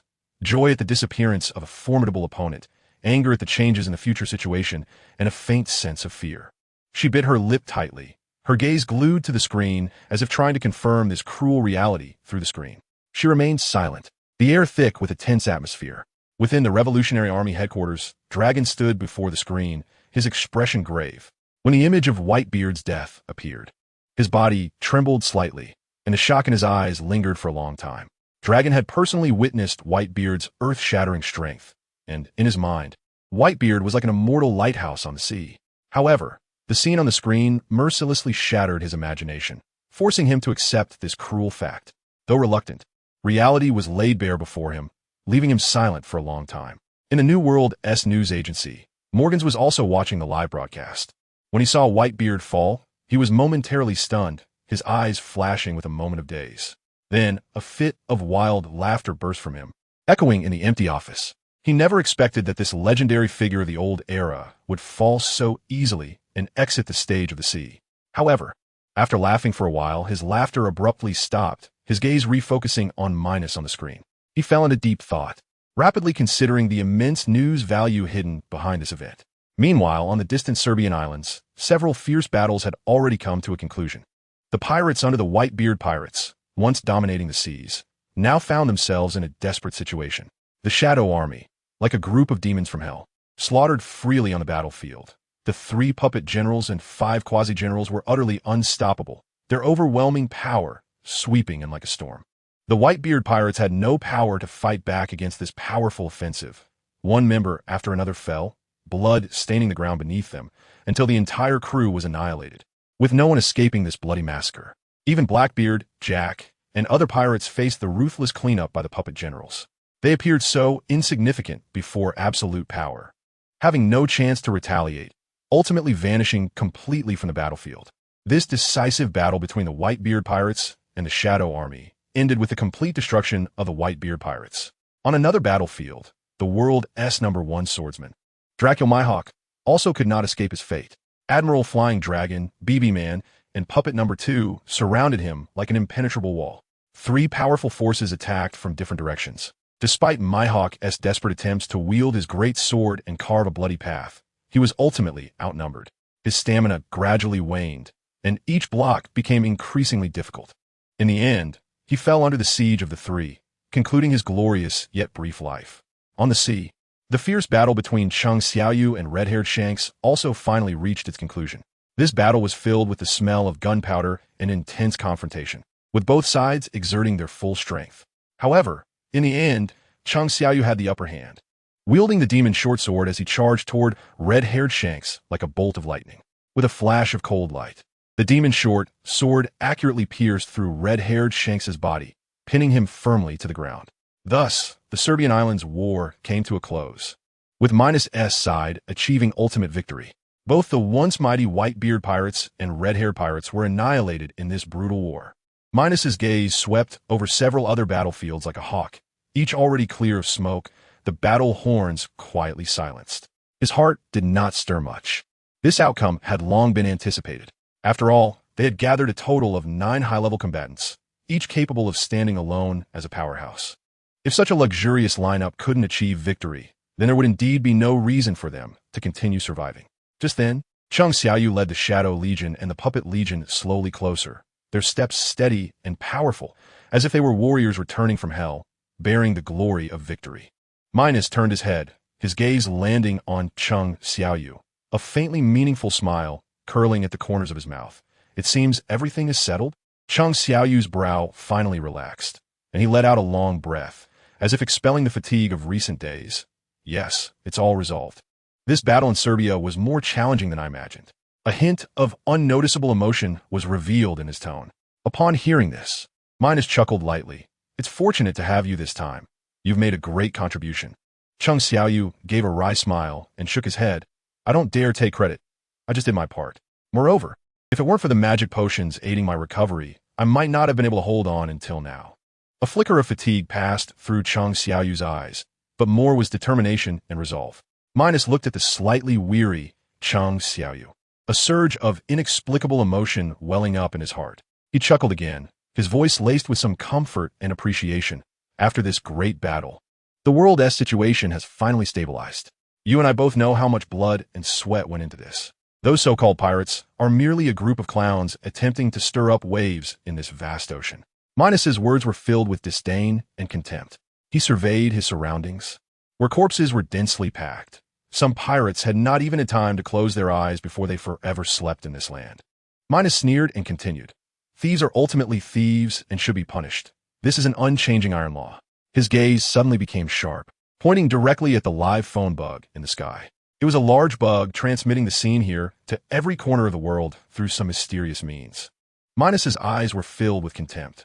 What ridiculous adventurers! They are merely another disguise for pirates. Do they think that by changing their appearance, they can cover up the stench on their bodies? Immediately after, Minos announced loudly, his voice thundering through the sky. From now on, there will be no so-called 4 emperors in the sea. Whitebeard, red-haired, Rayleigh, Mihawk. These names will become history. The future will only have the pirate forces, the Navy headquarters, the world government, the Revolutionary Army, and my hunter guild as the 5 pinnacle forces. At this point, Minos' gaze became even sharper, as if he could see into the deepest fears of people's hearts. He stared at the live phone bug and coldly continued, I, Minos, will not allow any other pirate groups to dare call themselves a force. Once discovered, my hunter guild will personally take action to eliminate these pests and restore a clear sky to the sea. Minos then grinned at the live phone bug.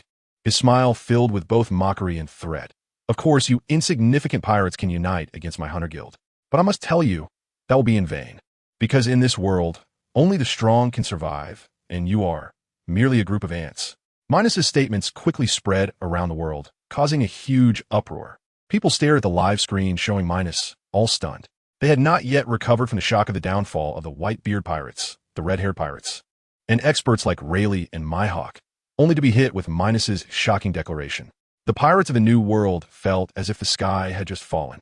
They had been secretly rejoicing at the downfall of the white-beard pirates and the red-hair pirates, thinking they could take advantage of the vacant territories and thrones to become the new sea overlords.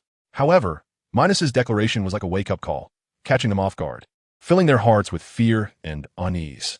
Nevertheless, many pirates were indignant. They were extremely dissatisfied and angry at Minos's aloof demeanor and his blatant insults towards them. They all expressed that they would never bow to Minos, nor would they acknowledge his so-called 5 pinnacle forces. This Minos is really too arrogant. Does he truly think he has become the overlord of the New World? One pirate shouted angrily, his voice filled with unwillingness and provocation. Indeed, he is too arrogant. If he really has the ability, then let him destroy the world government and the navy. Only then will I acknowledge his words. Another pirate echoed, his eyes shining with determination. Hey, don't be so afraid of him. Although Minos said those words, do you really think he will take action against all the descending pirates? I think he is just talking big. A seemingly timid pirate cautiously said, his voice trembling with uncertainty. Yes, I think so too. With so many pirates in the New World, how could their hunter guild possibly manage? Minos is just bluffing. Another pirate joined the discussion, his tone filled with disdain and mockery. We don't need to worry about him. Everything will remain the same.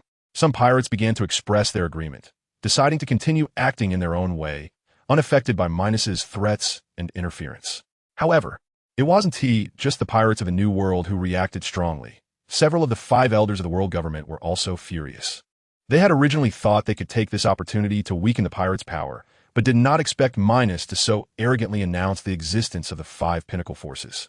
The bald elder with a sword roared, his voice echoing like thunder throughout the conference room. This Minos is simply too arrogant. He actually dares to declare that only pirate forces will exist from now on. This is a provocation and insult to us. His purpose in doing this is nothing more than to incite all pirates to unite against us. The elder with a mustache also said with a face full of anger, his eyes revealing deep hostility towards Minos. What exactly does this Minos want to do? The elder with a long beard spoke with a serious expression, his voice low and powerful, as if it could penetrate the deepest secrets of the heart. The short-haired elder was also sweating at this moment. He said in a deep voice, I just received the latest news from the CP organization. Some pirates in the New World have already started a riot. They do not recognize Minos's words, so they have begun small-scale resistance. These pirates are truly audacious. The elder with a cane, upon hearing this, fixed his gaze on the short-haired elder and exclaimed loudly. His voice was filled with anger and dissatisfaction. The short-haired elder looked around. Seeing that the other elders were all staring at him intently, he spoke in a low voice. According to the report from the CP organization, some pirates believe Minos is too overbearing, and they are preparing to leave the New World and flee to the 4 seas. However, before leaving, they plan to create a scene to vent their dissatisfaction and anger towards Minos. What do these detestable pirates want? The long-bearded elder shouted, his voice filled with helplessness and rage. He never expected that these pirates would choose to flee out of fear of Minos and would resist so fiercely before escaping. This was enough to show that Minos' declaration had a profound impact on these pirates and foreshadowed an unprecedented storm about to hit the New World. In the Navy headquarters conference room, various noises intertwined, like surging waves crashing against everyone's eardrums. The air was thick with tension and unease, as if a storm was about to arrive. Vice Admiral Garp slammed the table, stood up, and his voice echoed like thunder in the conference room. What on earth is that brat Minos doing? Doesn't he realize that such actions will make those pirates even crazier? Garp's eyes flickered with anxiety and worry. His grandson Ace had already embarked on the path of piracy, which made his heart ache. He knew Ace's character and strength, but against a powerhouse like Minos, Ace was undoubtedly striking a rock with an egg. Garp clenched his fists tightly, filled with a sense of helplessness. He hated himself for not being able to stop Ace in time and hated Minos, the instigator of the chaos in the sea. Fleet Admiral Sengoku, was equally furious. His voice deep and powerful, as if containing endless anger. Minos, that arrogant fellow, actually wants to stir up the greatest turmoil. This behavior is simply a provocation against the Navy and the world. Unforgivable. Sengoku's eyes revealed a strong killing intent. He understood Minos' ambition and strength. But this only strengthened his resolve to eliminate this menace. Kizaru looked serious, quietly staring at Minos on the live screen. The carefree and mischievous smile from the past completely vanished. He understood that Minos' actions would trigger an unprecedented chaos, and the Navy must be prepared to respond. Kizaru's thoughts raced as he contemplated how to formulate the most effective response strategy in the shortest time. At this moment, Advisor Tsuru also showed a rare panic, which was extremely unusual for her typically calm and composed demeanor. She knew that Minos' statements not only shook the foundations of the pirate groups, but also challenged the bottom lines of other major powers. This blatant provocation was undoubtedly playing with fire, and once the flames spread, it would be difficult to control. Tsuru furrowed her brows, thinking about how to quell the impending storm. In Wano country of the New World, Kaido sat in a magnificent palace on Onigashima. His face darkened as he watched Minos on the live screen. His face was filled with gloom and anger. He never expected Minos to challenge the order of the entire sea so arrogantly.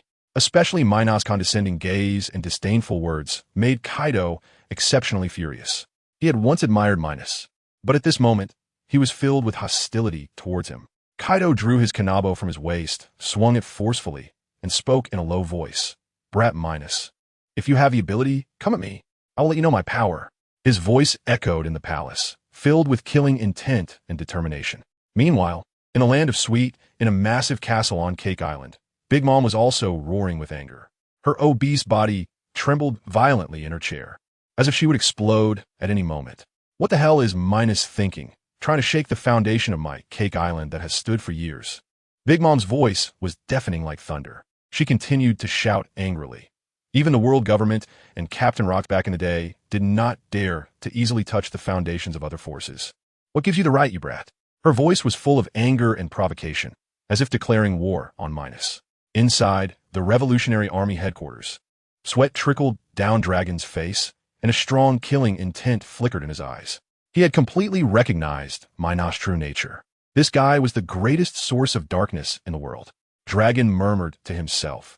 He will surely plunge the entire world into endless suffering. His gaze was fixed on Minos on the live screen, as if he wanted to see through him. It seemed that some matters had to be set aside for now. Dragon took a deep breath and continued. "Now, you seem to become the biggest calamity." His voice was filled with helplessness and resolution. He understood that he must take action to stop Minos' ambitions. Not only did Dragon express strong dissatisfaction with Minos, but various other forces, big and small, were also outraged by Minos' actions. They questioned Minos' moves, wondering if they would all be forced to join the Navy or the pirate camp in the future. This dissatisfaction and anxiety spread among the crowd, as if an invisible plague was eroding everyone's hearts.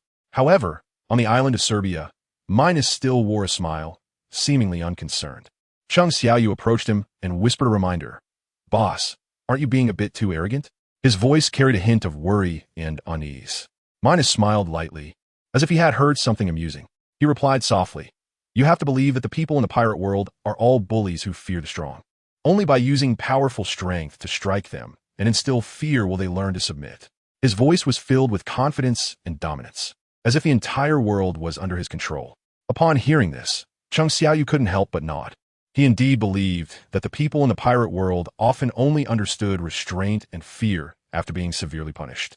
Chung Xiaoyu looked at Minos' determined eyes and confident smile, feeling a surge of confidence as well. Minos glanced at Chung Xiaoyu, the corners of his mouth slightly raised. "Are you still holding back? Next, let's turn these corpses into shadow soldiers." His voice revealed a hint of excitement and anticipation, as if he was about to witness a splendid performance. Chung Xiaoyu chuckled lightly, confidently responding, "Of course, just watch my performance next." His voice was filled with confidence and strength, as if he was fully prepared. As Chung Xiaoyu's words fell, his aura surged, and dark purple magic power gushed out from within him, spreading like a tide around. This magic power seemed alive.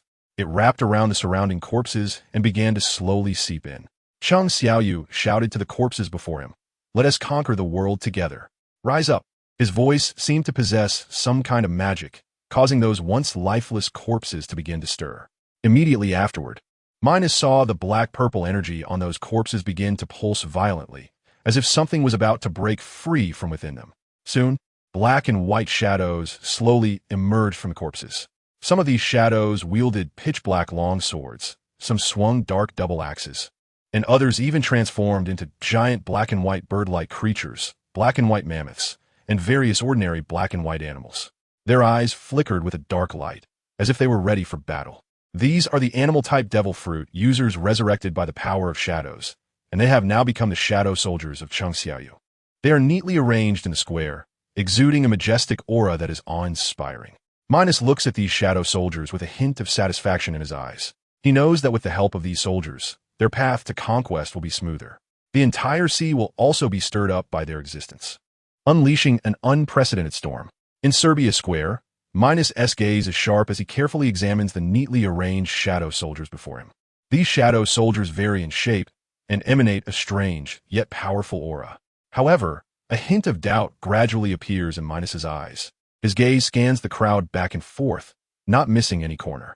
Yet he still does not find the shadow soldiers of Whitebeard, Mihawk, Rayleigh, and Shanks. Minos' heart stirs, and he instinctively looks in the direction where Chang Xiaoyu is. He sees Chang Xiaoyu with a solemn expression, as if bearing the weight of the entire world, quietly gazing at the bodies of Whitebeard and the others.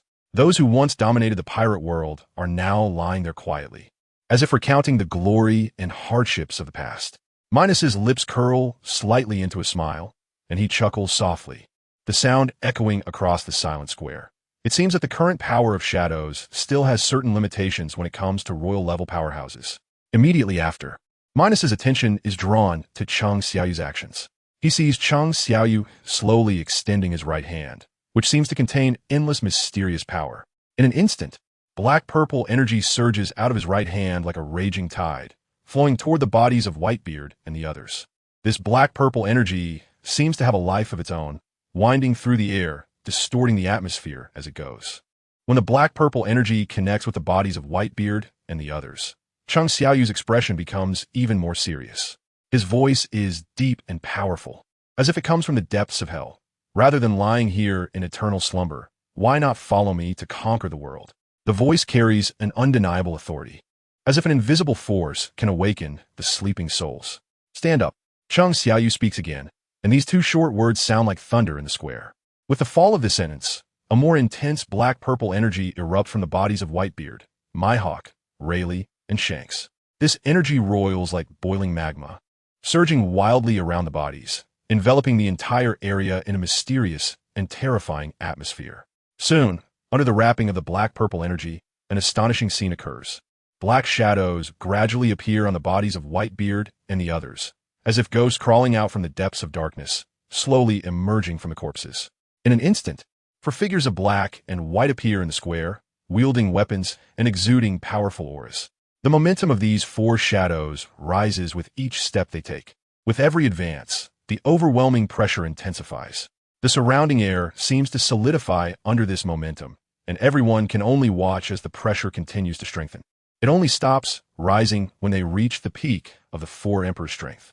These four black and white shadows, though their appearances have changed drastically under the strange influence of the power of shadows, making it difficult to recognize their former selves, still hold weapons that are key clues to their identities.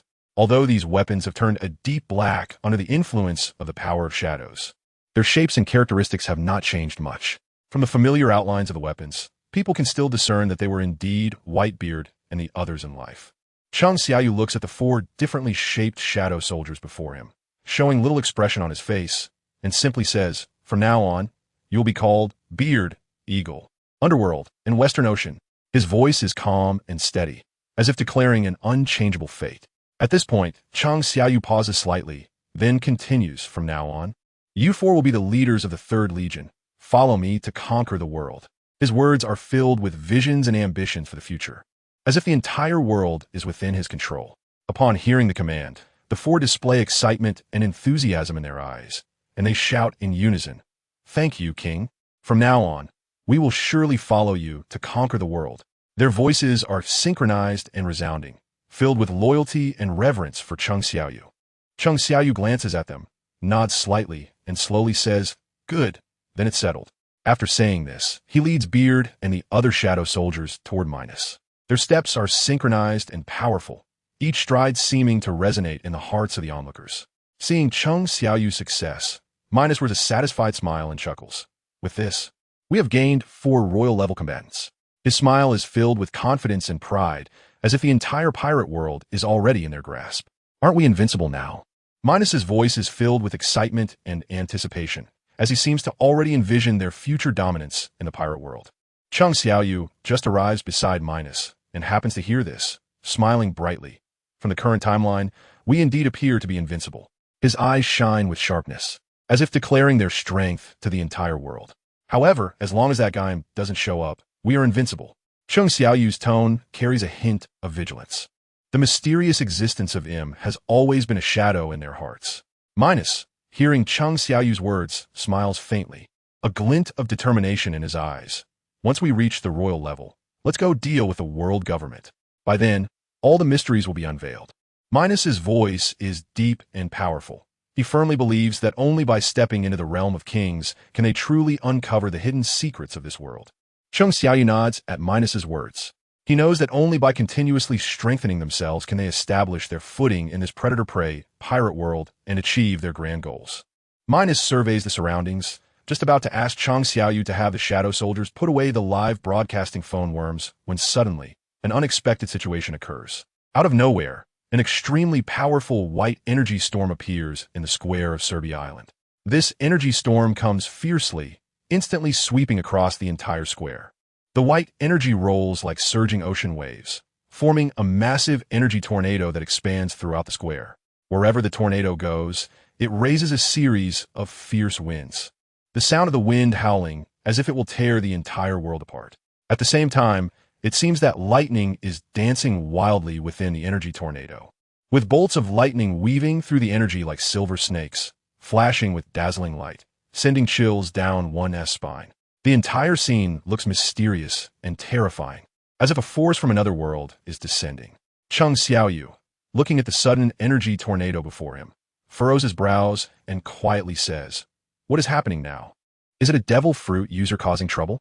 His heart is filled with doubt and vigilance. At this critical moment, any unexpected event could disrupt their plans. Minos's expression was serious, his eyes fixed on the energy tornado, and he spoke in a low voice to Chung Xiaoyu beside him. This shouldn't be a power user. His tone carried a hint of certainty, as if he were confident in his judgment. In my impression, there shouldn't be anyone in the pirate world who is a wind element fruit user. Minos continued, trying to recall various strong characters and abilities in the pirate world. Yet, he couldn't connect the scene before him with any known power user. After saying this, both Minos and Chung Xiaoyu fell silent, their gazes locked onto the energy tornado. Their eyes were filled with vigilance and curiosity, eager to see if it was indeed a power user causing trouble on Serbia Island. If it really was a fruit user daring to create chaos here, it would be an excellent opportunity for them to harvest and elevate their own strength. Fortunately, the energy tornado did not last long, as if its appearance was merely to give everyone a warning. Soon, the energy tornado gradually dissipated, disappearing without a trace. Just as suddenly as it had appeared, in a vast Serbia square, it left no marks behind. It felt as though everything that had just happened was nothing more than a fleeting dream, leaving people wondering if it had all been an illusion. Seeing this strange scene, Minos furrowed his brows, his confusion deepening. He slowly spoke. What on earth is going on? Could it really have been an accident? Minos initially thought it was a fruit user causing trouble. However, looking at the expansive Serbia Island square, where nothing had occurred, he couldn't help but doubt if he had made a mistake. Just as Minos was growing increasingly impatient, a significant change occurred in the center of the square. The space in Serbia Square began to twist continuously, as if an invisible giant hand was recklessly kneading this area. The surrounding energy seemed to be sucked away by a mysterious power, causing the space to twist more severely, making it feel as though the entire world was about to collapse. However, after a while of space distortion, a shocking scene unfolded. A massive white energy portal suddenly appeared out of thin air in Serbia Square. The white energy portal emitted a soft and mysterious glow, as if it were a gateway to another world. It was formed by peculiar energy, seeming as if it was not a product of the pirate world. which felt very strange. The edges of the energy portal flickered with a faint light, as if whispering endless secrets, drawing everyone's gaze and filling Minos and Cheng Xiaoyu with a sense of unknown anticipation. Minos and Cheng Xiaoyu's eyes were firmly locked onto the softly glowing, mysterious white energy portal before them. At this moment, everything around seemed to have fallen into stillness. Only the glow of the portal flickered slightly, illuminating their puzzled faces, leaving them momentarily speechless. The silent atmosphere spread between them like thick fog, lingering for a long time without dissipating. Finally, Minos broke the silence, his gaze never leaving the white energy portal, confusion filling his eyes as he slowly spoke. What exactly is this thing? The more I look, the more it seems like a portal. It should be noted that Minos was an avid novel fan during his time on Blue Star, having read countless novels. He was naturally familiar with various fantastical settings, and the concept of a portal was not uncommon in many stories, hence his association. However, what puzzled Minos was that in the pirate world he knew, when had such a thing ever appeared? Could it be that the pirate stories he read on Blue Star were all fake?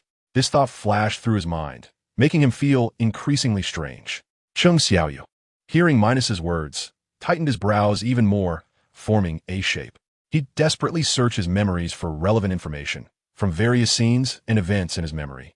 The thing before him indeed resembled a portal. However, the pirate world in his memories, no matter how many grand adventures it had experienced, seemed never to have had such an extraordinary phenomenon as a portal. Filled with curiosity and doubts, Minos slowly walked towards the white energy portal. He cautiously approached, as if the thing before him were a bomb that could explode at any moment. When he reached the portal, he slightly crouched down, carefully sensing the energy fluctuations emanating from it, try to find clues to understand what this mysterious object truly was. However, the deeper he observed, the more certain he became that this was indeed a portal, which only intensified his confusion. At this point, Minos suddenly had a flash of inspiration. He thought of the system that had always accompanied him. Perhaps it would know something. Immediately, he eagerly inquired in his mind, "System?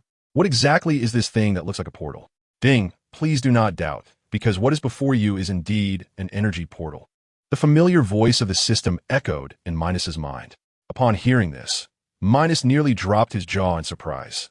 He hadn't expected it to actually be an energy portal. However, in his impression, the pirate world absolutely did not have such a thing. This meant that perhaps he had come to a fake pirate world. This thought caused a wave of panic in his heart, and Minos urgently asked, "Then system, I remember that there wouldn't be such a thing in the pirate world? Why suddenly is there an energy portal? Could it be created by another fruit user or the world government?" "Ding, please do not panic. This is indeed an energy portal, but it was not created by a fruit user, nor was it made by the world government," the system replied calmly.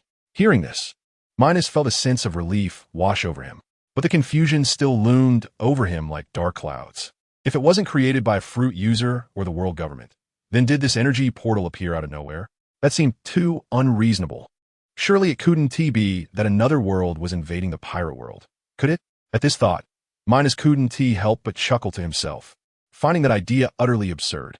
Regarding the system's cryptic words, Minos decided to wait and see. Perhaps new clues would emerge soon to unravel this mystery. Just then, an overwhelming and suffocating pressure suddenly surged from the white energy portal. This pressure felt as if it came from a ferocious beast of ancient times, carrying endless terror and majesty, making one feel as if they were being closely watched by a beast ready to pounce, leaving them uneasy. Minos and Cheng Xiaoyu instantly sensed this sudden, powerful aura, and their expressions turned extremely grave. As peak power users among the four emperors, they had experienced countless storms and seen many formidable opponents in this pirate world. Yet this aura brought them an unprecedented sense of oppression. Minos and Cheng Xiaoyu instinctively exchanged glances, both filled with confusion and shock. If they had just not sensed incorrectly, that overwhelming aura just now was truly too powerful, even surpassing the two of them, the peak four emperors standing at the top of the pirate world. After a long silence, Minos first looked up at the strong aura emanating from the teleportation portal, then slowly shifted his gaze to Cheng Xiaoyu, speaking in a low voice. "That aura just now seemed a bit too powerful, didn't it? I feel like it might have been the aura of a king-level powerhouse." In the pirate world, king-level powerhouses represent the pinnacle of combat strength, legendary existences with unfathomable abilities. Now this aura had led Minos to such an association.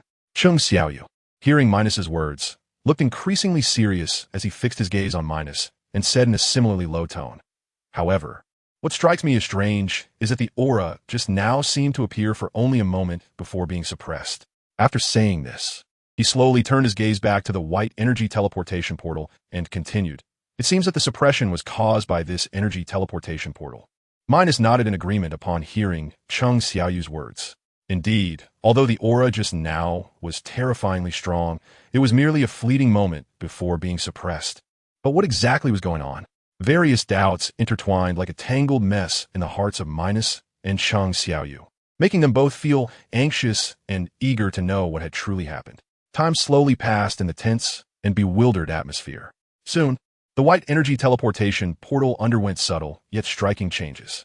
The originally pure white energy portal suddenly flashed with a vivid red, like a blazing flame, instantly breaking the tranquility of the white.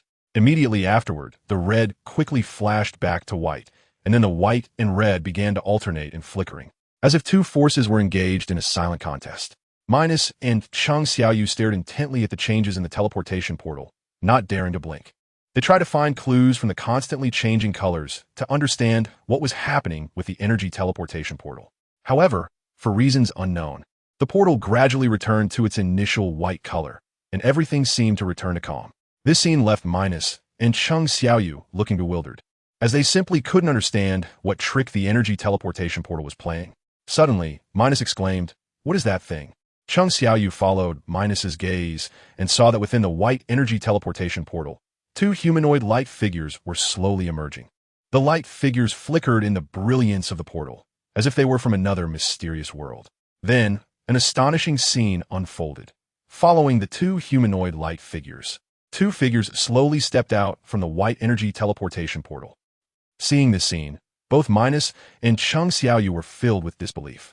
They never expected that someone would actually emerge from that mysterious white energy teleportation portal. Immediately afterward, even more shocking events followed. The two humanoid light figures had now fully revealed their true forms.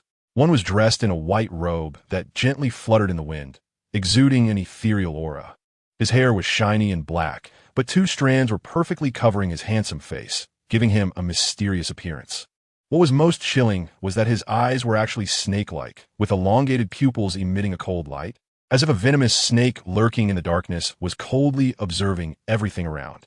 Moreover, he emanated an extremely cold aura, making anyone who approached feel as if they were in an ice cellar, entirely uncomfortable. The other person wore a gray robe that looked heavy and mysterious. His hair was as white as snow, slightly gleaming under the sunlight. He wore glasses over his purple snake-like eyes, and this peculiar attire added to the chilling and eerie feeling, as if being targeted by a hidden venomous snake. Surprisingly, he shared the same chilling aura as the first person, emanating an eerie coldness. At that moment, Minos's attention was drawn to the two figures ahead. Their appearance made his heart tremble, and he couldn't help but show a look of shock and seriousness on his face. If his judgment was correct, these two bizarre figures resembled Orochimaru and Kabuto from the Naruto world. Minos was no stranger to these two from the Naruto world. Their names were well known in the various Naruto and fan novels he had read. They were infamous for their cruel methods, strange ninjutsu, and their insane pursuit of power. But the problem was that the Naruto world and the pirate world were worlds apart. How could these two suddenly appear here? It was as if characters from different scripts had unexpectedly crossed paths, leaving one baffled. Just as Minos was filled with confusion, Orochimaru and Kabuto also sensed the unusualness around them. Orochimaru first scanned Minos, Chung Xiaoyu, and the shadow soldiers with eyes as cold as a blade, then slowly surveyed the surroundings, finally casting his gaze upward. His brows furrowed instantly, a strange feeling rising in his heart. Everything here was vastly different from the ninja world. Kabuto, standing beside him, casually glanced at Minos and the others and said with a hint of doubt in his eyes, "Lord Orochimaru, it seems we are not in the ninja world anymore." He slightly tilted his head, his nostrils flaring as if sensing the air's aura, then continued, "Moreover, I can't feel any chakra in the atmosphere, but surprisingly, this peculiar energy here seems to have some similarities to chakra. It seems that there are hidden secrets happening here." After speaking, a flash of snake-like light passed through Kabuto's eyes, and his gaze fixed intently on Minos and Chung Xiaoyu.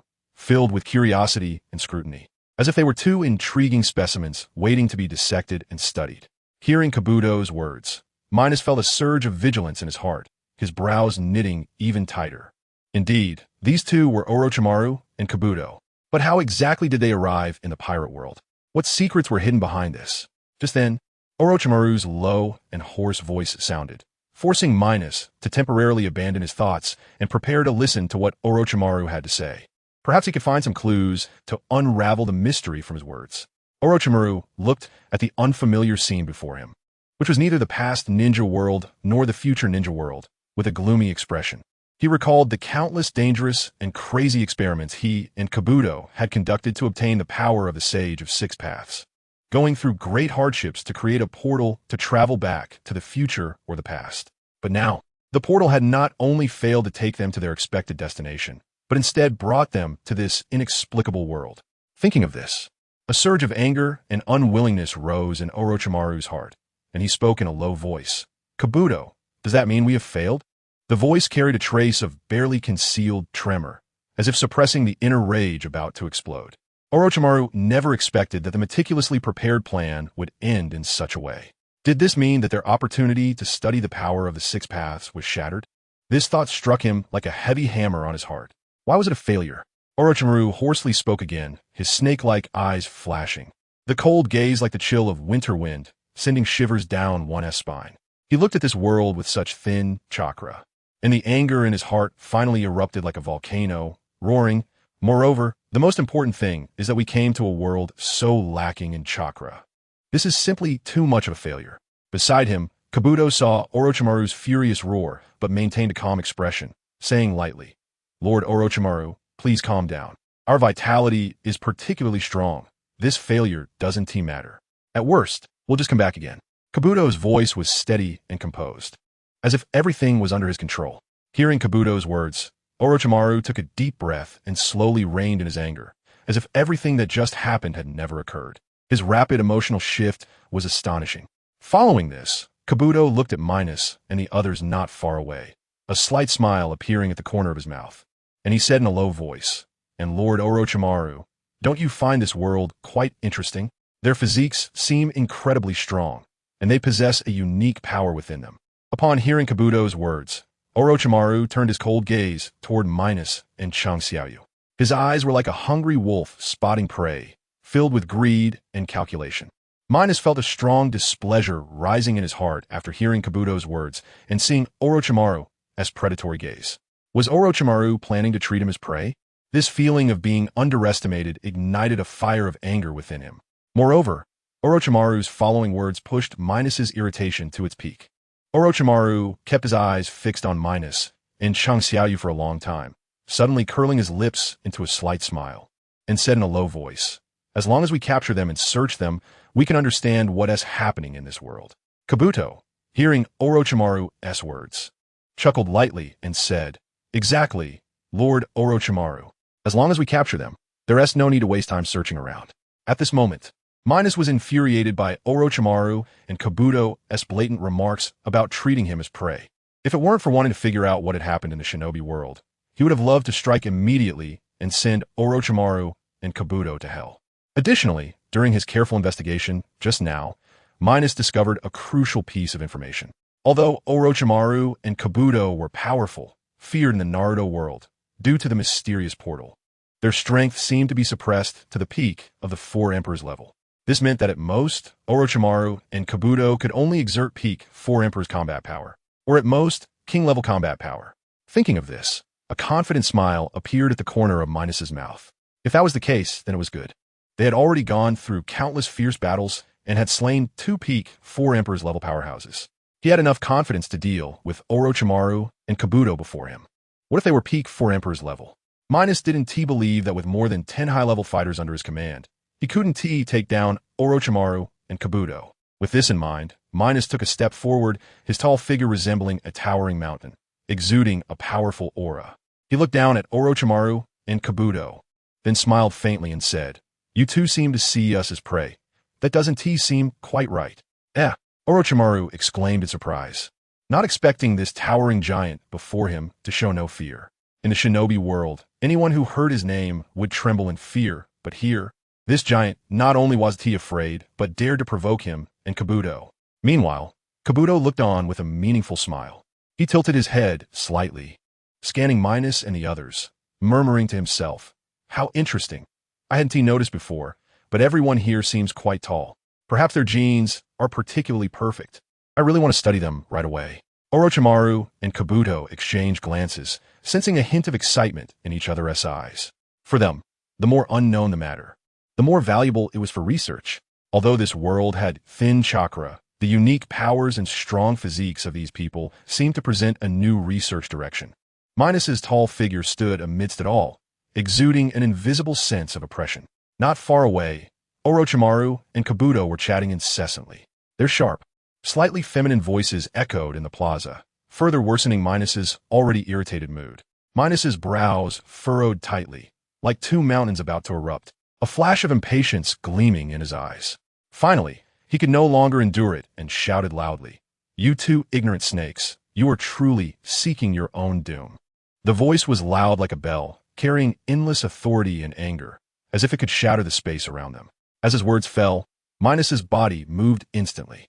His speed was extreme, like a black lightning bolt, disappearing in an instant. In the blink of an eye, his tall form appeared in front of Orochimaru and Kabuto. The air he displaced formed a small whirlwind, sending sand and stones flying around. Orochimaru and Kabuto were startled by this sudden change, their expressions turning grave. They had initially retained some semblance of ease, but that was now replaced by seriousness. Both widened their eyes, staring at this towering giant who had appeared like a ghost. Filled with shock, they never expected that this guy before them would be so fast enough for them to barely react. Minos looked down at the astonished Orochimaru and Kabuto, a wicked smile slowly forming at the corner of his mouth, filled with mockery and disdain. Then, he slowly raised his right hand, the black-armed color haki engulfing his fist like a surging black flame. The overwhelming haki distorted the surrounding air with its powerful force. In the horrified gaze of Orochimaru, Minos suddenly exerted force, throwing a heavy punch toward Orochimaru. This punch contained endless power, as if it aimed to completely destroy everything before him. With a loud bang, like a cannonball exploding, the sound echoed continuously throughout the space. Orochimaru's body was sent flying like a cannonball, soaring at high speed. He traced a long arc in the air before crashing heavily to the ground. The ground was instantly smashed into a massive, deep pit, dust swirling up and completely shrouding Orochimaru's figure. The fallen Orochimaru rolled uncontrollably on the ground, raising dust like a winding yellow dragon. It wasn't until he rolled several dozen meters away that his body gradually came to a stop. At this moment, Minos was still in the pose of having just thrown a powerful punch, resembling a statue. His resolute face showed no expression. Only the slight rise and fall of his chest indicated the coolness of that casual strike. The scene made everything around seem to freeze, making one wonder if what had just happened was real. The corner of Minos's mouth slightly lifted, revealing a hint of pride in his eyes. He turned to the side where the shocked Kabuto was standing, smiled lightly with a trace of provocation, and said, "What's wrong? You seem quite surprised?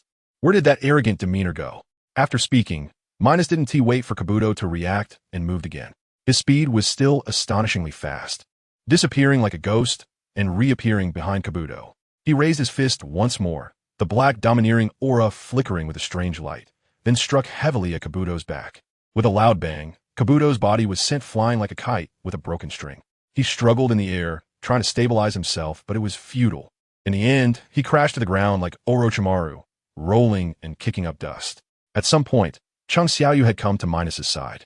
He looked at the chaotic scene before him, slightly furrowing his brow, and said in a low voice, "Why do they seem a bit weak? I even doubt whether they are really the notorious Orochimaru and Kabuto." Upon hearing Chung Xiaoyu's puzzled words, Minos chuckled lightly, his voice filled with confidence and composure, and replied, "Their vitality is quite strong. This level of injury shouldn't be enough to kill them. After all, they are renowned figures in the ninja world. What is important now is for you to have the Shadow Soldiers put away the live broadcast phone bugs. We can't let the people from the pirate world easily know what is happening here." "Okay, got it. I'll have the Shadow Soldiers put away the live broadcast phone bugs right away." Chung Xiaoyu nodded and then whispered a few words to the Shadow Soldiers in the sky. The shadow soldiers seemed to understand his words and slowly put away the live broadcast phone bugs. Minos watched this scene with satisfaction, nodding slightly. As long as they knew, it was fine. After all, it's better for the secrets of the ninja world to be held in the hands of a few. Speaking of which, Minos's tone involuntarily became excited. His eyes sparkled with excitement as he thought to himself, encountering the invasion of the ninja world. Does this mean his future could really involve traveling through realms and exploring more unknown worlds? Chung Xiaoyu, hearing Minos's words, couldn't help but feel a bit excited as well. A trace of uncontrollable excitement appeared on his face because this represented infinite possibilities for their future. They might be able to traverse different worlds, witnessing various miraculous powers and wondrous sights. Just then, as time passed, the swirling dust gradually dissipated. Minos and Chung Xiaoyu's gazes turned to the distance, where they saw Orochimaru and Kabuto emerging from the smoke in a disheveled state. At this moment, their robes were tattered, their once neat attire now in rags, fluttering in the wind. Their faces displayed an unprecedented coldness, and their eyes seemed to burn with a flame of anger, sending chills down one's spine. Minos looked at the icy gazes of the two and couldn't help but curve his lips into a faint smile filled with mockery, saying, "You two seem a bit disheveled? What happened to that arrogance from before?" Chung Xiaoyu also chuckled lightly, echoing, "Yeah, just a moment ago, you were all high and mighty, and now you look so pitiful. How ridiculous." Minos and Chung Xiaoyu's words were like sharp blades, piercing directly into Orochimaru and Kabuto's hearts. Their faces instantly darkened further, and the coldness in their eyes intensified. They never expected that this unknown guy before them would be so powerful. In an instant, they had been sent flying and suffered such humiliation. Although neither had sustained substantial injuries, the insulting blow made their inner fury blaze. Kabuto's gaze, like that of a venomous snake, fixated on Minos and Chung Xiaoyu, filled with resentment. He spoke in a low voice, "Lord Orochimaru, it seems we underestimated these two guys." Kabuto's voice was laced with gritted teeth and hatred, as if he wanted to swallow Minos and Chung Xiaoyu alive. "It seems they must give them a harsh lesson to make them understand our strength and the consequences of provoking us." Kabuto continued, his body trembling slightly, clearly overwhelmed by anger. At the same time, Orochimaru's gaze was also like that of a venomous snake, fixated on Minos and Chung Xiaoyu. His eyes revealed endless killing intent as he hoarsely said, "Kabuto, you are right. We must teach them a severe lesson so they know fear. They must pay the price for daring to be so arrogant in front of us." After finishing this statement, the part of Orochimaru's body beneath him instantly transformed into a thick, giant snake. The scales of the snake glimmered with a strange light, as if covered by a layer of mysterious power. However, his upper body retained its original form, his pale face now even more ferocious. Orochimaru then spoke to Kabuto beside him in a hoarse voice. "Kabuto, let us each take one and quickly deal with our opponents. Let's show them that the strong in the ninja world are not to be trifled with." After saying this, Orochimaru swung his snake tail and charged rapidly towards Minos. The snake tail left deep marks on the ground, kicking up clouds of dust. Meanwhile, Kabuto watched Orochimaru's attack with a light chuckle, his smile carrying a hint of cruelty. He spoke in a low voice, "Lord Orochimaru, still as decisive as ever." After speaking, Kabuto's body also changed, his lower half becoming a snake tail. He twisted his snake tail and rushed towards Chung Xiaoyu at high speed, moving so fast it was dazzling. Minos, seeing Orochimaru charging towards him, displayed a look of disdain. He thought to himself, "Those familiar with Naruto know that Orochimaru has a fatal weakness. Jinjutsu is particularly effective against him. The casting of Jinjutsu requires strong mental power to support it. So, what would happen if he used Conqueror's Haki to strike at Orochimaru?" With this thought, Minos's gaze became resolute.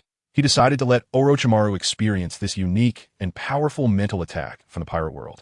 In Serbia Square, the atmosphere was as oppressive as the dead silence before storm. Orochimaru approached Minos at a terrifying speed, his ghostly figure exuding a twisted ferocity on his pale face, with golden, elongated pupils gleaming with greed and desire, as if he were about to devour his target whole at any moment. Minos stood tall like a pine tree, his lips curling into a confident smile, followed by a flash of red light in his eyes. An invisible yet immensely powerful conqueror's haki erupted from his seemingly ordinary body like a raging tsunami. In an instant, red and black lightning spiraled around Minos like a ferocious dragon, wildly rampaging and spreading in all directions, casting a bizarre red-black hue over the entire square. The rapidly charging Orochimaru was mercilessly struck by this red-black lightning. Each bolt contained terrifying energy, slicing through Orochimaru's body like sharp blades. Simultaneously, a tangible and horrifying mental force crashed against Orochimaru's mind like a surging tide. Orochimaru felt as if his head were about to explode, waves of pain crashing over him one after another. Suddenly, a hoarse and pained scream erupted from Orochimaru's mouth, echoing through the vast Serbia square, sounding particularly mournful. Moreover, under the powerful impact, Orochimaru's lower body instantly transformed back into human legs, losing the flexibility of his original serpentine form. Unable to withstand it any longer, he clutched his head with both hands and rolled on the ground in agony, looking utterly disheveled. Watching Orochimaru's suffering, Minos smiled lightly, a hint of mockery and disdain in his expression. Indeed, Orochimaru's mental strength was quite weak. Afraid of illusions, using Conqueror's Haki to strike was the most correct choice. Minos thought to himself, pleased with the effect of his strike. Just then, a deafening roar suddenly echoed from another direction. Following the sound, Minos saw that Toby was also rolling on the ground in pain like Orochimaru, clutching his head with a face full of agony, his body twitching uncontrollably. When Chung Xiaoyu felt Minos's gaze, he smiled lightly at him, a hint of pride in his smile. Minos instantly understood that Chung Xiaoyu had also used Conqueror's Haki to strike Toby. Looking at Orochimaru, who was still rolling on the ground, Minos's lips slightly curled up, carrying a playful tone as he said, "Orochimaru, you won't be killed by such a minor mental attack, will you?" His voice was not loud, but it clearly reached the ears of the shadow soldiers and puppet legion in the quiet square, carrying an undeniable authority. If that were the case, then you, the legendary Sannin, will be far too useless. After saying this, Minos fell silent, his sharp and playful gaze fixed intently on Orochimaru, as if he wanted to see right through him. Indeed, upon hearing Minos's words, Orochimaru's body suddenly froze, and his rolling movements gradually ceased. His heart was filled with shock and confusion. If it were just knowing his name, he would consider it normal, as he had communicated with Toby to some extent, and it was reasonable for them to have heard of him. However, this giant before him actually mentioned his title of Sannin, which was quite intriguing. In today's ninja world, it was difficult for the new generation of strong fighters to know that he held the title of Sannin. They would at most know his name. Thinking of this, Orochimaru gritted his teeth and slowly stood up from the ground, his disheveled hair framing his pale face, which was now even more devoid of color. His bloodshot eyes revealed a hint of vigilance and doubt, staring intently at Minos as he spoke in a low voice. "Who exactly are you to know so much about me?" His voice was hoarse, as if questioning from the depths of hell. Without waiting for Minos to answer, Orochimaru continued in a low voice. "If I remember correctly, the title of Sannin was earned during the Second Great Ninja War, after battling Hanzo. It was a time of blood and fire, where countless ninjas fell in that war, and I, along with Jiraiya and Tsunade, gained Hanzo's recognition through our tenacious will and excellent ninjutsu, thus earning this title. Yet, I have never seen you in the ninja world, nor have I known your whereabouts. So who exactly are you?" Orochimaru's tone carried a sense of urgency. He was eager to know the identity of the mysterious person before him. Minos looked at the shocked and slightly twisted Orochimaru, smiling gently, a smile that seemed to carry a mysterious power, making it hard to decipher. He replied, "This is not the place for conversation. Let us talk inside our castle." With that, Minos slowly raised his hand and pointed towards the massive black and glorious castle in the distance. The castle towered into the clouds, exuding a mysterious and ancient aura, as if concealing countless secrets. Orochimaru followed Minos's finger and looked at the massive castle, lost in thought. The castle appeared grand and filled with unknown dangers and mysteries. He pondered whether to enter the castle with Minos, his heart filled with hesitation and vigilance. Minos, noticing Orochimaru's slight wariness, smiled lightly. His smile carrying a hint of provocation as he said, "What, is the famous Orochimaru afraid?" That truly seemed quite unbelievable. Minos's words were filled with sarcasm, as if deliberately provoking Orochimaru. After speaking, Minos waved his hands and slowly said, "Do you really think we would need to exert great effort to kill you? Shadow King, let your shadow soldiers show Orochimaru a thing or two, and Puppet Legion, give Orochimaru a performance as well." His voice was filled with confidence and authority, as if he controlled everything.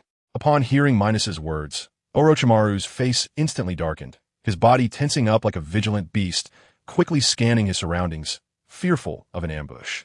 Orochimaru knew that these people before him were not benign, and he had to be cautious in response. Chung Xiaoyu then smiled lightly and said, "In that case, let me give a ninja world's Orochimaru a little shock." With that, Chung Xiaoyu's aura erupted instantly, and the black-purple energy magic gushed forth from his body like surging magma. In an instant, Chung Xiaoyu's body was completely enveloped in black-purple magic, as if he had become a dark deity from the world of shadows. However, Chung Xiaoyu did not stop. He shouted, "Where are the Shadow Legion? Follow me to battle." His voice rang out like a thunderous bell, echoing across the square. Upon hearing Chung Xiaoyu's call, the shadow soldiers instantly perked up, raising their weapons and shouting loudly, "Respected King, we have always been here. We are willing to follow the king to conquer the world." Their voices were uniform, filled with loyalty and fervor, as if they would go to any lengths for Chung Xiaoyu. Meanwhile, the 1st Legion Commander, General Filong, the 2nd Legion Commander, Baiman, the 3rd Legion Commander, Huzi Eagle, Hades, and various others all erupted with an imperial shadow-level aura. The momentum surged upward, as if an angry dragon was roaring, or like a volcano erupting, its powerful aura causing the surrounding air to tremble. On the other side, Puppet number 1, along with the other 4 puppets and several puppet generals, had also arrived near Orochimaru. They quickly surrounded Orochimaru tightly, and then the puppet army and others unleashed a powerful aura. This momentum was tumultuous, like an incredibly sharp long sword piercing the sky, sending chills down one's spine. At this moment, Orochimaru was completely shocked by the overwhelming aura of the Shadow Legion and the Puppet Legion. Rather than shock, it was a deep-seated fear. He had originally thought that these strangely dressed black and white figures and those with long horns were not strong. But now, the power they displayed left him greatly astonished. Moreover, Orochimaru keenly sensed that among them were not only numerous experts, but also several peak and high-ranking shadows, equivalent to more than 10 shadow-level powerhouses. How could this be possible? Orochimaru's heart was filled with disbelief. In the past ninja world, shadow-level powerhouses were giants in their own right, the pillars of each ninja village. Yet now, so many shadow-level powerhouses had suddenly appeared before him. Not only that, but there were also thousands of elite jonin and tens of thousands of other chunin. Such a massive force in the past ninja world could have easily overwhelmed any ninja village. No, if there were no super shadows and the 6 paths, then perhaps these people could have shared the same standing as the previous ninja world. Orochimaru's heart was in turmoil. He knew he had encountered an unprecedentedly powerful opponent today. In this tense atmosphere, time seemed to freeze. Standing in the encirclement, Orochimaru continuously weighed the pros and cons in his heart. He knew that if he rashly resisted, he would likely be overwhelmed by these powerful forces in an instant. But if he followed them into the castle, he had no idea what awaited him. Minos watched Orochimaru's indecisiveness with a cold smile in his heart. He knew that Orochimaru had been intimidated by their strength. So, Orochimaru, have you made up your mind? Will you obediently come with us, or will you resist here in vain? Minos's voice rang out again, striking Orochimaru's heart like a heavy hammer. Orochimaru was still in shock, his expression as grim as the sky before a storm. He was a renowned super shadow-level powerhouse in the ninja world, typically filled with pride and arrogance. In the ninja world, his name was enough to instill fear in countless people. Yet at this moment, he was in a very awkward position due to this sudden situation. That broken white energy transmission portal seemed like an invisible shackle, severely suppressing his powerful abilities. If it weren't for this detestable portal, why would Orochimaru need to regard these people around him? Even if the opponent had more than 10 shadow-level powerhouses, so what? He and his capable assistant Kabuto were both super shadows, figures who dominated in the ninja world. How could they fear these so-called shadow-level powerhouses? But reality was incredibly cruel. Both of them were completely suppressed by this white energy transmission portal, forcing Orochimaru to endure the anger and unwillingness in his heart and consider compromise. Thinking of this, Orochimaru felt deep resentment and secretly vowed that once he left this time, he would spare no effort to obtain a super shadow-level transmission portal. Otherwise, even if he died, he would never step into this broken white energy transmission portal again. Beside him, Minos's gaze was like a cold glare fixed on Orochimaru. Seeing Orochimaru remain silent, his expression instantly turned cold. In Minos's view, if Orochimaru did not accept their offer, he would have to show him some color. A killing intent began to rise in his heart.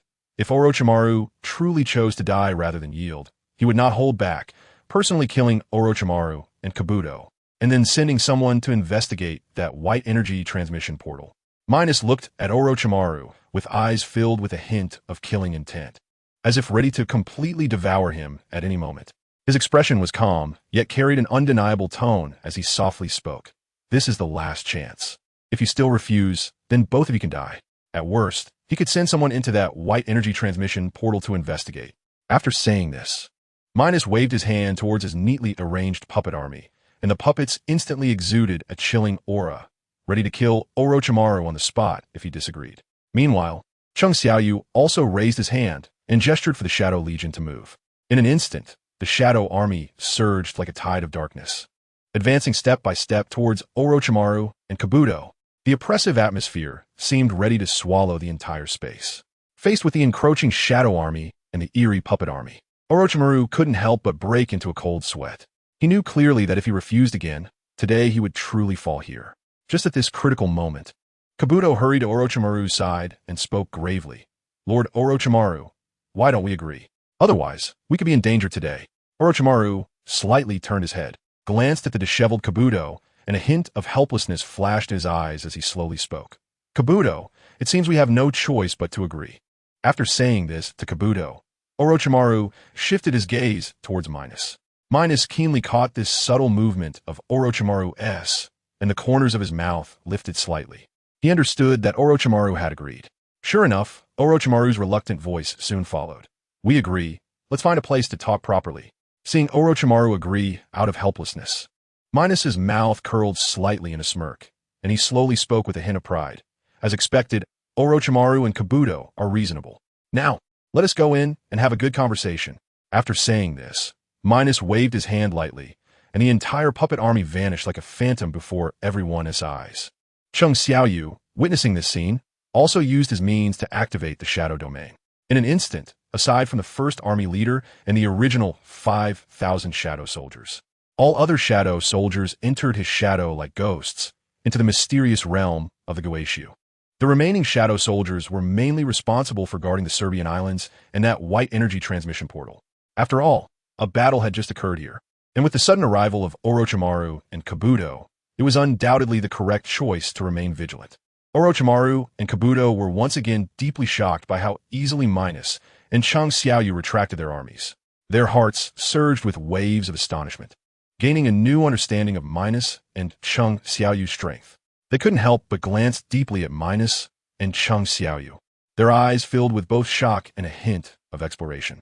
In response to the gazes of Orochimaru and Kabuto, Minos and Chung Xiaoyu merely smiled lightly, not paying much attention, and turned to walk straight into the massive black-purple castle. This castle exuded a mysterious and ancient aura, as if hiding countless secrets. Orochimaru and Kabuto exchanged a glance filled with helplessness, ultimately following in silently. In the blink of an eye, 3 days have quietly passed. Minos and Chung Xiaoyu sat on a gigantic, magnificent chair, lost in deep thoughts. Meanwhile, Orochimaru and Kabuto had already gone to the sea to investigate, claiming they wanted to understand the differences between the pirate world and the ninja world. During these 3 days, Minos and Chung Xiaoyu had friendly conversations with Orochimaru and Kabuto. Through their exchanges, Minos and Chung Xiaoyu obtained the intelligence they wanted and reached a cooperation agreement with Orochimaru and Kabuto. At this moment, Chung Xiaoyu broke the silence, glancing helplessly at Minos, and said, I really didn't expect such a big incident to happen in the ninja world. It's just too outrageous. Minos, hearing Chung Xiaoyu's words, nodded in agreement. Indeed, the changes happening in the ninja world were beyond imagination. What do you mean by the Sage of Six Paths and the Hokage world forcibly reviving Uchiha Madara, Obito, and other Six Paths level powerhouses? And what about reviving the past Kage of the 5 villages? What is going on? Minos asked, frowning with a puzzled expression. And Kakashi being able to temporarily contend with the Six Paths, the ninja world becoming 10 times larger, and the era of universal cultivation arriving in the ninja world, what's that all about? It's ridiculous. Chung Xiaoyu also looked incredulous. Originally, the Hokage world was already more advanced than the pirate world. With these changes, wouldn't it be even more advanced? Moreover, Orochimaru had mentioned that after the energy obtained from Naruto and other Six Paths powerhouses from outside turned into chakra, the chakra energy in the Hokage world became extremely abundant, making cultivation easier. In the current ninja world, not to mention those Six Paths level powerhouses, even the Super Kage level powerhouses were abundant, and Kage level powerhouses were as numerous as stars, with elite jonin all over the place. Such changes were truly mind-blowing. Minos stroked his chin and, after pondering for a moment, said, "It seems that the situation in the ninja world has undergone earth-shaking changes. These newly emerged powerhouses and changes might have unexpected impacts on us." Chung Xiaoyu nodded and said, "That's right, we must closely monitor the dynamics of the ninja world. Although Orochimaru and Kabuto have reached a cooperation with us, we cannot fully trust them. These two are notorious for being cunning in the ninja world. However, for now, they're still useful to us. Let's utilize them to gain more intelligence about the ninja world." A glint of cold light flashed in Minos's eyes. The two continued to delve into discussions about the situation in the ninja world, contemplating how to respond to various possible scenarios. Meanwhile, on the other side of the sea, Orochimaru and Kabuto were gazing at the turbulent sea surface, secretly calculating their collaboration with Minos and Chung Xiaoyu. Orochimaru squinted slightly and said, "Kabuto, this cooperation with them is merely a temporary measure. We need to find a way to extract the intelligence we want from them, and then make our plans." Kabuto nodded and said, "Rest assured, Lord Orochimaru, I understand. The pirate world doesn't seem simple either. We can take this opportunity to learn about it, and perhaps find something beneficial to us." In this mysterious and ever-changing world, various forces were secretly vying for power, and a greater storm seemed to be brewing quietly. In the future, what stories will unfold between the ninja world, the pirate world, and the forces represented by Minos and Chung Xiaoyu? Time flows like a gentle stream, silently yet swiftly moving forward, and inadvertently, more than 3 years have passed in the pirate world. At this moment, in a fantastic and adventurous pirate world, it was March 1520. This year was destined to be an extraordinary one for the pirate world, as it marked the day when the fated boy Luffy set sail. Looking back 3 years, a shocking war erupted in the pirate world, taking place in Serbia. The scale of this war was unprecedented, with all participating parties being top powers of the pirate world. The once mighty Whitebeard Pirates, a team symbolizing strength and glory, had crew members of exceptional power, dominating the seas and earning the awe of countless pirates. The Red-Haired Pirates, known for their Captain Shank's charisma and wisdom, shone like brilliant stars, illuminating the skies of the pirate world. There was also Rayleigh, the legendary figure who once assisted the pirate King Roger. His strength was unfathomable, and his swordsmanship was unparalleled. Mihawk, the world's greatest swordsman, had a name that echoed through the lands, wielding his black blade where none could stand against him. However, the outcome of this war was lamentable. The Whitebeard Pirates and the Red-Haired Pirates suffered heavy losses in the flames of war, resulting in total casualties. Rayleigh and Mihawk, along with other powerful figures, also perished in this brutal conflict, their brilliance seemingly overshadowed by the haze of war. Yet, amidst this great battle, the Hunter Guild rose prominently, achieving significant accomplishments through excellent strategic deployment and the bravery of its members. Their performance on the battlefield drew the attention of the entire pirate world, elevating their status to an unprecedented height. Just when everyone thought that the Hunter Guild would dominate the pirate world with this victory and might even defeat the pirates, the Navy and the world government to claim supremacy, an unprecedented upheaval suddenly arrived. The will of the pirate world, a mysterious and powerful existence, appeared before everyone without warning. Its voice rang like a great bell, echoing in every corner of the pirate world, announcing a shocking news to all. Forces from other worlds would attack the pirate world. This news struck like a bolt from the blue, instantly stirring up a storm in the pirate world. Whether it was the formidable Navy, the world government that controlled the order of the world, the Revolutionary Army with its ideals of revolution, or the powerful figures like Kaido standing at the top of the pirate world, all fell into deep panic and shock. They never expected that the will of the pirate world would suddenly descend, let alone bring such news that could overturn the entire world. However, not everyone was completely engulfed in fear. Ambitious figures like the 5 elders and Kaido, after a brief shock, showed excitement and eagerness in their eyes. In their hearts, this might be a rare opportunity. If what the will of the pirate world stated was true, then they would have a legitimate excuse to counterattack other worlds, occupy the world, and claim kingship.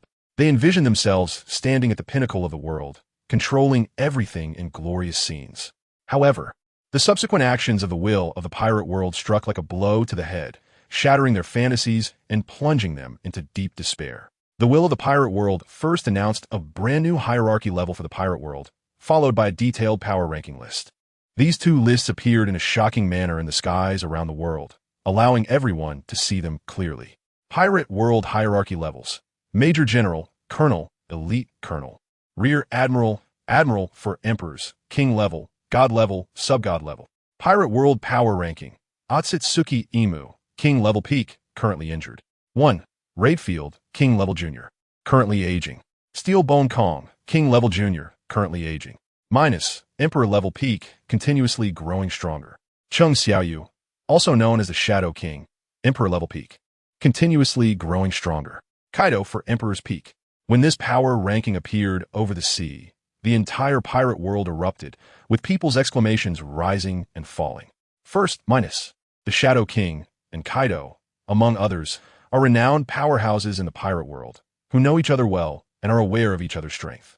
They originally thought they had reached the pinnacle of the world. However, now on this list, they are merely at the Emperor level peak. This gave them a new understanding of their own strength and filled them with awe towards this unknown ranking. The other three on the list, Otsutsuki Emu, Raidfield, and Steelbone Kong, aroused strong curiosity and confusion among the crowd. Although many strong individuals know some rumors about Raidfield and Steelbone Kong, they have always hidden in the shadows and rarely showcased their strength in front of the public. As for Otsutsuki Emu, this name is completely unfamiliar to the vast majority of people. The fact that he is listed as a peak king-level powerhouse and is even injured is truly hard to believe. What kind of terrifying existence could injure a peak king-level powerhouse? This question lingered in everyone's mind, sparking countless speculations. Figures like Sengoku, Garp, and Kaido, who stand at the top of the pirate world's power and strength, naturally know some of Raidfield and Steelbone Kong's past. However, they know nothing about Otsutsuki Emu, which fills them with regret. The few elders of the world government, who usually follow Lord Emu, have never known Emu's surname. Now, with the exposure of the power ranking, they finally learn that Emu's surname is Otsutsuki. This revelation stirred great waves in the hearts of the elders, as they realized that this figure who had been hidden behind the scenes was far more mysterious and powerful than they had imagined. Besides the elders, there are also a group of people who are not unfamiliar with Emu, namely Minos and Chung Xiaoyu. When they saw Otsutsuki Emu's name on the power ranking, both of them suddenly realized, and many puzzles that had troubled them were solved. It turns out that when Orochimaru and Orochimaru's disciple left, they had told them an astonishing truth. Orochimaru's disciple deduced that the energy of the pirate world is remarkably similar to the chakra of the Naruto world, and that the energy of the pirate world can be transformed into chakra through a simple conversion. Moreover, Orochimaru's disciple also inferred the reason for their crossing over from the ninja world to the pirate world, because the energy of the pirate world is too similar to chakra. The white energy transfer portal misjudged the pirate world as the past ninja world, leading them to mistakenly arrive in this unfamiliar world. At that time, when Minos and Chung Xiaoyu heard this explanation, their faces were filled with disbelief. After all, the two seemingly unrelated worlds actually have such a close connection, which is hard to accept. But now, seeing Otsutsuki Emu's name on the power ranking, they finally understood everything. Based on their speculation, the truth of the matter might be this. On a distant plateau, the Otsutsuki clan sent people to various planets to plant divine trees in order to absorb the energy of the planets. Otsutsuki Kagaya and Otsutsuki Ishiki were sent to the ninja world, while Otsutsuki Emu, due to his low status and weak strength, could only come alone to the relatively weak pirate world. Upon arriving in the pirate world, Otsutsuki Emu found that there were no opponents who could threaten him, and thus began his conspiracy. He planted a divine tree, preparing to eat the chakra fruit once it ripened, thereby gaining even more powerful strength. However, his scheme did not escape the eyes of the will of the pirate world. The will of the pirate world knew that if Otsutsuki Emu's plan succeeded, it would bring catastrophic disaster to the entire world. Therefore, it consumed enormous energy to create Joy Boy, also known as the legendary sun god Nika, to stop Otsutsuki Emu. Joy Boy, bearing a heavy mission, engaged in an earth-shattering battle with Otsutsuki Emu. This battle lasted for several days and nights, shaking the entire pirate world. Both sides unleashed their strongest techniques, releasing energy fluctuations that stirred up towering waves in the sea and caused massive cracks on land. Ultimately, this battle ended with Joy Boy's heroic sacrifice, and Otsutsuki was severely injured and on the brink of death, forced to fall into a deep sleep. The will of the pirate world, seeing that there was no way to deal with Otsutsuki, decided to exhaust all its energy to forcibly change the chakra fruit divine tree. Under the powerful influence of the will of the pirate world, the chakra fruit divine tree underwent a miraculous transformation, gradually evolving into the fruit tree of abilities. From then on, devil fruits began to bear fruit from this divine tree, falling to the ground and becoming an important way for many strong individuals in the pirate world to pursue power. In the pirate world, the power ranking has always been the focus of everyone's attention, with the names of those at the top shining like brilliant stars over this sea filled with adventure and the unknown. The legendary deeds of the characters on the ranking are the topics of conversation during meals, and people relish their strength and stories. However, just as everyone was immersed in admiration and worship of the strong, the voice of the will of the pirate world, vast and majestic like a bell, suddenly resounded in everyone's heart without warning. This voice seemed to come from an endless void, carrying an undeniable power that shook the souls of everyone. To prevent the pirate world from being swallowed by other worlds, I will do a few final things for this world. The words of the world will struck the hearts of the crowd like a heavy hammer. First, I will increase the land area of the entire pirate world tenfold. This means that the pirate world will become infinitely large, and the land will become even harder and stronger. With this announcement, a vast, unyielding image of the pirate world emerged in everyone's mind. The already vast sea would become even more expansive, and the islands scattered throughout would have a more solid foundation, as if preparing a sturdy fortress for the impending storm. Second, I will forcibly change the energy of the pirate world, allowing everyone to cultivate in response to the upcoming interdimensional world war. Third, due to the weakness of the people in the pirate world, I must take special measures to restore the fallen strong and those suffering from ailments to their peak state. Fourth, what I can finally tell you is that when portals appear all over the world, it will mark the beginning of the invasion from other worlds. This warning from the will of the world served as a wake-up call, causing everyone's hearts to hang in suspense. The invasion of other worlds signifies unknown dangers and challenges, and the pirate world will face an unprecedented crisis. After the will of the pirate world finished speaking, an image once again appeared in the sky. In the scene, a white energy portal on the Serbian island stands out, emitting a mysterious glow as if connecting to another enigmatic world. Then, two figures appear in the frame. It is Orochimaru and Kabuto.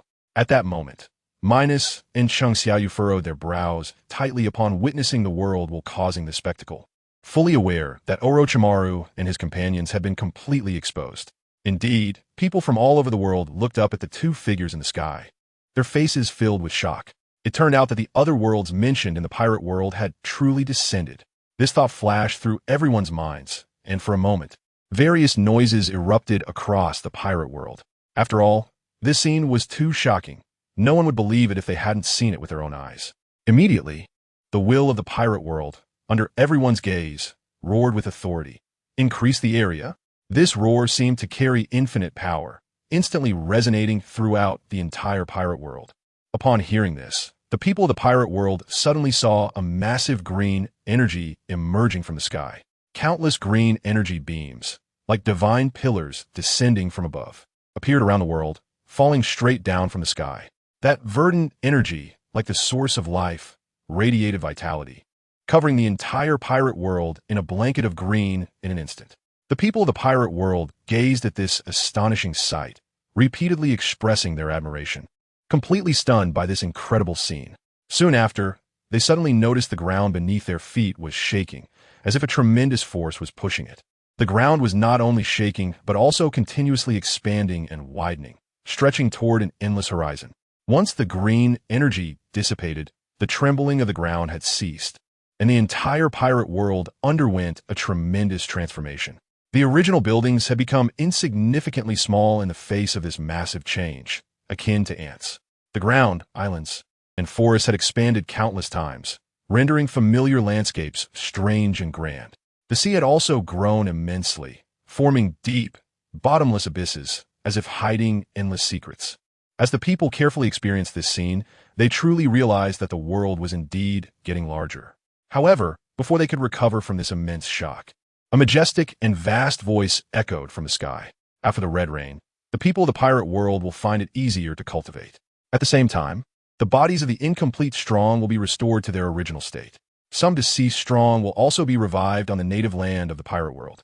After saying this, a sudden clap of thunder resounded in the sky.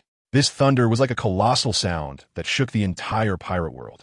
Following that thunder, many more rumbles appeared globally, as if the sky was playing a prelude to the forthcoming transformation. Then, red clouds appeared in the sky.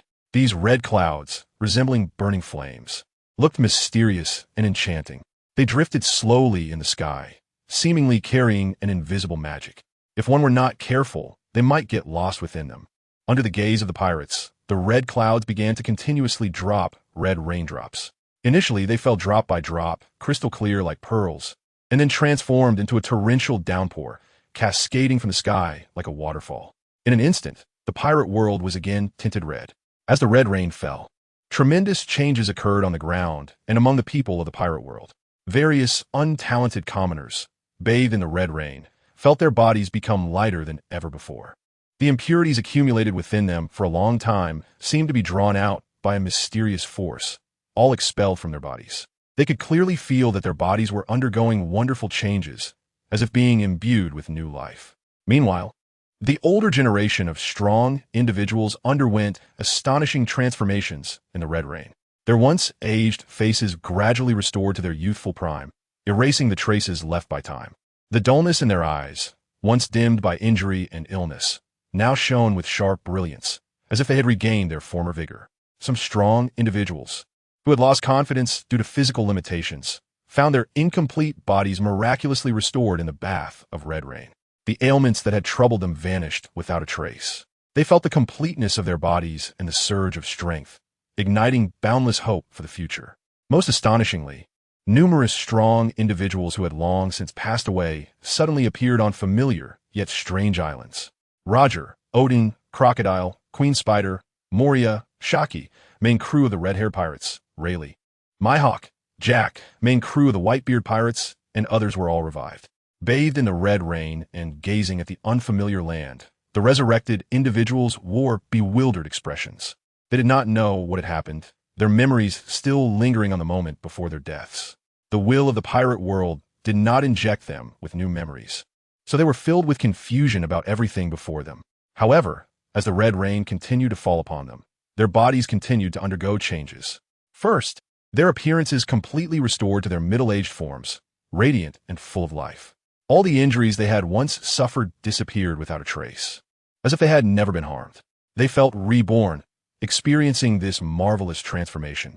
Meanwhile, after the will of the pirate world completed all this, it fell silent as if it had truly vanished, leaving behind a pirate world filled with change and hope. However, the people of the pirate world did not feel disheartened by the disappearance of the world will. Instead, they became excited. They clearly understood that a brand new era had arrived. In this age, as long as they worked hard to cultivate, anything was possible. However, with the resurrection of numerous strong individuals and the significant changes in the world, the pirate world became even more chaotic. Various factions began to reshuffle, and new conflicts and contradictions continually emerged. Those previously dormant forces saw an opportunity to rise and began to stir. Meanwhile, the already powerful factions worked hard to consolidate their positions, attempting to dominate in this chaotic situation.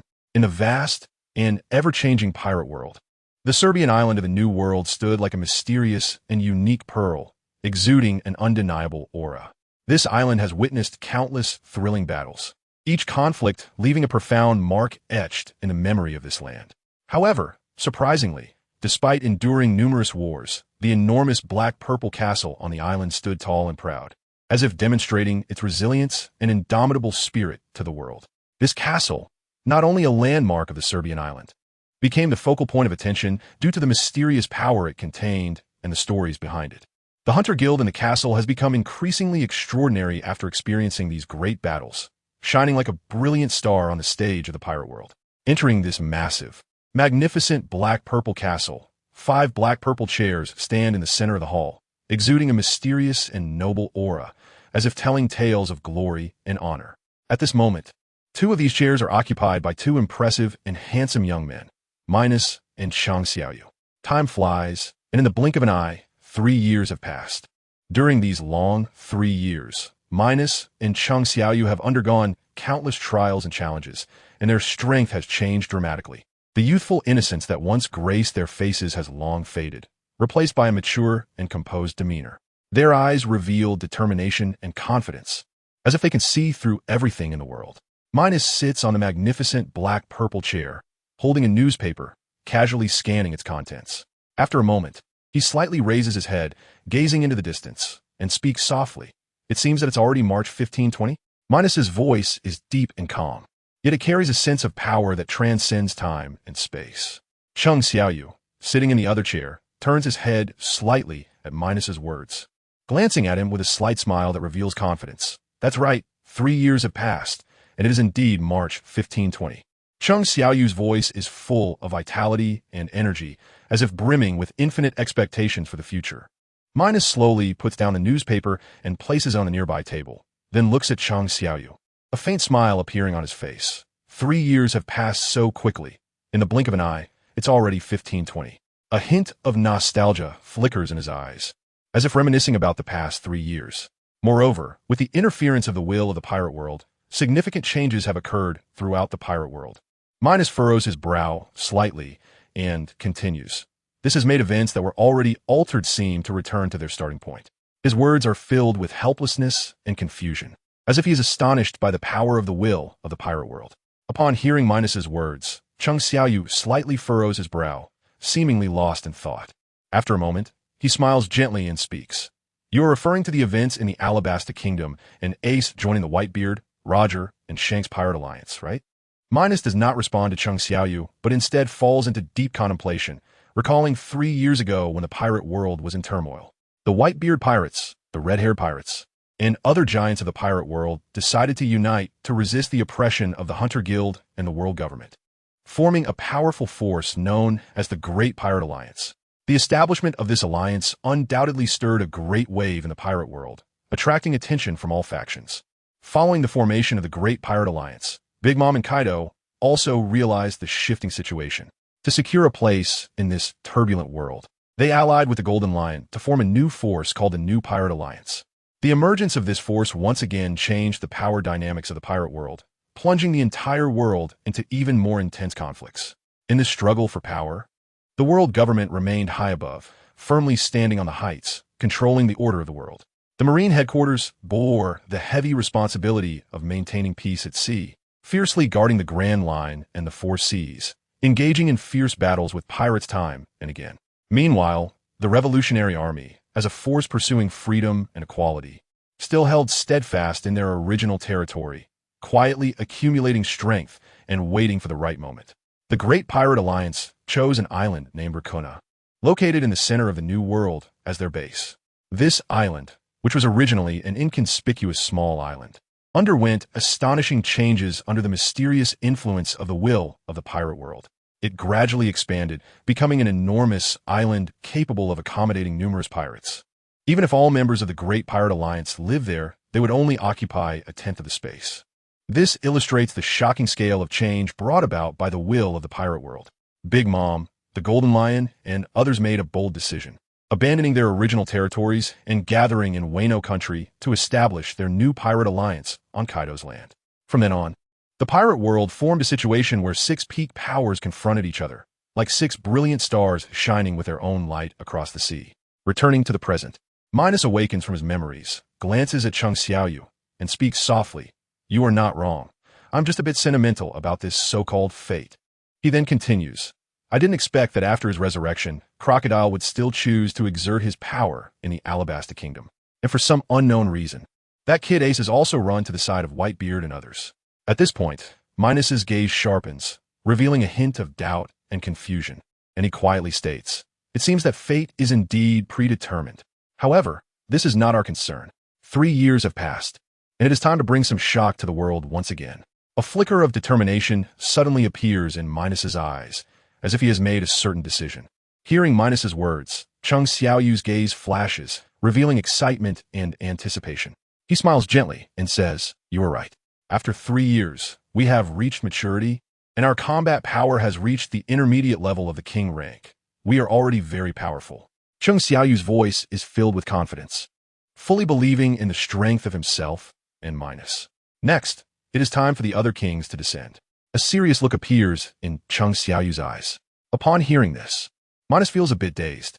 Yes, at this moment, he has reached maturity, and his level has reached the intermediate king rank. The efforts and dedication of these 3 years have finally paid off.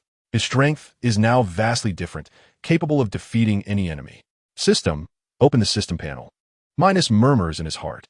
Ding, the system panel has been opened, and the host only needs to view it. A crisp voice rings in Minos's mind. Minos looks at the system panel, which has undergone significant changes. It reads, Host, Minos age, 22 skills, top-level armament hockey, top-level observation hockey, top-level conquerors hockey. Water flow, rock-shattering fist, ordinary punch, continuous ordinary punch, sword techniques, red snake style, purple snake style, navigator skills, helmsman skills. Physical condition, intermediate king level body, mature stage. Item, 50 great knives, dark soul killing points. 1, 527. 650 level, intermediate king level, black dragon form. Intermediate king level, evaluation. You have now reached intermediate king level, and you can exchange a few blows with even the peak king level strong. However, be cautious not to encounter a god level strong, or you will be effortlessly killed in an instant. Minos looked at the information on the system panel, a surge of powerful energy rising in his heart. He knew well that he had reached a new height in the world of pirates. Yet, the road ahead was still full of challenges and unknowns. Above the king level, there was still god level strong. However, Minos was not afraid, for he possessed powerful strength, unwavering belief in the super system. Minos calmly exited the system panel. He slightly turned his head, his gaze falling on the side of Chung Xiaoyu, whose eyes were deep and reserved, seemingly hiding endless schemes.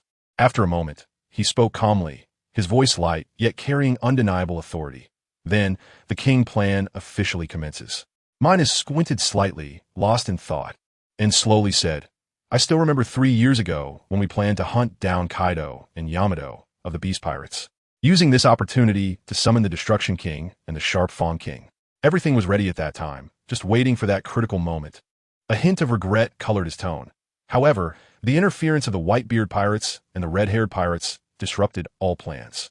Their appearance complicated the situation, and we had to temporarily shelve the king's summoning plan. This delay has lasted 3 years. Chung Xiaoyu frowned slightly, a flicker of unwillingness in his eyes. Yes. At that time, the Whitebeard pirates were somewhat troublesome, and the red-haired pirates should not be underestimated. Acting rashly would only lead to losses. Minos's gaze sharpened, revealing determination and confidence. But now it's different. Both of us have broken through to king-level strength, and with the support of the Shadow Legion. Dealing with the newly formed pirate alliance of Kaido is more than enough. Hearing this, Chung Xiaoyu couldn't help but nod vigorously, his eyes filled with eagerness. That's right. I've been looking forward to this day for a long time. For various reasons, our plans could not progress smoothly. Now that we have this opportunity, we must not miss it. Minos looked at Chung Xiaoyu's impatient demeanor, the corners of his mouth slightly raised, revealing a faint smile. Then let's ignite the war. Let the entire pirate world know that our era has arrived. After saying this, he calmly stood up from his chair and walked steadily toward the outside. Chung Xiaoyu followed without hesitation, their figures appearing particularly resolute in the sunset's afterglow. A day later, Minos and Chung Xiaoyu sat leisurely on the yacht's chairs, the yacht cutting through the waves, swiftly heading toward Wano country. The sea breeze howled, lifting their clothes, yet it did not affect the determined expressions of the two. Before leaving the Serbia base, Minos made meticulous arrangements. He left puppet number 5 and puppet number 4, both strong generals, to guard. These two puppets were not simple. Over the past 3 years, through special training and enhancement, their strength had seen a remarkable increase. Although they had not yet reached king-level strength, the gap between them and king-level was already minimal. Chung Xiaoyu also did not dare to be careless. He left several thousand shadow soldiers stationed on the Serbia Islands. These shadow soldiers were concealed in the dark, always vigilant of the surrounding movements, to prevent enemies from seizing the opportunity to attack their base. Meanwhile, the information of Minos and Chung Xiaoyu leaving the Serbia Islands quickly reached the major powers through the pervasive spies. Minos and Chung Xiaoyu looked down on these spies. They wanted to loudly declare that they were going to challenge all forces, instilling fear in their opponents as they awaited the coming storm in unease. In the vast and splendid office of Mary Geos, several elders sat around the table, each holding the newly received intelligence, their faces filled with contemplation. The middle-aged elder with a sword frowned, worry evident in his eyes as he spoke in a low tone. What are Minos and the Shadow King up to again? It's only been 3 years, and they can't contain themselves. Are they going to stir up waves in this world again? The middle-aged elder with a mustache focused his gaze, carefully analyzing the information, and slowly said, "It's very likely. Look, Minos and the Shadow King left together. This is no coincidence. They must have significant actions planned, and the target is likely substantial." The middle-aged elder, leaning on a cane, sighed lightly, glanced at the others, and spoke with a hint of concern. "I wonder who they are targeting this time. I hope it's not the Navy or the world government. If they turn their sights on us, that'll be troublesome." At this moment, the middle-aged elder with short yellow hair smiled gently, appearing confident. "There's no need to worry about Minos targeting us or the Navy. According to the powerful intelligence network of CP, they discovered that Minos' ship is headed toward Wano country." Upon hearing this, the elders were momentarily stunned, then their faces lit up with surprise. The middle-aged elder with a long beard smiled lightly, a calculating glint in his eyes. "If that's the case, let them fight among themselves. There will definitely be a fierce battle between Kaido's pirate alliance and Minos and the Shadow King. We just need to watch the changes and reap the benefits." The other elders nodded in agreement. At the Navy headquarters in Marineford, the atmosphere in the Admiral's office was tense. Sengoku sat at his desk, tightly gripping the intelligence, his face looking very grim. Minos and the Shadow King were up to something again. Sengoku muttered to himself. Every time these two appeared, they triggered earth-shattering events in the pirate world, which made him remain highly alert. However, when he saw that the intelligence recorded that Minos and the Shadow King were heading toward Wano country, Sengoku slightly relaxed. At least for now, this matter had no direct relation to the Navy. Moreover, after several years of development, the Navy's strength was no longer what it used to be. Not only had Garp and Zephyr restored their peak strength, but the entire Navy's power had also greatly expanded. Currently, the Navy headquarters had 5 admiral positions. In addition to the original 3 admirals, the addition of Fujitora and Green Bull had elevated the Navy's high-end combat power to a new level. Amidst the nationwide training frenzy, the strength of the Navy's vice admirals and rear admirals had also significantly improved, with their numbers increasing substantially. The overall strength of the Navy had reached an unprecedented height. Thinking of this, Sengoku couldn't help but sigh. I hope Minos and the Shadow King won't drag the Navy into this time. The pirate world is already chaotic enough. It can't bear more turmoil. At the Revolutionary Army headquarters, Dragon stood quietly by the window, holding the same intelligence. Sweat dripped down his face, and deep worry was evident in his eyes. "Kaido, huh?" Dragon murmured to himself, fully aware that an unprecedented change was about to sweep across the seas. The actions of Minos and the Shadow King are likely to break the existing pirate pattern and trigger a series of chain reactions. After a long silence, Dragon slowly spoke, his voice deep and helpless. "I hope you can survive. No matter the outcome of this great battle, the pirate world will face tremendous changes. And we, the Revolutionary Army, must also be prepared to deal with various situations. In the mysterious and vast sea of the New World, there is an island called Lacuna. This island is usually peaceful and serene, but today, in a huge conference room on the island, the atmosphere is as heavy as the calm before a storm. Several formidable figures have gathered here, each exuding a unique and powerful aura, all renowned characters on this sea.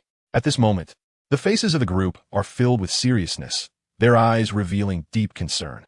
They are well aware of the terrifying strength of Minos and the Shadow King and understand what kind of storm is about to sweep in with their simultaneous actions. Silence spread in the conference room for a long time, and it was broken by the middle-aged Rayleigh. He furrowed his brow slightly, his tone somber and tinged with emotion as he said, "It seems that Kaido and the others are doomed this time. The power of Minos and the Shadow King is too great. Once they strike, it will be difficult for Kaido's side to resist." From Rayleigh's heavy sigh, one can imagine the formidable image of Minos and the Shadow King in everyone's minds. Beside him, Roger wore a somewhat relaxed smile. Hearing Rayleigh's words, he burst into hearty laughter and said, "Rayleigh, are Minos and the Shadow King really that powerful? Why do I see you all looking so serious, as if the sky is about to fall?" After speaking, Roger's sharp gaze swept across the faces of Whitebeard, Shanks, Kazuki Odin, and others. However, what he saw was the seriousness and gravity on everyone's faces, with no hint of jest. Whitebeard glanced helplessly at the oblivious Roger, sighed gently, and slowly spoke. Roger, we all died because of Minos and the Shadow King. Don't you think they are powerful? Their strength exceeds our previous understanding, and their methods are bizarre and unpredictable. We suffered a crushing defeat at their hands.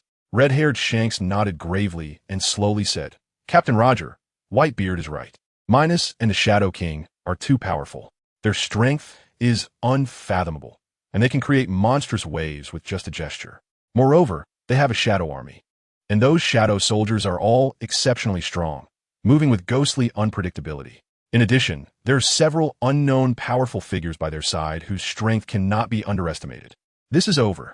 Suddenly, Kazuki Odin couldn't help but exclaim, his face filled with anxiety.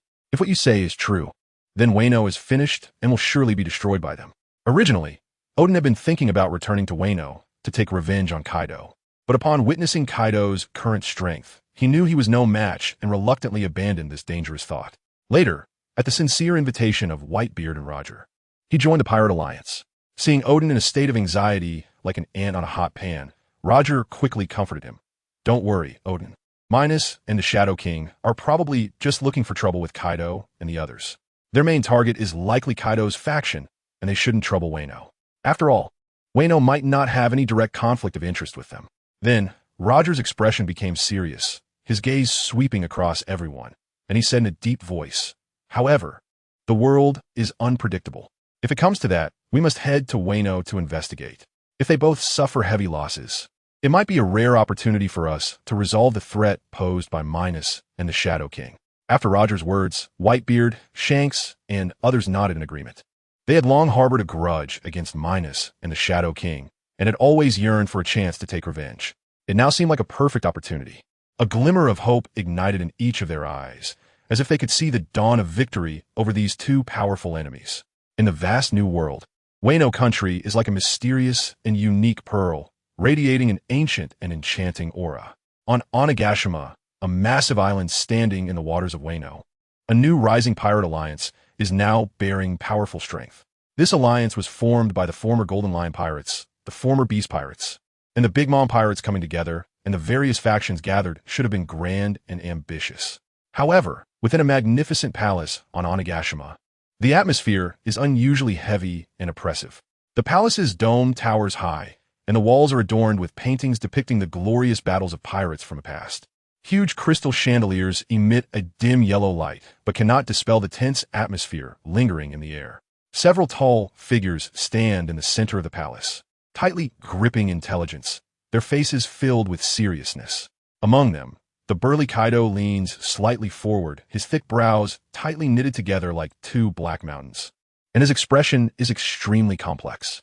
He is both worried about the impending crisis and serious about the unknown challenges.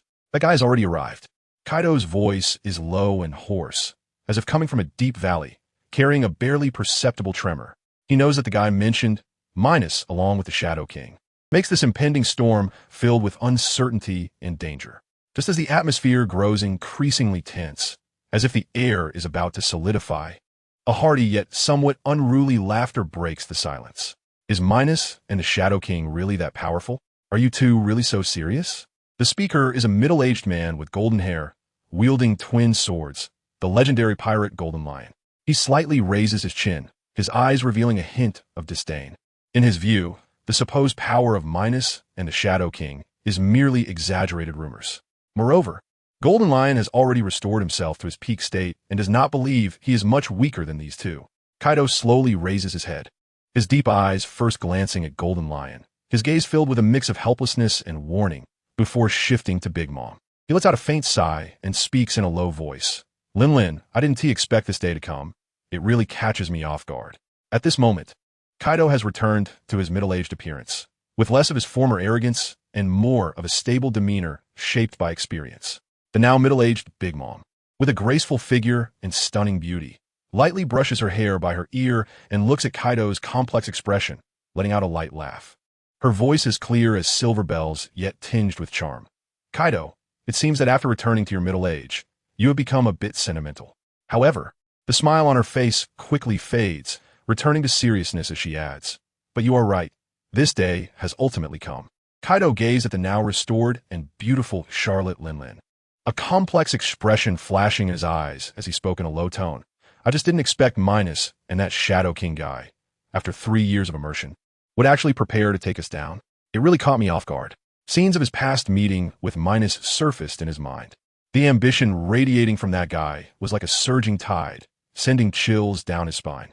Suddenly, Charlotte Linlin looked at Kaido, her eyes seductive as she smiled charmingly. A smile that seemed capable of captivating souls. "Kaido, are you scared?" "That is a bit disappointing." Her words carried a hint of provocation, trying to stir Kaido's fighting spirit. The middle-aged Kaido, looking at the enchanting Charlotte Linlin, felt a surge of heat in his heart, just about to respond when a furious voice interrupted him. "Kaido, with a formidable enemy before us, how can you two be here flirting? Isn't that a bit unreasonable?" The Red Lion's face turned red as he yelled at them, unable to tolerate Kaido and Big Mom's leisure at such a tense moment. Kaido and Charlotte Linlin looked up to see the Red Lion's eyes wide open, like an angry lion. Before Kaido could say anything, Charlotte Linlin provocatively smiled at the Red Lion, her lips slightly curling up, her eyes filled with disdain. "Old man Red Lion, I see you're envious of us." She paused, her tone becoming sharper. "Of course. Someone like you hiding in a filthy ditch wouldn't understand this." The Red Lion was already furious at the sight of Kaido and Charlotte Linlin's nonchalance in the face of a great enemy. And now, with Charlotte Linlin's merciless provocation, his anger flared up. His gaze sharpened, like two blades, locking on to Charlotte Linlin as he coldly said, "If you both want to die, I can facilitate that." As soon as he finished speaking, the atmosphere around the Red Lion suddenly changed, powerful conqueror's haki erupting from him like a surging volcano. In an instant, red-black lightning danced around him like furious dragons, churning and distorting the surrounding air. Seeing this, Charlotte Linlin's eyes flashed with anger. She was equally unyielding. Laughing in fury, "Old man, do you still think this era belongs to you?" With that, her gaze flickered, and her terrifying conqueror's haki erupted from her body like a tidal wave. Instantly, red-black lightning appeared around her as well, swirling and spreading, forming a stark confrontation with the Red Lion's haki. The two bolts of red-black lightning clashed violently, like two enraged dragons entangled in the sky, each collision producing deafening sounds, as if they were about to tear the entire palace apart. Where the lightning struck, the air was instantly ionized, emitting a pungent smell. Suddenly, Kaido shouted, "Stop! Do you want to give others a joke?" His voice boomed like a bell, resonating throughout the palace. After speaking, Kaido's gaze flickered, and his powerful conqueror's haki surged towards the Red Lion and Charlotte Linlin's haki. For a moment, it seemed as if three red-black lightning angry dragons were violently colliding and battling within a massive palace. The sounds of lightning striking the ground were incessant. Charred black marks left on the ground, releasing a pungent burnt smell. Fortunately, the three of them, the Red Lion, Charlotte Linlin, and Kaido, ceased their clashes after a brief standoff. Though they had retracted their haki, the atmosphere in the Grand Palace grew ever more serious. At that moment, not only was there the heavy atmosphere of the impending threat from Minos and the Shadow King, but also the special tension of the alliance among Kaido, the Red Lion, and Charlotte Linlin seemingly on the verge of fracturing, hanging like dark clouds over everyone's hearts. Finally, Kaido took a deep breath, trying to calm himself. He first glanced at the Red Lion, his eyes filled with sincerity and determination, then shifted his gaze to Charlotte Linlin and slowly spoke. "With a formidable enemy before us, we shouldn't have internal strife. Otherwise, we will undoubtedly perish." His voice, though low, carried an undeniable resolve. Continuing with a more serious expression, Kaido said, "I have met that guy Minos and know his ambitions are vast. This time, he and the Shadow King are acting together for a reason." He frowned slightly, seemingly pondering their opponent's scheme, and their objective was clear: to come to our Wano country. What they wanted might be the resources of Wano, its unique geographical position, or perhaps other unspeakable secrets. But regardless, our Wano country will face a huge crisis. Therefore, we must cooperate well to have a chance. In reality, Minos just wants you in Yamato. Hearing Kaido's words, both Charlotte Linlin and the Red Lion nodded in agreement. They understood that at this critical moment of life and death, internal conflict would undoubtedly be self-destructive. Only by uniting and collectively fighting against external enemies could they have a glimmer of hope. Looking at the now calm Charlotte Linlin and the Red Lion, Kaido said solemnly. Let's call a major meeting shortly. We need to discuss a response plan. Everyone must clearly understand our situation and their respective tasks. The Red Lion and Charlotte Linlin nodded upon hearing Kaido's words. Indeed, at this critical juncture, convening a meeting to consolidate various forces and formulate a detailed battle plan was urgent. Subsequently, the three began to get busy, each sending people to notify the various factions in the alliance to attend a meeting. During the waiting period, their minds were constantly contemplating the impending battle and how to survive this crisis, preserving their influence and dignity in Wano. Time passed swiftly, and in the blink of an eye, half a month had already gone by. In this seemingly calm, yet turbulent half-month, the landscape of the pirate world was undergoing earth-shattering changes. Minos and Chang Xiaoyu, two legendary figures in the pirate world, after 3 years of silence, once again embarked on a journey filled with unknowns and challenges, their destination being the mysterious and ancient Wano country. Over these 3 years, the pirate world had not been peaceful. Kaido, Big Mom, and the Red Lion formed a powerful new pirate force, stirring up waves across the vast seas, drawing the attention of various factions. Meanwhile, Minos and Chang Xiaoyu, two powerful figures whose strengths were unfathomable, had always been like hidden blades in the dark, elusive yet awe-inspiring. Now, their actions after 3 years undoubtedly stirred the calm waters, creating a tense atmosphere in the pirate world with an air of impending slaughter. It seemed to herald an unprecedented storm approaching. Almost all eyes across the seas were focused on Minos, Chang Xiaoyu, and the land of Wano. People are speculating about the intentions of these two powerful figures and what kind of fierce confrontation will unfold in the land of harmony. However, Minos and Chang Xiaoyu appear extremely calm and composed as they swagger towards the land of harmony, seemingly indifferent to the fact that their actions have become the focus of everyone's attention and unconcerned about the numerous challenges they are about to face. The land of harmony, a mysterious country known for its unique culture and powerful samurai, instantly becomes tense upon receiving news of Minos and Chang Xiaoyu's impending arrival. The streets are filled with a stifling atmosphere, reminiscent of the calm before a storm, creating an invisible pressure. Every person in the land of harmony is acutely aware that a massive crisis is quietly approaching, a heavy feeling akin to dark clouds pressing down on the city, making it hard to breathe. Finally, the day arrives when all eyes are on them. Minos and Chang Xiaoyu set foot on the land of harmony. Minos, dressed in a black suit and draped in a black justice cloak, has his cloak billowing in the wind, showcasing his free-spirited and carefree demeanor. He slightly raises his head, a hint of curiosity and disdain gleaming in his deep-set eyes as he surveys the surrounding architecture filled with Eastern style. With a slight smile curving his lips, he speaks. This should be the land of harmony, right? The legendary country with ninjas? His voice is deep and magnetic, echoing in the air as if carrying an innate authority. Chang Xiaoyu, also clad in black, has a stern expression like ice that has not melted for 1,000 years. His gaze darts around with electric speed, his keen insight allowing him to quickly realize that they are indeed in the place called Julie from the original story. However, the current land of harmony is much larger than described in the original, at least 10 times bigger. This vast land, with its magnificent mountains and rushing rivers, hides countless secrets and dangers. Fortunately, with advanced navigation guidance from Minos, they successfully set foot on this land of Julie. Chang Xiaoyu's gaze falls on a village not far ahead, and he frowns slightly, murmuring, "We've indeed arrived in the land of harmony, but the ninjas here are quite useless. Not nearly as strong as those in the ninja world." His tone carries a hint of contempt, as if he looks down on the ninjas of the land of harmony. Minos nods slightly, also focusing on the village, and with a faint smile, he responds, "The ninja world is primarily driven by chakra, thus possessing powerful combat capabilities. The land of harmony, being primarily samurai, naturally cannot compare to the ninja world in terms of strength." As he speaks, Minos's eyes suddenly turn cold and cruel, a sinister smile slowly spreading across his lips, reminiscent of a demon from hell, sending chills down one's spine. He then slowly raises his right hand, palm facing up, as a dark energy begins to gather in his hand. In an instant, a black energy sphere appears at the center of his right hand, resembling a black hole that continuously devours surrounding light, emanating a terrifying aura.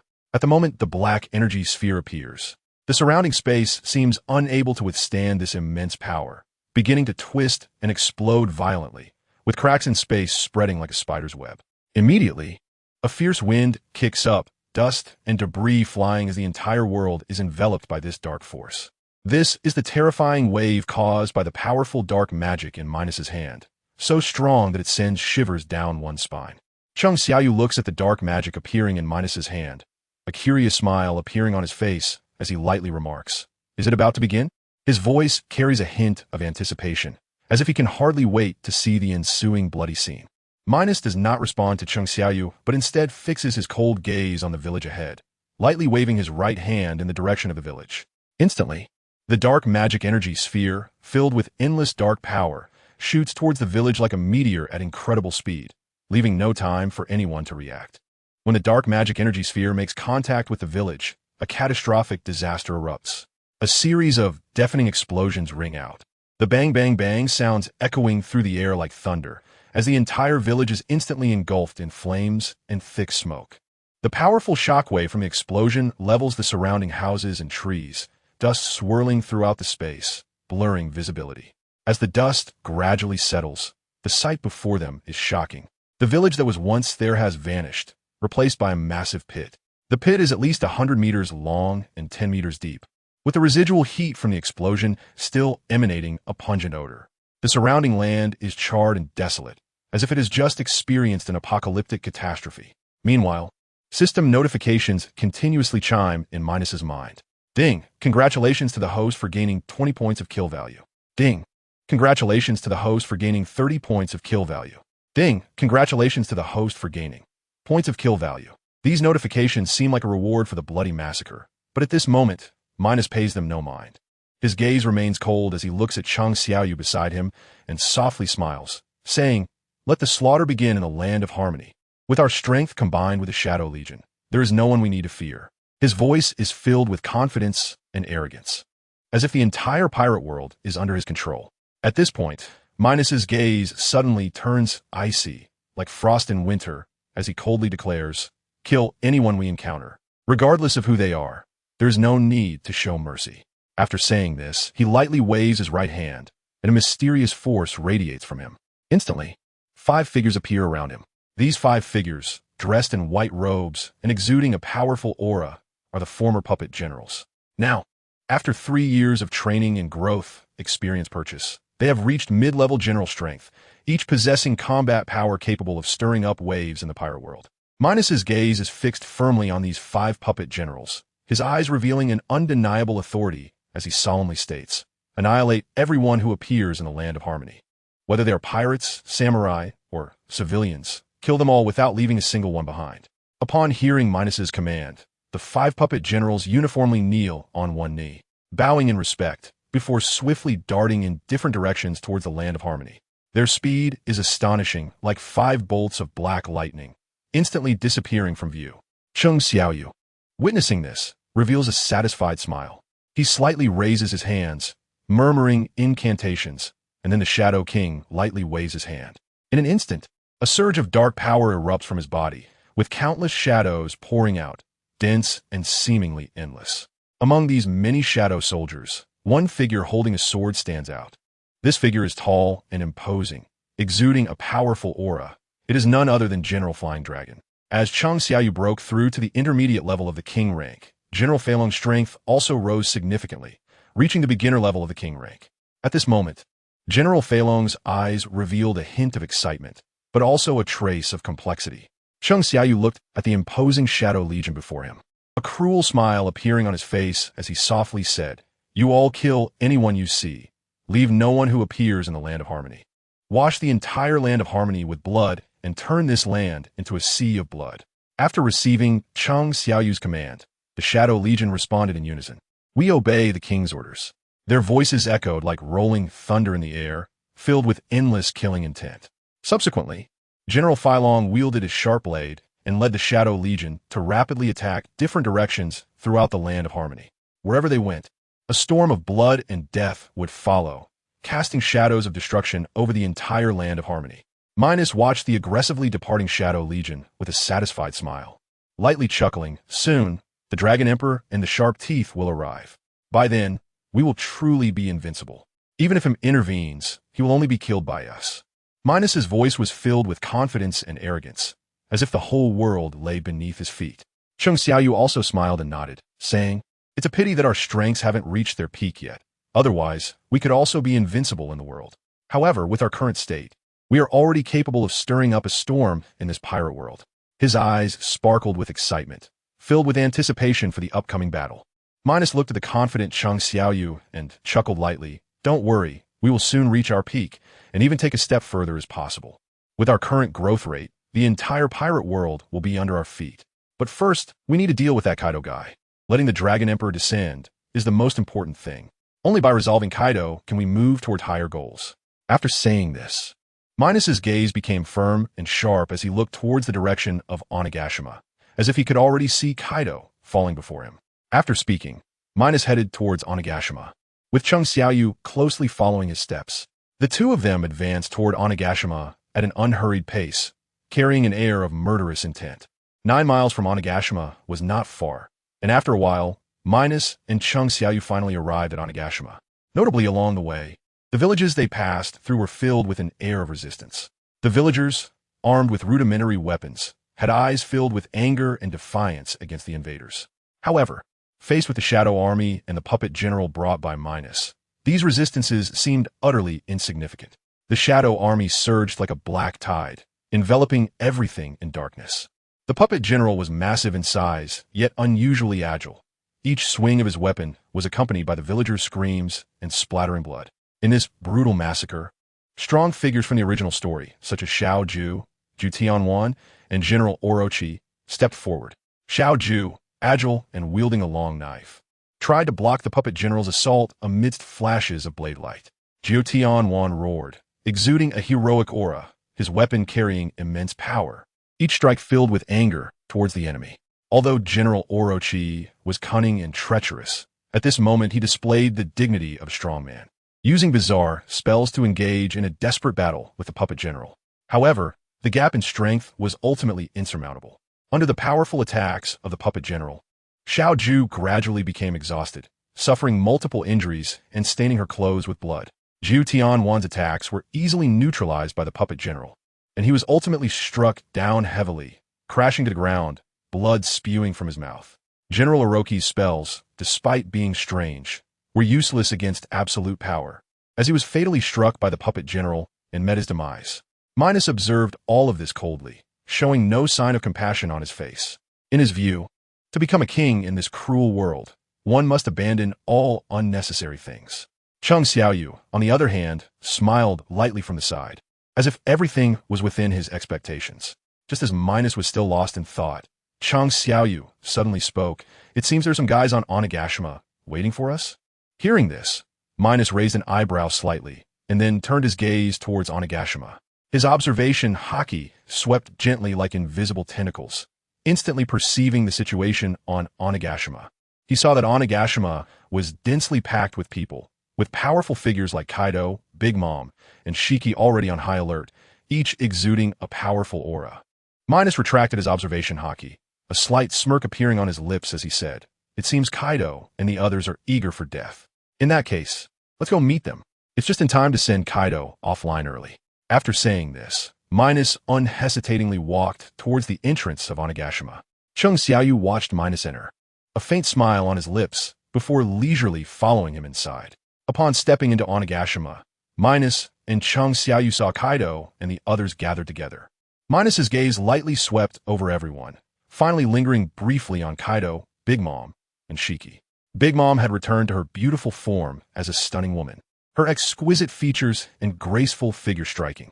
Shiki appeared unscathed, with flowing long hair and a powerful aura, as if time had left no trace on him. The appearances of these two made Minos unable to help but glance at them a few more times. Just as Minos was still observing, Kaido's domineering voice slowly rang out. "Minos, it's been 3 years, and you haven't changed much, have you?" Hearing Kaido's words, Minos looked up just in time to catch the complex expression on Kaido's face. Kaido's eyes contained both vigilance towards Minos and a hint of sentiment. Years ago, he had tried to invite Minos to join his pirate crew, but was turned down. In contrast to Kaido's complexity, Minos was surprisingly calm. After a moment of silence, he looked at Kaido ahead and sighed yes. "Kaido, it's been 3 years. You seem to have become a bit younger. It seems the world will back then has indeed brought you great benefits." After saying this, Minos's expression became even calmer, as if all past events had turned into fleeting clouds. Kaido looked at Minos's calm demeanor and understood that today's matter was likely not going to end well. With this thought, Kaido's expression hardened, his gaze turning cold as he fixedly stared at Minos, coldly speaking. So, today you are here to annihilate our new pirate alliance? Aren't you being a bit too arrogant? Kaido's voice was filled with anger and provocation, and the pirates behind him were also cracking their knuckles, the atmosphere instantly becoming tense. Yet Minos remained indifferent, looking at Kaido and calmly saying, "In fact, our main targets today are you, Kaido, Yamato, and your former beast pirates. As for Shiki and Big Mom, they are just collateral." Without waiting for Kaido and the others to respond, Minos continued nonchalantly, "Kaido, you should be grateful to have lived for 3 more years. If it weren't for the original Whitebeard pirates and the original red-haired pirates seeking death back then, Kaido, you would have been dead long ago." As Minos spoke these words, the entire Onigashima fell silent. Everyone was stunned by his words, especially Charlotte Linlin, Shiki, and Kaido, all of whom wore expressions of confusion. Did Minos mean that 3 years ago, Whitebeard and the red-haired pirates had resisted Minos's attack? Minos scanned the members of the new pirate alliance, then looked at Kaido and the others, only to find them all looking puzzled. He then calmly said, "Kaido, you haven't forgotten the battle of the Serbian islands 3 years ago, have you?" Upon hearing Minos's words, Kaido's gaze sharpened, and a look of fear appeared on his face, as if he had recalled something. Seeing Kaido's fearful expression, Minos chuckled lightly and said, "It seems you've remembered. Originally, we planned to take you and the beast pirate down first, but you seem to have good luck, just as we were about to attack. The original Whitebeard pirates and the original red-haired pirates sought to challenge us. So we had to give up on you, Kaido, and choose to deal with the original Whitebeard pirates and the original red-haired pirates instead." Minos's words plunged the entire Onigashima into a dead silence. It turned out there was such an unknown past. Kaido was alive now because of the unexpected intervention of Whitebeard and the red-haired pirates. At this moment, Kaido's expression grew serious because he heard Minos explicitly mention him and Yamato. This filled him with confusion and anger. Yamato was his daughter. Although she had never listened to him, she was still his blood. Minos's actions undoubtedly touched his reverse scale. Realizing this, Kaido's expression turned grave as he spoke. "Minos, you little brat, what do you mean? And how do you know about Yamato? What are your intentions?" As he finished speaking, Kaido suddenly unleashed a powerful aura, a wave of Conqueror's haki sweeping out, causing the surrounding air to seem ignited, crackling with sound. His muscles tensed, ready to fight Minos at any moment. Just as Minos was about to continue arguing with Kaido, Shiki's furious voice suddenly rang out on the battlefield. "What are you all doing? This is a battlefield, not a place for chatting. If you want to fight, then fight. I've been wanting to see how powerful the infamous Minos of the New World really is." Excitement flickered in Shiki's eyes, and the dual swords in his hands trembled slightly, seemingly eager for a fierce battle. With Shiki's words, the atmosphere on Onigashima grew even more tense and oppressive.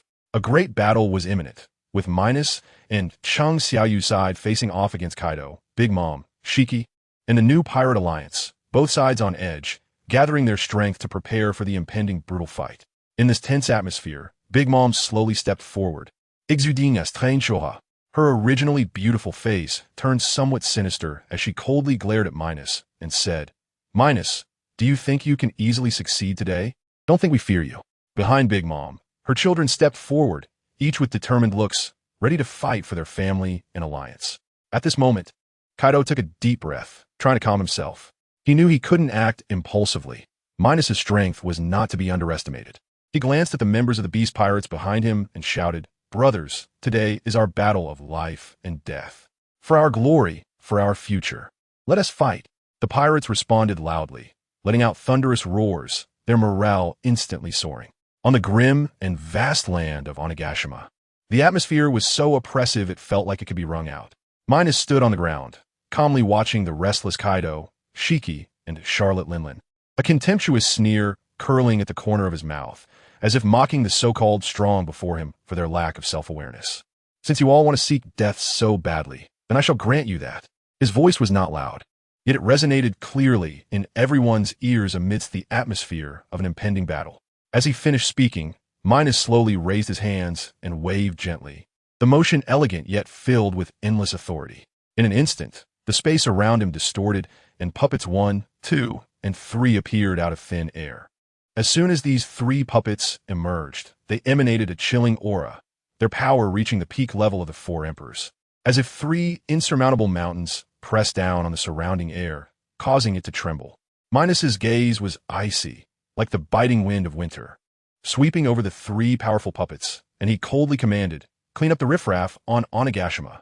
His tone was flat, yet carried an unmistakable commanding tone. Upon hearing this, the three puppets neatly bowed to Minos, their movements mechanical yet powerful. They each picked up long swords radiating a cold light, and in a flash like phantoms, charged towards Kaido's subordinates. At the same time, Chung Xiaoyu, standing nearby, smiled confidently. Then his aura suddenly erupted, a powerful force spilling forth like a surging tide. A black-purple halo appeared beneath his feet, resembling a magic circle, swirling with mysterious and dangerous light. As the light intensified, countless shadow soldiers surged forth from the black-purple halo. These shadow soldiers, while ethereal in form, exuded a substantial power, and some of their auras were terrifyingly strong, faintly reaching the initial level of the king class. These figures were the shadow soldiers summoned by Chung Xiaoyu at the time of Whitebeard's death. Now, with Chung Xiaoyu breaking through to the mid-level of the king class, his shadow soldiers had also risen significantly in strength. Chung Xiaoyu looked at the tens of thousands of shadow soldiers before him, satisfied, and said, "Kill all the enemies." His voice was deep yet filled with authority, as if it came from the depths of hell. After receiving the king's command, the shadow soldiers responded in unison. "We obey the king's orders." The synchronized voice echoed like rolling thunder across the battlefield. With that, these fierce shadow soldiers, filled with an endless killing intent, surged forward like a black torrent, fiercely attacking Kaido's subordinates. Seeing this, Kaido and the others lightly waved their hands, and their 500,000 pirates charged towards the shadow army like hungry wolves. In an instant, the sounds of battle cries and roars intertwined, and the grand battle between tens of thousands of shadow soldiers and 500,000 pirates officially began. On the battlefield, swords flashed, blood splattered, and cries of pain echoed, creating chaos. At this moment, only Minos, Chung Xiaoyu, Kaido, and Big Mom had yet to join the fray. Shiki had already rushed into the battlefield the moment the shadow army attacked. However, his luck was not good. As soon as he entered the battlefield, he encountered the original Whitebeard's shadow, now at the initial level of the king class. Although Shiki had returned to his peak state, he had not yet broken through to the king class. At this moment, he had only exchanged a few blows with the bearded man, yet he profoundly felt the strength of the shadow soldier. Each collision made his arms tingle, and he was secretly astonished. However, the most important battleground at this moment was undoubtedly the clash between Kaido and Minos, as well as the battle between Charlotte Linlin and Chung Xiaoyu. Kaido tightly gripped the enormous kanabo in his hands and swung it with all his might. At the same time, his conqueror's haki flared up like a lively flame around the kanabo, instantly enveloping it in a layer of red, flowing energy, resembling a burning fire dragon. Kaido let out a hearty laugh, his voice booming. "Minos brat, take this move of mine. Thunder 8 trigrams. With his roar, Kaido raised the kanabo high above his head and then swung it down with all his strength towards Minos. In an instant, the kanabo, with a tremendous force like an avalanche, was charged with the power of thunder, roaring like a thunder dragon as it fiercely attacked Minos. The air was violently compressed wherever it passed, producing sharp whistling sounds, and the ground trembled slightly. Minos, however, looked at the rapidly approaching kanabo, showing no fear but rather a disdainful smile. He slowly extended his right hand, and in an instant, a purple energy appeared on it. This purple energy was different from before. It had become deeper in color, like a mysterious black hole in the universe, seemingly containing endless power. At the same time, this purple energy also had a special ability in battle, allowing it to envelop the entire body and transform into a flowing deep purple armor. This was a characteristic of Minos's armament haki that could only be used when it reached the top level. However, at this moment, Minos did not wrap his entire body in the top-level armament haki, but only formed a layer of deep purple, flowing energy armor on his hand. This armor shimmered with mysterious light under the sun, as if telling of its strength. Thus, Kaido charged forward with the kanabo like a thunder dragon, while Minos calmly extended his right hand, unhurriedly colliding with the kanabo. In an instant, the sound of bang bang bang echoed in the air like dense drum beats. The moment their hands collided with the kanabo, an extremely powerful shockwave was generated. This shockwave spread around them like surging waves. The ground was raised by this shockwave, creating clouds of dust, and the originally hard ground only showed fine cracks. This ground had been reinforced by the will of the world, and only a king-level powerhouse could completely alter its shape. At this moment, Kaido had no time to worry about that. He looked at Minos, who could withstand his Thunder 8 trigrams with just one hand, relying solely on armament haki, his expression grave and filled with shock. The gap was simply too large. He had effortlessly blocked my attack, Kaido thought to himself, and looking at Minos's extremely calm face, it seemed that Minos had yet to exert his full strength. However, just as Kaido was lost in thought, Minos spoke first. Kaido, don't you understand? My strength has already undergone a tremendous transformation, one that you cannot touch.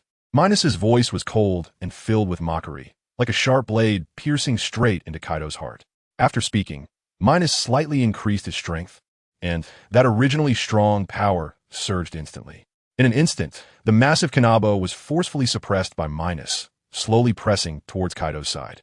Kaido felt an irresistible force coming, and he tried with all his might to resist, but found his strength to be as small as an ant before Minos, until the Kanabo was firmly pressed beside Kaido. Minos looked at Kaido, whose face was horrified, and the corners of his mouth slightly lifted, revealing a victorious smile. Then, in Kaido's incredulous gaze, Minos suddenly exerted force, sending Kaido and the Kanabo flying far away. Kaido flew through the air like a cannonball, tracing an arc as he crashed heavily backward. However, Minos did not give Kaido any chance to react. He vanished in a flash, like a ghost, and instantly appeared behind Kaido. His right fist was tightly enveloped in deep purple flowing conqueror's haki, which burned like flames, radiating intense power. Without hesitation, Minos unleashed a powerful punch that landed heavily on Kaido's back. In that moment, Kaido felt an overwhelming force surge into his body, and he couldn't help but spit out a mouthful of blood, his body being sent flying dozens of meters away like a kite with its string cut.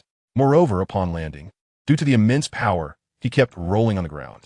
Each roll left deep marks on the surface, creating numerous deep pits. Dust from his rolling spread across the battlefield, shrouding the area in a haze. At the same time, the battle between Charlotte Linlin and Chung Xiaoyu was equally intense. Charlotte Linlin wielded Napoleon, standing atop Prometheus, exuding a terrifying aura. She roared and charged at Chung Xiaoyu, the sword Napoleon flashing with cold light, as if it would shatter everything. Chung Xiaoyu, however, remained calm. He waved his hands lightly, and shadows of energy gathered around him. When Charlotte Linlin's sword swung towards him, Chung Xiaoyu sidestepped and simultaneously unleashed a shadow energy that collided with Charlotte Linlin's attack. With a loud boom, the energy exploded, sending powerful shockwaves that blew away nearby pirates and shadow soldiers. Meanwhile, at another battlefield, the fight between the Golden Lion and the beginner-level king, the Bearded Man, had also reached a boiling point. The Golden Lion unleashed his signature move, sending a flurry of flying blades towards the Bearded Man. The Bearded Man, unhurried, waved his hands, conjuring shadow barriers in front of him to block the Golden Lion's attacks one by one. Then, the Bearded Man flickered, charging like black lightning towards the Golden Lion. Throwing a punch, the Golden Lion hurriedly swung his sword to defend, but the immense force still made his arms tingle, forcing him to retreat repeatedly. In an instant, the entire Onigashima was shrouded by this fierce battle, the sounds of shouting, roaring, and energy collisions intertwining. On that grand battlefield filled with flames of war, the sounds of shouting and the clash of weapons combined to create a chaotic symphony. After casually scanning the situation on the other battlefields, Minos's gaze slowly returned to Kaido, who lay on the ground. At this moment, the dust that enveloped the battlefield gradually dispersed, and the true situation in the battlefield became clearer to everyone. One could see Kaido struggling to stand up from the ground, his expression heavy like the dark sky before a storm, with blood still trickling from the corner of his mouth. The crimson blood flowed down his resolute face, dripping onto the dusty ground, making him appear utterly disheveled. The once imposing and invincible beast Kaido now looked so fallen. To this, Minos merely smiled lightly, a smile laced with disdain and mockery, as if the outcome of everything had long been within his expectations. In his eyes, Kaido's defeat was merely a matter of time. Right after that, Minos saw Kaido walking towards him step by step, each step heavy as if he would crush the ground beneath him. The dull sound of his footsteps echoed in Kaido's own heart and resonated in Minos's eardrums. It wasn't until he was not far from Minos that Kaido gradually came to a stop. At this moment, Kaido's serious and slightly hoarse voice slowly rang out on the somewhat silent battlefield. Minos, so you've already reached that level, huh? His voice carried both surprise at Minos's power increase and a hint of unwillingness. Minos looked at Kaido's serious expression not far ahead, the corners of his mouth slightly curling up as he chuckled lightly. Kaido, I easily reached this king-level strength. His tone was full of arrogance and self-importance. Unlike you lot who are so useless, even a former world couldn't push you further. This statement struck like a sharp arrow, piercing Kaido's heart and wounding his pride. Upon hearing Minos's brazen words, Kaido's expression instantly darkened. He gritted his teeth, the muscles on his face trembling slightly with anger. Minos's words were undoubtedly a blatant mockery of their weakness and inability to fight back. Minos watched Kaido, whose face was grim, but who remained silent, and smiled again with contempt. But don't worry, I'll make good use of your corpse. After saying that, Minos's body suddenly erupted with an incomparably powerful aura of mid-level king. A vast and surging force erupted from him, like a roaring sea, as if it would swallow everything around him. He walked towards Kaido step by step, and with each step, the ground beneath his feet trembled slightly. That powerful aura made Kaido feel like a lone boat adrift on this mighty ocean, in danger of being overwhelmed by the endless waves at any moment. The mere aura released by Minos brought Kaido immense pressure, as if his soul was about to be intimidated by this force. Minos saw Kaido involuntarily take a few steps back under this aura, his face displaying a look of horror. Clearly, Kaido was shocked by Minos's suffocatingly powerful aura. However, Minos paid no mind to this. In his heart, Kaido was already doomed today, and everything was merely a matter of time. Suddenly, Minos shot forward like an arrow, disappearing from his original position in an instant. The next moment, he appeared right in front of Kaido, so fast that Kaido had no time to react. Minos raised his fist and struck hard at Kaido, his punch carrying an unstoppable momentum, as if it aimed to completely shatter Kaido. Kaido, still in shock, stared wide-eyed at the suddenly appearing Minos, filled with terror. He wanted to defend himself, but found that his body couldn't react in time. Minos's punch landed heavily on Kaido's chest. In an instant, Kaido's body was sent flying like a cannonball by this enormous force. He arced through the air before crashing heavily to the ground not far away, kicking up a cloud of dust. Minos, relentless, took advantage of Kaido still being in the air and quickly appeared behind him. He raised his leg high and kicked hard at Kaido. This kick contained Minos's immense power, and Kaido immediately spat out blood as his body was sent flying like a kite with its string cut. Even with Kaido's strong observation haki, he couldn't catch a glimpse of Minos under such a rapid assault. Minos's observation haki had reached the peak, and coupled with his breakthrough to mid-level king strength, Kaido was like a lamb to the slaughter before him, completely at his mercy with no ability to fight back. Watching Kaido being kicked into the air, Minos's lips curled into a cruel smile. He then quickly raised both hands, and in an instant, a white energy appeared around his fists. However, under the wrapping of the deep purple flowing cherry blossom energy, the white energy was quickly absorbed, ultimately transforming into deep purple energy. This deep purple energy flowed around Minos's fists, exuding a heart-pounding aura. Minos looked at Kaido, who was beginning to fall from the sky, and coldly said, flowing cherry blossom, shattering rock fist. As his words fell, countless deep purple fist shadows rained down upon Kaido. The moment those deep purple fists appeared, the surrounding space seemed unable to withstand this immense power and began to twist and deform. At the same time, a fierce wind howled, sending sand and stones flying everywhere. Caught off guard, Kaido was struck hard by the deep purple fists filled with powerful energy. In an instant, a series of booming sounds echoed as Kaido's body was hit repeatedly by the numerous deep purple fists, each punch landing solidly and painfully against him. Each punch contained Minos's formidable power, inflicting immense suffering on Kaido. Minos's assault continued for a while before gradually coming to a stop. At this point, the battlefield was shrouded in dust, obscuring the situation within. After enduring so many attacks, Kaido fell into the dust, and for a moment, no one knew his exact condition. In response, Minos provocatively shouted, Kaido, you wouldn't die just like this, would you? If so, then you're really pathetic. After saying this, Minos fixed his gaze on the dust on the battlefield, his eyes filled with anticipation and disdain. He believed that with Kaido's abilities, he wouldn't die so easily. Sure enough, not long after, Minos's gaze sharpened as he saw the dust being blown away by a powerful gust of air. At that moment, Kaido emerged from the dust, forcefully clearing it with his kanabo, but he was no longer in his previous state. He had transformed into his dragon human form. At this moment, a massive blue dragon tail had grown from Kaido's backside, swaying gently in the air as if containing boundless power. His body was covered in blue dragon scales that shimmered with a cold luster, appearing somewhat ferocious. A pair of sharp blue horns had also appeared on his head, standing out prominently in the sunlight. Most importantly, the aura emanating from Kaido's body had significantly increased compared to before, although it still hadn't reached the level of a king. Minos looked at Kaido in his animal-type dragon-human form and once again displayed a contemptuous smile, lightly saying, "Kaido, you don't think this will allow you to defeat me, do you?"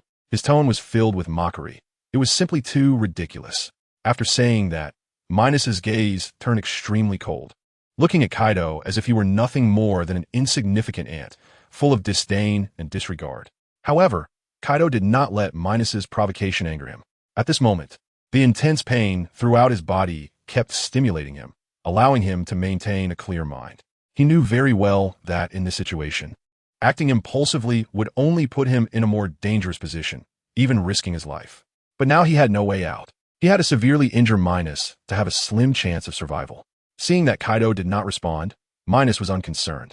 In his heart, Kaido was just a dying struggler. All he needed to do was take down Kaido, and this battle would be completely over.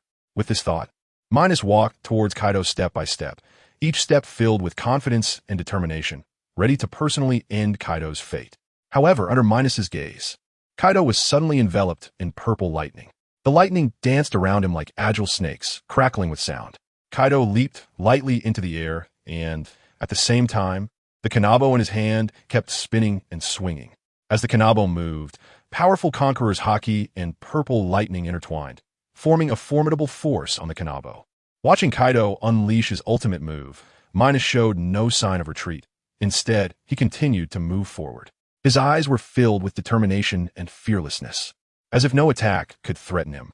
Meanwhile, in the sky, Kaido's expression hardened, revealing a hint of resolution. Then he shouted loudly, "Lower the three worlds. Summon the netherworld." His voice echoed across the battlefield, carrying a momentum of burning bridges. After shouting this, Kaido raised the kanabo filled with Conqueror's haki and purple lightning high above, leaping down from the sky with the force of thunder towards Minos. The kanabo, carrying immense power, seemed ready to crush everything below. Minos, seeing Kaido leap down, smiled confidently with the corners of his mouth slightly raised. He then waved his right hand gently, and instantly, his hand was enveloped in deep purple Conqueror's haki, as if he were covered by a mysterious and powerful force. He shouted at Kaido, "Conqueror's haki, ordinary punch." In an instant, a massive, deep purple fist appeared before Minos, emanating a chilling aura and charging towards Kaido's kanabo with an unstoppable momentum. This punch seemed ordinary, yet it contained Minos's formidable strength at the intermediate level of the royal class and the precise prediction of top-tier observation haki. When a massive, deep purple fist collided with Kaido's kanabo, a powerful energy wave radiated outward from a point of impact. The energy wave was like an invisible shockwave, vibrating the surrounding air and causing cracks to form in the ground, with debris flying everywhere. A strong light erupted from the collision point, blindingly bright and almost impossible to look at directly. Within the light, deep purple haki and purple lightning intertwined and clashed, as if two giant dragons were fighting, neither willing to back down. Minos coldly stared at Kaido, the corners of his mouth slowly curling into a sinister smile, filled with mockery and disdain. Kaido was struggling to resist, beads of sweat rolling down his forehead, soaking his captain's coat, each breath feeling heavy, as if the air had become a burdensome weight. At this moment, the haki energy within Minos erupted like a raging tide. That powerful energy rampaged around him, distorting the surrounding air. Deep purple light emanated from within his body, illuminating his wicked face. This haki energy surged into his massive, deep purple fist, as if it had been infused with endless power. The fist began to expand continuously, becoming larger and larger, with the surface's deep purple light swirling incessantly, as if containing world-destroying power. This fist, with an unstoppable momentum, pressed down hard towards Kaido, and wherever it passed, the air was compressed, emitting a sharp whistling sound. Kaido's eyes widened, filled with disbelief. Facing this suddenly strengthened, deep purple hockey fist, he felt unprecedented pressure. He gritted his teeth, his muscles tensed, unleashing all his strength to resist. He raised his arms high, trying to use his strong body to block this fatal blow. However, the powerful force surged towards him like an avalanche, making his body tremble uncontrollably. As time passed, Kaido gradually felt overwhelmed. Despite exerting all his strength, the pressure from the deep purple, energy-wrapped fist only grew stronger. Finally, with a heart-pounding roar, the massive fist struck Kaido hard. At the moment the gigantic fist hit Kaido, a fierce explosion érupted. The powerful energy radiated outward from the point of impact, like an atomic bomb explosion. The force of the explosion crashed down like a raging tsunami, ruthlessly impacting everything around. The ground, under the influence of this force, seemed to turn into fragile glass. Cracks and fissures spread rapidly like a spider's web, and the once smooth ground became riddled with holes. Large chunks of debris were hurled high into the air, crashing down heavily onto the ground, raising clouds of dust. The powerful shockwave continued to spread outward, destroying everything in its path. The shockwave only gradually stopped after spreading 100 meters away. Wherever it passed, huge ravines and cracks appeared all around. The entire battlefield seemed to be ruthlessly ravaged by an invisible giant hand, becoming a scene of devastation. At this moment, the battlefield was filled with dust, obscuring the sky and sun, making it impossible to see what had happened. Meanwhile, the fierce battle between Minos and Kaido had attracted the attention of others.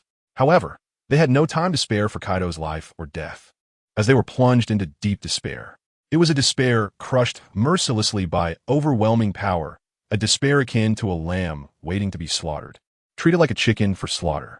In the central battlefield, an even more brutal battle was fiercely ongoing. Jin, Katakuri, Yamato, Queen Jack, Smoker, and a group of strong fighters were working together to besiege the royal-level Shadow Soldier, transformed from Hawkeye's corpse. These strong fighters were each formidable in their own right, their power not to be underestimated. However, facing the royal-level Shadow Soldier at this moment, they felt unprecedented helplessness. Hawkeye wielded a true pitch-black longsword, which gleamed coldly in the sunlight, as if conveying endless killing intent. He lightly waved towards Jean and the others. The motion seemed casual, but contained boundless power. In an instant, a powerful black sword energy shot towards Jean and the others like black lightning. Where this sword energy passed, the air was instantly torn apart, leaving a black mark. Seeing this, Jean and the others changed their expressions drastically. They knew the power of this sword energy and dared not be careless. They all unleashed their ultimate moves, trying to withstand this fatal blow. In an instant, the battlefield was filled with dazzling lights, and various powerful energy fluctuations surged. There were Katakuri's soft yet powerful machi fists, Jin's blazing flames that seemed capable of turning everything to ash, and several fierce sword energies unleashed by the swordmasters. However, their special moves vanished without a trace when faced with the sword energy emitted by the pitch-black longsword, as if a mantis were trying to stop a chariot. The power of that dark sword energy was too formidable. Their attacks had no resistance and were easily dismantled. Seeing the dire situation, the few of them hurriedly tried to evade. However, Jack's body was far too large, and, at that tense moment, he simply couldn't make any effective evasive maneuvers. The pitch-black sword energy, like the Grim Reaper's scythe, lightly touched his body and instantly cut him in half. Blood gushed out like a fountain, splattering onto the battlefield and dyeing the ground a deep red. Yet, the dark sword energy did not dissipate after hitting Jack. It continued to surge toward the pirates behind him with residual force. Those pirates, already pale from the tense atmosphere on the battlefield, were now terrified to the point of losing their minds as they saw this horrifying sword energy approaching. In a panic, they ran in all directions, trying to escape this deadly blow. However, this sword energy was unleashed by a king-level fighter, and its speed and power were beyond their ability to evade. In an instant, the dark sword energy ruthlessly harvested their lives, as if cutting chives. The cries of the pirates echoed, one after another, in the face of such overwhelming sword energy. They had no ability to fight back, and fell one after another into pools of blood. After the powerful dark sword energy struck down, the battlefield fell into a dead silence. Soon after, despairing voices and cries surged like a tide, filling the entire battlefield. These sounds were filled with fear, pain, and helplessness, sending shivers down one's spine. However, the eagle paid no heed to the pirate's cries and despair. He raised the pitch-black long sword in his hand high again and swung it fiercely. In an instant, another wave of dark sword energy shot toward the pirates. This sword energy was even more fierce and terrifying than the previous one. Faced with the sword energy unleashed by a king-level powerhouse, even an emperor-level fighter would not dare to clash head-on, let alone these pirates who had yet to reach the strength of a quasi-general. Wherever the dark sword energy passed, only cold corpses were left behind, and the entire battlefield was permeated with the scent of death. The blood of the pirates gathered into small streams, flowing across the ground as if narrating the brutality of this battle. On the other side, the Golden Lion's situation was equally dire. His body was covered in various wounds, blood continuously flowing from his injuries and dyeing his clothes bright red. His eyes revealed endless fatigue and unwillingness. Yet, he still gritted his teeth and held on with tenacious will. Looking at the black and white bearded figure holding the dark sword in front of him, a surge of indignation rose in the Golden Lion's heart. He looked up at the sky and shouted with all his strength, "I'm not willing. Why give me hope only to bring me despair?" This roar was filled with his unwillingness to accept fate and his anger at this battle. At the same time, with this roar, red and black lightning appeared around him. The lightning flickered around his body, yet it seemed to carry a hint of desolation, as if mourning for this once legendary figure. The red and black lightning illuminated his weathered face, reflecting the pain and helplessness in his heart at this moment. After the roar, a glimmer of determination flashed in the Golden Lion's eyes. Carrying his unwillingness, he charged again at the bearded figure, immediately engaging in a life-and-death struggle. Their sword energies intertwined and danced wildly across the battlefield. Sometimes they clashed fiercely on the ground, causing tremors with every impact. Other times they battled in the sky, stirring the clouds and winds. However, faced with a king-level powerhouse, coupled with the immortal body of the bearded figure, the Golden Lion gradually fell into a disadvantage. With every swing of his sword energy, blood fell from the sky. This blood was left behind after the Golden Lion was struck by the bearded figure's sword energy.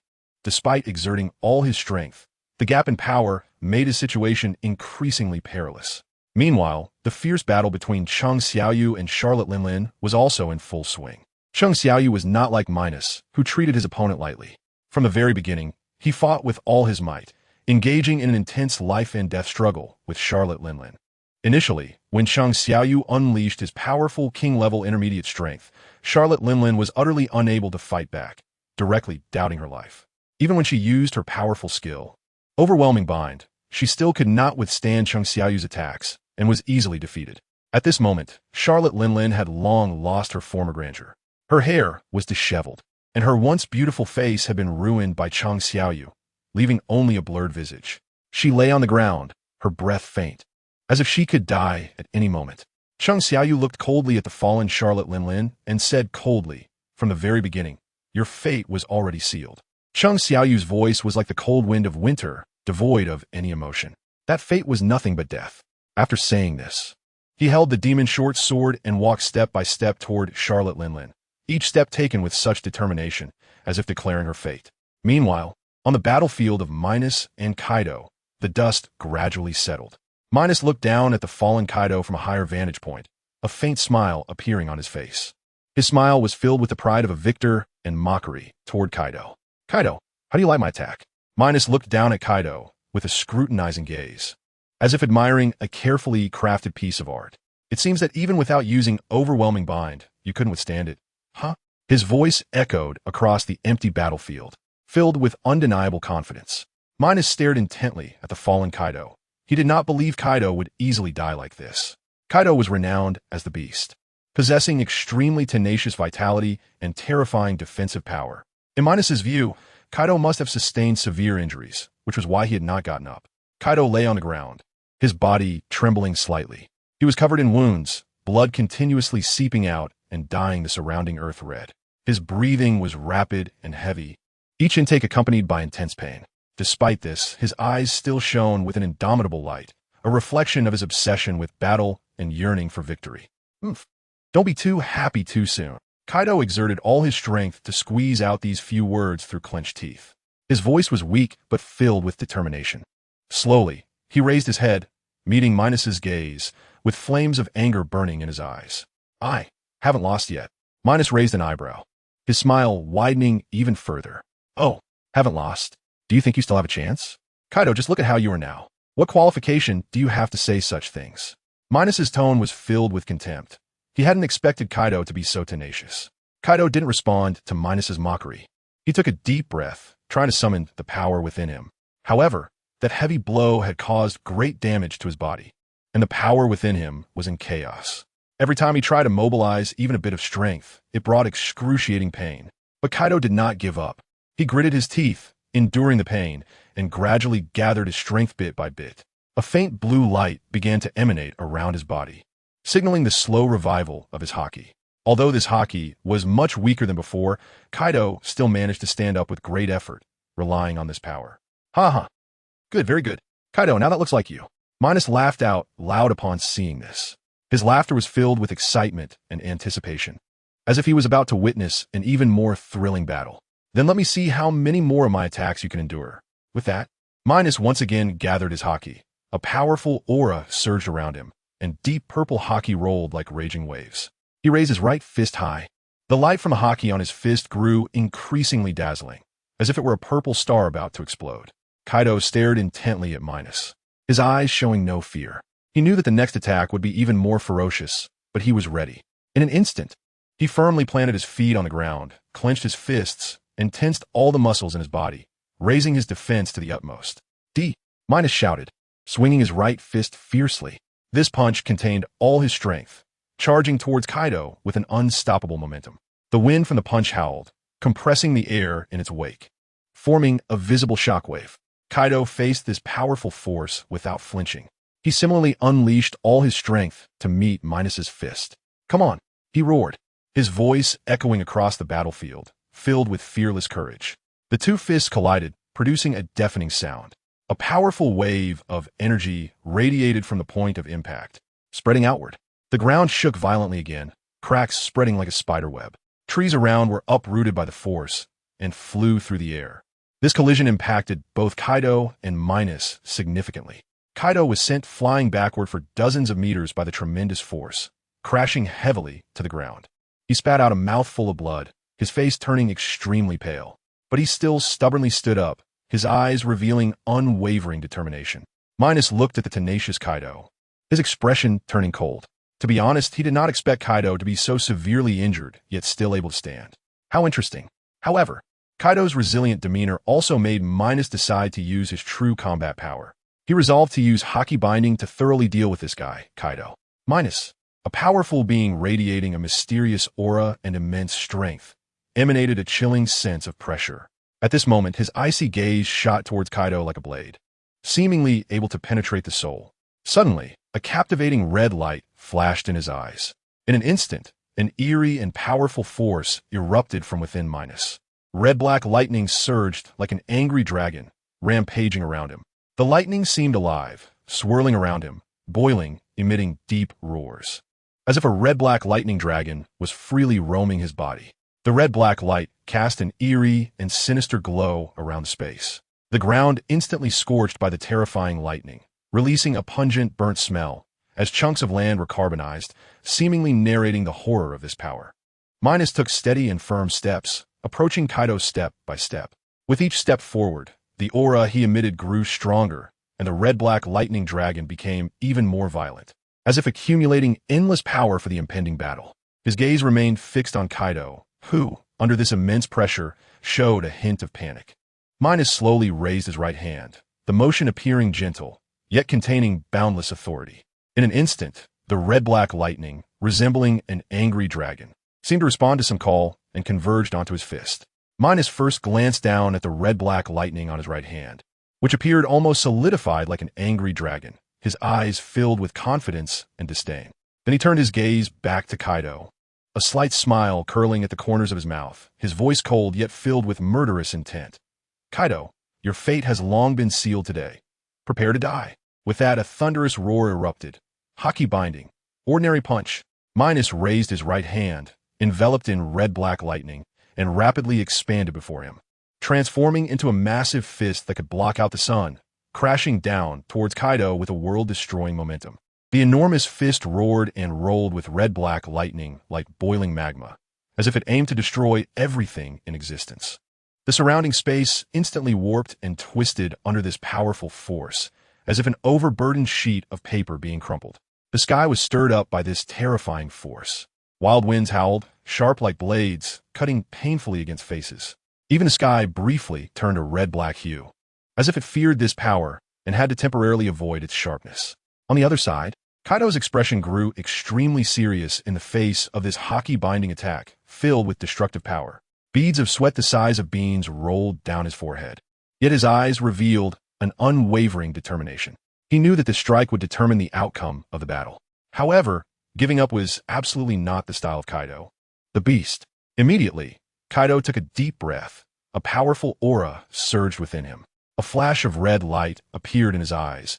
An immense power erupted from within him. A mass of red-black, lightning energy appearing behind him. These lightning bolts danced around him like lively spirits, boiling, illuminating his body as if a demonic god had descended. At the same time, the iconic Kanabo in his hand was also surrounded by red-black lightning, the lightning leaping and rampaging on it, seemingly imbuing this weapon with even greater power. As he watched the gigantic red-black hockey fist getting closer, Kaido let out a roar that shook the heavens. Hockey binding. Full thunder, 8 trigrams. In an instant, Kaido gripped the Kanabo tightly with both hands, using all his strength to swing it towards the massive red-black lightning fist in front of him. The Kanabo created a howling wind as it collided with Minos's hockey fist from a distance. In that moment, an overwhelming shockwave radiated from the point of impact. The red-black lightning from both sides intertwined and devoured each other in midair, as if two ferocious beasts were fighting for territory, unwilling to yield. The resulting powerful shockwave crashed against the ground like a surging tide, instantly lifting massive boulders and causing cracks and fissures to rapidly spread like a spider web. It was as if the earth itself trembled in pain under this force. Minos looked at Kaido, who was gritting his teeth and struggling to resist his hockey-binding attack.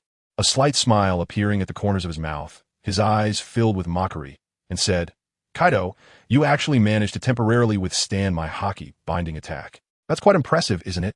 His voice echoed in the howling wind, carrying a tone of disdain and contempt. Following this, Kaido roared at Minos, "You little brat Minos. Don't underestimate me. I am Kaido of the Beasts." As soon as the words fell, a more powerful, domineering energy erupted from Kaido's body, surging into the Kanabo like a raging torrent. With this boost of domineering energy, the power of the Kanabo instantly elevated to a new level, and the red-black lightning on it became even more restless and tumultuous, as if it were about to explode at any moment. Minos sensed the powerful domineering energy emanating from the Kanabo and sneered disdainfully, coldly saying, "Since you are so stubborn, Kaido, I will have to personally send you to hell." After saying this, Minos let out a roar towards the sky, and at that moment, all his strength erupted completely. Instantly, his body was enveloped by a more violent red-black lightning, the energy contained within it flooding into the giant red-black lightning fist. With this powerful, domineering energy supplement, the fist instantly grew larger than before, and the red-black lightning on it became even more boiling and frenzied, like a red-black evil dragon breaking free from its bindings, roaring fiercely and releasing endless power. Just like that, Minos's now even larger red-black lightning fist smashed down violently towards Kaido's Kanabo. This collision was even more intense and shocking than before. As the collision occurred, the situation was no longer evenly matched. Kaido's Kanabo began to retreat continuously under Minos's overwhelming attack, inching closer to him. It was clear that Kaido was gradually falling behind against Minos's powerful assault. Both Minos and Kaido noticed this situation. Minos's lips curled slightly, his eyes filled with confident triumph. He thought to himself, with his mid-level king's strength unleashed to the fullest, how could Kaido withstand it? As time passed, Minos's red-black domineering lightning fist finally approached Kaido completely. At the moment of impending contact, a fierce explosion erupted. With a loud bang, it seemed as if the entire world trembled. The powerful energy shockwave erupted on the battlefield like a nuclear bomb, forcefully destroying the ground beneath this terrifying power. The already existing rubble and cracks were completely crushed into dust, turning into a cloud of debris in the air. This powerful shockwave did not stop there, but instead spread wildly in all directions like a surging tide. Everything in its path was flattened to the ground. This force spread out several kilometers before gradually stopping, leaving a massive pit thousands of meters long and 100 meters deep wherever the shockwave reached. Under the full force of a mid-level king's attack, the land was not merely cracked and filled with rubble, but was utterly destroyed, leaving behind a shocking deep pit that seemed to narrate the brutality of this battle to the world. Apart from the explosive scene on the ground, the spectacle in the sky was equally astonishing. At this moment, the sky looked as if it had been split in two by an unparalleled powerhouse wielding a razor-sharp sword. With red-black lightning boiling and dancing at the cracks, and fierce winds rampaging through the sky, the biting cold wind felt like sharp blades cutting into the skin. The entire sky was thrown into chaos by this powerful force, as if the apocalypse were imminent. Thus, the extraordinary battle between Minos and Kaido finally came to a close. The battlefield fell into a dead silence, with only the massive pit and the still raging red-black lightning and fierce winds in the sky bearing witness to the brutality and shock of this peak confrontation.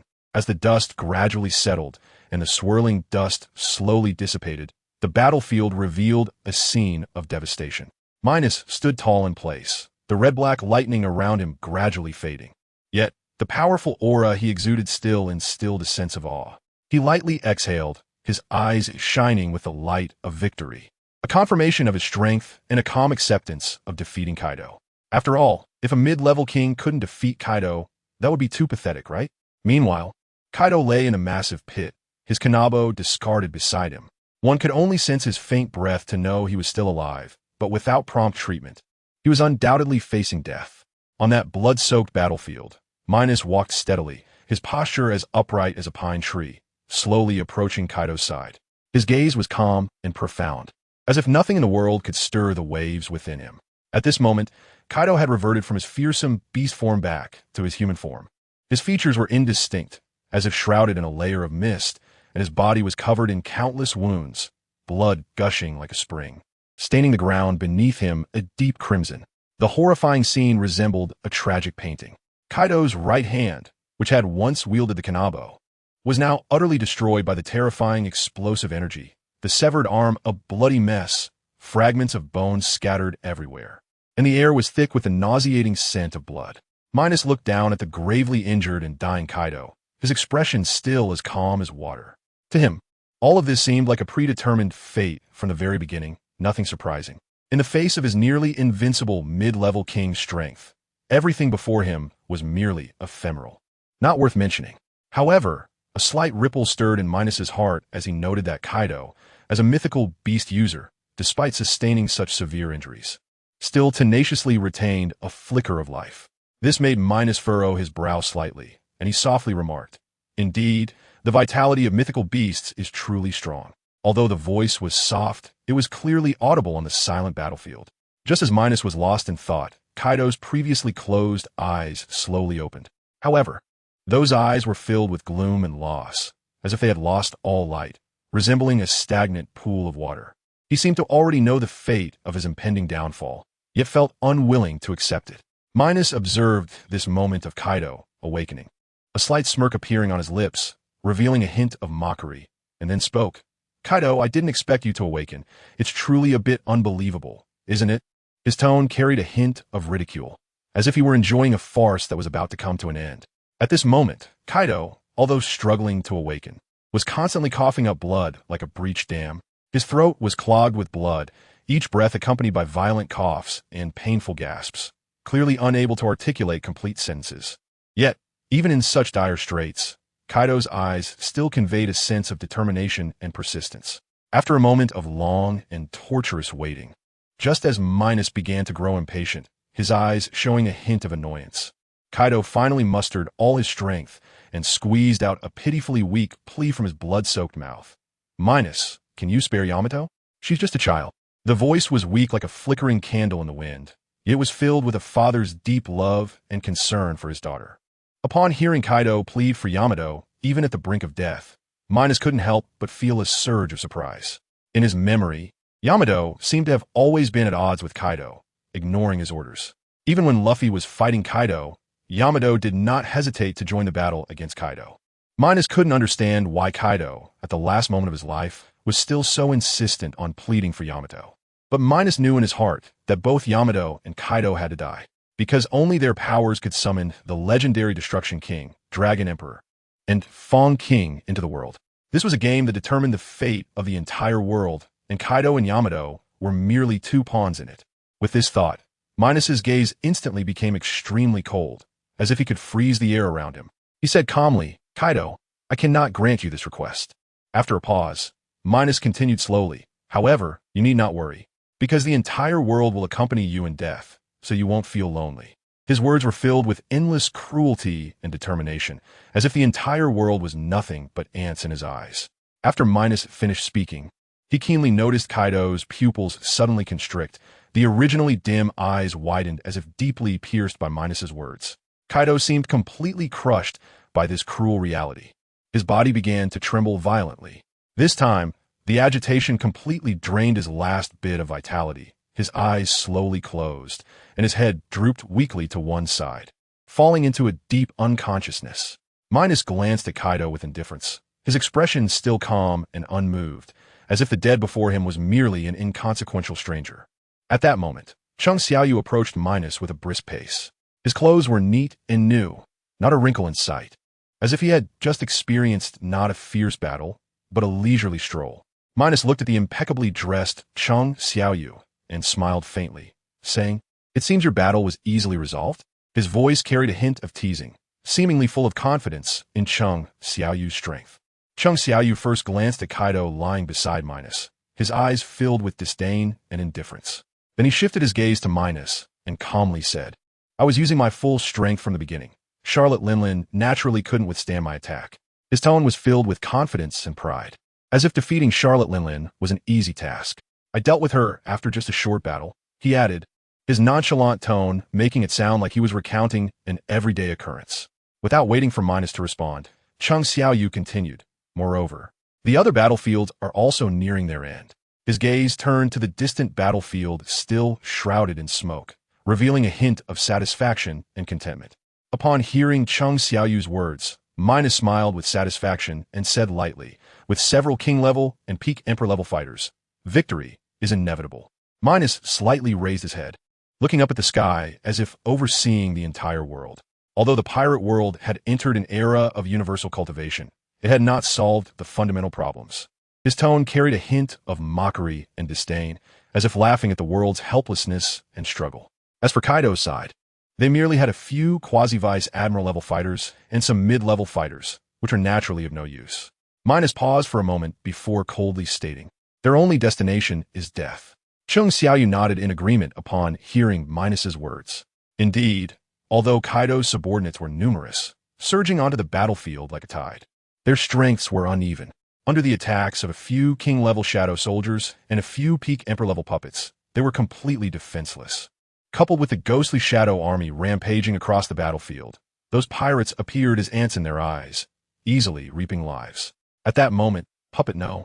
1 approached Minos and Chung Xiaoyu with heavy steps, carrying a figure in hand. Minos and Chung Xiaoyu's gazes simultaneously fell on the figure in Puppet No. 1's hand. In an instant, both of their lips curled into satisfied smiles, because the figure in Puppet No. 1's hand was Kaido's daughter, Yamato. At this moment, Yamato's complexion was as pale as paper, her breath so weak it was nearly imperceptible, barely hanging on in Puppet No. 1's grip, as if a gentle breeze could extinguish her. "Now, the most important vessel for the Dragon Emperor and Fong King is ready. It all depends on you now," Chung Xiaoyu said to Minos with a gentle smile, his expression filled with anticipation and excitement. Minos looked at the near-lifeless Yamato in Puppet No. 1's grasp and calmly replied, "Let's wait until we completely eliminate everyone, then return to the Serbian islands to deal with it." His gaze turned towards the distant, war-torn Wano country, revealing a hint of caution. After all, Wano country was currently gathering a lot of attention. If they were discovered, it would be a loss. Seeing that Minos had made up his mind, Chung Xiaoyu said no more and turned his gaze to the other battlefields. At that moment, the battlefield was silent, filled with mountains of corpses, exuding a suffocating stench of blood. Fires still burned fiercely, smoke filling the sky, turning the originally blue sky into a dull gray. The Shadow Army, led by king-level shadow soldiers, was like a pack of hungry wolves, crazily slaughtering the remaining pirates on the battlefield. The sounds of shouting, screaming, and wailing intertwined, resembling a tragic song from hell. Time slowly passed on this brutal battlefield, each minute and second feeling extraordinarily long. 3 days had passed, and the battle with Kaido and others had finally come to an end. In fact, rather than a battle, it was more of a wanton massacre by Minos and others against the entire Wano country. The once prosperous and noisy Wano country had now been completely destroyed, reduced to ruins. The once lively towns were now left with only remnants. The streets, once filled with laughter and joy, were now stained with blood and bodies. The entire Wano country was engulfed in endless darkness and despair. Minos and others stood atop this ruin, looking at the devastation before them without a shred of pity or guilt. In their eyes, all of this was merely a necessary means to achieve their goals. They gazed into the distance, as if they could already see the world after the arrival of the Destruction King, Dragon Emperor, and Fawn King, a world dominated by them, a world filled with fear and despair. Time flew by, and in the blink of an eye, half a month had quietly passed. After successfully resolving the Wano country incident, Minos and Chung Xiaoyu set off to return to the Serbian islands with the bodies of Kaido and Yamato. Everything that had happened in Wano country was like a sudden storm. Even though they acted low-key, they still couldn't escape the sharp eyes of the newsbirds. The newsbirds flitted through every corner of Wano country like ghosts, stealthily recording all of Minos and Chung Xiaoyu's actions. Subsequently, under the frenzied operation of Morgans, the genius of the news industry, these materials were meticulously crafted into newspapers, quickly spreading to every corner of the world with the soaring newsbirds. In an instant, Minos and Chung Xiaoyu's actions in Wano country triggered an unprecedented wave of panic throughout the world. The immense power they displayed was beyond imagination. Kaido, known as the Beast and the Maritime Overlord, and Charlotte Linlin, the formidable Big Mom, both powerful figures in their own right, were easily dealt with by Minos and Chung Xiaoyu, as if they were mere ants. Moreover, the formidable strength exhibited by several shadows from the Shadow Legion left the world in shock. Every strike they made seemed to carry the power to destroy the heavens and the earth, changing the weather wherever they went. Most terrifying of all were the rumors that Minos and the Shadow King had slaughtered an entire nation. This news struck like a bombshell, stirring waves of fear in people's hearts, as everyone dreaded becoming the next target of Minos's massacre, casting a shadow of dread over the entire world. In the holy land of Mariewa, within an enormous and magnificent office, the atmosphere was particularly heavy and oppressive. The walls of the office were adorned with exquisite murals, resembling silent history books that quietly recorded the grand historical events of the past. In the center of the office, 7 uniquely shaped and mysteriously made chairs stood neatly in place. At that moment, there was not a single empty seat. Each chair was occupied by a figure. These 7 figures held an immensely high status, each possessing enough power to make the world tremble. They were the 5 elders, Fleet Admiral Steelbone Kong, and the Supreme Commander of the Knights of God, Galen Gusheng. Unlike before, Steelbone Kong and Galen Gusheng were seated at the central positions, as if the entire world's focus was gathered upon them, with them as the main leaders. However, their expressions were grave, like the sky before a storm. Each face etched with complex emotions, their eyes fixed intently on the newspapers in their hands. The newspapers contained detailed reports on Minos and Chung Xiaoyu's activities in Wano country, with the headlines as captivating as ever, sharp hooks that instantly caught people's attention. Shocking. After 3 years, Minos and the Shadow King have set their sights on Wano country. A storm is about to hit. Shocking. The situation in Wano country has drastically changed. Where will the new pirate alliance go from here? Shocking. Minos and the Shadow King have slaughtered an entire Wano country. Are they truly that ruthless? As they looked at the startling words and images in the newspapers, the expressions of the 5 elders, Steelbone Kong, and even Galen Gusheng grew increasingly troubled, as if a heavy cloud had descended upon them. It was simply unbelievable that in just a few days, a country that once held an important position in the New World had been completely taken down. It sounded like a tale from fantasy. Minos and the Shadow King were indeed too powerful. The elder with the mustache finally couldn't hold back, putting down the newspaper with a heavy sigh, breaking the silence. His voice was filled with astonishment and concern, noting that in just a few days, they had defeated Kaido, Don Quixote, Doflamingo, Big Mom, and almost exterminated the entire population of Wano country. Such power was beyond imagination. At this moment, the elder with the long mustache also slowly put down his newspaper and helplessly replied, "Indeed, Minos and the Shadow King's power has exceeded our estimates. They effortlessly defeated Kaido and Big Mom. In my opinion, their strength has likely surpassed the level of kings. After saying this, the long-mustached elder shifted his gaze towards Steelbone Kong. In the entire world government system, aside from the mysterious and rarely seen Sama, Steelbone Kong was the undisputed representative of king-level combat power. Even the 5 elders, who were high above, and the formidable Galen Gushang were still a crucial step away from breaking into king level. Thus, the long-mustached elder hoped that Steelbone Kong, as a king-level powerhouse, could analyze the true strength of Minos and Cheng Xiaoyu based on his experience and insights. Upon hearing this, the others also put down their newspapers, their eyes burning with expectation and tension as they looked at Steelbone Kong. At that moment, Steelbone Kong's face was equally filled with surprise and shock. The battle process described in the newspapers regarding Minos and the Shadow King was far too relaxed and effortless. With his own initial king-level strength, if he were to face Kaido and others, even if he ultimately won, it would undoubtedly require an arduous battle. It could not be so easy. This could only indicate one fact. Minos and the Shadow King's combat power was far beyond his own, likely reaching the intermediate king level or even higher realms.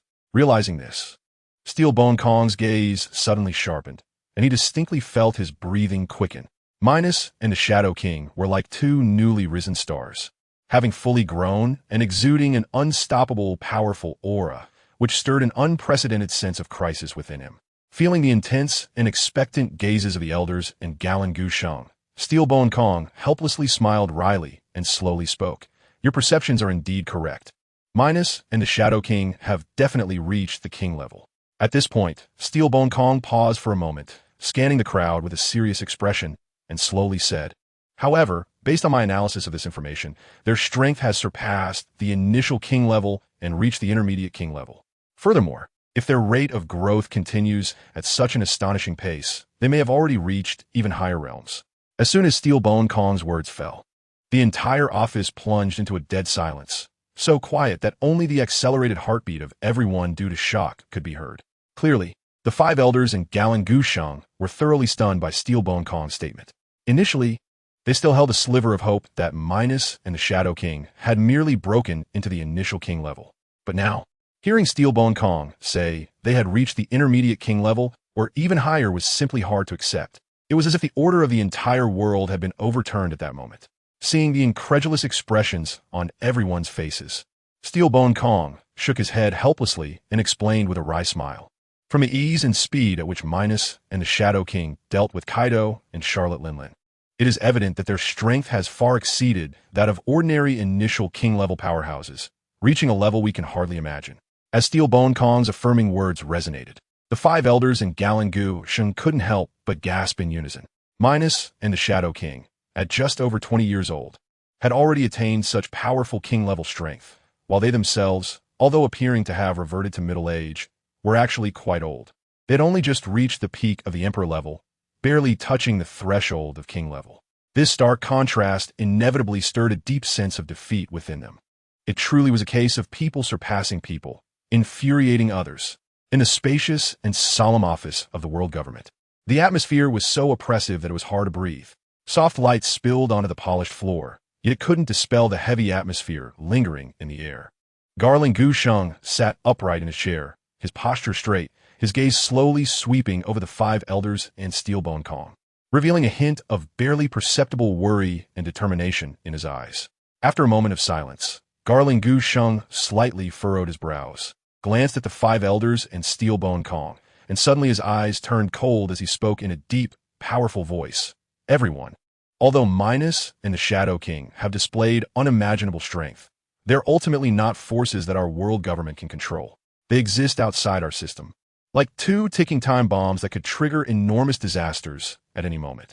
Allowing such individuals to act recklessly in the world is far too dangerous. Their existence poses an unprecedented threat to our world government's authority and to the order of the entire world. We must find every means possible to sanction them, and absolutely cannot let them continue to develop without restraint. Galen Gushang's words were like a heavy bomb, stirring up waves in the large office. Upon hearing this, everyone instantly showed expressions of disbelief, directing their gazes at Galen Gushang, as if to say, "Are you serious? Minos and the Shadow King are so powerful. Do we really have the ability to sanction them? Garling Gusheng looked at the shocked expressions of the five elders and Steelbone Kong, slightly curling his lips into a disdainful smile, and then spoke again. Have you all forgotten about that guy, Rox? He once roamed the seas with terrifying strength, and in that era, almost no one could rival him. But in the end, didn't he still die? No matter how strong the enemy, as long as we find the right method and unite forces from all sides, they are not invincible. After saying this, Garling Gusheng disdainfully glanced at the five elders and Steelbone Kong again. In his mind, he felt that they were being too conservative. In the face of such a significant crisis, their hesitation made it difficult to achieve great things. The five elders and Steelbone Kong did not care about Garling Gusheng's scornful gaze. Their thoughts were completely immersed in what he had just said. They were well aware of how Rox had fallen. They not only witnessed that thrilling battle, but were also important participants in it. The office fell into silence, with only the clock on the wall ticking away, seemingly urging everyone to make a decision. After a long contemplation, the middle-aged five elder with a mustache slightly raised his head, his eyes revealing a hint of caution as he spoke in a low voice. Garling Gusheng, are you suggesting that we choose to collaborate with Roger and the others again? But that is easier said than done. Roger and his crew have always been unbound by our world government, and they have their own ideals and goals. They may not easily agree to work with us. Next, the short-haired middle-aged five elder took over the conversation, his face filled with worry. Yes, Roger and the others might not agree to our proposal. There have always been many contradictions and differences between them and our world government. Convincing them is likely not a simple task. Steelbone Kong also chimed in. Kapu and the others might act out of stance to maintain justice and order, but Roger and his crew are another story. They drift at sea, pursuing freedom and the unknown. They are likely to be reserved regarding our requests. Upon hearing the words of the five elders and Steelbone Kong, a flicker of impatience crossed Garling Gusheng's eyes. He first shot them a disdainful glance, then slowly stood up, hands clasped behind his back, pacing back and forth in the office, saying as he walked, "It seems you have truly forgotten the dangers posed by Minos and the Shadow King. Their power has grown strong enough to threaten the very existence of the world. If we do not take action soon, by the time they are fully developed, we might not even have a chance to resist." At this point, Garling Gusheng suddenly stopped, his gaze flashing, a sinister smile appearing on his face as he lowered his voice, taking advantage of this opportunity. "We just need to widely spread the rumor across the seas that Minos and the Shadow King intend to destroy the world. Through our world government's vast intelligence network and propaganda channels, we can ensure this message quickly reaches every corner of the world. At that time, everyone will be engulfed in fear and wariness towards Minos and the Shadow King, and the pirates, the Navy, and the Revolutionary Army, these forces that usually stand opposed to each other, might set aside their conflicts and grudges to cooperate against a common powerful enemy. Once they unite and form a formidable force, then even if Minos and the Shadow King are strong, they cannot withstand the siege of the allied powers. In this way, won't everything be resolved?" After saying this, Garling Gusheng threw back his head and laughed heartily in the large office, the laughter echoing in the empty room, tinged with a sense of pride and madness. "Ha ha ha!" The other five elders and Steelbone Kong, upon hearing Garling Gusheng's sinister scheme, first showed a flash of surprise, then their eyes gradually lit up. They had to admit that although this scheme was somewhat unscrupulous, it was indeed an effective way to deal with the current crisis. Once the laughter subsided, Garling Gusheng's gaze sharpened as he looked at everyone and said calmly, "So, do you all agree with this plan of mine?" After this statement, the five elders and Steelbone Kong all nodded in agreement, fully aware that in the current situation, this might be the only way out. Thus, the world government carefully set up a grand scheme against Minos and the Shadow King. They began to utilize various resources and channels to spread the news of Minos and the Shadow King's impending destruction of the world across the seas. And a storm targeting these two powerful figures was quietly brewing. Meanwhile, in the spacious conference room of the Navy headquarters at Marineford, the atmosphere was equally tense and oppressive. The walls of the conference room were adorned with various nautical charts and naval honor medals, and the enormous conference table was filled with high-ranking officials from the Navy headquarters. In addition to the 5 Navy admirals, there were also the rejuvenated Zifa and the renowned Kapu, along with several vice admirals and rear admirals. Buddha Sengoku, appearing in his middle-aged form, sat at the main seat, his eyes revealing a hint of fatigue and worry. At this moment, he was looking at the newspaper in his hand, the prominent headline and detailed report about Minos and Chang Xiaoyu's destruction of Wano country, causing his brows to furrow tightly. The Wano country incident had indeed shocked the world. The immense power displayed by Minos and Chang Xiaoyu, along with the destruction they brought, instilled a profound fear throughout the entire world. Sengoku understood that the Navy must take action, so he had no choice but to organize personnel and initiate this important naval meeting, preparing to discuss strategies to deal with the aggressive Minos and Chang Xiaoyu. Sengoku gently cleared his throat, his gaze slowly sweeping around the room, taking in the expressions of everyone present, and then he spoke calmly. Then, the meeting regarding the Wano country incident officially begins. It is believed that everyone is already aware of the current situation. Minos and Chang Xiaoyu's actions have severely threatened world peace and stability. As the Navy, an important force in maintaining world order, we cannot sit idly by. Now, please express your opinions and discuss how we should respond to this crisis. With these words from the warring states, the meeting at the Navy headquarters to address Minos and Chang Xiaoyu officially commenced. A buzz of discussion erupted in the meeting room as various high-ranking naval officers expressed their views and suggestions. On the other side, at the Revolutionary Army headquarters, a secret base hidden in a mysterious location, Dragon sat, as usual, by the window.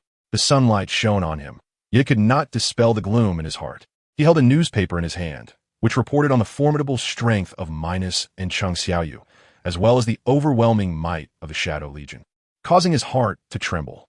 There was a grave look in Dragon's eyes. He knew that Minos and the Shadow King had developed an unstoppable momentum. Their power was too great, and if not stopped, the world would fall into an irretrievable abyss. After a long silence, Dragon spoke softly. Minos and the Shadow King, you two are too mad. Such reckless behavior will eventually lead to the destruction of the world.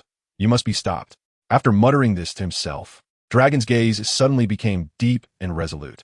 He slowly stood up, looking out at the vast sky, and said softly, "It seems we can only seek cooperation with some people. Relying solely on the strength of our Revolutionary Army to confront Minos and the Shadow King is undoubtedly like hitting a stone with an egg. We need to unite with other forces to form a powerful alliance if we hope to contend with them." In the center of the New World, there is an island called Lacuna.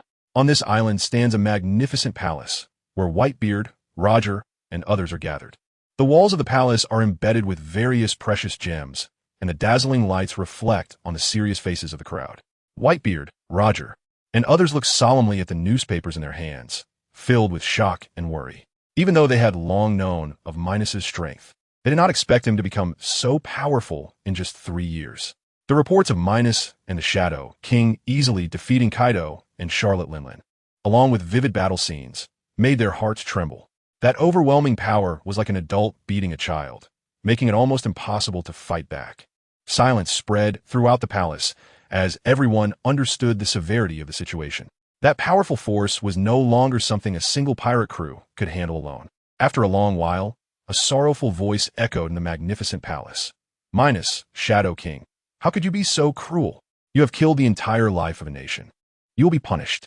Everyone knew, without looking, that the voice belonged to Kazuki Oden. Sure enough, when Whitebeard and Roger looked up, they saw Kazuki Oden staring angrily at the newspaper in his hands, tears welling in his eyes.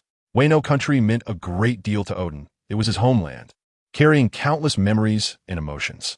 Now hearing about Wano's calamity, how could he not be heartbroken? Roger looked at Oden with a face full of regret and slowly said, "I am sorry, Oden. We didn't manage to support Wano in time, which led to this tragic event. However, rest assured that we will seek justice for Wano. No matter the cost, we will not let Minos and the Shadow King go."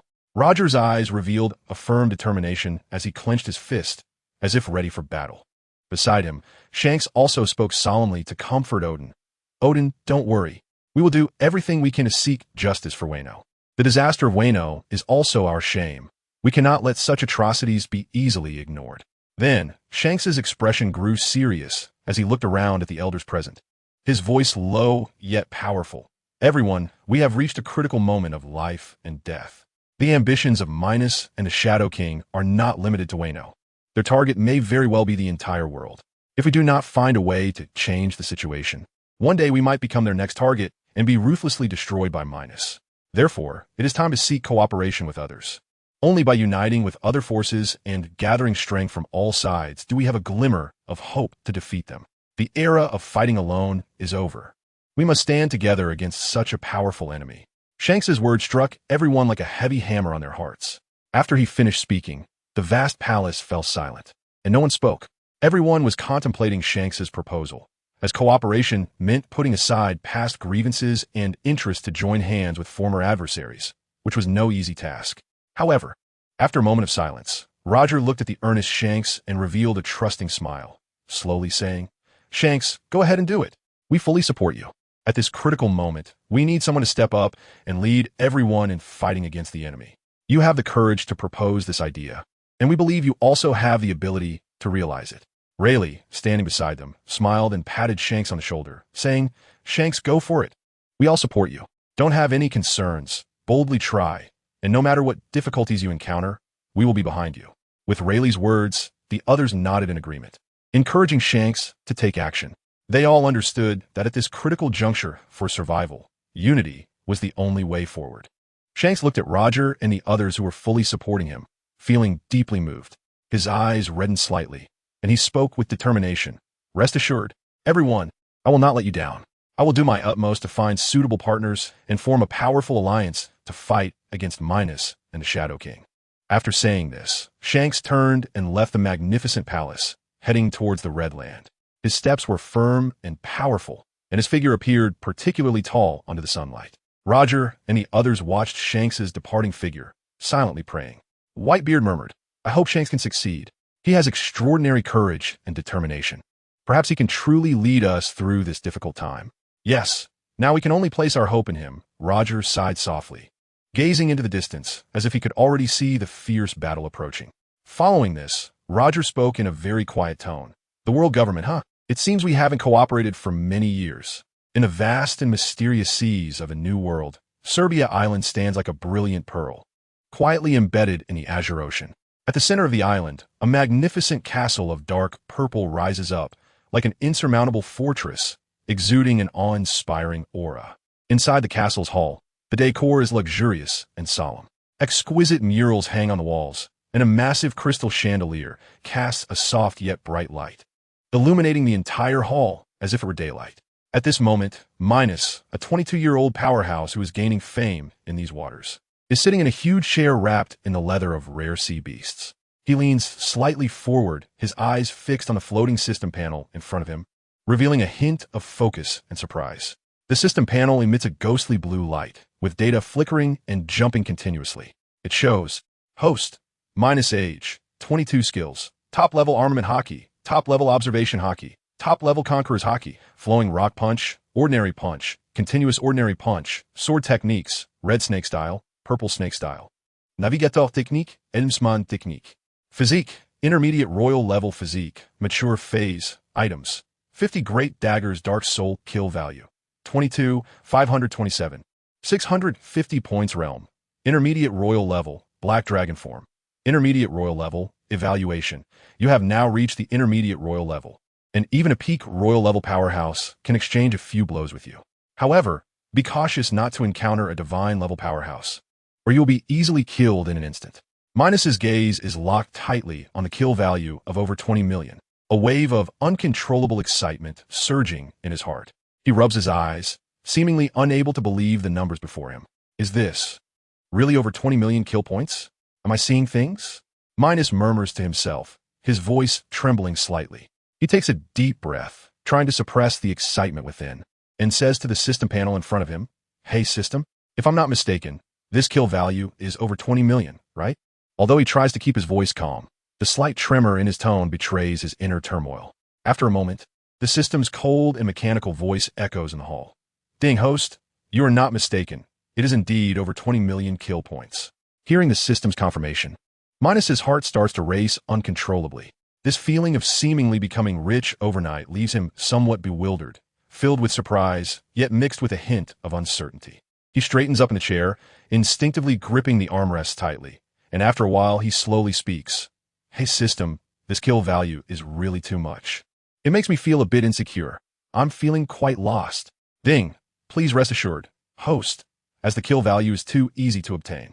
This system has already raised the prices within the system." The system's voice remains flat, showing no emotional fluctuations. Upon hearing this, Minos's eyes widen. and a look of disbelief spreads across his face. What? You actually changed the prices without permission? Do you know that's against the rules? He angrily stands up from his chair, shouting at the system panel, his voice echoing in the spacious hall, filled with endless rage. However, the system remains indifferent to Minos's outburst, maintaining its silence. This makes Minos feel as if he has punched into a cotton ball, powerful but with no outlet, his inner fury growing stronger. This is too much. Minos's face turns red with anger, his hands clenched into fists, his body slightly trembling. After a long time, Minos, having shouted himself hoarse, sees the system still unresponsive and sighs helplessly, returning to his chair and weakly saying, "Hey system, what exactly are you trying to do?" His eyes reveal a hint of fatigue and helplessness, and his once determined face now looks somewhat haggard. Just when Minos thought the system wouldn't respond to him anymore, the system's voice slowly comes through. "Ding, please don't panic, host. In fact, the increase isn't that much. As long as the host engages in killing, those kill points will be easily obtained." Upon hearing the system's nonchalant response, Minos's anger reignites. "Easily obtained? You make it sound so simple. Every time I kill, I have to go through life and death battles. It's not as easy as you say." He retorts angrily, but soon realizes that arguing with the system is futile. So, he shakes his head helplessly, losing the desire to bicker with the system any further. He takes a deep breath, trying to calm himself down, and then speaks. "Then system, can you check if Kaido's mythical Zoan Azure Dragon Fruit and Yamato's White Wolf Fruit meet the requirements for the Destruction King and Fawn King to descend?" A hint of anticipation glimmers in Minos's eyes. This is a plan he has been working on for 3 years, concerning his future position and strength in these waters. Ding. Theoretically, it should be possible. Let me check. The system's voice sounds, then falls into silence. Hearing this, Minos quickly interjects, "Hey system, hurry and check. I can't wait any longer." He fidgets in his chair, his eyes filled with anxiety and desire, occasionally glancing up at the system panel, eagerly awaiting the system's reply. Finally, after a long wait, the system's voice slowly resounds. "Ding, according to the host's request, I have found it in the system mall. However, the price is a bit steep." Minos furrows his brow, already suspecting the price won't be cheap. But at this moment, he has made up his mind to complete this plan no matter what. "System, just quote the price directly." His tone is firm. "Ding, to exchange the mythical Zoan Azure Dragon Fruit for the Destruction King Dragon Emperor's inheritance. It will require 6 million kill points. Ding, and to exchange the mythical Zoan True God Fruit for the Fawn King inheritance. It will only need 4 million kill points." Upon hearing this, Minos gasps, a look of shock spreading across his face. This is indeed extraordinarily expensive, he mutters to himself, recalling that when he summoned Chung Xiaoyu, he only spent a few thousand kill points. Now, it costs millions of kill points to exchange for a king. The difference is just too vast. Minos contemplates this internally, his gaze revealing a hint of hesitation. But soon he grits his teeth and firmly states, "System, for this king's descent, are they in peak condition? If not, that would be too much of a ripoff." Minos's eyes are filled with vigilance. He does not want to be deceived by the system, as this is a plan for which he is paying a huge price. "Ding, please rest assured, host. This system is fair to all. You can put your mind at ease. They will definitely be in peak condition. There is no way I would deceive the host." Although the system's voice remains cold, it gives Minos a sense of reassurance. Hearing this, Minos finally sets aside some of his worries. He takes a deep breath and slowly says, "Then, system, directly help me purchase the Destruction King inheritance and the Fawn King inheritance." His gaze reveals determination. Since he has already decided, he will not hesitate any longer. "Ding, this system is in the process of purchasing. Additionally, I will send the host 2 pillars of avatars." The system's voice is heard, and then Minos sees a surge of black energy erupt on the system panel, like 2 massive black dragons rushing towards Kaido and Yamato. The mysterious black energy coils around Kaido and Yamato, as if absorbing something. Under the shroud of black energy, Kaido and Yamato's bodies gradually changed, as if their life force was being drained little by little. Their bodies became increasingly withered, ultimately turning into 2 mummified corpses. Minos looked at the now mummified Kaido and Yamato, his expression flickering, and a chill surged in his heart. "This dog's system is too ruthless," he murmured, his eyes revealing a hint of fear and helplessness. At that moment, the system's voice rang out again. "Ding, the Destruction King inheritance and the Sharp Tooth King inheritance, as well as the Hashirama clone, have been successfully purchased. Please use them immediately." Upon hearing this, Minos felt a slight joy in his heart because the Dragon Emperor and Sharptooth were finally about to descend. This was a moment he had waited for 3 years. He had put in so much effort and paid a heavy price for this day. Use them immediately. However, filling out the forms is too much trouble. You can help me write them. Minos lazily leaned back in his chair and said to the system, System, you just need to fill in Sharptooth's height as 400 centimeters and Dragon Emperor's height as 300 centimeters. The rest can follow the original work without changes. After Minos finished speaking, he quietly waited for the system's response, his eyes revealing a hint of expectation. However, this time the system did not respond immediately, as if it had frozen. After waiting for a long time, Minos began to feel a bit anxious. System? System, don't pretend you can't see me. Just when Minos thought the system would not agree to his request, the familiar voice finally rang out slowly. Ding, host, you are really lazy, but this time I'll agree to your small request. Upon hearing this, Minos's tense nerves finally relaxed, and a triumphant smile appeared on his face. Ha! I knew you would agree. I don't want to experience the days of filling out forms again, so let the system do it for me. Minos sat back down in his chair, crossed his legs, and looked very relaxed. The system did not respond to him again, but began to silently create the Destruction King and Sharptooth King. Minos patiently waited nearby, his mind continuously conjuring scenes of the Dragon Emperor and Sharptooth King's arrival, filled with anticipation. As time passed, every second felt incredibly long to Minos. Finally, when he was getting a bit impatient, the system's voice rang out again. Ding, the Destruction King, Dragon Emperor, and Sharptooth King are ready. Please check your inventory. Upon hearing this, Minos immediately stood up from his chair, excitement flashing in his eyes. He couldn't wait to exit the system panel, his gaze fixed ahead. Suddenly, 2 dazzling golden lights appeared before Minos, so bright that he had to squint. Within the golden light, it seemed that 2 massive figures were slowly emerging, and a powerful aura wave was faintly emanating from the light, causing the entire castle hall to tremble slightly. As the light gradually dissipated, 2 imposing figures, radiating a powerful aura, appeared before Minos.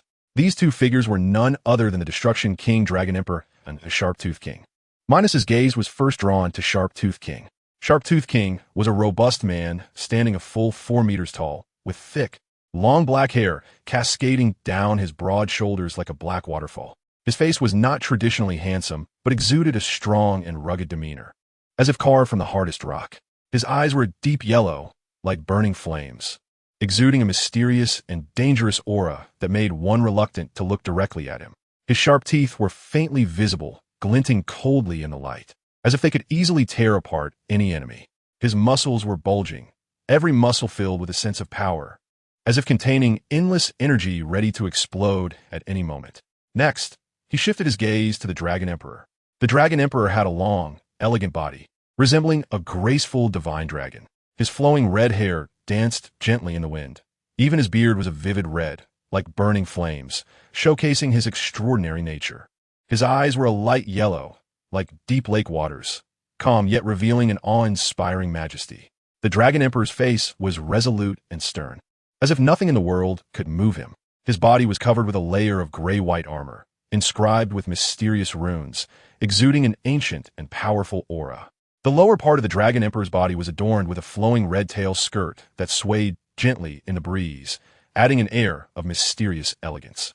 At that moment, Sharptooth King spoke first, his voice deep and resonant, as if echoing from ancient roars. "Yo, host. You seem quite pleased to see our arrival." As he spoke, the corners of his mouth lifted slightly, revealing a confident smile, his eyes showing a hint of curiosity and scrutiny towards Minos. Following that, the Dragon Emperor's cold voice also sounded. "Host, are you the king?" Although his voice was not loud, it carried an undeniable authority, as if everything before him had to submit to his judgment. Minos first gave a gentle smile to the aloof Dragon Emperor, his eyes filled with confidence. "I am the king, and you are also the king. We are equal." Then, Minos turned his gaze to Sharptooth King's face, smiled faintly, and said, "We have been waiting for you for a long time, so of course you are welcome." Upon hearing this, Sharptooth King burst into hearty laughter, his laughter echoing in the hall, causing the mural on the walls to tremble slightly. "Ha ha, good. In that case, we will fight alongside the host and carve out our own territory in this new world." He clenched his fists, his muscles tightening again, and a powerful aura surged forth. The Dragon Emperor nodded slightly, surveying everything around him, and coldly stated, "This sea area will change because of our arrival." His voice was calm, but revealed a strong determination and confidence. Minos looked at the two kings before him. A surge of unprecedented ambition welled up in his heart. He knew that from this moment on, the pirate world would enter a brand new phase. With the addition of the Destruction King Dragon Emperor, a Sharp-Toothed King, he would possess even greater power in this new world full of challenges and opportunities to face the unknown dangers and enemies, such as the Ninja World. In the vast new world beneath the calm surface, there were always undercurrents surging. Days ago, a chilling rumor spread rapidly like a surging tide, claiming that Minos and the Shadow King were conspiring on a world-destroying plot. This rumor was like a giant stone thrown into a tranquil lake, instantly stirring up waves across the entire sea, plunging every corner into deep fear and unease. The first to be impacted were the small forces struggling to survive on the sea, who were like startled birds, faced with this unknown and enormous threat. They had no power to resist and made their own choices. Some small forces chose to disband in fear, members fleeing in all directions, trying to find a glimmer of hope in the chaos. Others hurriedly joined the pirate alliance, hoping to find safety under the protection of a powerful force. Still, others turned to the Navy, eager to use the Navy's strength to fend off the impending disaster. The terrifying achievements of Minos and the Shadow King in Wano country hang over everyone like the sword of Damocles, making everyone wary. They easily defeated the two infamous pirates Kaido and Charlotte Linlin, whose powerful strength is astonishing and has made people firmly believe in the impending crisis.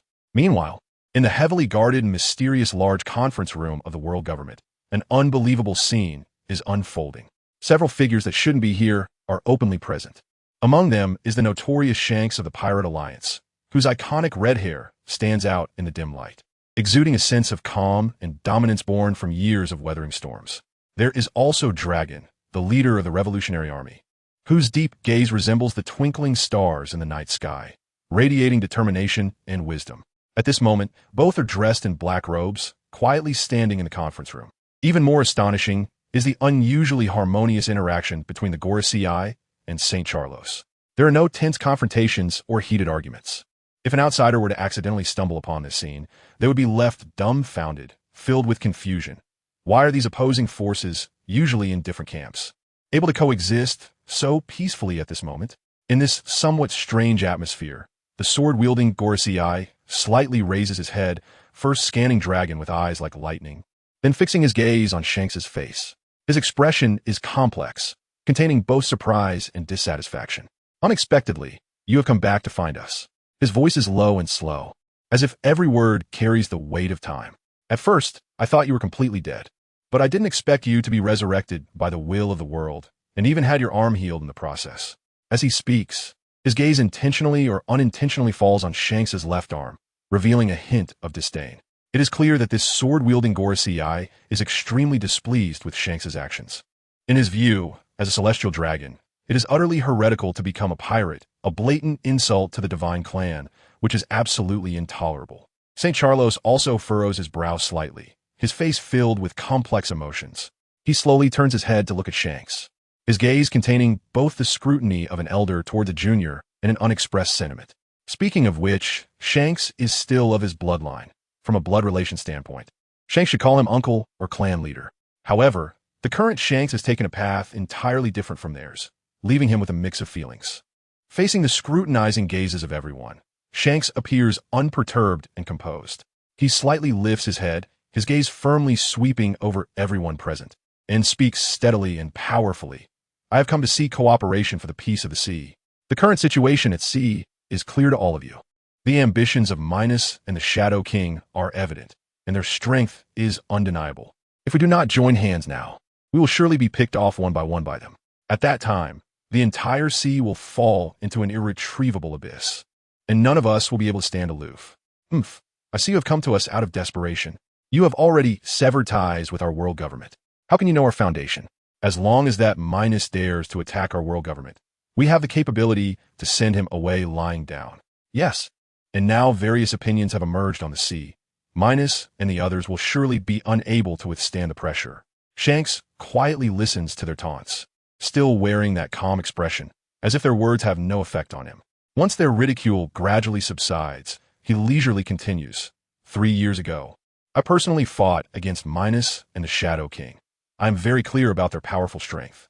Moreover, 3 years have passed, and considering their effortless victory over Kaido and Charlotte Linlin in Wano country, it is evident that they have reached the king level. If such powerful beings are left unchecked, they will surely swallow the entire sea. By then, all our forces will become their prey, and there will be no chance for resistance. Shanks's words hit each person's heart like a heavy hammer. The large office instantly falls into silence, and everyone's faces become exceptionally grave. They naturally understand the power of Minos and the Shadow King, and they know that Shanks is not speaking alarmist rhetoric. However, they are still troubled by the fact that Shanks, as a celestial dragon, has become a pirate, which remains a thorn in their hearts. In this atmosphere of silence, Dragon slowly scans the room. He keenly senses that the atmosphere has reached a deadlock. If this awkward situation is not broken, the cooperation may end in failure. Reluctantly, Dragon furrows his brow slightly and speaks in a deep, powerful voice. Everyone, I believe Shanks's words are very reasonable. Minos and the Shadow King are far too insane. Their actions have seriously threatened the peace and stability of the sea. If not stopped in time, the entire sea will inevitably fall into endless madness and chaos. Although we in the Revolutionary Army have different positions from you, our goal in this matter is the same, to maintain the peace and order of the sea. However, as soon as Dragon's words are spoken, it is like a bomb thrown into a calm lake, instantly igniting the anger of the Gorosei and others. What are you, Revolutionary Army? If it weren't for the fact that we don't have time to deal with you, you wouldn't still be alive now. That's right, Dragon. You are the biggest disgrace. You were doing well in the Navy, but insisted on establishing some ridiculous Revolutionary Army. It's simply laughable. If it weren't for you being Garp's son, we would have executed you long ago. Dragon, you have no place to speak here. The Gorosei take turns venting their anger at Dragon. Dragon did not expect that just by saying one sentence, he would be targeted so fiercely by the Gorosei, feeling a sense of helplessness and frustration. In fact, he simply stumbled into the line of fire. The Gorosei were already upset about Shanks, and now Dragon has jumped out to cause trouble, making him their best punching bag. Dragon looks at the unyielding Gorosei. A glimmer of imperceptible light flashes in his eyes. He takes a deep breath and speaks in a low voice. It seems that using strength to speak is the most correct approach. As he finishes speaking, Dragon's gaze suddenly becomes extremely sharp, and a powerful aura erupts from his body. This aura is like surging waves and erupting volcanoes, carrying endless power that instantly sweeps across the vast office. It is the powerful aura of a junior king, as if it could crush everything around it. The Gorosei and others feel an invisible pressure overwhelming them, nearly suffocating them. Their faces instantly turn pale with shock, their eyes filled with disbelief. They never expected that Dragon's strength had actually broken through to the king level. Dragon looked at the terrified expressions of the 5 elders and sighed slightly in his heart, slowly retracting his own aura. He scanned the crowd again and spoke in a deep and powerful voice. Everyone, I suppose I should be qualified to cooperate with you now. However, after Dragon finished this sentence, the large office fell silent. Everyone was shocked by the strength Dragon had just displayed, and for a moment, no one could respond to him. Finally, after a long silence, Galen Gushing slowly raised his head, his gaze fixed on Dragon, filled with shock and admiration. I didn't expect you to break through to the king level. It's truly incredible. His voice trembled slightly, clearly shaken by Dragon's breakthrough. Dragon smiled and shook his head lightly, saying casually, "It was just luck. But now, let's talk about cooperation." Although his words were light, they carried an undeniable firmness.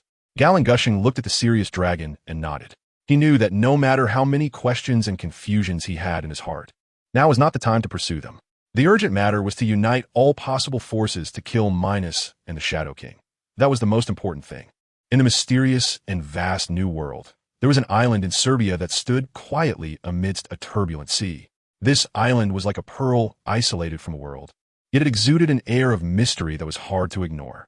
In the center of the island, a huge and magnificent black and purple castle rose into the sky. Every stone of the castle seemed to have been baptized by the torrents of history, emanating an ancient and powerful aura. At this moment, in the spacious and eerie hall of the castle sat 4 imposing figures. They were Minos, Chung Xiaoyu, and the recently arrived Fengya King and Dragon Emperor. Each of these 4 possessed enough power to shock the world, Their existence was like four towering peaks in the darkness, evoking awe. The expressions on their faces were extremely calm, as if the external pressures of public opinion, which surged like a roaring sea, had no effect on them whatsoever. Minos slightly raised his head, a cold glimmer flashing in his deep eyes. He slowly scanned the crowd and spoke in a low and steady voice. Recently, there are rumors in the sea that we intend to destroy the world. What do you think about this? Upon hearing Minos's words, Cheng Xiaoyu and the others showed a hint of barely perceptible surprise. After all, the rumor was not unfounded. They were indeed plotting a terrifying operation that could plunge the entire sea into irreversible disaster, slaughtering the entire ocean. They had not expected that this secret plan would be guessed by someone by chance, which was somewhat beyond their expectations, but they found it rather amusing. Seeing the indifferent expressions on their faces, Minos sighed lightly, shook his head helplessly, and spoke again. Since the people of the sea like to think this way, why don't we just go along with their thoughts and turn this rumor into reality? After saying this, Minos's gaze suddenly turned cold, like an ice blade in winter, radiating endless chill. He spoke slowly. Next, I have decided to completely destroy the sea. Now that the Dragon Emperor and Fangya have reached their peak strength, we no longer need to hide our power. Minos paused for a moment, scanning each person present, then continued. I have already formulated for plans. First, Dragon Emperor. You will take the Destruction Legion, purchased with 1 million kill points, to Elbaf, with the goal of hunting Loki and the giants. After all, they are an important vessel for the Ancestor King and must not be allowed to fail. Elbaf is the mysterious and powerful giant territory, and Loki is a key part of it. Your task is both arduous and crucial. Second, Fangya. You will take your Beast Legion to the Navy headquarters and forcibly bring back Akiji. Akiji is a necessary vessel for the arrival of the cold, and is equally crucial to our plan. The Navy headquarters is the symbol of justice in the entire sea, heavily guarded and filled with experts. But with your peak strength and the ferocity of the Beast Legion, it should be easy to capture Akiji. You may even exhaust the experts of the Navy headquarters. Third, Cheng Xiaoyu. You will summon the Shadow Army and directly initiate a bloody slaughtering feast on the sea. During this process, continuously expand the scale of the Shadow Army. Remember, anyone you encounter, whether they are pirates, merchants, fishmen, or sea kings, must be killed without mercy or hesitation. Let the entire sea be immersed in fear and bloodshed, making everyone aware of our might. Finally, I will lead the Puppet Legion to the Great Pirate Alliance to bring Ace back. Ace is an important vessel for the Hundred Flames King and is indispensable to us. The Great Pirate Alliance gathers many powerful pirate forces, making it no easy task to bring Ace from there, but I am confident in completing this mission. After saying this, Minos looked at Cheng Xiaoyu and the others again, a faint smile appearing on his face, radiating a sense of certainty and anticipation for the future. So, I wish you all good luck. Let us step into the true divine realm together, traverse the heavens, and achieve the dream of immortality. After Minos finished this statement, the castle initially fell into a dead silence. After a moment, everyone began to speak. Yes, we must become god-level powerhouses. Exploring the heavens is the most important thing. Only by becoming gods can we break free from the shackles of this world and control our own destinies. For the sake of becoming gods, we would not hesitate to sacrifice the entire pirate world. In the face of the gods, everything seems so small and insignificant. God-level power? It seems unattainable, yet is actually within our grasp. It's just that our current realm hasn't reached it yet. But as long as we work together, we can surely achieve this goal. Seeing the excited expressions on everyone's faces, Minos smiled faintly and spoke again. Then, the plan to become gods officially begins. Thus, a storm capable of changing the entire pirate world quietly began. In response to Minos and others' crazy plan, Shanks and Dragon decided to unite to jointly resist this evil force. Meanwhile, Minos and Cheng Xiaoyu did not hesitate to start their bloody and destructive plan to become gods. Time passed swiftly. Half a month later, the entire new world had plunged into a bloody massacre. Cheng Xiaoyu led hundreds of thousands of Shadow Army like a black torrent, leaving the Serbian island. They rampaged across the sea, leaving devastation in their wake. Tranquil and peaceful islands were instantly shrouded in the shadow of death. The island's residents, whether ordinary people or powerful pirates, were powerless against the attacks of the Shadow Army. Pirate ships were sunk, merchants' goods were plundered, fishmen struggled in pain, and sea kings also perished in this disaster. Under this bloody slaughter, the islands were shattered, with massive rocks plunging into the sea, creating towering waves. The sea was completely stained red with blood, the rich smell of blood mingling with the salty sea air, permeating every corner of the ocean and chilling the spine. At the same time, thrilling massacres erupted in various locations. Naval Headquarters, Marine Fort. This fortress, symbolizing the justice of the sea, is currently facing an unprecedented crisis. At this moment, the Tooth King has arrived alone in the square of the Naval Headquarters. He is extraordinarily tall, like a moving small mountain, exuding a chilling aura. The surrounding sailors point and whisper about him, unaware of when such a terrifying figure appeared. The Tooth King looks at the magnificent building before him, a slight smirk appearing on his lips, revealing a sinister smile. It's time to start this slaughter.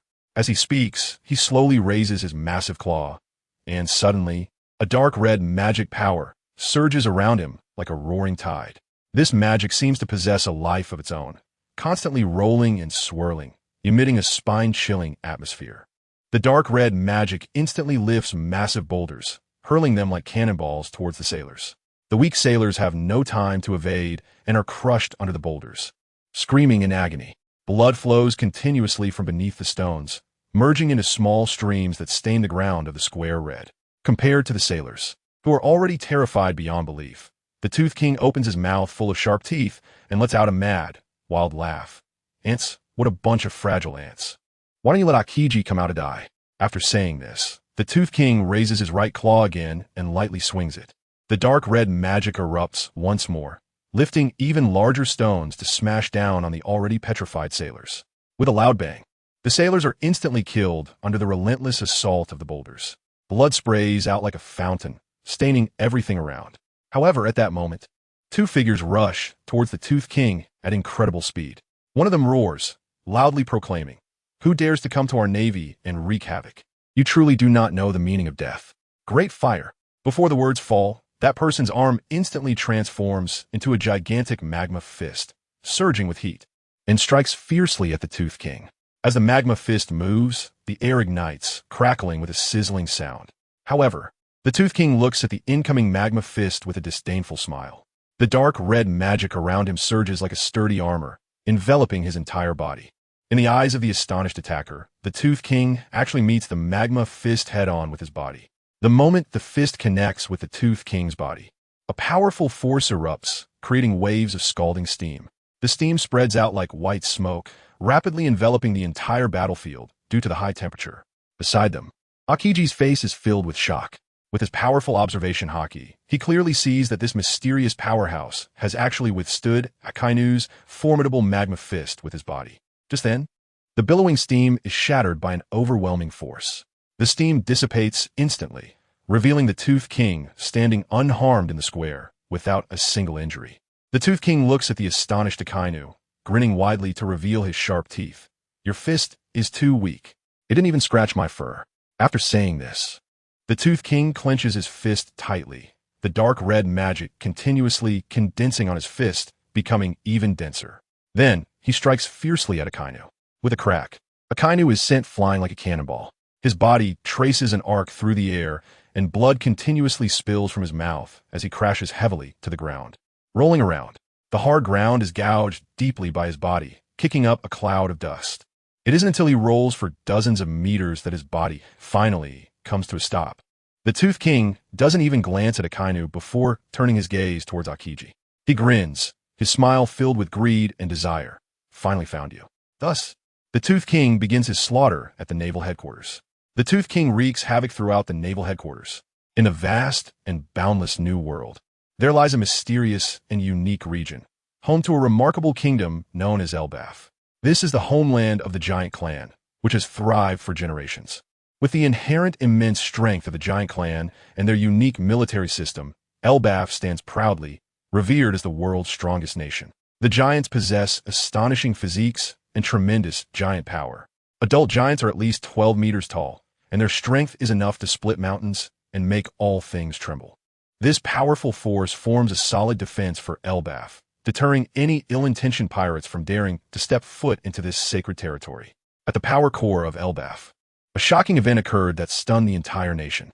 Prince Loki of the Giant Clan, in pursuit of greater strength, committed patricide. He killed the former king of the giant clan and consumed a mysterious and unpredictable devil fruit. The power of this devil fruit may be beyond imagination. But Loki's actions sparked widespread outrage. Ultimately, he was defeated by the United Giants and imprisoned in a heavily guarded prison. And it seemed that Elbaf had returned to its former peace. However, beneath the calm surface often lies hidden danger. One day, Elbaf welcomed an uninvited guest, the Destruction King, Dragon Emperor. When the Dragon Emperor stepped onto Elbaf's land, a peculiar and spectacular sight greeted his eyes. A colossal treasure tree stood in the center of the island, appearing to be a bridge connecting heaven and earth, with its thick trunk piercing the clouds and its lush branches cascading down like a waterfall, emitting a mysterious and ancient aura. Surrounding the treasure tree were houses arranged in a pleasing manner, quietly nestled beside the tree, like loyal guardians protecting this life tree that symbolizes Elbaf. On a cliff of the island, a gigantic long sword is deeply embedded in the ground, its blade glimmering coldly, as if recounting the glory and honor of the giant clan. The Dragon Emperor gazes at everything before him, a slight smirk forming on his lips. Filled with disdain, is this the so-called world's strongest nation, Elbaf? It indeed has its peculiarities. Then, his gaze turns cold and cruel, declaring, however, starting today, Elbaf will cease to exist, and Loki will become history. This land will be the new territory of the ancestral king and his giant legion. Having said this, the Dragon Emperor raises his right hand high and arrogantly shouts, "Come forth, Destruction Legion." With the Dragon Emperor's command, the sky suddenly changes. Under the influence of his immense magic power, a massive white energy portal appears out of thin air. From within the portal, various hoarse roars and powerful magical fluctuations continuously emanate, as if countless demons are about to surge forth from hell. Following this, two enormous dragon claws slowly extend from the portal. Then, a gigantic, menacing black western dragon appears before everyone. It unfurled its enormous and sharp double wings, each flap stirring up a frenzy of wind, its stout dragon legs and claws firmly planted on the ground, as if capable of crushing the earth. Its thick dragon tail swung like a massive iron rod, containing immense power in its casual movements. Most astonishingly, it emanated a regal aura of immense strength that sent shivers down the spine. This dragon was none other than the supreme commander of the Destruction Legion, Squalong. After Squalong appeared, countless dragons of various shapes surged out from the white energy portal. They were either gigantic in size or agile and nimble, but without exception, they radiated a powerful magical aura. In an instant, the sky was filled with the silhouettes of dragons, blocking out the sun. It was only after about 100,000 flying dragons had emerged from the portal that the massive white energy portal slowly disappeared. The Dragon Emperor, with his hands clasped behind his back, slowly levitated into the air, his indifferent gaze sweeping over the giants of Elbaf below, issuing a ruthless command, Destruction Legion. Annihilate everything here and capture all giants. If you encounter resistance, kill them without mercy. With the Dragon Emperor's order, the dragons let out a hoarse roar, surging forth like a black torrent in all directions toward Elbaf. The giants of Elbaf quickly noticed the abnormal situation in the sky. They abandoned their tasks and gathered beneath the Dragon Emperor, with one giant angrily shouting, "Who are you? Why are you attacking our country for no reason?" The Dragon Emperor looked down at the giants with an air of arrogance, coldly replying, "I am here to destroy your giant race. By the way, I'm looking for someone named Loki. Do you know where he is?" Upon hearing the Dragon Emperor's arrogant words, the giants were infuriated, their anger boiling over. In their hearts, Elbaf was an inviolable holy land, and the giant race was an incredibly powerful existence. The Dragon Emperor dared to boast about annihilating their entire race, which was an immense insult to them. One giant roared, "To dare invade our world's strongest nation, you are simply seeking your own death." With that, he produced a massive spear from somewhere and hurled it with all his might toward the Dragon Emperor in the sky. The spear whistled through the air like a bolt of black lightning, speeding toward the Dragon Emperor. The Dragon Emperor looked at the rapidly approaching spear with a face full of disdain. He slowly extended his right hand and lightly tapped the spear. In an instant, a powerful magical force surged from his fingertips, enveloping the spear instantly. Under the influence of the magic, the spear instantly turned to ashes, disappearing without a trace. The Dragon Emperor looked down at the giants once more, speaking haughtily, "You dare to resist? Then you shall all die." With that, The Dragon Emperor gently waved his sleeve toward the giants below, and a terrifyingly powerful magical force surged toward them like a raging tide. Just the approach of this magic made the giants feel an unbearable heat. Where the magic touched, the air seemed to ignite, and the giants' bodies were melted under the erosion of the magic, letting out cries of agony as one after another fell dead. Meanwhile, the Dragon Emperor remained expressionless, coldly observing the intense battle between the Destruction Legion and the giants, as if everything happening before his eyes was just an inconsequential game. Thus, Elbaf was engulfed in a sea of blood. The dragons of the Destruction Legion, wielding their immense strength, launched frenzied attacks on every corner of Elbaf. Although the giants fought back valiantly, they gradually found themselves in dire straits against such formidable foes. Buildings collapsed amid the flames of war, and the treasure trees shook violently under the impact of magic, as if they could topple at any moment. The entire Elbaf was shrouded in a shadow of despair. Meanwhile, on the island of Racuna in the New World, a tense standoff was unfolding. This island served as an important stronghold for pirates. At this moment, a tense atmosphere filled the air, as if a storm was imminent and a great battle was about to break out. Rayleigh, Roger, Whitebeard, Beckman, Hawkeye, and many other legendary figures of the pirate world looked gravely at the unexpected guest, Minos. They could not understand why Minos dared to come alone to their base. Behind Roger and the others, hundreds of thousands of pirates stood at the ready, their faces filled with vigilance and panic. After all, Minos's reputation echoed throughout the world. Although no one knew exactly what he had done, his notorious image was enough to instill fear in these pirates. Minos stood there calmly, his gaze indifferent as he looked at Whitebeard, Roger, and the others. The reason he dared to come so boldly alone was that he had considerable confidence. Previously, after summoning the Dragon Emperor and Fong Teeth, he had accumulated a significant amount of kill points. He immediately used these kill points to purchase 15 more puppet-level generals and upgraded his original puppets, numbered 1 to 5, to the initial level of King class. Now, his puppet army's strength had greatly increased, boasting 5 initial-level kings and 20 high-level generals. With such powerful backing, why would he fear the people before him? Even if Whitebeard and the others had hundreds of thousands of troops, they were merely like an ant trying to stop a chariot.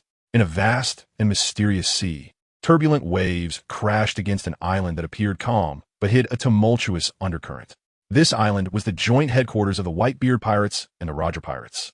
Normally, it was a joyful haven for pirates, filled with the spirit of freedom and passion.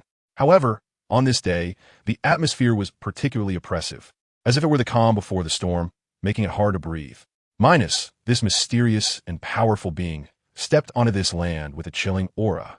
He was tall and slender, his black justice cloak billowing in the wind, a sly smile on his face, as if everything in the world was under his control. His gaze was deep and cold, like a blade in the dark night, easily piercing through hearts. Seeing the serious expressions on Roger and Whitebeard's faces, Minos's lips curled slightly as he let out a low, mocking laugh. "What is this? Are you here to welcome me?" His voice was not loud, yet it echoed like a bell in the silent space, laced with ridicule and disdain. "If that's the case, it would truly be my honor, wouldn't it?" Minos continued, his tone filled with mockery. He walked forward leisurely, each step steady, as if the land were his territory. After saying this, Minos keenly noticed that the expressions on Whitebeard and the others grew increasingly grim. Their eyes were filled with anger and vigilance, like beasts whose territory had been invaded. Whitebeard's brow furrowed tightly, as if two mountains were about to collide. His once kind face now turned extremely stern, resembling a volcano on the verge of eruption. Roger's eyes shone with a determined light, his fists clenched tightly, his knuckles turning white from the effort, ready to face the impending challenge at any moment. Seeing this scene, Minos did not back down. Instead, he provocatively said, "You all seem a bit unwelcoming, but that is not up to you." His voice carried an undeniable dominance, as if declaring his absolute authority. "Hand over a guy named Ace. Otherwise, you will surely die." Minos's gaze swept over the crowd, finally landing on Whitebeard and Roger, his eyes revealing a hint of ferocity. Upon hearing Minos's words, the anger in Whitebeard and the others was instantly ignited. Their faces displayed a shade of fury, a response to the open provocation, a steadfast protection of their companion. Arrogant, truly too arrogant. This guy Minos not only invaded their territory without permission, but also demanded they hand over one of their own. It was simply too much. Just as Minos was about to express his impatience and urge them again, Roger's solemn voice rang out. His voice was steady and powerful, as if carrying a reassuring strength. Minos, it's our first meeting, and you come here to take our people. Don't you think that's excessive? Roger looked directly into Minos's eyes, his gaze showing no fear, only a commitment to justice and protection of his companions. Upon hearing Roger's words, Minos glanced at him and chuckled lightly, a smile full of disdain. So you're Roger. Indeed, it is our first meeting, but I don't believe you have a right to dictate to me. He slightly lifted his head, his eyes filled with arrogance, as if Roger was just an insignificant character in his eyes. As for your so-called pirate king identity, it means nothing to me. Minos mercilessly belittled Roger, viewing him as nothing but a hypocrite. The so-called identity of pirate king was just an empty title, not worth mentioning. Roger, upon hearing Minos's words, was not angry. His eyes remained resolute and calm. He continued in a deep voice, Minos, I've heard about your sharp tongue for a long time, and now that I see you, you truly live up to your reputation. Roger's words carried a hint of mockery, as he responded to Minos's provocation in a calm manner, showcasing his magnanimity and composure as the Pirate King. At this moment, Whitebeard, standing beside Roger, took over the conversation, his voice deep and resonant, like a rumbling thunder. Minos, enough small talk. What exactly are you here for at our base?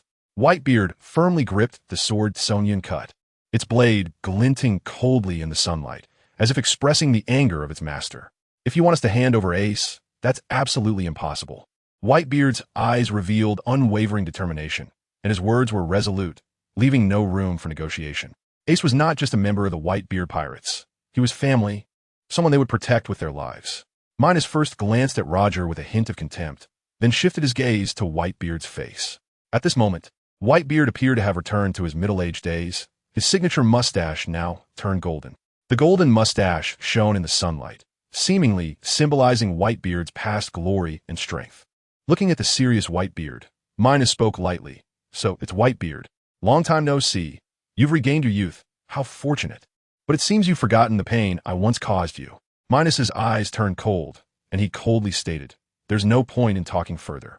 I'm here to take Ace today, but if you want to seek death, then I will have to send you to hell. After saying this, Minos lightly waved his right hand. Instantly, 25 figures appeared beside him. These figures were diverse in appearance. Some were tall and mighty, while others were agile. But all exuded a powerful aura. Among them, 20 figures radiated the presence of high-ranking admirals. They seemed to be enveloped in an invisible pressure, making it hard to look directly at them. The other 5 figures emanated a beginning royal-level presence. These 5 figures were even more mysterious, their eyes revealing a wisdom and strength beyond ordinary people. In an instant, Whitebeard, Roger, and the others turned pale, horrified at this scene. They never expected Minos to summon such powerful forces. The overwhelming aura surged towards them like a tangible wave, making it hard to breathe. The weaker pirates were particularly affected, frightened into silence. Their legs went weak, barely able to stand, their eyes filled with fear and despair. Minos looked at the terrified Whitebeard and the others, a hint of disdain flashing across his face. He reveled in the feeling of control, as if he were the ruler of this sea. Then, with a gentle wave of his right hand, the puppet army surged forward towards Roger and the others. The puppets charged like a raging tide, unstoppable in their momentum. Seeing the oncoming puppet army, Roger and Whitebeard finally snapped out of their shock. They knew there was no retreat now. They could only fight with all their might. Roger shouted, Men, it's time to fight. His voice was filled with passion and fighting spirit, as if infusing everyone present with a powerful energy. Whitebeard echoed with a roar, For our family, for our freedom, let us fight. He raised his sword, Sonyan cut high, the blade reflecting sunlight that illuminated the entire battlefield, bringing a glimmer of hope to the pirates. Thus, a thrilling war erupted. The sounds of battle cries, clashing swords, and roars intertwined, echoing throughout the entire island. The pirates picked up their weapons and charged at the puppet army, their eyes filled with determination and fearlessness. Even if the way ahead was fraught with danger, they would not back down. As Minos stepped on the battlefield, he saw 2 figures waiting for him. Those 2 figures were none other than Whitebeard and Roger. They stood side by side, their eyes filled with determination and resolve, as if declaring their challenge to Minos.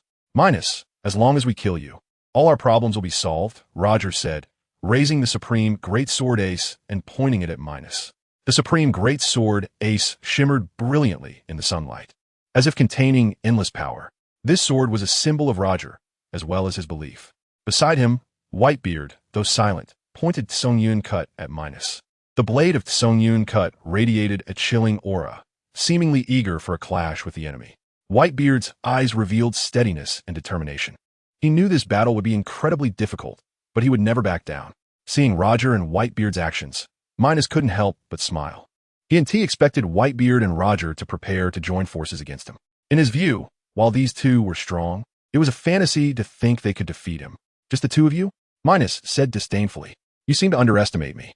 His eyes were filled with contempt, as if he had already envisioned Roger and Whitebeard's defeat.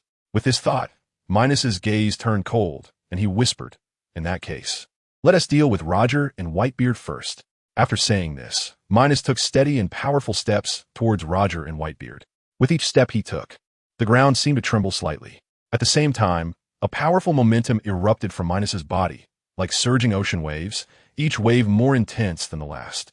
With every step he took, the momentum emanating from Minos grew stronger. It wasn't until his momentum reached the mid-level of the king class that it gradually subsided. That powerful aura was like an invisible mountain, pressing down on the surrounding air, making it feel as if it had solidified and giving everyone present an unprecedented sense of oppression.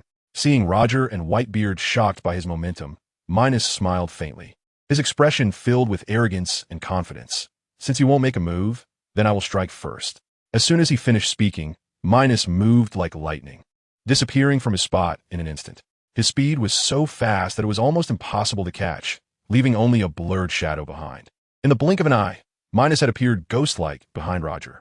A fierce glint flashed in his eyes as he raised his right hand, gathering all his strength, and struck hard at Roger's back. This punch contained Minos's immense power, and the air whistled sharply under the force of his punch, as if it were being torn apart.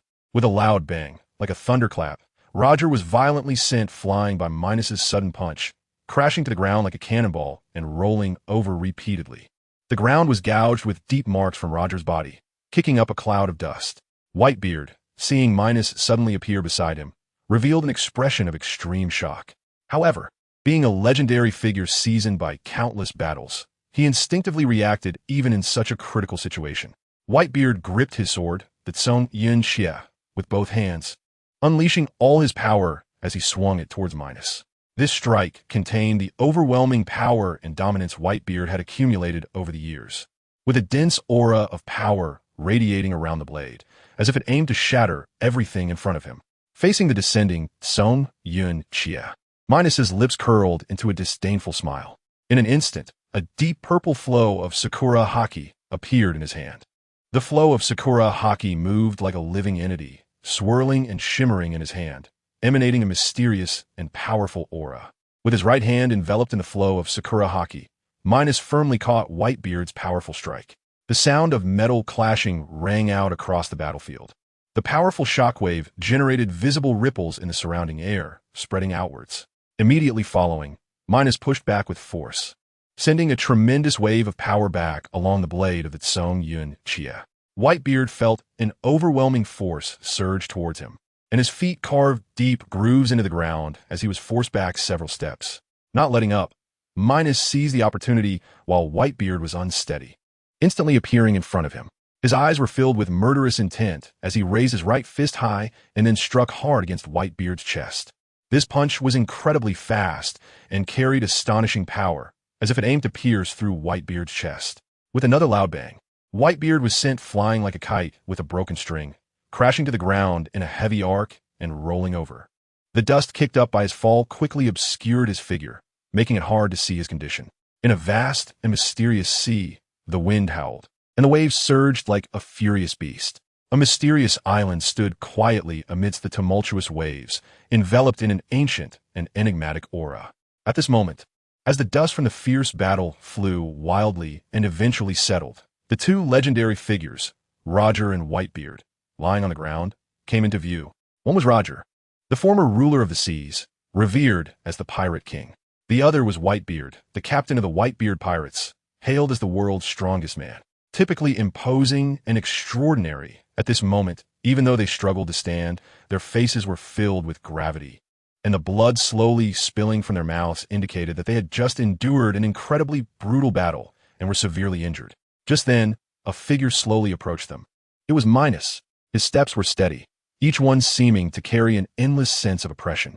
Minos smiled slightly, a hint of disdain and arrogance in his expression. Next, I'll personally send you both to hell. As soon as he finished speaking, a wave of deep purple flow of Sakura haki surged from his body, quickly enveloping him. The deep purple flow of Sakura haki seemed to possess life, rapidly coalescing into a layer of deep purple energy armor that exuded an eerie glow, making Minos appear like a demon from hell, radiating a chilling aura. On the other side, Whitebeard and Roger exchanged glances at Minos's almost terrifying strength. In their eyes were trust in one another and vigilance against the formidable enemy before them. They then spoke in unison. It seems we have to use our full strength. Otherwise, we will surely die at Minos's hands today. With that, Roger and Whitebeard both let out a roar, their voices echoing like thunder across the sky, unleashing an overwhelming aura that was suffocating. This aura seemed capable of breaking through the heavens, making the surrounding air tremble. Minos looked at the momentum erupting from Whitebeard and Roger, his smile growing more pronounced. He took another step towards them, each step causing the ground to tremble slightly. Though he appeared calm and collected on the surface, his eyes remained fixed on Roger and Whitebeard. Suddenly, red and black lightning energy appeared around Roger and Whitebeard. The lightning danced around them like agile dragons, intertwining with the swords in their hands. Roger's supreme great blade, Ace, was enveloped by the red and black lightning energy, its blade shimmering with a mysterious and dangerous glow, as if it had gained a soul, emitting a low, rumbling hum, becoming sharper and more powerful. Whitebeard's Tsung Yunxie was similarly affected, with red and black lightning jumping along the blade, giving the famous sword an even more menacing aura. As they felt Roger and Whitebeard's momentum grow stronger, Minos's smile deepened. He raised his right hand, clad in the deep purple flow of Sakura haki energy armor, and calmly spoke, "Flow Sakura, continuous normal punch." In an instant, an unimaginable aura surged into the sky. Following that, countless massive deep purple flow of Sakura haki fists rained down towards Whitebeard and Roger. Each of those countless deep purple fists resembled furious dragons, filled with majesty and earth-shattering power, racing towards Whitebeard and Roger with unstoppable momentum. At this moment, Whitebeard and Roger were ready with their moves. They simultaneously raised their supreme great blade, Ace, and Tsung Yunxie, striking fiercely against the incoming multitude of deep purple giant fists. At the same time, they both shouted in a deep voice, "God's avoidance. Dominance /." Though their voices were deep, they contained endless power and determination. When the attacks of the three collided, it felt as if time stood still, and the entire world was enveloped by a terrifyingly powerful force. Countless massive, deep purple flow of Sakura fists clashed with the dominance of Whitebeard and Roger, tearing, colliding, and intertwining wildly. Powerful energy fluctuations surged like a roaring tsunami, spreading wildly from the center of the collision of three people. In an instant, the immense impact generated by the collision lifted massive boulders from the ground, with debris flying around like cannonballs. Dust filled the air, blocking out the sun, resembling a massive dust storm ruthlessly destroying the land. Trees were uprooted, shredded into pieces by the overwhelming energy. The sea was also stirred up, creating towering waves dozens of meters high, rolling towards the distance.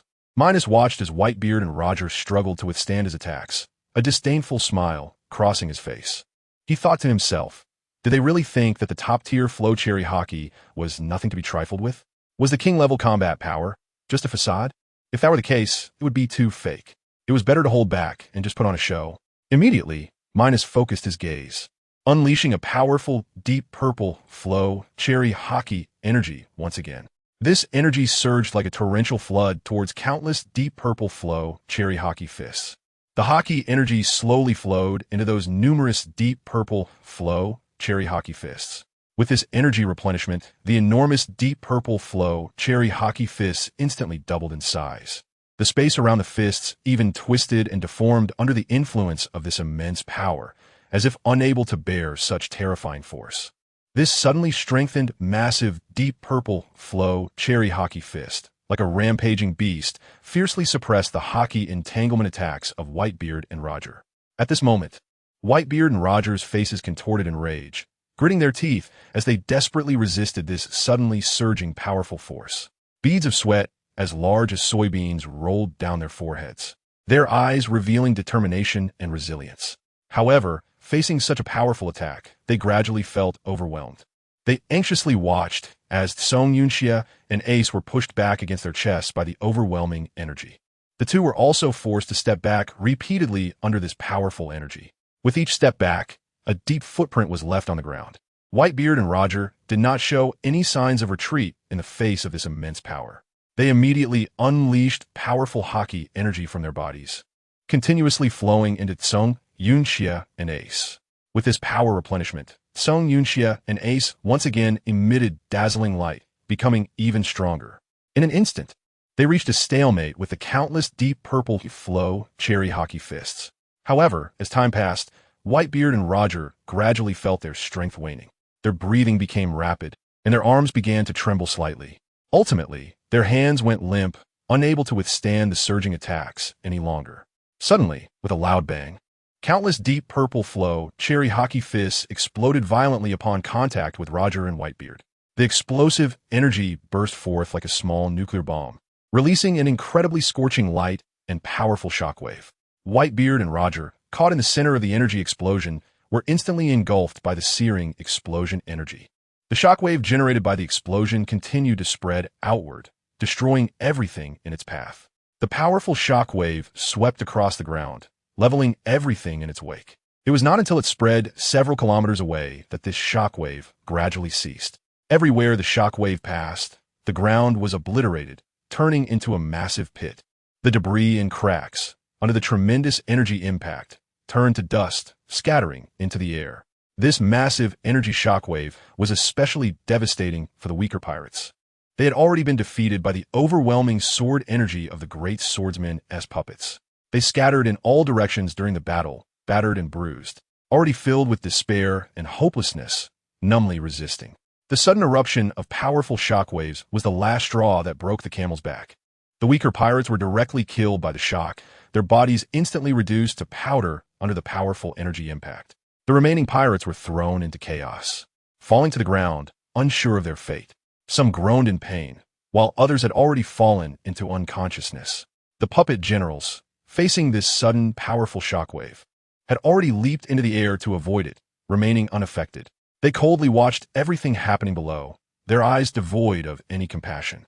After the aftermath settled, the puppet generals looked down at the chaotic scene of fallen pirates, their faces expressionless, holding their long swords, like reapers descending upon the living.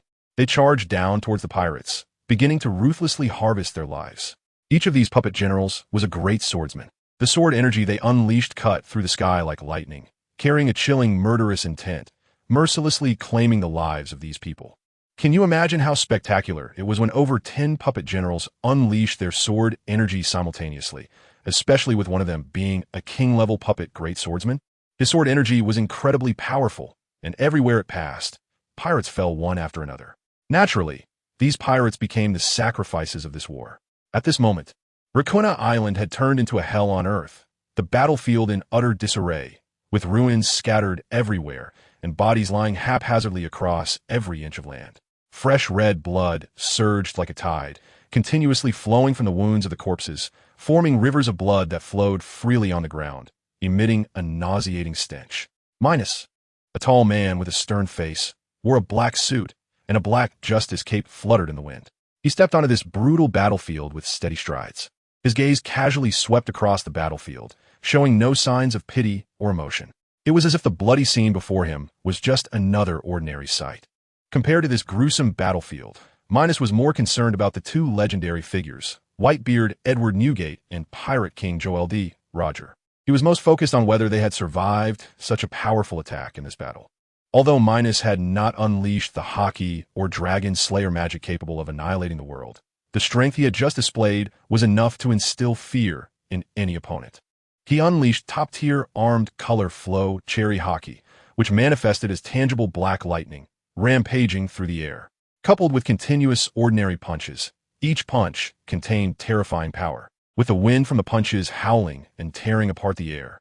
With his king-level intermediate strength, Almost no one on this battlefield could compete with him. Minos firmly believed that under his fierce attacks, Whitebeard and Roger should have lost all their fighting power by now. After all, who could withstand the full force of king-level combat power? Indeed, when Minos's gaze fell upon Whitebeard and Roger, a smug smile involuntarily appeared on his lips. He saw that in a deep pit on the battlefield, Roger and Whitebeard were both covered in wounds, their clothes stained red with blood. They lay there quietly, unaware of their fate. Their once tall and imposing figures now appeared incredibly weak and disheveled. However, to ensure that Whitebeard and Roger were indeed dead, Minos felt it was necessary to confirm it personally. Immediately, a red light flashed in his eyes, and his powerful observation hockey spread out like invisible tentacles towards Whitebeard and Roger. In an instant, Minos perceived everything about their condition clearly.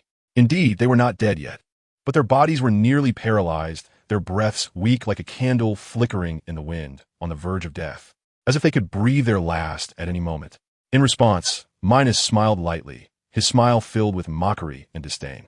And he slowly spoke. "Since you have survived such a powerful attack, then I will personally send you on your way." No sooner had he finished speaking than Minos moved like lightning, disappearing from his spot in a flash. In the blink of an eye, he had already arrived beside Roger and Whitebeard. Looking down from above at the injured Roger and Whitebeard, a faint smile reappeared on his face as he coldly said, "This is the consequence of provoking me, Minos. Death is your final destination." However, at that moment, as if they had heard Minos's mocking voice, both Roger and Whitebeard slowly opened their eyes almost simultaneously. But what eyes they were, filled with murkiness and endless despair. The passage of time and the pain of battle had left deep marks in their eyes. Seeing this scene, Minos was momentarily taken aback, showing a hint of surprise, and then slowly smiled. "I didn't expect you to awaken at this critical moment. How interesting." Immediately after, Minos's tone changed, his gaze turning extremely cold, like the biting wind of winter. He calmly stated, "However, it's quite rare that you can witness your own deaths." With that, Minos slowly raised his right foot, which seemed to carry the essence of endless death. His gaze was firmly locked onto Whitebeard's head. As soon as he stepped down, Whitebeard would surely die on the spot. At this critical moment, a shadow suddenly appeared beside Minos like a ghost. The figure was a puppet general, and in the puppet general's hands was tightly grasped a young boy. The boy was Ace.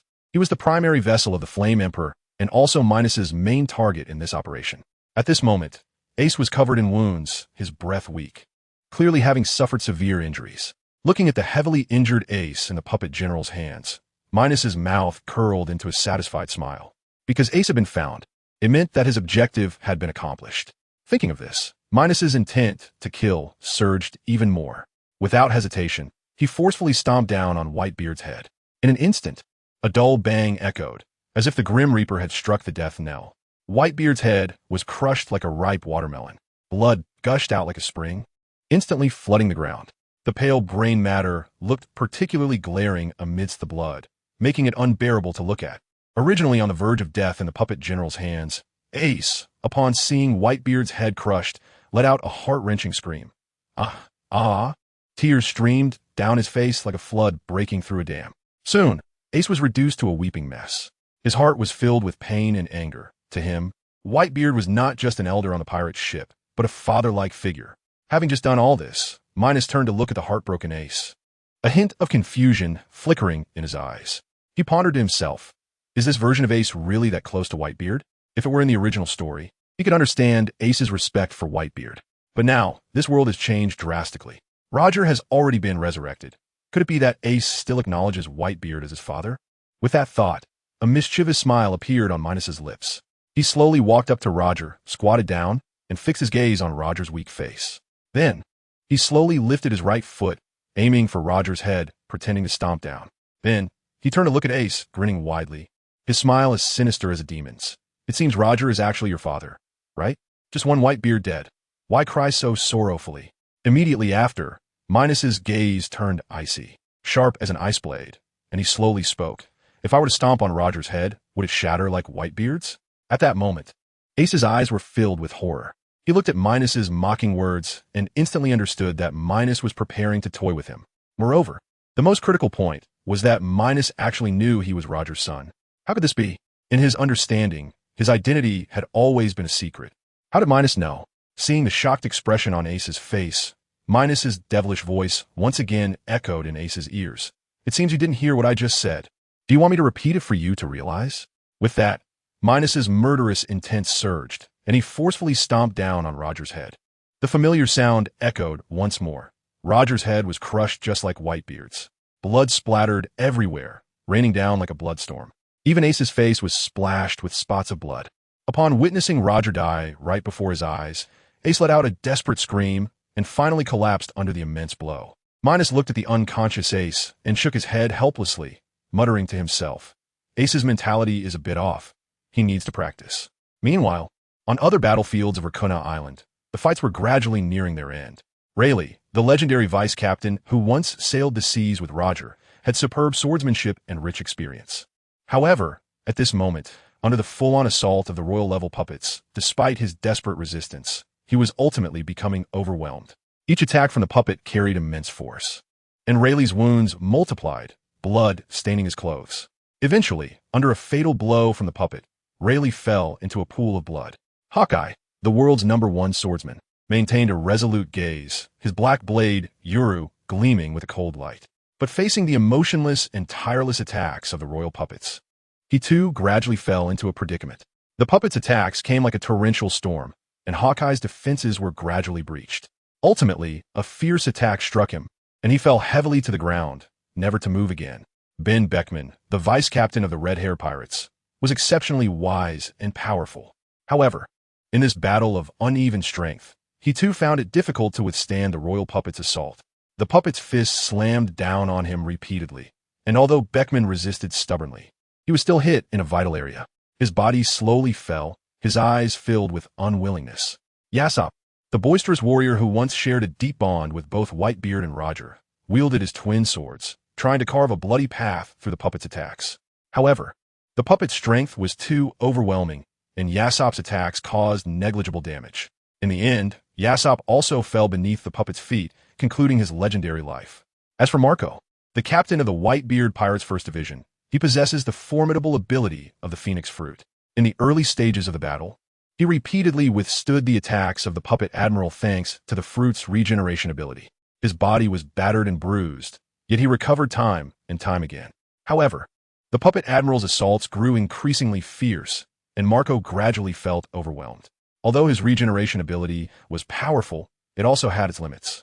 Under the relentless and powerful attacks of the puppet admiral, Marco's recovery speed eventually could not keep up with the rate of his injuries. In the end, he was struck in a fatal area by the puppet admiral, crashing heavily to the ground, unable to rise again.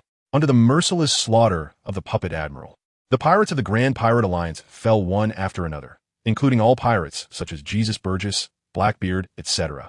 Even though they were numerous, all resistance seemed futile in the face of absolute power. Their blood would stain the land of Rukuna Island even redder. Thus, the Battle of Rukuna Island ended amidst overwhelming disparity in strength. Except for the absent red-haired Shanks, all the pirates of the Grand Pirate Alliance were slaughtered clean by Minos. The once feared Grand Pirate Alliance completely collapsed at this moment. The sea breeze gently blew through, carrying a bloody scent, sweeping across this desolate battlefield. Minos stood at the center of the battlefield, looking at everything before him, with not a ripple of emotion in his heart. To him, this was merely a process to achieve his goals. On the turbulent Grand Line, the Marine Headquarters Marineford, a once solid fortress symbolizing justice and peace, was now shrouded in the clouds of war. The solemn buildings of yesteryear had turned into a pile of ruins, silent amidst the smoke. Witnessing the brutality of this cruel battle, magma surged like a raging tide, erupting from the cracks in the earth, flowing recklessly over the broken stone paths, emitting a suffocating heat wherever it went.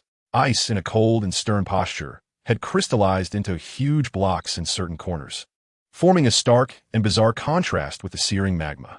The abruptly appearing forest had trees that were charred by the ravages of war, some of which were still struggling valiantly, their branches trembling in the wind, as if telling the tale of war's ruthlessness. The once spacious square, capable of accommodating countless Marines for drills and gatherings, was now riddled with holes. Broken stones lay scattered chaotically, with blood seeping through the gaps. Many Marine corpses lay sprawled across the square, some clutching their weapons until death, their faces still bearing the determination and resolve from the battle. showcasing their commitment to fighting for justice. However, this brutal battle was far from over. Amidst the ruins, a group of resilient figures were engaged in a life-and-death struggle against a terrifyingly powerful enemy, the Fong King. Transformed into a half-beast spirit, the Fong King resembled a demon emerging from a dark abyss. His head was that of a massive white wolf, with two erect, white ears that acted like sensitive signal receivers, always alert to the slightest sounds around. The fur on his ears trembled gently in the breeze, as if each hair contained boundless power. His eyes burned with a blood-red flame, exuding a chilling ferocity, like a crazed beast filled with endless killing intent towards everything before him. Though his body retained the outline of a human form, it was tightly wrapped in a thick layer of white fur, shimmering with an eerie light under the sun, resembling a natural armor providing him with extra protection. His huge arms had transformed into white claws, with each sharp nail resembling iron claws forged from fine steel, glinting with a cold metallic sheen. These nails were not only incredibly sharp, but also exceptionally hard. Once they touched a target, they could easily pierce through an enemy's chest and tear their body apart. His legs had also changed into strong white wolf legs, with muscle lines faintly visible beneath the fur, filled with explosive power. Each step he took left deep footprints in the ground, as if declaring his dominion over the earth. The nails on his feet were equally sharp, like pointed daggers, capable of delivering a fatal blow in combat. Even more uniquely, a white wolf tail had now appeared behind him, swaying flexibly with his movements. It not only enhanced his balance, but also inadvertently revealed a wild arrogance. At this moment, the half-beast spirit Fong King stood tall atop a remnant of the ruins, looking down at the wounded Sengoku, Garp, Zifa, Akiji, and Kizuru, who were struggling to resist.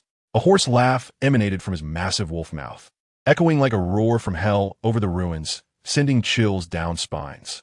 "So, you still wish to resist?" he taunted. "As long as you hand over Akiji, there will be no problem." His voice was deep and filled with menace, each word striking like a heavy hammer on the hearts of those present. "Moreover, if it weren't for your stubborn resistance, that guy named Sakazuki and the one called Green Bull wouldn't be gravely injured and on the brink of death." The Fong King's words pierced straight into the hearts of Garp and the others like a sharp blade. Sakazuki and Green Bull, two Marine admirals, were known for their bravery and fearlessness. In this battle, they had taken the initiative to stand at the forefront, attacking the Fong King with fearless courage, driven by their dedication to justice and loyalty to the Marines.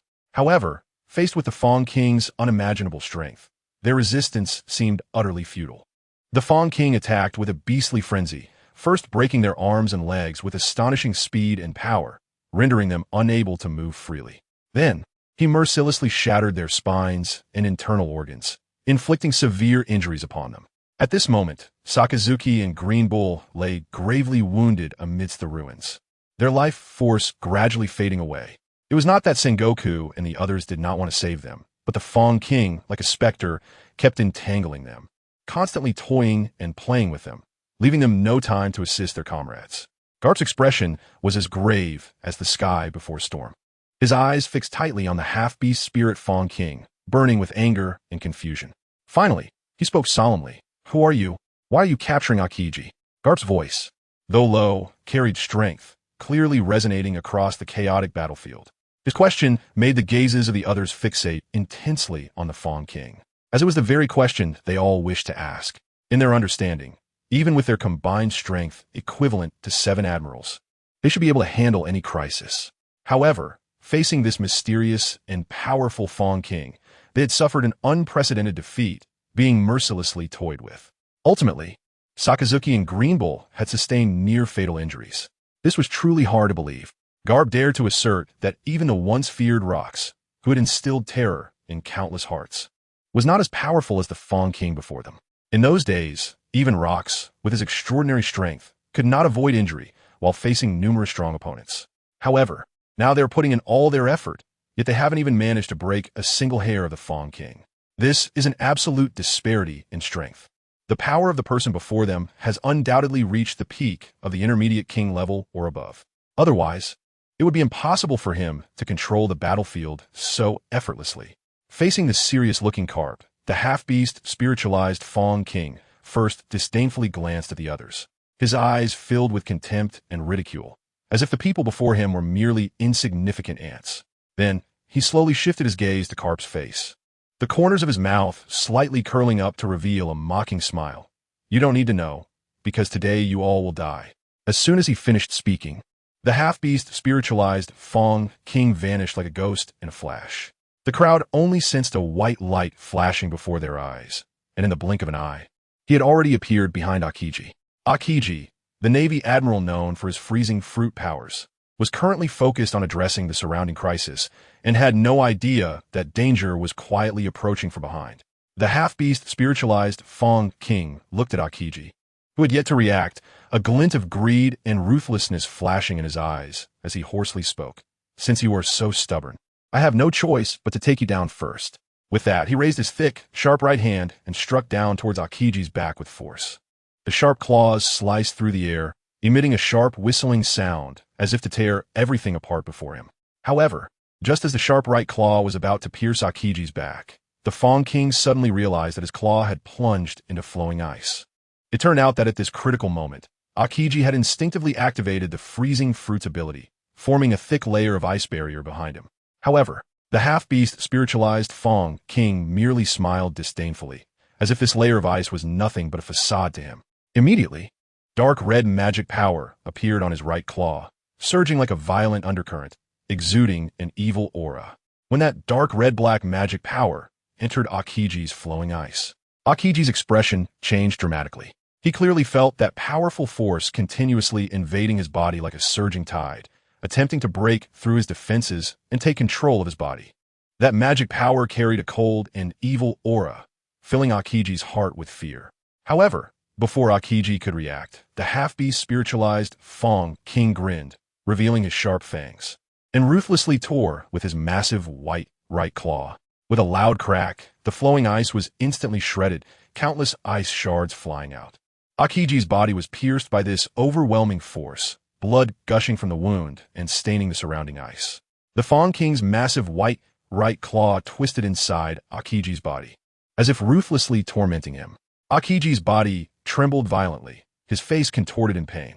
Then, under the incredulous gazes of the crowd, the half-beast spiritualized Fong King withdrew his bloodied claw from Aokiji's body, tossing Aokiji to the ground like a rag doll. He turned to Carp and the others, grinning, and loudly proclaimed, "Aokiji, capture successful."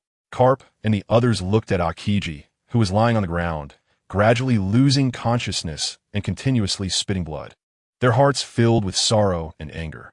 They shouted loudly, "Aokiji! Aokiji!" Each call was filled with concern and reluctance for their comrade, echoing across the blood-soaked battlefield. Heartbreaking. Carp could hardly bear the sight of his disciple facing imminent death. His eyes instantly turned bloodshot, as if ablaze with fire. He roared, the sound booming like thunder across the battlefield, powerful red-black lightning appearing like a raging dragon around him.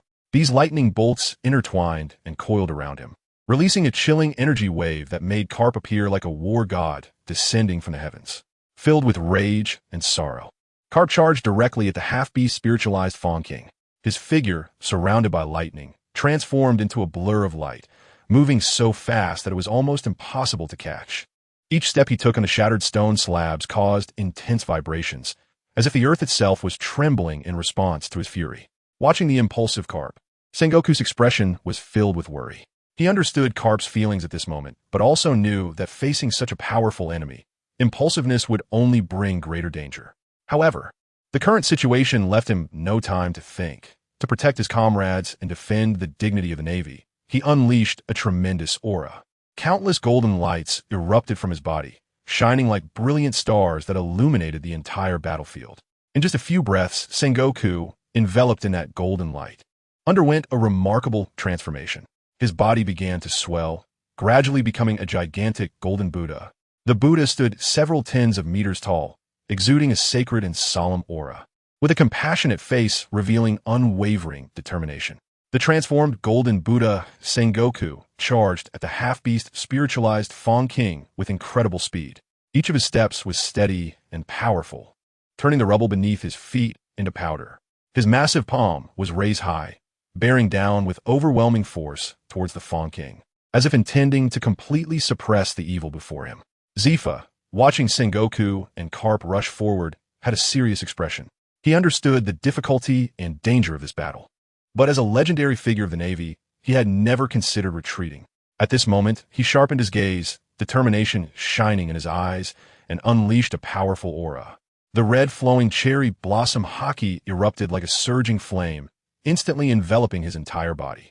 The flowing cherry blossom haki surrounded him, flickering and jumping, releasing a strong sense of oppression. Zifa charged towards the half-beast, spiritualized Fawn King with lightning speed, his figure transforming into a red streak of light. Filled with an indomitable resolve, ready to engage in a life-and-death struggle with the enemy. Meanwhile, Kizaru, observing the senior figures charging ahead, felt quite helpless. He understood that the enemy before them was immensely powerful, and the odds of winning this battle were slim. But as a member of the Navy, he could not retreat. Immediately, he focused his gaze, determination flashing in his eyes. Bathed in golden light, Kizaru's body gradually transformed into countless light particles. These light particles rapidly flowed through the air, converging into a dazzling beam, charging towards the half-beast, spiritualized Fawn King. Kizaru's speed was incredibly fast. In the blink of an eye, he crossed several dozen meters and appeared right in front of the Fawn King. The half-beast, spiritualized Fawn King looked at the approaching crowd with no trace of fear on his face, instead revealing a disdainful smile. He leisurely swung his massive claws to meet the incoming attacks. Karp's red-black lightning struck the Fawn King first, and a powerful current instantly coursed through his entire body. However, the Fawn King merely trembled slightly, as if the white fur had a strong resistance to electricity, dissipating most of the current. He extended his massive claws and viciously swiped at Karp, who hurriedly dodged to the side.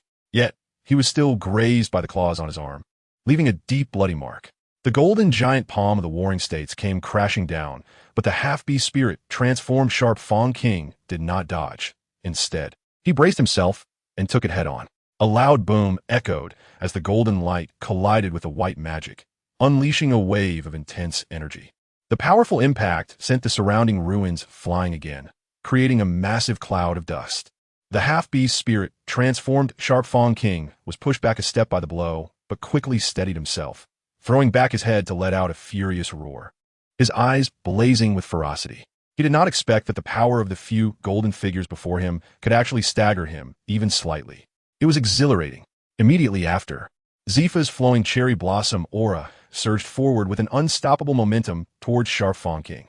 Sharp Fawn King sensed the power contained within this formidable aura.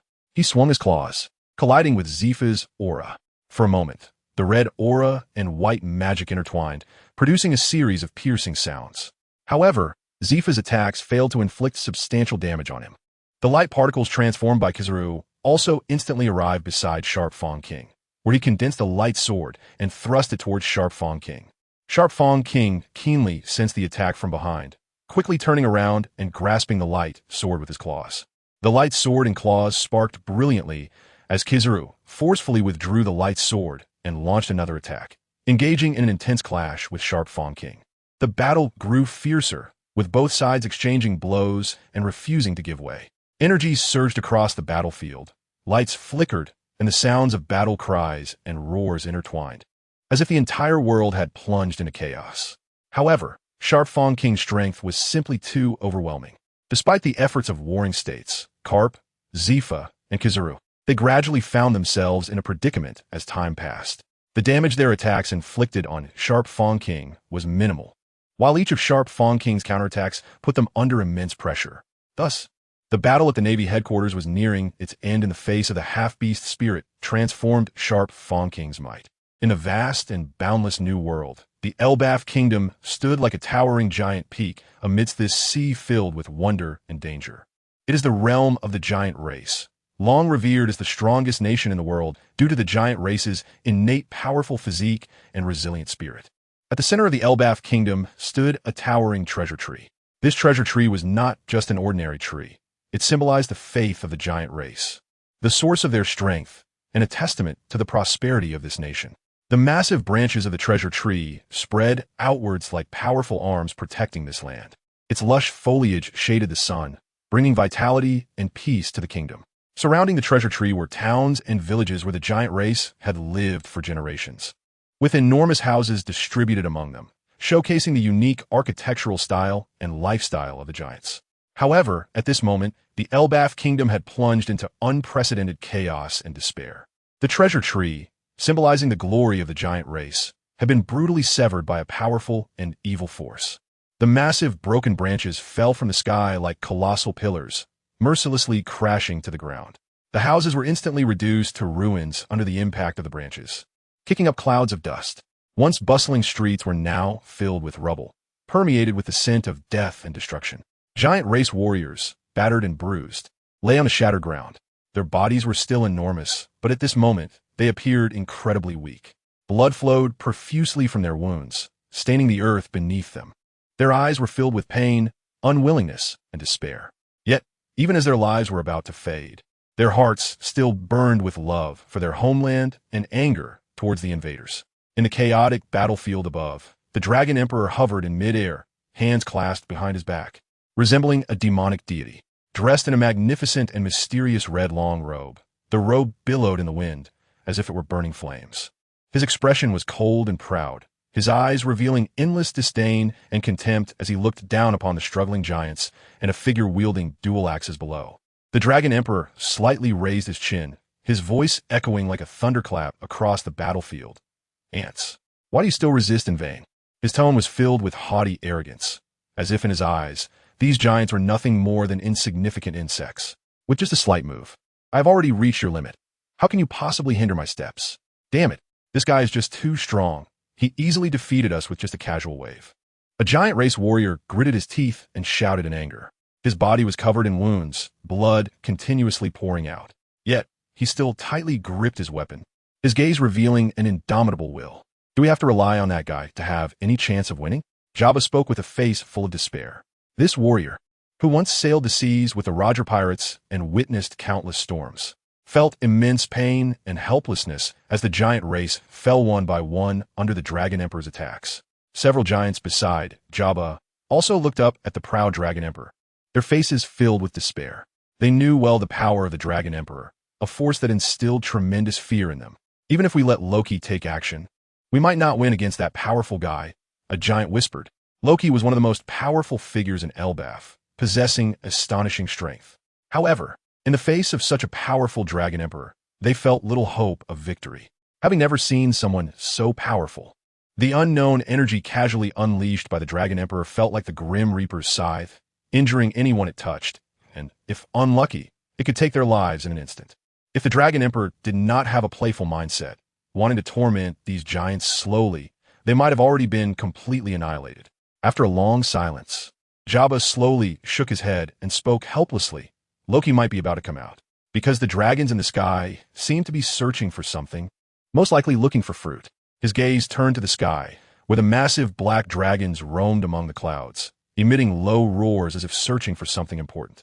But Loki has already consumed that mysterious devil fruit, which means he is essentially gone, another giant said. That mysterious devil fruit had once granted Loki immense power, but had also brought countless troubles. I wonder if these people are looking for the devil fruit or for Loki. Jabba murmured.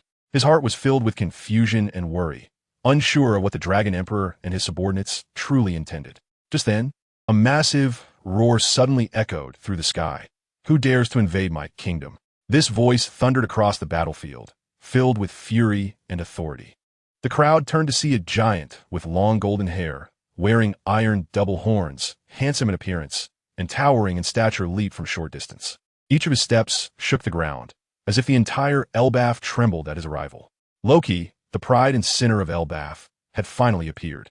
His gaze was like a torch, fixed firmly on the Dragon Emperor in the sky, his eyes burning with flames of anger. As if he was deeply interested in the Dragon Emperor. The Dragon Emperor, suspended in midair, looked at the already appearing Loki, the corners of his mouth slightly rising, revealing a cold smile. The target has appeared, and it's time to take action. His voice was filled with confidence and decisiveness, as if everything was under his control.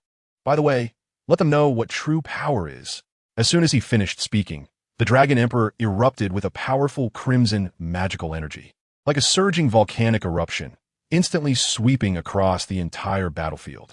This magical energy carried a scorching temperature and a breath of destruction. Wherever it went, the air ignited. The ground was scorched, and everything trembled before this powerful force. Immediately after, the Dragon Emperor opened his mouth, and a dark red energy flame slowly spewed towards Loki and the others below. That dark red energy flame was like a gigantic fire dragon, rushing down with lightning speed. Wherever the flame passed, the space seemed to distort, producing sharp sounds that sent chills down one's spine. Jabba and the others looked at the suddenly appearing energy flame column, filled with shock and despair. That world-destroying energy was simply too powerful, as if it could turn the entire world to ashes. Just a touch would mean certain death. The originally arrogant Loki did not dare to be careless in the face of this powerful energy flame. His body was constantly sounding alarms, telling him he had to escape immediately. In a flash, he jumped far away, his speed so fast that it was almost impossible to see his figure. Boom! When the flame energy column hit the ground, it produced an earth-shattering roar. The ground was instantly shattered by the powerful force. Huge rocks were blown away, and the dust raised obscured the sky. A giant pit appeared on the ground, and the surrounding land was melted by the high temperature, turning into a charred magma. However, Jabba and the others managed to jump far away at the last critical moment, narrowly escaping this disaster. They looked at the terrifying scene before them, filled with fear and relief. However, the Dragon Emperor did not intend to let them go. The energy column, after hitting the ground, seemed to have a life of its own, rushing towards them again with lightning speed. This time, its speed was faster and its power stronger, wherever it passed. The ground was destroyed into dust, as if wiped away by an invisible giant hand. Facing the renewed attack of the flame energy column, Jabba and the others were already mentally exhausted. They knew that this time they probably wouldn't be so lucky, even as they tried their utmost to evade. The flame energy column seemed to have locked onto them, relentlessly pursuing them. No! Jabba let out a desperate roar. In the end, they were directly hit by the flame energy column. In an instant, under the powerful force, Jabba and the others were evaporated, leaving not a trace behind. When everything stopped, what appeared on the battlefield of Elbaf was a giant pit a kilometer wide and a kilometer deep. The once thriving towns and villages had now disappeared, leaving only desolation and silence. Just as Loki was still in a daze, looking at the giant pit destroyed by the flames below, the Dragon Emperor had silently arrived behind him. A cold voice came from behind. "Ant, you're easy to find. Are you ready to die?" Loki was startled by this indifferent voice from behind and hurriedly turned to retreat. Turning around, he saw that the Dragon Emperor had somehow come to his back, staring at him with an extremely indifferent gaze. Most importantly, just now the Dragon Emperor had not attacked him while he was in a daze. What does this represent? Loki pondered in his heart. It was obvious that this was the Dragon Emperor's humiliation and disdain towards him, as if to say he did not deign to sneak attack, but wanted him to feel despair. Thinking of this, Loki's expression became serious, and he spoke. "Sir, who exactly are you? I have never seen such a peak powerhouse on the sea, and my giant clan has not provoked you. What do you want?" His voice was filled with anger and confusion. He did not understand why this suddenly appearing Dragon Emperor would launch such a cruel attack on their giant clan. The Dragon Emperor raised an eyebrow slightly, a hint of disdainful smile appearing at the corner of his mouth. "You don't need to know who I am.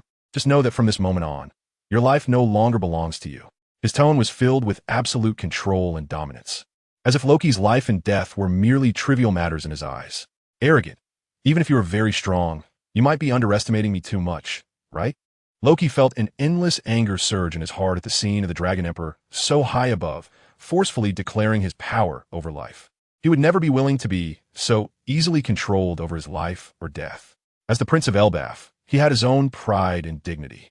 Immediately afterward, Loki let out a furious roar, and a powerful aura erupted from his body. A scorching flame quickly enveloped him. In just a moment, Loki transformed into a gigantic fire giant. Flames burned fiercely on his body, as if they could incinerate everything blocking his path. The flames illuminated the entire battlefield, dispersing the surrounding darkness and igniting Loki's fighting spirit. Then, the fire giant launched a fierce attack towards the Dragon Emperor. He shouted, "You dare to underestimate me. Today I will make you die here." Loki's voice, under the illumination of the flames, sounded even more passionate and determined. He stomped forward with heavy and powerful steps, each step shaking the ground as he charged towards the Dragon Emperor. Yet the Dragon Emperor showed no sign of fear facing the rapidly approaching fire giant. He slightly raised the corners of his mouth and lifted his right hand towards the fire giant, giving a gentle wave. In an instant, a shock wave formed from crimson magical energy surged forth like a torrent straight towards the fire giant. This shockwave carried powerful force and a breath of destruction wherever it passed. The air was torn apart, producing a sharp whistling sound. With a loud bang, the fire giant was violently knocked away by this crimson magical shockwave. His massive body traced an arc in the air, crashing heavily to the ground and rolling continuously. The ground was marked with deep scars from his body, raising large clouds of dust. As the fire giant rolled, the flames on him flickered wildly due to the violent motion. Yet he still struggled tenaciously. Try to stand up again. It was not until he rolled nearly 100 times that the fire giant gradually came to a stop. However, the Dragon Emperor was relentless. A cold glint flashed in his eyes, and then he lightly waved his right hand again. Instantly, a dark red, sinister long sword appeared in the air. This long sword was completely wrapped in magical energy, with the magic flowing along the blade, shimmering with an eerie glow. As the long sword appeared, the surrounding space seemed to twist under the immense power, stirring up fierce winds, and thunder and lightning followed closely. The howling wind whipped through, lightning darted through the clouds, illuminating the entire dark battlefield, adding a terrifying atmosphere to this intense battle. This dark red longsword shot down towards the struggling fire giant with lightning speed. The sword sliced through the air, producing a sharp sound of breaking air, as if it were the call of death. With a crack, the dark red longsword pierced directly into the body of the flame giant. The sword penetrated the flame giant's chest, and a powerful surge of magic instantly flooded into his body, causing immense damage. The struck flame giant trembled violently, seemingly terrified of the magic-filled longsword. He struggled to escape, frantically clawing at the ground with his limbs, but the dark red longsword pinned him firmly to the ground, soon rendering him immobile. Meanwhile, the crimson magic on the longsword continuously corroded the flames on the flame giant's body. The magic acted like a corrosive liquid, gradually eating away at the flames, which diminished and weakened under its assault.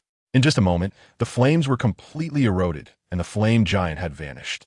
All that remained was Loki, lying on the ground with his body pierced. Blood flowed continuously from his wound, staining the surrounding land.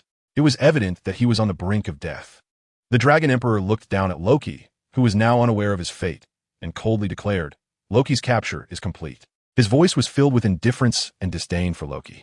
In his eyes, Loki, once a renowned peak powerhouse among the 4 emperors in the New World, was now just a failure before him.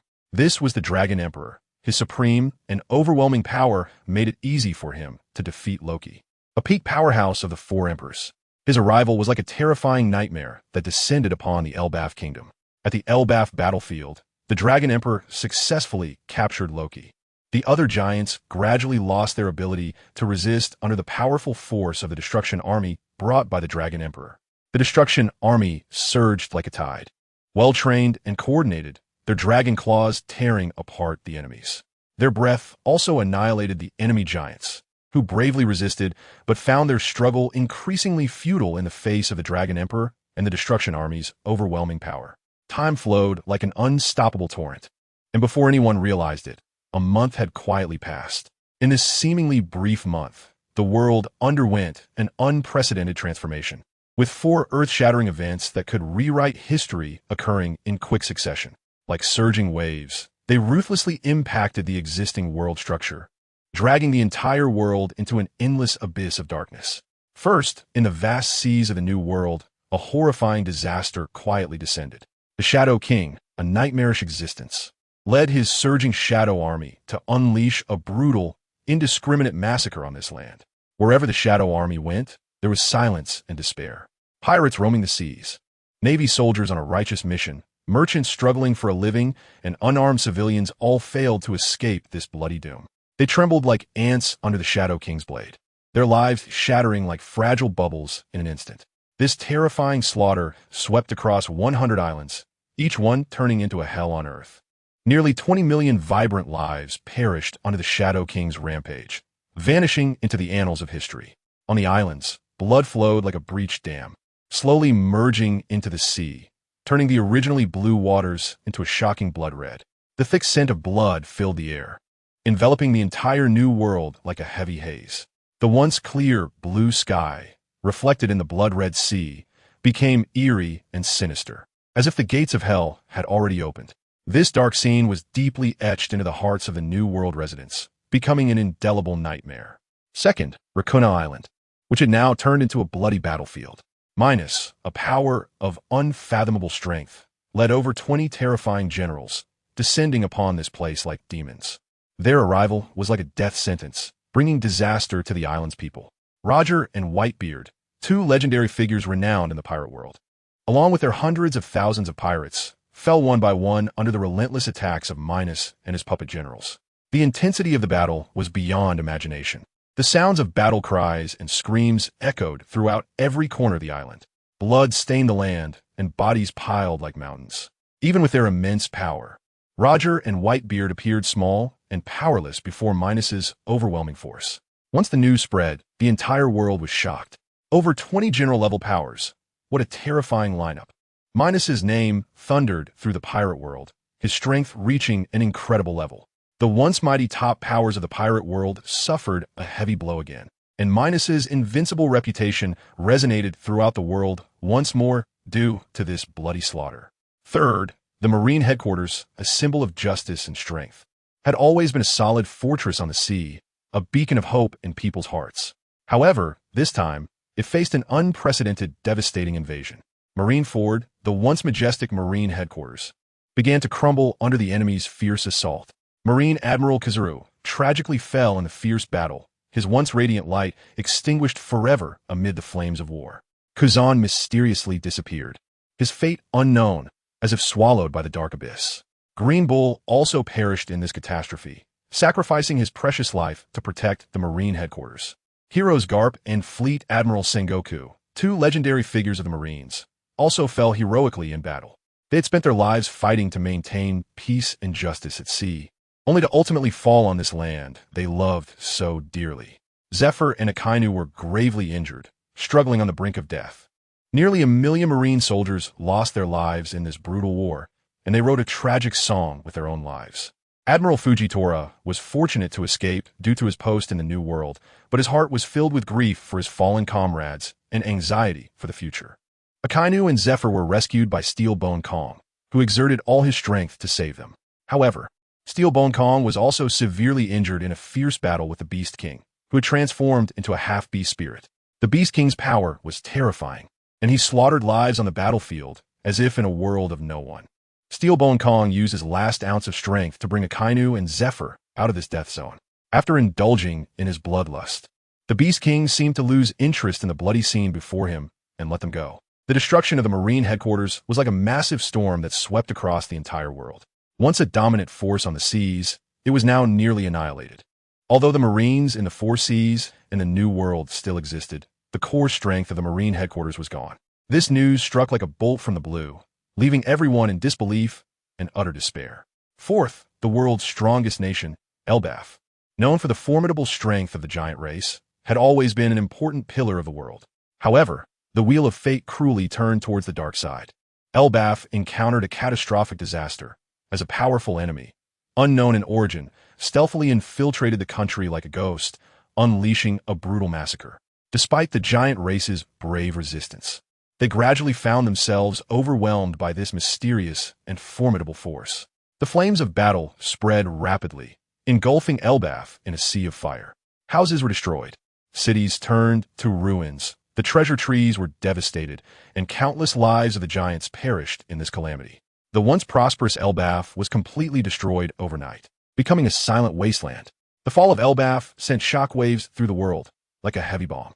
Although its overall strength might not match that of the Marine headquarters, as a superpower, its existence played a crucial role in maintaining global balance.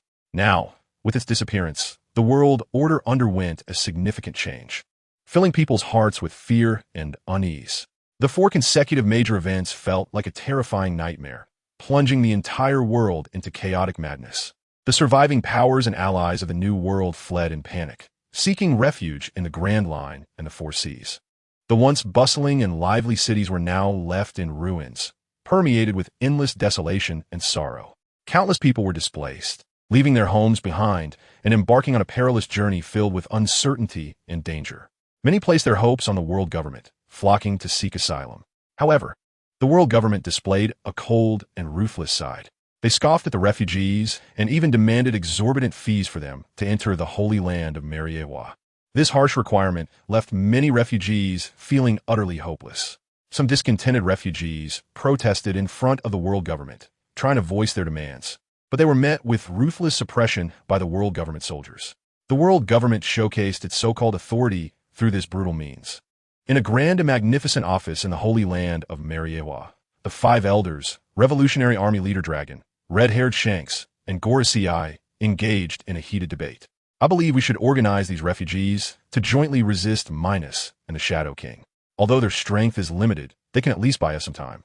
If we have enough people, we might have a chance to wear Minos down, Dragon calmly suggested, his eyes revealing a firm determination and hope for the future. These lowly beings are not worth our protection. The world government must not allow them into the Holy Land. But now, we are the only ones who can protect them. The Marine headquarters has almost been wiped out, and aside from red-haired Shanks, the rest of the Pirate Alliance has been eliminated by Minos. If we don't unite all possible forces, the world will fall into complete darkness. But these refugees will only bring us trouble. Their existence will only weaken our strength. Regardless, we must win the hearts of the people. Only by uniting can we confront the threat of Minos and the Shadow King. Just as the five elders were engaged in their heated debate, two unexpected guests arrived at the black-purple castle on the island of Serbia. Orochimaru and Kabuto, two powerful beings who had left 3 years ago, reappeared once again. 3 years seemed to have left no trace on them. Their appearances remained unchanged. As Orochimaru and Kabuto's gazes swept over the Dragon Emperor, Fang Teeth King, Cold King, Hundred Flames King, and Ancestor King, shock and fear appeared on their faces. The power of these individuals was unfathomable, especially that of the Dragon Emperor, dressed in red and exuding pride, whose formidable aura overwhelmed Orochimaru and Kabuto with an unprecedented sense of oppression.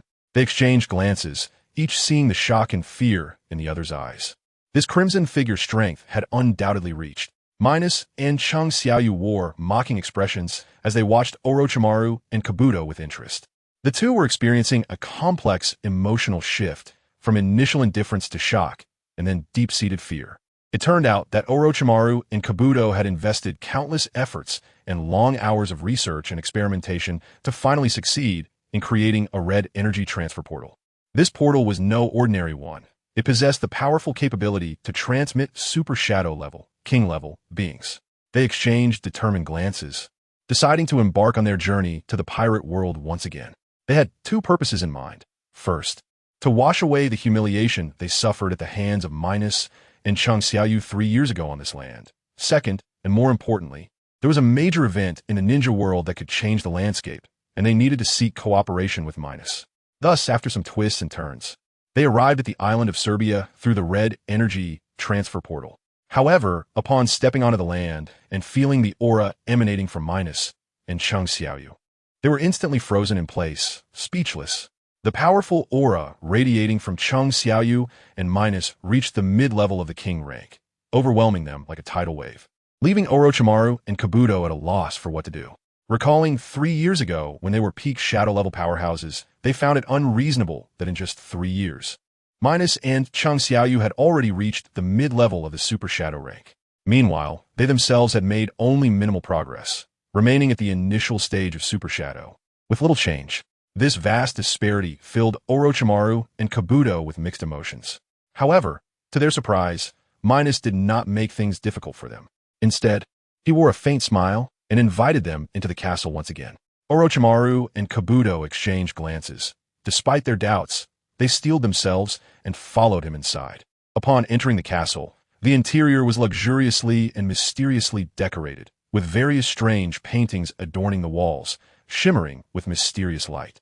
However, Orochimaru and Kabuto had no heart to appreciate these. Their minds were filled with unease. Just then, a scene that shocked and terrified them unfolded. In the castle's hall, the atmosphere suddenly became oppressive. If they had previously perceived the peak strength of Hundred Flames King, Fang Teeth King, and others as the pinnacle of the king rank, Super Shadow, then the Destruction King, the Dragon Emperor, who stood before them now, had reached the god level. The overwhelming and suffocating aura made Orochimaru and Kabuto feel as if they had plunged into an endless dark abyss, with fear shadowing their every move. They felt as if they had just walked through the gates of death, that sensation of being on the edge of life and death lingering in their hearts. This was reflected in the shock and fear on their faces as they looked at the Dragon Emperor, watching the silent, pale-faced Orochimaru and Kabuto. A glimmer of mockery flashed in Minos's eyes as he broke the silence. It's been 3 years since we last met, and it seems you're a bit surprised by our changes? Minos's voice echoed in the empty hall, carrying a hint of teasing. Orochimaru slowly extended his long tongue and spoke in a deep voice. Mikuni, I didn't expect that just 3 years apart would bring me such a huge surprise. You really are mysterious. A hint of unwillingness and envy was revealed in Orochimaru's eyes. Haha, Orochimaru, you're overestimating us. We've only gotten a little stronger, Mikuni replied. It's not that simple, is it? If I remember correctly, back then it was just you and the Shadow King, right? Orochimaru frowned slightly, his gaze revealing a hint of scrutiny. Now, several powerful figures had emerged, and one of them was at the Six Paths level. Mikuni, you have truly hidden this from me.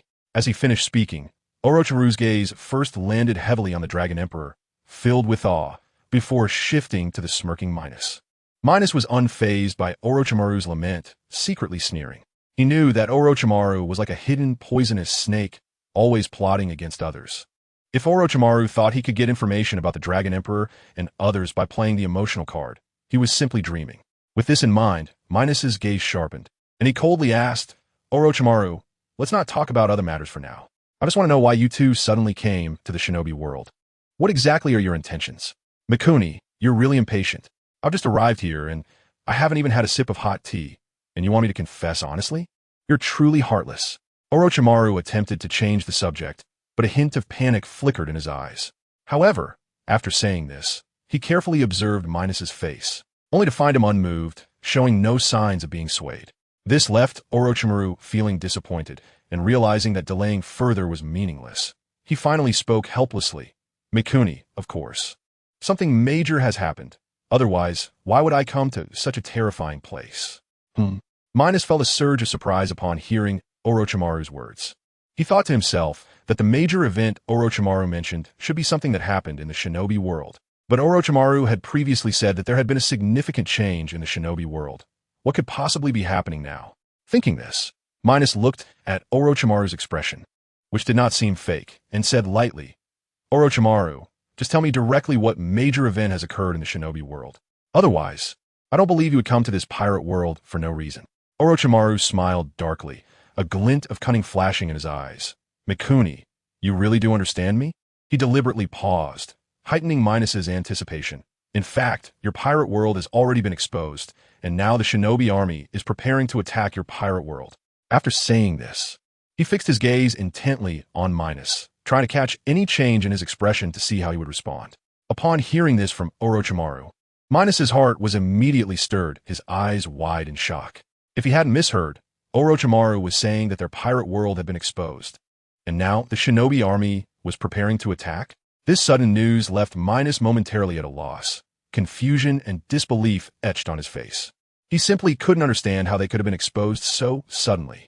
Suddenly, seeing the smiling Orochimaru, he understood. This matter was definitely related to Orochimaru and Orochimaru's accomplice.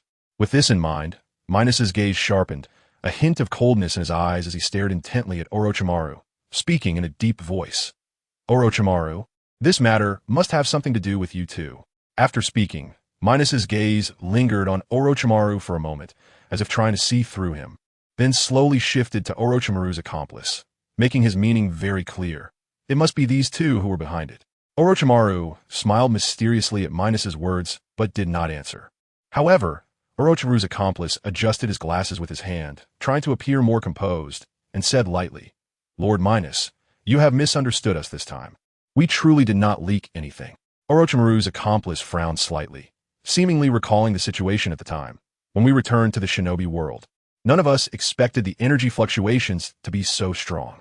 Immediately, we were detected by those several Six Paths level powerhouses. His voice carried a hint of helplessness and regret. So, we were caught and interrogated by them. Although Uchiha Bito tried to block them, it was to no avail. Orochimaru's accomplice continued, revealing a bitter expression. Thus, everything was exposed. And Lord Orochimaru and I, along with Uchiha Bito, almost faced scrutiny from several other Six Paths powerhouses. If it weren't for Uchiha Madara and Indra being very interested in the pirate world, we might have been sanctioned by them. He paused, a glimmer of relief in his eyes. Then, aside from Uchiha Obito, Lord Orochimaru, and I would have already faced punishment. Listening to Orochimaru's accomplice's explanation, Minos felt half-believing. He knew that both Orochimaru and his accomplice were cunning and hard to fully trust. However, the current situation left him no room to think further. The pirate world faced the impending attack of the shinobi army, which was no small matter. Most importantly, the strong in the pirate world had been dealt with almost a month ago. Now, facing the shinobi army, the pirate world simply couldn't withstand it. Moreover, with so many Six Paths level powerhouses in the shinobi world, what could the pirate world use to defend itself? Did Minos want to become the savior of the pirate world? Was this the moment for his chance to become recognized? Minos sat in his chair, a cold smile slowly appearing on his lips, filled with endless disdain and determination. Savior? Minos mused inwardly. No, Minos, absolutely will not save the pirate world. It would be merciful enough not to take the opportunity to harvest from the pirate world. The prejudices in his heart, in his view, were like towering mountains. No matter how hard he struggled, they could not be shaken. Even if he exhausted himself to save the people of the pirate world, in that fleeting moment, they might be grateful to him. But time is the most ruthless thing. Once the days pass, that so-called gratitude would dissipate like smoke, and his reputation would return to the title of the world's greatest villain. Minos did not wish to be a hero, nor did he want to be a savior. Therefore, both the pirate world and shinobi world would be his enemies. Minos clenched his fists, his eyes shining with greedy light. They were all nutrients for his growth. Only by becoming incredibly powerful could he survive in this cruel world. He did not trust anyone. In his world, only he was the most trustworthy. With this thought, Minos's gaze suddenly flashed, and an overwhelming aura erupted from him involuntarily. This aura surged like roaring waves and erupting volcanoes, instantly sweeping across the entire Serbian island. The surrounding air seemed to solidify under this momentum, emitting a buzzing sound. Since the shinobi army wanted to come, then let them come. Minos roared loudly in his heart, just as the strong ones in the pirate world had almost been wiped out. The powerful beings from the ninja world are the perfect nourishment for me and several kings to become gods. This sudden aura from Minos caught the attention of Orochimaru and others not far away.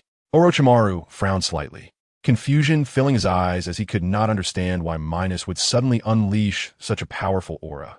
Meanwhile, Kabuto looked surprised, his mouth slightly open as if he wanted to say something but hesitated.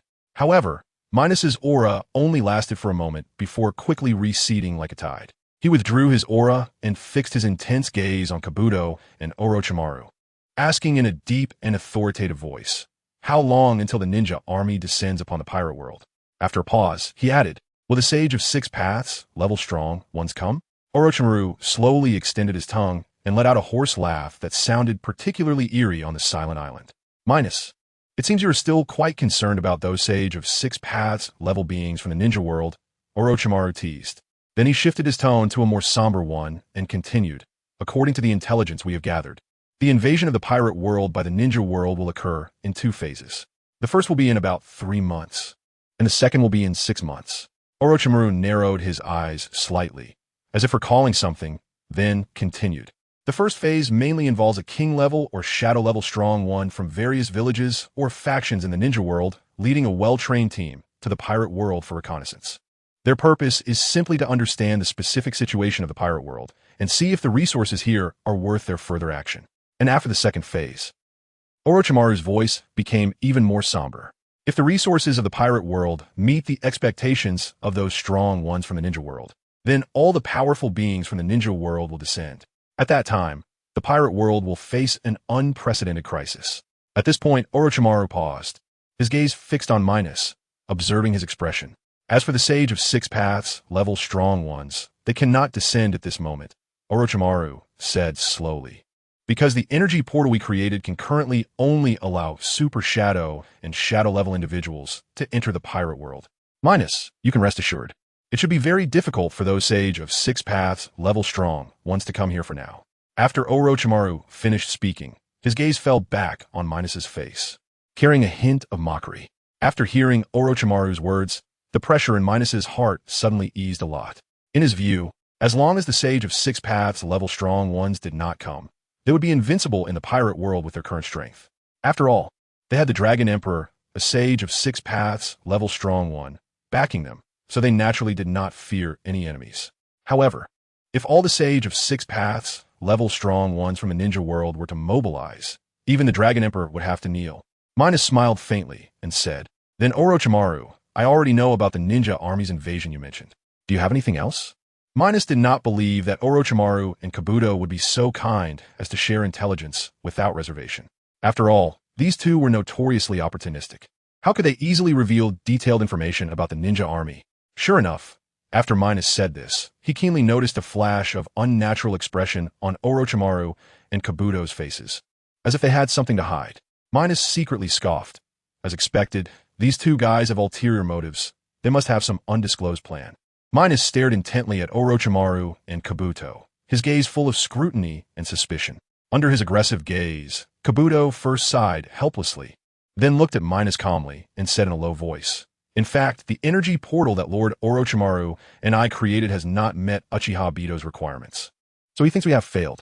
Kabuto frowned slightly, showing a hint of bitterness, and continued, "Uchiha Obito did not provide us with the materials we needed and came to the pirate world with a fluke mentality."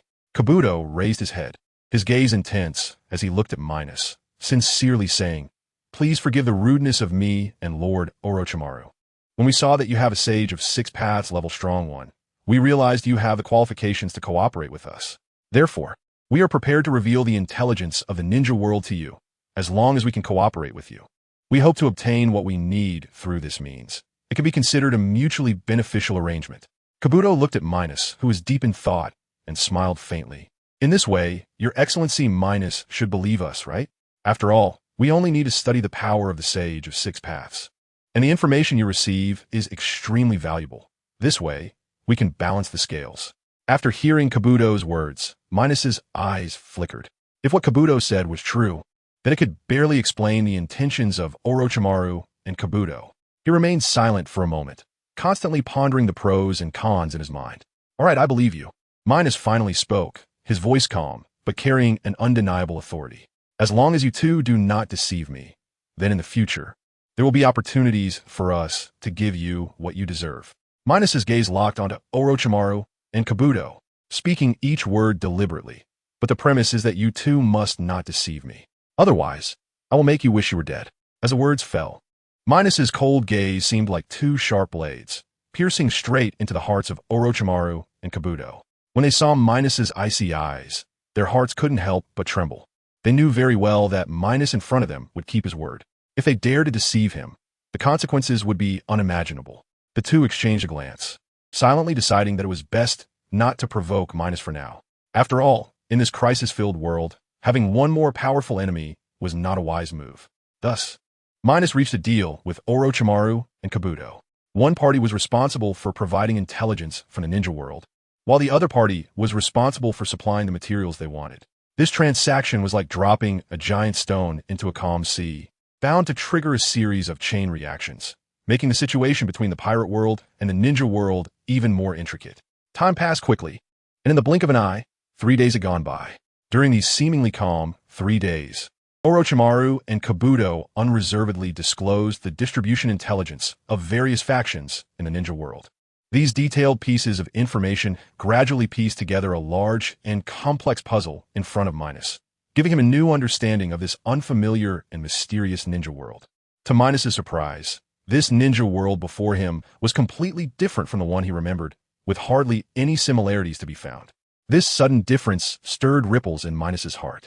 2 days later, Orochimaru and Kabuto bid farewell to the pirate world and embarked on their journey back to the ninja world. Minos and Chung Xiaoyu sat around in chairs, the atmosphere heavy and oppressive. Each person's face was filled with contemplation, as if they were pondering the upcoming challenges. After a long while, Chung Xiaoyu broke the silence, his voice low and resolute. "As for the main body, we just need your and my strength to recover to their peak. Faced with the strong invasion of the ninja world, we must restore our strength in advance. Otherwise, when you and I face those peak powerhouses, there will be a significant gap, making it difficult to act." Chung Xiaoyu's words struck Minos's heart like a heavy hammer. He knew that every word Chung Xiaoyu said was reasonable.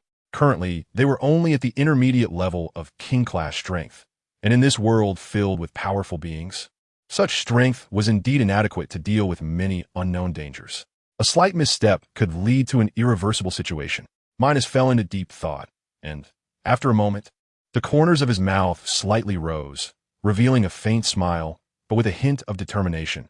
It seems I can only use extraordinary means. From now on, aside from Chung Xiaoyu, the others only need to stabilize the new world and quietly wait for the arrival of the ninja army. I will personally lead the puppet generals to unleash slaughter on the sea. By then, with the killing value, we should be able to quickly restore our peak strength. As for Chung Xiaoyu, he only needs to summon shadow soldiers using shadow powers. Chung Xiaoyu nodded slightly.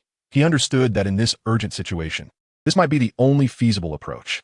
Although given time, their strength would naturally recover to its peak state.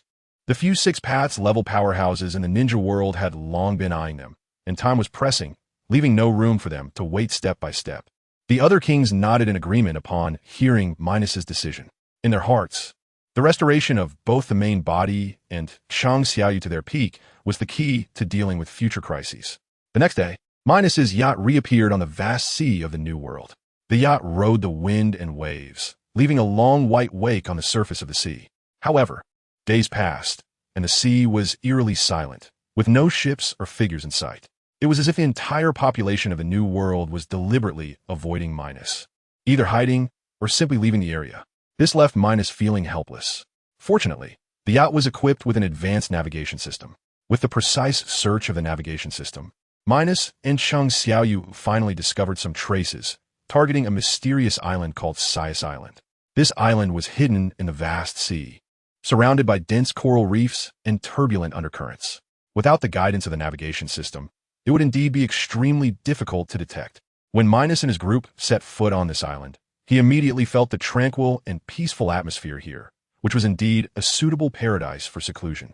But at this moment, Minos's heart was filled with a firm determination to restore his strength.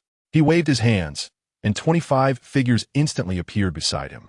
They were 20 puppet generals and 5 special king-class puppets. These puppets were tall, emitting a cold metallic sheen, as if they were reapers from hell. Minos coldly gazed at the beautiful island before him and said coldly, "You will clear the people from the island or directly destroy the entire island." After receiving the order, all the puppets, like machines receiving commands, swiftly rushed towards all directions of the island. In the blink of an eye, the puppet generals and king-class puppets arrived at the town below the island. They uniformly raised their long swords, the blades shimmering with a cold light, as if telling of the impending destruction. With a command, all the puppets swung their swords forcefully, and 20 waves of general-level sword energy and 5 waves of king-level sword energy surged towards the town below like a tsunami. The fierce sword energy darted through the air like deadly venomous snakes, producing sharp whistling sounds. With a loud bang, the town was instantly engulfed by the sword energy, and the sturdy houses collapsed under the impact, turning into ruins. Even the mountains were not spared, easily sliced open by the sword energy, with rubble falling like raindrops. Trees were uprooted under the onslaught of the sword energy, igniting into raging flames. As time passed, the entire island fell into a sea of fire and ruins under this powerful sword energy attack. The people on the island had no means to fight back in the face of this sudden disaster, collapsing in pools of blood. Meanwhile, Minos's ears were filled with the system's notification sounds. Ding! Congratulations to the host for obtaining 20 points of killing value. Ding! Congratulations to the host for obtaining 30 points of killing value. Ding! Congratulations to the host for obtaining points of killing value. Listening to the system's notifications, Minos's mouth slightly curled up, revealing a satisfied smile. In his view, this method was simply perfect. He didn't have to act personally, yet he could easily gain killing value, bringing him one step closer to restoring his peak strength. Becoming a god is not a dream. A few days later, with the help of a navigation system, Minos and his group discovered another island hiding people. Minos used the same trick again, gently waving his right hand, and over 20 puppet generals appeared instantly. Then, the sword energy swept towards the island like a gale, shattering towns and destroying mountains, completely obliterating the island in a short time. The people on the island again became the killing value for Minos to enhance his strength. Over the next 2 months, relying on the precise positioning of the navigation system, Minos continuously commanded the puppets to carry out ruthless massacres on various islands hiding people. His series of actions stirred up a huge wave in the entire world, like a giant stone thrown into a calm lake. People speculated whether Minos was preparing to turn the entire new world into a sea of blood, and fear and unease spread in their hearts. However, despite Minos's actions provoking public outrage, no one dared to step forward to stop him. After all, the strength Minos displayed was too powerful, and the terrifying attacks of those puppets made people fearful. And while Dragon and red-haired Shanks were deeply angered by Minos's atrocities, they could only secretly look for opportunities to strike Minos a fatal blow, making him pay for his actions. Thus, just a few days before the 3-month deadline, Minos and Cheng Xiaoyu arrived at the Alabasta Kingdom. At this time, the Alabasta Kingdom was undergoing unprecedented upheaval. 3 years ago, Crocodile was defeated in a confrontation with Minos and was ruthlessly killed by him. However, under the mysterious intervention of the world's will, Crocodile miraculously revived. After his revival, his ambition remained undiminished, still targeting the Alabasta Kingdom, attempting to find the legendary ancient weapon Pluton here to achieve his ambitions. To achieve his goals, he meticulously plotted, inciting the rebel army to rebel, attempting to drag the entire Alabasta Kingdom into endless chaos. Meanwhile, Princess Vivi of the Alabasta Kingdom, upon learning of Crocodile's dangerous plan, resolutely chose to flee the kingdom. She understood the severity of the situation and decided to gather information everywhere, seeking a way to stop Crocodile. In the Twin Gorges, the wheels of fate began to turn, and Princess Vivi encountered the Straw Hat Crew. The Straw Hat Crew maintained their passion and justice, just like in the original story, and unhesitatingly chose to help Princess Vivi. They faced numerous hardships, traversed desolate deserts, and defeated countless powerful enemies, finally arriving at the Alabasta Kingdom, where they engaged in a thrilling battle with Crocodile. However, the Straw Hat Crew seemed different from before. Their eyes revealed an unprecedented maturity and determination, as if burdened with a heavy mission, or as if they harbored deep-seated grudges against someone. In the open square of the capital of the Alabasta Kingdom, the scorching sun poured down without reservation, baking the entire area to a searing temperature.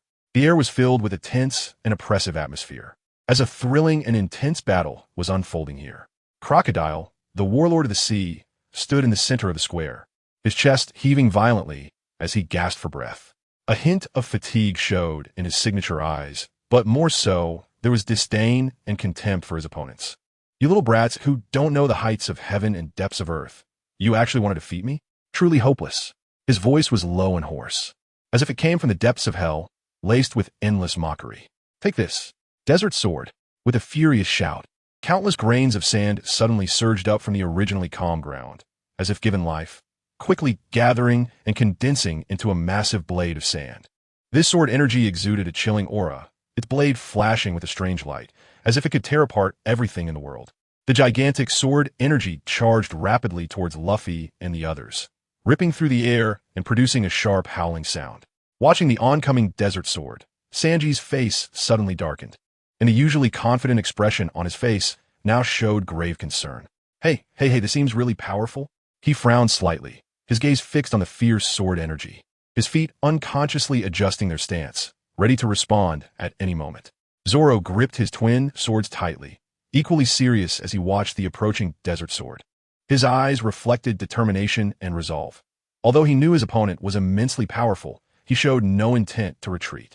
A gentle breeze brushed by, tousling his hair, emanating an aura of fearless combat.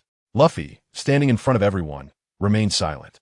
He slowly pressed down on his iconic straw hat, the brim casting a shadow over his face, obscuring his expression at that moment.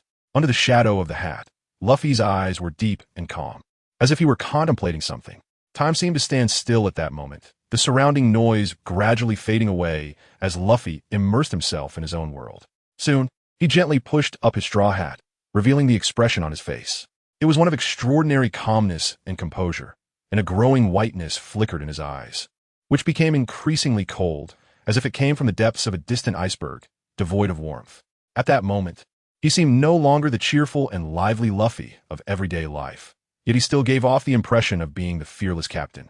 Just as Sanji and Zoro prepared to exert all their strength to resist the Desert Sword ahead, they suddenly witnessed a shocking scene. Luffy, they realized, had somehow quietly arrived in front of the Desert Sword, standing there motionless, seemingly in a daze. He stood there quietly, as if separated from everything around him, allowing the powerful sword energy to rush towards him. This sudden scene made Sanji and Zoro anxious, unable to contain their urgency as they shouted, "Luffy, be careful. What are you doing, Luffy?" Their voices were filled with worry and anxiety, wishing they could rush over and pull Luffy back immediately. However, it seemed Luffy did not hear Sanji and Zoro's calls at all. He remained silently standing before the desert sword, like a statue, showing no reaction. As the sword energy drew closer, the air around them seemed to be compressed to the extreme, making it hard to breathe. Sanji and Zoro's hearts grew increasingly anxious, beads of sweat forming on their foreheads, their fists clenched tightly, yet feeling powerless. Just when they were nearly in despair, Luffy finally moved. No, rather than saying he moved, it was more accurate to say he slowly raised his right hand, facing the impending desert sword. This action stunned Crocodile and Sanji, among others. They had no idea what Luffy was planning to do. In their eyes, Luffy's behavior was simply unbelievable, facing such a powerful attack. He chose to respond with just one hand. However, what Luffy did next completely shocked the Straw Hat crew and Crocodile. Luffy's raised right hand was enveloped in a layer of mysterious black energy. The black energy flowed like liquid, exuding powerful waves of force, as if it could devour everything. At the moment the desert sword arrived, Luffy's black right hand collided with the massive sword energy. A loud bang echoed, like a bell tolling, causing the entire square to tremble slightly. The sound was as if sand had struck against steel, heavy and forceful. Immediately after, with cold eyes, Luffy exerted even more energy. His gaze reflected determination and resolve, as if he intended to completely shatter all obstacles before him. In an instant, the powerful desert sword was brutally shattered by Luffy's punch. Countless grains of sand flew apart, like fireworks bursting, falling to the ground and turning into a scattering of sand. At that moment, time seemed to freeze. The entire square fell into a profound silence.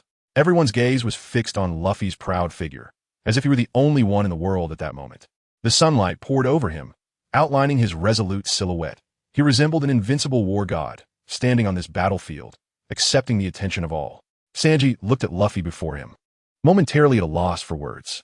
He slowly pulled out a cigarette, lit it, and took a deep puff, trying to calm the shock and excitement within him. In fact, during the past few months of being with Luffy, they had long noticed Luffy's differences. Sometimes, Luffy seemed like an innocent fool, who loved to laugh and only cared about eating. He was always full of energy and curious about everything around him, as if there were no troubles that could bother him. His laughter was like sunshine, warming the hearts of every crew member. Yet at other times, Luffy appeared to transform into a different person, becoming cold and ruthless. Especially recently, when he learned from the newspaper about the deaths of the entire Pirate Alliance and the Navy headquarters suffering a devastating attack, Luffy's emotions experienced a significant upheaval. From the initial sadness upon hearing the news to later uncontrollable crying, and finally turning ice cold. At that time, Luffy's frigid demeanor made the other crew members feel very uncomfortable. His eyes were filled with pain and anger, as if the whole world was against him. Fortunately, after a day, Luffy returned to being that goofy, cheerful idiot. However, underneath his disguised smile, the deep sorrow and pain on his face could not be hidden. And now, Luffy seemed even colder, and his strength had grown even greater. The scene of him shattering Crocodile's desert sword with a single punch was the best proof of that. Compared to Sanji's complicated feelings, Crocodile's face was as dark as it could be. The moment Luffy shattered his desert sword with a punch, images from the past involuntarily surfaced in his mind. There was also someone who, with such ease, shattered his proud desert sword. The man not only humiliated him severely, but also pushed him to the brink, nearly taking his life. For the past 3 years, Crocodile had been tormented by that painful memory at all times. He often woke up in a panic from nightmares, where that cold-eyed person stared at him, instilling immense fear within him. As for revenge, he had fantasized about it countless times in his mind. But every time he thought of that person's current strength, despair enveloped him. That person's power had long been invincible in the New World, and the so-called pirates before him had no way out. It was as if the path ahead had been completely severed. Thinking of this, Crocodile's gaze swept over the other members of the Straw Hat crew. He saw their shocked expressions, but he did not pay attention. Then, he turned his gaze to the cold demeanor of Luffy in front of him and said in a deep voice, "Straw Hat Kid, your cold and aloof attitude reminds me of a certain guy from back then." His voice was filled with resentment and unwillingness. He too was high and mighty, cold and merciless. After he spoke, anger surged to the extreme on Crocodile's face, and he suddenly roared, "But what makes you think you are strong enough to show me that disgusting face?" His eyes bulged, burning with the flames of rage, as if they were going to devour Luffy. Crocodile's words left everyone in the Straw Hat crew, except Robin, looking at each other in confusion. They completely did not understand why Crocodile suddenly became angry. In their view, Luffy's earlier behavior was just to protect everyone, and there was nothing inappropriate about it. Meanwhile, Robin was deep in thought, slightly frowning, murmuring to herself. Crocodile must be referring to Minos. A hint of complex emotion flashed in her eyes. "I have joined the Straw Hat crew, as you requested.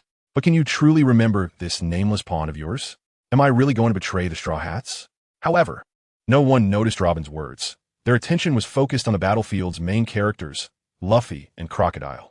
The atmosphere in the square remained tense to the extreme, as an even fiercer battle seemed imminent, and everyone held their breath, waiting for the next moment to arrive. Luffy, with a gaze as cold as frost and devoid of any warmth, stared intently at Crocodile before him. At this moment, Luffy seemed like a completely different person from his usual vibrant and cheerful self. Crocodile's words were like a hot wind blowing past his ears, failing to stir any waves in Luffy's heart. Seeing Luffy's indifferent expression, Crocodile's anger swelled like a powder keg ignited. His face grew increasingly furious, veins bulging on his forehead, and his eyes wide open like brass bells. Finally, he could no longer tolerate Luffy's indifferent cold violence and roared, his voice echoing across the dusty battlefield. "Straw Hat Kid, you are too arrogant.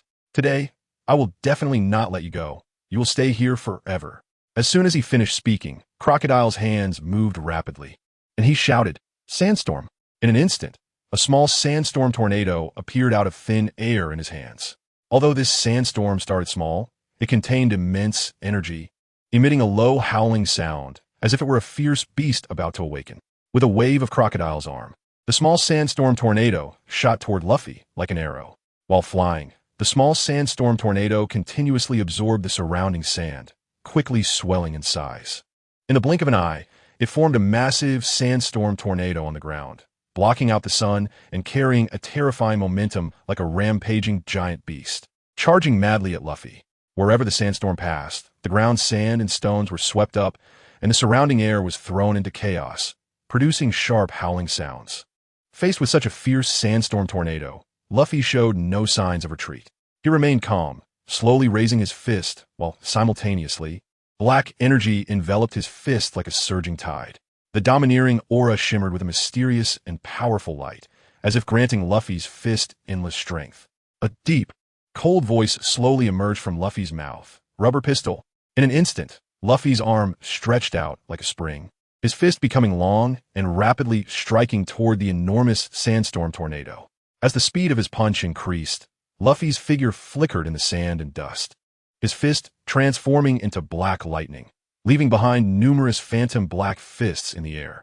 When a many black fist collided with the massive sandstorm tornado, a deafening bang resounded, as iron fists and sandstorm tornado collided, unleashing a powerful energy. This energy's aftermath surged like raging waves, spreading outward and causing countless debris to fly off the ground. Tiny cracks appeared on the ground, spreading like a spider web, but fortunately, the ground did not shatter as a result. After a moment of their attacks, both seemed to exhaust all their strength and dissipated. For a time, sand and dust filled the air, blocking out the sun and blurring vision, making everything unclear. The surrounding air seemed to be shocked by the intense collision, unable to calm down for a long time. After a while, as the dust gradually settled, the figures of Luffy and Crocodile slowly appeared before Sanji, Zoro, Nami, and other members of the Straw Hat Pirates, as well as Princess Vivi, Robin, and others. Overall, in this round of fierce confrontation, neither was injured, resulting in a draw. Luffy still wore a face of indifference, as if the battle just now was merely a trivial matter for him. Meanwhile, Crocodile's expression grew even uglier, filled with shock and unwillingness. He had never expected that this little brat, who came out of nowhere, would actually use haki. It should be noted that haki has a significant restraining effect on him, a user of a Logia-type fruit, which disrupted his originally confident plan in an instant. Thus, Crocodile and Luffy found themselves in a brief stalemate. The wind and sand continued to blow mercilessly past them, producing a howling sound, which made the atmosphere of the battlefield even heavier and oppressive. as if the air was about to solidify. Just as Crocodile's irritation grew, preparing to launch another attack, a voice that was both familiar and terrifying to him slowly echoed. Like a ghost. I didn't expect the mighty warlord Crocodile to be beaten by an unknown brat in this small country. It's quite unbelievable. Old Sand, you have fallen bit.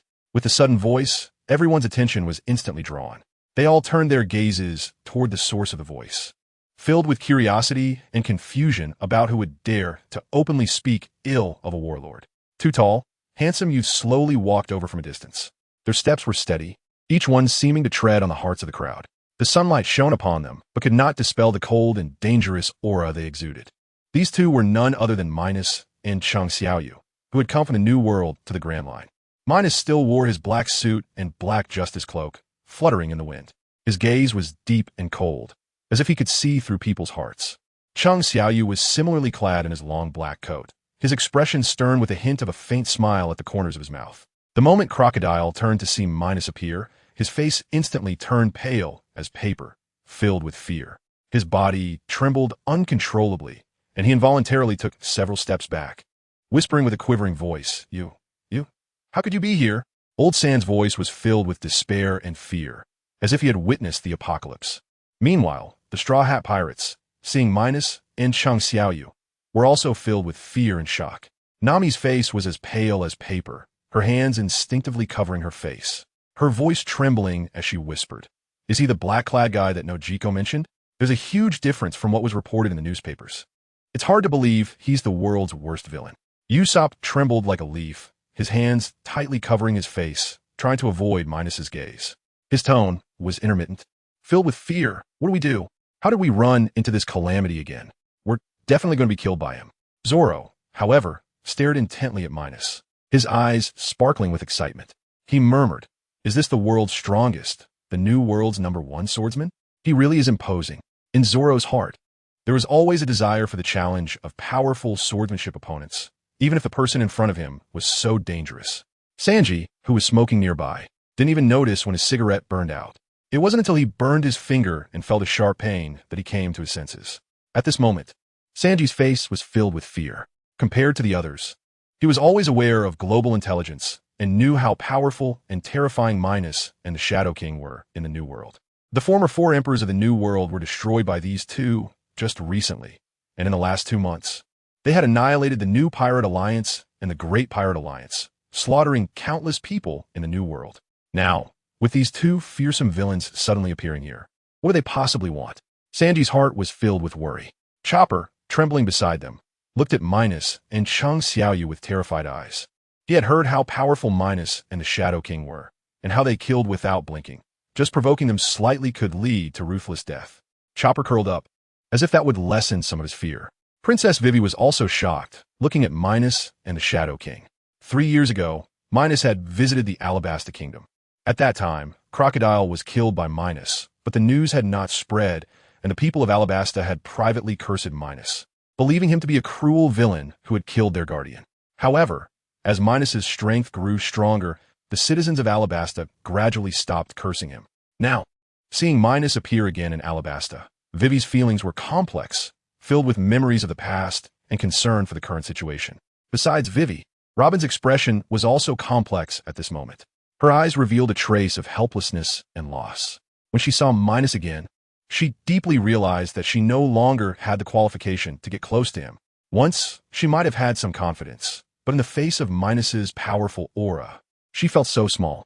As for Luffy, the moment Minos appeared, his expression changed instantly.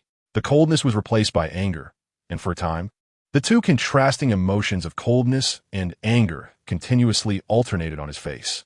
In his calm state, he seemed like an outsider, but in his anger, he exuded a powerful aura, as if he wanted to completely destroy all the enemies before him. Minos and Chang Xiaoyu seemed oblivious to the tension on the battlefield as they slowly walked up to everyone. Minos's gaze swept over the group. Spotting the little thief Nami from the original story, the cowardly Usopp, the excited directionally challenged Zoro, curly brow Sanji, as well as Chopper, Princess Vivi, and Black Robin. Finally, his gaze landed on the furious Luffy. Minos's lips curled slightly, revealing a meaningful smile. Straw Hat Kid, I didn't expect to see you here. Today's show is quite interesting. Luffy stood on the ground, his eyes red, staring intently at Minos, whose lips were curled in a smile. The anger in his heart burning like an erupting volcano. Luffy clenched his fists, his knuckles turning white from the force, his body slightly trembling. A manifestation of his extreme anger. "You damn bastard!" Luffy roared like a furious tiger, his voice carrying far in the sea breeze. Before he finished speaking, he dashed forward like an arrow released from a bow, throwing a powerful punch at Minos, infused with his endless anger and protective intent for his friends. Minos looked at the fist that was about to strike him, yet maintained a scornful smile. How rude. But since your whole family is guilty, I can understand. He stood there, unguarded, as if Luffy's attack was merely child's play to him. Bang! Luffy's fist struck Minos's body heavily, producing a muffled sound. Then came a heart-wrenching crack. As Luffy's fist broke upon impact, Luffy's body swayed slightly, but there was no sign of retreat on his face. Instead, his anger intensified. Luffy yelled, disregarding his injury, pushing off the ground with his feet, leaping high into the air, flipping around, and then bringing his right foot down hard toward Minos's head. His eyes were filled with determination. Even knowing the difficulties ahead, he would never back down. Minos watched as Luffy jumped around like a clown beside him, his eyes filled with disdain. He lightly grabbed with his right hand, the motion seemingly casual, yet he accurately caught Luffy's foot. Seeing his right foot caught, Luffy showed no hesitation. He immediately raised his left foot to kick Minos's head again, his assault like a storm, giving no opportunity for the other side to breathe. Minos's gaze turned cold, a glimmer of killing intent flashing in his eyes. This Luffy was truly annoying. He snorted coldly, and deep purple armament haki suddenly appeared around his right hand, wrapping around it like a solid substance. With a forceful grip crack, Luffy's slender foot bone was brutally crushed in his hand. At the same time, Luffy's heart-wrenching scream pierced the quiet air, echoing throughout the battlefield. Luffy's cry was filled with pain, but more so with defiance. Minos revealed a look of disdain, lifting Luffy's body with his right hand, and then forcefully slammed it down onto the ground. Bang! Luffy's body hit the ground heavily, kicking up a cloud of dust. Blood flowed from his mouth, staining the ground red. Minos looked down at Luffy from above, his eyes filled with mockery. You think you can attack me? What an overestimation of your abilities. He tilted his head slightly, his tone full of arrogance. Even that old guy Carp seemed like an ant before me. Let alone you, a clueless fool. The battle between Minos and Luffy came so suddenly that people hadn't even reacted before it had entered a heated stage. However, this battle was clearly one-sided, with Luffy being overwhelmingly beaten. Just then, two cold glints flashed by, and two long swords stabbed towards Minos like lightning. At the same time, a foot, accompanied by a sharp wind, kicked towards Minos's back. It turned out to be Zoro and Sanji making their move. Under Minos's powerful observation haki, he clearly saw the attacks coming at him. Immediately, a slight smile of disdain appeared on Minos's lips. He quickly turned around, his body moving with ghostly agility, and then kicked forcefully. At the moment of collision between his foot and the two swords, a powerful shockwave erupted. The swords were brutally snapped by the force, shards flying everywhere. Zoro, holding the swords, had his arms broken by this immense force. His body was sent flying like a kite with a severed string, crashing to the ground and screaming in pain. On the other side, Sanji was not spared either. He was kicked away by Minos, rolling several times in the air before crashing heavily to the ground. His bones were broken, and his face was filled with agony. Minos looked at Zoro and Sanji, who were lying on the ground, crying out in pain, with no hint of compassion on his face. I didn't expect you two to seek death so eagerly. I guess I have to fulfill your wish. After saying that, he took steady steps towards Sanji, who was lying on the ground, holding his broken foot and crying out in pain. With each step he took, the ground seemed to tremble slightly, as if mourning the tragedy that was about to unfold. His figure appeared particularly tall under the sunlight, yet it was filled with an evil aura. Each step seemed to provoke the hearts of the Straw Hat crew.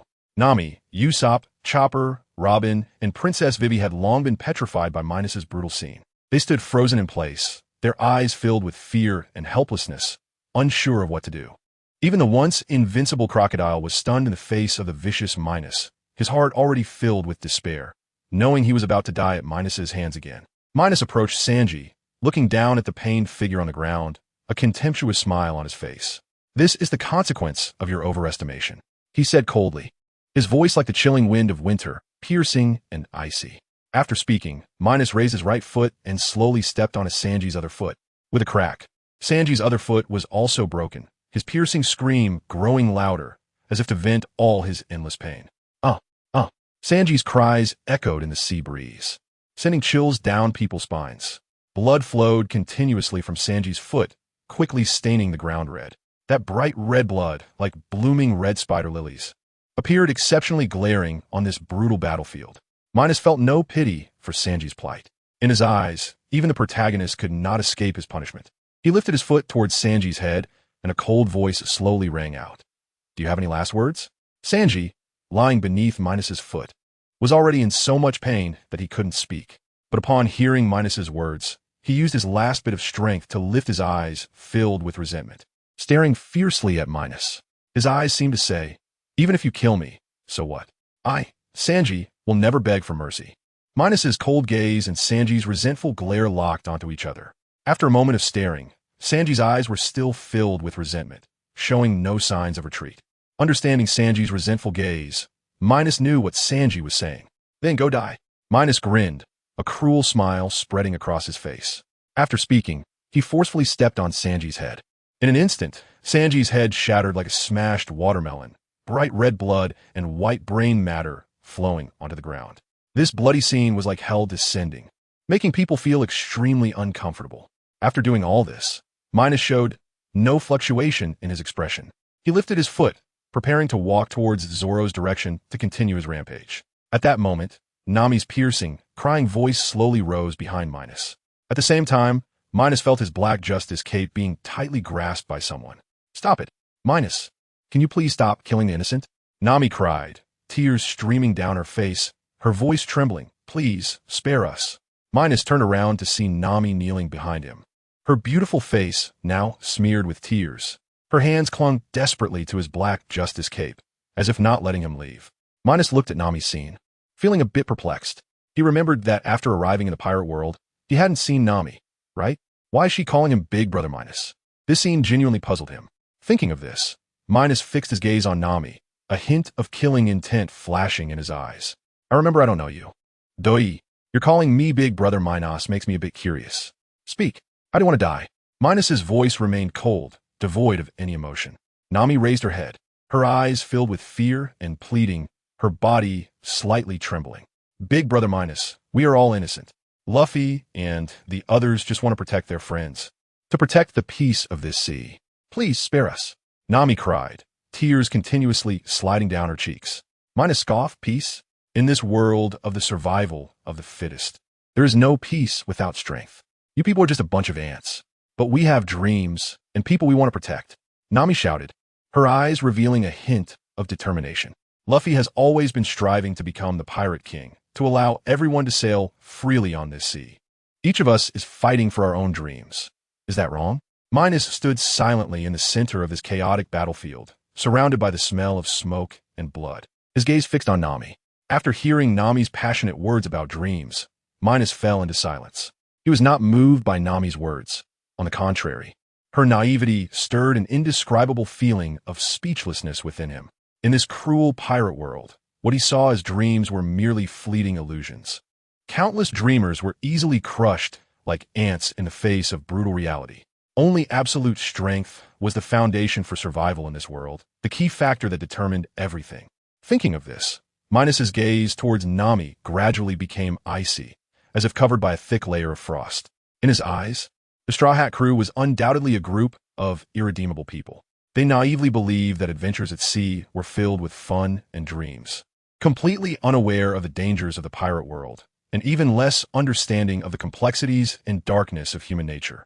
They were like a group of innocent children, believing whatever others said, completely oblivious to the cruel truths of the world. They did not understand that on this sea, the Navy was not always the embodiment of justice. There were times when the Navy oppressed civilians and engaged in corrupt practices. The nobles, relying on their power, trampled on the dignity of others, oppressing the wives, children, and elderly of others, pushing countless families into the abyss of suffering. Once, Minos, like the Straw Hat crew, believed the world was composed of clear black and white, that justice would surely triumph over evil. But after experiencing countless brutal realities, he deeply realized that the world was not so simple. It was a chaotic gray area. The boundaries between black and white had long been blurred, with black able to be disguised as white, and white potentially hiding endless darkness. Only those who had never experienced gray despair would naively cling to the childish view that the world was either black or white, blinded by their innocence, prejudice, and arrogance, seeing only the false appearance before them, and thinking it was the truth of the entire world. And the Straw Hat Crew was undoubtedly such a naive group of people. Their innocence and prejudice were, in Minos's eyes, both laughable and sad. After a moment of silence, Minos slowly raised his right hand and gently placed it on Nami's head, his fingers softly stroking her orange hair. That hair, under the sunlight, should have been filled with vibrant colors, but at this moment, it appeared somewhat glaring. Nami, you are truly too naive. Minos's voice was cold and calm, as if it were a verdict from the depths of hell. However, you no longer have a chance. In this world, only death is the ultimate destination for you naive ones. Minos's cold words pierced Nami's heart like a sharp blade, causing her to tremble uncontrollably, her face turning pale as paper, fear clearly visible on her face. Feeling Minos's hand gradually tightening, Nami was overwhelmed with endless terror. But she still held back and cried out, "Brother Minos, you saved Kokoyashi village back then. If it weren't for your help, the villagers would have long suffered and died in vain. We truly thank you from the bottom of our hearts." Hearing Nami's words, Minos couldn't help but feel a hint of surprise. He never expected that his once careless act would lead to such deep gratitude from Nami, even calling him Brother Minos. However, unfortunately, Minos did not like this so-called gratitude and emotional ties. At least while he was still a strong figure in this world, still standing at the pinnacle, he had no need for such things. This book is about slaughter. Thus, Minos's gaze turned cold again, and his right hand, which had been resting on Nami's head, suddenly exerted force. In an instant, a powerful force erupted, and Nami's head was easily crushed in his hand like a fragile eggshell. Blood erupted like a fountain, spilling onto the ground and dyeing the earth a shocking red. The white brain matter spread out on the blood-red ground, appearing particularly glaring, as if silently accusing this cruel world. Minos glanced at Nami's headless corpse with indifference, showing no signs of pity or emotion, before turning and walking step by step towards Zoro. His steps were slow and steady, each one seemingly treading on the hearts of the onlookers. The sound like a death knell, constantly stimulating Zoro's nerves. Arriving beside Zoro, Minos looked down at him lying on the ground. At this moment, Zoro had lost both hands, blood gushing from his wounds, soaking the ground beneath him. His face was filled with pain, yet his eyes still revealed a strong and unyielding light. Minos's lips curled up slightly, revealing a mocking smile. "Pirate hunter? Zoro, right? You really are quite resilient. However, your head seems a bit off, unable to recognize the gap in strength, following a foolish captain." Zoro coughed painfully, blood spilling from the corner of his mouth, and he forced a smile as he said, "To be praised by the strongest in the world is truly an honor. However, I must refute you on one point. Our captain may sometimes act in ways that are hard to grasp, seeming foolish, but he has a kind heart and is truly sincere to his friends. He's really a good person. I don't think my choice was wrong. It's just that our luck this time was too bad, and we unfortunately ran into you, the strongest in the world." After saying this, Zoro laughed heartily on the bloodied and dusty ground. In that laughter, there was both resignation to fate and a steadfastness to his beliefs, as if he were completely unaware of the death he was about to face. When Zoro's laughter gradually ceased, Minos quietly looked at him, his gaze extremely calm, unaffected by Zoro's laughter. In Minos's eyes, Zoro's struggles and resistance were merely futile death throes. After a moment, Minos's cold voice slowly rang out again. "Finished? Then you can go die." As soon as the words fell, Minos raised his right hand, and immediately, a mass of dark magic gathered and took shape in his hand. That dark magic seemed to possess life, emitting an eerie aura, as if it received an order and quickly crawled towards Zoro's body. At the moment the dark magic approached Zoro, there was a loud bang, and a powerful energy erupted. Zoro's body was instantly blown to smithereens by this powerful dark magic, leaving only a patch of charred earth as a testament to his former existence. Following that, Minos turned around and cast his gaze towards Usopp and Chopper, who were trembling in fear not far away. His cold gaze seemed like two solidified arrows, shooting straight at them, causing Usopp and Chopper to turn pale as paper and tremble uncontrollably. They wanted to move their feet to escape, but their legs felt as heavy as lead, making it impossible for them to budge an inch. They could only watch helplessly as Minos walked step by step toward them. filled with despair and fear. At this moment, they wanted to cry out for mercy, but in extreme fear, they had long forgotten how to make a sound. Their throats felt as if something were choking them, only able to emit weak whimpers. Minos glanced indifferently at Usopp and Chopper, without any unnecessary words. In his right hand, a black dark magic ball reappeared. The dark magic ball spun in his hand, exuding a chilling aura. Minos gently tossed it, and at the moment the dark magic ball flew out, it suddenly split into two dark magic balls, like two deadly meteors, rapidly shooting toward Usopp and Chopper. When the dark magic energy balls hit Usopp and Chopper, an explosion occurred instantly. With another loud bang, flames soared into the sky, and smoke spread out. Usopp and Chopper fell one after another into a pool of blood amidst the powerful explosion, dying at the hands of Minos. Minos appeared relaxed, as if he were casually crushing ants by the roadside. To him, these two vibrant lives were nothing but insignificant existences.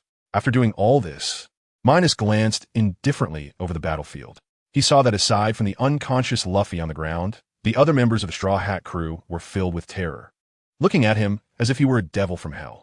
Their bodies trembled in fear, filled with despair and helplessness. After a moment of silence, Minos spoke lazily and coldly. "How boring. You might as well just die." With that, Minos raised his right hand and waved gently, and in an instant, more than 20 puppets reappeared on the battlefield. These puppets wielded long swords, exuding a powerful aura. It seemed they already knew their master's orders, rushing towards all directions of the Alabasta Kingdom. The puppet army in the Alabasta Kingdom raised their long swords and waved them lightly. The sword energy surged across Alabasta. The citizens of Alabasta were utterly powerless against the overwhelming sword energy. Like being harvested like chives, the flourishing streets and magnificent cities were destroyed under this powerful sword energy. Collapsed houses stirred up clouds of dust on the ground. Minos looked at the ruined city before him, his expression calm and unmoved. Turning his head, he caught a glimpse of Robin, Princess Vivi, and Crocodile, who seemed not to have died yet. With a light leap, Minos appeared before Robin and Princess Vivi, looking down at them. Minos's sudden appearance and cold gaze filled Robin and Princess Vivi with fear, causing them to tremble. Minos smiled silently. "I almost forgot about you two. How rude of me. But it's not too late. Robin, don't you think?"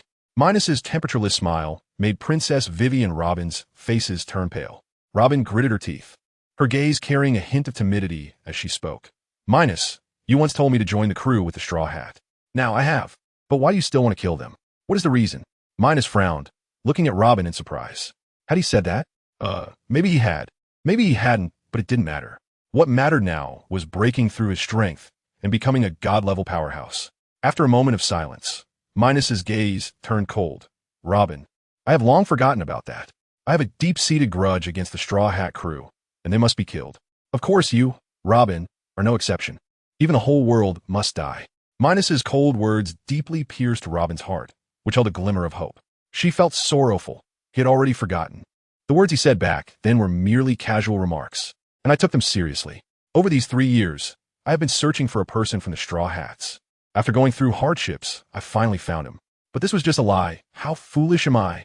Minos looked at the despairing Robin, unmoved, raising his hand to prepare to eliminate her personally. A dark magical energy sphere appeared in Minos's hand, its powerful energy seemingly capable of destroying everything. The black energy shadow reflected on Minos's face, making him appear particularly evil. Like a ruthless, abyssal demon, Minos raised the magical energy sphere in his hand, chuckling. "Robin, do you have any last words? Perhaps I will help you fulfill them." Minos's words made Robin's eyes flicker, but soon dimmed again. Minos spoke of last words, not of sparing her. After thinking carefully, Robin's face was filled with bitterness. In the end, she would still die, seeking help in her youth, and now still seeking help. How ironic. She, Robin, truly is a calamity. Every time she joins someone, misfortune befalls them. Seeing Robin silent, as if she had become foolish, Minos frowned. His patience had been exhausted by Robin, the dark magical energy sphere in his hand pulsing, ready to fly towards Robin. However, at that moment, Robin suddenly raised her head, her gaze fixed on Minos. Seeing Robin's sudden change, Minos smiled slightly and said, "Interesting. Go ahead and say your last words. I will fulfill your wish." Robin's eyes widened, and she spoke word by word. "I want all the killers of O'Hara to die." Huh? Robin's words truly surprised Minos a bit. He hadn't expected that Robin's last words would be to have those who destroyed her hometown perish. In other words, to have the Navy and the world government destroyed. Thinking of this, Minos nodded. Okay, I agree to what you said. With that, Minos lightly tossed the dark magical energy sphere, which split into two in the air, then flew towards Robin and the already stunned Princess Vivi.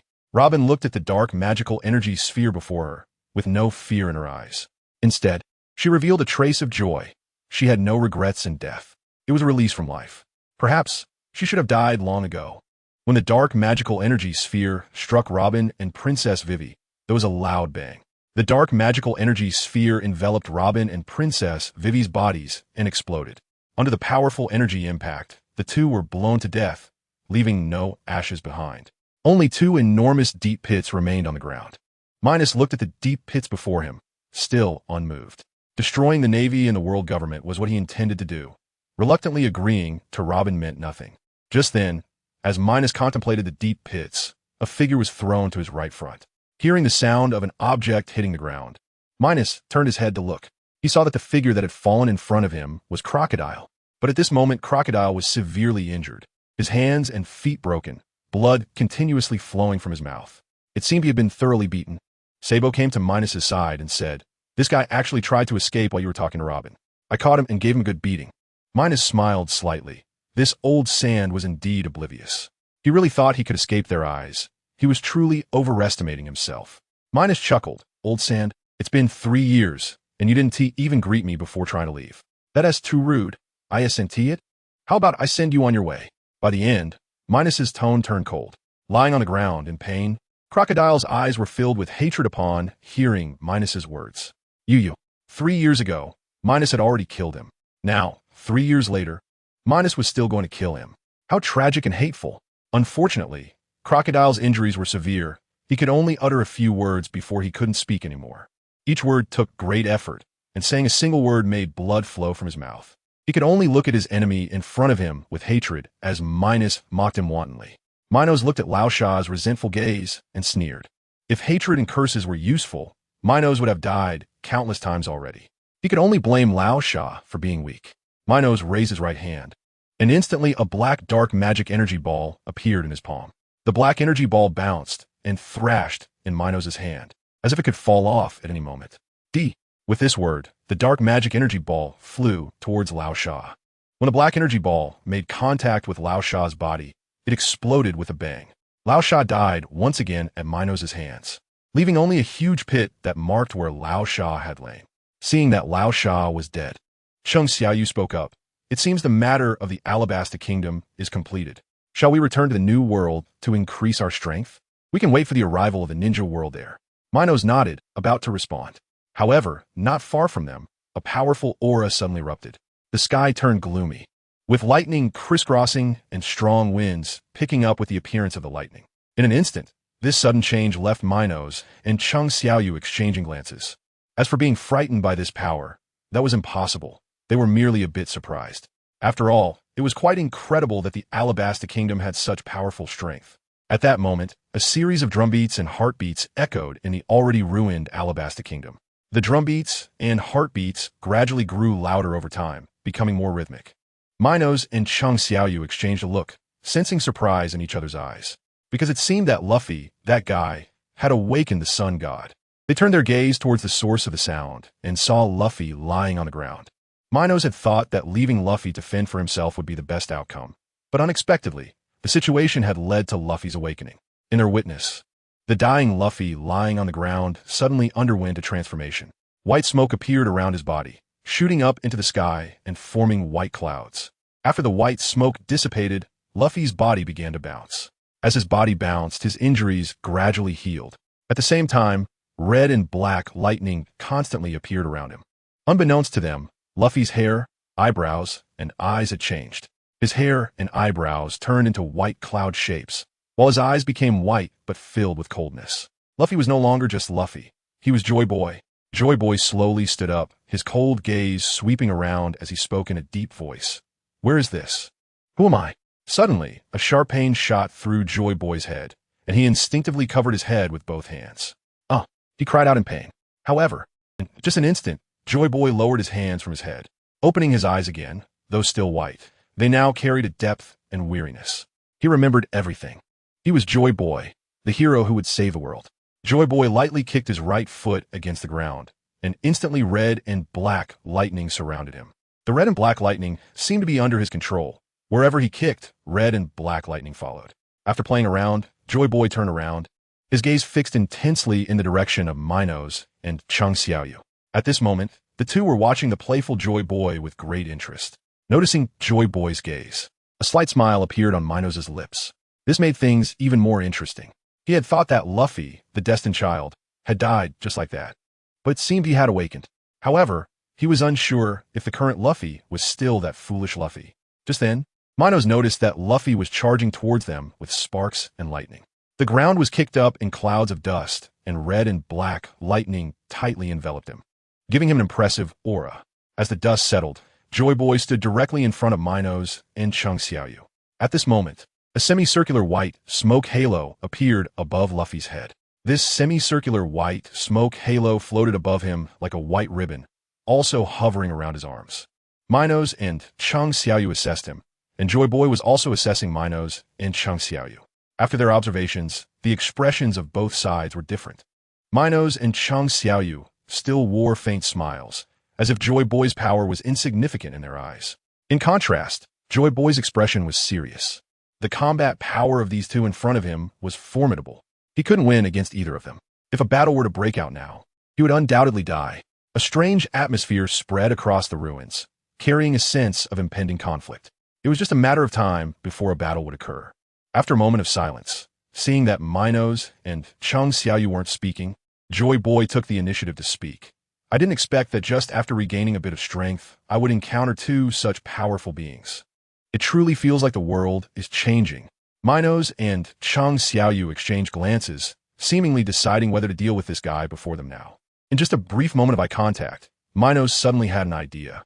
Although he could easily eliminate this guy, with a ninja world army about to arrive, why not let him test the waters? However, he still needed to confirm his identity. With that thought, Minos' gaze sharpened as he fixedly stared at Joy Boy and said coldly, "Now, why don't you tell us who you are? If you don't satisfy us, then you'll die here." Minos' assertive words made Joy Boy furrow his brow, wanting to retort. But looking at Minos' icy gaze, he chose to comply. He had just been revived and didn't understand the situation, so it was wise not to act recklessly. Joy Boy's eyes flickered, seemingly in recollection. Minos and Chung Xiaoyu did not interrupt him, adopting a listening posture. After a moment of silence, Joy Boy's voice, filled with memories and heaviness, slowly began to resonate. 800 years ago, a beautiful woman with white clothes and white horns appeared in the world at an unknown time. Although she was beautiful, her thoughts were sinister, and she intended to destroy the world. At that time, a majestic voice emerged in my mind. It said it would grant me power to stop that beautiful woman. I was very weak then, and upon hearing that majestic voice, I agreed. So, I fought against that beautiful woman along with some others. I liberated the suffering people and almost liberated the world. But ultimately, I was defeated, just as I was on the verge of death. That majestic voice echoed in my mind once again. It said, "Let my soul attach to a fruit. If given the chance, I will resurrect and save the world first." It granted me a loud name, Joy Boy. After speaking, Joy Boy seemed to still be immersed in past failures. He seemed completely unaware that Minos and Chung Xiaoyu in front of him were demons that would eat people without spitting out their bones. Fortunately, Minos was already prepared to let him live. Otherwise, Minos would have long since sent him down to meet his great-grandmother with a simple punch. After hearing Joy Boy's words, Minos was still somewhat surprised. The voice Joy Boy mentioned in his mind should be the will of the pirate world. The beautiful woman in white should refer to him. No, to be precise, it should be Atsutsuki. In any case, what Joy Boy said was not far from his speculation. After a moment of silence, Minos said in a flat tone, "So now you're Joy Boy and not Luffy, right? Will you turn into Luffy?" After speaking, Minos' gaze was fixed firmly on Joy Boy. He needed to ensure whether Luffy was really dead. If Luffy was not dead then, Joy Boy seemed to feel no danger. After thinking for a moment, he looked directly at Minos without reservation. "I am Joy Boy. The silly boy's soul was devoured by me when I awakened. From now on, there is only the newly born Joy Boy, no silly boy named Luffy." As the wind and sand blew, neither of them moved, their gazes locked onto each other. Minos withdrew his gaze and smiled. "Then, how much memory do you still have? For example, do you remember Carp and the others? Joy Boy shook his head and replied straightforwardly. Who is Carp? Is he strong? Minos looked at Joy Boy, not knowing how to respond. Should he say that Carp is his grandfather? But strangely, although Joy Boy had devoured Luffy's soul, why do you have no memories of Luffy? As he thought of this, Minos's eyes flashed. Carp is Luffy's grandfather. It seems you really don't know. Just a mere outsider, it doesn't matter. I am Joy Boy, absolutely not recognizing a suddenly emerged grandfather. Moreover, he is not worthy. Joy Boy scoffed disdainfully. Really arrogant, huh? However, it has nothing to do with me. Minos chuckled and then changed the subject. There will be a big change in a few days. I hope you can survive. After speaking, Minos no longer paid attention to Joy Boy, his eyes flashing red, using observation haki to sweep across the Alabasta Kingdom. He saw the Alabasta Kingdom being ruthlessly destroyed by the puppet army, and the citizens were easily slaughtered like ants. A smile involuntarily appeared at the corner of Minos's mouth as he signaled Chung Xiaoyu to head towards the port. The sudden departure of Minos and Chung Xiaoyu made Joy Boy feel a sense of relief. From the brief encounter just now, as well as the shattered country and battlefield, Joy Boy could tell that Minos and Chung Xiaoyu were definitely not good people. If it weren't for his cleverness in deceiving Minos, he might have already been dead. After Minos and Chung Xiaoyu walked far away, Joy Boy's face changed to a grimace. One moment he looked foolish and crying, the next moment he looked cold and struggling. At the same time, Joy Boy's body was trembling continuously, as if he were experiencing something terrible. Feeling the constant changes in his body, Joy Boy roared, Luffy, you silly boy, if you don't want revenge, then calm down. Just now, if it weren't for my cleverness, we would have been dead long ago. Have you forgotten the promise you made to me? With this sentence, Joy Boy's face returned to calm, and his body stopped trembling.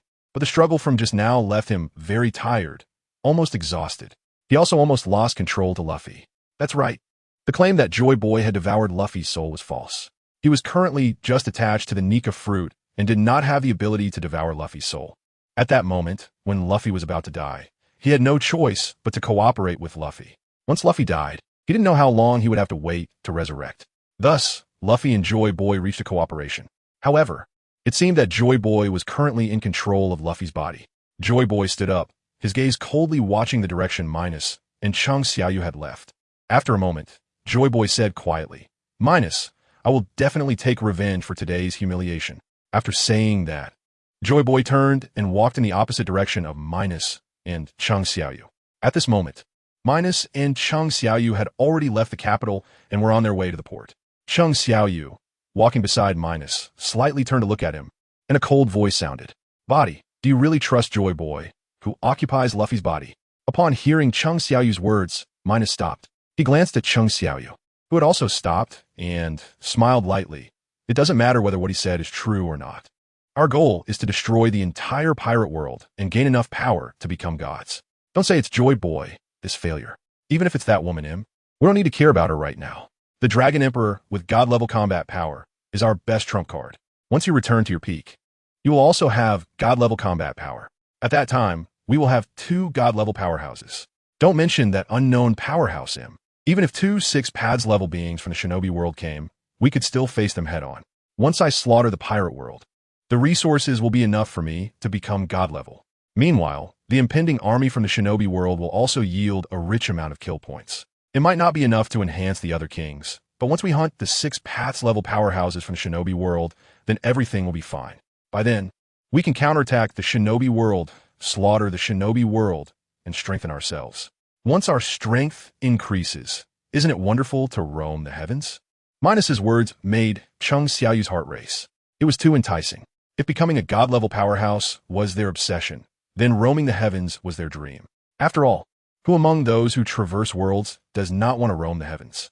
After a long while, Chung Xiaoyu suppressed his excitement and looked at Minos, who had a joyful expression, and teased, Body, if you were still on Blue Star, you would definitely be a master of pyramid schemes or a high-level executive painting big cakes. Your cake painting skills are simply amazing. Even I, as your avatar, was swayed by you. Minos looked at Chung Xiaoyu's serious expression and was quite speechless. He was talking about the future, not painting big cakes. After a moment of silence, Minos couldn't help but chuckle. You really are interesting, guessing so accurately. However, let's not talk about that for now. Once we destroy Fishman Island and return to the New World, we need to enhance our strength. Minos's words were serious, filled with a desire for strength. Cheng Xiaoyu nodded. Indeed, we must become stronger. Just like that, the Alabasta incident came to an end. 2 days later, Minos and Cheng Xiaoyu arrived at the upper part of Fishman Island at the fastest speed. The sea occasionally echoed with whistling sounds. Unsure whether it was fish or sea kings twisting their bodies and battling on the surface. A strong, salty taste lingered in the nostrils, mixed with a faint metallic scent. Minos was well aware that this was likely due to the recent slaughter he had instigated, causing blood to flow across the sea and onto the surface of Fishman Island. It could also be a battle among sea kings fighting for territory. Cheng Xiaoyu stood on the yacht, sensing the bloody scent from the sea, his brows furrowing slightly. Realizing that the killings we caused some time ago were quite significant, Minos chuckled lightly, gazing at the surface of the sea, and said softly, "The path to becoming a god must be paved with slaughter." The sea churned with waves, the sea breeze brushed against their cheeks. Their hair blowing slightly back, the black justice cloaks and long black coats rustling in the wind, echoing the intent to kill. Minos's expression was stern as he stood on the deck. The sound of the wind ceased. He swung his right arm, and a dark red longsword shot through the air like a venomous snake, slicing through space and sweeping towards the sea. A wave of dark red sword energy, like a poisonous serpent, slashed across the surface of the sea. In an instant, the sea boiled with a thunderous roar. The sea was split in two by the dark red sword energy, forming a vast chasm. The waters on either side flowed backward into the deep abyss in the middle. Minos and Cheng Xiaoyu quietly watched as the water flowed backward, creating a magnificent waterfall that cascaded down. Cheng Xiaoyu stretched his muscles and smiled. "Why don't we both take action together and crush Fishman Island?" Minos sheathed the longsword and replied calmly, "No need. Let's let the puppet army handle it. We could just relax and consider a break." Cheng Xiaoyu rubbed his chin with his right hand. "Well then, let's take this opportunity to unwind. In a few days, a great battle will occur." Minos's expression was stern, a smile curling at the corners of his mouth as he gently waved his right hand. More than 20 figures with cold expressions, wielding long swords, appeared on the originally empty yacht. These figures were none other than the puppet army. Without looking back, Minos said indifferently, "Destroy Fishman Island." Upon receiving the command, the puppet army first bowed to Minos in respect. Their bodies erupted with a powerful aura, a gust of wind swirling around them. One by one, they leaped into the air, riding the currents of air. As all the puppets jumped into the air, the sharp sound of their steps echoed in the air. Although the sound was piercing, it was part of the Navy's sixth style, allowing them to remain suspended in the air. However, they needed to continuously step on the air to stay aloft. The puppet army simultaneously raised their long swords, and in an instant, the wind ceased, and the splashes of the agitated sea calmed. This scene appeared ordinary, but beneath this calm facade, it concealed surging waves. With a whoosh, the more than 20 figures of the puppet army simultaneously swung their long swords down towards the sea. What was once calm instantly changed.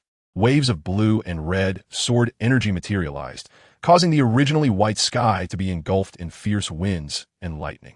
The surrounding space visibly twisted. As the sword energy struck the sea, the waters on the surface instantly boiled and surged, as if offending the sea god, inciting the ocean's wrath. At a depth of 1,000 meters beneath Fishman Island, the effects were severe. The sword energy seemed to cut through the sea without resistance, attacking Fishman Island. The Dragon Palace and Fishman Street within Fishman Island suffered fierce assaults from the powerful sword energy. Palaces shattered, and the cries of despair from the fishmen echoed throughout Fishman Island. The seabed of Fishman Street, along with its houses, was easily destroyed. Fishmen caught off guard were either killed by the sword energy or crushed under collapsing buildings. In one relatively special house, it seemed luck was on its side, as it had not suffered any sword energy attacks. This house belonged to Madame Shiryu, the prophet of Fishman Island. Madame Shiryu heard the tragic cries of her kin and the sounds of destruction from the sword energy. She hid beneath the wall, panic-stricken, as the underwater currents blew through the window, making it difficult for her to move. What on earth is happening? Madame Shiryu collapsed to the ground. As the underwater currents grew stronger, she gradually could not withstand them.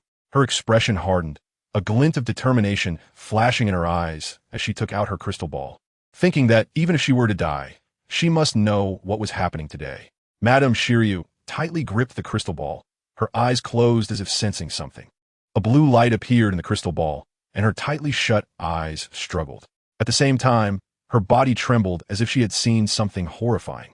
With a crack, the blue crystal ball shattered in Madame Shiryu's hands, the shards piercing her palms, blood flowing continuously. The once blue crystal ball was now reduced to black fragments. Madame Shiryu slowly opened her eyes, filled with despair and daze, allowing her wounded hands to bleed freely. As she beheld the scene from the crystal ball, she encountered a terrifying vision. Despair and helplessness filled her fragile heart. The currents of the sea grew stronger, and her house began to crumble under the powerful flow, gradually unable to withstand it.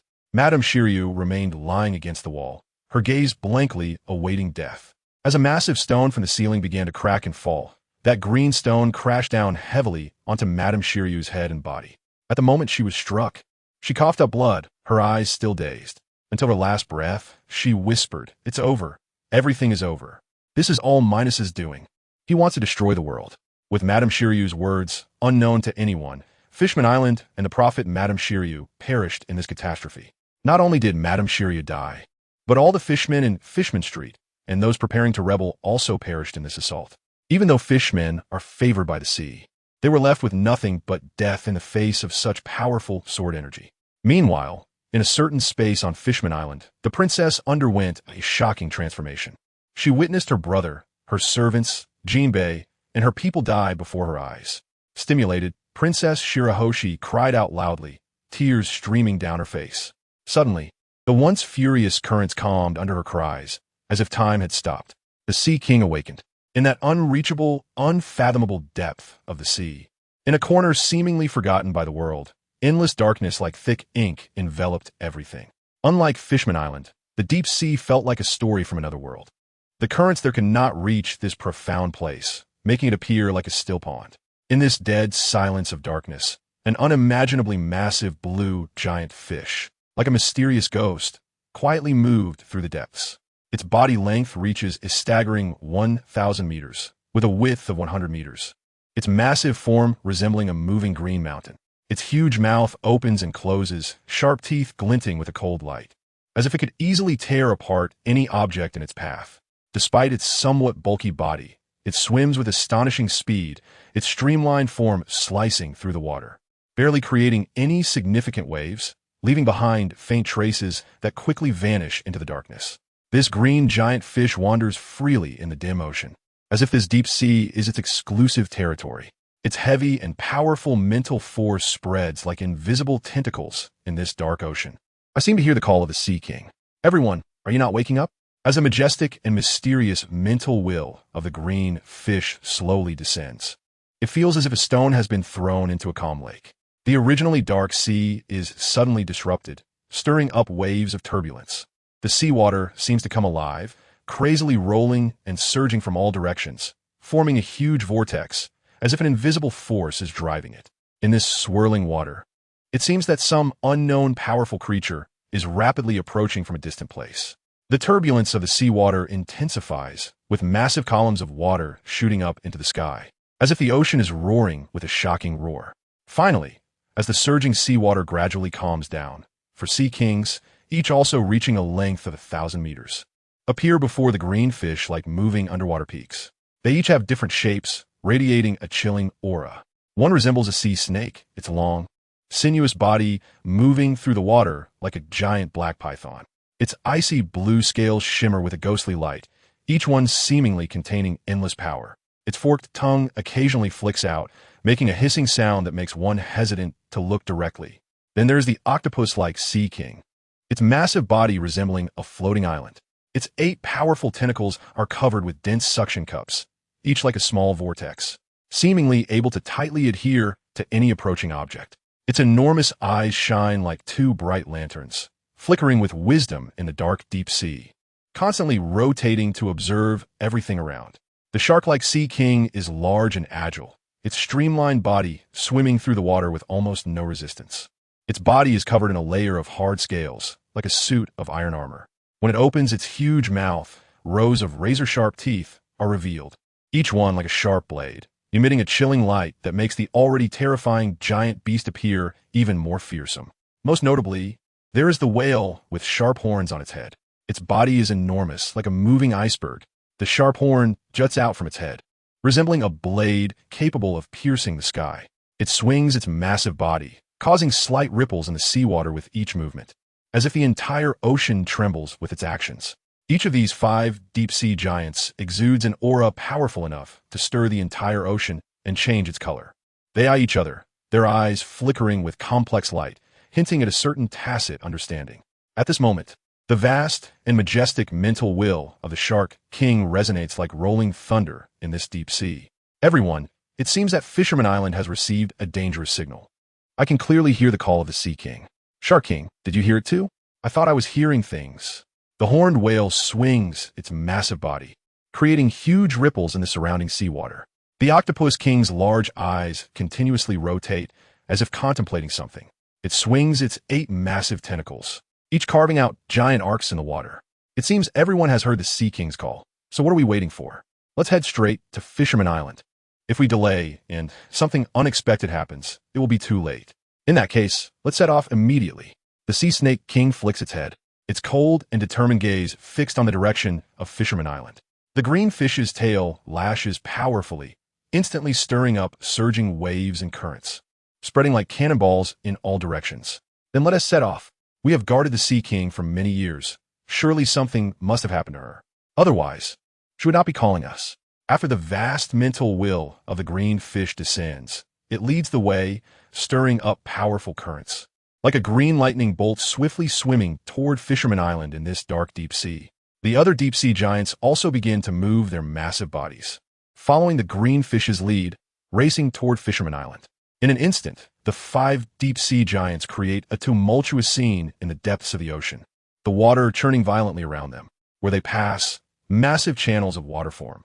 At Fisherman Island, Princess White Star is undergoing an unprecedented and astounding transformation. The originally weak girl, for some unknown reason, begins to emit strange blue light around her body. These lights dance joyfully around her like lively spirits, their frequency increasing rapidly, the glow becoming ever more dazzling. Soon, these lights converge to form a massive, deep blue energy sphere, enveloping Princess White Star tightly. Although she is closely protected by this energy sphere, powerful energy continues to surge outward like a tidal wave, spreading in all directions. Each strand of energy released seems to carry a mysterious and ancient power, causing the entire underwater world to tremble.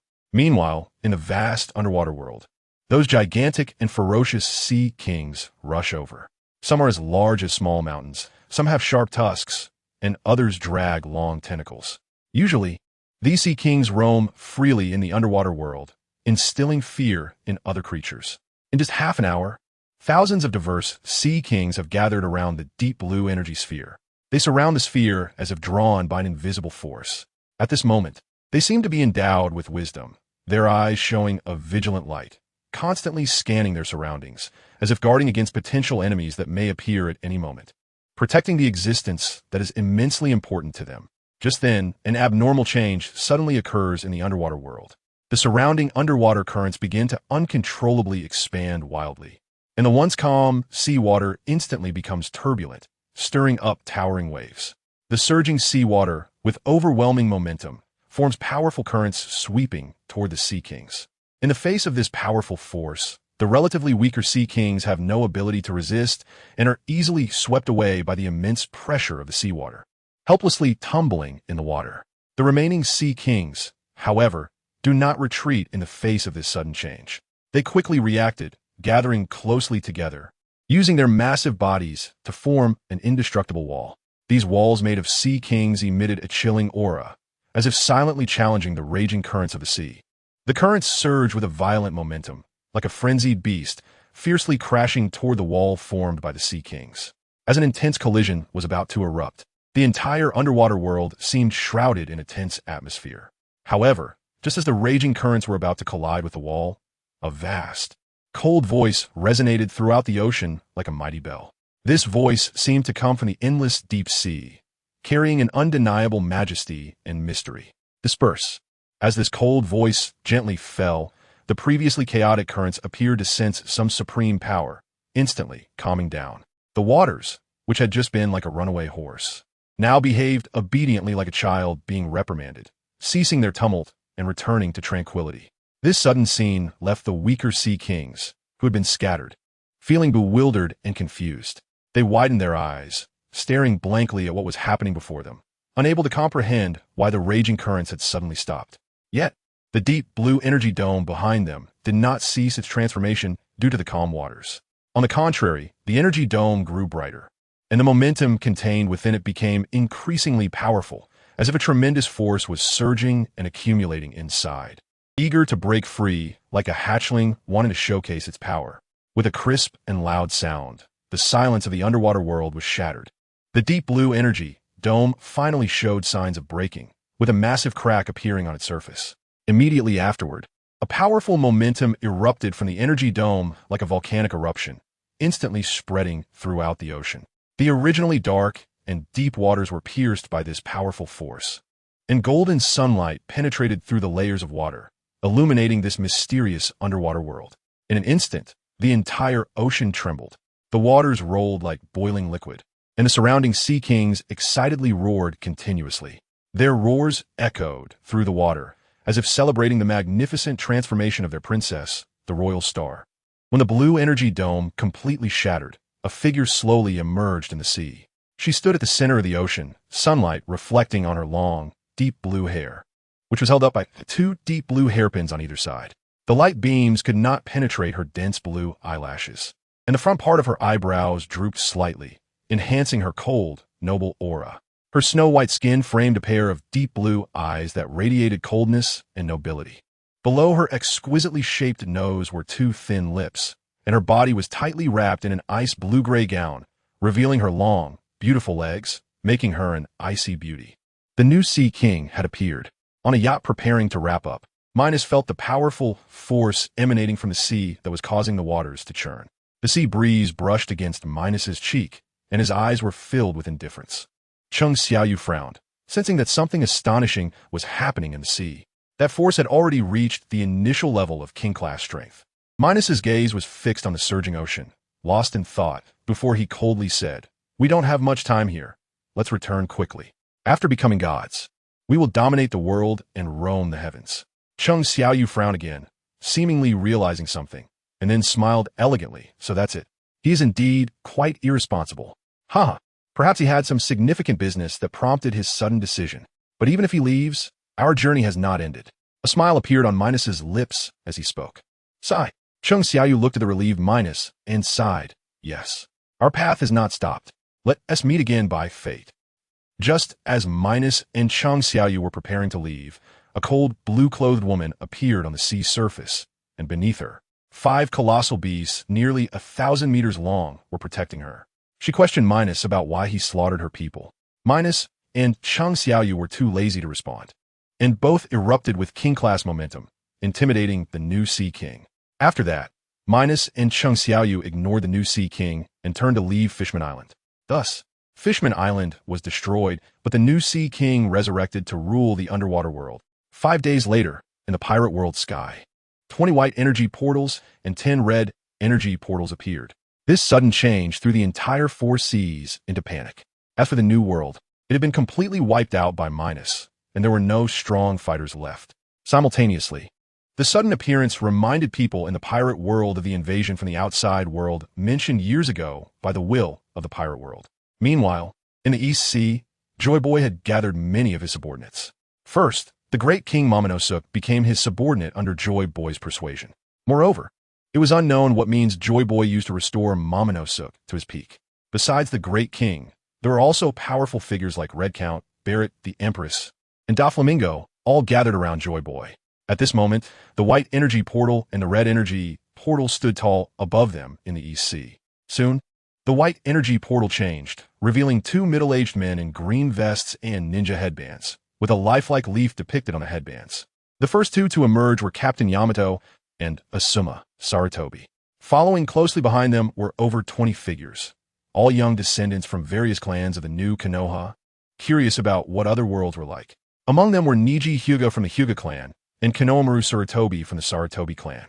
In fact, they were the original 12 small strong ones, plus Konohamaru and other clan heirs. Of course, excluding Naruto and Sasuke Uchiha. As for why they were confident enough to let the heirs of each clan take action, It was due to their confidence. First, Captain Yamato and Asuma Sarutobi had reached the peak of shadow-level strength after years of hard training, just a step away from becoming super shadow-level experts. The others were also not simple. Aside from the talented individuals like Kinomaru, the original 12 small strong ones had all broken through to become shadow-level experts. Niji Hyuga's Byakugan received a slight enhancement, but it was not a reincarnation eye, reaching the peak of shadow-level strength, while Shikamaru, though only a mid-tier shadow-level expert, became the core figure of this small team due to his high intelligence. Most importantly, there was a special character among them, Senju Tobarama, who had also diligently trained after the chakra changes in the ninja world and had now reached the high level of super shadow strength. It is worth noting that he was also a genius, one of the geniuses of the Warring States period, and breaking through was naturally an easy task. When the red portal revealed Senju Tobarama, the entire East Sea's strong fighters fell silent. The proud and cold gaze of Senju Tobarama seemed to say that they were hardly worth mentioning. Thus, Joy Boy led powerful figures like the Red Earl to battle against Senju Tobarama and the new Konoha. The battle of ninjutsu versus devil fruit abilities officially began. Meanwhile, after suffering a major defeat, the Navy and the Grand Line had somewhat regained its energy. Zephyr, Akainu, and Steel Bone Kong were successfully restored under the care of the world government. Among them, Akainu became the Fleet Admiral, Steel Bone Kong the Chief of Staff, and Zephyr and Fujitora the Admirals. However, at this moment, there were also white and red energy portals above the Navy headquarters. Following the white energy portal, a burly man in a red vest and a long-legged beautiful girl emerged. These two were Lus and Kuratsuchi, the leaders of the new Iwagakure in the ninja world. Both Lus and Kuratsuchi had broken through to high-level Kage. Behind them were more than 10 figures, most of whom were elite jonin. Emerging from the red energy portal was a figure resembling a mummy. That was the original second Tsuchikage Mu, who had brought Iwagakure to the pirate world. Thus, a great battle broke out between the Navy headquarters and the ninja world strong figures. At the same time, the world government and the Revolutionary Army were also under invasion. Among them, the original second Reikage, it led powerful figures like Darui, Omoi, and Samui from Kumogakure to attack the world government. For a time, the dominant world government of the pirate world took action. The Knights of God made their appearance, and it is worth mentioning that red-haired Shanks was among them. Meanwhile, the Revolutionary Army faced an assault from strong figures of Sunagakure, led by the second Kazekage, Kanjuro, and others, engaging in battle with the Revolutionary Army. In the New World, Fishman Island was embroiled in a fierce battle led by the new Sea King against the strong figures of Kirikure. This involved the second Mizukage leading figures like Zabuza, Haku, and Kaga-level strongmen in a battle against the new Sea King. For a time, various water-style techniques clashed violently with the ocean. On the other hand, on the island of Selvia in the New World, there was no battle occurring. Instead, the Dragon Emperor was forcefully using his god-level power to cover his special energy. This was mainly because Minos and Chang Xiaoyu were preparing to break through to god level, and the Dragon Emperor chose to protect them with his god-level power to avoid disturbances, making it deadly for non-god level strongmen. However, outside the island of Selvia, there was a special person closely observing the island.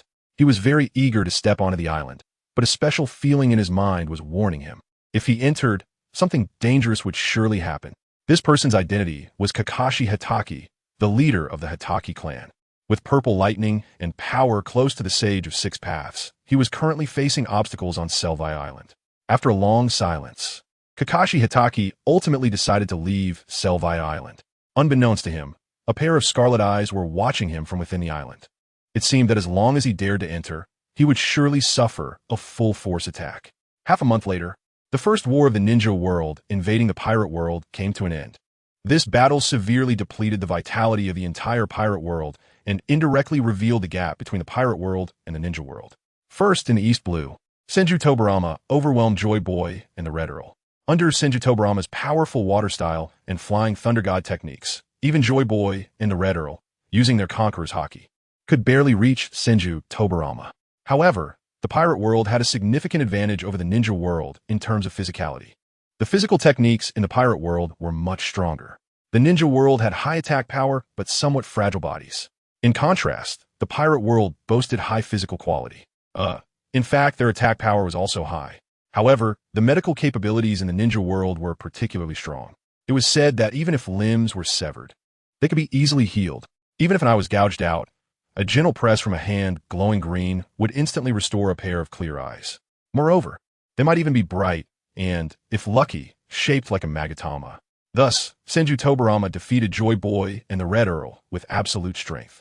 Powerful figures like the Empress and Doflamingo all perished at the hands of the new Konoha forces led by Senju Tobarama. Joy Boy and the Red Earl escaped under the lead of Kin Eamon, who transformed into the mythical Zoan Phoenix Dragon. Thus, the new Konoha, led by Senju Tobarama, achieved an absolute victory. Similarly, the Navy headquarters suffered another defeat under the intense attack from AwakensKilling, with Fujitora and Zephyr dead. Akainu was severely injured and taken away by the also severely injured Steelbone Kong. Even the king-level strength of Steelbone Kong could not match the second Tsuchikage of AwakensKilling. The second Tsuchikage, with mid-Kage-level strength and dust-release techniques, made Steelbone Kong cry out in pain. Even Steelbone Kong's right arm was destroyed in this battle. This newly formed navy was completely wiped out by AwakensKilling. Meanwhile, the Revolutionary Army faced its greatest crisis in history. The Revolutionary Army headquarters was destroyed, and all 4 army commanders were killed. Only the slightly injured dragon managed to escape with Sabo from the headquarters, their whereabouts unknown. The world government, having been the dominant force of the seas for hundreds of years, had the 5 highest-ranking members of the Gorosei, all capable of using mythical Zoan powers, alongside the strength of Admiral Garling and the Knights of God, not to mention the presence of red-haired Shanks. For a time, they fought fiercely with the powerful figures of Kyomogakure. However, with the second Reikage personally taking action, the situation was instantly reversed. The Gorosei and others, under the full protection of the Knights of God, only suffered minor injuries. Meanwhile, the Knights of God and red-haired Shanks were completely killed by the second Reikage. In this moment of despair, Otsutsuki Kagaya emerged forcefully. At that moment, her power, infinitely close to God level, caused the entire space to tremble. According to informed sources, at that time, the sky above the world government was changing dramatically, with flashes of lightning as if some creature was appearing. Otsutsuki Kagaya stood on the void, surrounded by bolts of lightning illuminating the ends of her snow-white hair, with 2 pairs of small white horns on her head. Her snow-white eyebrows complemented her exquisite face, giving her a somewhat cold aura. Her pair of snow-white eyes seemed to hold both coldness and a hint of confusion, with a small mouth beneath her delicate nose. She wore a white robe tightly wrapped around her slender figure, making her look strikingly like a fairy descending to the mortal realm. Otsutsuki Kagaya must have a close-up, and her milky white beauty is indeed quite impressive. With a slight movement from Otsutsuki Kagaya, she directly swept away the second Reikage and others, sensing that familiar chakra. After inquiring, Otsutsuki Kagaya discovered what had specifically happened in the pirate world. It turned out that the world of the young lady from the Otsutsuki branch had invaded the pirate world. No wonder the chakra energy of the second Reikage felt so familiar to her. Once everything was settled, a black rod appeared in Otsutsuki Kagaya's hand, which she inserted into the bodies of the second Reikage and others. She was about to personally annihilate the second Reikage and his companions when Kakashi Hitaki transformed into a purple lightning bolt just in time to save the day. For a moment, Kakashi and Tsutsuki faced each other. Kakashi's expression was grave. After all, he had fought against Kagaya. The instant he saw Tsutsuki, he realized she looked too much like Tsutsuki Kagaya. No, if it weren't for the additional Rinnegan with 9 tomo on Iam's forehead, he would have thought he was facing Kagaya herself. Tsutsuki, looked at Kakashi with deep respect, sensing that the chakra energy emanating from him was strikingly similar to that of the Tsutsuki clan. After a brief standoff, the two began to battle fiercely. As they engaged, various powerful techniques were unleashed, causing the heavens to tremble and the earth to shake. The entire Red Earth continent was shattered under their barely 6-path level, God-level, combat prowess. Ultimately, the battle ended with the continent being split into 4 pieces. Both sides sustained only minor injuries and did not fight to the death. Kakashi successfully took away the second Reikage and others, and Tsutsuki Iam did not intervene. Kakashi and she were evenly matched, neither able to gain the upper hand. After a brief conversation with the 5 elders, Tsutsuki Iam headed towards the New World.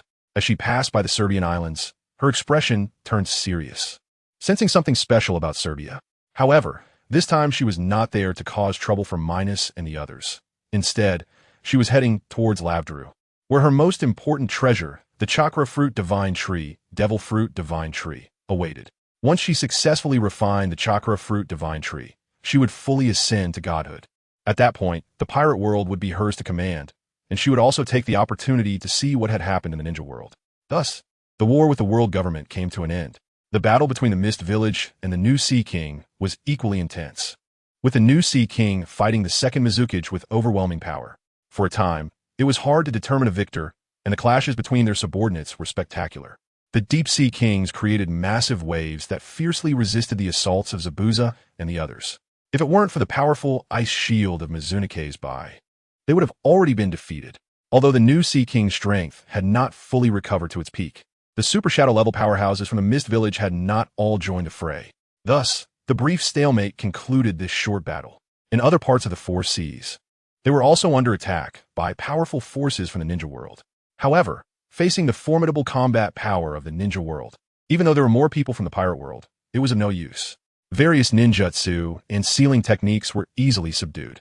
3 months later, 2 powerful auras emanated from the Serbian islands, signaling that Minos and Chang Xiaoyu had officially broken through to god level, their strengths having undergone a tremendous transformation. The kill system panel underwent astonishing changes, revealing Host, Minos Age, 22 skills, Purple Divine Garment, See Through the Past and Future, Overlord Extermination Divine Strike, Extermination Dragon Break, Fist God Technique, Sword God Technique, Physique, Super Divine Beast Physique Special Talent. All elements such as space, time, fire, ice cannot harm him and can be absorbed. Items, Extermination Blade Kill Value, 10 points Realm, Intermediate God Level Super Divine Beast State, Advanced God Level. Tip, the host has become a god, capable of traversing space at will. His physical quality has reached the divine beast level, and only sub-god level powerhouses can easily break through it. In summary, the changes on Minos system panel after becoming a god are substantial. The top-level armed, color domineering has transformed into the purple divine garment, which is easily understood as the appearance of a purple patterned robe when he silently practices it during battle. This purple divine garment possesses absolute defense and even has a counterattack effect, cannot be broken by non-high gods. The ability to see through the past and future is clearly a qualitative change, resulting from the top-level observation, color domineering, transforming into divine skills, as the name suggests, allowing him to see through the past and future. The Overlord Extermination Divine Strike is a qualitative change from the top-level Overlord color domineering into divine skills, transforming from the original Overlord Entanglement into the Overlord Extermination Divine Strike, absolute attack power and penetration, containing spatial distortion, time stop, and acceleration. The Extermination Dragon Break is a change that occurred when the Dragon Extermination magic became a divine skill, powerful attack power, including devouring power. There is nothing more to say about the other skills. The Fist Technique and Sword Technique simply became divine skills. Following this, the next day, a tremendous change occurred in the pirate world. Dozens of white energy portals and nearly 20 red energy portals appeared in the sky. This clearly indicated that the Ninja World army had officially launched an attack. All the armies of the Ninja World, except for the 6-path level powerhouses, entered the pirate world.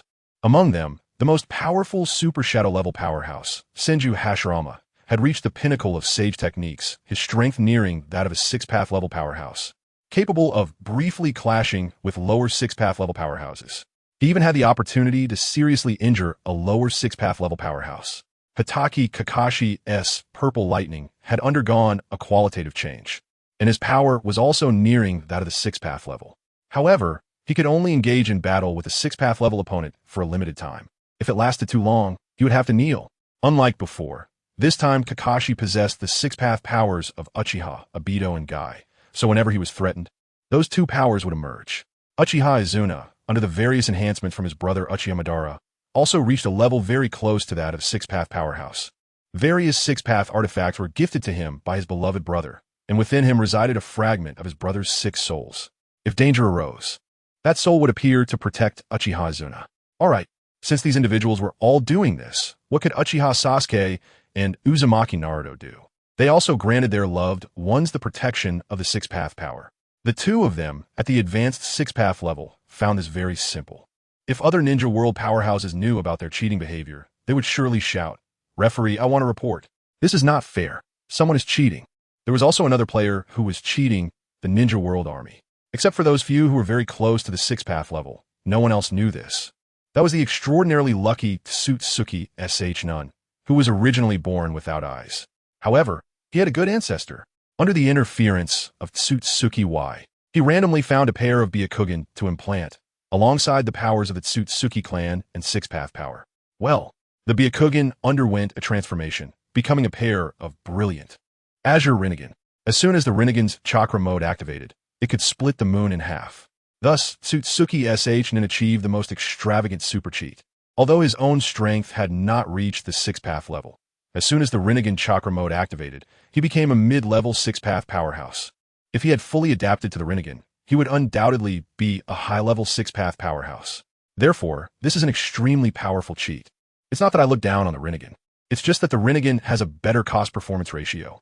The pirate world may lack resources and have thin chakra energy, but they have six-path level powerhouses. As long as they take over the pirate world, wouldn't it be possible for the six-path level powerhouses to extract energy from the heavens and convert it into chakra? At that time, there would be two worlds in the ninja realm. Wouldn't that be wonderful? Thus, a fierce battle broke out between the pirate world and the ninja army. Dozens of super shadow-level powerhouses besieged the world government, while over 10 super shadow-level powerhouses attacked Joy Boy and the New Sea King. The outer perimeter of Serbia Island was even more spectacular. Senju Hashirama, Kakashi, Otsutsuki Shurin, and Uchiha Izuna all arrived at Serbia Island. They looked solemnly at the island in front of them, which resembled a giant beast with a gaping mouth, inviting them in. For a moment, they looked at each other. 3 months ago, when Hitaki Kakashi returned to the ninja realm, he explained the situation to Naruto and the Six Paths. This intrigued the Six Paths, so they sent these few powerhouses who were infinitely close to the Six Paths to test the waters. As for danger, sorry, that was impossible. They didn't believe that the pirate world had powerhouses of Six Paths caliber. Senju Hashirama's expression grew serious. Everyone, this feels a bit ominous. This aura is unsettling. There must be great terror inside. Uchiha Izuna tilted his head and disdainfully said, "What's there to be afraid of? We'll know if we go in and take a look. I don't believe there are Six Paths level powerhouses inside. Even if there are, do we need to be afraid?" Kakashi fixed his gaze on Serbia Island. "I think we should still be cautious to avoid danger." Otsutsuki Shurin nodded. Kakashi Senpai is right. It's better to be careful. Although danger was unlikely, I still think it's wise to be cautious. Just as Uchiha Izuna was about to speak impatiently, changes occurred on Serbia Island. 7 figures emerged from within, among them Minos, Chung Xiaoyu, and the Dragon Emperor, walking slowly at the forefront. The Fong King, the Cold King, the 100 Flame King, and the Ancestor King were slightly behind them. Among them, Minos and the others had restrained their aura to the extreme, revealing not a hint of it. In contrast, the Fong King and the others unabashedly released their peak royal level strength. The difference between peak royal level and those infinitely close to the Six Paths is that the peak royal level can firmly hold back those infinitely close to the Six Paths. A powerhouse infinitely close to the Six Paths can seriously injure a peak royal level powerhouse, but cannot easily kill one. Except for Otsutsuki Shurin, when activating the Rebirth I-Chakra mode, is at the mid-level of the Six Paths. If not activated, he is infinitely close to the Six Paths. Kakashi and the others were first shocked by the peak strength of the Fong King and the others.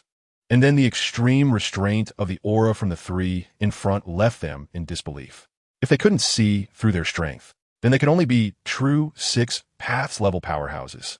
In other words, there were 3 true Six Paths level powerhouses on the other side. Shock, still shock. At this moment, they wished it were not true. However, Minos did not pay any attention to Kakashi and the others. Instead, he waved his right hand gently, and behind them, a puppet army appeared. However, at this moment, the puppet army had also undergone a tremendous change. Their strength had all reached the advanced royal level. It turned out that Minos forcibly used divine power to alter the puppets, raising their strength to the advanced royal level. Minos planned to use the puppet army to gain killing points from the ninja realm powerhouses. Once the killing points were sufficient, he would allow the Dragon Emperor and the other remaining kings to break through to the divine level. Although the Dragon Emperor's strength had already reached the peak of the beginner divine level, his realm and body had not truly broken through to the divine level.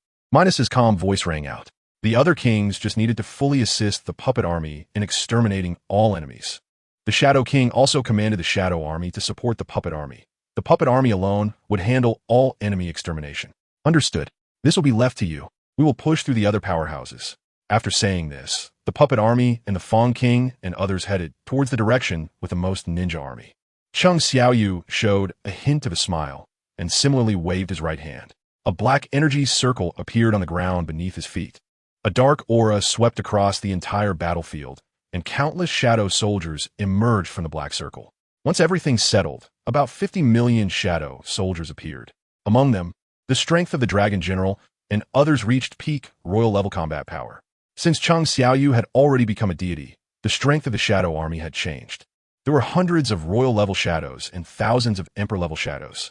Chung Xiaoyu looked at the Shadow Army with satisfaction, then said seriously, "Shadow Army, fully assist the puppet army." "As you command, my king." "King, king, king." After the Shadow Army shouted, they surged towards the ninja army like locusts. Thus, the Fong King and others, along with the Shadow Army supporting the puppet army, officially engaged in battle with the ninja army. As for why they specifically let the puppet army kill the enemies, it was because the puppet army was set up by Minos's subordinates, according to the system's design. Although Chung Xiaoyu, the Fong King, and other kings were avatars of Minos, they were essentially considered real beings. Therefore, the enemies they killed did not count in Minos's killing system. Naturally, the killing points were ineffective. Only when Minos personally made a move or when the puppet army killed could they obtain killing points. Once everything concluded, Minos turned his gaze towards Kakashi and the others. At this moment, Kakashi and the others were filled with shock and fear. The earlier display of Minos and the other strength had already frightened them, and the emergence of the puppet army and shadow army made them even more afraid. In other words, they had strength at the Six Paths level and such numerous powerful subordinates. If it weren't for the fact that there weren't as many Six Paths level powerhouses in the ninja realm, this would completely rival the ninja realm. No, there were even fewer powerhouses below the Six Paths level in their ninja realm than in the pirate world. Just as they were still pondering and shocked, Minos spoke first. "Since you have crossed over, you might as well stay here." With that, the battle between Minos, Chung Xiaoyu, the Dragon Emperor, and Kakashi and the others officially began. At the same time, the battle among the Four Kings, Puppet Army, Shadow Army, and the Ninja Realm officially commenced. This war lasted for about a month before gradually coming to a halt. The Ninja Army suffered severe losses in this battle, initially looking down on the powerhouses of the pirate world, but with the intervention of the Fong King and others, all royal-level powerhouses of the Ninja Realm were defeated. The new Konoha managed to escape with Senju Tobarama, Uzumaki Mito, Jiraiya, Tsunade, and other original powerhouses, while the rest were all crippled and delivered to the Puppet Army. The consequence was that they were mercilessly annihilated by the Puppet Army. Other ninja villages and various powerhouses in the ninja realm also saw some escape. In the new Sunagakure camp, Gaara escaped, as did Scorpion, Elder Chiyo, and the 4th Kazekage, while the rest of the powerhouses perished in the pirate world. The new Lightning Village faction, featuring the 1st, 2nd, and 3rd Raikage, allowed Killer Bee, the 4th Raikage, Sure, and Darui to evacuate from the pirate world in time. The 3rd Raikage and these skilled fighters, having battled in the ninja world for many years, realized that the pirates only captured and did not kill. Seizing this flaw, they fought with all their might, enabling Killer Bee and the others to escape. However, those left behind in the pirate world were ruthlessly harvested by the Puppet Legion. The new Mist Village suffered the most, with nearly all its members perishing. Only Kisame, the Mizukage, and Mei Terumi escaped, while the others remained in the pirate world. The new Rock Hidden Village faction managed to escape with Inoki, the 2nd Suchikage, Mu, Kuratsuchi, and Deidara. Apart from these few, the rest were annihilated by the Puppet Legion. Besides the 5 great ninja villages, other forces in the ninja world also suffered severe blows. This was a war between two worlds, not a trivial matter. The Uchiha clan, aside from Itachi, Shursui, and Izumi, lost all others to the Puppet Legion. Meanwhile, individuals like Minato Namikaze, Kushina Uzumaki, Rock Lee, and Shikamaru Nara also managed to flee the pirate world. When the Tyrant King and others attacked them, the power of the Sage of Six Paths within them protected them, allowing them to escape. Similarly, the pirate world was left in ruins, with the entire Sea Kings of the new Sea King tribe perishing in battle. The beautiful Sea King died at sea, surrounded by countless corpses of her kind. Among them, Joy Boy and others also died at sea, and Luffy, the destined child, was considered completely dead. The sea was littered with corpses, and the water was thick with blood-red hues. The hellish scene showcased the brutality of this cross-world war. The world government also could not escape destruction. Even the 5 elders, despite exerting all their strength, could not avoid death. The celestial dragons, the knights of God, and high-ranking officials also perished in battle. Until the world government was utterly destroyed, Otsutsuki Kagaya did not choose to intervene. It seemed she was still refining the chakra fruit of the divine tree. The battlefield on the Serbian islands was the most intense. The entire Serbia was shattered, and the originally iconic castle was reduced to ruins. Although it was a 3-on-4 situation, Minos' side achieved significant results.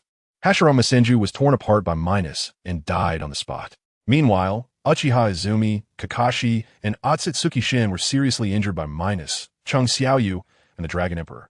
Originally, these battles deserved a real close-up, but time waits for no one, so let's end it here.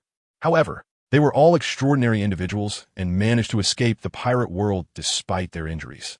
Only Hashirama, the unfortunate one without any backing, died on the Serbian islands. In this battle, Minos, Chung Xiaoyu, and the Dragon Emperor easily defeated Kakashi and the others with overwhelming power. In a certain space within the pirate world, there were 7 pillars. Atop those 7 pillars stood 7 figures. This was none other than Minos, Chung Xiaoyu, the Dragon Emperor, and the other kings. A smile appeared on Minos' calm face, and although the Serbian islands had sunk with the assistance of the Tyrant King and the Shadow Legion, the Puppet Legion had gained significant rewards. Let everyone rejoice. We can all become gods. Haha. The Tyrant King laughed heartily. Hurry up, my main body. We can't wait any longer. The path to becoming gods is right in front of us.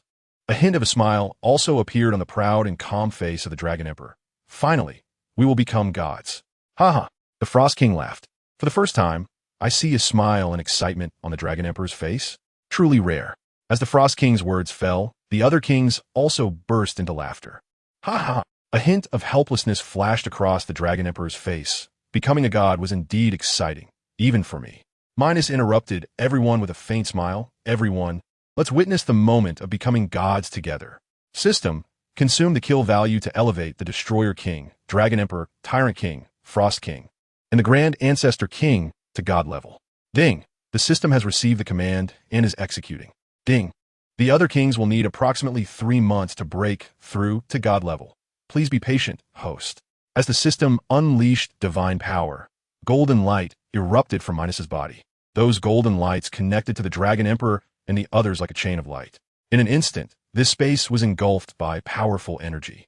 Once the golden light subsided, a smile appeared on Chung Xiaoyu's face. Once the Dragon Emperor and the Tyrant King break through to God level, we will truly be invincible. At that time, we can directly cross over to the ninja world and deal with them. As long as we devour Luffy and the others, our power will become even stronger. Then we can roam the heavens. Minos frowned and extended his right hand, as if stroking the air. After a moment, he spoke seriously. Don't be too careless. Even if the Dragon Emperor and the others break through to God level, we are still mid-level gods and may not be able to defeat the ninja world. You must understand that they have peak 6 paths and high-level 6 paths experts. Currently, we seem to have no advantage in battling them. Of course, breaking through to God level requires not only kill value, but also depends on their foundation. At that time, if we have excess kill value, let us use it for our 3 breakthroughs. As for the Tyrant King and others, let them break through after hunting down 6 paths level opponents. After hearing Minos' analysis, Chung Xiaoyu nodded. Indeed, we should be prudent. We must ensure everything is foolproof. Minos nodded. Time passed quickly, and 3 months had already gone by. In a certain space, 5 figures erupted with powerful auras. These were the Dragon Emperor, the Tyrant King, and others. At this moment, they had successfully broken through to God-level strength, just as Minos had predicted. Indeed, except for the Dragon Emperor, the other kings only reached the initial God level. The Dragon Emperor's foundation was indeed stronger than the other kings, allowing him to break through to mid-level God. Ha! The Tyrant King laughed heartily. We have finally broken through to God level. We can finally roam the heavens. The Frost King raised both hands high in front of his chest. His eyes filled with coldness. It's time to annihilate the ninja world. Everyone don't panic. Let me, Chung Xiaoyu, and the Dragon Emperor break through once more before we attack the ninja world. Minos said, looking at the excited crowd with a calm tone. The Tyrant King was taken aback. What? We have to wait for you to break through once more? Isn't that too long? Chung Xiaoyu, with his hands in his pockets, chuckled and said, Tyrant, don't be anxious. The ninja world's experts are very strong. We should break through once more before launching an assault. We absolutely cannot act recklessly. The tyrant king excitedly said, then you all hurry and break through. We'll wait for you. At that time, we will annihilate the ninja world and roam the heavens. Minos nodded and then asked the system in his heart, System, can the current kill value allow me and the Dragon Emperor and Chang Xiaoyu to break through once more? Ding! It is still possible for the three of you to break through once. Please prepare to use it immediately. Use it. Suddenly, 3 beams of golden light flowed out from Minos's body, connecting to the Dragon Emperor and Chang Xiaoyu. Just like that, Minos, Chang Xiaoyu, and the Dragon Emperor once again entered seclusion to break through. Time passed, and after 2 months, the 3 of them successfully broke through to the high god level. With their special talents, even high gods of the same realm were no match for them. However, on this day, there was also an astonishing change coming from Laughter. A powerful aura of a god-level expert emanated from there. This aura was not from someone who had just broken through, but from someone who had reached the intermediate god level. And that person was King M. The astounding aura from the pirate world was also sensed by Minos and the others. Chang Xiaoyu's gaze seemed to penetrate space, looking directly at the pirate world, realizing that the guy had also broken through. Should he meet her?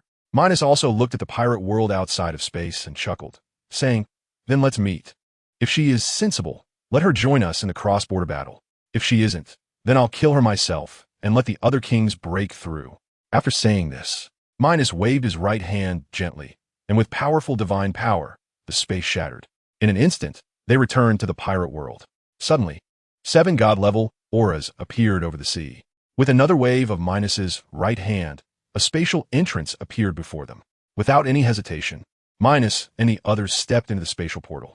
In a palace in Laughter, Otsutsuki Im had a complex expression, seriously sensing the aura of the god-level experts that had appeared over the sea. The aura that had just appeared almost made her think that someone for the Otsutsuki clan on the plateau had come. Shortly after, a spatial portal appeared in front of Otsutsuki Im. Minos and the others slowly walked out from that spatial portal. In an instant, 7 god-level experts fixed their gazes on her. With a smile on his face, Minos finally met her and said, you really are impressive. So, do you want to die? Or do you want to cooperate with us? In the ninja world, Minos, Chang Xiaoyu, the Dragon Emperor Otsutsuki Im, and others joined forces to create a teleportation portal and stepped into the ninja world together. Looking at the familiar yet strange world before them, Minos sighed. It seems we have arrived in the ninja world, but no one is here to greet us, which is a bit unreasonable, since they aren't coming out. Then we will go find them, Otsutsuki Im said coldly. Just then, several domineering voices rang out from all directions. Everyone, it's not good to come to our ninja world. You have finally come to the ninja world. If it weren't for the restrictions, I would have killed you myself long ago. You slaughtered my clansmen, so you'll die here today. You have killed so many of our ninja world. It's time for an explanation.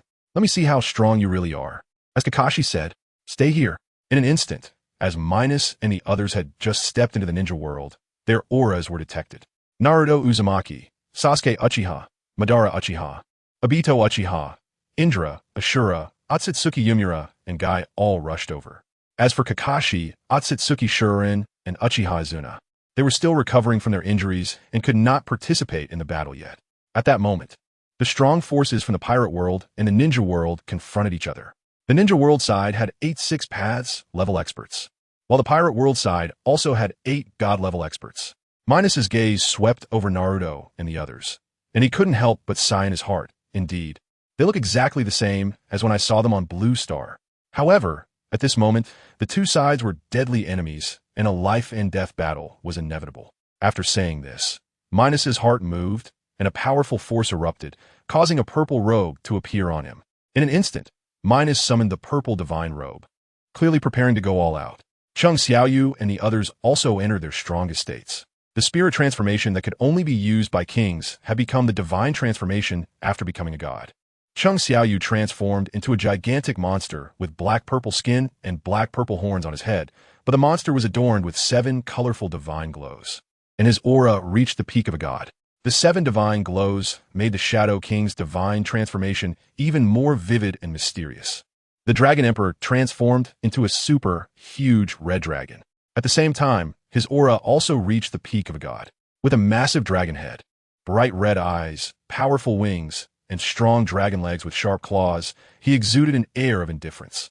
At this moment, the other kings, including the Tooth King, also completed their divine transformations, turning into gigantic creatures, and their auras erupted once again, reaching the intermediate god level. Otsutsuki also exuded a powerful aura. Her indifferent white eyes fixated on the strong experts of the ninja world.